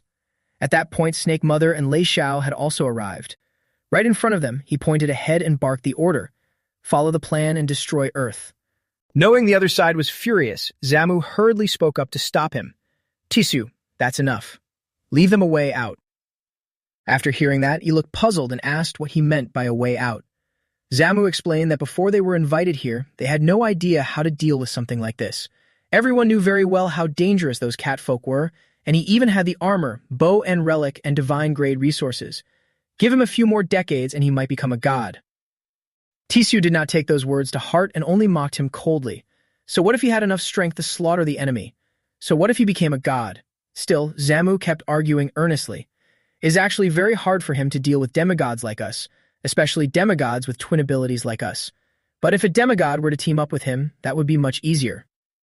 The image of Chen Luo wielding a sword and executing people flashed through his mind, pushing him to persuade them even harder. If he wanted to wipe out our race and destroy our lair, do you think he would show mercy? If he got pinned down, none of us would ever live in peace again. I do not want to spend my whole life in fear. Zamu kept talking up a storm. You have to think about the future of your race. You cannot completely offend him. Then he turned to the two people beside him to win over allies. What do you two think? Make your choice. Those sharp words made Li Xiao nod in agreement. That's right. He is too hard to deal with. I am not a fool. I cannot bet my entire clan on this. Huan now also agreed. Our precious daughter just came of age. I do not want her to suffer his cruel tricks later. He looked straight at the man before him and advised seriously. Tisu, even if you destroy Earth, it will not leave him a scratch. You would be wasting your strength for nothing. Better not do it. Lei Xiao nodded at once. Right. Please do this for the sake of our old friendship. Let this go. Seeing the three of them oppose him, he trembled with rage, roaring in his heart. So it really was like this. In front of Prophet, friendship means nothing. Then Tisu no longer held back and began scolding loudly.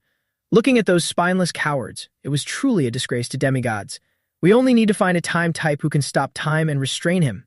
Once he finished, he suddenly thought of something. On Earth, was there not a time type who could stop time? Before boarding the ship, Tisu had already made a private plan. Once he recovered his strength, he would return to Earth and hunt down that time type. Then he coldly told the three demigods that if they were not on the same road, they should part ways here. Seeing that the situation could not be saved, Lei Zhao sighed. This friendship looks like it cannot continue. Jiamu also answered bluntly. Fine. Of course, there is no such thing as a free lunch. Money really is hard to swallow. Why now raise the most practical problem? Without a ship, it would take more than a year just to get home. The three of them all looked completely lost, and their faces showed helplessness. Meanwhile, in the vast universe, Chen Luo was thrown out by the black hole and spun around so badly that he felt dizzy and nauseous. Did I get forced out of the spatial crystal just now? Not long after, seeing the outer armor completely shattered, he thought to himself that the armor was ruined because of the mysterious teleportation power. He would need to find a new set right away. Chen Luo suddenly looked around uneasily. I vanished all of a sudden. That demigod will definitely take his anger out on Earth. Our home is probably gone by now. What should I do next? Am I supposed to wander this universe forever? He scanned every planet in the galaxy one by one. Something on the far side caught Chen Luo's attention, and he muttered to himself. There is a planet over there that does not look too bad. He immediately used teleportation to move there. The moment he arrived, Chen Luo could not help praising it. He had not expected there to still be a planet in the universe with such fresh air. The scenery was beautiful too. He looked ahead suspiciously and thought it over. That cave seems like a good place to stay. Too bad I brought too many people with me. We probably cannot all live there. Still, Chen Luo had no choice but to bring the members outside. As soon as they landed, Dazu asked, Boss, what's the situation now? Hong Dang was equally concerned. Your Majesty Hai Wang, is the battle over? Mi Lap also looked worried. Brother Chen Luo, are you all right? Faced with everyone's questions, he told himself to keep quiet. To avoid shocking them, he should not mention that Earth might already be destroyed. Then he comforted them. I'm fine. It's just that for some reasons we can only leave Earth for a while. Think of it as a trip. This place will be our temporary stop.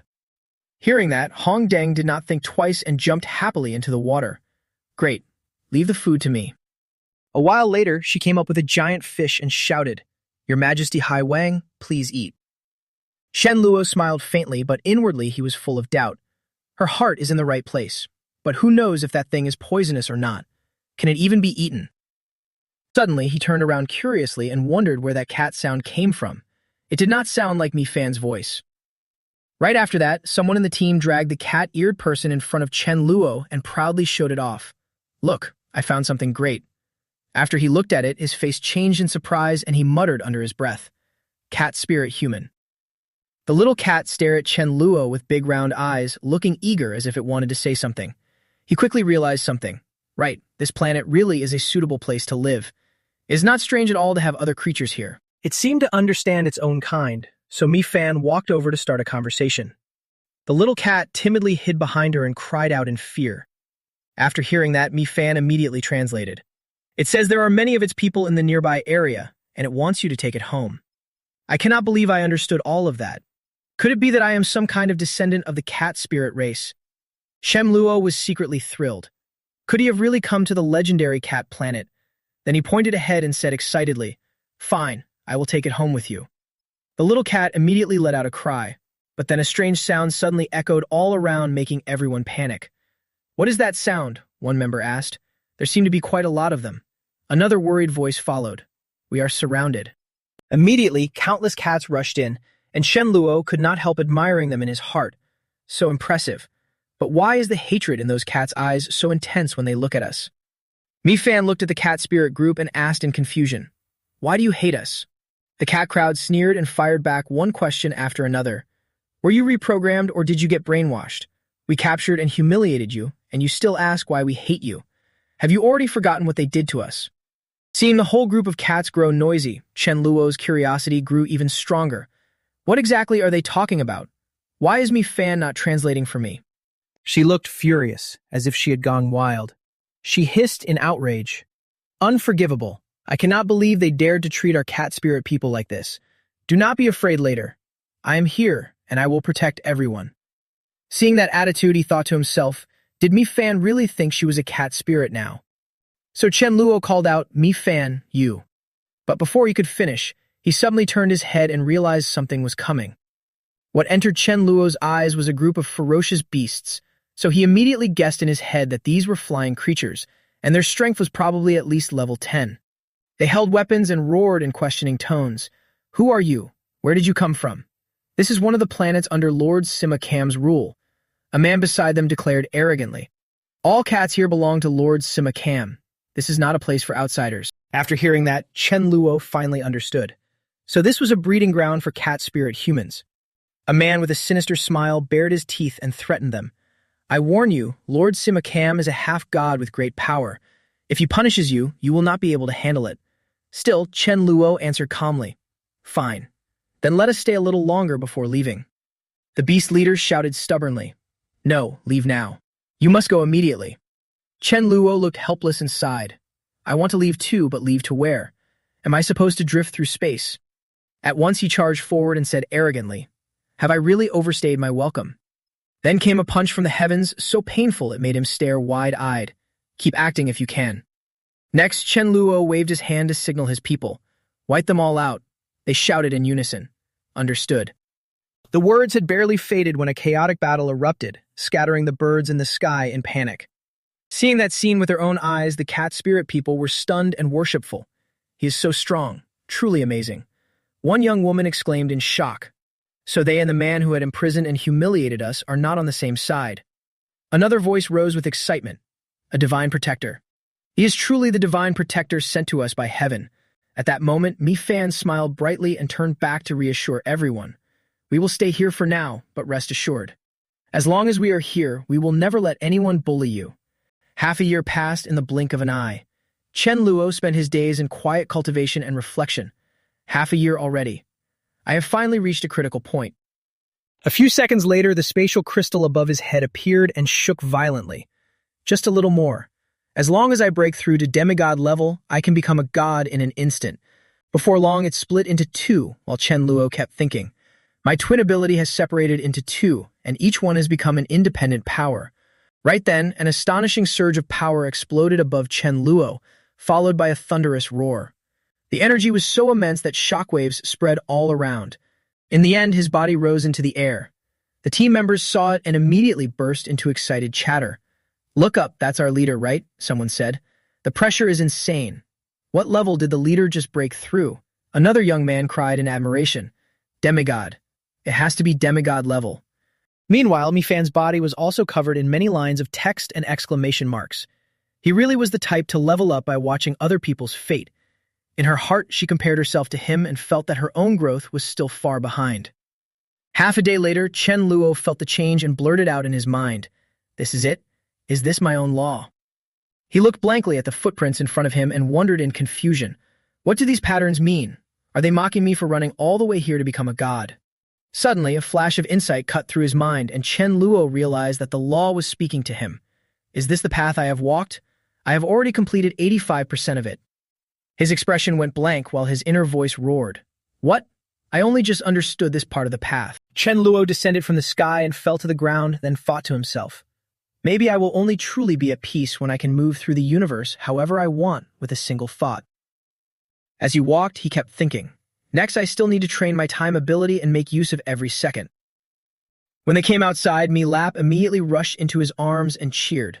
"Congratulations, Chen Luo." At that moment, everyone in the group cheered with joy. "Amazing. We have a demigod protecting us now." A young man grinned in agreement. "Right. From now on, we can finally relax and stop worrying." When his eyes met the person in front of him, he was secretly surprised. Mi Fan also had rune patterns on her body, but she clearly was not at demigod level yet. And what was with that color? Could it have changed because of her emotions? Then Chen Luo grinned wickedly, and an evil idea flashed through his mind. If I punch her and make her cry, will the runes on her body turn black? But her voice pulled him back to reality. A very weak enemy was coming, the beast who slaughtered the cat spirit people. Mi Fan's face showed clear rage and indignation. Chen Luo would definitely give him 100 slaps. He asked in surprise, "Is that the half-god Sima Kam? He really picked the perfect time to show up." Suddenly, she looked up at the sky and screamed, "Bad news. That weakling seems to have seen your godlike light and decided he could not beat you, so he ran. Shen Luo quickly comforted her. Do not worry, he will not get away. He cannot escape my path. In a flash, he appeared behind Sima Cam and said in a cold voice, So you finally came. Why the rush? He was shaking all over, his speech stammering. How did you find me? In that instant, Sima Cam panicked completely.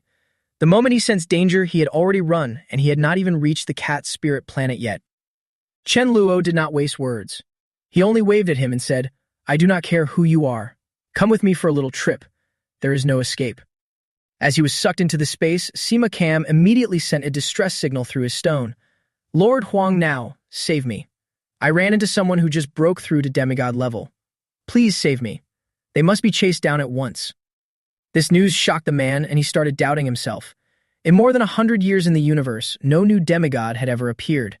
Who exactly was this newly promoted demigod? Huang Now replied confidently through the stone. Do not panic. Say my name. It will definitely save face for me. I will be there in about 10 minutes. Just think of a way to buy time first. Meanwhile, on the cat spirit planet, Sima Cam knelt respectfully and spoke. Lord Beetle, I did not know you were here, sir. If there is any place I have offended you, I will definitely apologize. He folded his hands in salute and kept begging. But sir, I am a follower of Lord Huang Now. Please show some respect to Lord Huang Now and spare me this once. That unfamiliar name puzzled Chen Luo. Huang Now. Who is that? Never heard of him. Then he raised his hand and answered with clear disdain. Even though your attitude is very good, Lord Mi Fan has already spoken. Then came a slap like a falling mountain, along with a sentence of punishment. I will give you 100 slaps, not one less. Count them yourself. Sima Cam was beaten until he wailed in pain. Less than greater than. Seeing that he still would not listen, Chen Luo both used force and kept provoking him. He would not even count them. Did he want me to start over? Sima Cam gritted his teeth through tears and answered, Do not. 1, 2, 3, 4. A moment later, his face was swollen beyond recognition, with weak and wheezing breaths. 100. It hurts so much. After he finished, he held up a hand and asked curiously, All right, who is this Lord Huang Niu you are talking about? Can you explain a bit? Ma Cam hurriedly said, Lord Huang Niu is an Earth-type god. He ascended to godhood more than 30,000 years ago. Once he learned the guy's identity, Chen Luo sneered inwardly, so that's how it is. But no matter. At any rate, nobody was his match, and there was no need to take offense. What he needed now was to find out the whereabouts of the space god. He kept probing for more details. So if you know how many space gods there are. Just as he was about to get an answer, a streak of light suddenly shot toward Chen Luo from behind. A moment later, it landed on the ground, and Ma Cam's face lit up with joy. Big bro is here. Seeing the person in front of him turn around, Huang Niu kept getting suspicious. Even a fire god was not this fast. This brat is way too abnormal. It hasn't been long at all, so how could he already have become a god? And when he saw that familiar face, Chen Luo shouted in shock, Ma Cam, so it was you. Running into an enemy made Huang Niu look panicked, sweat pouring down his face. Next, he started to back away, planning to run and tell someone else. He had to report this immediately. But Chen Luo was not about to let him off. He waved his hand, cast a spell, and shouted, Where do you think you're running? Because the situation was critical, Huang Niu hurriedly turned around and used a secret move to block it. But then his mind suddenly cleared while he was thinking it over. Wait a second. This brat is furious right now and cannot think straight. If I help him vent all of it, maybe you will calm down and talk to me. Thinking that, Huang Niu immediately recited an incantation, Fall. Outwardly he was resisting, but inside he kept reassuring himself that if he could survive this, it would not kill him. Better is show this brat a little mercy. After all, I am a god. Getting hit a few times will not matter. Watching him scream in pain amid the flames, Ma Cam was extremely puzzled. Why is this happening? A just-ascended god beating an earth god so badly he cannot even fight back. But those punches are nothing to be scared of. Shen Luo saw that and could not help feeling confused. Am I really that strong? This earth god is too weak. Even a runaway god like me can scare him off. As the attacks eased, Huang Niu quickly pleaded, Don't hit me anymore, brother. Take it slow. I actually have good news for you. And since you just ascended to godhood, you probably still do not understand a lot. Ask me anything. I can answer it all. Hearing that, he finally stopped and said coldly, Good news. Are you telling me that everyone except you is already dead? Those words made him break into a cold sweat. In his heart, he was speechless. This mouth of his is lethal. Huang Yu turned back, waved a hand, and ordered, "Ma Kam, keep your distance and stay on guard outside." He obeyed at once. "Yes, big bro." Then he took out a crystal that projected an image of Earth and said, "I heard that the one most eager to destroy your home planet has been blocked by us." That was an act of resentment born of helplessness. Thinking of what happened then, Huang Yu continued, "We even had to join forces to protect your planet." Chen Luo lightly touched the projection, moved by the thought that Earth was still there and home was still there. He spoke sincerely. "We did all this because we felt that you would definitely become a god someday. There was no need to make an enemy of you. Besides, we also wanted to use this to resolve the grudge between us." The image of the enemy flash in his mind and anger made him hiss. So the space god's name is Tisu. Chen Luo silently made up his mind. Finally, he knows who the enemy is. If the three of them can be let off, Tisu absolutely cannot. Less than greater than. Then he folded his arms across his chest and asked solemnly, "Why is he looking for me?" Huan Miu looked very troubled. "Don't make this hard on me. I know the answer and I want to tell you, but I cannot." In his mind he thought, if I say it, that would be like dragging Zilanla into the water. Offending the purple orchid lady would not end well. With his quick wit, Chen Luo more or less guessed it. There must be someone behind him pointing the finger, and that person cannot be offended. Huan Miu hesitated before answering, "Right, but not entirely." He went on for a long while, saying that the person behind him definitely did not mean to target you. At most, he only mentioned something related to you. As for Tisu, that fool caused the trouble himself. So I suggest you find the real target. Do not dig up the roots only to end up offending someone else. After hearing that, he thought for a moment. The person behind him sounded terrifying. In the end, Huang Yu capped it off with one sentence. "To put it simply, I cannot say any more about this. You can only go ask Tisu yourself." Chen Luo had no intention of arguing. "Fine. I just stepped into godhood. Is there a higher realm above godhood?" With that said, he spread out a cloth on the ground and smiled warmly. "Come on, brother, sit down and we can talk slowly." Huang Yu poured him a drink and spoke in a long, emotional tone. "I am 35,623 years old. I have been a god for more than 30,000 years, and I have never heard of any rank above godhood." He poured Chen Luo a drink with a grin and kept talking. "Since you just became a god, I think you currently have only one law. If your other abilities also have laws, then you would have a second law." Since he had been around longer, Huang Yu understood the explanation. Gaining a few more laws is the key factor in judging a god's strength, but it is not absolute. How far has your space ability developed? He answered briefly, 85%. Huang Yu immediately gave him a thumbs up. Amazing. If you can reach 100%, you should be able to ascend to godhood. But then Huang Yu looked thoughtful again and sighed. Too bad you are not an attack type.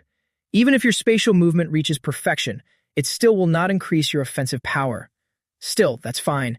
Every attribute has countless different kinds of power. A moment later, he said earnestly, "I suggest you go deeper into the spatial sense layer. Inside, there are spatial powers. If you master them well, sooner or later, you will be able to comprehend spatial laws."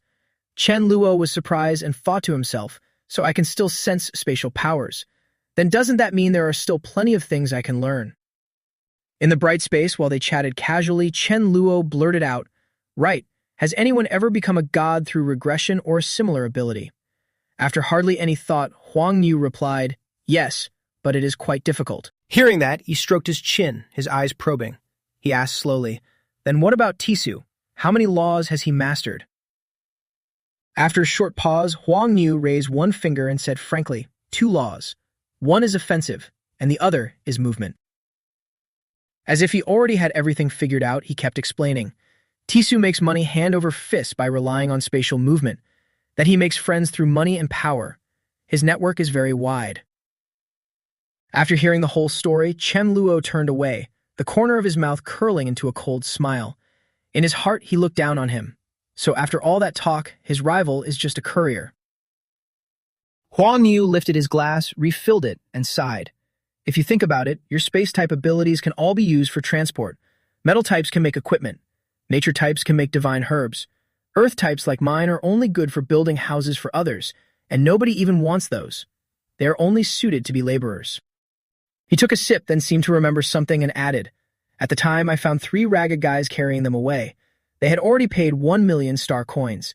He said that if it worked out, he would add another 2 million star crystals. This made Chen Luo sit up at once. Star crystals? The word slipped out before he could think. Right after that, he took out a purple stone and held it up for a closer look. Is this it? Huang Yu glanced once and nodded. Yes, that's the one. As he recalled a mountain of glittering star crystals, Chen Luo could not help thinking to himself that with so many crystals stored in Utiman space, 1 million was still a huge sum. As soon as the thought ended, he immediately asked how much this star crystal was worth. Less than greater than. At that moment, Huang Yu suddenly pictured two pretty girls in his head. His eyes flickered, and he slowly explained that an ordinary cat was worth half a star crystal. If it were a high-grade cat girl, then... He paused for a moment, his cheeks turning red with embarrassment, and covered his face while chuckling. A high-grade cat girl could sell for as much as 10,000 star crystals. Those words made Chen Luo fall into silence, and a quiet thought spread through his mind. So all the cats on this cat planet are only worth that much? Suddenly, Huang Yu's expression turned serious and his temper cooled. Then he calmly shared a shocking piece of news. That's right, boy. Even though your spatial movement is useful, it's not unbeatable. Right now, there are 2 ways to suppress you. Though I cannot do it myself, wait, 2 ways. Chen Luo immediately leaned forward in excitement and blurted out, What? There are 2 ways. Huang Yu lifted both hands and seemed to conjure 2 invisible objects in the air before slowly explaining. A time god can stop time and freeze you in place. A psychic god can make you briefly lose your balance. That made Chen Luo feel a little uneasy. I am not afraid of time stopping, but psychic powers are a bit troublesome. Then Huang Yu, as if thoroughly worked up, became even more enthusiastic and continued. Do you know how many of the strongest gods there are now? Before Chen Luo could react, he gave the answer himself. They either possess 6 laws of the same type or 8 dual-type laws. That information shocked Chen Luo. His voice rose in astonishment. So strong? At that moment, Huang Yu's mind flashed with Zilanla's silhouette. His eyes deepened and he said slowly, Of course. The strongest law especially has to be karma. If you offend someone, karma will bring punishment. The ending will be miserable. To make it sound more intimidating, he added that after the person dies, they can still be reborn. Meanwhile, Chen Luo inexplicably thought of Mi Fan. His thoughts drifted to karma and reincarnation, but the idea flashed and faded quickly. He felt a little regretful. Why does that sound kind of like Mi Fan? Too bad Mi Fan's current strength is still too low to do anything to a god. By then, evening had fallen. Huang Yu hurriedly took out a black card and said, Enough, enough. Let's not talk about this anymore. There are 2.8 million star crystals in here. Take it as my apology gift to you. Chen Luo's gaze stopped on the card. His face did not change, but inside he was grumbling. 8 million? Why is that so little? If I came back to life, I should be worth at least 1 billion. Seeing the slight dissatisfaction on his face, Huang Yu immediately became eager and shoved the card into Chen Luo's pocket while soothing him in a hurry. Brother, don't look down on it. If not, I will have Tishu add another 1 million star crystals for you. Hearing that, he finally gave in and nodded reluctantly. Fine. Thanks, big bro. Before they parted, Huang Yu did not forget to give a warning. His tone turned much more serious. After you reach godhood, it's best not to act rashly. Move carefully and keep a low profile. If there is nothing else, I will go first. Chen Luo also stood up happily and casually waved him off. Sure, go on, big bro. A while later, he moved beside Mi Fan. A lot of thoughts still lingered in his mind. The rune on Mi Fan's body must represent her special law, fate. Chen Lu's eyes skimmed over the runes on the girl and a thought slowly formed in his head. Too glaring. If someone else notices it, it will definitely bring trouble. Thinking of that, he took the initiative to remind her, lowering his voice a little. Mi Fan, is best not to let anyone else see the runes on your body. She looked up and answered, Don't worry. I know when to show them and when not to. Chen Luo sat down beside her and spoke with a lot on his mind. Mi Fan, tell me, what should I do next? He paused, then continued to explain his thoughts. The organization will definitely come looking for us. Right now, I still cannot kill him. Besides, I also want to buy some new gear, but I do not have enough money. After hearing that, she blinked and said with a playful tone, Even if you are not the best fighter, you are definitely the best at running, right? That made Chen Luo snap back to attention. He grinned instantly and shouted, Right, I can just go to a store and buy it without money. As soon as he said that, Chen Luo stood up at once and shared his plan. I am going to another planet now to see whether there is any suitable equipment. But before he could even take a step, Mi Fan suddenly jumped up and wrapped her arms around him, her tone unusually soft and clingy. The distance between planets and space is so far. If you go alone, it will take you months. Take me with you. I am bored here all the time. It sounded reasonable enough. Chen Luo hesitated for a moment, then finally softened. Fine. I will bring a few more people along too. It would also be nice to go out and get some fresh air. Hearing that, she immediately lit up, her eyes curving like crescents as she cheered with excitement. Great. Let's go shopping. Besides, I have a feeling you will find the things you need. Cut to 2 months later. By then, he had arrived in another world called Pleasure Planet, created by a Level 9 civilization named Volsi.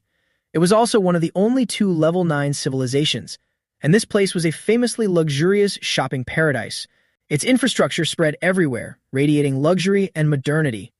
Here you could encounter countless races from across the universe, and you could use money to enjoy everything the universe had to offer. After that, Chen Luo led everyone around the central district. In the crowd, a shocked voice rang out.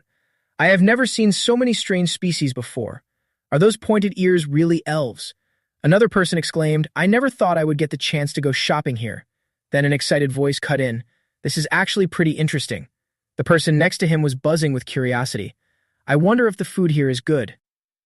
Unlike everyone's amazement, Mi Fan's face was full of excitement. Her eyes were bright as she asked, Brother Chen Luo, where are we going first? Chen Luo did not hesitate and answered as if he had already planned it, with a slight smile on his lips. Let's go straight to the big shopping district. At that point, Chen Luo pointed toward a towering building in the distance, his aura surging as he declared boldly, Whatever it is, as long as you like it, I will buy it. Hearing that, the whole group instantly got fired up, cheering nonstop. And then once they stepped inside, everyone left with wide grins, their arms full of all the gifts they had chosen. Next, Chen Luo's group moved to the Yun Duo restaurant to enjoy lunch. In the luxurious private dining room, he held the menu and kept pointing and choosing without stopping. This one, and this one too. He paused, waved away a few dishes, and then said bluntly, We are not eating those. Bring us 1 serving of everything else. The waiter was completely baffled when he heard that and quickly confirmed it again. Sir, are you sure you want that many dishes? Before the other person could finish, Chen Luo already reached out his hand. A glossy black card appeared in his palm and his tone turned crisp and confident. Enough talk. Bring the food up. Once the waiter saw the shiny card slap into his face, his attitude vanished without a trace. All that was left was reverence. Yes, sir. Please wait a moment. The dishes you ordered will be brought up right away. Not long after, the food was served all over the table. The whole group happily dug in and ate until they were stuffed, sweeping everything clean. The table was left spotless, with nothing remaining. A while later, the waiter came back with a sheet of paper in his hand. His steps were a little hesitant, and he bowed slightly as his soft voice rang out. Sir, sorry to bother you for a moment. The day after tomorrow, we will be holding a private auction. He handed the paper with 3 illustrations up to the boss and continued carefully. Given your status, if you are interested, you are welcome to attend. Chen Luo's eyes skimmed over the 3 items on the paper. His pupils tightened, and a flash of shock mixed with joy rose in his heart. This is a psychic defense armor. It is exactly what I need. Instinctively, Chen Luo glanced at Mi Fan, who was casually eating. She looked so carefree she did not notice a thing, yet he happily thought to himself that she had mailed it again. Sure enough, I will find what I need. Because he was especially interested, Chen Luo pointed at the list on the paper. His eyes showed clear concern. Have these things arrived yet? But facing that question, the waiter could only give a vague explanation. Sir, I am not sure either. The auction is the day after tomorrow, so they are probably still in transit. After hearing that, Chen Luo stroked his chin, and a hard-to-read smile slowly appeared at the corner of his mouth. Finally, he nodded lightly, as if everything was clear. I see. But in his heart, another calculation had quietly taken shape. Once the goods arrive here, I can make my move. 2 days later, Chen Luo had changed his appearance. Standing before a bright mirror, he admired his new look and quietly reorganized his entire plan in his head. I have already stuffed those Mi Fan people into the space ability. All that remains is to grab the item and run immediately. Thinking that, Chen Luo swaggered out in a completely different disguise. Deep inside, he had already confirmed his new identity. From now on, my name is Yu Li. Not long after, at the auction house, the host was giving the opening speech on stage, his voice echoing through the entire hall. Welcome, honored guests, to today's auction. He pulled away the white cloth covering the cage and revealed a girl, then introduced her. This is today's first item. I hope everyone will be excited. Chen Luo's eyes immediately locked onto the figure, and he could not help rubbing his hands together in anticipation. Could this really be the legendary fairy beauty? And that bracelet too. It looks like some kind of binding tool. Just as Chen Luo had predicted, the auctioneer wasn't done. He already had a leather whip ready in his hand. A chilling aura emanated from him as he slowly stepped onto the stage and began to introduce. This is a Dola Blossom fairy of the Emperor rank. The Dola clan possesses the ability of eternal youth. Furthermore, her power allows her to maintain this youthful appearance for 2,000 years. After his presentation, he cruelly lashed the girl with the whip, completely unfazed. The auctioneer continued his sales pitch in a cold voice. All of her kin are already under the control of their buyers. When purchasing her, there is absolutely no fear of betrayal. At that moment, a floral fragrance wafted from the Blossom Fairy, accompanied by pained whimpers. In stark contrast, his voice resonated, devoid of any emotion. Starting price: 100,000 violet crystals. The entire hall immediately erupted in a clamor. Greedy eyes collectively focused on the cage. One person let out a cunning chuckle, a look of excitement on his face, finding it somewhat amusing. Another mentioned the unique advantage, the Blossom Fairy's eternal youth. Amidst the commotion, Chen Luo merely observed in silence. A deep sense of pity welled up within him. This was the sorrow of the weak. After a brief deliberation, the crowd below began frantically raising their bidding paddles. The price continuously soared, with no one willing to concede. One shouted, raising the price to 150,000. Before the hall could settle, another screamed, "I'll buy it for 200,000. Another voice cut in, pushing the price directly, 350,000. Sell it to me. Immediately after, an arrogant voice echoed through the hall. She belongs to me. 380,000. When the highest bid was confirmed, the auctioneer's face immediately showed satisfaction. Without hesitation, he gleefully announced the result. Sold. 380,000 violet crystals. Congratulations to the esteemed guest who has won the Blossom Fairy. Chen Lu's gaze swept over the girl's sorrowful, crying figure in the iron cage. He could only purse his lips, murmuring to himself, "There are so many pitiful people. Can I save them all? Sorry, but I'm not a good person either." Before the hall could quiet down, the auctioneer brought out the next item. A purple flower emitting a faint light, an extraordinary aura radiating from it. The next item up for auction is an Emperor-grade Ascension herb. Using it allows one to directly possess the potential of an Emperor-tier practitioner. Less than greater than. Standing center stage, he gesticulated wildly, his tone full of excitement. Esteemed guests, you absolutely mustn't miss this. Starting price, 300,000 violet crystals. Below, Chen Luo was also calculating in his head. This isn't bad, huh? I remember Dazu was always anxious about Ma Yu being stuck at level 8. Both of them have been loyal to me for so long. For the sake of sentiment and logic, I should buy this for them. No sooner thought than done, he raised paddle number 38. Chen Luo's bid was decisive, without a hint of hesitation. 650,000. As soon as the number echoed, the auctioneer's face lit up with excitement. He spared no praise, raising the paddle straight to such a sky-high price. Congratulations to the esteemed guest for winning the Ascension herb. Truly, the demeanor of a boss. Next, before the atmosphere could settle, the third item was presented. The auctioneer continued his eloquent remarks. Esteemed guests, please continue to watch. This is a helmet crafted by Master Norton, specifically designed to counter mental attacks. This helmet can absolutely guarantee immunity to demigod-level attacks on the head and significantly reduce the power of god-tier attacks. Its rank has reached level 3 and its remaining usage time is 8,526 years. As usual, concluding the introduction, he gestured towards the treasure and loudly announced, starting price, 8 million violet crystals. Hearing this, even knowing it was precisely what he needed, Chen Luo still felt a trace of bewilderment. No way does something with a limited lifespan, not eternal, actually cost that much? Does the metallic system earn money like that? Should I nurture Long Wu more? At the same time, bids began to ring out continuously below. One person opened with 1 million. Another immediately yelled a higher price, 1,200,000. An arrogant voice interrupted, asserting, "This item belongs to me. No one else should even think of vying for it. 1,100,000. Chen Luo watched the scene as if it were a farce, a cold smile forming inwardly. Keep bidding, you lot. My purchase of that other item already saved you some face. Now it's your turn to give me some respect." The atmosphere around grew increasingly lively. Someone scoffed loudly, 1,100,000, and so arrogant. Those words ignited the envy of others. One person chimed in, that's right. Auctioneer, I bid 1,150,000. Not stopping there, another brashly pushed the price further. This old man bids 1,180,000.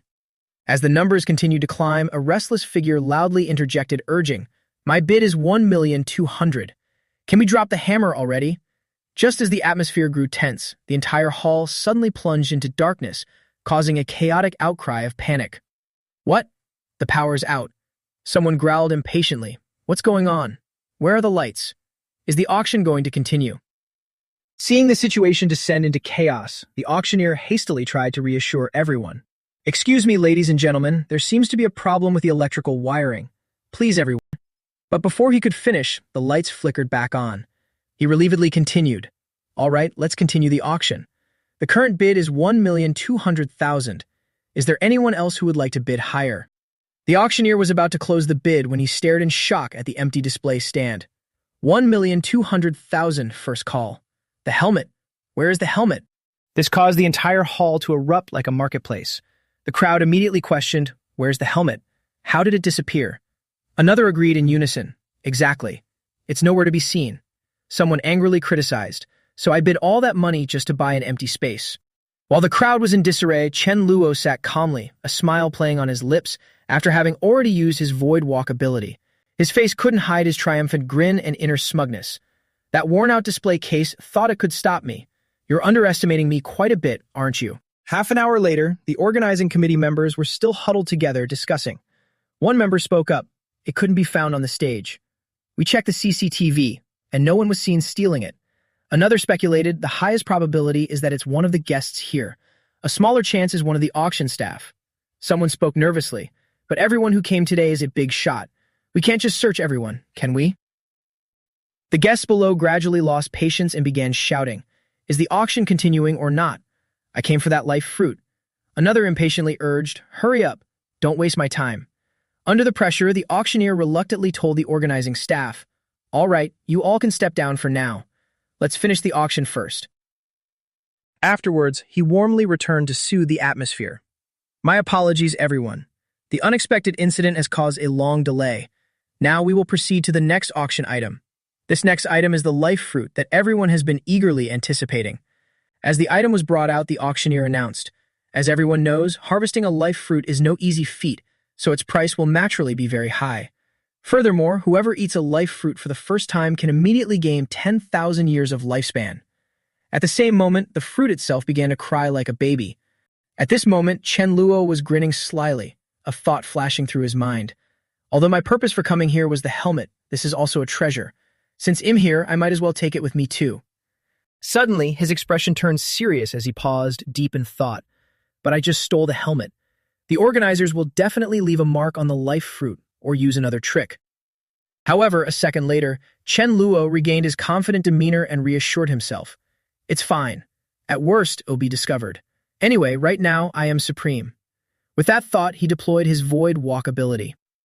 The audience had completely lost patience by now, continuous exasperated voices demanding, "Enough with the useless chatter. Just start already." The auctioneer glanced at the item, feeling a bit uneasy, but still hastily continued the procedure. "All right, the starting price for the life fruit is..." Before he could finish his sentence, the display stand in front of him was once again empty, causing him to scream in panic on stage. Before the eyes of the entire audience, the life fruit inside the tray had vanished without a trace. Meanwhile, Chen Luo had nonchalantly returned to his seat. A slight smirk played on his lips as he thought to himself, "I'll just quietly observe how you all try to find the culprit." The organizing committee immediately began their investigation. One person confidently remarked, "The hall is sealed. The culprit must still be inside." The brown-haired man added, "Fortunately, the life fruit is a living entity, so it can't be stored in a spatial void." Another in the group agreed, "Exactly. So a quick search is all that's needed."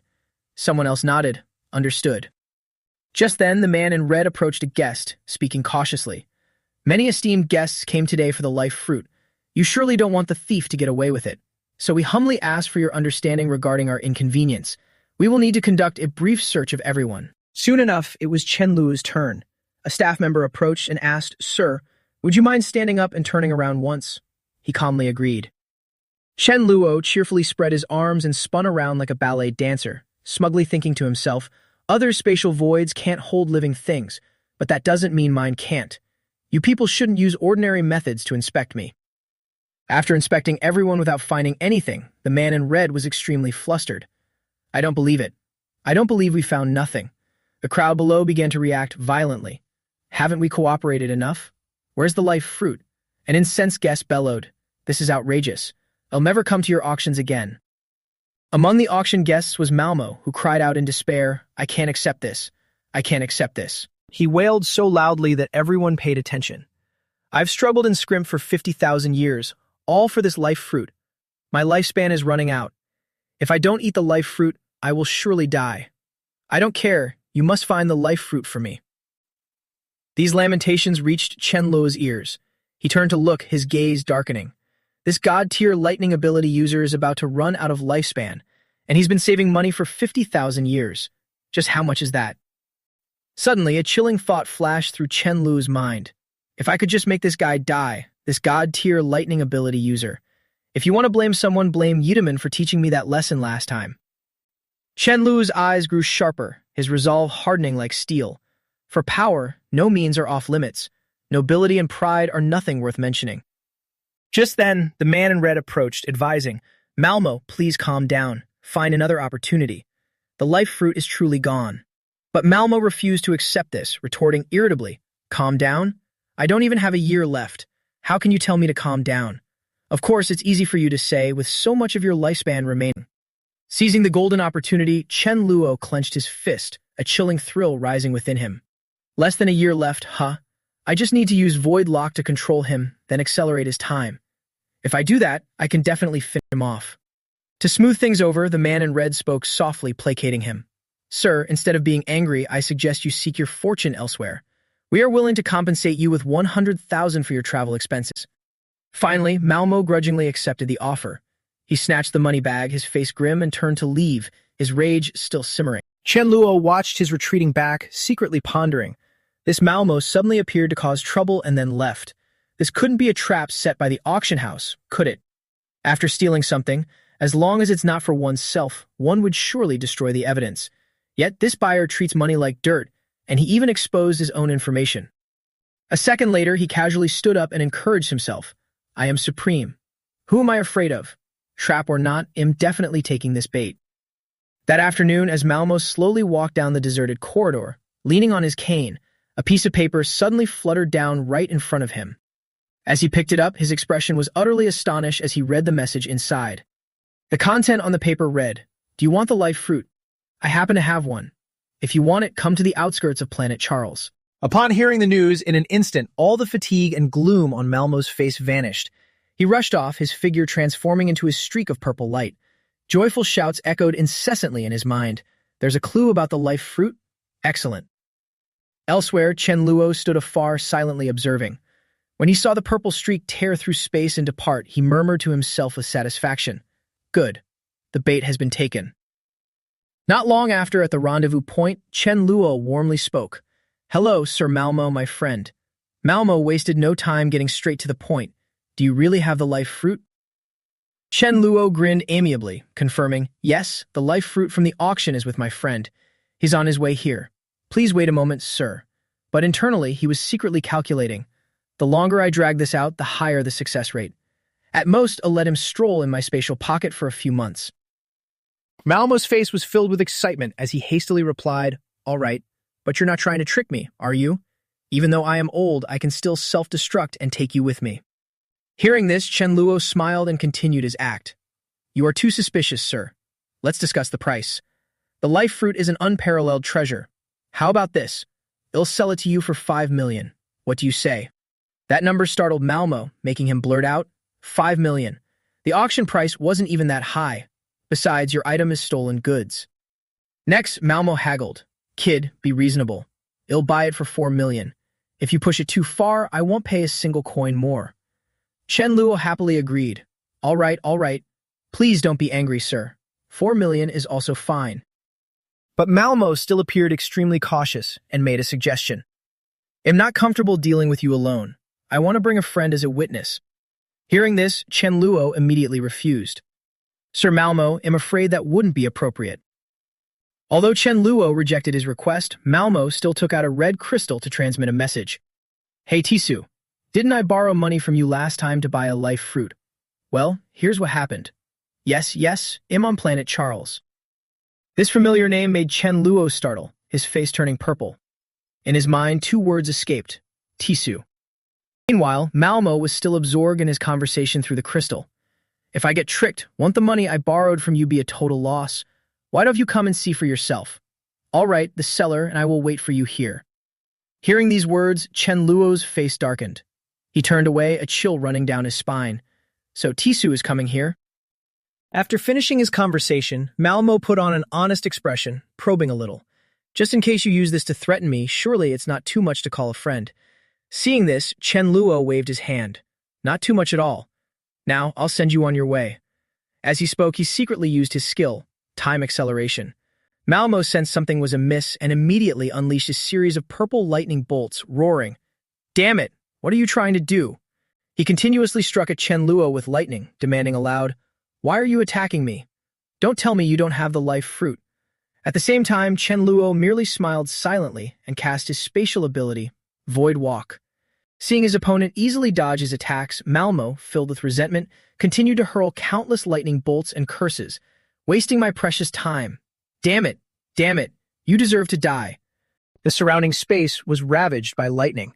He flew at full speed towards Chen Luo, full of rage. Kid, don't think that just because you're a god-tier space ability user possessing Void Walk, you can escape my wrath. Next, Malmo leaped, preparing to strike, but Chen Luo remained calm, pondering. He's a black lightning user. It seems he has the same type of lightning power as Fap Vuong. Chen Luo was unfazed. On the contrary, he smirked and secretly calculated. Fap Vuong is currently a demigod. If you could absorb this guy's comprehension of the rules, it would definitely bring huge benefits. The moment the lightning struck, he continued to use Void Walk, a smug smile in his heart. I dodge, I evade. This made Malmo gape in astonishment, blurting out, No, this isn't right. Space has collapsed. How can you still use Void Walk? However, Chen Luo bared his teeth in a cunning smile and mentally provided the answer. Keep being surprised, old man. He then raised his hand and used his ultimate move. Time acceleration, time acceleration, time acceleration. Seeing the unfavorable situation, Malmo turned tail and ran, muttering to himself, If I can't beat him, there's no point wasting any more time. Chen Luo scoffed from behind. Why are you running away? Don't you want the life fruit anymore, old man? Watching his prey escape, Chen Luo arrogantly declared, Furthermore, if you want to leave, have you gotten my permission yet? Next, he secretly used a chant, Void Lock, come back here. A few seconds later, Malmo was dragged back in front of Chen Luo, making him think in a daze. Me? I can't escape. When he saw Chen Luo's hand reach out towards him, Malmo yelled in fright, I'm not trying to settle anything with you anymore. What else do you want? At this moment, Chen Luo flashed a sinister smile and silently revealed his wicked intention. Time acceleration. I want you, old man, to quickly go meet your maker. Everything seemed to drive Malmo mad today. He immediately summoned lightning and roared furiously. Kid, today I will definitely put an end to you. I am Thunder. I am Wrath. I am the Thunder Executioner. Immediately, countless lightning bolts and thick smoke enveloped the area, along with the command, Thunder Diffusion. At this moment, Chen Luo stood still, observing, but his mind was constantly calculating. The range of this skill is too wide, isn't it? Although I can dodge it, what if he takes the opportunity to escape? With all this smoke, I'm not sure I can detect him. After a moment of consideration, he made a decision in his head. I'll take this move. With that thought, he raised his hand to block. That sight startled Malmo so much he coughed violently. Kid, you. Feeling his body gradually weakening, he muttered to himself, This is bad. It seems my lifespan is much shorter than I predicted. Seeing Malmo's current state, Chen Luo also realized this and secretly predicted, It seems he's reaching his limit. Double time acceleration. Knowing he was cornered, Malmo could only resort to shouting threats. Kid, if you don't back off, it'll self-destruct. You might not die, but you'll be gravely injured. Think it over carefully. But Chen Luo casually crossed his arms, his voice full of mystery. Let me think about it. Just a few minutes later, he sensed something unusual and muttered, perplexed. Why do I feel my life force diminishing bit by bit? Moreover, my ability to self-destruct. It's gone too. Malmo's entire body trembled weakly as he uttered accusations. It's all your fault, kid. If you hadn't stolen the life fruit, I would have bought it. Suddenly, he pulled out a small card, rushed toward Chen Luo, and shouted, "You brat! I won't let you get what you want." This action caught him off guard. A card for depositing money? What was he pulling that out for? Then Malmo held the card up high, taunting him while letting out a smug, villainous laugh. But unfortunately for him, Chen Luo instantly zipped over, snatched it away, and muttered sarcastically, "How can you be so careless with such an important card? It's all bent now. I'm afraid it won't even scan anymore." Seeing it bent, Malmo cackled triumphantly. "The card's broken now. You can't use it. All the money inside is going to the grave with me. Ha ha ha, dying's worth it." Not one to be outdone, Chen Luo quickly figured out a solution in his mind. It's just a broken card. It'll just rewind time to a minute ago. Problem solved. Action following thought, Chen Luo twirled the card a few times and jabbed. "Open your dog eyes and look closely, old man." Not satisfied yet, he pressed the restored card right in front of Malmo's eyes to provoke him. "Your fortune. I've got it now." That move made Malmo shiver with rage, his legs turning to jelly before he collapsed, stuttering, You brat." Finally, as he rolled onto the ground, dead with his eyes wide open, Chen Luo just gave a cold, dismissive smirk. Immediately after, he calmly reached out and gathered all the spoils from Malmo's body with swift, decisive movements. However, right at that moment, Chen Luo froze when he caught a glimpse of a familiar head of blonde hair in the distance. Not wanting to invite unnecessary trouble, he decided to retreat at once and vanish from the scene without a word. Not long after, Tisu hurried to the location, his eyes scanning the area for any sign of Malmo. Very quickly, he discovered the person he was looking for lying dead on the ground, completely devoid of life. Realizing that someone else had snatched everything away, leaving him empty-handed, Tisu gritted his teeth, a surge of uncontrollable fury rising within him. Sometime later, at a large store on the Pleasure Planet, a clerk bowed slightly and called out, "Greetings, honored guest." He clasped his hands together, his demeanor extremely respectful, and asked cautiously, "Have you decided what you would like to purchase?" Chen Luo hesitated for a beat before answering, "Actually, get me these." He calmly placed his order, a list as long as a scroll. 100,000 spirit crystals, 3 million king tier uprating pills, 1 ton of each type of energy-infused vegetable and fruit, 100 tons of dried shrimp, and some pork. The clerk was shocked to the point of vomiting blood. His head was ringing. "What? Did I hear that right?" A moment later, wiping his sweat, he confirmed again, "Honored guest, are you sure you want to buy that much?" That question made Chen Luo purse his lips and retort firmly, "Why? Is there a problem?" The clerk fumbled for words. No problem. It's just that we need to coordinate the logistics. Honored guest, please wait a moment. I don't know where your starship is located. Well, ship it there." His words put Chen Luo in a tough spot. "I don't have a starship. What do I do? I can't expose my spatial power over just a few supplies." As he pulled out his spirit crystal card, an idea struck him. "Wait, I remember Yudaman's spatial ring had a starship. I should contact Huang Ye to see if it can be modified for my use." Chen Luo confidently handed the card to the clerk. "Just get the goods ready." The clerk bowed respectfully with both hands. "Very well." Meanwhile, on Huang Ye's planet, he was chatting with Chen Luo through a communication stone. "Modify a starship? I can. I know a guy who specializes in this, but it'll be pricey, at least 30 million spirit crystals." Chen Luo generously closed the deal. "That's nothing. Help me connect with him. Also, do you know anyone at the god tier of light purification?" Chen Luo spoke with the air of a generous tycoon. "You saw the situation on the planet earlier. I'm willing to put up 50 million spirit crystals to find a purifier from my hometown." That massive figure left Huang Ye so rattled he started stuttering. "What? 50 million?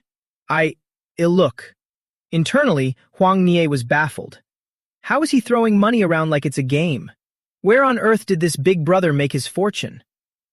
At the store, the clerk approached the seated Chen Luo and suggested, "Honored guest, your order is so large that even loading it onto a ship won't be easy.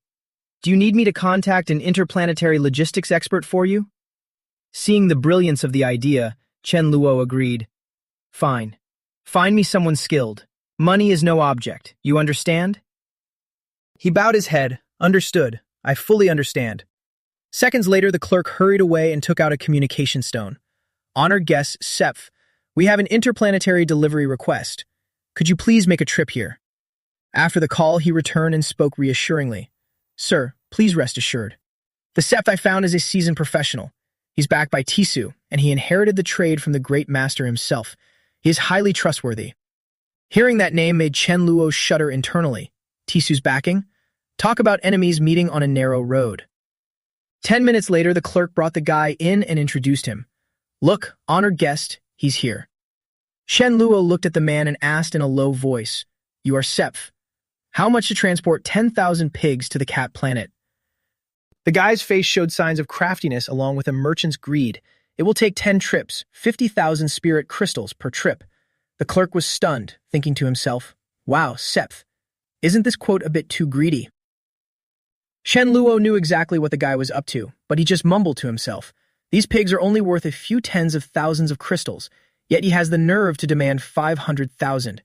He's not just transporting pigs, he's trying to slaughter me like one. Still, he managed a forced smile. Fine, sweat the card. Seph couldn't hold back a grin as he grabbed the card, thinking, this guy didn't even haggle. Meanwhile, Chen Luo had a different plan. Looks like I'll have to deal with this brat to teach him a lesson. When that happens, the money remains mine. His money becomes my money. After the deal, he watched Seph work and had an idea. Since I'm already going to take him down, I might as well pick up his precise teleportation technique first. Chen Luo immediately asked, How do you teleport so precisely? I mean, how do you determine the coordinates of the cat planet? The guy wasn't on guard and revealed happily. In our business, you first need to master the spatial coordinates. As long as you give me the coordinates, I know exactly where the planet is in the universe, based on direction and distance, and then I start creating the spatial path. Hearing the answer, Chen Luo clicked his tongue. So that's how it is. He pondered. Good thing Huang Mi taught me how to determine coordinates and differentiate directions between planets. He crossed his arms and analyzed the situation seriously. Void roaming is one kind of power, but spatial transportation is another. Although they are both spatial abilities, the power is branched into two distinct forms. Perhaps I can master the second rule by grasping spatial transportation. 4 hours later, a worn-out Seph panted. Transporting 10,000 at a time has reached my limit. Let me rest for a bit. But don't worry, I'll definitely finish the job within 3 days. Chen Luo waved his hand dismissively. Move aside, let me do it myself. Seph was stunned. Huh? What did you just say? He didn't waste words and immediately waved his hand, casting the teleportation art. Seeing Chen Luo create a spatial gate, Seph shouted in shock. Honored guest, you. Deep down, he was bewildered. No way. He's in the same industry? Once the gate was open, Chen Luo urged, Why are you still standing there? Hurry up, send the pigs through. The clerk was jolted and hurriedly obeyed. Yes, yes. Seph's attitude turned sour as he spoke in a challenging tone. Sir, spatial transportation isn't simple. One mistake and your goods will be lost. For specialized tasks, you really should leave it to the professionals. He turned around and glared at the man with a cold face. Are you trying to teach me how to do my job? Seph retorted with a smirk. I wouldn't dare. It's just that you already paid me. The contract is binding. Even if you don't use the space I created, I won't be giving you a refund. Those are the rules. Hearing that, Chen Luo stepped forward. A mere demigod dares to talk about rules with me. Do you want to keep on living? The guy argued back immediately. Sir, everything in this business follows rules. This planet strictly forbids conflicts. If you break the rules, even a god tier would be killed. Sept even added a threat. Besides, I'm a disciple of the great Tisu. You shouldn't toy with me like this. Chen Luo glanced at him and silently muttered. This brat isn't just greedy. He's got guts too. Thinking done, Chen Luo shifted to a polite demeanor. Right? How could I forget you're Tisu's disciple? In that case, I will certainly show you some respect. You can head back now. The man bowed in respect. I take my leave. Watching Seph leave, Chen Luo plotted in his mind. I'll deal with this guy after the transport job is done. But I can't help but be proud of myself.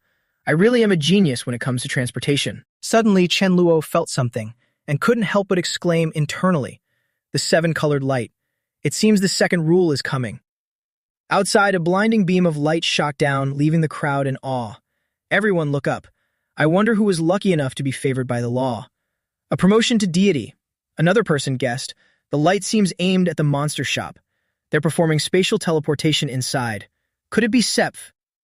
Shortly after, two pillars of light, orange and blue, zoomed past, causing even more commotion. Looks like something just flew out.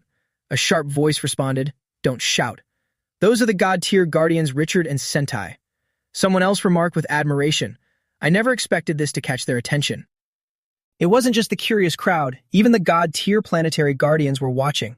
Sentai commented, in the universe, Tishu dominates everywhere with his teleportation abilities. If Sep becomes a deity, it will be interesting to watch. Richard, the fire element guardian, agreed. Exactly. He and Tishu are master and student. They are bound to have friction and infighting. Wait. Seeing Chen Luo standing in mid-air, absorbing the second rule, Sentai gasped in shock. The person in the shop isn't Septh. Richard was equally surprised. I thought a new god tier was born. It turns out he's comprehending the second rule. After observing, Sentai added, but the rule he's mastering is spatial teleportation. Suddenly, Chen Luo opened his eyes and whispered to himself, I can feel it. My mastery of spatial teleportation is at 33%. Although it's lower than void roaming, it's enough for now. Meanwhile, Septh had quietly returned and was standing in a corner, bewildered. Clearly, he just asked me to teach him about spatial teleportation. How in the blink of an eye did he manage to comprehend the rule? To clear up his confusion, he took out the communication stone and called, Master Tissu, are you there? It's me, Septh. At the same time, he also reported the bad news. I must inform you of some bad news. Someone has comprehended the spatial teleportation rule just like you. I'm afraid he's about to steal our business. Tissu screeched. What? He then asked in a grueling voice. Who is he? Seph replied. Hold on, I'm sending you his image. The stone immediately projected an image of Chen Luo, causing Tissu to panic. Why is it him? He couldn't believe it and mumbled to himself. No, this is impossible. Absolutely impossible. Besides, wasn't he great at void roaming? How could he ascend to godhood through spatial teleportation? Suddenly, Tissu leaned in, staring intensely at the image, realizing, wait a minute, he has 2 rules. This drove him mad enough to smash his table, screaming, damn it, what is happening? Tissu sank back into his chair, gnashing his teeth. Talamla's prophecy was indeed correct. Even if I don't do anything, I am destined to be the mortal enemy of Chen Luo. Suddenly, Sep's worried voice came through the stone. Master, should I find a way to eliminate him? If not, won't he just steal all our business? In Tissu's mind, he suddenly pictured Chen Luo's smug face saying, Steal? I'll steal. I'll steal. Tissu bit his lip and muttered, Yes, I can already imagine that. He's going to steal my job and face me head on. Finished thinking, Tissu commanded, First, don't do anything reckless. Just keep an eye on him for me. He racked his brain for a plan. Given the current situation, I can only ask Talanla for help. The mysterious causal deity must have a way to deal with that guy. Just then, as Chen Luo landed, Richard hurried over to greet him. Brother, congratulations. I am Richard, the guardian of this planet. Sentai followed up. I am Sentai. We heard the commotion over here and came in person to get acquainted. He simply introduced himself. I'm Chen Luo. Knowing his identity, Sentai couldn't stop showering him with praise. You managed to master the spatial teleportation rule, which is incredibly difficult. Your fortune and influence will definitely expand from now on. Having said that, he cheerfully offered an object. Today is your big day. We don't have anything too precious, but please accept this god-tier-like crystal as a congratulatory gift. Chen Luo beamed as he accepted it, feeling extremely satisfied. What perfect timing. This is exactly what I need urgently. He responded happily, Thank you both. I really like this gift. Following that, Richard excitedly offered another gift. Chen Luo, you haven't found a place to stay yet, right? Here is a house on this planet. It's nothing luxurious, but at least you have somewhere to rest whenever you visit. After receiving the gifts, he replied gratefully, Thank you both. I've just arrived and don't have anything good to give back, so how about this? Tonight, I'll treat you both to a meal. That night, at a luxurious restaurant, Sentai kindly reminded him, Chen Luo, the news that you've mastered the spatial teleportation rule has already spread. You must be on your guard against Tissu. Richard chimed in, Exactly. You and Tissu share the same field, and those in the same field are natural enemies. Sentai enthusiastically warned him further. Tissu doesn't just hold 2 rules. He has deep connections. You must be careful he doesn't scheme against you. Richard continued, Indeed, you best find yourself a strong backing to rely on. Hearing those sincere words, Chen Luo raised his glass and smiled. I understand, thank you both for your advice. Internally, however, he was thinking, Tissu and I are already irreconcilable enemies. I must finish him off. As for finding a backing. Amidst the lively chatter at the table, Chen Luo just gave a cold laugh and thought to himself, Void roaming is the sturdiest backing I have. Shortly after, the dinner ended. Before parting ways, Sentai and Richard said enthusiastically, "Chen Luo, thanks for the meal. See you tomorrow." The other added, "Yes, tomorrow we'll invite you to go for a soak." He agreed happily. "Sure, take care. See you tomorrow." On the way back, Chen Luo sensed something bizarre, so he couldn't help but whisper internally, "Wait, this is." He hurriedly entered the place. When he saw the object inside the glass case, he thought curiously, "A sack?" Seeing Chen Luo intently gazing at it, the shopkeeper opened his mouth. "Honored guest, this is the treasure of our shop. Do you happen to like it?" But he just dismissed it. "It's just a torn sack. What good is it?" Right after that, he opened the case and introduced it. "This is a snakeskin bag made from the skin of a 10,000-year-old python. This bag is waterproof, fireproof, and indestructible. Its purpose is to store living things." The shopkeeper held it gently and continued, "Just tie them up and stuff them inside, and you, honored guest, can rest easy." Hearing that, Chen Luo stroked his chin, seemingly contemplating, and asked, "How much?" At the same time, a vision flashed in his mind. "Perfect. I need this to capture that Sept guy. This is a formidable weapon for me." The man raised his finger to quote the price. "I'll give you a discount. 1,000,000 spirit crystals." Chen Luo's face darkened with disdain. "You're demanding 1,000,000 for a torn bag?" Seeing the customer's irritation, the shopkeeper frantically waved his hands to explain. "The material for this pocket is the molted skin of the 10,000 snake queen. Just the cost of the materials alone was 750,000 star coins, plus other overheads. 1,000,000 star coins really isn't much." Chen Luo asked curiously, "Who raised the 10,000 snake queen?" He stammered in response, "Well, the 10,000 snake queen is actually a god-tier entity, but I heard the time was quite tight, and big brother, you surely understand that." As he connected the dots, an image flashed in Chen Luo's mind. A god-tier entity spending money without hesitation. Could this 10,000 snake queen be Snake Empress? Finally, Chen Luo held out his star coin card and decided, "All right, charge it." The shopkeeper hurried to comply. "Yes, yes." After the purchase, he left the shop and sent a message to sound out his friends. "Right, brothers, quick question. Does anyone know where Sept lives?" Meanwhile, at Sept's place, he was throwing a tantrum. That annoying brat. What does he think he's relying on? Sept was fuming, both clenching his fists and feeling bitter. That's the space law I've always dreamed of. He was so furious he could only sit there cursing to himself. Fortunately, Tissue wasn't letting him cause trouble right now. Otherwise, he wouldn't be able to stay still. Suddenly, the snakeskin bag unexpectedly dropped right over Sept's head, leaving him in total stunned silence before he could react. Then, Chen Luo walked over calmly and muttered to himself in satisfaction, "Gotcha," trapping him neatly and decisively inside the bag. Sept's muffled voice roared out, "Who? Which bastard has the guts?" But before you could say another word, he was slapped so hard he saw stars. Next, Chen Luo shoved him further inside and chuckled. "I have to say, the elasticity of this snakeskin bag is truly top-notch." Once done, he used his advanced spatial travel technique to take him away. A while later, Chen Luo targeted a desolate plaza and dumped the bag out, thinking, "No one here, perfect for some action." Sept was tossed out, landing face first into the dirt, hurting and confused, while Chen Luo strolled up behind him. The next second, Chen Luo landed a relentless barrage of punches on his face until he howled. "Ouch! Who the hell are you? Spare me! Spare me! If you want money, let me go back, and I will definitely give you as much as you want. I'm an apprentice of Tisu. My master has wide connections. You." Seeing the begging didn't work, Sept switched to threats. "I'm a top-tier citizen of the Empire. You'll be hunted down if you touch me." But Chen Luo paid no mind and delivered a heavy knockout blow, cutting off his breath. After taking out his target, Chen Luo got down to business with an expectant look. "Come on, let me see how much is on your star coin card." But when he checked, his attitude immediately turned deflated. "Why is it just over 1,000,000 star coins? Didn't everyone say spatial movement was a gold mine?" Suddenly, a possibility sparked in his mind. Right, he's a semi-god spatial user. He must have a spatial pocket. Maybe the good stuff is all hidden in there. Action to word, Chen Luo started searching everywhere, murmuring. Normally, spatial pockets are accompanied by crystals under the skin. It didn't take long before he found a lump of flesh and thought, "So this is where it is," and crushed it. With a pop, countless items spilled out, making Chen Luo grin with satisfaction. This guy's money was indeed in his spatial pocket.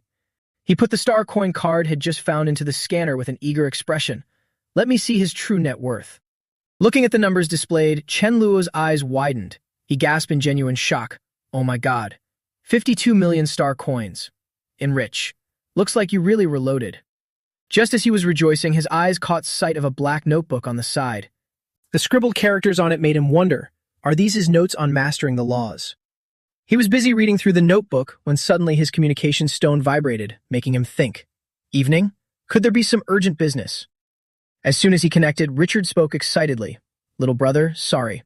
We were too drunk earlier and forgot to mention something important to you. Sentai chimed in. Right, we actually have a business opportunity we wanted to suggest. Hearing that, his eyes lit up and he immediately asked, what kind of business? He explained happily. Richard and I might be in charge of guarding this place, but we have one principle. If a god-tier intruder really shows up, we can't stop them. Sentai backed him up from the side. Exactly. That's why there are so many teleportation arrays set up on the planet to facilitate reinforcements. Richard looked very excited as he cut to the point. Before, only Tisu could create these arrays, and he charged 500,000 star coins each time. But now that we have you, brother, we want you to take over all these deals. Sentai added with a sly look in his eyes. It's just that for the first round of orders, we can only give you 200,000 star coins each. The two of them took turns trying to persuade Chen Luo. 50 arrays a year, that's 2 million star coins in total. The other one added, exactly, as long as you say yes, the business is yours. Chen Luo inwardly scoffed. Only 2 million a year. I just earned 50 million in mere minutes. Only a fool would agree to this deal. However, Chen Luo didn't say it outright. He gave a polite, awkward smile. I appreciate the offer, guys, but let's talk about this later. I need to go meet a friend, so let's cut this call for now. This rejection left them confused.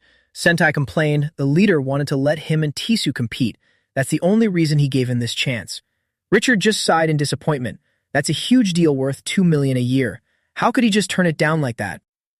Meanwhile, Chen Luo squinted at the sky to confirm the direction, muttering, the urgent task now is to go to Huang Michu's place to discuss upgrading the ship and contacting the light system god tier.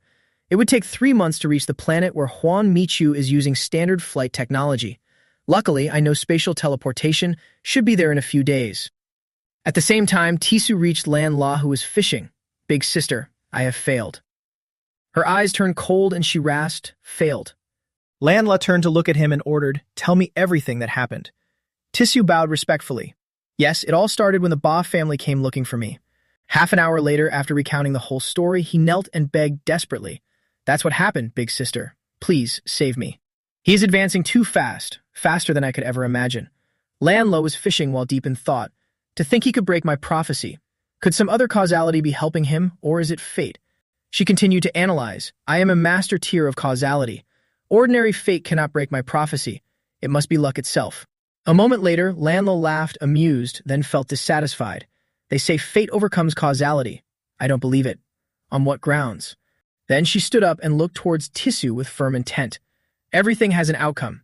You are the doom to his path, so let's see who prevails. Lan La smiled faintly and reassured him. Don't worry, don't be afraid, I'll help you. He looked up joyfully. Are you really going to help me? Seeing her turn to leave, Tisu asked anxiously, Lan La, if you agree to help me, when will he die? She replied in a low voice, don't be impatient. Let the bullet fly for a while. Go back and wait. Remember, act in accordance with nature. After hearing this, he nodded meekly. Yes, under-obeyed. As he left, Tisu silently remarked, the mystery of the rules of causality makes it hard for others to fathom, but Lan La's talent is unquestionable. Chen Luo, you won't be able to escape this time. Suddenly, she felt something unusual with her body and her eyes widened in shock. The next second, Lan La coughed up a splash of bright red blood, and her face began to age. Her body swayed.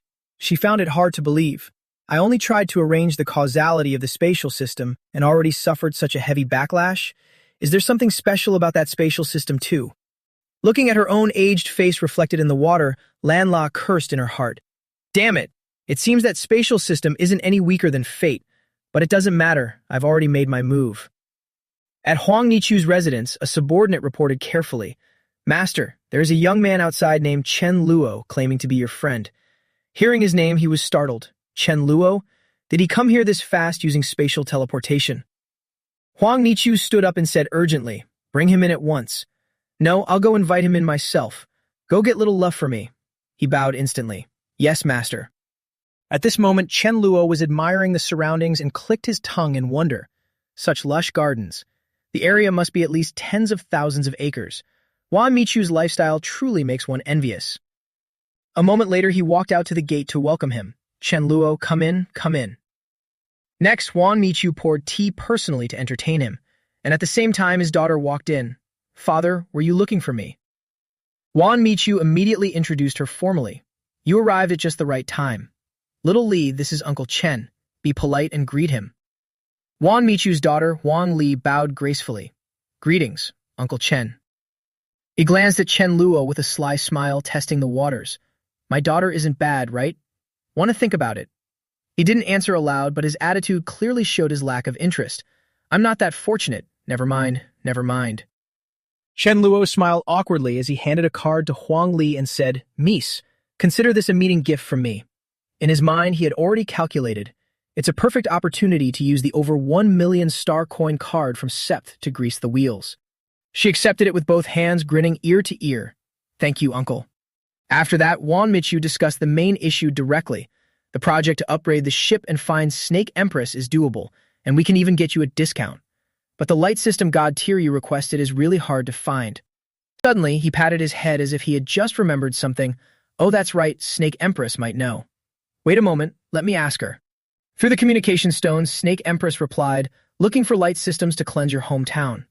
"I can do that. I'll make a trip over there." Chen Luo was extremely satisfied. "That's great. Snake Empress's planet is very close to ours. Shall we pay her a visit?" Huang Michu didn't hesitate and agreed. "All right, let's go." He calculated and continued. "Using standard flight laws, we should be there in about 10 days. But Chen Luo waved his hand with immense confidence. "No need for all that trouble. Just give me the coordinates for Snake Empress, and I'll handle it." This made Huang Michu shockingly ask, "Do you want to get there using spatial teleportation? I'm a god tier. Can you really take me that far?" Chen Luo activated the jump technique and answered confidently. "Who said we're going there by standard flight?" He was so shocked he jumped up, completely stunned. "My god, in the few months I haven't seen you, you've already mastered the second law." Next, Huang Michu knelt down before him in awe. 4 years from 0 to god tier, and in less than 5 years you've mastered the second law. Big brother, can I call you big brother? At this speed, are you still human? Chen Luo smirked, pretending to be humble. I was quite surprised back then too. It was all very simple. Hearing that, his face broke into a cold sweat. He thought to himself, "Damn it, I am just so jealous of him." While waiting for the teleportation gate to be finished, he suggested, "Constructing a spatial path takes a bit of time. Use this time to tell me about Snake Empress. I want to understand her better." Huang Michu complied and started telling the story seriously. Snake Empress's name is Bai Zhen. Her homeland is the planet of the Snake Tribe. The Snake Tribe doesn't just have delicious food, it's also a place with many beautiful women. Her youthful appearance was linked through his story. So before Snake Empress became a god, the Snake Planet was just like the Cat Planet, sheep waiting to be slaughtered. Snake Empress's extraordinary talent allowed the Snake Tribe to collect all resources to nurture her. Huang Nichu's voice remained steady and slow. Finally, Snake Empress became a god, and the fate of the Snake Planet changed completely. Snake Empress is quite loyal. She cares for her home planet, hence becoming the mother of 10,000 snakes. Next, he revealed her hidden hardships. She even used every coin she earned to support the descendants of the Snake Tribe, living an extremely frugal life. Huang Michu's face turned somber, saying, "She really needs money, so don't blame her for accepting Tisu's request. But when Tisu wanted to destroy your planet, she was the first to stand and object." After listening, Chen Luo rubbed his chin, pondering. If that's the case, then I owe her a favor. In his heart, he thought, I quite like her personality. If she's so poor that she's selling snakeskin bags, then I can support her a bit and build a relationship. An hour later, the gate finally opened. Chen Luo gestured. "Let's go. Off to the Snake Planet." Huang Michu stood up and nodded. "All right, let's go." Soon after, at Snake Empress's lair, laughter echoed everywhere. "Stop playing." Suddenly, someone wondered aloud, "Everyone, look up. What is that?" Everyone looked up at the two strangers. One said in surprise, looks like people are coming out." Chen Luo looked around, unable to help himself from clicking his tongue. There really are a lot of beauties. But Huai Michu chuckled dismissively. These people are just average. As long as you say the word, I'll have Snake Empress bring you a few more beautiful ones later. He waved his hands frantically to refuse. I'm a good man. Even if you gave them to me, I wouldn't need them. He laughed, keeping up the pace. Right. Come on, let me call Snake Empress out. The next second, Huang Nichu stood in the middle of the courtyard and shouted, which shocked Chen Luo. Snake Empress, come out and welcome our guests. That rude behavior made him break into a cold sweat, thinking, is this how you welcome guests? Instantly, a shrill and angry voice retorted, welcome what guests? That sounds horrible. Old man Huang Nichu. However, when she caught sight of the person in front of her, she was so surprised she stuttered. Chen Luo? No way. Didn't you just call for me earlier? You got here already? He laughed while taking the opportunity to flatter. This distance means nothing. Your surprise is just the beginning of what I can do. Inside, Snake Empress clapped her hands and apologized sincerely.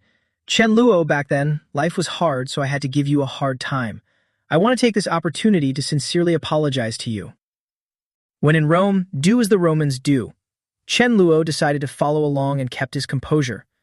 We wouldn't have survived if you weren't there, he said calmly. Huang Mian chimed in. Exactly. We're all friends now, no need to be so formal. The three of them sat down to talk. Huang Mian boasted excitedly. Let me tell you, Chen Luo has already mastered his space manipulation law. That's why we arrived here so fast by warping through space. Upon hearing this, Xia Mei exclaimed, a second law? Goodness. At the rate you're mastering them, you'll surely have at least 7 soon.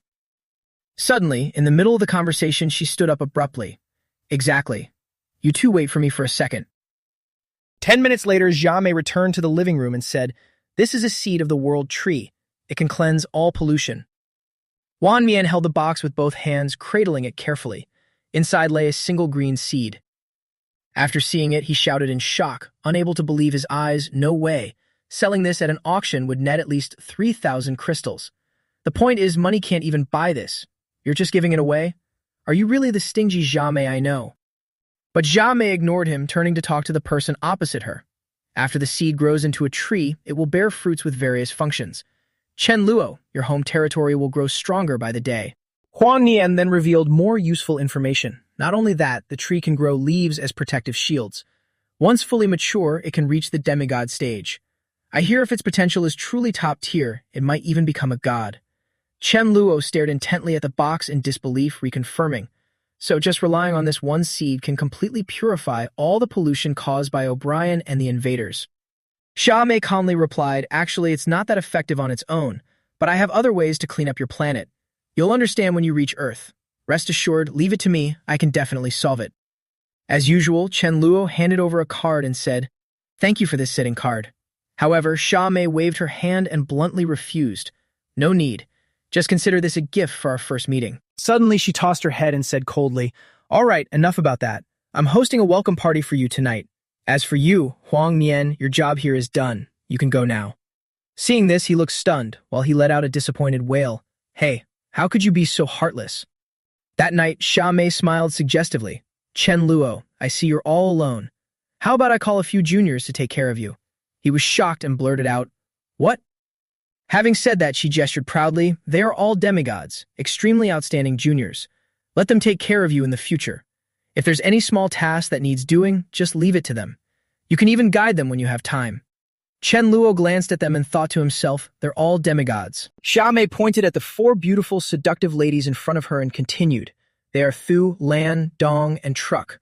Only then did he realize her intention, breaking into a sweat and screaming inwardly. Holy crap. Can we talk about this? Mila might still be in my space ability pocket watching this. Ladies, please don't team up to sabotage me. With his motto better to be overly cautious than to miss a beat, Chen Luo dismissed all danger and stepped back a few paces. I am a righteous man. I really don't need these 4. He quickly asked them to leave, his voice both solemn and earnest.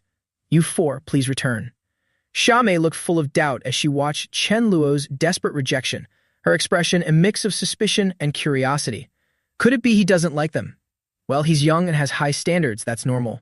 Then she stepped forward herself, holding a glass of water, her voice respectful. Brother Chen Luo, let me offer you a drink. Once Xiaomei finished, he breathed a sigh of relief, his mood finally relaxing as he replied warmly, "All right, let's drink." At this moment, inside Chen Lu's space pocket, Mi Fan was obsessively fawning over a fruit like a precious treasure, her voice both sweet and sinister. "You smell so good." Hearing this, it jumped in fright, trembling. "Am done for, am done for. Am I about to be eaten?" Suddenly, space seemed to freeze for about 5 seconds. She became on high alert, her eyes scanning around as she quickly realized something was being pulled out of Chen Luo's body. Unable to suppress her rising curiosity, Mi Fan tossed the fruit aside and focused to start sensing. It seems to be a thread, still connected to someone else. It didn't take long for her to finally discover. That's it, there really is someone changing Chen Luo's fate. No longer doubting after deducing the truth, she reached a conclusion. Chen Luo has accidentally stumbled upon two very dangerous people. If he meets them face to face, he will definitely be in danger. Her worry for Chen Luo felt like a friend's old crush. It came as fast as a breeze but disappeared just as quickly. But so what? With the great demon king Mi Fan here, what's there to worry about? Just a flick of her hand and you'll be embarrassed. That thought just flashed through her mind when she subconsciously looked at Mila, who was engrossed in a book and squinting with full confidence. I don't need to do anything, just delaying for a bit is enough. Besides, I feel like Mila is the key to breaking this situation. Outside, Chen Luo had just woken up when Xiaomei and Huang Nian approached. She sashayed over and offhandedly suggested, "Chen Luo, brother, I've already restored your starship to like new condition. You just need to confirm the identity binding. The others will have restricted access." He was about to thank them politely when, before he could finish, Mi Fan's voice suddenly rang out from within, sounding increasingly intense and demanding. "Chen Luo, let me out." The repeated screams of let me out," left Chen Luo slightly confused. Mi Fan never shouted before. Why the sudden personality change? He used mental communication, his voice gentle but firm. "I came here alone. If you go out, won't the secret of my space ability be exposed?" But Mi Fan remained insistent, her voice full of determination. "Don't worry, just let me out." Xia Mei and Huang Nian stood nearby, watching Chen Luo's tense expression as he communicated mentally, sweating. With a look of doubt and curiosity, she spoke up in a concerned tone. "Chen Luo, what's wrong?" Facing their scrutinizing gaze, he immediately found an excuse, his voice calm and natural. "Nothing. I just woke up and I'm still a bit sleepy. Please wait in the living room for a moment. I'll go wash my face, then we can check the starship." Xia Mei nodded, forced to agree. "All right." After confirming they were out of sight, Chen Luo brought the 5 people from his space pocket out, observing them cautiously and asking, "What's happening out here?" To avoid giving away her plan, Mi Fan determinedly lied, tossing her chin up arrogantly. Her tone was sulky, yet playful. "It's too boring inside. Can't we come out for some fresh air?" Hearing this, Chen Luo couldn't help but feel helpless. "All right, you're the boss. Are you happy now?" Now Chen Luo started introducing them one by one to Xiaomei and Huang Nian, his tone solemn with a trace of pride. "Let me introduce everyone. Mila, my wife, Mi Ling, my sister-in-law. As for these people..." The other two were stunned, their eyes wide. "Oh my god, where did these gorgeous beauties come from?" Skipping the family introduction, Chen Luo hurried over to her to get straight to the point. "If a starship is repaired, Xiaomei, can we just head off?" But troubles never come singly. Before Xiaomei could answer, Mi Fan from the sidelines couldn't help herself and shouted, cutting everyone else off. "No way. I want to go to the pleasure planet to play for a few days." Giving an inch and taking a mile, she kept demanding to go there. "I only had one meal last time. Now everything I eat tastes bland. I want to go to the pleasure planet. Take me there quickly." Seeing her act like she'd taken the wrong medicine, Chen Luo wanted to jump off a bridge. His eyes couldn't hide his suspicion. Mi Fan is acting so weird today. Could it be that the time distortion is already starting? Even so, he still fulfilled her request, his voice firm yet gentle. "All right, we will travel there by space teleportation. Kings of old only went that far." But Mi Fan objected again. "No, I don't understand that. No, I want to take the starship." A woman's mind is truly a riddle. Chen Luo frowned, confused as he analyzed it for her, his tone patient and persuasive. But space travel is very fast and we're already there. Taking the starship will take months. Still, Mi Fan wouldn't change her mind, her voice resolute. "I'm not listening. I just want the starship." Contrary to her bratty attitude, internally she was grumbling, "You idiot Chen Luo, just listen to me. Launching immediately is the right move." Time flew by like a dog chasing across an open field. A month later, everyone was still on the automatically controlled starship, heading toward the pleasure planet. In the cabin, Chen Luo approached her cautiously, feeling a bit troubled. He asked in a low voice, "Mi Fan, you aren't the type to cause trouble for no reason. We'll be stuck on this starship for several more months. Is there some special reason?" Mi Fan didn't look back. She was determined not to spill the truth. Shrugging her shoulders, she sounded prideful yet decisive. "Don't ask, just do as I say, and it'll be fine." Hearing this, Chen Luo frowned, scanned the ship, and had to concede in a low voice, "All right then." Suddenly, out in space, a strange object zoomed toward their starship like an arrow. The very next second, it slammed right into the starship. The impact made Chen Luo jump eyes wide, and he couldn't help but blurt out, "Holy crap." The object didn't stop, instead pushing him quite a distance. Chen Luo, both in pain and horrified, flailed his arms and legs, screaming repeatedly, "Ow, ow, ow! What is this?" The sudden loud noise and spectacle quickly attracted the attention of Xia Mei and Huang Nian. Both their faces went pale. She rushed over, her voice full of worry mixed with shock. What happened? Why was there such a loud noise? Xia Mei saw what he was holding and exclaimed in shock, "My God, could it be? Where did this come from?" Chen Luo didn't understand the fuss, confused, and replied, "It just slammed into me." After she confirmed exactly what the object was, she was completely stunned. "Rama metal. This is real Rama metal." Huang Mian joined in, "Your luck is truly something else." Chen Luo stood up, still dazed. "What is this? Is it very valuable?" Hearing Chen Luo's question, Xia Mei explained, "This is called Rama metal, a material with incredible defensive capabilities, perfect for making armor. Is it valuable?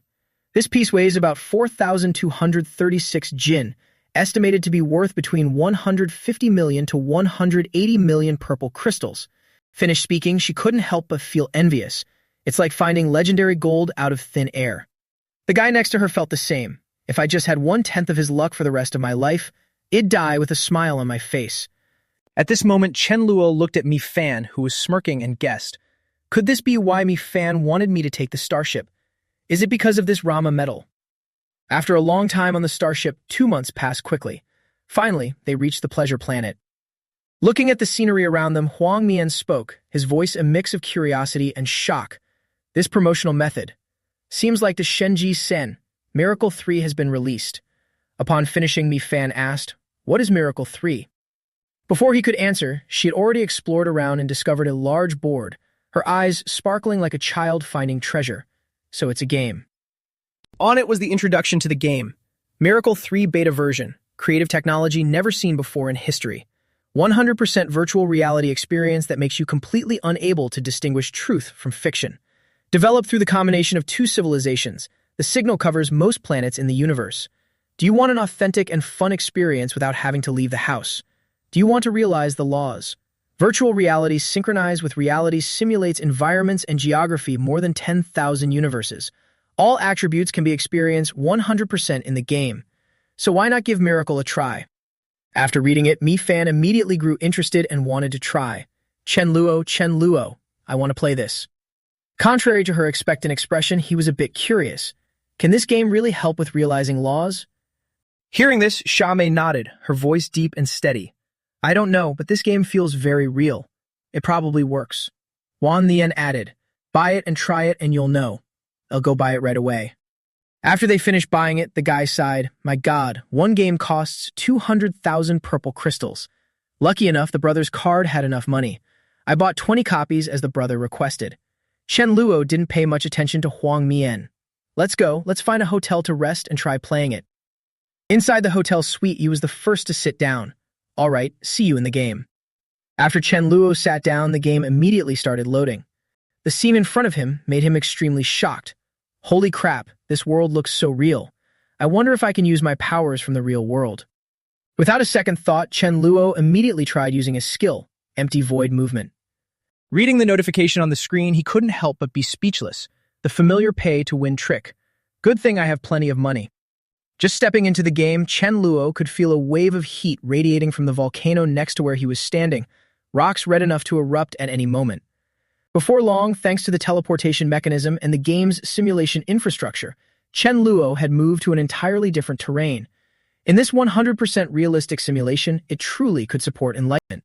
While frenziedly observing his surroundings, his eyes suddenly caught a bleak, dark gap below. Then, pointing his finger up, he imparted a secret. Secret group. Everyone pay attention to the skill books in the game. If you find something suitable, buy it to use. Now, he calmly tucked his hands into his pockets, walking toward the cave, his eyes tracking the path while calculating. This place is truly suitable for me to enter many layers of space and concentrate on feeling it. Not long after, Chen Luo sat cross-legged in the middle of the cave, focusing all of his resolve on practice. The current space strength I've never sensed can be divided into 8 types of laws. Now, in Chen Luo's mind, each type of law appeared clearly, fully listed. In terms of function, instant transmission, transportation, space. In terms of defense, physical defense, magical defense. In terms of attack, elements, annihilation, penetration.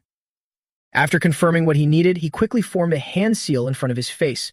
Empty void movement is the best defense. What I'm currently lacking is attack. At the same time, in another development, Fap Vuong was enthusiastically experiencing the game, unable to resist praising. The game is great, much better than trying to gain enlightenment by myself. But Mi Fan immediately retorted, it's not fun at all. While Mila curiously turned to ask, her voice full of suspicion, Mi Fan, what on earth did you do? Why did you brag about being the first player to die 1,000 times? Just mentioning it made her smoke with anger, gnashing her teeth. A bunch of scum bullying others. As long as you keep depositing money, anything is possible. If that's the truth, it proves I didn't deposit enough. Coming to this point, Mi Fan suddenly stopped, looking confusedly at the side room where Chen Luo was still motionless. Chen Luo, hasn't he left the game yet? Chen Luo, hurry out. Lend me some money, I want to recharge. However, at this moment, Chen Luo was still deeply immersed in a state of practice. In his hazy consciousness, he secretly analyzed. Even if I grasp 4 or 5 space laws, I can only run if I encounter a peak God-level being. But if I grasp time, it will be different. Time. The law of time. At that very moment, an indescribable sense of pressure suddenly rushed in, making Chen Luo clench his teeth, his jaw locking up. My head, it hurts so much. What kind of strange power is this? Sweat began to pour down his face like a waterfall. Destiny, what power is this? Could it be time? In the middle of his consciousness wavering, Mi Fan's familiar voice continued to transmit into his ears clearly. Chen Luo, hurry out. Lend me some money, I want to recharge. Finally, 5 minutes later, Chen Luo stepped out of the cabin and gave a very serious assessment. This game is indeed quite interesting. Everyone can go in and train during these times. He glanced at everyone, then continued. Return to pick up the members on the Cat planet, then we'll head back to Earth together. The remaining 3 looked at each other and replied in unison, understood. On the way back to Earth, their starship kept surging toward the planet, less than greater than. In the control cabin, Chen Luo saw Mila sitting in a corner, her eyes fixed on the document in her hand. He found an excuse to start a conversation, his voice gentle. What are you reading so intently? She shifted her eyes away from the paper, as if she had just found someone empathetic. You came at the right time. Look, this is the letter Yedaman left behind. Saying this, her voice became more excited. Both hands spread the page in front of Chen Luo. It mentions the Great God certificate. I feel it's not simple at all. Hearing this, he was slightly surprised. Great God certificate. Based on the scribbles on the paper, Mila explains slowly, her voice calm and cautious. Legend has it that when you understand 100% of one branch of a law, there will be a qualitative change. You will receive the Great God certificate for that law. When that change happens, far exceeding a normal God level, you will be rewarded by that law. Less than greater than. Hearing this, Chen Luo immediately grasped the key point, his eyes glowing, his voice unable to hide his excitement. So if I can completely understand the law within the space branch of the empty void movement, the space law will give me a huge gift. She immediately confirmed, exactly like that. Now Chen Luo rubbed his chin and looked carefully at the document, his mind quickly reviewing his own progress. Recently, going in and out of the game has pushed empty void movement to 97, and space transportation has also reached 74. I just need to continue working hard. Before he could finish thinking, a fierce fire of determination surged in his chest.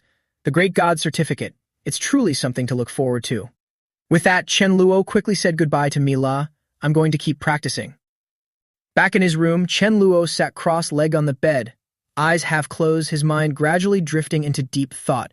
It was clear he was meant for the battle energy field, yet he had accidentally learned the space defense technique, though that technique felt pretty useless to him. Thinking of this, Chen Luo curled his lip in indifference. After all, the best defense is simply not being there, right? If I can just vanish, why on earth would I need to stand my ground and block attacks? Before the thought even settled, the door burst open. Huang Niang and Shi Mu rushed in, breathless. Before they could even catch their breath, they yelled, "Chen Luo, quick! Look out the window at the airship. The rule, it's here." Chen Luo stood stunned for a moment, genuinely surprised. The rule? He didn't even have to ask. A hazy premonition flickered in his mind. Could it be that Mi La or Fap Vong had broken through from demigod level and ascended to godhood? While the three of them stood there dazed, unable to make a move, bright streaks of light suddenly flashed outside the cabin like shooting stars tearing through the sky, plunging straight toward him. He stood frozen for 5 seconds. Once the reality of the situation hit him, panic set in. Why was it heading straight for his spot? A short while later, Chen Luo returned to his meditative state, focusing his mind. A rather unpleasant realization dawned on him. Had he gained the space defense rule? Across from him, Huang Niang sat cross-legged, watching. The more he watched, the more he couldn't help but exclaim, "It hasn't been that long, but you've already got your third rule. Boss, from now on, I'm calling you Big Brother. I'm truly impressed." Meanwhile, Shi Mu stood by without a word, her mind made up. She definitely had to cling to Chen Luo tightly before the year was out. In total contrast to the excitement outside, Chen Luo was currently raging against the rule. "Are you kidding me? Why the hell are you here? Tell me, what's your point?" In his hazy consciousness, he felt deeply dissatisfied. "I really don't want this rule. Can I swap it for something else?" 10 minutes later, Chen Luo was seen clutching his head, shoulders slumped, exuding an aura of melancholy as if life had just dealt him a fatal blow. Another space defense rule. This expression left Huang Yang and Shi Mu looking at each other in confusion. Why doesn't the boss look happy? I don't get it either. Finally, Huang Yang couldn't hold back and asked point blank, "Big Brother, isn't getting a third rule supposed to be a cause for celebration?" Chen Luo lifted his weary face to look at them. "We're close enough. You both know what kind of rules I've mastered. Instant transmission, transportation, and this defense." Speaking of which, he couldn't hold it back anymore and started venting his true frustrations. "Even though it's my third rule, I still don't have a single offensive one." The more he brought it up, the more desperate Chen Luo felt. Could I be the god-level expert with the 3 trashiest rules? No, it's not just a possibility. I am definitely the trashiest. These words were like rubbing salt into Shi Mu's wounds. She snapped her head around, grinding her teeth in anger. "Big Brother, are you still speaking human? I only wish I could be a god with 3 weak rules, but the rules don't even bother looking at me. I beg for them, and they don't even show up." Meanwhile, Huang Niang was totally floored, sighing as if he'd just been forced to listen to a genius life philosophy. So this is the world of geniuses. Even with greater achievements, one's still not satisfied. I need to work harder. A few months later, on Earth, the airship landed smoothly in a lush green meadow. As Chen Luo stepped out of the cabin, he mused, "When I left this place, I wasn't a god-level expert, so I only sensed the world being polluted. Now that I've reached godhood, I can see traces of dark rule breath covering everything." Before his eyes, strands of black mist lingered, clinging to the world like ghostly smoke. Without much thought, Chen Luo understood. These dark rules were the primary cause of Earth's pollution. Once he identified the target, his eyes dimmed and his voice sounded cold. Shi Mu. With just that one short call, she immediately understood. "Don't worry, boss. I'll find a way to handle it." The very next moment, the aura around Shi Mu exploded, and her body transformed rapidly, revealing a giant white snake in the middle of the meadow. She opened her mouth wide, and those wisps of dark rules were immediately sucked in like a reverse waterfall. The thick black mist surged into her body, making Shi Mu feel sick from the inside out, cold sweat beating on her skin, even though the dark rules seeped into her system, disrupting her own mastery of rules. Even so, she gritted her teeth and bore it, not slowing down for a second, her mind perfectly clear as she tried to complete the assigned task. As long as she could build a good relationship with Chen Luo, these sacrifices were nothing. On the other side, Huang Niang watched the scene before him, unable to help but sigh in admiration. So this is how Shi Mu does it, absorbing all the dark rules into her own body. Hearing this, Chen Luo suddenly felt a bit uneasy and immediately turned to ask, "Will there be any side effects?" His expression serious, he lowered his voice. "Of course, she'll suffer extreme pain.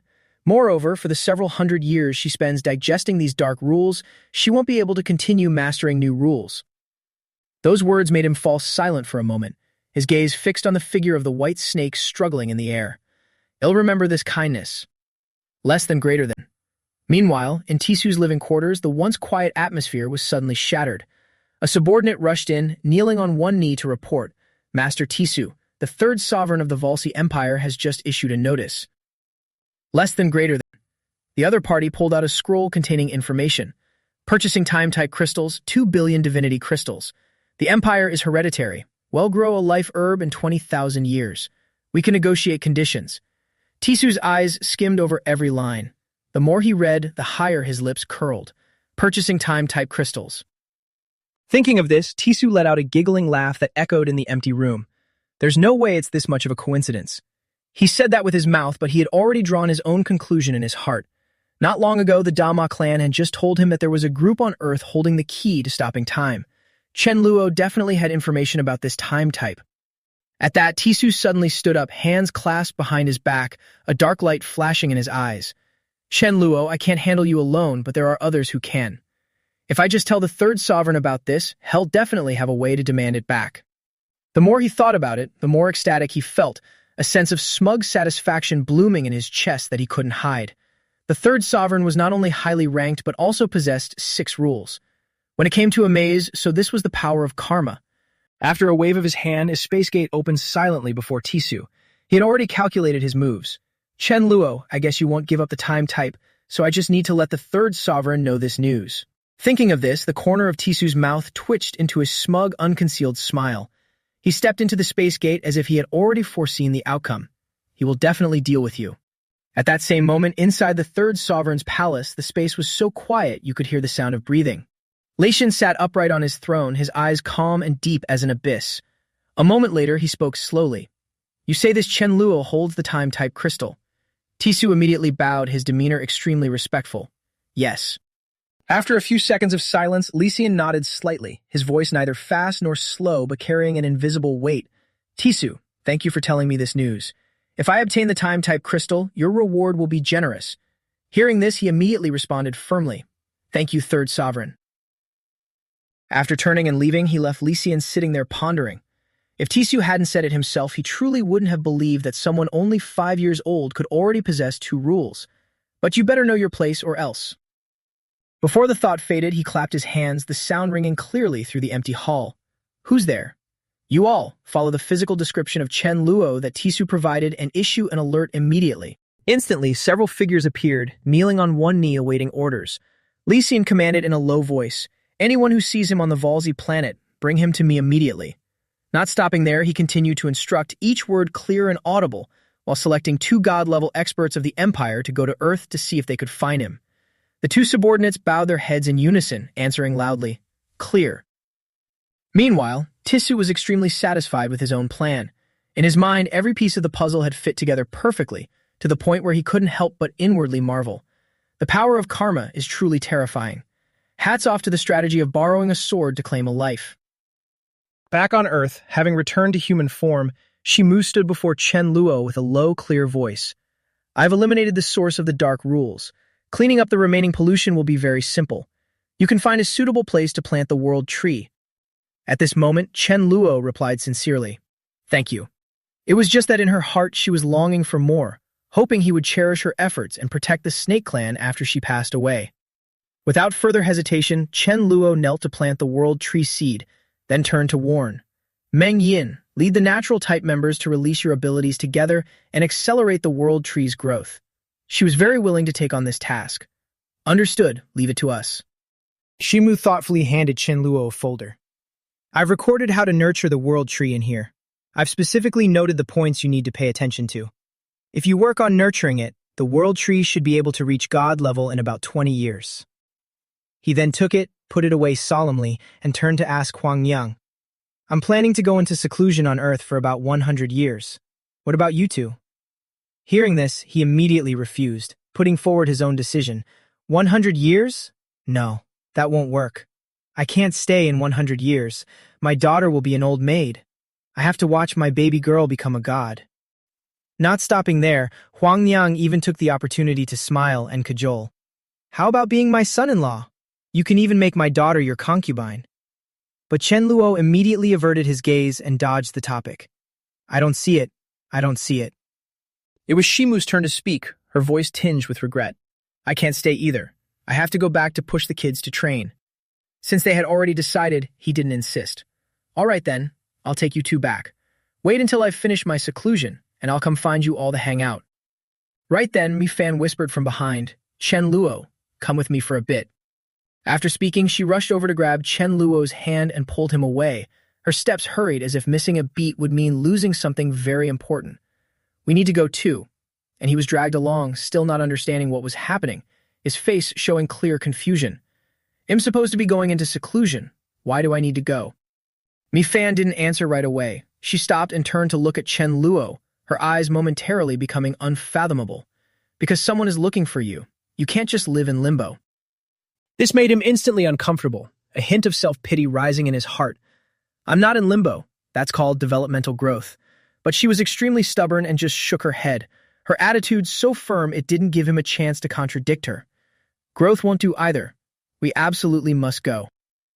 Her rare seriousness made Chen Luo pull back his dismissive look. He watched Mi-Fan more intently, a sense of wariness beginning to stir in his heart. You said someone is looking for me.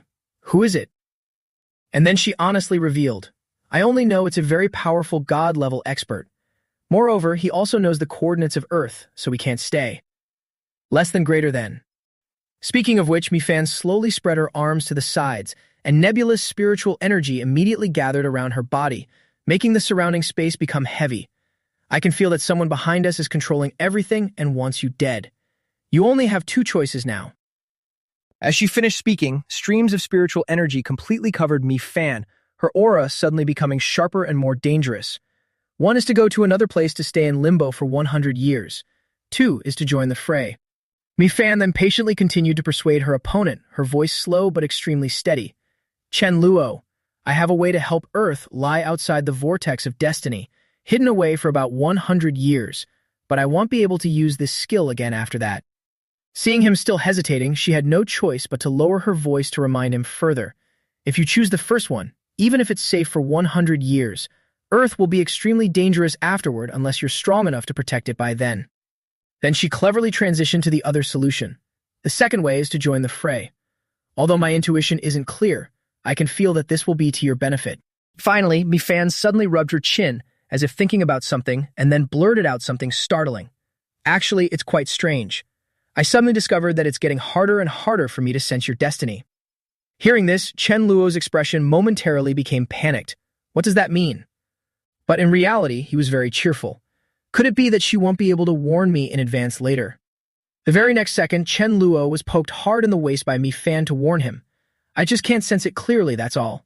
I can still feel it if you're in danger or not. Very quickly, he pulled back his playful look and regained his seriousness. Well, that's good. I feel like I can do it, so I should join the fray, and there are benefits to be had too. Responding to those words, Mi-Fan nodded slightly, a look of satisfaction showing on her face. Right. Then Chen Luo stepped forward directly, his steps firm and determined. All right then, how can the universe be without me? I won't stay any longer. Watching that robust back, Mi-Fan couldn't help but muse. Destiny never misses a chance for change. Even I didn't expect Chen Luo to have mastered the third rule so quickly, exceeding all data of destiny. She felt a bit relieved inwardly. Chen Luo had once again become someone she couldn't grasp. Fortunately, things were still moving in a good direction. At this moment, he was aggressively questioning the two who were following him. Huang Miang, Shi Mu. Until now, I still don't understand why Tisu suddenly came to Earth to cause trouble. And the person standing behind him now wants to cause trouble for me. Can't you two really tell me the truth? Clearly, Huang Miang had begun to show his fluster. We really can't answer that question. If we do, we'll all meet disaster. Meanwhile, Shi Mu gave a vague hint. Actually, you don't need to try to find that person. She didn't intend to make things difficult for you at all. She even offered a sincere piece of advice. Big brother, listen to our advice. You really shouldn't try to find out that person's identity. Even if you master all the rules, it's best not to look for them. Hearing this, Chen Luo's heart filled with doubt. I've already mastered 3 rules and still can't deal with the opponent. The thought made him even more uncomfortable, his hands subconsciously clenching into a fist. Damn it, who exactly is the opponent that can make them fear them like that? Just then, a hurried voice suddenly rang out. Chen Luo. Chen Luo. It turned out to be the plant spirit, angrily scolding him. Chen Luo, do you have any conscience at all? Do you? In its heart, it felt very aggrieved about his decision, You took everyone with you, but you didn't take me. Poor me, I've gotten used to the corpses of sovereign-level creatures and level 4 or 5 mutated creature flesh. This mouth of mine has really gotten hooked. But after seeing Meng Yin, the plant spirit was suddenly terrified. What's with this seed? Why do I have a bloodline suppression feeling? While Chen Luo was speechless, caught off guard, and not knowing how to handle it, Huang Miang quickly seized the opportunity. You reckless bastard, it's time to show some loyalty. He stepped forward naturally, pointed right at the plant spirit, and questioned its crime. Who are you scolding? And Chen Luo also stepped forward resentfully in support. Exactly. When was I ever unconscientious? It lost its composure and pointed at Meng Yin's seed. This is the evidence. You are something new, so you don't like the old stuff, which is me anymore. Then it angrily ordered Chen Luo. Quick, bring me a corpse to eat. I'll bear sweet fruit. We'll each take half. But he just calmly waved his hand. Screw you, the collaboration is over. That made the plant spirit's blood boil even more. I knew it. You have a new toy, so you forgot about me. I even thought we could live together forever, but you've made me lose completely. It quickly brandished its branches, directly launching an attack toward the two. I'll fight you to the end, vine entanglement. Chen Luo was momentarily stunned when his arm was suddenly tightly wrapped by the vines, the tightening force not weak at all. He lowered his head to look, his mouth twitching slightly. Are you kidding me? I'm the god-level expert here. Just one small action like that was enough to make the frustration he'd been suppressing in his heart for so long burst out. Who exactly are you trying to intimidate with this trick? So Chen Luo gently waved his hand, slashing a strike toward its body, clean and decisive. Dare to scold me for being unconscientious? After that slash, Chen Luo calmly picked his ear, looking as composed as if he'd just finished a trivial chore. Then don't blame me for being ruthless.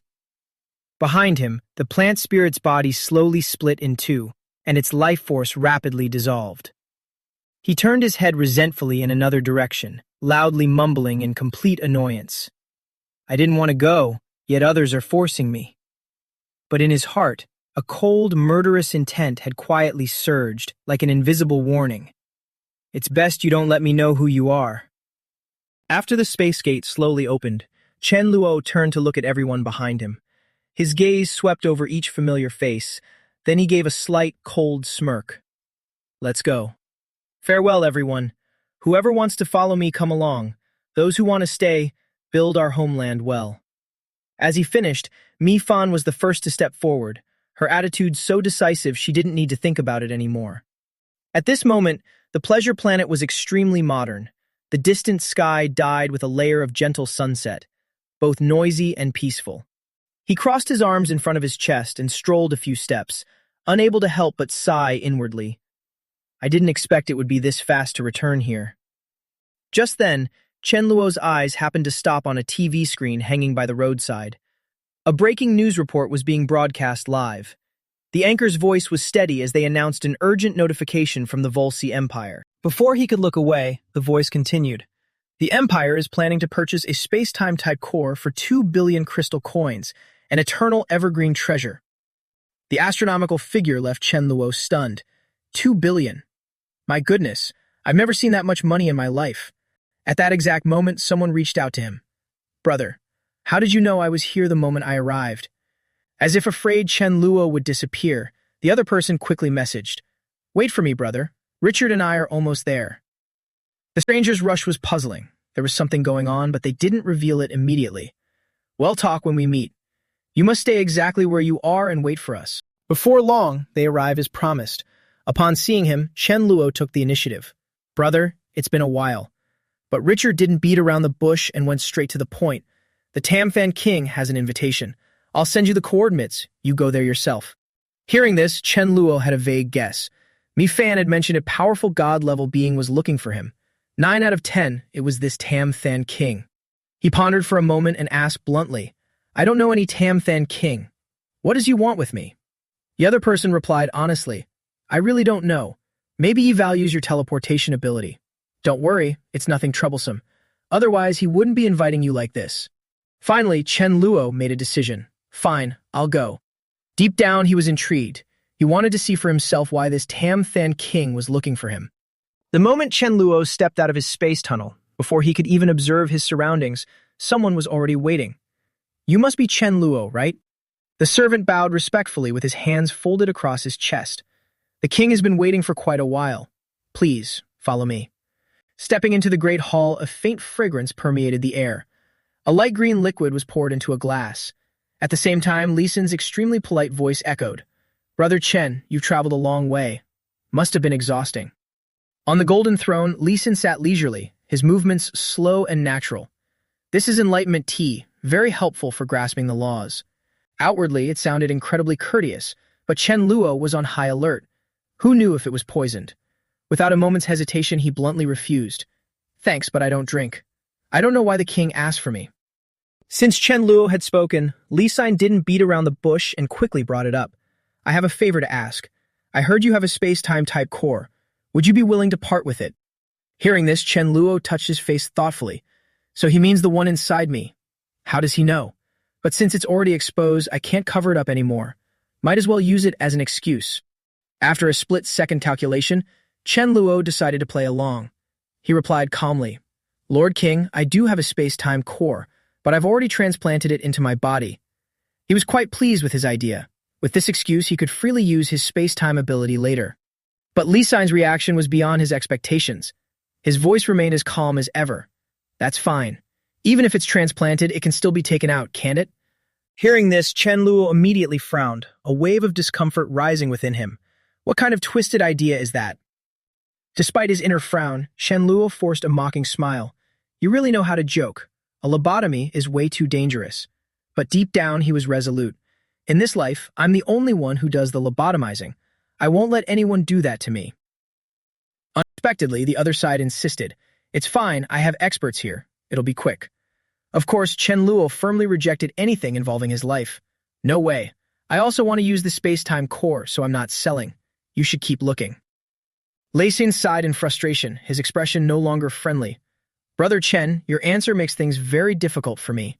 Chen Luo chuckled coldly, mimicking him sarcastically. Difficult. Then he decisively displayed his attitude, not giving the other party any face. If it's difficult, then don't do it. I'm done playing with you. The atmosphere entered a tense state as the other man raised his voice. A god-level being with 2 laws dares to flip my table. Have you a death wish?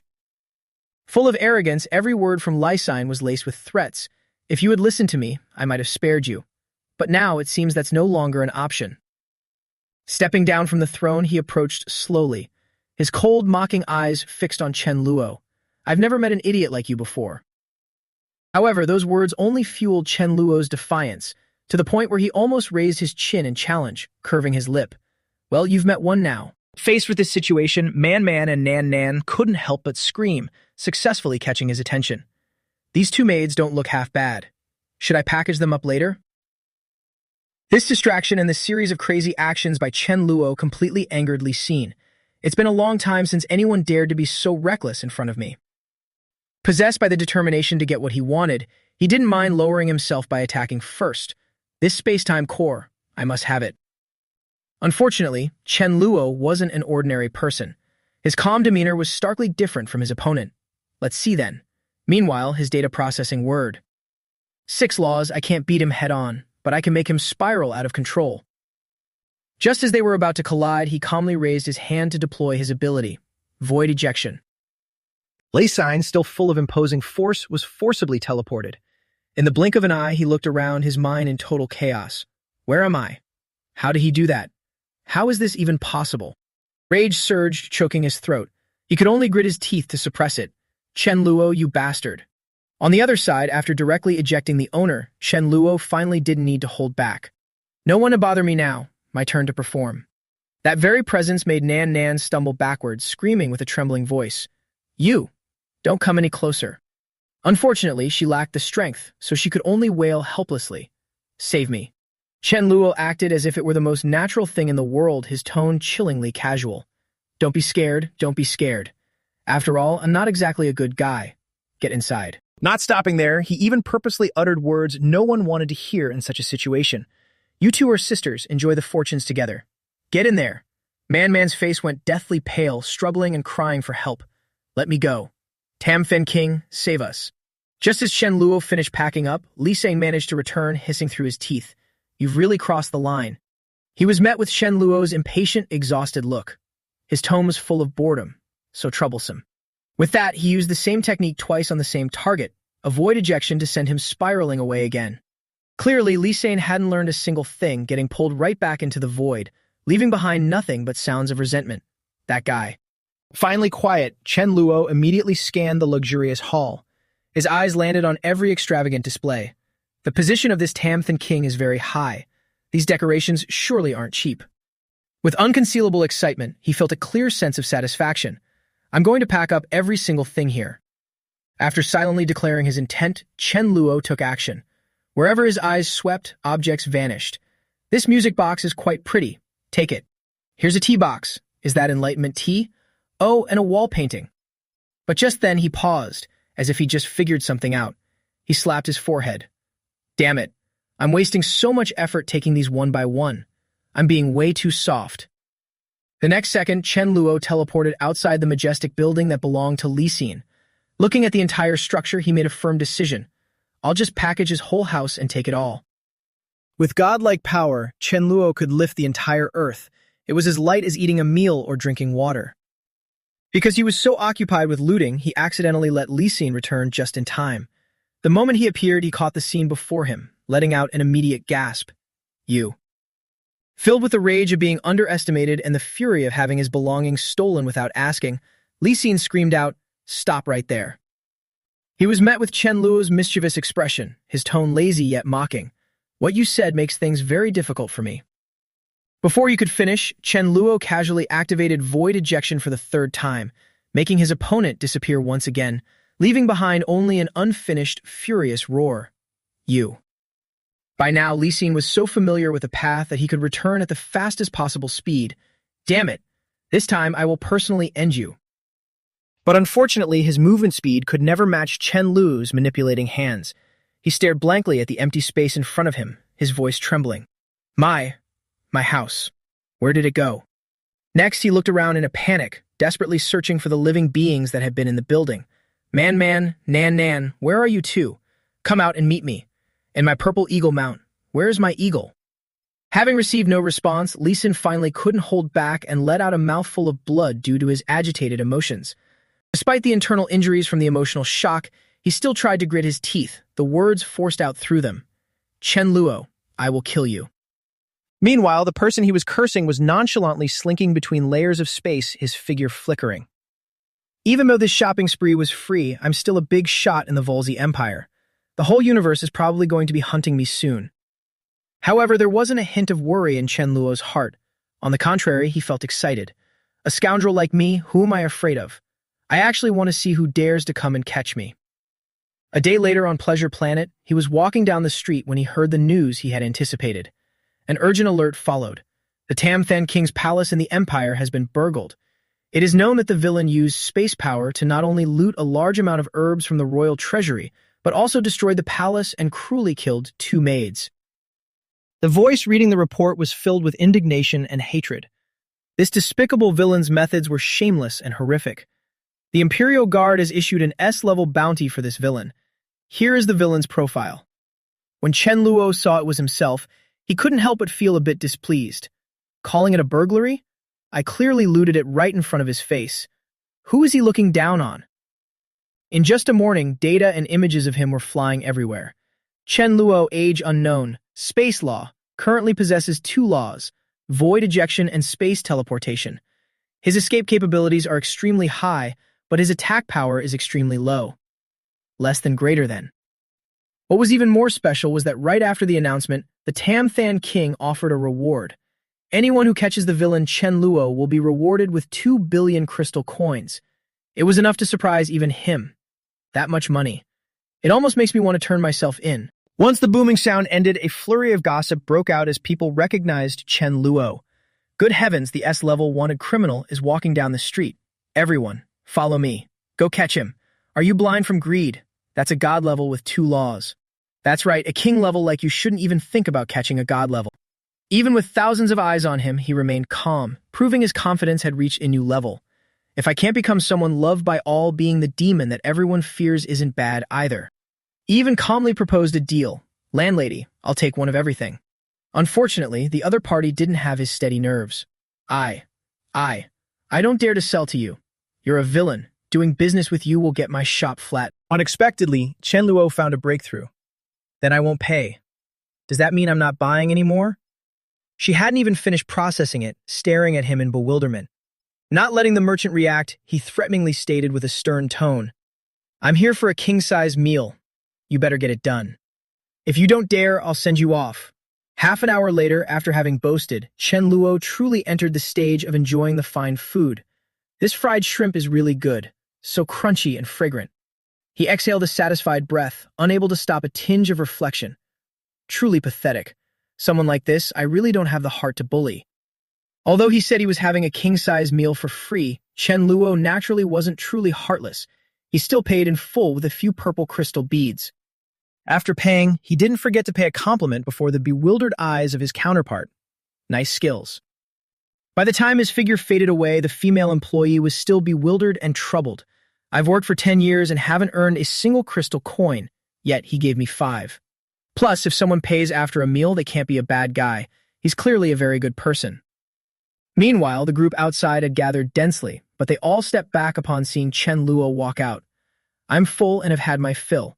I'm not waiting for anyone to catch me. With such efficiency, you still want to catch me? Rubbish. He threw away all his patience, decisively summoning a space portal in front of the public. Let's go. Time to see what's over there. Parallel to that, at a cliffside in the distant mountains, Hak Lin respectfully bowed before Lee Sin. Tam Then King, you sought for me. Lisan's face featured a rare, calm smile, with no remaining trace of frustration from the event involving Chen Luo. Hak Lin, you've arrived. How are your wounds? His mouth was talking, but deep down he was silently assessing. This is a god-level powerhouse possessing 3 dark laws and 1 curse law. Hak Lin didn't hide anything either, explaining and not forgetting to express his gratitude. The accident half a month ago was truly terrifying. If you hadn't arrived in time, I definitely would have lost my life. Now, thanks to you, I have fully recovered. And so a scene of a heartfelt relationship unfolded until Lisan slowly entered the main issue.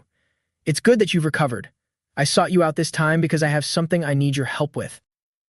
At the same time, the entire planet was suddenly swallowed by the dark of night. The source of all the trouble was standing in mid-air. Chen Luo roared loudly. Thito, get your ass out here. Inner fury was surging inside him. Just thinking that all the recent trouble he was facing was caused by him made him angry. Even if I can't beat him right now, having a good battle to vent my anger is fine. A massive disturbance like that was hard to ignore, especially for the estate manager of the building. Which blind soul dares to stand before my master's door? He was met with silence, appearing dangerous on the outside, but his head was overflowing with plans standard to society. Thito truly lives up to being an elf. This whole group looks decent. That's fine. When the time comes, I'll package them all up and take them back to be wise for my single members. When the manager saw the face clearly, she was shocked to the point of stammering. You. Why is it you? Her brain was in total chaos before that angular face. Isn't he that S-level wanted criminal? Not having time to respond to that bit of nonsense, Chen Luo went straight to his main priority. Where is Thitu? Tell him to come out and meet me. By now, she had to lower her voice to inform him. I am sorry. Sir left 4 hours ago. If you have business, you can wait for his return. Hearing that, Chen Luo muttered with a sense of wonder before making a quick decision. Is that a coincidence? That's fine then, I'll go inside and wait. He didn't forget to add 5 key points in his head, and conveniently loot some things. There was no need for them to open the door for him. He nonchalantly teleported himself into their house as if it were his own. It's much simpler in here than I imagined. I wonder if all the valuables were taken by Thito. It's a pity, no matter how much defense they put up, they couldn't stop his rebellious nature. If Tishu doesn't value these things, then I, Chen Luo, certainly won't spare them a glance. Time to start the demolition. Meanwhile, somewhere near or far, Tishu was pouring all his energy into accelerating progress, rushing to complete the palace for the 3-body king. Hopefully, everyone can get paid earlier than expected. Step it up. Just then, a series of urgent warning alarms went off, catching him off guard. Why is the comms device suddenly blaring alerts? The holographic screen flickered to life. The moment he saw the image, Tishu broke into a cold sweat. Chen Luo. His expression immediately darkened. The deep wrinkles on his face showed just how much rage he was suppressing. That bastard. No, I must stay calm. After all, if he dares to wreck the three-body king's place, what's my house compared to that? His mental processor whirred into action, instantly formulating a plan. Report to the three-body king and conveniently drop Chen Luo's location to him. He then shifted into a weak, pathetic tone for the report. Your Majesty, three-body king, Chen Luo is at my place, and he's currently tearing my home apart. Upon receiving the report from his subordinate, Lee Sin's face immediately turned stern. He's attacking Tiss's place? Seriously. Haekling, standing by his side, chimed in, adding fuel to the fire. This guy is getting way too lawless. Let me go over there and teach him a lesson. However, he had other ideas and held him back. Don't be so rash, and looking for suitable henchmen. Wait until we've gathered enough people, then we'll show him. But Haekling was insistent, showing his inner frustration. No, I can't stand this any longer. The next moment, a dark aura erupted, showing his rage was ready to blow the roof off. So what if he has spatial teleportation? As long as I can launch his sneak attack, and with a bit of curse-based rule, we might just have a chance. Hearing his opponent mention this, even Lee Sin couldn't help but ponder. That's true. Even if you can't kill him, as long as he hits your curse, he'll get a taste of it. With that, he stopped hindering his subordinate and gave a firm order. Go then, but keep safety first. As soon as he got the green light, Haekling launched himself forward. Got it, Chen Luo, am coming for you. Meanwhile, on Tiss's planet, Chen Luo was feeling incredibly refreshed after finishing his demolition at the other guy's house. Following the plan, he needed to find the god-tier metal Norton to forge armor for self-protection, but before that, he should check out his loot. Suddenly, desperate cries for help echoed from his space pocket. Let us out. He calmly brushed off Nam Nam and Man Man, who had been forced to follow him all day. They were the two handmaidens of the three-body king. They must know a lot about his belongings, right? He flashed a gentle smile as if there had never been any conflict between the three of them. Don't be angry. I remember the two of you, one named Nam Nam and the other Man Man, right? Man Man didn't answer his question, but gathered all her courage to challenge him. Do you have a death wish? We are the three-body king's people, and you dare to rob us. Nam Nam, standing beside her, quickly nodded. That's right, exactly. However, the problem they raised only made Chen Luo more amused. I could rob the whole house right in front of him. Do you think he'd be afraid of you ladies? The next second, he directly projected a screen showing the footage of the moment he was hunted down. Look clearly now. The three-body king said you were already dead. If you're still alive, it means he lost face. So even if you are rescued, he'll just kill you anyway. Got it? Being abandoned so ruthlessly caused great confusion for Nam Nam. Why? Why like that? Three-body king. Man Man felt a deeper pain of realization. We've been discarded. Chen Luo coolly interrupted. Are you too willing to follow me? With my ability, protecting you won't be an issue. At this point, the barrage of events left Man Man without a proper answer. We. Sensing they were wavering, Chen Luo softened his tone. I can give you time to think, but first, you need to do something for me. Without a hint of hesitation or doubt, Chen Luo asked about what he cared about most. The items in this embroidered pouch can't be ordinary. Tell me, what exactly are these and what are their functions? When she saw the treasure in his hand, she was shocked to the point of screaming. The blood-melting herb. You even managed to loot this. She then honestly explained the details to him. Hearing the three-body king describe it as something that could help fuse implants and support superpower integration. Those 4 words were enough to fascinate Chen Luo. Superpower integration. Less than greater than. His mind raced toward his own combat skills. If his spatial and time superpowers were to fuse together, wouldn't that be insane? So he was quick to press for more. How do you use this? Man Man sadly replied, I don't know about that. But Nam Nam, standing beside her, suddenly recalled something. The other item you stole is the Tea of Enlightenment, a type of tea that helps in grasping laws. Hearing that, she quickly continued. Whenever the three-body king wants to drink it, he always tells us to brew it. Chen Luo understood and shifted his attention to the item. Perfect. We have tea sets and hot water here. Brew a cup for me to see. 20 minutes later, both Man Man and Nam Nam were still busy, leaving him waiting until he felt like he was taking root. Your tea-making technique is too slow. Can you hurry it up?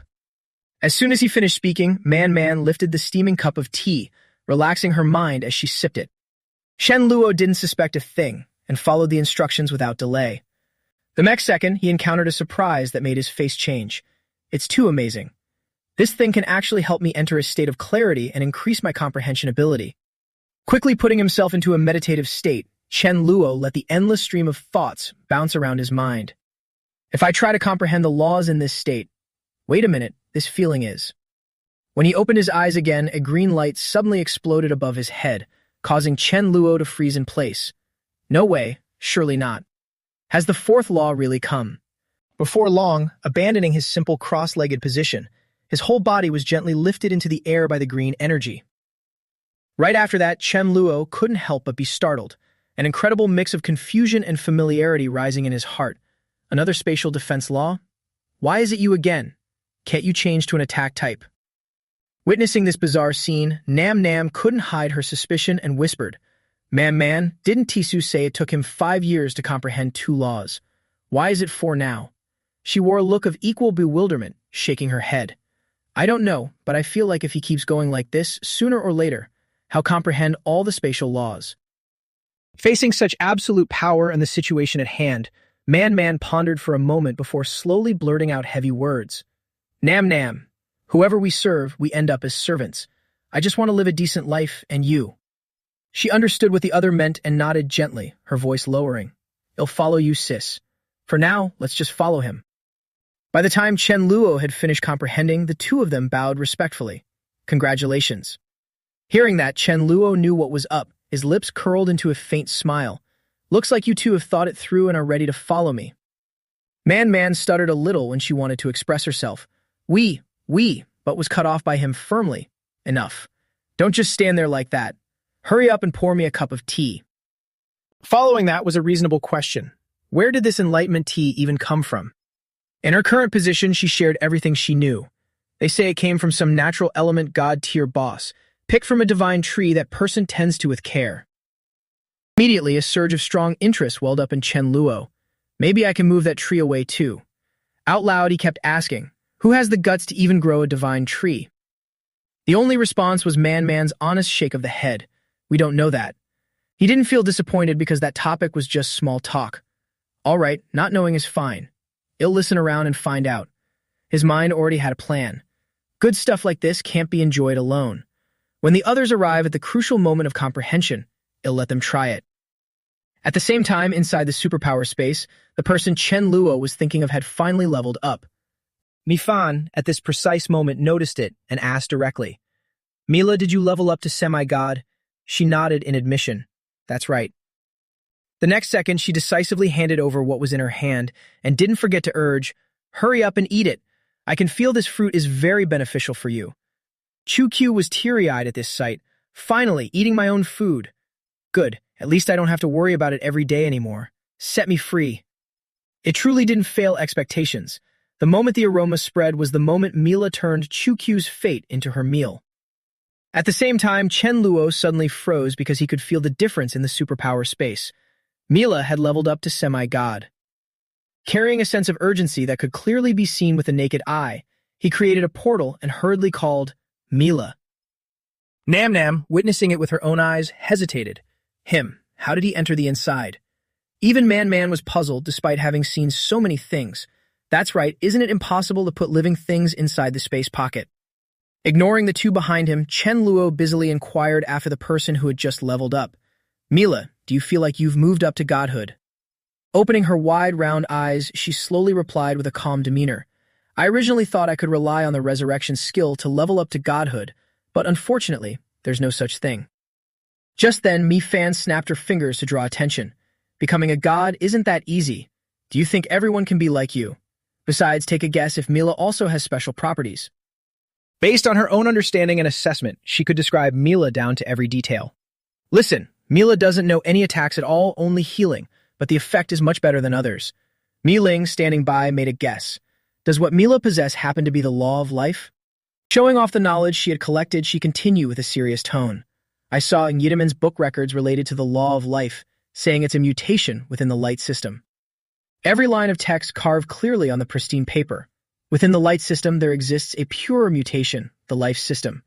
After reaching godhood, this system will possess the rumored law of life, owning unparalleled healing capabilities. Even if the subject only has 1 drop of blood left, it can bring a person back from the dead. However, this type of law isn't something you can get through hard work. It must be innate. Putting these words together, even Chen Luo had to pause when he reached the final conclusion. Could Mila be a mutation of the light system, the life system? The awe passed, followed by the excitement of discovery. I believe Mi Fan's deduction. The lady herself said it, so Mila must be of the life system. Success made a notorious troublemaker like him even more refreshed as he thought about a bright future. Once she becomes a god, even death won't be something I fear anymore. Suddenly, Mi Fan's voice cut off his train of thought. That's right, Chen Luo. Didn't you sort of figure out how to stop time earlier? Mentioning this issue, he stroked his chin and admitted, to be honest, I've already grasped how to stop time. Her reply was full of concern and affirmation. That's great, but remember, you can't expose this superpower for the time being. She followed up with a stern warning. I have a gut feeling that in about a month, an extremely important item will appear. Just like the fruit, it's something that increases longevity, but with far better effects. That was enough for Chen Luo to understand and confirm. Could it be that Mila's level up requires something with a huge amount of life force? Response was a more specific answer from Mi Fan. After all, this thing doesn't just benefit Mila, but indirectly has a huge effect on you. If you reveal your ability to stop time now, it'll be very hard to get it again. The gravity of this matter made Chen Luo turn serious. I understand. After settling things with Mila, as soon as he got out of the superpower space, he gave instructions to Nam Nam and Man Man. Wait a while. After the tea is brewed, well head into the space. If there is nothing else, start packing up. They were just standing there waiting when they unexpectedly received orders and weren't able to gather their wits yet. Huh? He continued with a firm tone. Don't worry, my space isn't like other spatial systems, you two. Before he could finish, two figures suddenly descended from the sky like meteors. Looks like someone's here. Facing these unexpected enemies, Chen Luo wasn't flustered at all and even had time to assess them. Both of these are semi-gods. I wonder how many laws they have. The bald guy couldn't help but exhale a long breath, not sure if it was relief or burden. Brother Kim Trao were really in luck. I didn't expect to actually find the wanted criminal. Kim Trao showed his excitement as he went straight to the point. Is your name Chen Luo? Carrying the pressure of his level, he easily spotted the difference in the enemy. I didn't expect these two idiots wanted to have the ability to break space, but I'm not afraid at all. In return was Kim Trao's cheerful, mocking laughter. Space is broken. A guy like him with a spatial system can't do anything now. The bald guy was extremely delighted with a fast-approaching fortune. 2 billion soul crystals are in the bag. My luck is unstoppable. Facing two arrogant guys like this, Chen Luo's face darkened as he emphasized, don't say I didn't give you two a chance. Leave now, it might not be too late. Otherwise, you won't even have a house left. However, they didn't take it that way and blatantly declared, you don't have a chance. Today, I'm going to send you to meet your maker. He went on to hold his chin high, not believing a word of threat from Chen Luo. I don't even know where my house is. How could you possibly know? Kim Trao joined in, asserting, don't think he's for real. This bastard is probably scared, which is why he's spouting weird threats like that. Chen Luo's sharp eyes narrowed tight, showing clear anger. Unwise kids, just begging for a beating. Without wasting any more breath, he directly snapped his fingers to execute his combat skill. Fine, get lost. In a bit, I'll be confiscating both your homes to appease you. At the moment the bald guy and Kim Trao vanished, Chen Luo gave clear instructions. I remember when I confiscated the Three-Body King's house, I got a book containing info on all semi-gods. You too, help me translate their data. Man Man quickly responded, yes. Following that, while her sister was busy searching through the information, she suggested, Young Master, you're currently being hunted anyway. Your face is really too easy to recognize. I'm very good at transfiguring. To avoid any more trouble, would you like? The suggestion hit home, so he nodded. Fine, do it. Half an hour later, the change was so significant that it couldn't stop the pride in Chen Luo. Oh my god, so handsome. Now no one will ever recognize me. Man Man breathed a sigh of relief, as long as the young master is satisfied. Just then, Mam Nam had finished looking up the info belonging to Lishan. Young master, here is the specific data on those two from earlier.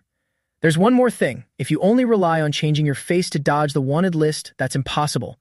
More importantly, the planet has dozens of satellites constantly scanning faces. Her eyes were melancholy as she reported every detail.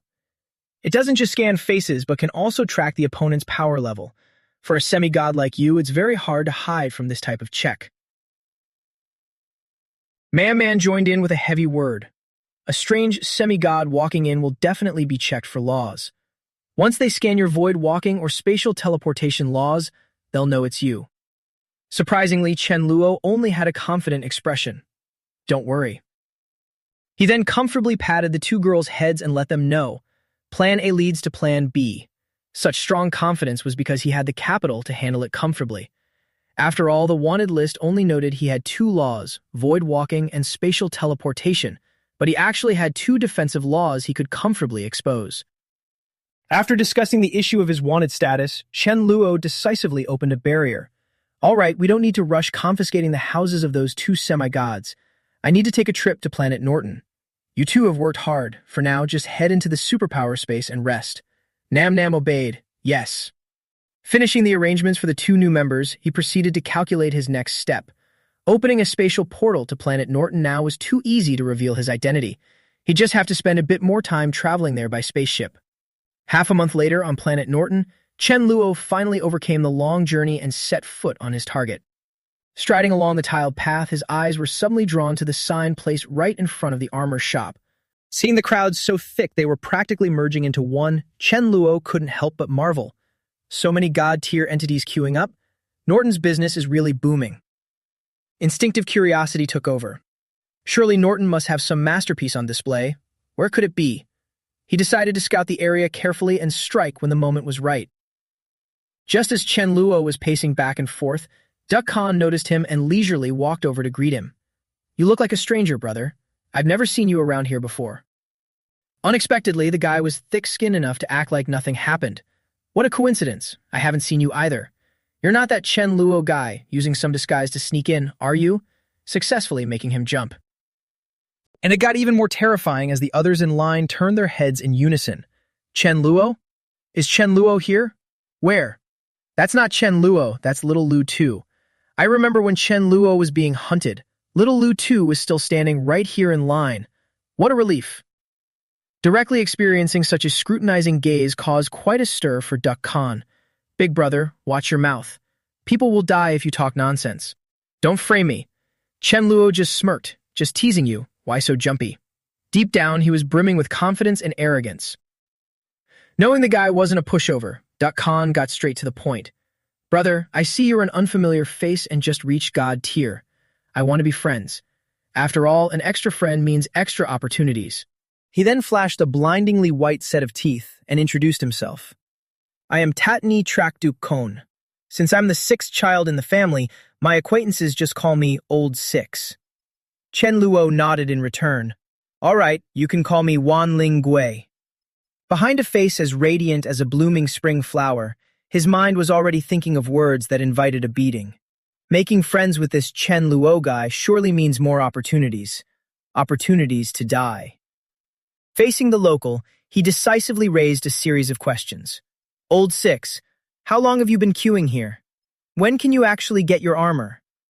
He answered honestly and couldn't help but lament, if you're lucky, maybe a dozen years. If you're unlucky, decades might pass before it's your turn. I was an idol to thousands on my own planet, and now I just have to wait obediently. He continued with a long, weary sigh. Besides, this armor is just too expensive. It took me so much effort to sell half my disciples in this sect, and that's how I finally scraped enough money to buy the lowest tier armor. This revelation shocked even a rebel like Chen Luo. What? You sold off half your disciples.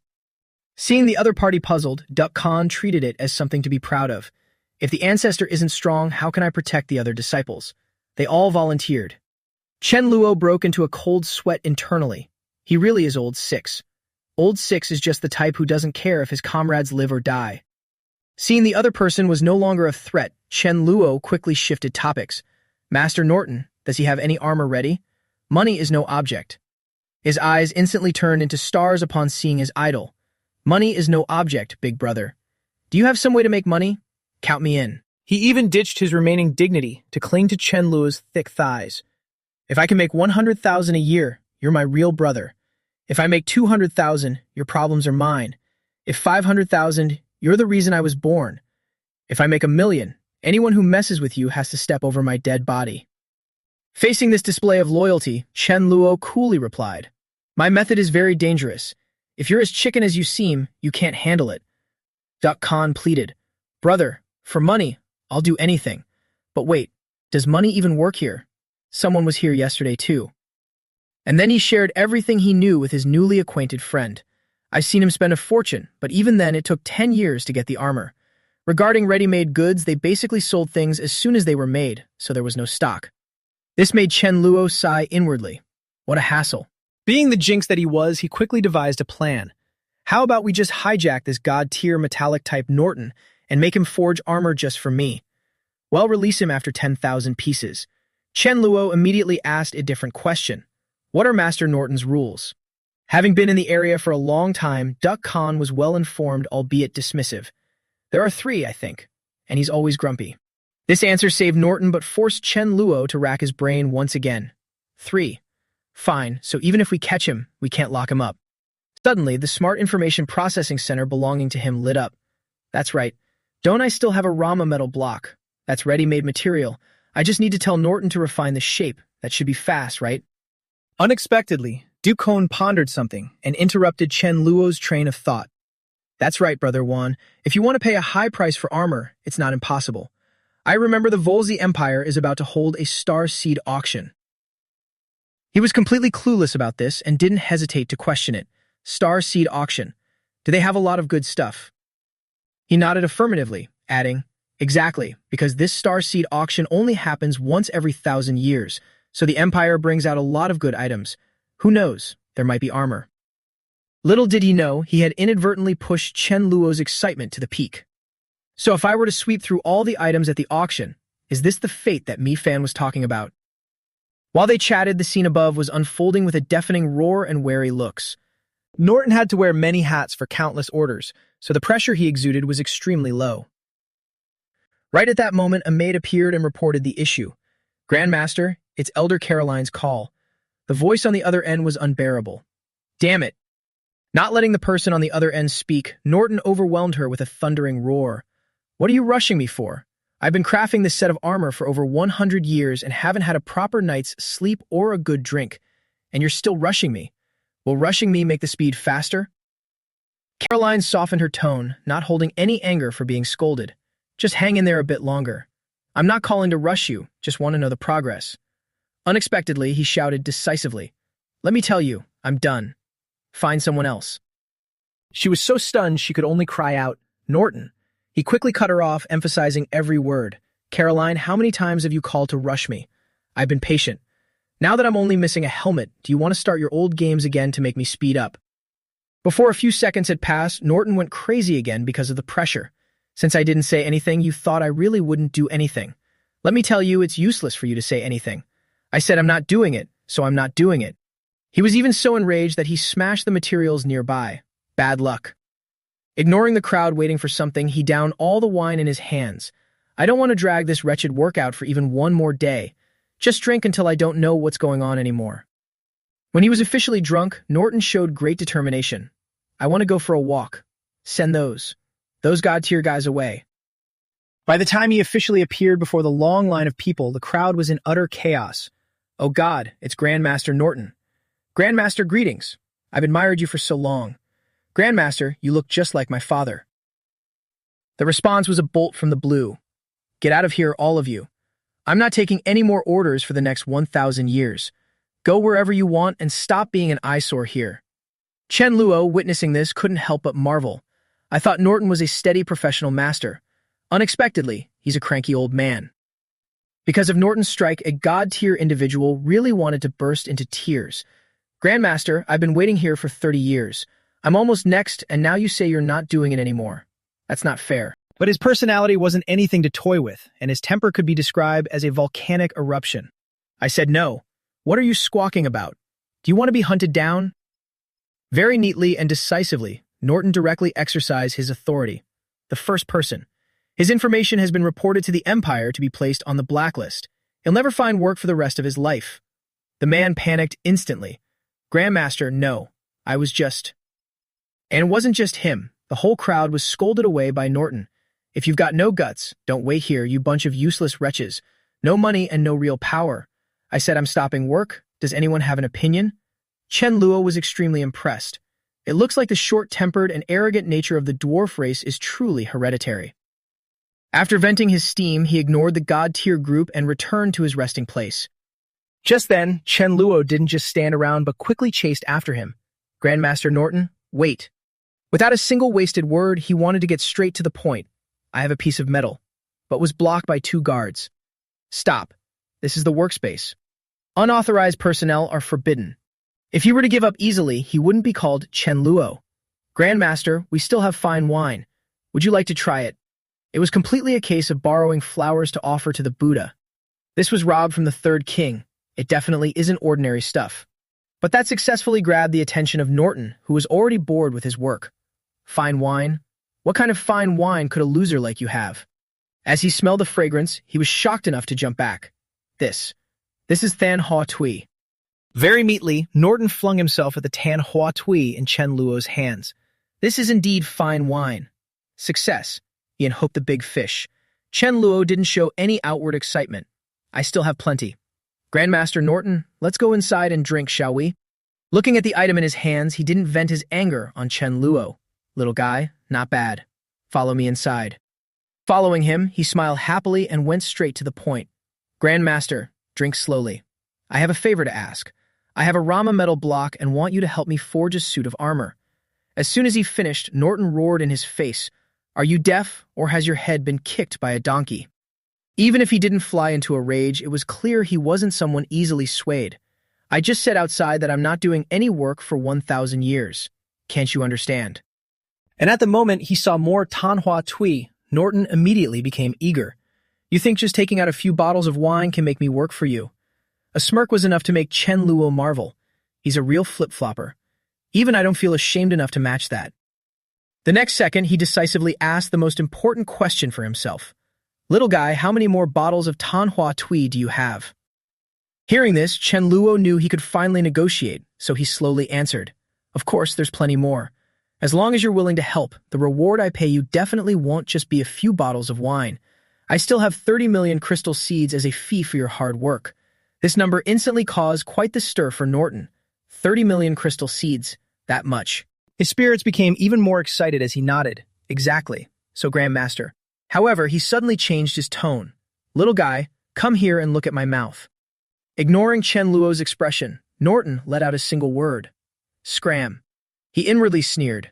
This brat, 30 million crystal seeds, and he wants me to work when I'm not in the mood. A second later, a loud, hearty laugh erupted in front of Chen Luo's blacker-than-a-pot-bottom face. Little did he know who he was dealing with. Having no shame is one thing, but not knowing how to read the room. Chen Luo never had to suffer such losses. The combination of the existing alcohol and the extra booze he didn't know the amount of had already made him dizzy and foolish. You're really too stupid. Chen Luo coldly evaluated him. It seems he's completely drunk. On the surface, he quickly pretended to care for the staggering man. Grandmaster, how could you be so careless? Let me help you to rest. His expression of care was also met with Norton's difficult tongue. Your face is really thick. I've scolded you this much and you still won't leave. He quickly put on a pitiful look. Grandmaster, I really need that armor. Without it, I'll die. At the moment his hand decided to touch the ring, his mouth was moving like a robot reading lines. Grandmaster, help me, please. He was so drunk he didn't know what was going on, so it was harder to notice this small move. No way. I want to rest. When he finally swiped the loot, Chen Luo decided to let him go. All right, fine then. Then he neatly turned around, not forgetting a parting word. I won't bother Grandmaster Norton anymore. Rest well. He lost his patience. Go. Just then, 2 servants hurried in and dragged the drunkard into the room. Master, we'll wait outside the door. When he lay flat on the soft pillow, Norton completely relaxed and mumbled the last few words. Got it. All of you get out. By habit, he rubbed his hands. But unfortunately, the ring had already been swiped by Chen Luo long ago. By now, the drunken fog was gone, and Norton was shocked to the point of sobriety. Huh? Where's my space ring? Jumping up in a hurry, he panicked when checking. It's lost. It's really lost. By now, Norton was truly terrified because of all the items kept in there. The armor I made for Caroline, my assets, my fine wine. All of it was inside. How could I have lost it? He lived up to his reputation as a famous blacksmith. Even in his drunken state, he could still realize, it must be that little guy. After sobering up, Norton rushed out and shouted loudly at the God-tier group. All of you, stop! Did anyone see the little guy who helped me in just now? Who is he? The very next second, he didn't care about anything and shouted in rage. Damn it! He stole my ring! The murmurs quickly rose, along with eyes turning toward Duck Con, who hadn't done anything yet. Huh? I didn't hear that wrong, did I? Norton's ring was stolen by someone else? If there's anyone here who's familiar with him, it must be Old Six. Following that came an interrogation from him. Where is he? Duck Con rushed to back away and hastily pleaded his case. I don't know him, only that he goes by the name Wan Ling Gui. Hearing only that was enough to make Norton angry enough to jump. Great for a Wan Ling Gui. You're not human. Wan Ling Gui, you'll never have a son. You won't die peacefully. Duck Con was already teary-eyed when he understood. No wonder Wan Ling Gui has so much money. This method is too cruel. By now at the Pleasure Planet, various voices resonated throughout the vast space. Everyone, you've worked hard waiting here. Has anyone discovered anyone causing trouble on the planet lately? Leader Albert, in matters as small as this, why trouble yourself to come down here? Rest assured we're guarding this place, no one would dare mess around. I heard it's almost Leader Albert's daughter's birthday. We all want to express our concern. At the moment, everyone was holding their gifts with both hands. He waved his hand and refused. No need, everyone. Earning this money wasn't easy. Just then, an urgent voice broke out. Report. A god-tier entity of unknown identity has entered the planet. There's currently no information on that person. The sentries went into alert mode and speculated. Unknown identity. Could it be one of the scumbags on the bounty list? Leader Albert, I'll go over and check him out. Regarding the other party's words, he maintained a solemn face. Since he has arrived, I also want to go over and see what he's planning to do. Simultaneously, in the dining room before this feast, someone was marveling. I didn't expect it to be this smooth. Of course, it was none other than Chen Luo, who had just played Norton for a fool, and moreover had found a few parts of the armor. While his mouth was continuously moving to nibble, his mind was occupied by other trifles. Although I don't know what level these armor parts are, the color is. A man like me can't wear a pink suit of armor, right? Thus he couldn't help but sigh and slowly calculate. Luckily, there are still some divine pills in the ring to quickly recover god-tier essence. As for the armor, I'll see if there's any suitable paint later to repaint it a different color. At the moment Chen Luo was lost in thought in one spot, Albert stepped forward as was his duty. Sorry to bother you. I presume you've also heard that a space system bounty criminal has appeared nearby. To avoid any misunderstandings, may I scan your aura? Even thunder spares the hungry at dinner. Being pestered like this is getting on my nerves. Can't even finish a meal in peace. Listen, wait until I'm done and scram and not in the mood right now. Yet he persisted with that perfect standard smile. Honestly, I'm starting to doubt who you are. Why don't you come with me for a ride? Chen Luo couldn't care less. He slammed his hand on the table, emphasizing his point. You're extremely annoying. The next second, he curled his lips in a devious smirk and activated his signature skill, Void Pulse. The subordinates following behind were left in total chaos. Where's the leader? Why did he just vanish? What did he do? How did he pull that off? Clearly, Chen Luo wasn't one to be pushed around. He sent that entire noisy bunch packing. Silence immediately returned. Get lost, all of you. Once they were gone, he fell into contemplation. These guys are gods, yet they're so eager to throw their lives away, I don't get what they're thinking. Forget it, I'll just pack the whole dining room away. That way I'll have food wherever I go. Half an hour later, when Albert returned from space, this place was stripped clean. This was the most famous restaurant on Pleasure Planet. Just like that, someone robbed the whole establishment. He was so frustrated he felt like screaming. This guy has more guts than the heavens. He'll do anything. And since I've experienced it firsthand, I can guarantee he's exactly who they're looking for. Your Highness, the bounty for Chen Luo has just appeared on Pleasure Planet. Please send reinforcements immediately. Li Xin, who was busy tinkering with his house, was instantly hooked upon receiving this intel. He's back? Good. Just in time to pass this info to He Ling. No sooner said than done. Once He Ling heard the news, he couldn't help but gasp. Truly. I'm also near Pleasure Planet. Looks like my luck's not bad. Hopefully, I can bag in this time. Li Xin nodded. Use the teleportation array, put the costs on my tab. Count on He Ling for that. Once he finished, he immediately showed his determination through his statement. Rest assured, I'll bring you back some good news. Inside and out, they were perfectly in sync. Chen Luo, you better not let me catch you. After the call, Li Xin began calculating. He Ling surely couldn't take down Chen Luo, but he could at least wound him. I just need to seize the opportunity while he's mortally wounded. Having settled his thoughts, he dialed someone with deeper knowledge. Now it was mandatory to contact Uncle Suyang. That guy is a veteran who holds 7 laws of space. He must have a way to deal with Chen Luo. Up in the clouds, the space-level god Yun Suyang was meditating alone when he sensed someone from the lower ranks approaching, prompting him to ask suspiciously, "What's the matter?" She carried the comms device up to report. It's a call from the Star Monarch. He heard this and was perplexed. Him. What could he possibly want? As soon as the connection was established, the eagerness flowed from the other end. "Uncle Suyang, it's been a while since I contacted you, so I'm calling to check in." Not wanting to hear more beating around the bush, Yun Suyang cut him off directly. "All right, speak up if you have something to say. I'm busy grasping the laws." Continuing, Li Xing that straight to the point and poked around. "Uncle Suyang, have you grasped the 8th law of space, the void walk yet?" He shook his head. "It's quite difficult. I don't know where the hurdle is, but I haven't grasped it yet." A moment later, he switched to fishing for support items. "Right, does the little guy still have any insight tea left? If he does, maybe I could grasp it better." Hearing that, his heart let out a mournful cry beyond words. Insight tea. The kid robbed me clean. Even so, Li Shane didn't mention that incident but proactively changed the subject. "He's out of tea, but I have a way to help you grasp the void walk law. A spatial genius named Chen Luo recently appeared. Within just 5 short years, not only did he become a god, but he also grasped 2 laws, void walk and spatial teleportation. He even has a spatial crystal on him. I wanted to get it, but a huge argument broke out. Those full detailed recollections pique Suyang's curiosity, so there's another newcomer that's formidable." Catching this reaction, Li Shane curled his lips and began presenting the plan he had prepared. "If you handle him, the time element crystal belongs to me, and the spatial one is yours. His mastery of the void walk law isn't low. Absorbing his crystal will definitely be very beneficial to you." The analysis finished, and he immediately stood up with an energized spirit, making a decisive decision. "All right, agreed."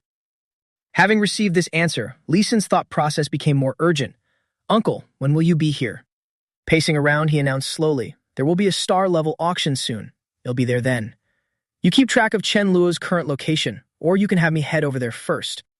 Hearing this, Li Xin nodded and cautiously reminded him, "Keep it safe until we meet. I'm also contacting 2 others. We must take him out in one go." Suyang understood and replied concisely, "Got it." While still on the move, Suyang mentioned a piece of news that had reached his ears. "Right. I heard the Delaman Empire discovered traces of the destruction law leaking out in space. Is that true?" Because some of their people were involved in this lead, Li Xin presented the details clearly. Healing was the first to discover it. He rushed in wearing armor, but almost lost his life in just a dozen seconds. His armor was also wrecked. Furthermore, the place he went to was only the outskirts. Currently, that place is guarded by the Delaman Empire, so we can't investigate more. It's their territory. I suspect that it might house the destruction law that has been lost for countless eras. As the entire story wrapped up, turmoil stirred in his heart. Chen Luo, a spatial sapling so good, it's such a pity. If I didn't truly want to grasp the void walk law, maybe I would have kept him and protected him. Inside the dimensional space at this moment, Chen Luo stood before the chefs he had kept and began to reassure them. "Everyone rest easy. I'm not a bad person.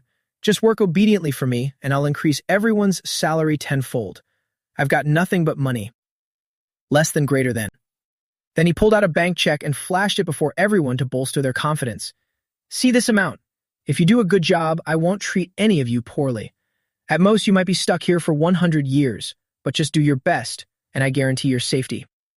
The condition was clear yet heavy, causing the group to instantly waver without the slightest resistance. After dealing with this group, Chen Luo shifted his attention to the remaining person with a thoughtful look. "I remember you're the shop owner, right? Bai Menshi. An emperor level like you, how did you become a shop owner? What's your background exactly?" Facing a complete stranger, she couldn't hide her unease and rushed to explain. "The restaurant is run by a few owners together. I'm just the unloved daughter of one of them. Usually, I'm responsible for managing the restaurant and preparing the drinks." This explanation satisfied him, so she must know the supply chains. Seizing her is catching exactly the right person. Lowering his stature to apply pressure, Chen Luo continued to probe. "Do you know how to brew Hill Porto drinks?" She gave a slight nod. "Yes." Not stopping there, Chen Luo switched to another issue. "Then, do you know about insight tea?" Seeing her nod in admission, his mood instantly lifted as he stepped closer. "Who grows that?" The distance between them had closed so suddenly that Menshi was startled and blurted out in a choked voice. "I heard it was grown by a veteran named Long Jin from the nature element." Following that, Chen Luo pressed harder to find out the whereabouts of the other person. Where does he live? The constant questioning caused confusion to bloom in her heart. Why is he so excited? Could it be he's going there to rob it? Seeing Chen Luo exuding such eagerness, Menchi made a suggestion. My father must know about that. Why don't you let me go and ask him? Hearing that, he pulled his hand back but added a reminder. Don't even think of using this as an excuse to run off. Call him and ask. Menchi teared up and agreed. All right, I'll do it. 10 minutes passed with the other end still silent, leaving her even more confused. Father, why won't you pick up? Witnessing this scene, he could only sigh. You really are unloved, huh? Forget it. Thoughts raced through his head. Even if you probed for news, others would be suspicious. Giving Long Jin a chance to prepare or teleport away wouldn't be good. Mifan realized he had been in the sealed area for too long and couldn't help but worry. Chem Luo, you don't have to stay in this space all the time. You should go out and get some air. Chem Luo refused immediately. But now, if I go to any important planet, I'll be discovered instantly. I want to wait until after the auction to go out and play. That reply still wasn't enough to reassure her, so she kept advising him, stop overthinking it, listen to me, go out now. Faced with such persistence, Chem Luo had to compromise. All right, fine. Deep down, he understood. Mi-Fan wouldn't have pushed him unless there was a reason. Before he left, she still didn't forget to add one more detail. Be a bit careful. You might get hurt. I mean, it would be better if you got hurt a little. That way, the fish will take the bait. This remark made him suspicious. What does she mean by that? But Mi-Fan didn't explain herself further and hurriedly pushed Chen Luo out. Oh my, just do as I say. You'll know when the time comes. Go quickly. Amidst the silent drifting cosmic debris, he looked hesitant. Where should I go now? Maybe I should visit Richard and Sentai. Pleasure Planet appeared with layers upon layers of modern architecture intermingled with dazzling lights. The moment he saw familiar faces, Chen Luo waved his hand with excitement. Hey guys, long time no see. Two people facing him looked instantly suspicious. In broad daylight, how dare he appear so brazenly? Sentai poked around, baffled. If you're not hiding, you're walking around openly on the main road like this, which doesn't seem very appropriate, eh? He smiled to reassure them. Rest easy. I have no bad intentions, just wanted to say hello. The situation put him in a tough spot because of his identity, but since they were the security guards here, he had to take action if they appeared like this. Knowing this, he took the initiative. You guys are right. How about the three of us have a little fight?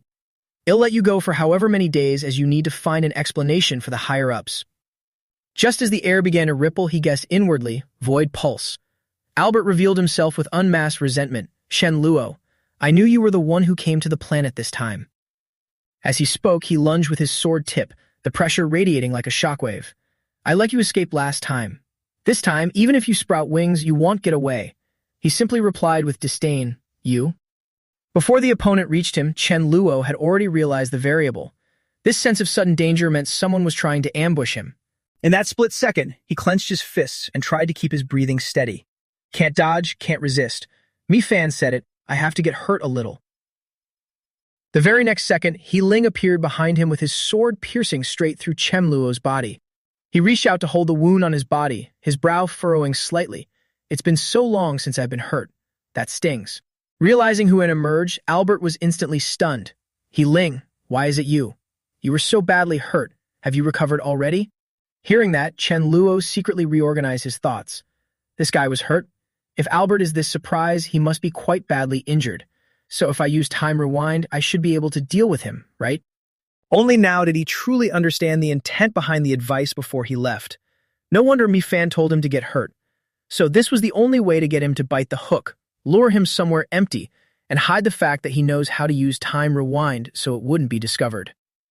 Once the thought formed, he deliberately spat out a mouthful of blood, his face turning visibly pale. Then, faking weakness, he loudly reproached the other party for acting so vilely. You're too despicable. You dare ambush me. Deep down, he was hoping, come here, take the bait. Faced with this behavior, He Ling couldn't hide his triumph. Ambush succeeded. Now I have a chance to kill him. Carrying the heavy injury, Chen Luo calmly retreated and took 3 spirit pills from his pocket space. That sight caused He Ling a flicker of shock. Where did you get those spirit restoration pills?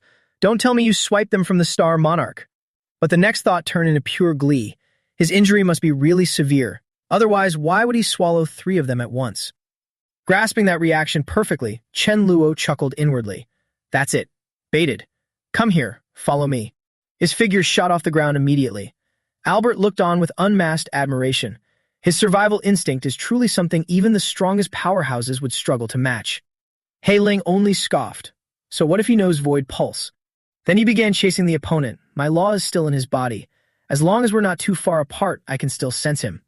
Albert followed quietly, ready to assist from the side. I'll help you. Let's finish him off together. That suggestion was rejected without hesitation. Stay back. You don't have the stealth capabilities. If he discovers you, you'll only help him escape faster. Hearing that, Albert had to stop in his tracks and speak up. All right then, wish you luck. After a burst of rapid teleports, the scenery before his eyes changed into a desolate, chilly planet. The chase didn't cool down at all. In just a moment, Hei Ling had closed in on his target. Seeing Chen Luo gradually show signs of fatigue, he quickly calculated. Panting this heavily, his ability must be running low too, right? Backing his opponent into a corner, he laughed smugly. Chen Luo, you have nowhere left to run. Faced with that, Chen Luo wasn't panicked but slowly turned around to observe. I heard you were injured lately. His calm demeanor caused Hei Ling to feel a sense of unease rise up. He immediately raised his weapon with a panicked voice. What are you laughing at? Just die. Deadly energy swirled, turning into chilling, monstrous shapes that rushed straight forward. In that very moment, Chen Luo activated the time rewind move along with a reply. The one who means to log out of reality is you. His body appeared behind the opponent. He quickly calculated, perfect. I can try to test just how much of a god-level timeline I can reverse without using time freeze. Of course, time reversal isn't something that can be done in a blink of an eye. It needs a little time. The unfolding of events made Hei Ling suspicious. He immediately turned around. Little guy, if you can still use Void Pulse, why don't you keep running? Energy within his body exploded violently, and a roar filled with rage echoed. I don't know where all that confidence went. A surging torrent of power slammed straight toward Chen Luo, accompanied by a firm sentencing. But such a pity, you're definitely dead. Under the pressure engulfing his body, he only gave a cold smile. You're showing off a move like that. Just at that moment, a layer of protection shield appeared, making Hei Ling freeze for a second. I'm not hallucinating, right? He still has defensive laws, and 2 of them at that. Panic spread instantly. He hurriedly scanned the area. Didn't you only have 2 laws? Why? Why are there 4 now? An uneasy feeling rose within him. The 3rd Lord had been misinformed, a fatal mistake. It wasn't 5 years to master 2 laws, but 5 years to master 4. Seeing his expression, Chen Luo scoffed. Not so happy or surprised anymore, are you? Hei Ling's body trembled in terror. His mind was a chaotic mess. What kind of monster is this guy? Despite his pride, he realized he couldn't deal with him by using his own strength alone. Realizing the situation had spiraled out of control, he scrambled to retreat. If I can't finish him off, I must report this to the 3rd Lord so he can prepare a countermeasure. But Chen Luo wouldn't let that happen. His lips curled into a smirk, a surge of power erupting. You think I'll let you run? An invisible force slammed down, dragging Hei Ling back along a fixed trajectory. Spatial collapse, reversal. This sight made his anxiety boil over. Damn it, it seems escaping isn't going to be that simple. With his life hanging by a thread, Hei Ling still put on a brave face. Chen Luo, you really think you can kill me? Immediately, the facade was shattered by a cold retort. Then why are you running? If you're so tough, come and finish me. At that very moment, he suddenly felt a change in his body. Strange, why is my expended energy constantly regenerating? Whatever, this is a good thing for me. As his strength returned, he lunged forward, intending to launch a counterattack. Fine, let's see how long that mouth of yours stays tough. But the moment he closed in, Hei Ling's body suddenly froze in midair. Every attempt to move became heavy and glitchy. Chen Luo observed him and silently concluded, the time reversal is starting to take effect. Trapped in a bewildering state, Hei Ling trembled and cried out, You! What have you done to me? Faced with that question, Chen Luo didn't explain but nonchalantly retorted, Take a wild guess. As soon as he spoke, Hei Ling's body was suddenly surrounded by a fierce, swirling red mist causing him to panic. These wounds aren't from the last half-month. No, how is this possible? Less than greater than. The truth unveiled itself, connecting the dots in his mind. The 3rd Lord said you possessed a space-type crystal. Could it be that you control the flow of time? He smiled and gave in credit. You're actually pretty smart, aren't you? Flames wrapped tightly around Hyling, bringing waves of repeated pain that made him let out a blood-curdling scream. Amidst those fluctuations, Chen Luo slowly closed his eyes. This kind of miraculous feeling. After a moment of silence, he grew excited as he realized, it's a breakthrough. That feeling just now must be me grasping time reversal. He stepped closer to his opponent, who was being eroded by the energy, his mind rapidly calculating. Great, I need to finish Hyling off quickly to seize the time to enter the time law realization state. Then he conveniently looted the items on him. He couldn't let his space pocket be ruined by this weird, scary thing. Half a minute later, Hyling was truly finished under Chen Lu's watchful eyes. What is the thing corroding his body? Is it a flame law or a thunderstorm law? But I've seen both of those before. None of them made me feel this terrified. As the residual force dissipated, Chen Luo moved forward to harvest the spoils. The god-level dark crystal was his now. Immediately after, he summoned his two maids and gave a firm order. Nan, man, go out and brew some tea for me. Understood, young master. Finishing everything, he sat down immediately.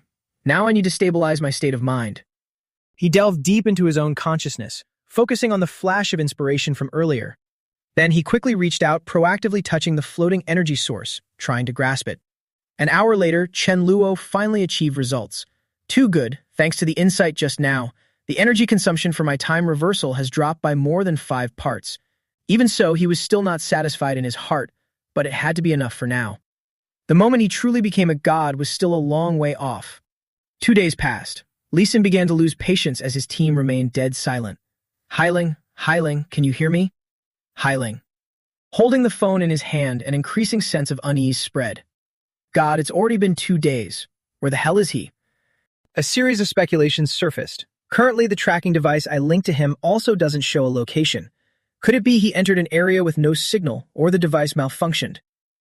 Sitting in his chair, Lee Sin muttered to himself, if I recall, the last signal from Hyling was when he was with Albert. Maybe I can contact Albert to see if he knows anything. After a moment of recounting, Albert emphasized their last meeting. He thought I was a drag and chased me off, so I really don't know where he is now. He nodded. All right, I get it now. Ending the call, he rested his hand on his forehead, guessing the situation but not forgetting to insult his opponent. If I can't reach him, then so be it. He probably went into some special area where the signal is lost. Anyway, Chen Luo is just a useless runner. He definitely couldn't take down Hyling, who has 4 laws. Inside his space, Chen Luo was talking with everyone when a voice suddenly rang out. He tilted his head to observe the source of the sound and made a deduction. Is Fap Vuong about to undergo his godhood breakthrough? That thought made him sigh in contemplation. Why didn't Fap Vuong ascend right there? Since leaving Earth, he hasn't had much of a chance to fight, as if he were locked in a cage. Right then, Chen Luo suddenly thought of another power. That's right, I remember Malmo's lightning power is similar to Fap Vuong's. Thinking of the possibility, he walked over to Fap Vuong and pulled out an item. You take this crystal. Absorbing it should help you with your breakthrough. He replied quickly, yes. But the moment the crystal changed hands, Chen Luo suddenly felt a sense of instability. His personal space trembled, making his nerves tense up. Why is my law? He immediately scanned deep into his internal space. A chaotic scene appeared before his eyes. Void space, start the alert. Everyone, there's an intruder. Spatial jump. Move it. Boss, let's charge. Beat him up. The Space Defense Department repeatedly requested a strike. Boss, brother, let's go first. The physical space defense remained cautious. I'm observing. The Thunder Law is still standing firm without a bit of hesitation. Straight up challenging. Don't just talk, come and charge. Witnessing that scene, Chen Luo could not help but feel deeply moved. This is... The image before his eyes made him even more convinced of his own deduction. I said it before, Fap Vuong's life has never been weaker than others. How could he lack a part in becoming a god? It was originally the law bounded outside the spatial space, unable to enter. So Chen Luo immediately waved his hand and called out, Fap Vuong, come out quickly. He heard that and looked up, stunned. What? Before he could react, the Thunder Law had already lunged straight toward Fap Vuong. I'm coming. That power merged and the energy immediately flared violently. Watching the process unfold, Chen Luo whispered in admiration. Fap Vuong being surrounded by lightning is like the true lightning Fap Vuong. Less than greater than. 13 minutes later, Fap Vuong broke through the limit and officially set his foot into the ranks of the gods. After everything was over, Chen Luo immediately rushed over to throw his arm around his shoulder. Good brother, They'll tell the Dream Period kitchen staff to cook for me some delicious dishes to congratulate you on becoming a god. The two of them sat opposite each other. Fap Vuong contemplated for a moment, then spoke with hesitation. Chen Luo, there's one thing. I thought about it carefully. Now I want to get your consent. He asked in surprise, what is it? Mustering all his resolution, he stated his wish. I want to go out on my own to experience for a period of time. He then began to explain the decision. Your current enemies are all too strong. Even if I were released outside, I wouldn't be a match, only becoming a nuisance. Do you mean I have to stay in here my whole life? Can I help you with anything? That proposal made Chen Luo fall silent for a moment, his thoughts swirling rapidly. Fap Vuong has spoken like that.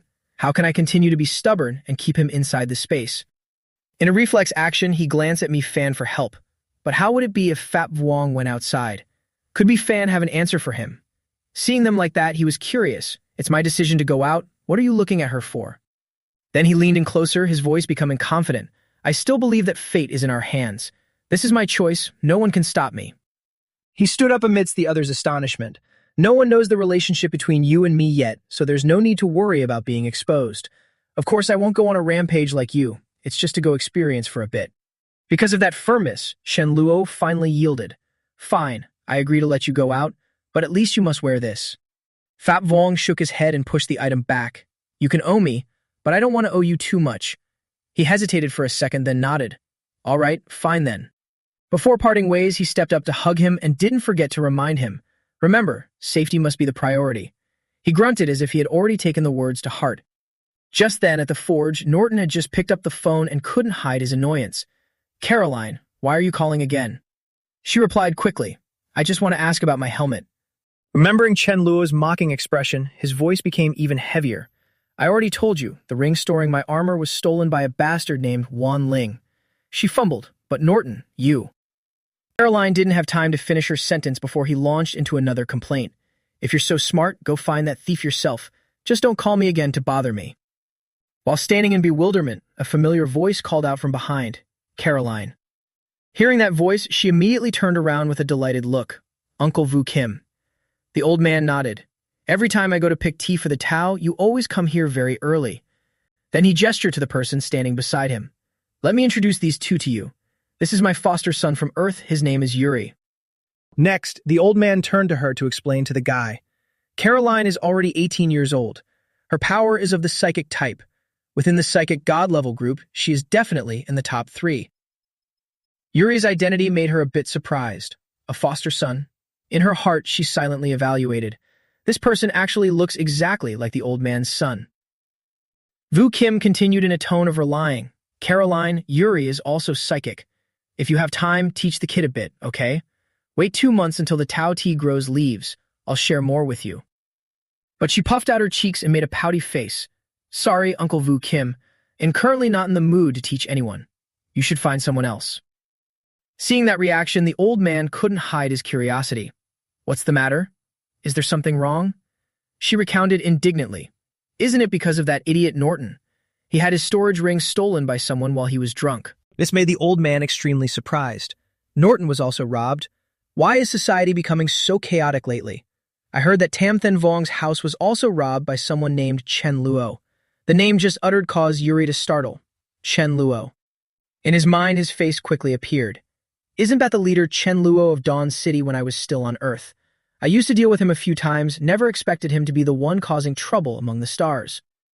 Hearing this story, Caroline nodded in confirmation. I know about that matter too. Chen Luo possesses spatial jump and void walk, and he can escape very well. Just then a strange sound rang out. Lord Vu Kim, I finally found you. Turning to look at the person approaching, Vu Kim couldn't hide his shock. You are. The courtier of the Volzi Empire bowed his head to confirm his identity. Right, it is me. I once discussed the Tao tea with you. Then he reached out to point to the side. You see that? I brought someone over here for you. Looking at the name next to him, his gaze stopped on that figure, causing the old man to freeze. Could he be? At the same time, Yuri was also shaken inside. Oh heaven, why does this person look exactly like me? As for the courtier, he said in a low voice, That's right, Lord Vu Kim. Didn't you always ask the Volzi Empire to look for your son? A silent beat passed before the truth was revealed. It is very regrettable. Your son has passed away, but he left behind his bloodline. This person, Yuri. He grabbed the courtier's shirt, his eyes brimming with tears. My child, my son, I finally found you. Witnessing this scene, Yuri thought silently. My foster father's flesh and blood has come to the door. This matter is not exactly good news for me. A month later, inside the space, Chen Luo sat at the dining table, then casually asked, Bak Mong Ki, is there any more fire pattern steak? She bowed her head, feeling hesitant. Sorry, the fire pattern steak is all gone. He wasn't upset, but instead calmly continued. It doesn't matter, I'll buy some more. Who do you order from? Without hiding anything, she slowly told him the situation. This material isn't easy to get, but I know a steak shop. The main course of this meal is that fire pattern steak. It was just that she wasn't happy deep down. This shop used to compete with mine and even scolded me for being a bastard guest. While dining, he asked directly to the point, where? Mong Ki answered quickly, on Pleasure Planet, not far from Van Van's restaurant at all. The sky had plunged into a quiet, dark night, but inside her, secret calculations were swirling. Chen Luo only just appeared, and there's only a thread of hope left. Just you wait. If my shop is gone, then the rest of you shouldn't think about opening. Sitting at the dinner table with his family, Albert cheers enthusiastically. Happy birthday, Alice. The little girl chirps back. Thank you, Dad. This steak is absolutely delicious. Less than greater than. The warm atmosphere doesn't last long before a sudden familiar sound rings out.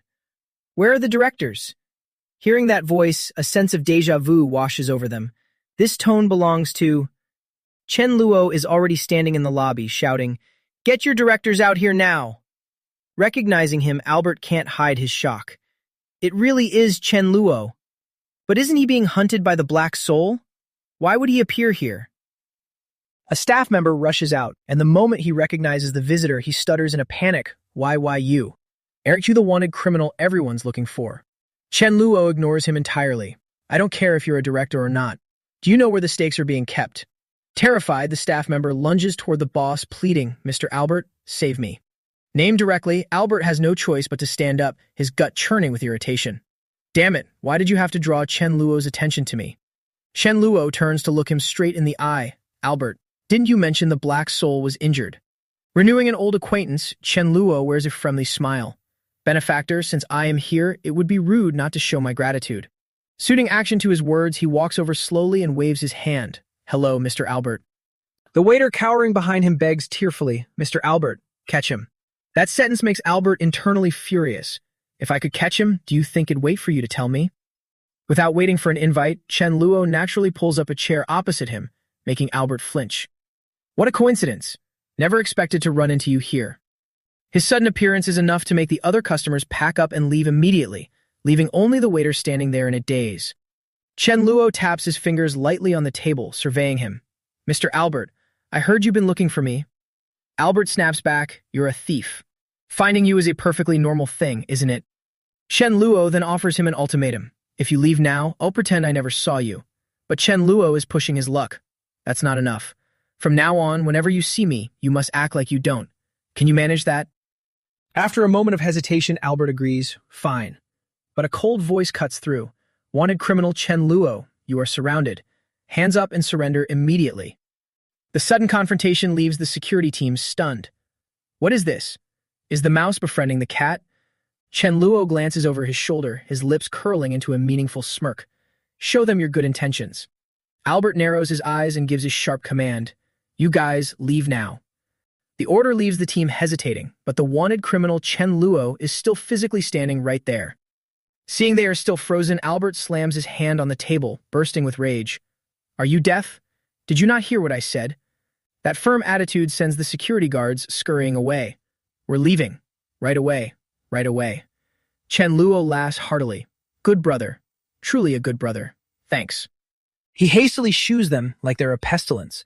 I've followed your request. Can you go now? Again, Chen Luo refuses, but I haven't finished my meal. What kind of host kicks their guest out before they've finished eating? Watching him eat her favorite dish, Alice bursts into tears. You big meanie. Chen Luo remains thick-skinned, shoveling food into his mouth. I just want what's best for you, kid. I'm afraid you'll get fat. When things eventually settle down, Albert narrows his eyes. You've eaten your fill. What exactly do you want? And the Black Soul? Where is he? Chen Luo feigns ignorance and pivots. Black Soul. Oh, he chased me. Coincidentally, a mysterious black hole appeared, so I tossed him in. Haven't seen him since. Hearing that, Albert falls into a daze. Could it be a spatial path similar to the Dark Planet? No wonder I can't reach him. Chen Luo takes the opportunity to corner him. Answer me this one last question, and I'll be off. Tell me where Wu Jin's home is. How much longer until the tea enlightenment is ready? Once you answer, I'm gone. Albert's expression darkens and he cautions. Chen Luo, I know what you're planning, but I advise you not to go. I'm telling you the truth. Currently, only the forces of the Three Heavens King want to catch you. But if you steal from Wu Jin's entire household, not only will the Empire come after you with everything they have, but many influential big shots with ties to Wu Jin will also join the hunt. Chen Luo doesn't give a damn and waves it off. That's not something you need to lose sleep over. Just give me the address. And for heaven's sake, don't try to cross me.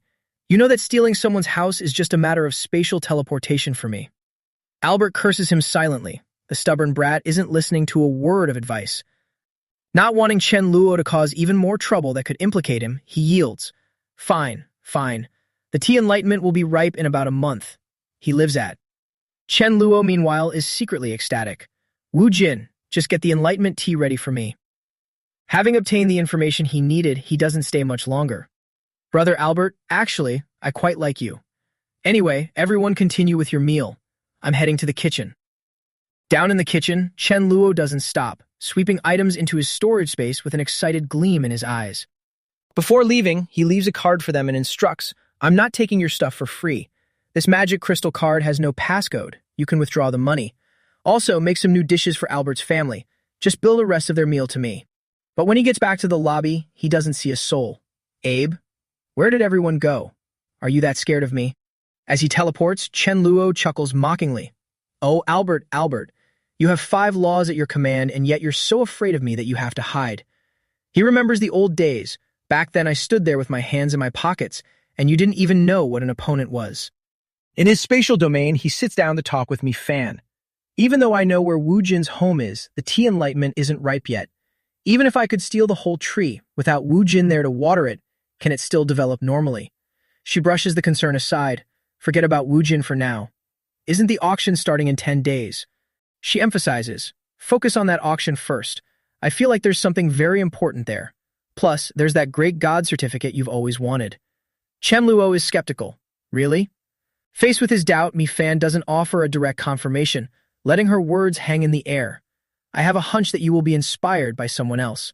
This person is likely also a Space Affinity user, so when you meet them, don't run away, or you'll lose the chance to learn from them. But those very words fill Chen Luo with confusion. Could it be a Space Affinity master? If I don't run, wouldn't it be too dangerous? Immediately after, she breaks down his current strength. With the 4 laws you possess, who could possibly kill you in such a short amount of time? Hearing that, Chen Luo rubs his head and laughs at himself. Right. Mi Fan doesn't keep him waiting urgently. The auction is held in the capital of the Volzi Empire. Go to the artificial planet on the west side of the capital to handle entry procedures early. Go now. At the east side entry desk, the registrar asks, your name. Chen Luo gives a fake identity. My name is Cao Di. But the registrar can't find that name, so he narrows his eyes suspiciously. Saudi, why can't I pull up any information on you? What's your affinity? Chen Luo replies calmly, after ascending to the god level in my hometown, I spent 5,000 years in isolation before coming out. It's normal that you can't find me. I'm a Space Affinity user. Hearing that, the guy pushes his glasses up and activates a skill, Space Affinity. Let me scan your laws. Chen Luo doesn't flinch, just smiles as he lets the spirit power wash over him. Go ahead. After the check, the registrar sighs in relief. Luckily, it's only 2 defensive laws. It's not that petty thief from the Three Heavens King's palace. He continues the interrogation. What is your purpose in coming to the capital? To that question, Chen Luo seems prepared and answers smoothly. To participate in the auction to broaden my horizons and, conveniently, to make a few god-level friends. Having heard him out, the person in charge doesn't press further and passes him through. Fine, approved. This entry badge is your ID. Remember, when you go out, you must wear it at all times. Holding the item up with both hands, the other side reminds him sternly, remember this well. Absolutely no causing trouble in the capital and definitely no brawling. After pinning the badge on, Chen Luo appears friendly and offers reassurance. How could I? In the most law-abiding person you know. Finishing the procedures, he teleports straight to the auction zone located within the capital. Immediately after, he turns to someone waiting nearby and proposes, "Can you give me an introductory brochure for the auction?" Flipping through a few pages, he mentally weighs his options. Let me see if there's anything good here. Inside, the book lists the main items clearly. 100 bottles of energy recovery and spirit recovery pills, 20 suits of armor, various weapons, records of law enlightenment from the grand meetings, 30 god-level crystals, 1 pound of tea enlightenment, and elemental fire. And this item is explained on the side. Elemental fire, a divine object containing fire from the universe that can allow god-level fire affinity users to ascend to godhood and enjoy a longer lifespan. Spirits and physiques are similar to god-level laws, but cannot gain the recognition of laws. Reading the list, he ponders. As long as a fire affinity user absorbs it, they can increase their lifespan. This thing has a similar effect to the Zhu fruit. Just then, Mi-Fan's voice rings out. Something similar to a Zhu fruit can increase lifespan, but is much more effective. Chen Luo is skeptical. Could this be exactly what Mi-Fan was talking about? He rubs his chin, considering everything. But the auction won't wait for the auction to end before handing over the goods. The moment a bid is won, the item is given to the buyer. A thought crosses his mind. I could truly steal a few items, but if I did that, the auction would definitely descend into chaos. Plus, I wouldn't be able to steal that many. The more he thinks, the more troubled he gets. But I can't wait until the auction is over either. I want everything in this auction. What should I do? Inside the Valzi Imperial Palace, 2 elders stand opposite each other, offering earnest reminders. Li Sein, the purple crystal auction was previously managed by the Second Heaven King. This turn, it's finally your turn. The person beside him emphasizes the significance of the event. This is your first time managing it. You mustn't let any oversights happen. Li Sein performs a respectful bow and sternly confirms, I will definitely prepare everything thoroughly, and there will definitely be no trouble. Seeing that attitude, one of them speaks up in praise. Your talent is very decent. Everyone recognizes that, but to become an emperor, you can't just rely on talent alone. You must have capability. The other adds, you're right. Now is the perfect opportunity for you to prove your worth. After that, he hands over an item and explains, here is a portion of the auction items, while the other materials that couldn't be put inside are stored in the secret vault. Before finishing, the other guy adds a heavy reminder. Wait until the time comes and you will be responsible for transporting the items to the auction site. Don't let any errors occur. Accepting the heavy responsibility, Li Sein nods, I understand. The moment he puts the ring on, a familiar voice rings out from somewhere. Third brother, can you actually handle this? The Second Heaven King stands to one side and remarks mockingly, your own house got looted and I really doubt you'll be able to organize this auction. If you can't handle it, just let me do it. Mocked, he bristles. That bold thief only managed to steal from my place because I wasn't home. But the Second Heaven King brushes it off. Why is the rumor I heard that he stole from your house right in front of you? The Second Heaven King doesn't let it go, standing before the victim to taunt him. Third brother, in front of everyone. You can't even call it stealing. Robbery is the right word, isn't it? As a Three Heavens King of the Empire, you let someone else rob you right under your nose. It's truly hilarious. That sarcasm makes Lessine seethe with resentment. Talk nonsense. A guy with only 2 laws managed to rob me right in front of my face. You believe rumors like that? Is your brain just for decoration? Before he can calm down, someone standing to the side chimes in. Whether it's a rumor or not, the truth remains that you had your home stolen. Hearing that, the Second Heaven King immediately follows suit, nodding. Big brother is absolutely right. Then, the Great Heaven King approaches and suggests, this purple crystal auction concerns the dignity of the empire. The Crown Princess of the Delaman Empire will also be attending this time. Third brother, you're still young, perhaps you aren't ready to shoulder this yet. How about you pass this responsibility over to me? However, Li Sein isn't about to give it up. The person is still there. I will not let anything happen at this auction. The Second Heaven King mocks. What about that the object is still their talk? What if even the object is gone? Without a moment's thought, he replies quickly before leaving. If the object is lost, then the person is lost. In a different turn of events, in the lobby of a hotel, complaints echo everywhere. God damn it, even at the lowest rate, a night costs about 10,000 crystals. Staying any longer and I'll have blown through an entire year's worth of savings. If I don't sleep here, where do I sleep? Outside on the street. You want to throw away all my face and dignity. What is face even worth? I can just find a spot on the sidewalk. Don't you want to make new friends? If you're sleeping on the street like that, who's going to bother making friends with you? Chen Luo sneers inwardly at their conversation. 10,000 for one night, and they still don't have enough to stay. These god-level losers are dirt poor. I have more than enough to afford a room for 210,000 a night, but I can't do that. I have to stay low-key. He places the card on the table and asks the staff, "Give me the cheapest room you have." When he reaches the end of the lobby, he notices a crowd circling someone. Grandpa Rabbit. "Mr. Rabbit, tell us, how much could a pack of 50 Liang Tea Enlightenment go for at auction?" Sitting comfortably on a lounge chair with an air of absolute confidence, the rabbit leisurely explains, "Based on my experience presiding over the last auction, 50 Liang of Tea Enlightenment is worth somewhere between 50 to 100 million. The exact price depends on the mood of the big shots." Observing the other guy going on and on, Chen Luo inwardly guesses, this rabbit is an auctioneer. Just then, a rabbit girl beside him asks curiously, "Grandpa, do you know who's in charge of this auction?" The rabbit rubs his chin thoughtfully. "Based on the data we have, this time it's the third Heaven King in charge." Less than greater than. Hearing that name, he finds it tiresome. The third Heaven King. Truly, a small world indeed. Right then, the old guy puffs up his chest. "I'm on decent terms with the great Heaven King. If he had been the one in charge of the auction, I would definitely be the auctioneer. It's a pity it's not him this time." Feeling like he said too much, he changes the subject. "Oh my, I was so busy talking I didn't realize it's already dinner time. I'm a bit hungry." Everyone. They take the hint and start to follow suit. Right. I'm hungry too. "Mr. Rabbit, let's go eat first. See you later. Goodbye." Watching them leave without a hint of hesitation, the rabbit is internally furious. Not a shred of respect for their elders. Didn't even think to invite me for a meal. But this turns out just right for Chen Luo, thanks to the Volzy Empire, taking this opportunity to hike up the prices.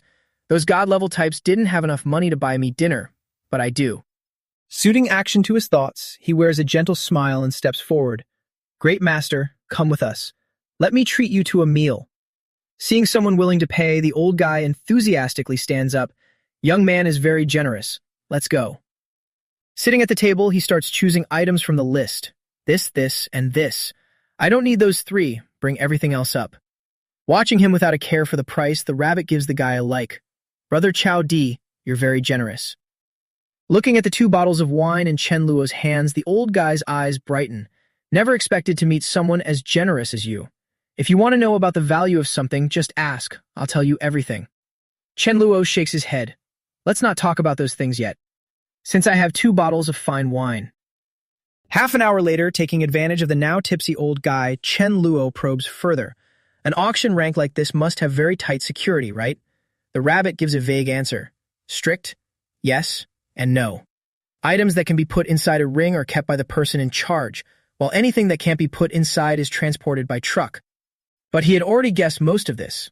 The third Heaven King must be wearing a ring containing the auction items, and things that are living must be transported by truck. Plied with drinks and constantly needled with questions, the old guy couldn't keep his mouth shut and spilled everything. Right? Those items will be brought to the auction site 1 hour before it starts, transported in through the back door. After that, the third Heaven King will patrol the entire hall.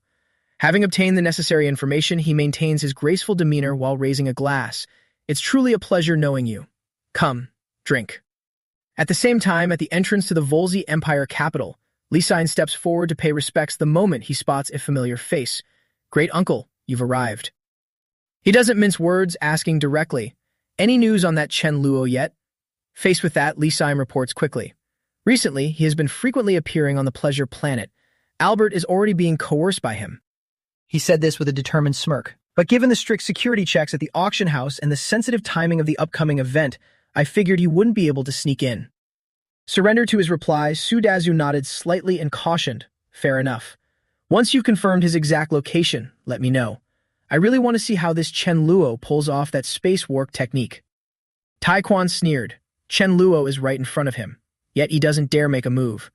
Albert is truly pathetic. If I were there, it'd beat the crap out of him. Su Dazu cut him off. "Taekwon, don't be so arrogant. Do you really think you could catch Chen Luo, let alone defeat him?" Dismissing the warning with a shrug, he changed the subject. "Anyway, Senior, the Three Bodies King has already invited that space master who can freeze time." The mere thought brought a wicked grin to his face. "When the time comes, all I have to do is trigger that time stop on him, and he'll be mine to crush." Hearing that name, he fell into deep thought. The space master is coming? It seems Chen Luo won't be able to escape this death trap. Standing to the side, Lee Sin witnessed the entire exchange and nodded in agreement. Indeed. Just then, a deep red warship silently approached, and he immediately recognized it as a vessel from the Delaman Empire. Without a moment's hesitation, he bowed respectfully and spoke in a reverent tone. "Welcome, Your Highness, Princess Afu." Stepping out from the hangar and seeing a familiar face, Afu smiled. "We meet again, Lee Sin." As she approached, she casually asked, "Lee Sin, have you ever heard of someone called the Lightning Law King?" He shook his head quickly. "Thunder Law Overlord, Lightning Army Commander. I've heard of many things, but this Lightning Law King is something I've never heard of before."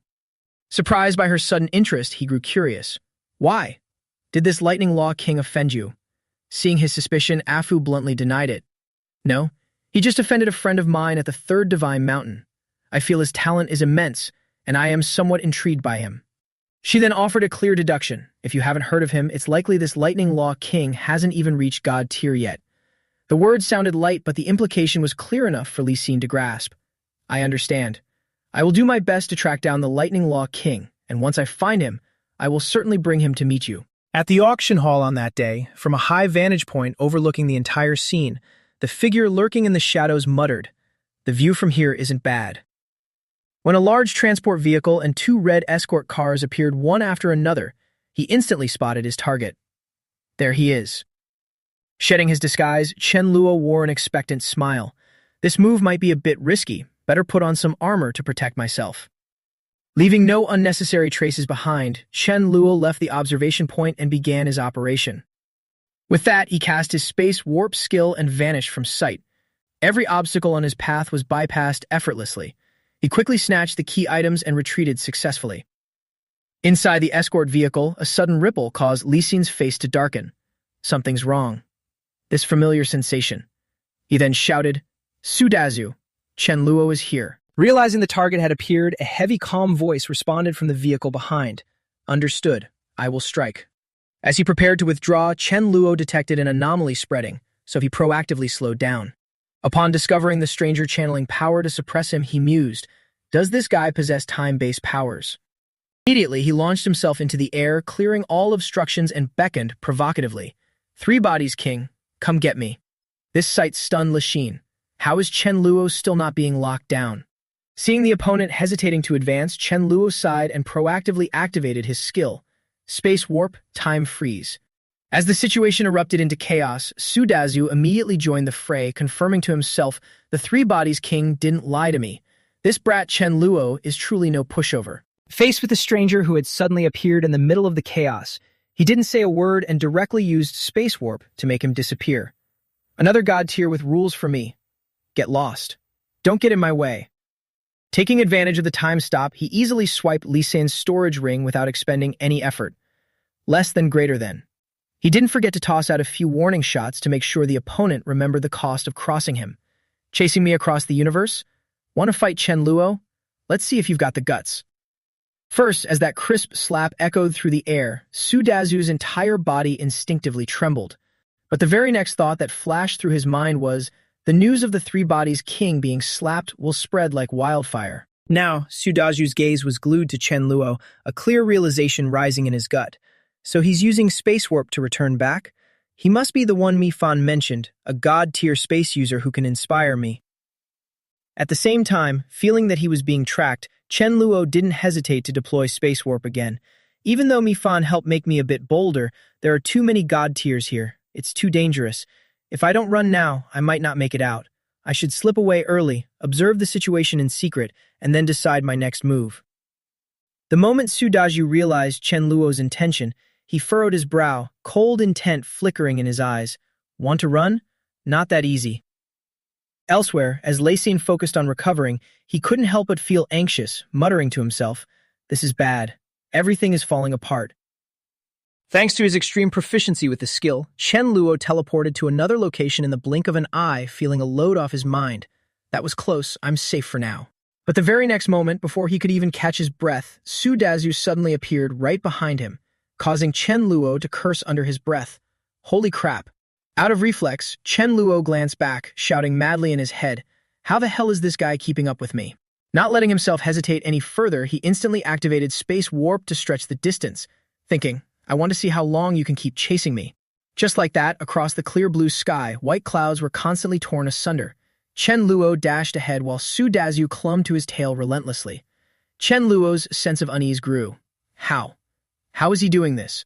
Did he mark me somehow, or is there some scent trail? At a certain point, when his frustration reached its limit, Chen Luo suddenly braked. Breathless and infuriated, he turned around and grilled his pursuer. Why are you able to track my location? Faced with that question, Su Dazu didn't answer immediately. He just slowly offered a confident smile. They say you've mastered 2 laws in less than 5 years. A rare talent indeed.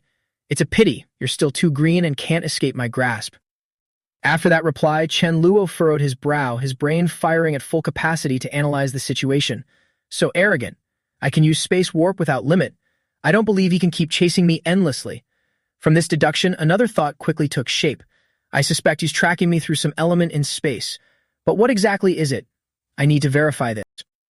Just as he was about to bolt again, the man finally couldn't help but offer some advice. I told you, you're not... In that hair-trigger moment, Chen Luo's blue eyes caught something unusual. Wait, if I'm not seeing things. Reflexively, he quickly replayed the image from moments ago in his mind. Each teleportation appeared clearly. Every place I go, I'm leaving a few tiny faint traces in the air. Realizing the key point, Chen Luo immediately reacted by kicking off hard. He's following those traces. But soon another issue emerged, making his head spin. Yet there's nothing behind him. Oh, so that's it. At this point, Chen Luo finally understood. No wonder my space warp is being countered constantly. This must be the reason. Just as Chen Luo stopped, Su Dazu immediately broke into a cheerful mood, hands behind his back. With a taunting tone, he urged, "Giving up already? Lost your spirit? Keep going." At that exact moment, he turned around sharply, his voice filled with feigned sincerity. "No, I stopped to specifically thank you. Thank you for teaching me."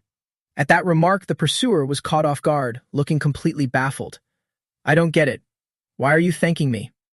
The words barely left his mouth when Chen Luo directly deployed space warp again, as if deliberately showing off for Su Dazu's admiration. But this time, there were absolutely no traces left in the air, leaving the man stunned like a rock. How is there no trace in the space left behind? Right then, a familiar notification suddenly rang in Chen Luo's ears. Space warp mastery level has reached 100. Reflexively, Chen Luo looked up and saw pale green silk ribbons slowly appearing above his head. He just needed a trumpet and a parade flag to celebrate. My great god certification has arrived. Surprise followed surprise. So this is the space law. It only drew a visual reference just to help me see it. Simultaneously, the scene before his eyes brought a colossal shock to Su Dazu. He stared wide-eyed, letting out a series of frantic beeps. That is, the Great God certification. In that moment, Su Dazu's brows twitched violently, his head swirling with question marks. He finally realized that erasing those spatial traces was the final hurdle to receiving the Great God certification, and he was the one who had taught him. Thinking of this, he couldn't help but erupt in a string of curses. Motherfucker. I was just kidding him, and he actually learned it. At the same time, from behind, Li Sane was leading a group of subordinates to chase him down, but they were also spooked and petrified by the sight before them. The Great God certification. What did he rely on to be able to achieve something like that? Following that shock, a clear sense of regret began to bubble up within Li Xin. Although time crystals are rare and hard to find, with my status, all it takes is a little patience. Sooner or later, I could get one from some low-level creature. Why did I have to get it from Chen Luo? The moment his thoughts shifted, Li Xin instantly identified the mastermind behind it all, Tisu. It was all because Tisu told me he had a time crystal that I decided to target Chen Luo. Thinking of this, he couldn't help but roar in anger. Damn it! I'm about to get killed because of that bastard Tisu. Over on the other side, just as the atmosphere hadn't cooled down yet, a subordinate quickly stepped forward and whispered a few words into Afu's ear. Your Highness, Princess, after this is over, we must try to recruit him at any cost. She glanced sideways, her expression as cold as ever. I see. Just then, as everyone was lost in their own thoughts, that icy voice once again drifted out, falling clearly into the ears of everyone present. The space law grants the Great God certification. May everyone present understand this. The moment it finished, it began to recite in a steady, rhythmic pace. Chen Luo, from this moment on, you will have an additional 1,000,000 years of lifespan. Furthermore, this space law grants you the spirit of space. Here are its functions. Following that, strings of information were carefully marked and became crystal clear within his consciousness. Once you utilize any spatial abilities, it will significantly reduce the amount of energy consumed, equivalent to having an energy reserve. It replaces the consumption strain while simultaneously increasing your spatial recovery rate, boosting harmony between you and all spatial powers, and reducing the difficulty of learning new laws. Hearing this, Chen Luo pursed his lips. After observing silently for a while, he sighed. A good item, no doubt, but it can't directly increase my combat capability, nor can it enhance my mental or physical strength. Meanwhile, the surrounding spectators had started buzzing with heated discussion, the atmosphere becoming instantly more lively, increasing lifespan by 1 million years. The Great God certification is truly insane. Lifespan isn't that special, but the spirit of space is the real deal. That's right, if you have an elemental soul, your combat power goes up by at least 1 tier. With an elemental soul, achieving perfection in other laws isn't such a difficult business. The more he listened to the gossip, the more Lysine's already bruised face twisted in rage. His mind was finally cleared enough to realize, this means Chen Luo's future prospects surely far exceed mine. But I have no way to crush him beforehand. My only plan right now is... His thoughts shifted in a blink. The only plan remaining in Lysine's mind left him with no hesitation to point directly toward Chen Luo. He shouted loudly to attract everyone's attention. Everyone, stay calm. This guy used time freezing on me and robbed all the auction items. He's looting in Chengdu, completely disrespecting the city. As he continued to vent, his heart brimmed with smugness. If I can't deal with you myself, I'll let the entire Chengdu handle you. Faced with this accusation, Chen Luo coolly put his hand over his mouth, feigning shock. Oh my benefactor, the Three Bodies King is here too. Honestly, it was thanks to your guidance that my talent was able to break through so fast. With just that subtle remark, he instantly triggered a blood pressure spike in Lysine. Chen Luo, you shameless bastard. His mouth was still running, cursing the opponent, I'll fight you to the death. But Lysine's words were cut off before he could lunge forward by a low, deep voice. Enough. As soon as those words fell, Lysine's entire body was instantly frozen solid, stopping at a distance of just 1 arm's length from Chen Luo. Witnessing this scene, a drop of cold sweat broke out on Chen Luo's temple. His entire being instantly entered a state of high alert. Who is it that acted? The thought had just flashed through when the gasps and cheers around him provided Chen Luo with the answer. My God, the Emperor Tate. I didn't expect the Emperor to be disturbed. I remember he's the last surviving bloodline of the royal family with this much innate talent. Right, he has already lived for over 2 million years. Confronted by that cold, golden stare, his heart skipped a beat. Is this the Emperor of the Volsy Empire? Is he ice-type? My God, this is too intense. Does he even have the power to kill me? At this moment, Tate slowly rested his hand upon his cane. He appeared calm as water on the outside, but his mind was running through endless calculations.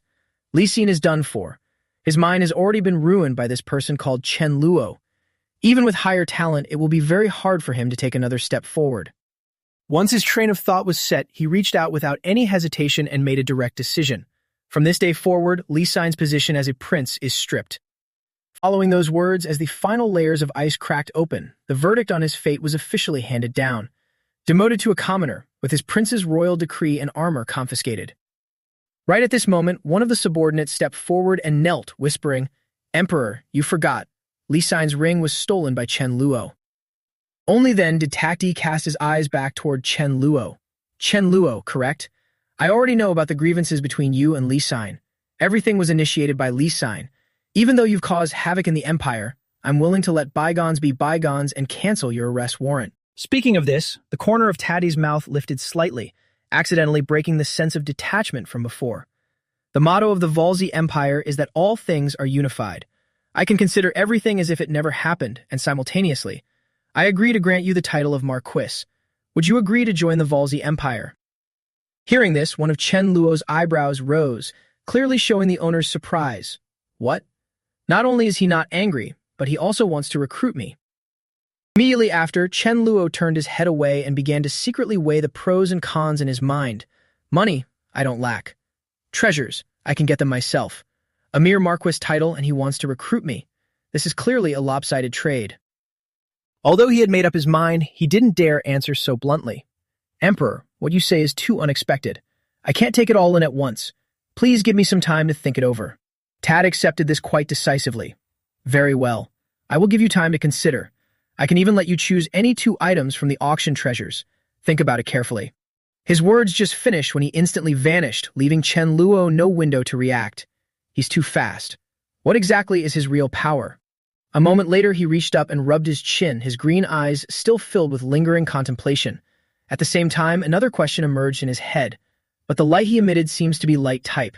So he's a dual-element user? Just then, the crowd watching around him suddenly rushed forward, their voices clamoring non-stop. Brother Chen Luo, you stole them. Hand over the auction items you have. Consider it a favor you owe us. Could you give us the results of the auction? Brother, could you yield the fire elemental spirit to me? I can owe you a favor too. And that set of armor from the auction. Faced with this clamor, Chen Luo stood perfectly still, arms crossed, evaluating them with a look of disdain that looked straight past them into the sky. I got this through my own powers. Why should I return it, let alone share it with you people? In a flash, Chen Luo's eyes lit up. A stalling tactic quickly formed in his head. Because of this, he slightly raised a brow, his voice dropping to a calm, rare tone. I understand everyone's desire for the auction products this time around. I will also think carefully about what the Emperor said, but right now I have to find a quiet place to clear my head. After briefly calming the rowdy crowd, Chen Luo turned, walking step by step towards Su Yang. Standing before him, his voice suddenly turned much more sincere. I'm truly grateful to you for pointing out the flaws in my void steps. I can't thank you enough. I'll take my leave first.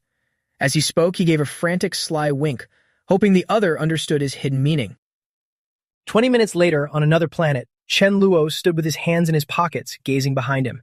His calm voice echoed in the desolate space. I've arrived.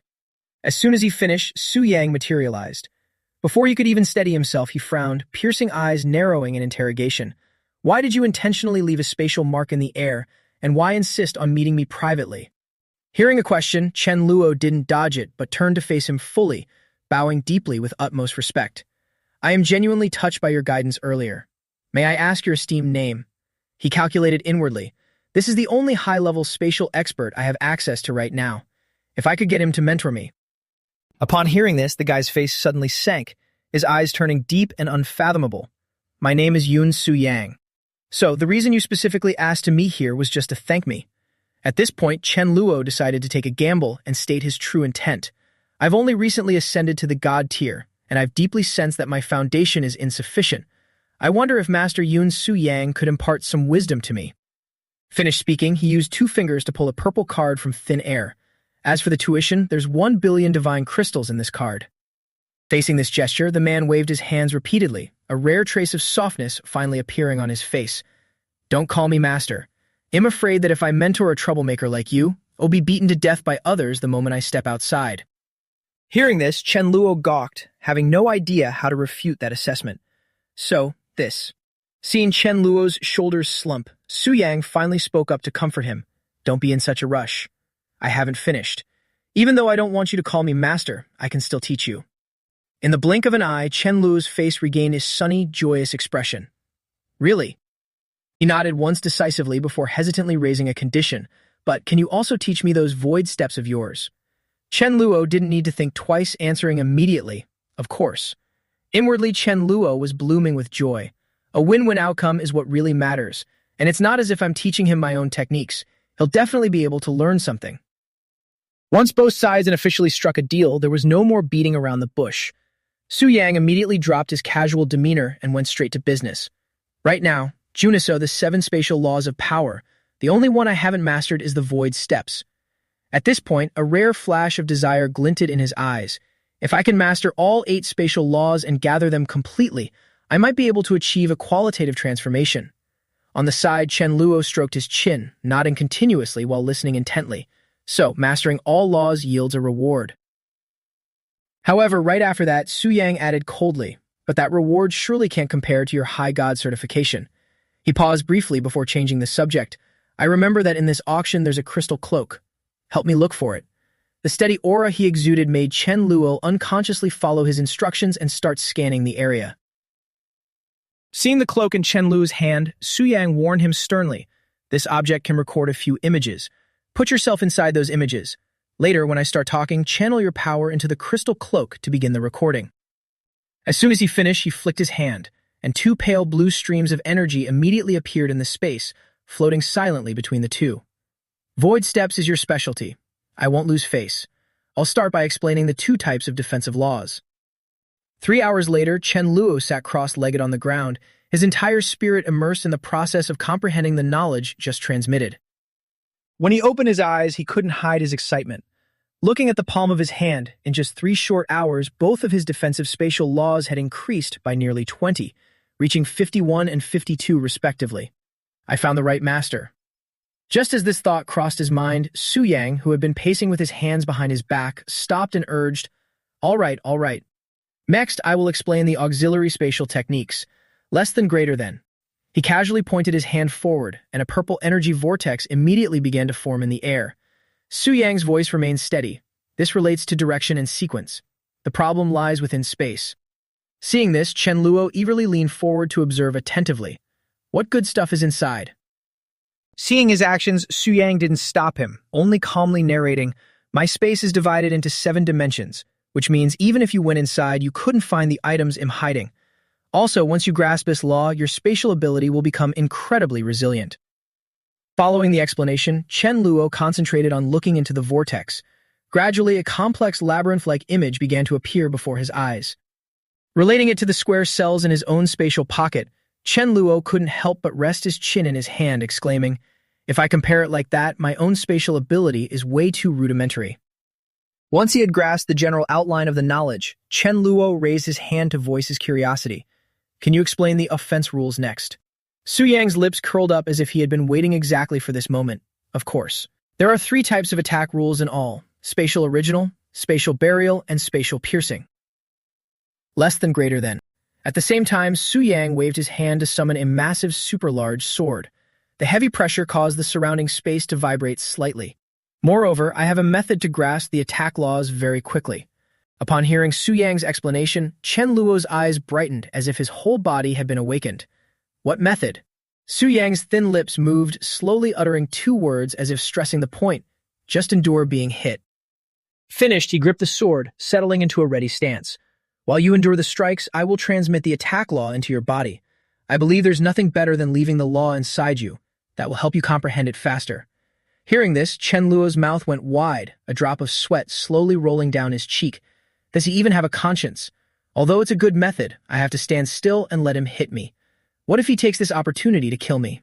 Thinking that, Chen Luo immediately put on his most sincere smile, his tone both pleading and humble.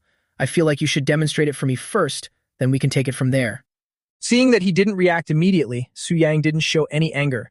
His eyes still glowed with a hard-to-hide interest. His calm voice sounded, fine, pay close attention.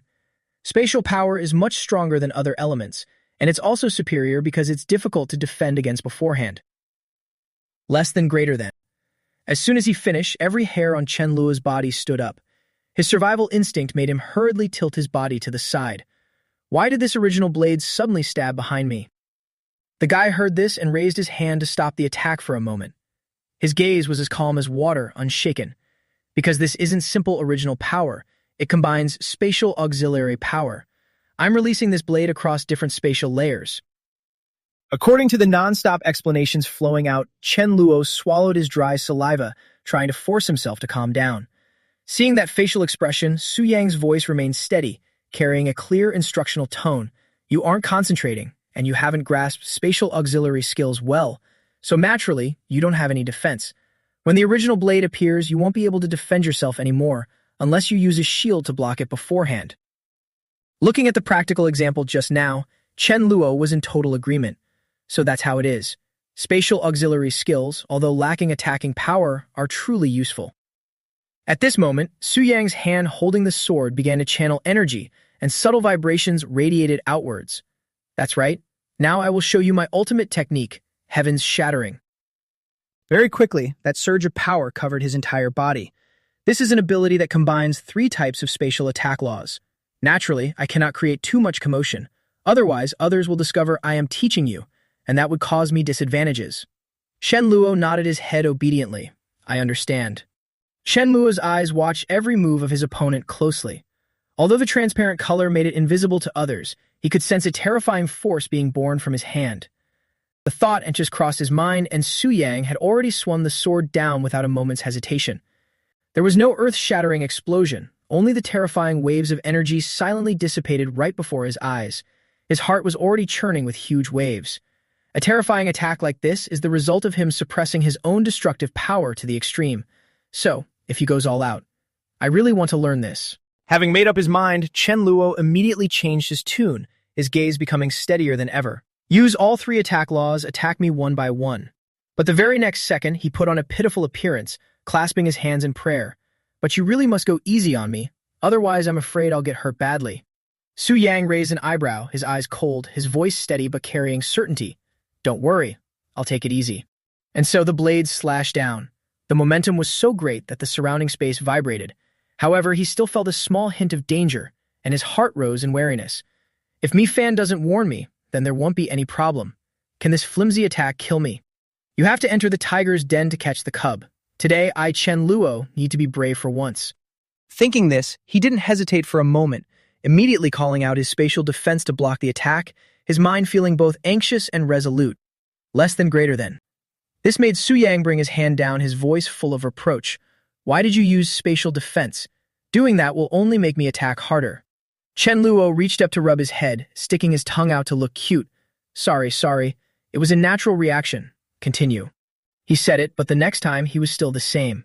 What are you doing? Doing that makes it very difficult for me to get in. Seeing the guy was about to lose his temper, Chen Luo promised hastily. I really didn't mean to. I will hold back. Hit me again. This time, Su Yang didn't continue to hold back. Every sword strike was both fast and powerful. A while later, he stopped and asked, how does it feel? Chen Luo rubbed his arm, slowly sensing it. Painful, but still bearable. Don't stop. Continue with the next law. Begin.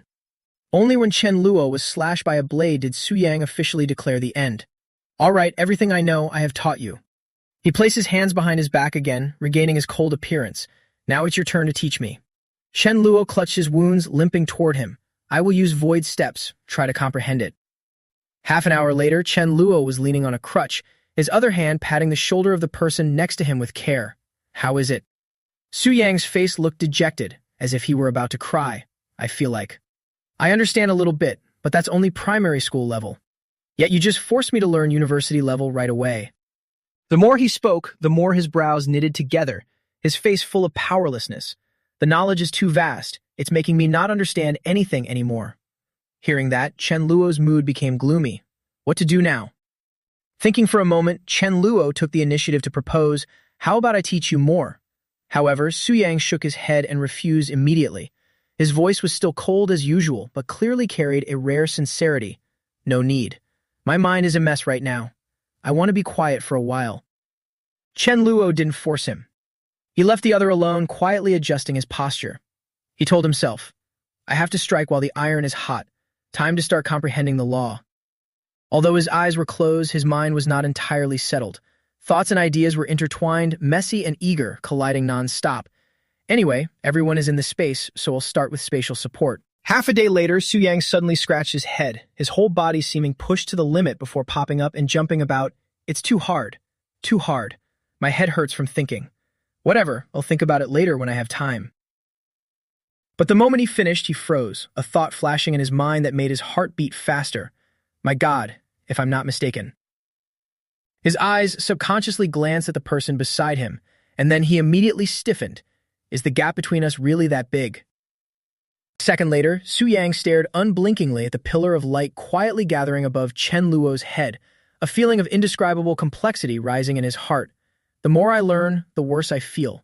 He hasn't even finished one day and has already managed to comprehend another law. Right at that moment, the vague force that the guy had seen had silently pierced directly into his body, causing Chen Luo to frown uncomfortably. Who? Who is messing with me? He immediately opened his eyes, the annoyance not yet hidden, and quickly realized the cause. So it's the spatial law support. You're disturbing me, do you know that? Can you bother me less next time? The law spirit slowly appeared, its voice still as calm as water. There won't be a next time. I only came for this one time. Watching Chen Luo stand up, Su Yang sighed, his voice filled with emotion but unable to hide the reluctance. I find it hard to believe you've comprehended 5 laws in just 6 years. Chen Luo casually dusted off his pants, standing straight, his face looking very natural. I feel that as long as I have sufficient time, I can comprehend all spatial laws. The only difficulty is how to get the level of comprehension to reach the maximum, or even perfection. The other's humility made him admire him even more. Ultimately, it's because my vision is too narrow. You only lack time now. As long as you have time, surpassing Emperor Luodate is not an issue. Hearing that name, Chen Luo immediately turned to look at Su Yang, his eyes showing clear interest. Master, what kind of person is this Luodate? Facing the question, he scratched his chin, his expression gradually becoming serious, then slowly retold the story. It was probably about 80,000 years ago. At that time, there was a god-tier person who obtained a divine herb and didn't hand it over to those above. This successfully provoked him. After Luodade received the news, he immediately sent people to the home planet of that god-tier person. His rage back then was terrifying. The home planet of that god-tier person and tens of thousands of other life-bearing planets were all destroyed. Everyone died, and even an innocent god-tier person was implicated and died too. At this point, Su Yang's voice gradually deepened, carrying a pressure hard to describe. An emperor enraged means corpses piling up like mountains. Listening to every word, Chen Luo's expression grew complex. Killing billions of life forms just like that. How could such cold-blooded indifference suddenly change in nature, since my every action in Shendu is equivalent to head-butting the Volsi Empire? At this moment, he realized his intentions. He gave me a title, surely, wanting me to stay put, then find an opportunity to take revenge and take my life. Thinking it out, Chen Luo probed. What is Luotade's true strength like? Even though the guy was knowledgeable, he still felt powerless. I also don't know. He hasn't had an opponent in many years. Speaking till here, Su Yang abruptly stopped for a beat, then added another sentence. But, based on my observation, he surely must have at least 12 laws. Hearing that, Chen Luo shouted in shock, 12. But our spatial system only has 8. He scratched his chin, looking understanding, his face as if he were discussing something very normal. He is a dual-ability user, possessing laws of both systems. It's understandable to possess such a large number. 12 laws is only my lowest estimate. Even 13 or 14 is possible. Shen Luo was speechless. Emperor Luotade is that terrifying. Su Yang still hadn't stopped, seemingly accustomed to talking away. Actually, I am also a dual-ability user with 8 laws. 7 in the spatial system, 1 in the physical system. Hearing that, Chen Luo leaned in closer, straining his ears, his voice lowered with curiosity. Which part of your body is actually awakened? He didn't blurt out the answer immediately. His eyes glanced sideways at the person next to him with a sly look. My God, this is a secret. Chen Luo laughed slyly. Is it not your golden eggs? Not waiting for Chen Luo to say another word, Su Yang immediately turned, making his intent to run clear. All right, everything I could teach, I taught. It's time for us to say goodbye. Absolutely do not tell anyone that I taught you. If Luotad finds out, I will surely be beaten to death. Chen Luo curled his lips in a smile, his tone sounding polite but carrying a bit of mockery. Don't worry. I look like a guy who is easygoing, but I've always known how to repay kindness with hatred. As if understanding the concept behind that sentence, he rubbed his forehead out of frustration. I truly went and taught you with such enthusiasm. Now, even if I regret it, it's too late. When we meet again, let's consider each other strangers. If I am forced to confront you, I won't hold back either. Seeing that attitude, Chen Luo's lips moved. His words carried a sense of righteousness. I will be merciful. He hadn't finished, only to be interrupted bluntly by Su Yang. I don't need you to be merciful. You don't even have a single attack rule and you're demanding you'll beat me to death? Don't joke around. This sentence successfully hit Chen Luo's sore point, making his face slightly pouted. Very uncomfortable, his pride had been touched. Not wanting to waste time here with nonsense, Su Yang decisively turned his back and left. That's it, I'm off. Seeing the decisive action that was both hard to understand and completely emotionless, Chen Luo was speechless. Go if you want, what's with the skipping? He had lost face and didn't have any dignity left, so he shamefully covered his face. Damn it, isn't it because I forgot how to use those void steps? On this side, Chen Luo didn't care about Su Yang anymore. His eyes quietly deepened, his mind secretly calculating. Grasping the attack rule is just a matter of time. Once I master the original law, Tisu, you will die by my hand. A second later, the space around Chen Luo changed with his void steps technique. Since my enlightenment is almost ready to harvest, why not go to Eugene's planet first to prepare? Only, in his head, he still lingered on one problem. But should I take all the leaves or pull out the whole plant? In the blink of an eye, Chen Luo's figure appeared back on Eugene's planet. He landed lightly, stepping along the tree-shaded path. Luckily, I've grasped spatial support. Now I can move freely in deeper space. Unless a spatial god tier is here to sense the movement in space, no one can discover me. Chen Luo's eyes slowly scanned around, a feeling of inexpressible indigestion rising in his chest. But there are so many trees like this here, looking not normal at all. Which one is the Enlightenment tree? Or should I go back and ask Albert what the Enlightenment tree looks like? Just as that thought crossed his mind, his eyes were suddenly drawn by another direction. Where is that seven-colored light from?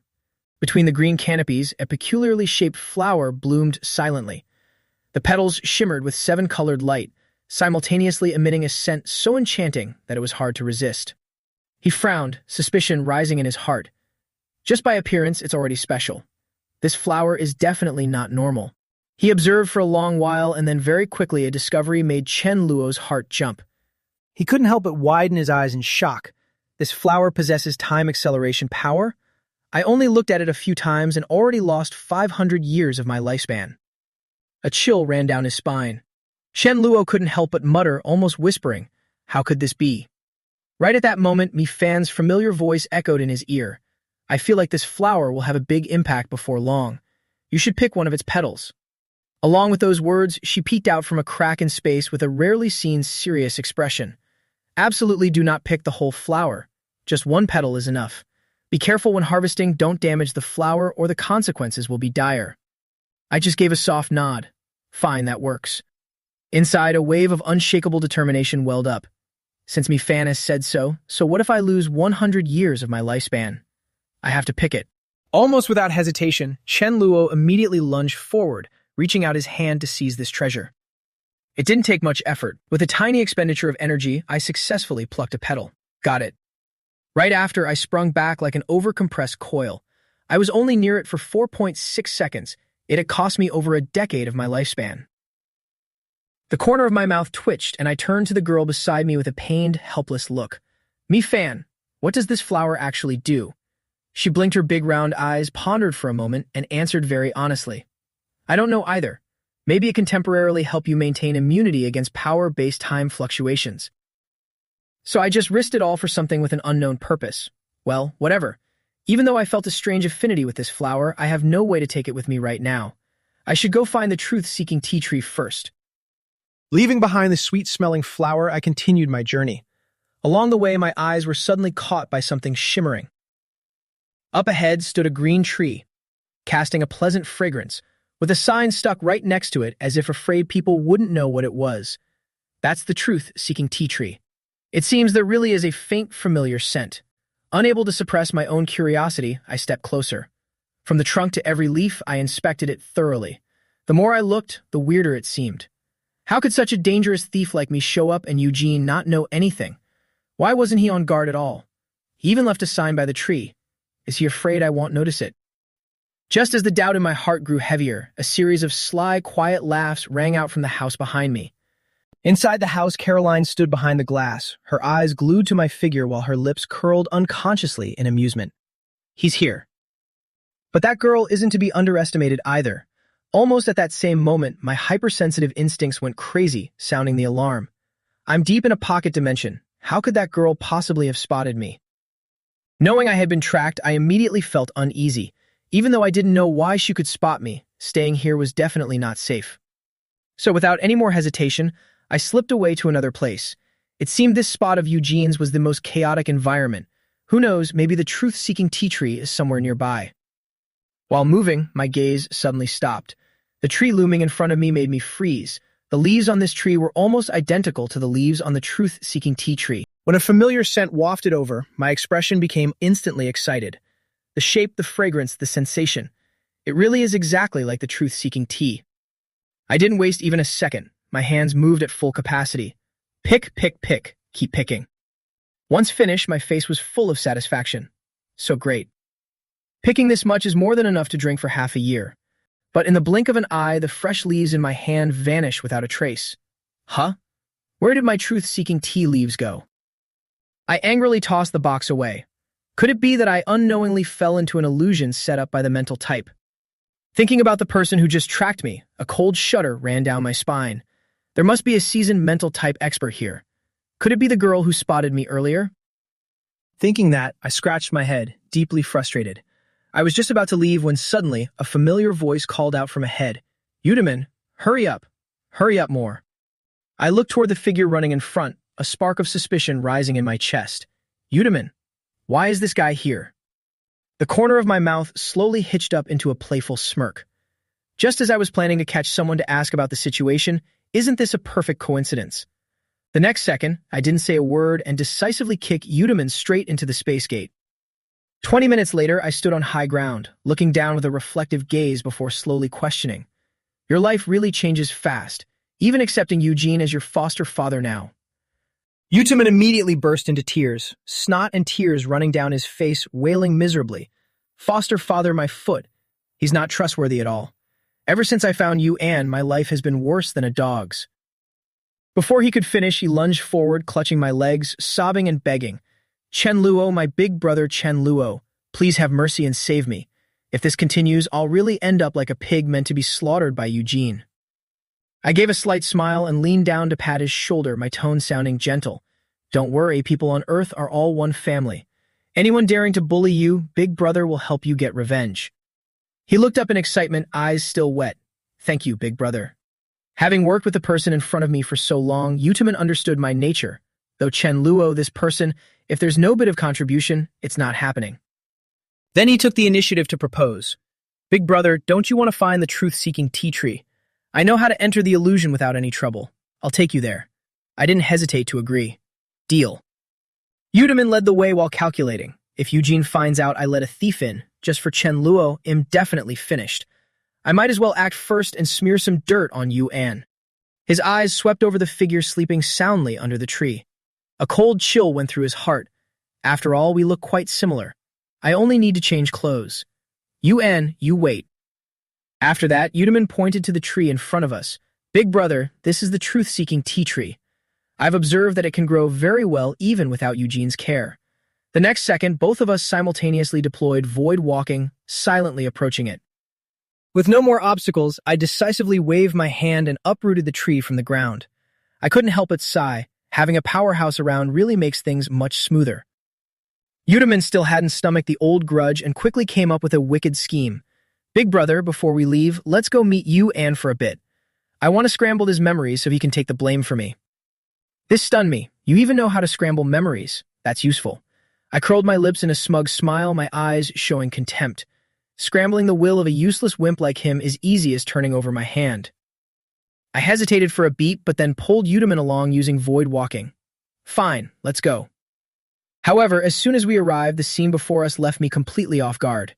He had appeared and immediately lunged forward, a cold blade suddenly in his hand.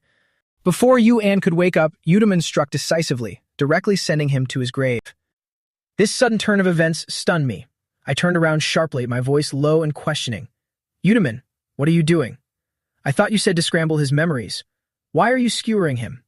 I was lamenting internally. I only came to steal things. I had no intention of killing anyone. Yet Yudaman wasn't panicked at all. Instead, he threw the blame back. No, Yuan was stabbed by you. In the blink of an eye, I understood everything and was frustrated. Damn it, this guy wants to ruin my reputation. His eyes were full of malice. Big Brother, there's no Yuan. I am the only son. You help me take the fall and I'll continue being a spy for you. However, I didn't care. I just helplessly let out a sentence. Fine, but you have to be a good spy. The reason I could let it go so quickly was that I already had other calculations in mind. This place of Eugene holds many good things, and dealing with this guy wasn't urgent anyway. Thinking of that, I tilted my chin. I'll ask you, do you know about that glowing flower? Yudaman immediately retracted his smug look and didn't dare hide anything. That's the Higanbana other shore flower. It has existed in the Volzi Empire since long ago, planted here in Eugene. Nobody dares to go near it. As for its specific effects, I don't know. I smirked, placing a hand on his shoulder and threatened. The force wasn't heavy but enough to make one's spine go cold. Good. I'm giving you your first mission. Find out the secrets of this flower. If you find anything important, report it to me immediately. Yudaman, don't you forget about me, fan. Finished speaking, I casually shoved Yuan into the space portal and glanced coldly at Yudaman. If you dare not work for me properly, I'll bring Yuan back to life and finish you off. His eyes were full of resentment, but he didn't dare show attitude. Finally, he bowed his head. I understand. Half an hour later, Yujin looked at the empty patch of land in front of him and nearly collapsed. My truth-seeking tea tree, my legacy. Right at that moment, Yudaman immediately acted like a good son. Father, don't be too sad. After all, your health is what's important. In the Volsi Empire during the secret council meeting, the atmosphere was suffocating. A sharp voice echoed throughout the palace. Lee Sin, do you know where you went wrong? He knelt down, stammering, unable to form words. Me. Tat Day, sitting high on the golden throne, didn't wait for Lee Sin to finish and coldly interrupted. You were wrong because you let vanity blind you to Chen Luo's true strength. His hand gripped the scepter tightly, anger almost unconcealable. If you had spoken up back then so the Empire could combine forces, Chen Luo would have been dead long ago. Now his voice no longer had its usual arrogance, only fear and regret. I didn't know he was that strong. I truly thought I could eliminate him on my own. Before he could finish, Tat Day questioned back. What do you think we should do with Chen Luo? This guy must not be kept. Otherwise, where does the Empire's might go? He continued rattling off, causing the subordinates to whisper. His void walking is relatively hard to break. Even if we keep him, we can't suppress him. But the time stasis move of the Whale Realm didn't work on Chen Luo at all. Then what other way? The Whale Realm only has one person. What if we gather all time system users together? Right. Simultaneously use temporal powers on Chen Luo. I don't believe he can escape. Hearing this, the second prince glanced at his brother sitting beside him, his eyes reflecting hesitation. But the plan the elders spoke of could not be implemented. After all, those elders possessing temporal power also meet a long time. Young Xu Yang uses spatial teleportation, so how could he be late? Without waiting to stop, he kept asking, giving his brother no chance to respond. He could, but where is young Xu Yang? Isn't he missing right now? Just then, the communication device in Lashine's pocket rang a few harsh times. In the quiet main hall, a hurried voice transmitted from the other end. Third Prince, we arrive at the coordinates as provided, but there's nothing here. Ask him again, is this really Chen Luo's home planet? Tat De also heard these words. Why? You sent people to Chen Luo's home planet? He reported cautiously, as if afraid of provoking the other party, his spine chilling. Yes, they set off from several months ago. It's just that I didn't expect them to arrive only now. He slowly leaned his back against the throne, one leg tossed up, the corner of his lips curling into a cold smile. If you are human, there will be worries. Perhaps the hometown is Chen Luo's Achilles' heel. Now Tat De clasped his hands together, his eyes darkening, calculating silently. The best way right now is to mobilize a lot of people to Chen Luo's home planet to find his weakness, while simultaneously moving against Chen Luo, seize the opportunity to kill him. Just then, a subordinate rushed in, voice urgent. Report, report. That guy whispered, just enough for Tat D to hear. Reporting, mighty emperor. Queen Olivia of the mermaid race, she seems run out of lifespan. A look of obvious disgust appeared on his face, his voice carrying some annoyance. Sudden, is it? Realizing his master's mood had shifted, the subordinate became even more cautious. According to a reliable source, she still hasn't found a successor with a sufficiently concentrated bloodline. Truly a pity. Tat Day waved his hand, raising his voice. I know. Keep monitoring Olivia's business. At the same time, pass my order. From now on, put all efforts into finding the missing Yun Shuyang. In Chen Luo's ability space, I was frantically grabbing leaves. You arrogant thing, I'm telling you. This is my territory. If you want to live, you have to listen to me. Speak exactly. Can you produce truth-seeking tea for me, or not? The tree was in so much pain it spoke in human language. What are you doing? I'll produce it, okay? Having achieved his goal, I curled my lip in total satisfaction. I'll set a number. 10 kilograms. 10 kilograms every single day. 1 production per day. It was so grieved it almost withered. Don't. I can't do that. Inside, I was endlessly happy. As expected, force is the best way to negotiate. To save its life, the truth-seeking tea tree spontaneously yielded. I can produce 30 kilograms for you first, then 50 kilograms every month. That's my limit. I stared at it with a scrutinizing gaze. Fine, that'll do for now. Right at this moment, Mi Fan ran up from somewhere. Chen Luo, Mi Ling has accepted a deal just now. Hearing that, I was delighted. Good news. Tell Bai Menchi well throw a celebration party for her tonight. Seeing me about to leave, she followed up. It's not just this good news. Now, use your spatial teleportation to go straight west. I feel that a great destiny is waiting for you. I nodded slightly, preparing to teleport elsewhere. Good, I'm going now. At the Ice Soul Sea, a female voice rang out full of spirit. I'm leaving. You all don't need to panic. I have a few reliable friends. They will take care of the mermaid clan for me. With 8 ice system rules and 2 lightning system rules, Queen Olivia of the mermaid race was strictly warning. Tata also owes me a favor. In case of danger, you can also ask for help from the Volsey Empire. At this point, her eyes slumped. Of course, if Tata can't wait until the Higginbana blooms and can't use the flower to increase his lifespan, he won't be living much longer either. A subordinate walked up, eyes brimming with tears. Queen, please eat some fruit. Perhaps if you wait a while longer, we'll find someone suitable to inherit the throne. Olivia didn't turn back, just waved her hand in refusal. How could it be that easy? The mermaid succession must have a compatible talent. 100,000 years ago, I already started preparing, but I still couldn't find anyone. Well, forget it. It's destiny. Hearing that, she felt heartbroken and immediately clasped her hands in prayer, begging fate. Please send someone in our clan who meets the conditions. I offer to sacrifice 100,000 years of my own lifespan. Right at this moment, Ming Xuan was falling freely like a shooting star. Chen Luo, you bastard, you absolute bastard. We have to go back 3 minutes. Chen Luo's group was observing from high above.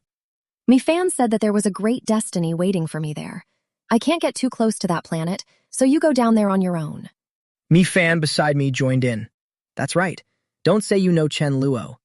If someone asks how you got in, just say you were thrown down by a bad person. Even with distance like this, she wouldn't have the guts even if given 10 times the courage. But it's truly so high, I'm scared. Without an ounce of pity, Chen Luo kicked Ming Xuan straight down. It's fine, I'll help you. She screamed as she lunged toward the Ice Soul Sea Palace. After landing, Ning Xuang rubbed her sore body. Chen Luo, you played dirty. How could you suddenly kick me out? Over there, Olivia immediately noticed the anomaly on her. The breath on her body was. And so she immediately issued an order. Quick, quick, bring that girl here. Ning Xuang didn't understand a single thing, letting the crowd push her forward. Where exactly is this place? There are so many of my kind here. Olivia's eyes widened, her mouth agape. The energy signature was even stronger than her own, a peak-level frost attribute. A bit more, and it could reach the level of a demigod. Perfect. This is the perfect successor I've chosen. The heavens have surely blessed the mermaid tribe. She then gently lifted the girl's face. Little girl, why are you here? She repeated exactly what Mi Fan had suggested. My name is Ning Xuang. I was thrown here by some bad people. Olivia gripped Ming Xuang's hand affectionately. Don't be afraid, child. We're not bad people. I will protect you. A moment later, she turned Ning Xuang around and declared with a choked voice, This child, Ming Xuang, will be my successor. A subordinate immediately panicked. Your Majesty, wouldn't it be better to investigate her a bit more thoroughly? He couldn't help but be suspicious of Ning Xuang. Her timing was too strange. What if? But Olivia cut him off directly. No need. There is no more time left. Chen Luo had been watching the whole thing from the start, feeling a bit sentimental. It was tough to see the girl being abandoned there. Mi Fan looked at him and smirked reassuringly. There's no other way. This is for Ning Xuang's own good. I have a feeling that after Ning Xuang, Mi Ling and Mi La become gods, it'll be my turn. Hearing this, Chen Luo was stunned. He hadn't realized that for Mi Fan to level up, others had to ascend to godhood first. She was busy chewing on some dried fish, so he stopped the topic. Well, talk about this later. I can sense that Fat Vuong will be in danger soon. Less than greater than. Chen Luo frowned. What happened? Mi Fan didn't answer directly, seemingly dodging the question. How should I put it? It's the kind of situation with high risk but massive rewards. With my current powers, I can't determine the specifics, not even whether Fat Vuong will survive. This news left him unsettled. What should he do? Knowing Fat Vuong's personality, he definitely wouldn't turn back, if he really lost his life because of this. Seeing his distress, she suggested, you could leave a warning notice in the game, but the final choice should still be up to him. In the Delaman Empire, the scenery remained as calm as ever. Looking at the person stepping off the airship, Fat Vuong was suspicious. A Fu, how exactly did you find me in the real world? She said flatly, it's thanks to the help of a friend. Fat Vuong was shocked. Congratulations on officially becoming a god with 2 laws. A Fu walked forward, looking at him very politely. and welcome to our Delaman Empire, Fap Vuong. Suddenly, a voice rang out from elsewhere. Sister, you're back again. She pointed to the person stepping toward them. Fap Vuong, this is the fourth emperor, my younger brother. Little brother, this is Fap Vuong, my friend. Fap Vuong's eyes scanned him. How is your brother's power? A Fu smirked proudly. My brother is the greatest genius in our clan. He possesses 3 laws. This sentence hit him like a lightning bolt. 3 laws. But a Fu had 7 physical laws, so why was her brother considered the greatest genius with only 3? A terrifying thought flashed through Fap Vuong's mind. Unless, like Haiji, she was obsessed with her younger brother. At this side, she had already walked up to the 4th emperor and said in a sweet tone, Little brother, this Fap Vuong's lightning is very powerful. Do you want to spar with him a little? The 4th emperor's pale eyes never left Fap Vuong. I'm not interested. I don't want to waste energy on that. If there's nothing else, I'll return to the palace first. Ah Fu looked embarrassed, as if afraid to anger her brother. I'm sorry, I shouldn't have made random suggestions. You focus on your training, that's for the best. Inside the Delaman Palace, the 4th emperor had returned to meditate. Strange, he thought, my time stasis ability is clearly at a critical level. Why hasn't the law of time manifested? What's wrong? Is it because I haven't reached full enlightenment? Just then, Dao Fu appeared from nowhere. Is my dear grandson still working hard on his training? He immediately turned toward him. Grandpa Dao Fu, you've returned from the law of destruction. The 4th emperor couldn't contain his impatience and stepped forward. How is the situation over there? The older man lowered his voice. The center is a bottomless abyss that makes me feel danger. But the law of destruction isn't the point. You are the hope of Delaman, the time system. Hearing this, he felt a bit frustrated. But my wind system has already become a god, yet the law of time is still the same, with no progress. Dao Fu explained calmly. According to rumors, exceptionally formidable talents must go through a trial. Because you have been strictly protected until now, outsiders don't even know you possess the time system. Who knows, this might be the reason why the law of time hasn't appeared yet. This stunned the 4th emperor. I have to go through a trial too? What if I can't hold out and just die? Seeing his grandson's anxious behavior, the old man comforted him. Don't rush. Let me think of a way.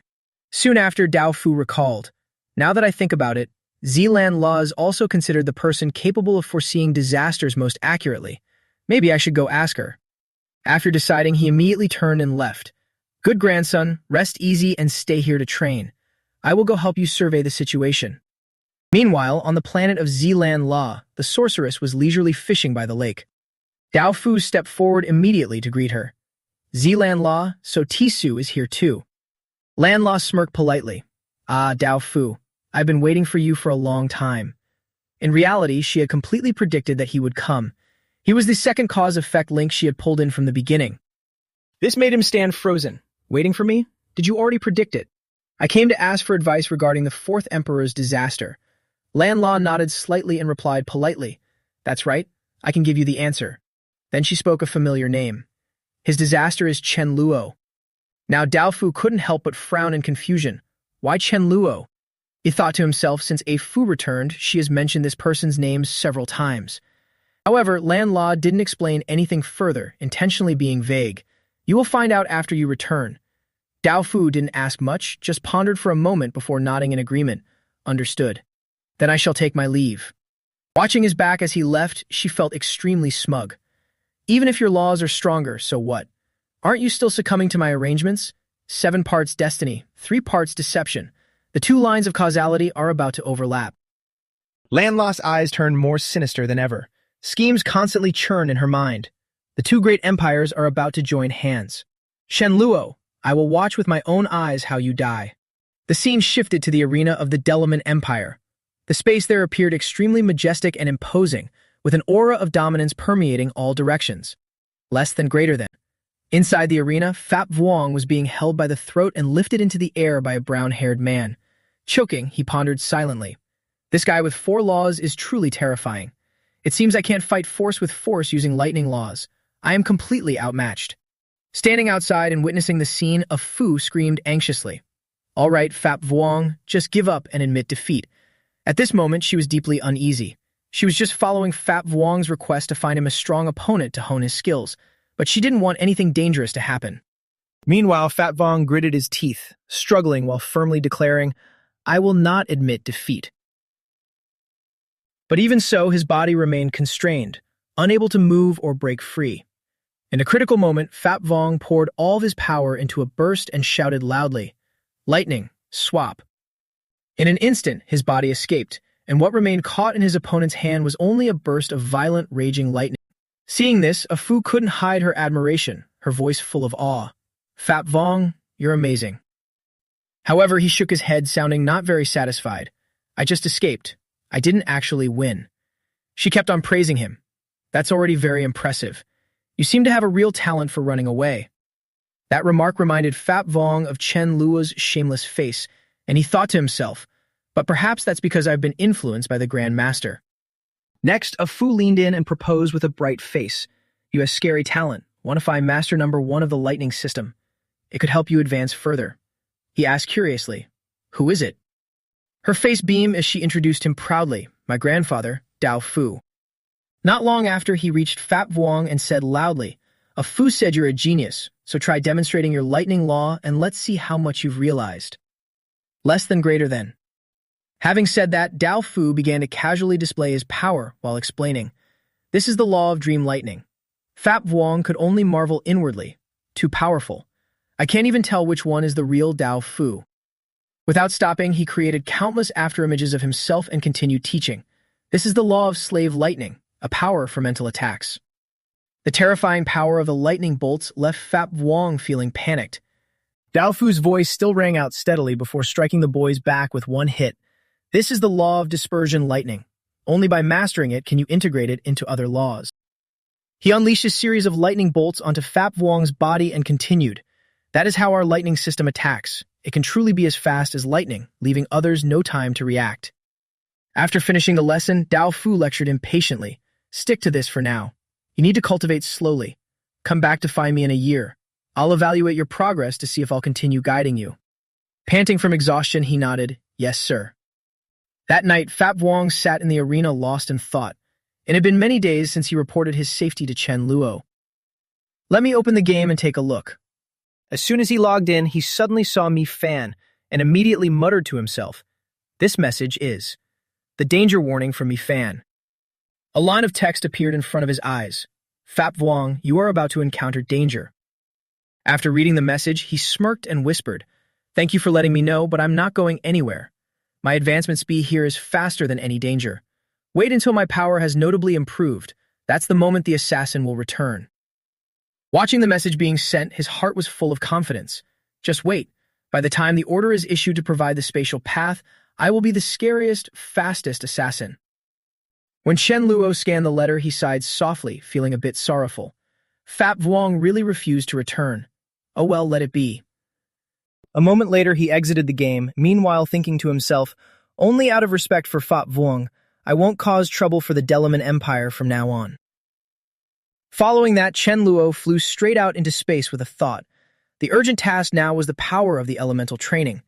To master the elemental law, he remembered that Lee Sin's materials mentioned a god-ranked individual named Kak Thu, very suitable for him to spar and train with.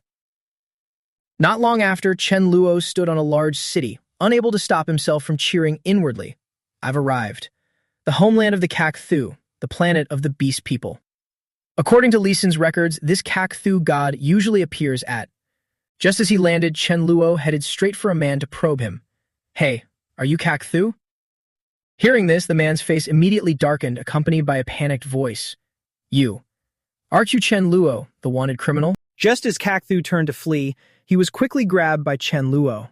He cheerfully acknowledged, "That's right. Follow me for a while," leaving the man screaming in shock. "What do you want to do?" Behind them, the two dogs of Kak Thu could only stare wide-eyed with open mouths, their faces full of astonishment. Very quickly after that, Chen Luo launched like a rocket, successfully bringing him to an uninhabited planet. As soon as he set foot on the ground, Kak Thu immediately raised his hands in defense, while also speaking guardedly. "Why did you find me? I haven't done anything to offend you." Chen Luo waved his hands to reassure him, his voice sounding reconciliatory. "Don't be afraid. I just want to spar with you a little bit." Seeing the huge blade about to slash down on his head, Kak Thu screamed out of fear. "Spar? But he smiled, his voice soft as coaxing. I won't bully you either. I'll use the lightest force possible. He hurriedly advised, while also rushing to cast magic to block. Everything can be talked about. Can you please stop? But inwardly, he was terrified. Being hit like this by a four-law expert, won't I be dead soon? Before the blade kept coming down, Kak Thu desperately tried to stop him. Oh heavens, stop and listen to me first. However, at this moment, Chen Luo's mind was entirely on something else. So strange, why is it that no matter how I use my elemental power, there is no progress? His expression gradually darkened in thought.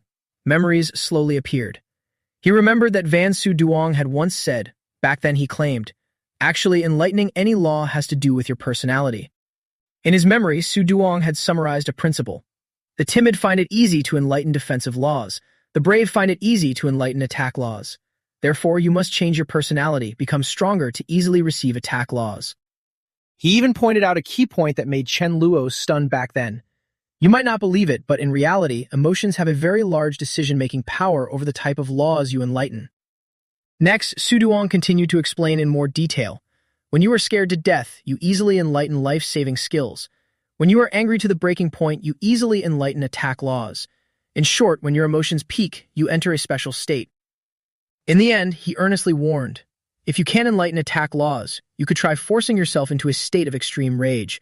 It's best to engage Li Xin in a real battle. However, facing those truths, Chen Luo just scratched his head and forced a smile. Fighting head-on is no different from torturing myself. Returning to reality, he fell into deep contemplation.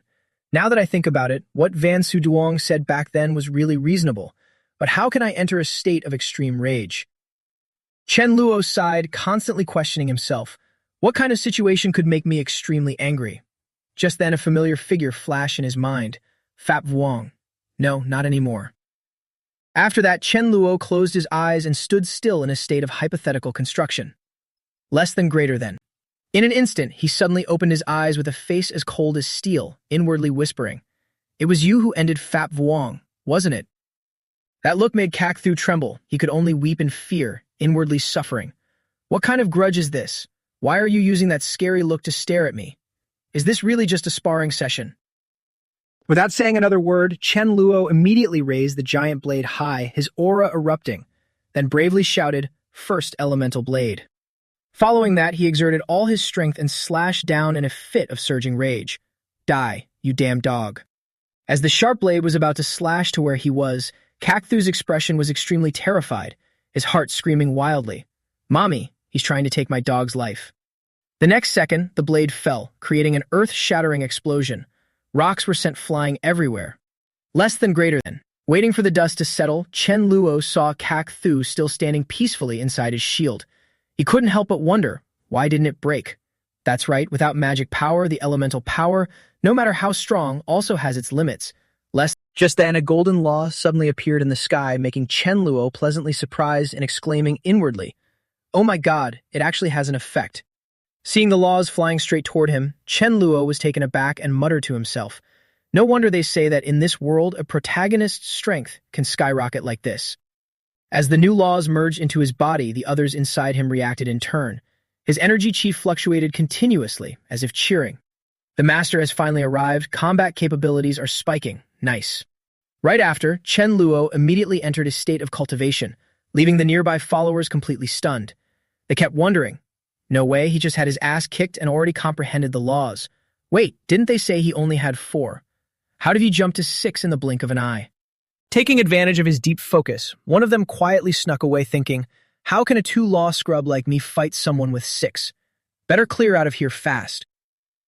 However, he had only made a few steps before Chen Luo used his space manipulation to jerk him right back. Chen Luo called out, Don't run. You helped me comprehend combat laws. I haven't even thanked you properly yet. The followers were so terrified they knelt on the ground, crying and begging. No thanks needed. Please just let us go. But Chen Luo just reassured them in a gentle, melodic voice. Don't be so glum.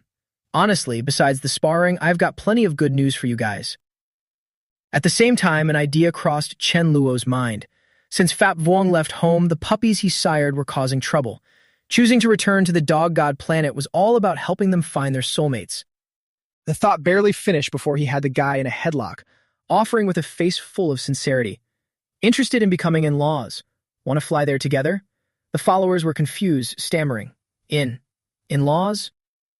Scene changed to the Merfolk planet where majestic, intricately designed castles sprawled out. The atmosphere carried an air of solemnity and mystery. Before completely vanishing, Olivia gently stroked Ming Shuang's head and whispered tenderly, "My dear, I hope that once you grow stronger, you can ensure our race continues to thrive." Immediately after, the laws within her body merged into Ning Shuang's. She thought with emotion, "Even though I've only known her for a day, this act of self-sacrifice to pass on the legacy to her successor is truly heartwarming." Next, Ning Xuan's body slowly levitated into the air, her aura rising continuously as she officially entered the semi-deity realm. Watching her enter meditation, the short-haired girl nearby whispered expectantly, "Whether Ning Xuan can fully comprehend 100% of the queen's laws depends on her own talent." The girl in the purple dress agreed. "Exactly. Fingers crossed Ning Xuan attains godhood soon." Meanwhile, the merman standing in the back wore a devious grin, calculating in his heart. Ming Xuang is bound to be the next mermaid queen, and since I'm the only male merman, I just need to find an opportunity to get close to her. Just then, as the light of the laws streamed toward her, the merman exclaimed in unison, "Look, it's the glacial law." The girl in the purple dress trembled in shock. "My God, I can't believe she's actually achieved godhood." Elsewhere, while everyone was having a meal, Mi Fan suddenly froze, her expression shifting strangely. Seeing this, Mila asked out of concern, "What's wrong?" Mi Fan excitedly shared, "Good news. Ming Xuang has become a deity, and my own powers have gotten a significant boost." With that, Mi Fan immediately stood up with a spark of excitement. "You guys keep eating. I'm off to test my powers a bit." Meanwhile, Mi Ling, who was sitting, felt a slump in her heart, wondering to herself, "She's reached godhood too." A moment later, Mi Fan sat cross-legged in a quiet spot, calculating carefully. "Since Ning Xuang has reached godhood, my power has increased quite a bit. It seems I can create things out of nothingness now." She tilted her head and thought, "What should I create? Maybe a training ground to help Chen Luo comprehend laws." Then Mi Fan closed her eyes, continuing to flesh out her idea. "Chen Luo has no way to sense time laws, so let me try to manufacture a time law zone for him." Suddenly, Mi Fan's face tightened. She thought to herself, "Even though changing a few things requires using my own destiny energy." But in just a split second, she perked up, her eyes filled with determination. "But for Chen Luo, it's worth it." 20 minutes later, Mi Fan stood up and cheered. "Done. I've created a time swirl to accelerate flow on the south side based on everything I've learned." Right at that moment, Chen Luo suddenly appeared, his voice full of concern. "Mi Fan, are you all right? Why did you head back to your room before even finishing your meal?" Seeing him, she urged him excitedly. "Chen Luo, quick, head over to the south side. I've prepared a surprise for you." At this, he looked confused. "What surprise?" Mi Fan grabbed his hand, bragging proudly. "A time acceleration vortex. It won't stay open for long, so you better hurry." Before long, in the vastness of space, Chen Luo arrived at the exact spot she had mentioned. Looking at the scene in front of him, he couldn't hide his shock, continually marveling. "I remember there was only one such area nearby, and now Mi Fan's created another one too." Then Chen Luo reached out to touch the vortex, his excitement bubbling over. "I never expected this to be a time acceleration zone with a flow speed of 30,000 times. Immediately after, he didn't hesitate anymore and dove straight in, inwardly gushing. "This is a genuine, unexpected gift." 2 days later, Caroline's spaceship was gliding silently through space. Her heart was full of resentment. Wasted effort coming here a month before Eugene. Ended up with nothing. While sipping tea, Caroline grumbled to herself. Result, didn't get a single grain of enlightenment tea. That bastard Chen Luo is seriously annoying. Suddenly, her eyes darted outside, and she wondered in surprise, "What's that white light?" Even more surprisingly, Caroline saw a familiar face, piquing her curiosity. "Wait, Chen Luo? Why is he inside? And it looks like he's in deep meditation." Seeing this, a smirk curled her lips. She secretly channeled her power with a shady intent. "Fate is helping me. I can just use my psychic mark to lock him down tight." The moment the mark was planted on his forehead, Chen Luo sensed something unusual, an uneasy feeling rising in his chest. "Why do I feel like something is off?" Right then, Caroline suddenly appeared right beside him, her coy voice giving him a startle. "Brother Chen Luo." She smiled adorably and asked, "What a coincidence. Never expected to run into you here." But deep down, she was full of schemes. "He's already got my psychic mark on him. When the time is right, I can sell him to Volzy." Chen Luo's expression showed clear irritation, and his voice turned cold. Sweet-talking, are we? Meanwhile, he was also calculating. Wonder if she has anything good on her. Seeming to sense his intention, Caroline waved her hands, feigning innocence. Brother Chen Luo, look what I'm doing with my hands. You know time stasis is no joke. How could I possibly dare to wear a space ring right now? Next, she clung to his arm, pretending to be cute to ask a favor. Brother Chen Luo, is all the enlightenment tea with you? The enlightenment trees too.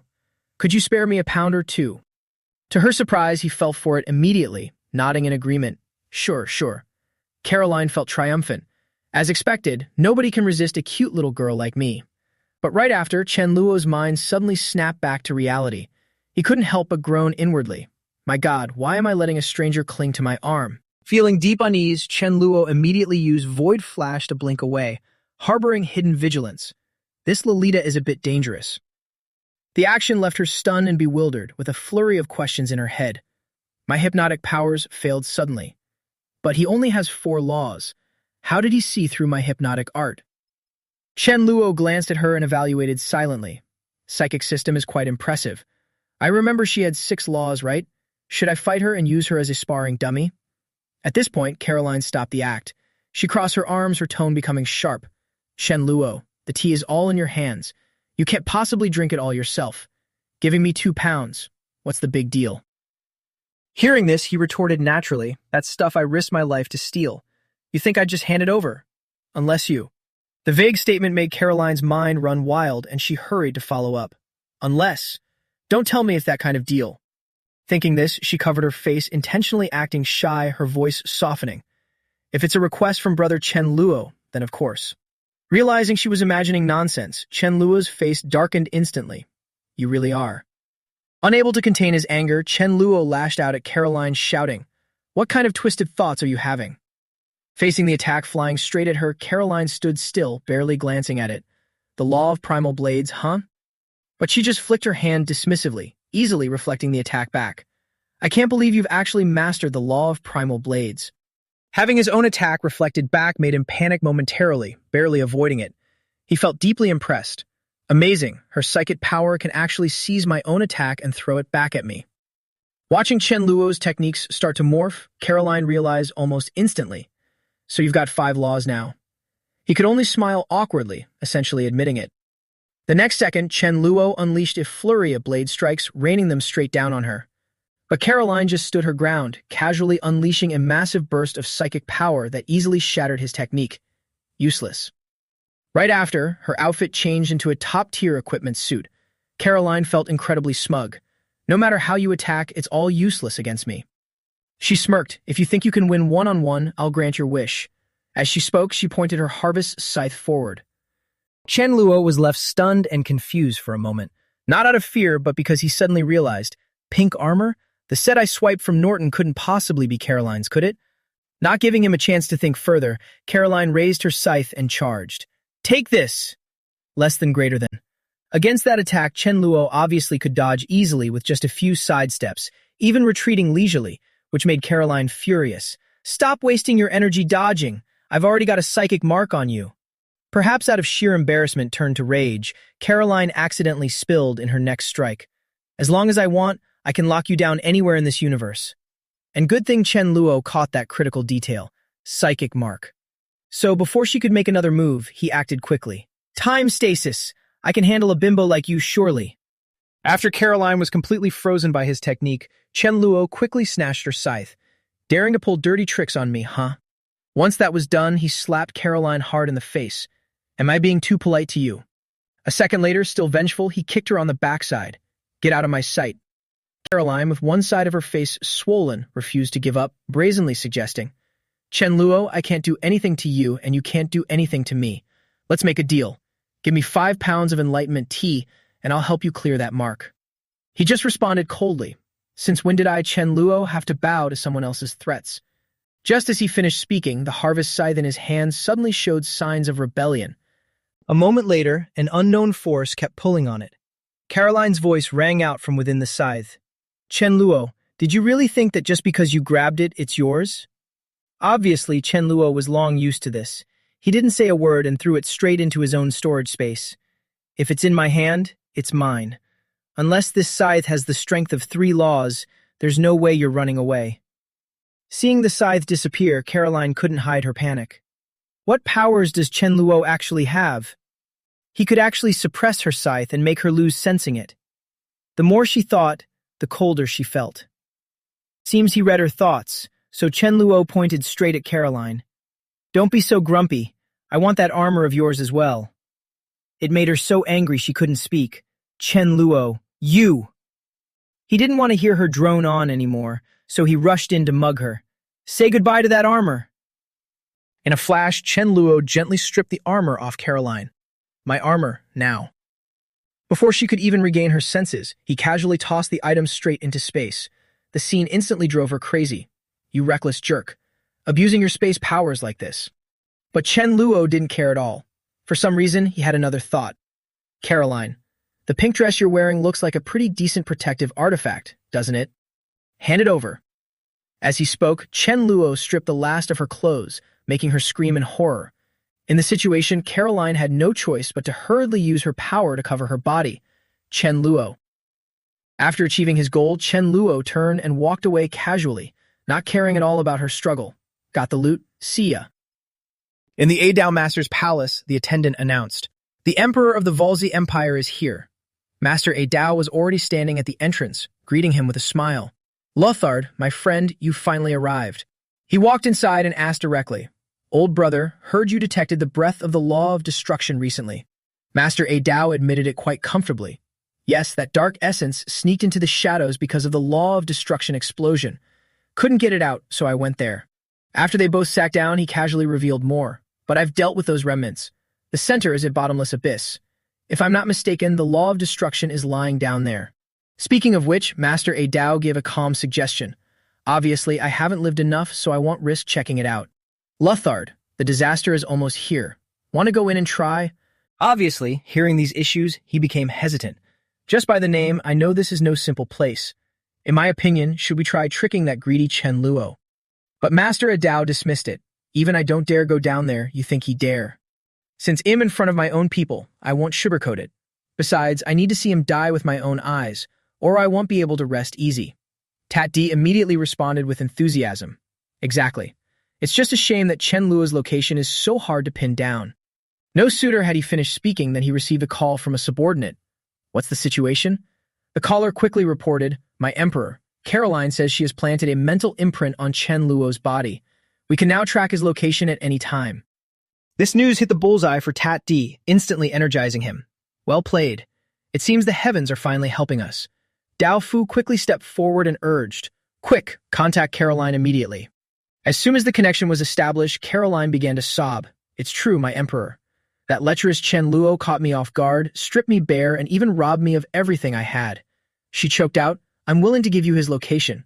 I just beg you to help me get my belongings back. After cutting the connection, Tat D's unease vanished. With Caroline's timely intel, finding Chen Luo was no longer a problem. Plus, since she mentioned he was a pervert, he already had a plan. Dao Fu caught on immediately. Exactly. We just need to send him some honey trap. Maybe we won't even need to mobilize the army. We could easily finish him off. Tat D grinned in agreement. That's right. It was clear that he had already picked the perfect candidate for this job, the peerless stunner, Lady Dana. Dana possessed 6 laws. I'm willing to keep providing that bloodthirsty red venom for her. As they spoke, both men couldn't help but imagine the scene of Chen Luo being seduced by Dana, slowly drowning in it. The more he thought about it, the more watertight Tat found his plan to be. Very good. Dana's poison combined with bloodthirsty venom, that threat level just doubled. With Dao Fu by his side, constantly reinforcing his confidence, he added, I don't believe that combination won't kill Chen Luo. 3 days passed in a flash.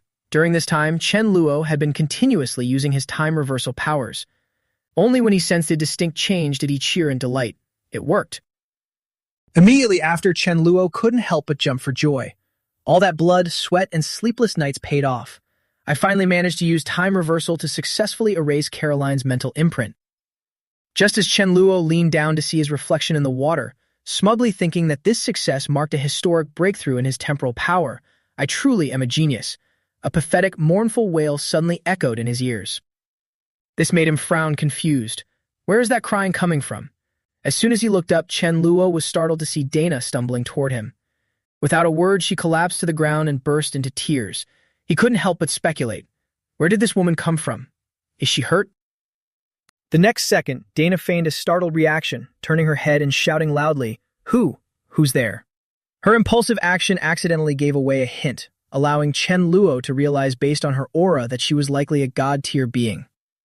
This only made him more vigilant. Why is she appearing here? This is a bit strange. But before you could ponder it further, she began to scream, her trembling voice filled with fear. "Stay back. Don't you come any closer." She even pretended to throw out a threat. "If you come any closer, I—" But before Dana could finish her sentence, Chen Luo simply turned around and walked away. Not only that, but he also hummed, "Don't pick the wildflowers along the road." Since this wasn't in her script, she was stunned for a moment. Is actually leaving? Is the intel wrong? This Chen Luo doesn't seem like a pervert at all. In the end, Dana had to change tactics, pretending she had just realized the truth. "I recognize you. You're Chen Luo." Afraid that he would keep walking away, she immediately called out, her voice turning soft and seductive. "I know you're powerful. Can you help me?" Dana stumbled toward Chen Luo while recounting her tearful tale. "I was wounded by a god-tier opponent with 2 laws. He snatched my husband away, making me. She even offered a seemingly generous reward. As long as you help me save him, I'll do whatever you want. I'll serve you for 10,000 years. But he just glanced at her and easily saw through it. Coldly, he concluded, "It's a trap, as expected." Chen Luo naturally didn't bother with courtesies and exposed her ulterior motives directly. "Sure enough, you have bad intentions. Tell me, are you trying to lure me into saving your lover so you can find someone to ambush me?" Dana hadn't thought that deep. A sense of bewildered suspicion rose in her heart. No way. Why is he so smart? I hadn't even thought of that far. I just wanted to use my beauty to seduce him, that's all. But that brief moment of silence unexpectedly became ironclad evidence in Chen Luo's eyes. He stated coolly, "Did I catch you off guard? So now you're speechless." Plainly, Dana was even more anxious, her head filled with one chaotic thought. It's a failure. Wasn't he supposed to be extremely horny? Only when she regained her composure did she weakly try to explain, "I don't know what you're talking about. How about this? Whatever you want to do, I won't resist. If you're satisfied, we can continue." Unexpectedly, Chen Luo showed absolutely no respect and immediately threw out a series of demanding questions. "You said you have a husband. So what species is he? How old? What attribute? What rank? And how many minutes per session?" Upon hearing this, Dana could only stutter, he, because she was truly panicked. What kind of terrifying words were these? Chen Luo frowned and judged, "Can't even answer straight, huh? With that level of intelligence, don't even think about trying to deceive me, you idiot." The first time being so bluntly humiliated made Dana furious to the extreme. As a peerless stunner, who knows how many people she had killed? How could she let him insult her like that? Finally, unable to control her emotions any longer, she revealed her true form, transforming into a giant spider monster. Even so, Chen Luo just frowned, assessing. "A moment ago you were a stunning beauty, and now you've turned into a monster?" He coldly observed Dana's transformation, thinking to himself, "Luckily, my good male instincts kicked in. Otherwise, just looking at this makes me feel like throwing up." Suddenly, just after that, she opened her mouth to spray countless venomous insects she had been harboring, screaming, "Chen Luo, go to hell." In the blink of an eye, the swarm of insects swelled up, surrounding Dana, ready to dive into battle. Facing the scene of being alone against a whole swarm of toxic creatures, Chen Luo wasn't rattled at all. He calmly judged, "Poison type. With this many venomous creatures, it seems you're a summoner." The moment that thought flashed, Chen Luo just flicked his hand, and his outfit and career instantly changed. "But I'm a Void Emperor, after all. My specialty is dealing with summoners. Heaven created us as natural enemies." His eyes scanned the armor on the spider's body, and he already had a calculation in mind. Her armor must be a good piece of loot. Dana, unaware of what had just occurred, still loudly commanded, "Go, my swarm of venomous monsters." But just a second later, she realized something extraordinary about her own body, a cool breeze blowing through her chest. "Where is my armor?" At this moment, Chen Luo watched them scrambling around, finding it amusing but essentially quite a struggle. Such a large-scale swarm of venomous creatures wasn't easy to move. It truly pays to have the protagonist's aura. Even in adversity, clever solutions emerge. How about this? Although on a different planet, he quickly deployed his technique to teleport easily. This display of skill effectively scared Dana out of her wits. Clutching her body without a shred of armor left, she screamed, You better keep your distance. Shen Luo was just seen in a posture of swinging a giant blade from above, aimed straight at Dana, while casually comforting the poor girl's child. Don't be afraid. I'll give you a big treasure. In this hair-trigger situation, leaning towards death, Dana poured all her life force into her final technique, Law of Dissolution. A second later, a burst of purple energy exploded outwards. But man proposes, Chen Luo disposes. Facing this attack from Dana, he immediately unleashed his familiar technique, time stasis. Less than greater than. Without waiting for anything more, Chen Luo immediately swung his giant god-tier blade downward at her with all his might. Less than greater than. But by some mystical force, Dana luckily managed to dodge his fatal blow. A true winner doesn't blame the circumstances. Despite the failure, he was still determined not to give up. If it were a normal god tier, they would have been dead by now. It seems she's quite strong. That's okay, one attempt fails. I'll just do it more times until she dies. Seeing that Chen Luo was absolutely determined to leave her no chance of survival, she furiously launched another attack. Venom Cloud, come. But the tragedy is, how can the supporting role beat the main character? This attack was nothing compared to his level. The range of the attack was completely useless against him. Right up to this point, Dana finally realized her own limits. Not only that, Chen Luo's skills were also too counterproductive to her. But it was already too late. Chen Luo, entertained like a cat playing with a mouse, sang out, Let's change the playing field.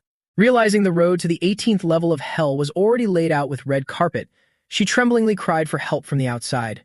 Brother Su Yang, don't hide anymore, come out and save me. Unexpectedly, Dana still had this backup plan, which actually caught him by surprise. In his head, he kept searching for answers. Brother Su Yang? Van Su Yang. Is Van Su Yang nearby? Did Van Su Yang lead Dana here to kill me? Everything started veering off Chen Luo's trajectory, making him unable to avoid suspicion.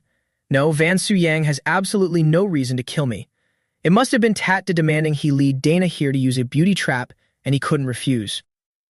Meanwhile, Dana continued screaming for help from the other. Brother Su Yang, where are you? Save me.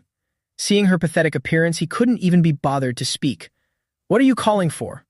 Su Yang is my master. He's not going to show up here. Realizing her pleas for help were useless, Dana pivoted to kneeling and begging. I beg you, don't hit me anymore. I'm willing to serve you for 10,000 years. Who would have known? Chen Luo was so devoted that he struck out, shouting, You want me to commit adultery, breaking the relationship between me and Mi La? That's truly detestable. His anger couldn't be contained anymore. The harder he hit, the more enthusiastic he got, still shouting, Look at yourself. You smell all over. The flowers and grass around here are all dead. Do they not have a life of their own? By this point, Chen Luo couldn't look at her anymore, directly swinging the blade in his hand down. Today, I, Chen Luo, act on behalf of the heavens. Die. Having her whole life crushed by his hands made Dana harbor such resentment that she spat out a curse. Shen Luo, you won't live long, I will force you to die too. Before going to eat the god-tier roasted chicken, she was still calling his name in the night. That heart was hurting. Shen Luo, seeing Dana self-destruct with his own eyes, also felt a bit of unease. Toxic creature self-destructing, but my fan didn't warn me I'd be in danger, so I should be fine, right? The next second, those whimsical thoughts just flooded in. Sometimes if I don't force myself, I won't know my potential. Besides, if I get hurt, I can just use time reversal to recover. That thought had barely ended when a realization formed in Chen Luo's mind. When that happens, I can quickly speed up once I comprehend the time reversal law. While he was standing there dazedly, she was still screaming threats, go to hell together. But it seemed Dana's self-destruction didn't even faze him. Seeing this scene, he just stood there unbothered, simply taking one hand to cover his face to reduce the pressure. Even though her sticky fluid got on him, Chen Luo had his powerful assistant on him. This armor truly is a tank, even somehow preventing the poison from seeping through. That thought ended, and a crazy idea immediately popped into his head. If that's the case, should I use this armor to train time reversal? Watching the pawn, Dana, rolling like a bubble to his feet, Chen Luo couldn't help but sigh. Truly a good person, even wanting to contribute before dying. 2 days later, at the Ba Da clan base, a low, slow voice recounted everything. Chen Luo didn't fall for the beauty trap. During the fight between the two of them, he used Void Walk and Dana chased after him. Less than greater than. Su Yang, obedient as a dog, recounted everything in detail to Tat Di and Dao Fu. I couldn't catch up, I don't know what happened later, but I'm afraid Dana is. Waiting for him to leave, Dao Fu turned to him and presented the disadvantage. Whether our prediction was wrong or Dana left an opening, we can't send people anymore. Let's use my plan to get Chen Luo himself to come here. Tata sat and listened without being able to hide his anticipation. What's your plan? Upon saying this, Dao Fu's eyes became deep, carrying a Chen jar difficult to describe. Did you forget the source of Chen Luo's trouble? Tisu. Mentioning this name, he was 3 parts helpless, 7 parts like 3. Exactly. It was because he wanted to borrow Lei Sein's hands to kill Chen Luo that it led to the situation we have today. The only thing is, since I stripped Lei Sein of his 3-body emperor status, I don't know his whereabouts anymore. Hearing Tat De recount this, Dao Fu calmly replied, That's because I agreed to cover for him, hiding him in the Delaman Empire. Hearing this, he immediately understood, so he's at your place, old brother. By now, Dao Fu unconsciously tightened his fist, his eyes becoming contemplative, his voice sinking. That's right. As far as Chen Luo is concerned, he is the best bait. At the same time, in the divine energy space, Chen Luo was leisurely reading a letter with the content. Dear Mr. Chen Luo, I know your void walk is very skilled, so I would like to invite you to help us scout the deep abyss of the destruction principle. To report to you, besides making the destruction principle public, we have prepared 3 gifts for you. Your enemy Tisu, we have captured alive. You can dispose of him as you wish. Accompanying that letter was a series of heavily subsidized conditions listed in detail. 2, 300 million source essences. 3, a space-type magic staff made from rare space crystals. Your god-tier space-type power will be increased significantly. Holding the letter in his hand, his heart skipped a beat with every line of text. These conditions truly are mesmerizing. Chen Luo pondered for a moment before turning to look at her, who was passionately nibbling on a fish in her hand. His voice became slower. Mi Fan, how do you feel about this? Will I encounter anything dangerous? Seeming not to need to think about anything else, she chewed the fish while replying, Not really, you can go there. And yet, the very next second, Mi Fan changed her countenance 180 degrees. Her eyes lit up with helplessness as she looked at Chen Luo. But didn't I tell you last time? Fa Wong is about to encounter danger. I sense that danger approaching. So she wanted to understand more deeply about this matter, continuously raising her voice. Besides, I don't know if Fa Wong being in the Delman Empire relates to this matter or not. But the struggle was that Chen Luo wasn't listening to a word, purely focused on his own purpose. So that's it, then I have to go there even more. I'm leaving right now. Changing to the martial arts training ground of the Delman Empire, the scene was still as peaceful as any day. But that peace was quickly broken. Fa Wong was busy exhausting himself training his power, the law of illusory lightning. Each bolt of lightning intertwined and collided. Before long, with just one move, he directly launched an attack. The pressure exploded, then vanished in the blink of an eye, causing the sparring girl not to have time to react. Her figure wobbled and then rolled to the ground. In that moment, Fa Wong couldn't help but let out a sigh. Too awesome. Meanwhile, Ah Fu, watching from the sidelines, couldn't suppress his excitement for the boy. His voice was filled with unconcealed admiration. I never expected you to master the laws of destruction so quickly. Fap Wong, you truly are a genius. Hearing that familiar voice, Fap Wong turned instantly and hurried over. Ah Fu, why are you here? She dropped the act and spoke directly. My father keeps going on about wanting to take you as his disciple. Since the perfect opportunity to prove yourself has arrived, I want you to contribute your strength. It'll make it easier for me to speak for you later. Fat Vuong looked at Ah Fu with expectant eyes. All right, what's this about? Seeing his eager expression, she didn't hesitate to spill the beans. You know Chen Luo, right? My father invited him to help us, and he's already agreed to come tomorrow. Hearing this, Fat Vuong's heart drummed with joy. He was finally going to meet Big Brother. This was great news. Without waiting, Ah Fu leaned in close to his ear and revealed a heaven-shattering secret. Actually, my father plans to take him out. The words struck Fat Vuong like a bolt of lightning. His face darkened and his brows knit together. How in heaven's name could they be so confident they could deal with Big Brother? This couldn't be allowed to happen. Fat Vuong's temper flared, and he raised his voice. What exactly are you guys planning? But deep down, he was still confused. As far as he knew, Big Brother hadn't offended them, so why target him? Noticing Fat Vuong's agitation, Ah Fu lowered her voice, sounding like she was issuing an order. Don't worry about the details. We have our own ways to handle him. When the time comes, you just need to follow my lead and strike at the right moment. Despite 1,000 questions in his head, he acted compliant. All right, I understand. While she trusted him enough to pat his shoulder in encouragement, deep in Phap Vuong's subconscious, an intention had already formed. Oh boy, looks like I need to find a moment to skip town.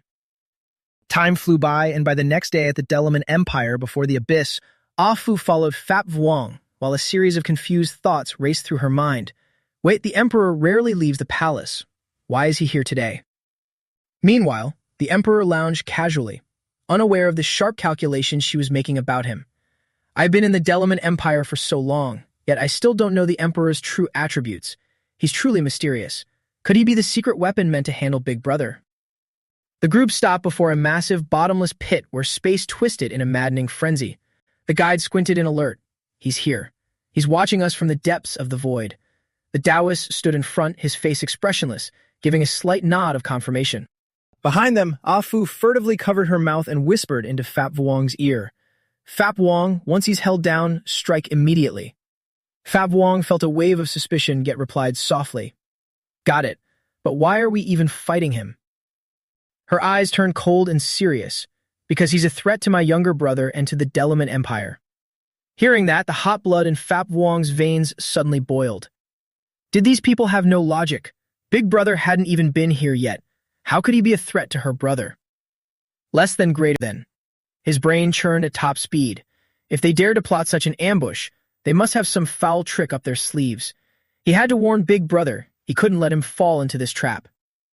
Thinking fast, Phap Vuong suddenly swung his hand, delivering a resounding slap across Ah Fu's face. Only this way could he cause enough chaos to give Big Brother a clear signal. She tumbled to the ground, her eyes wide with shock and confusion. Phap Vuong, you! Before she could finish, Phap Vuong gathered his remaining strength and roared at the top of his lungs. An ambush! There's an ambush here! At that exact moment, the Taoist appeared like a phantom, his voice icy. You little brat, you dare ruin my plans? The next second, he struck with all his might, and Phap Vuong was sent flying toward the edge of the pit of death, dangling in midair. The spatial energy around the pit automatically activated upon sensing an intruder. He realized in panic, this is bad, I'm about to be sucked into the abyss. In the final moment before the darkness swallowed him, Phap Vuong roared a vengeful oath. When I return to this world, all of you will die. The shout died out, and Phap Vuong was swallowed by the ruthless space, vanishing into thin air. Deep within the pit, he didn't feel himself being torn apart. Instead, there was a soft force cushioning his body. What is this? Phap Vuong fought back his fear to observe the mysterious energy surrounding him. Huh? This energy covers my whole body but doesn't harm me at all. He didn't know how long had passed, but as he neared the bottom, the protective energy suddenly dissipated. He scrambled up, eyes darting vigilantly around. Finally hit bottom. Let's see if I can fly out of here. Before he could stabilize, a bolt of lightning ripped through the space, crashing down right on his head. Phap Vuong looked up in horror at the sheer rock wall, where lightning crackled. What is this situation? Am I going to be trapped here until I die? Just then, a deep, ancient voice boomed. Stop struggling. Pass my test, and you shall walk free. He spun around in a panic. Who's talking? The voice remained calm but carried a suffocating weight. Do not resist. Submissively accept my knowledge, and you will know all. A flash of shadows zipped from the darkness, diving straight into Phap Vuong's ear, flooding his brain with excruciating pain. It felt like something had just crawled inside. Purple spiritual force burst forth like a fire from hell. I am born to destroy.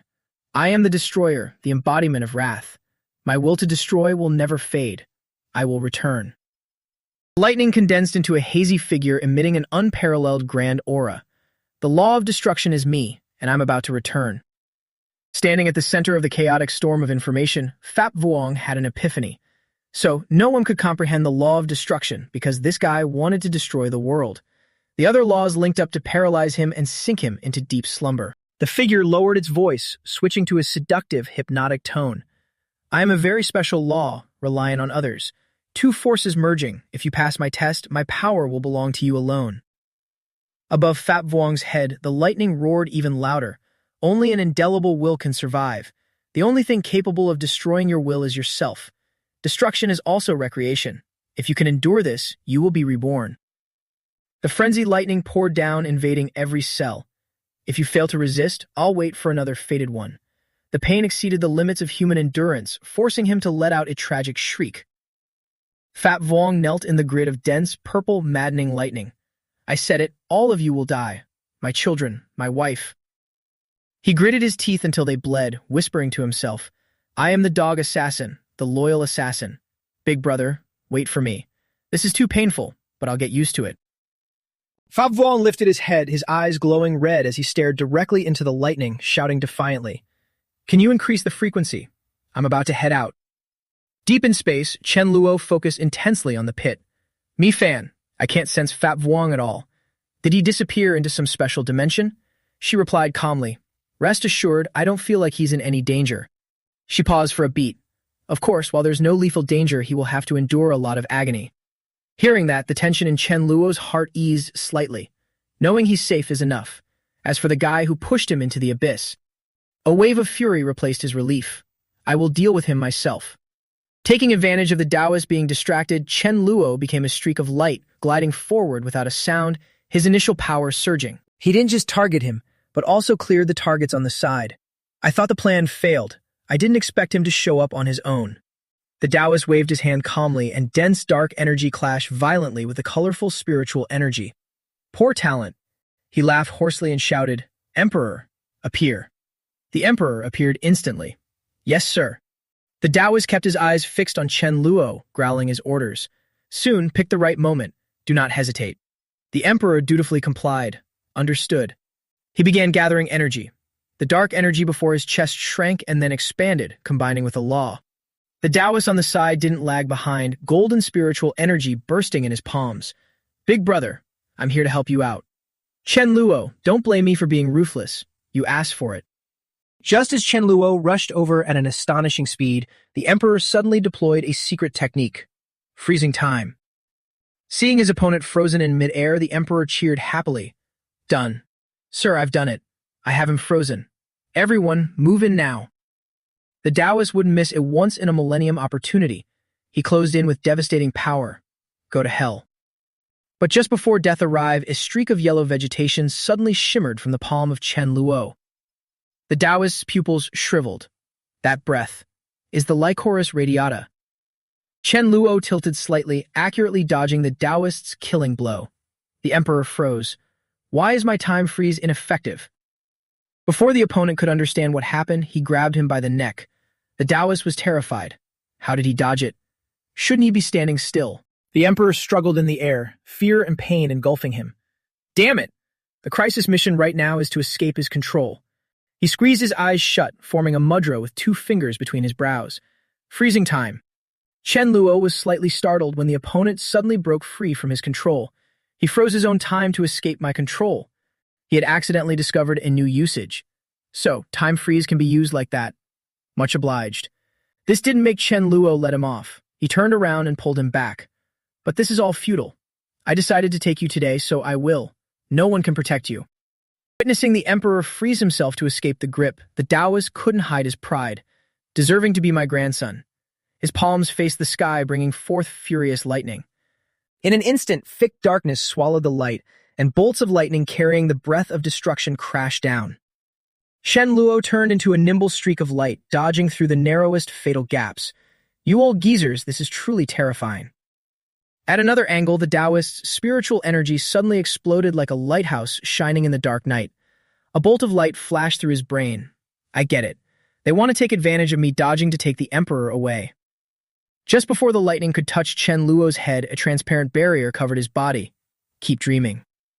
Even inside the shield, he still felt space shaking. The lightning is too powerful.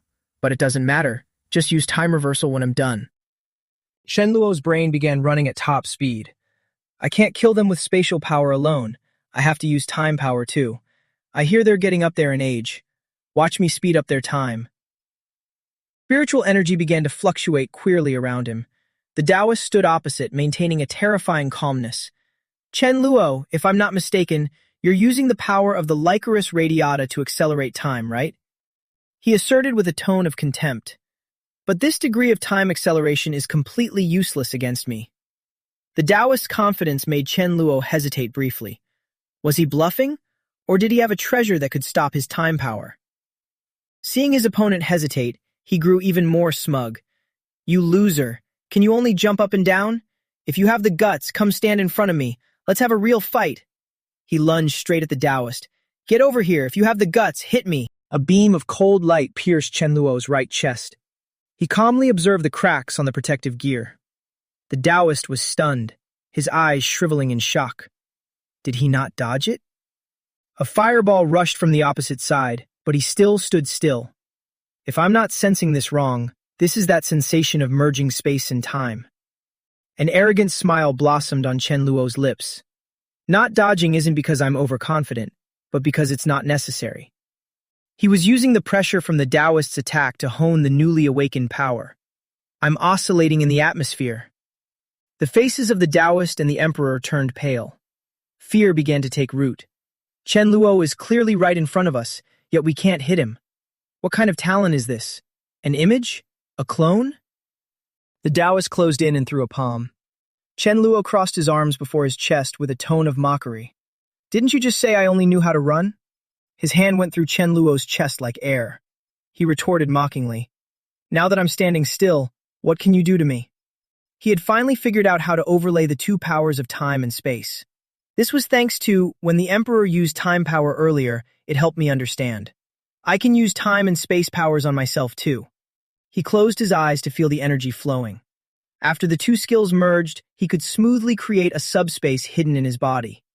Unless their attacks can pierce through space-time, it's impossible to hurt me. The Taoist was furious to the point of insanity. You brat.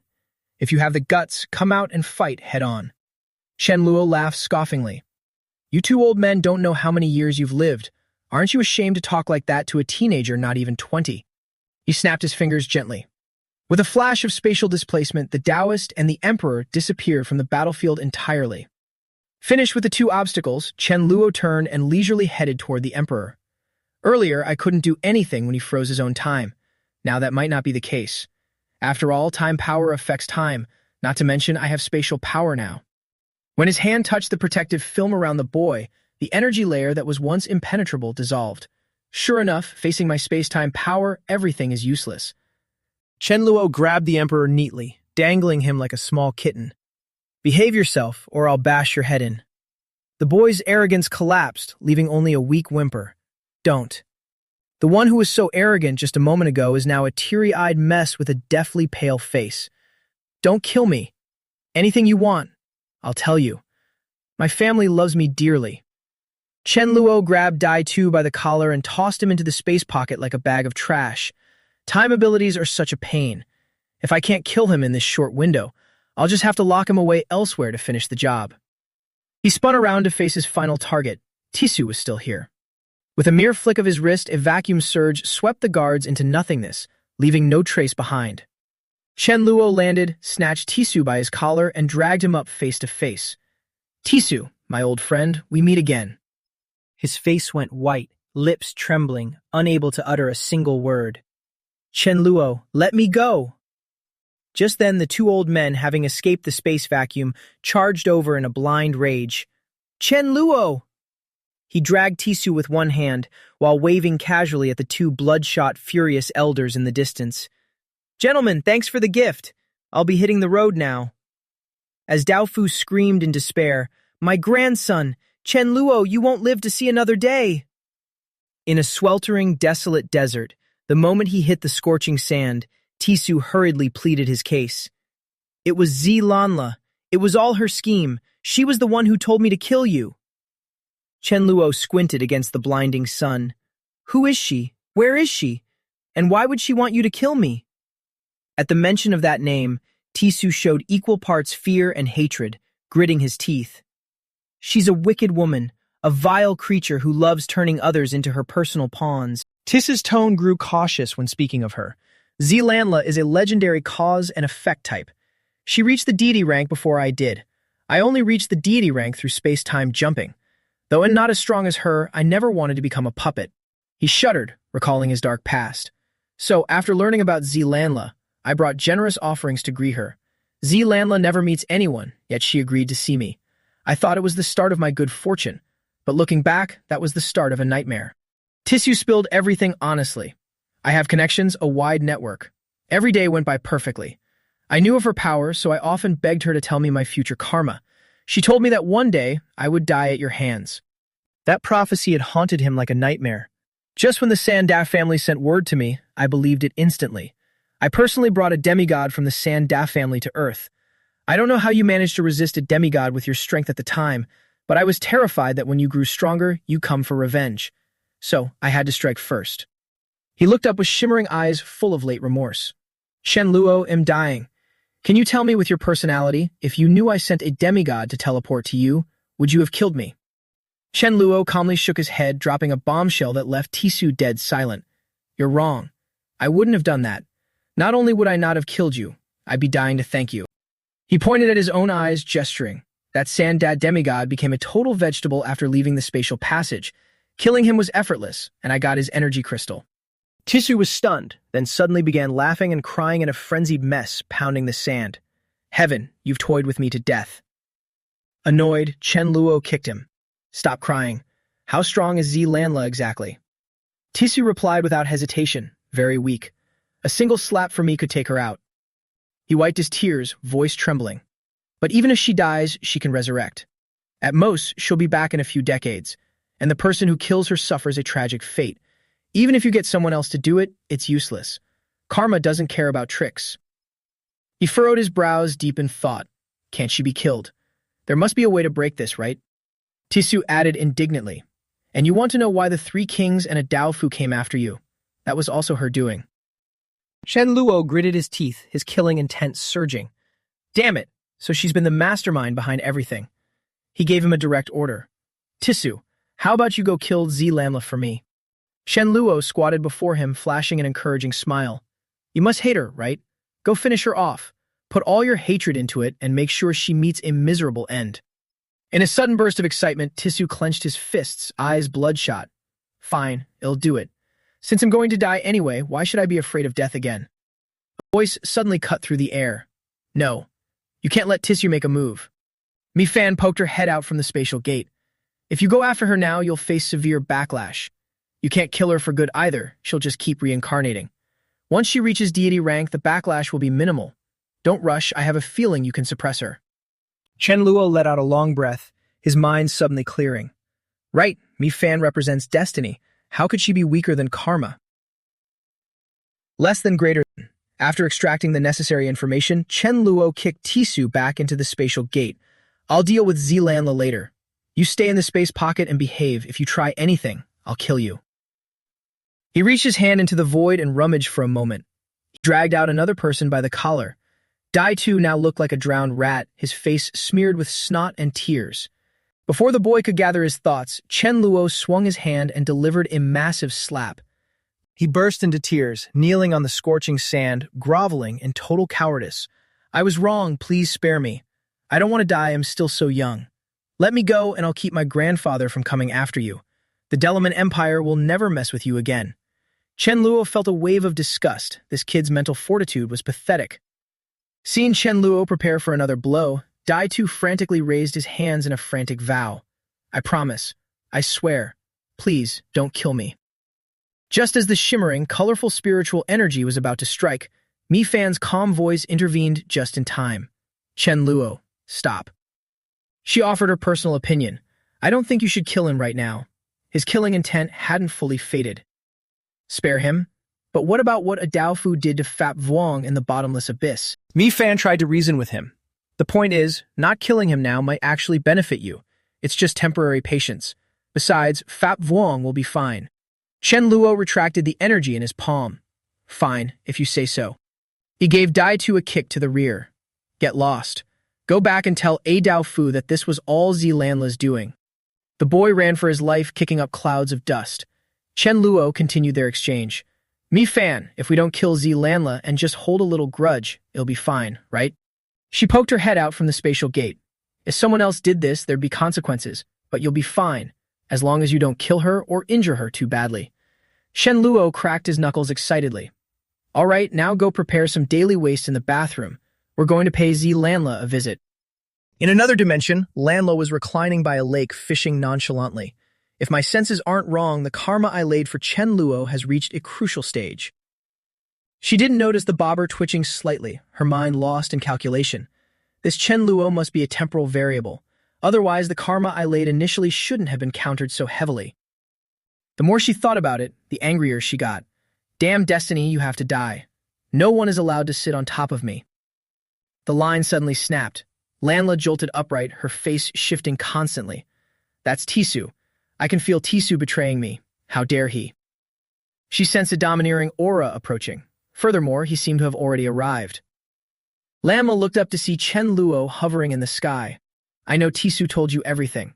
What's the matter in such a rush to kill me? She quickly regained her composure, reaching out a hand defiantly. It's not that I look down on you, but a loser kid like you dares to kill me? I'm standing right here. If you don't have the guts, then get lost.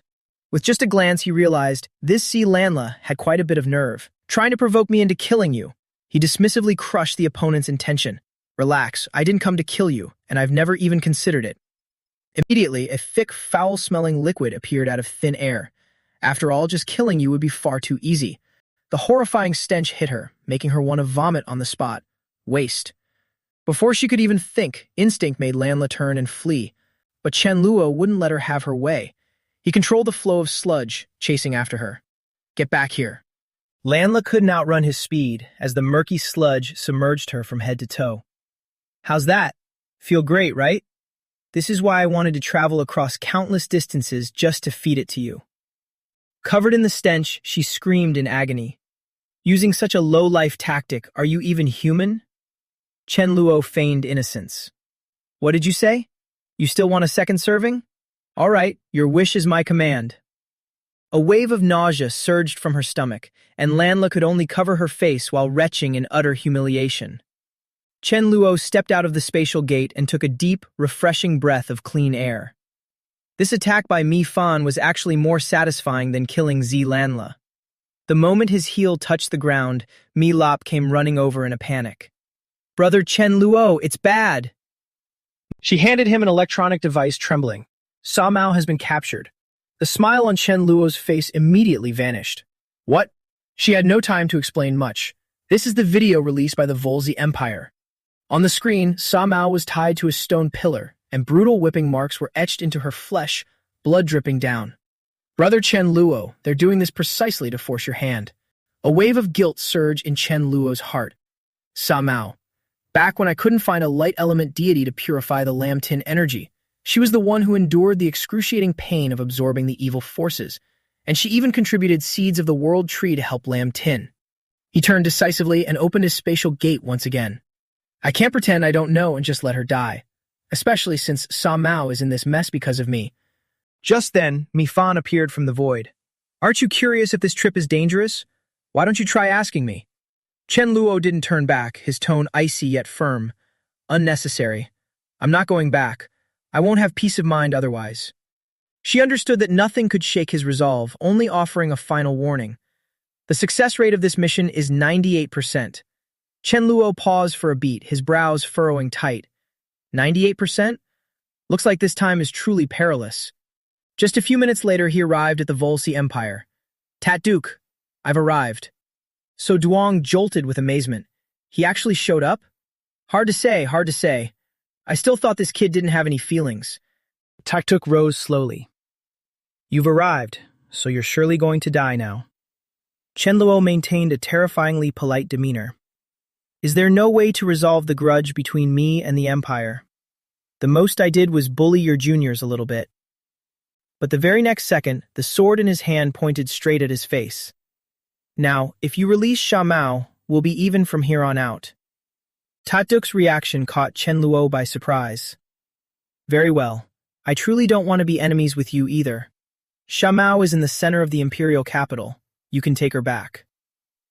Surrounding subordinates were buzzing with opposition. Great Emperor, can we just let him go like this? Isn't that too convenient for him? The excessive smoothness only made him suspicious. Just as simple as that? However, he couldn't overlook any possibility. Don't play any tricks, or I'll have you and the entire Volsi Empire buried. Tatduk's eyes flashed with a sinister light. Chen Luo, enjoy your last bit of arrogance. A death trap is hidden on Zha Mao. Very soon you won't be able to stay so reckless. In the central square of the imperial capital, Zha Mao was tied to the execution platform. When Chen Luo arrived, the crowd automatically stepped aside.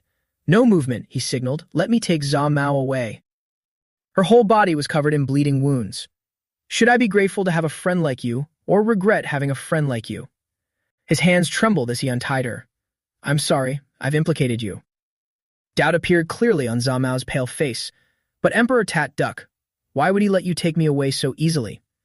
Chen Luo hadn't managed to reply before a faint golden light suddenly flashed. What is this? Cold sweat ran down his spine, in her hair. This is the Hegan flower. Immediately, an invisible pressure erupted from the flower, locking the space around him. Time acceleration. My life force is slipping away like crazy. He could feel every single cell in his body burning up. There was no way to counter it. Either let the flower's power drain out or, in 4 hours, I'll just have to surrender. Chen Luo looked straight in the direction of the Volsy royal palace. Tat Duck, I've noted this grudge. On the other side of the battle line, Tat Duck flashed a satisfied smile, like a hunter who had successfully trapped a ferocious beast. Knowing that staying meant certain death, he grabs Zha Mao and dashed off. Must leave this place first. In a desolate land, Chen Luo collapsed onto the dry earth just after landing.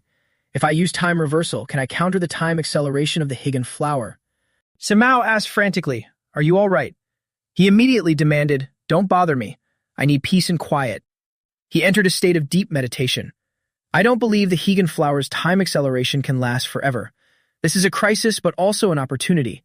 Who knows, if I manage to defeat it, I might just become a time deity. Less than greater than. His brow furrowed tightly as he encountered an obstacle. Mi Fan's voice rang in his ears. Chen Luo, hurry and open your space ability. Let Mi Lap help you. The moment the spatial gate cracked open, she led Mi Lap inside. Mi Lap, your life force ability can extend longevity. You might be able to use your ability to help Chen Luo resist. She did not hesitate at all and agreed. Their clasped hands tightened as a green glow began to envelop both of their bodies.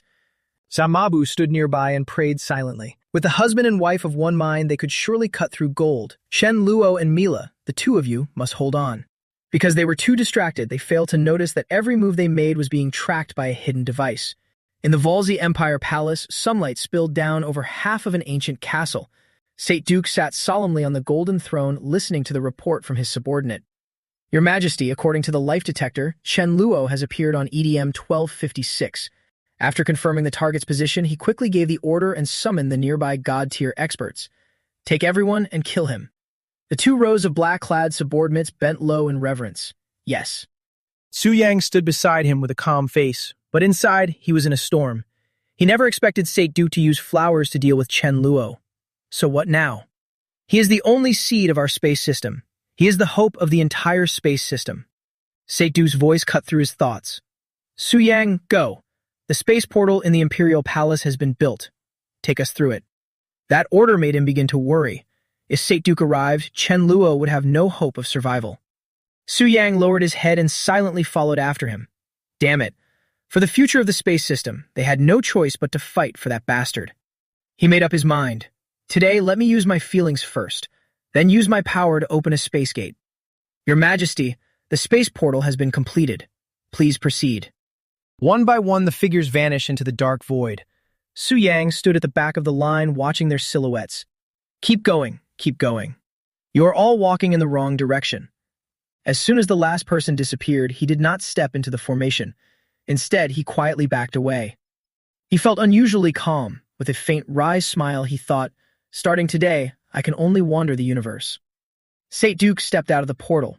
The strange surroundings made him realize something was wrong. Damn it, where is this? Where is Su Yang? The feeling of being led around by the nose drove him mad. You dare play games with me, Su Yang? Nice. Forcing himself to stay calm, Saint Duke took out a communicator. Brother Dao Fu, I have an emergency here, and I need you to make a move. The Emperor's bodyguard fell silent for a long moment before asking in confusion. Why, sir? He let out a heavy sigh. Isn't it because that Chen Luo guy is causing trouble? He turned around and his aged eyes suddenly lit up with hope as he looked at his grandson. Good boy, you said you suddenly gained time power. What does that mean? He explained simply. It's not time stop. It's a type of time acceleration. The bodyguard happily slapped his shoulder. Great. Once you master time reversal, our whole family can live forever. He felt much lighter, but before that, let's go, good boy. Come with me to Chen Luo's place and see him off. Half an hour later, deep in the dark expanse of space, two warships quickly closed in on the desolate planet. After calculating the distance, a crewman ordered his comrades, fire the star cannon. We must not let the god tier get injured, but following our superior's orders and causing him trouble is fine.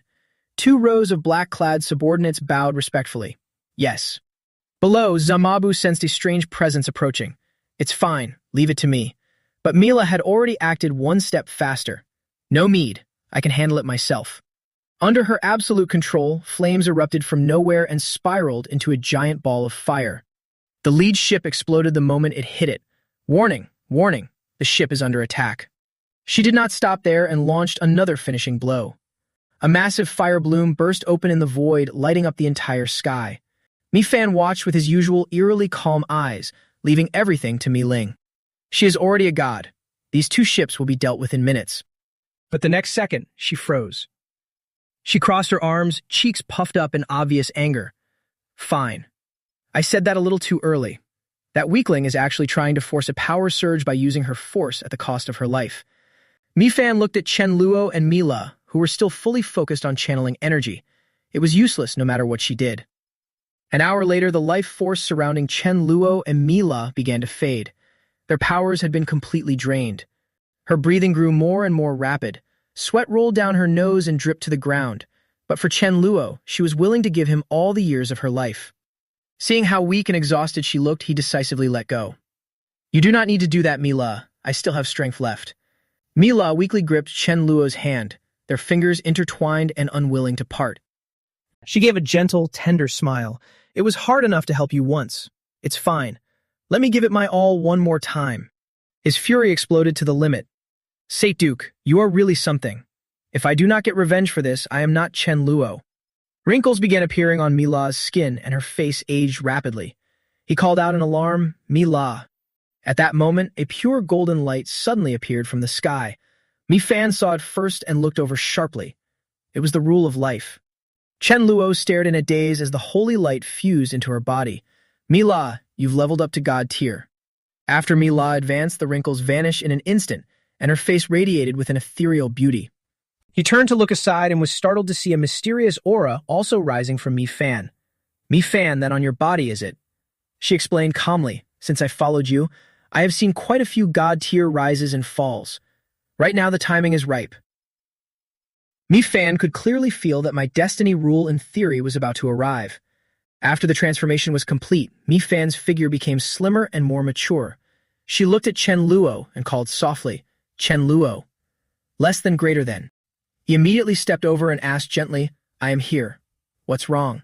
She requested, slow down your time rule a little. I will summon a complete time rule and let it transform you itself. How about that?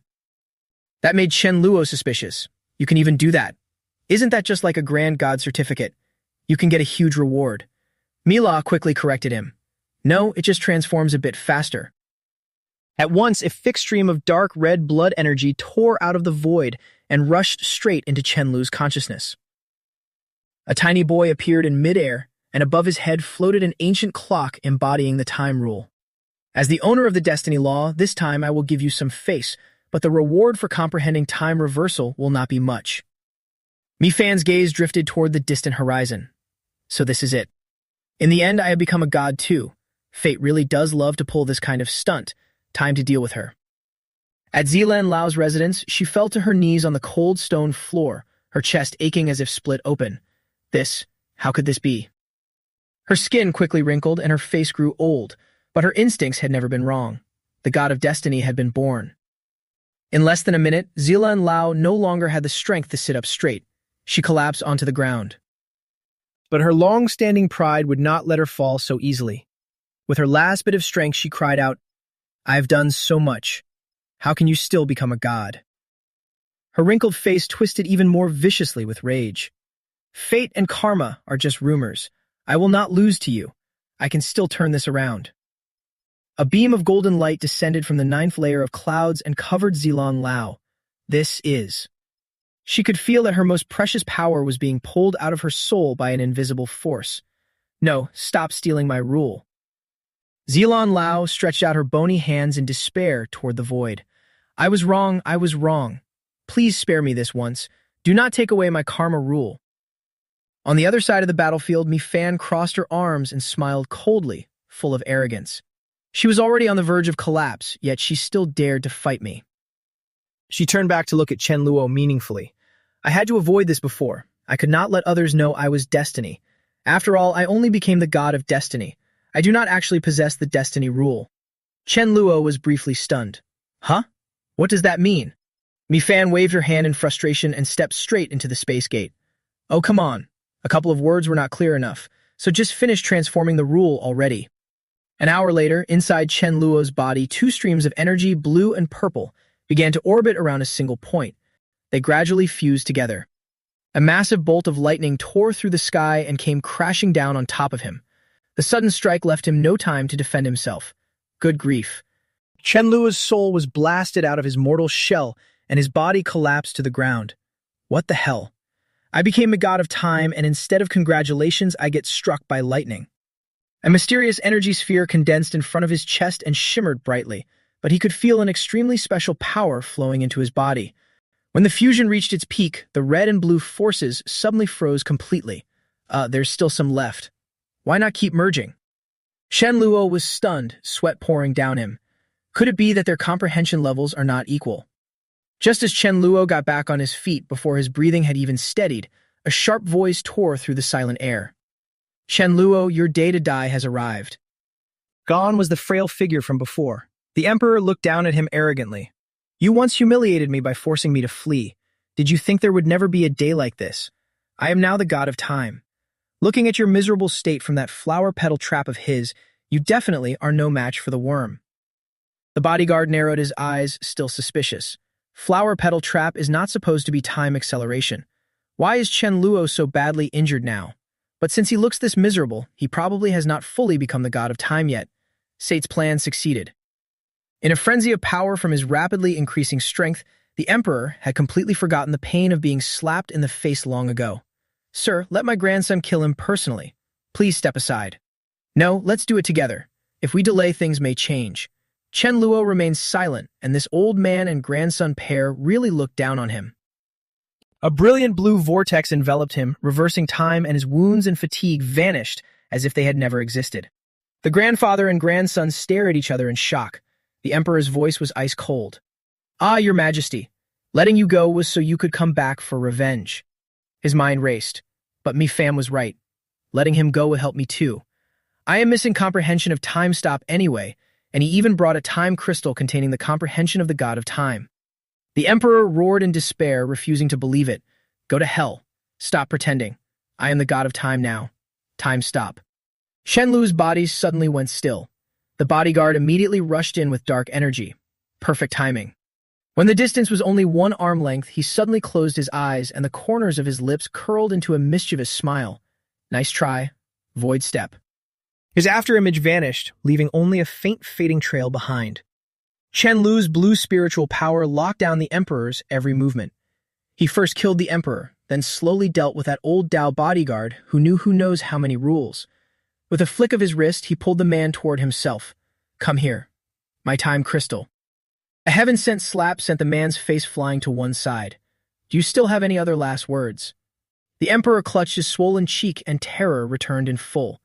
I am sorry, I admit I was talking too loudly just now. Please do not kill me. I will never dare lay a hand on you again. Just then, the bodyguard who had been teleported away came back.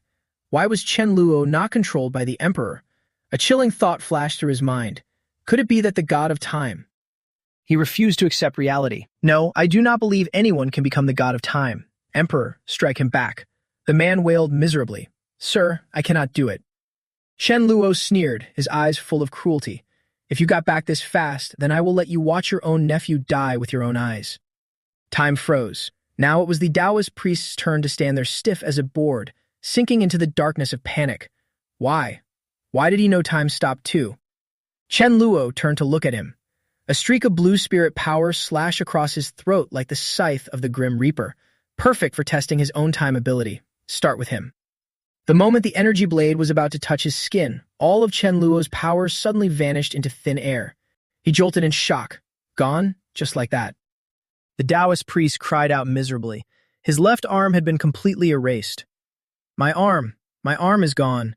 Sir, save me. The sight made even the priest shiver. This time, stop power really is nasty, but I still do not quite know how to use it. Taking advantage of Chen Luo still being stunned, he slammed a killing blow into his stomach. Chen Luo swore under his breath. Damn it.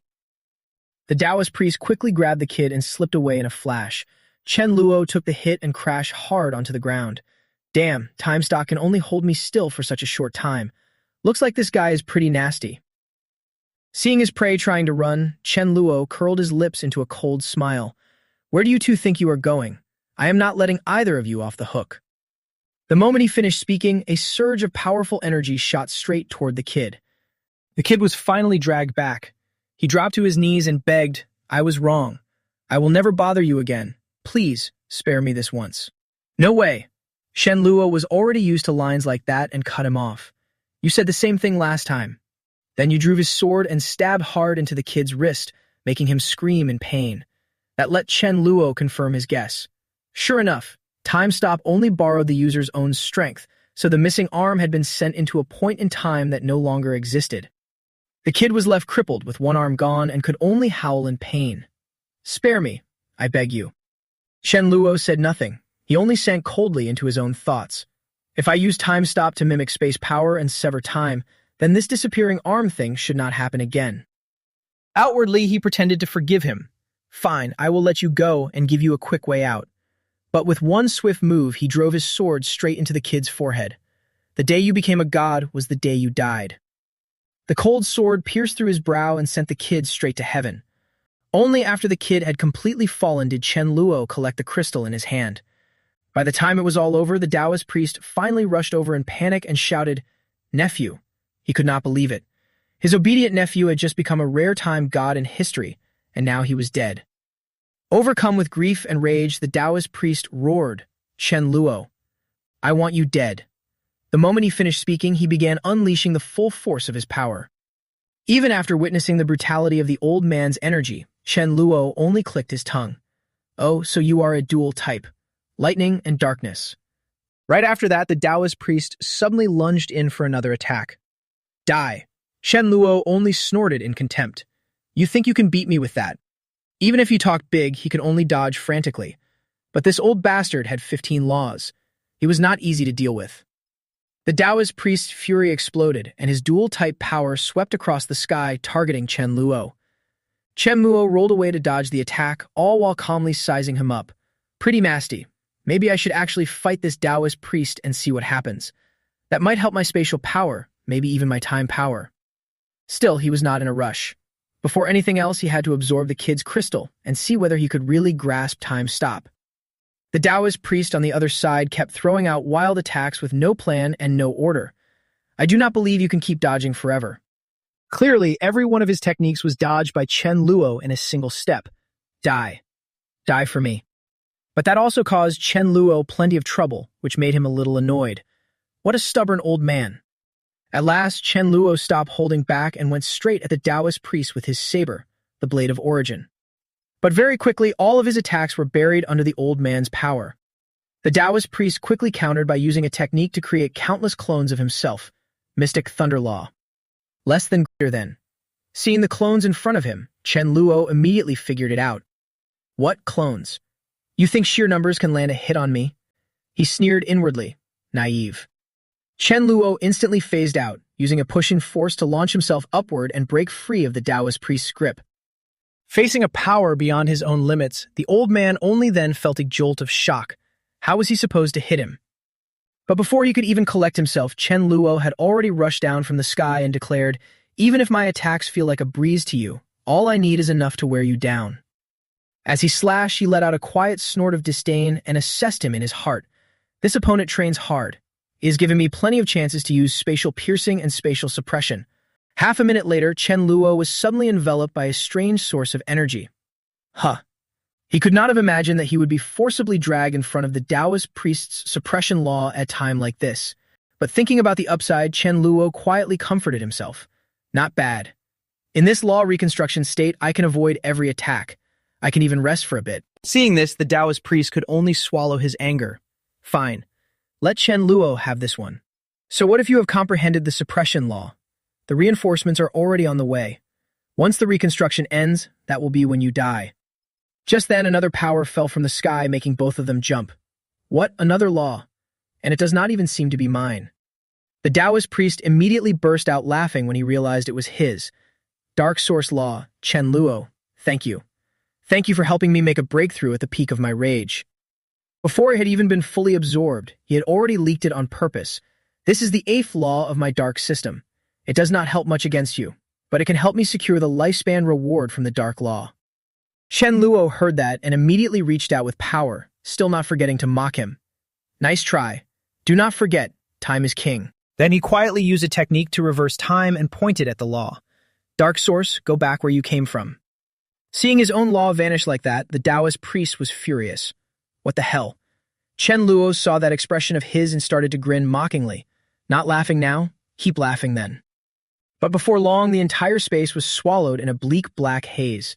What is this? This feeling? The dark law is complete. Chen Luo was already annoyed in his heart. Nice, bullying someone younger, huh? The next second, a voice carrying a terrifying aura made him jump. A complete dark law, and you still dare reverse time. Less than greater than. His power suddenly became useless, and Chen Luo panicked. A complete dark law really is terrifying. My ability is useless now. And that voice kept going. Those who break the rules are doomed to pay the price. That reminder only pushed Chen Lu's frustration higher. He had not expected the Taoist priest's reconstructed law to cause such huge trouble. Still, on the surface, he could only lower himself first. Sorry, I did not know. I will not dare again. But the voice just kept repeating the same line. Those who break the rules are doomed to pay the price. That repeated sound almost drove Chen Luo mad. Damn it, are we not even pretending anymore? And the answer still came back the same. Those who break the rules are doomed to pay the price. In the end, he could not take it anymore and pointed up at the sky, cursing. You think I am afraid of you? Come on then, let's fight. In his heart, Chen Luo had already made up his mind. Since it had come to this, he could only keep using that skill. Time summon. As soon as he began channeling, he recalled what happened before, back when he was still on Earth. He had used time and space summoning to call forth an emperor-rank old powerhouse from his past life and beat Bai Hao. But this time, he needed to summon himself from the future. After all, he was a time god too. His future self had to be insanely strong. Summoning him here to deal with the dark source was the only move he had left. I cannot die. I cannot die. I can succeed. I can. Thinking that far, Chen Luo poured every last bit of power he had into the sky. He never expected it to pass smoothly through the barrier and shoot straight up into the sky. Good. In the very next second, another Chen Luo suddenly appeared out of the space. The moment he appeared, the original Chen Luo from this timeline already felt a rising sense of unease. This is me from the future. He looks pretty average, but please do not let me be this bad in the past. Chen Luo's future self appearing out of nowhere made even the rules hesitate. Even the enemy had to take a step back and lower himself just this once. The moment he realized that, Chen Luo was overjoyed. He is scared. He is scared. But that joy did not last long. Chen Luo started coughing non-stop, covering his mouth. Damn it. This time summon did not just drain all of my time power. It also shattered the fusion crystal inside me and pushed me beyond my limit. The Chen Luo from the future said nothing and simply clapped once. A world-splitting force exploded at once, blasting the law away. A second later, the darkness retreated and the blue sky returned, leaving Chen Luo completely stunned. So I am this strong in the future. One clap and the dark source is gone. After everything was over, the present-day Chen Luo watched his future self vanish right in front of him. He even helped the present-day Chen Luo disappear right before the Taoist priest's eyes. A while later, on some strange planet, Chen Luo had been teleported here so suddenly that he had not even had time to regain his bearings. Where the hell am I? Mi Fan saw that everything was settled and also ran out of the pocket space to say that no matter where they had ended up, they were at least temporarily safe. Otherwise, with your current condition, if those guys came to help the Taoist priest, you would not be eating any sweet fruit. On the way here, she did not forget to remind him, the timing is perfect. Let's go. We should head to Ning Shuang and bring her back. Chen Luo was a little speechless. Fine, I will follow your lead. On the other side, the Taoist priest was grinding his teeth in frustration and asking himself, where the hell did that brat Chen Luo go? And why can I not feel the dark law anymore? Hey bro, where is Chen Luo? With nowhere to vent his anger, the Taoist priest did not bother keeping up appearances and turned around to curse the others out. Still asking, it is all because you insisted on using that time artifact like it was some holy treasure. Chen Luo is not only alive now, he has also comprehended time and become a time god. And now I have been driven so crazy that I cannot even stop talking. How could that be? Anger would not solve anything, so the Taoist priest could only swallow it and think of another plan.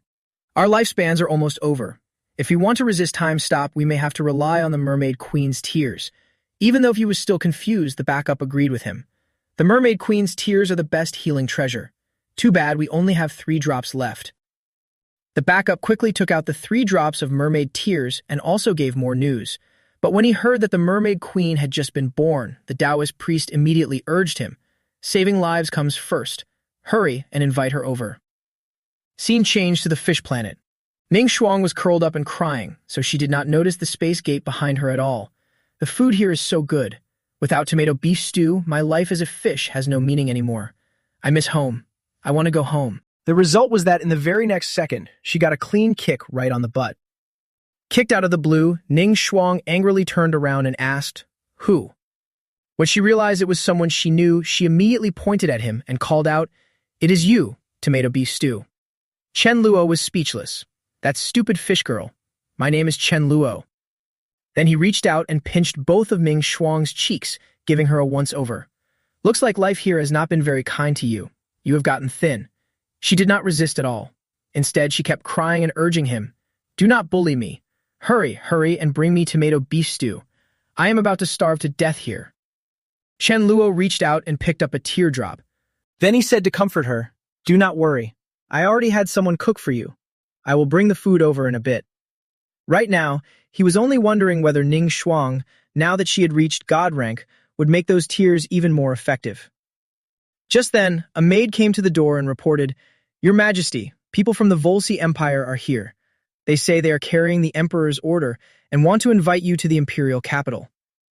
But the moment she stepped inside, she was shocked to find another person in the room.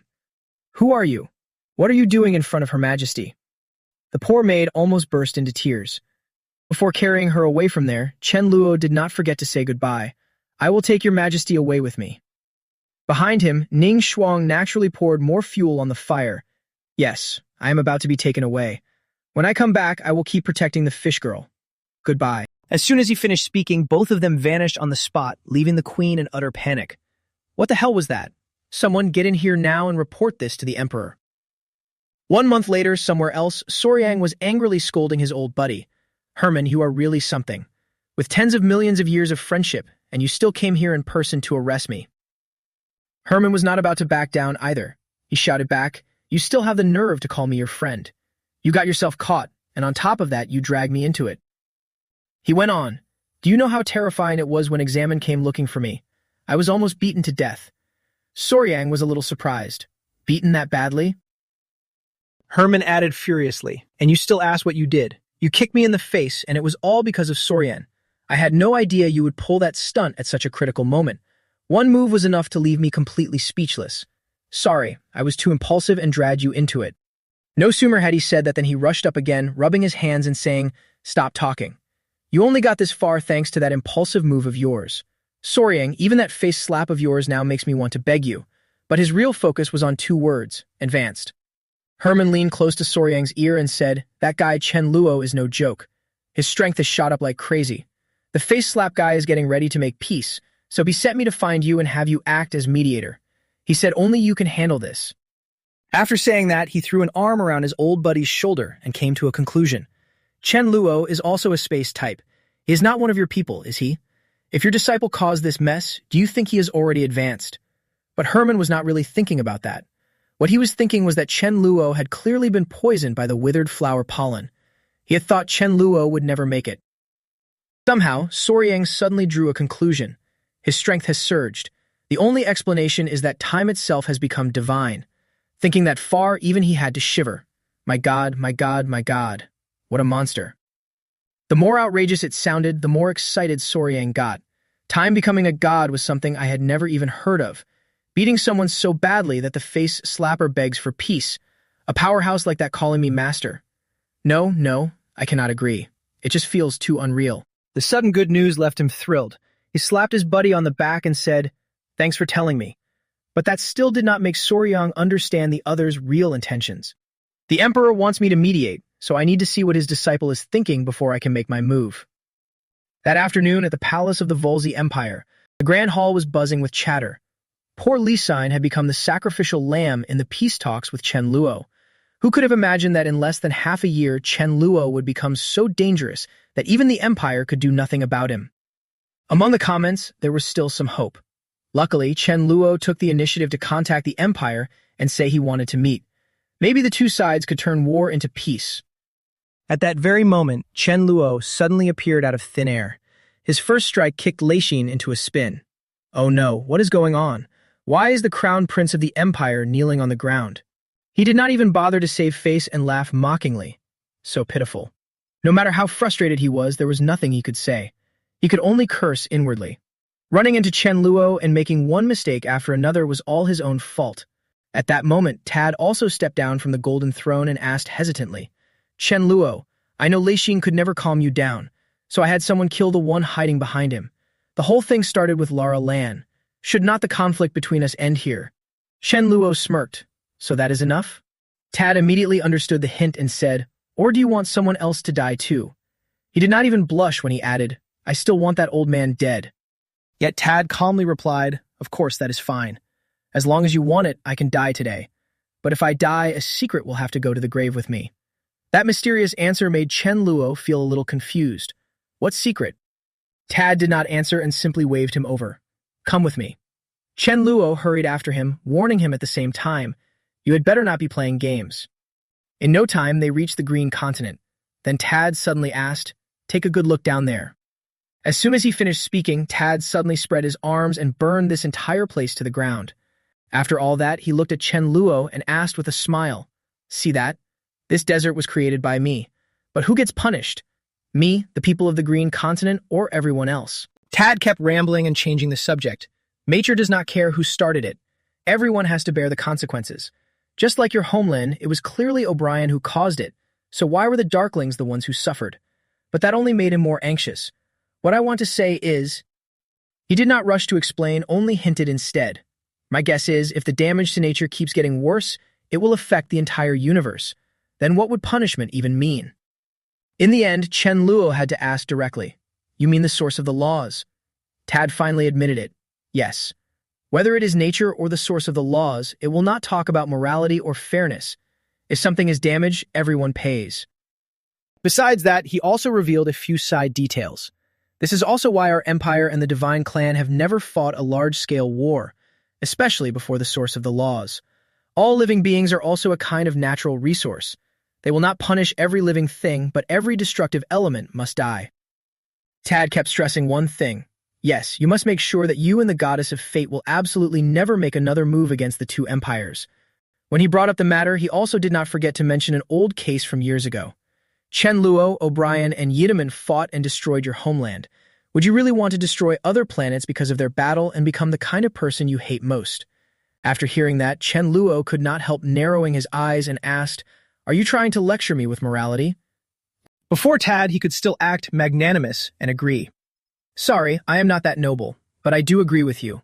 For the next 100 years, I will not touch the two countries." But in truth, he was already thinking about something else.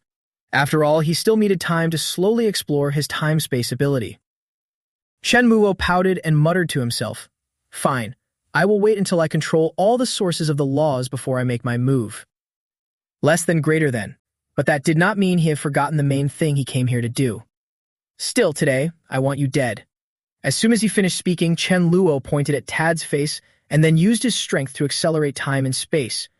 He knew his time was up, so he gave a bitter laugh and said, "It does not matter. I was never going to resist anyway. I will never let fate keep helping you." Outwardly he said that, but secretly he sent out a signal. In the end, only if I die first will everything I prepared beforehand actually work. Once that was done, Tad simply let go and allowed his own power to erode his lifespan. As expected of time-space, it was truly terrifying.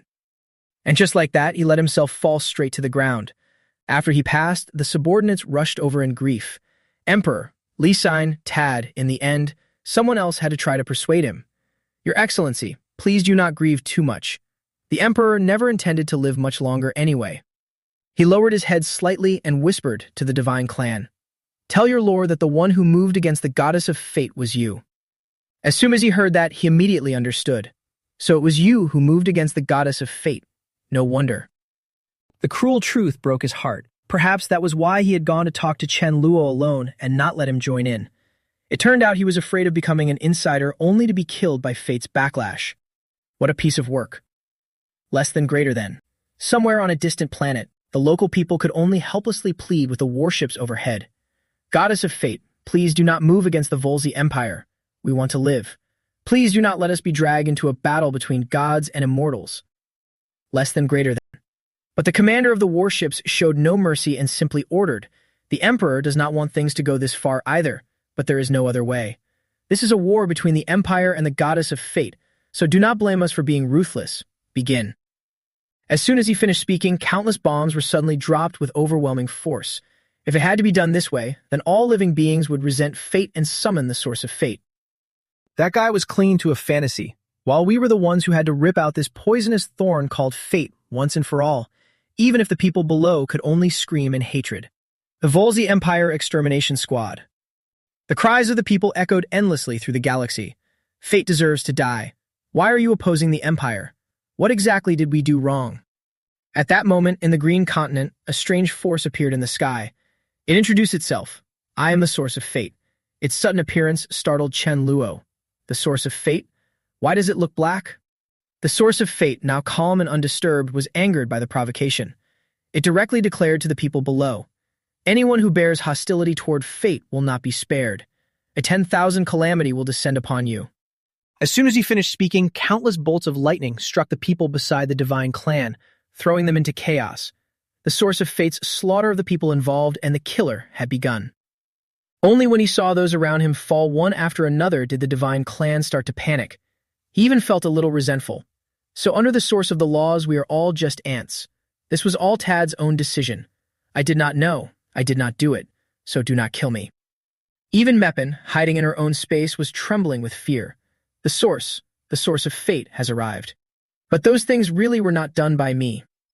The source of fate coldly looked at Chen Luo and demanded, let her go. I will pass judgment on her myself. That sounds fair enough, so he did not bother arguing. Fine. Let's see what sentence you give Meppin, and then I'll see how to deal with you. Mepan was dragged out by Chen Luo and immediately burst into tears. Speak fairly. It was not my fault. Why are you blaming me? Less than greater than. The moment the source of fate unleashed its power, Chen Luo quickly formed a barrier sphere. Their deaths were not caused by her, but the reason was her. A god of fate should never have existed in the first place. Black smoke and his voice kept swirling around surrounding the two of them. Any malice toward fate would be delivered to her. Her judgment is that I will strip away her power of fate. This is already the most merciful punishment fate could get. Hearing that, Mepan only panicked more and more. In the end, Chen Luo could not take it anymore and shouted, I am warning you. But before you could finish, she stopped him. Don't go there. You do not need that power. As soon as he finished speaking, Mepan stopped hesitating and spread her arms, letting it come and take it. Give it back to you. Chen Luo was about to rush forward and fight it to the death, willing to stand up for his own Mepan, but she quickly held him back. Do not fight it. Seeing that, the source of fate changed its target to Chen Luo. The remaining living beings, the source of dark void, is in a deep sleep and is tied to you. You know nothing about my power, so Chen Luo quickly grasped some basic information. So the source of dark void really has not disappeared. He even started to draw a conclusion. If I am not wrong, this source is probably impossible to kill. After thinking it through, Chen Luo turned to tease Mepan again. What? You do not need it. Come on, no need to be shy. If you want it, I can make one for you later. But seeing that she was still upset, he felt a little confused. Why are you still crying? Mepan sadly revealed her worry. Without the power of fate, I will not be able to help you anymore. The more she spoke, the more hopeless she became. I will be like Ning Shuang from before, just a rice bucket who only knows how to eat. You will not like me anymore, right? Will you abandon me like a stepchild? Chen Luo understood the real reason and gently comforted her. How could that be? Back when your fate power had not yet shown itself, did I not still like you and hold you all the time? As he spoke, he gently rubbed Mi Pen's head. Before, when you had the power of fate and held everything in your hands, your way of talking was pretty mysterious. But now that you are sad and crying, you actually look more like a little girl. Hearing that, she puffed up her cheeks and asked, "Then hold me." When Chen Luo heard her request, he simply picked Mi Pan up. Then, while carrying her with one arm, he set her on his shoulder. As long as it was Mi Pan, no matter what she became, he could smile with her perched around his neck. Once inside the private space, Mi Pan curiously asked, "Chen Luo, what should we do next?" After convincing Li Xin, should we strike immediately? Since the source of fate will definitely come after my power, Chen Luo answered as he walked, "I do not know. Ask someone else." After discussing it with his allies, Chen Luo immediately started talking with everyone. The Divine Clan and Tad were different. He was already stronger than before, and his lifespan was longer too. This time, Mi Pan had also been stripped of her power. I do not have time to pursue Tad to the end. Mi Pan suddenly suggested, "We have been wandering outside for so long and nowhere feels like home. Why don't we go back to Earth?" Chen Luo agreed without hesitation. "Sure. Going back is only a matter of spatial travel anyway. Maybe once we are back, I can calm down a bit." Sometime later, somewhere that looked like Earth, fields of fragrant flowers and rows of lush green trees made anyone who saw it sigh in admiration. It was becoming more and more like the hometown in his memory. That was nice. Chen Luo quietly assessed from the warship. From a quick look, there did not seem to be any demons or mutated creatures. They must have already been wiped out by the locals. After that, he strode toward the modern high-rises. And then what struck Chen Luo in the face was a wall with his own name on it. Earth Hero, Chen Luo. Even he could not help being startled. That is embarrassing. As he went deeper into the city, he might casually run into staff cheerfully hawking food. "Fried chicken here, everyone please enjoy it slowly." Somewhere else, people were busy directing the work. Everyone must record everything and see what happens when humidity and temperature rise. Someone was even standing before the crowd reminding everyone, even in safety, you still need to stay alert. They are still monsters. They can still eat people. The daily routine was disrupted when Chen Luo came back. "Everyone, I am back." He could not help sighing inwardly. Everything seemed different, yet somehow the same. This was home. Facing this rare, peaceful scene, Chen Luo had only one wish. If everything could freeze at this moment forever, how great would that be? Then I could let go of my hatred and stop fighting the two empires, for a life of peace and happiness. And as usual, a small banquet was held. Everyone had worked hard to rebuild Earth. Chen Luo savored the wine in his hand while quietly calculating. What a pity. The tree wants to stay still, but the wind never stops. Things have come to this, and even if I take the initiative to make peace, those two empires will not agree. In the end, he understood it clearly too. For Earth and for everyone, I cannot stop moving forward.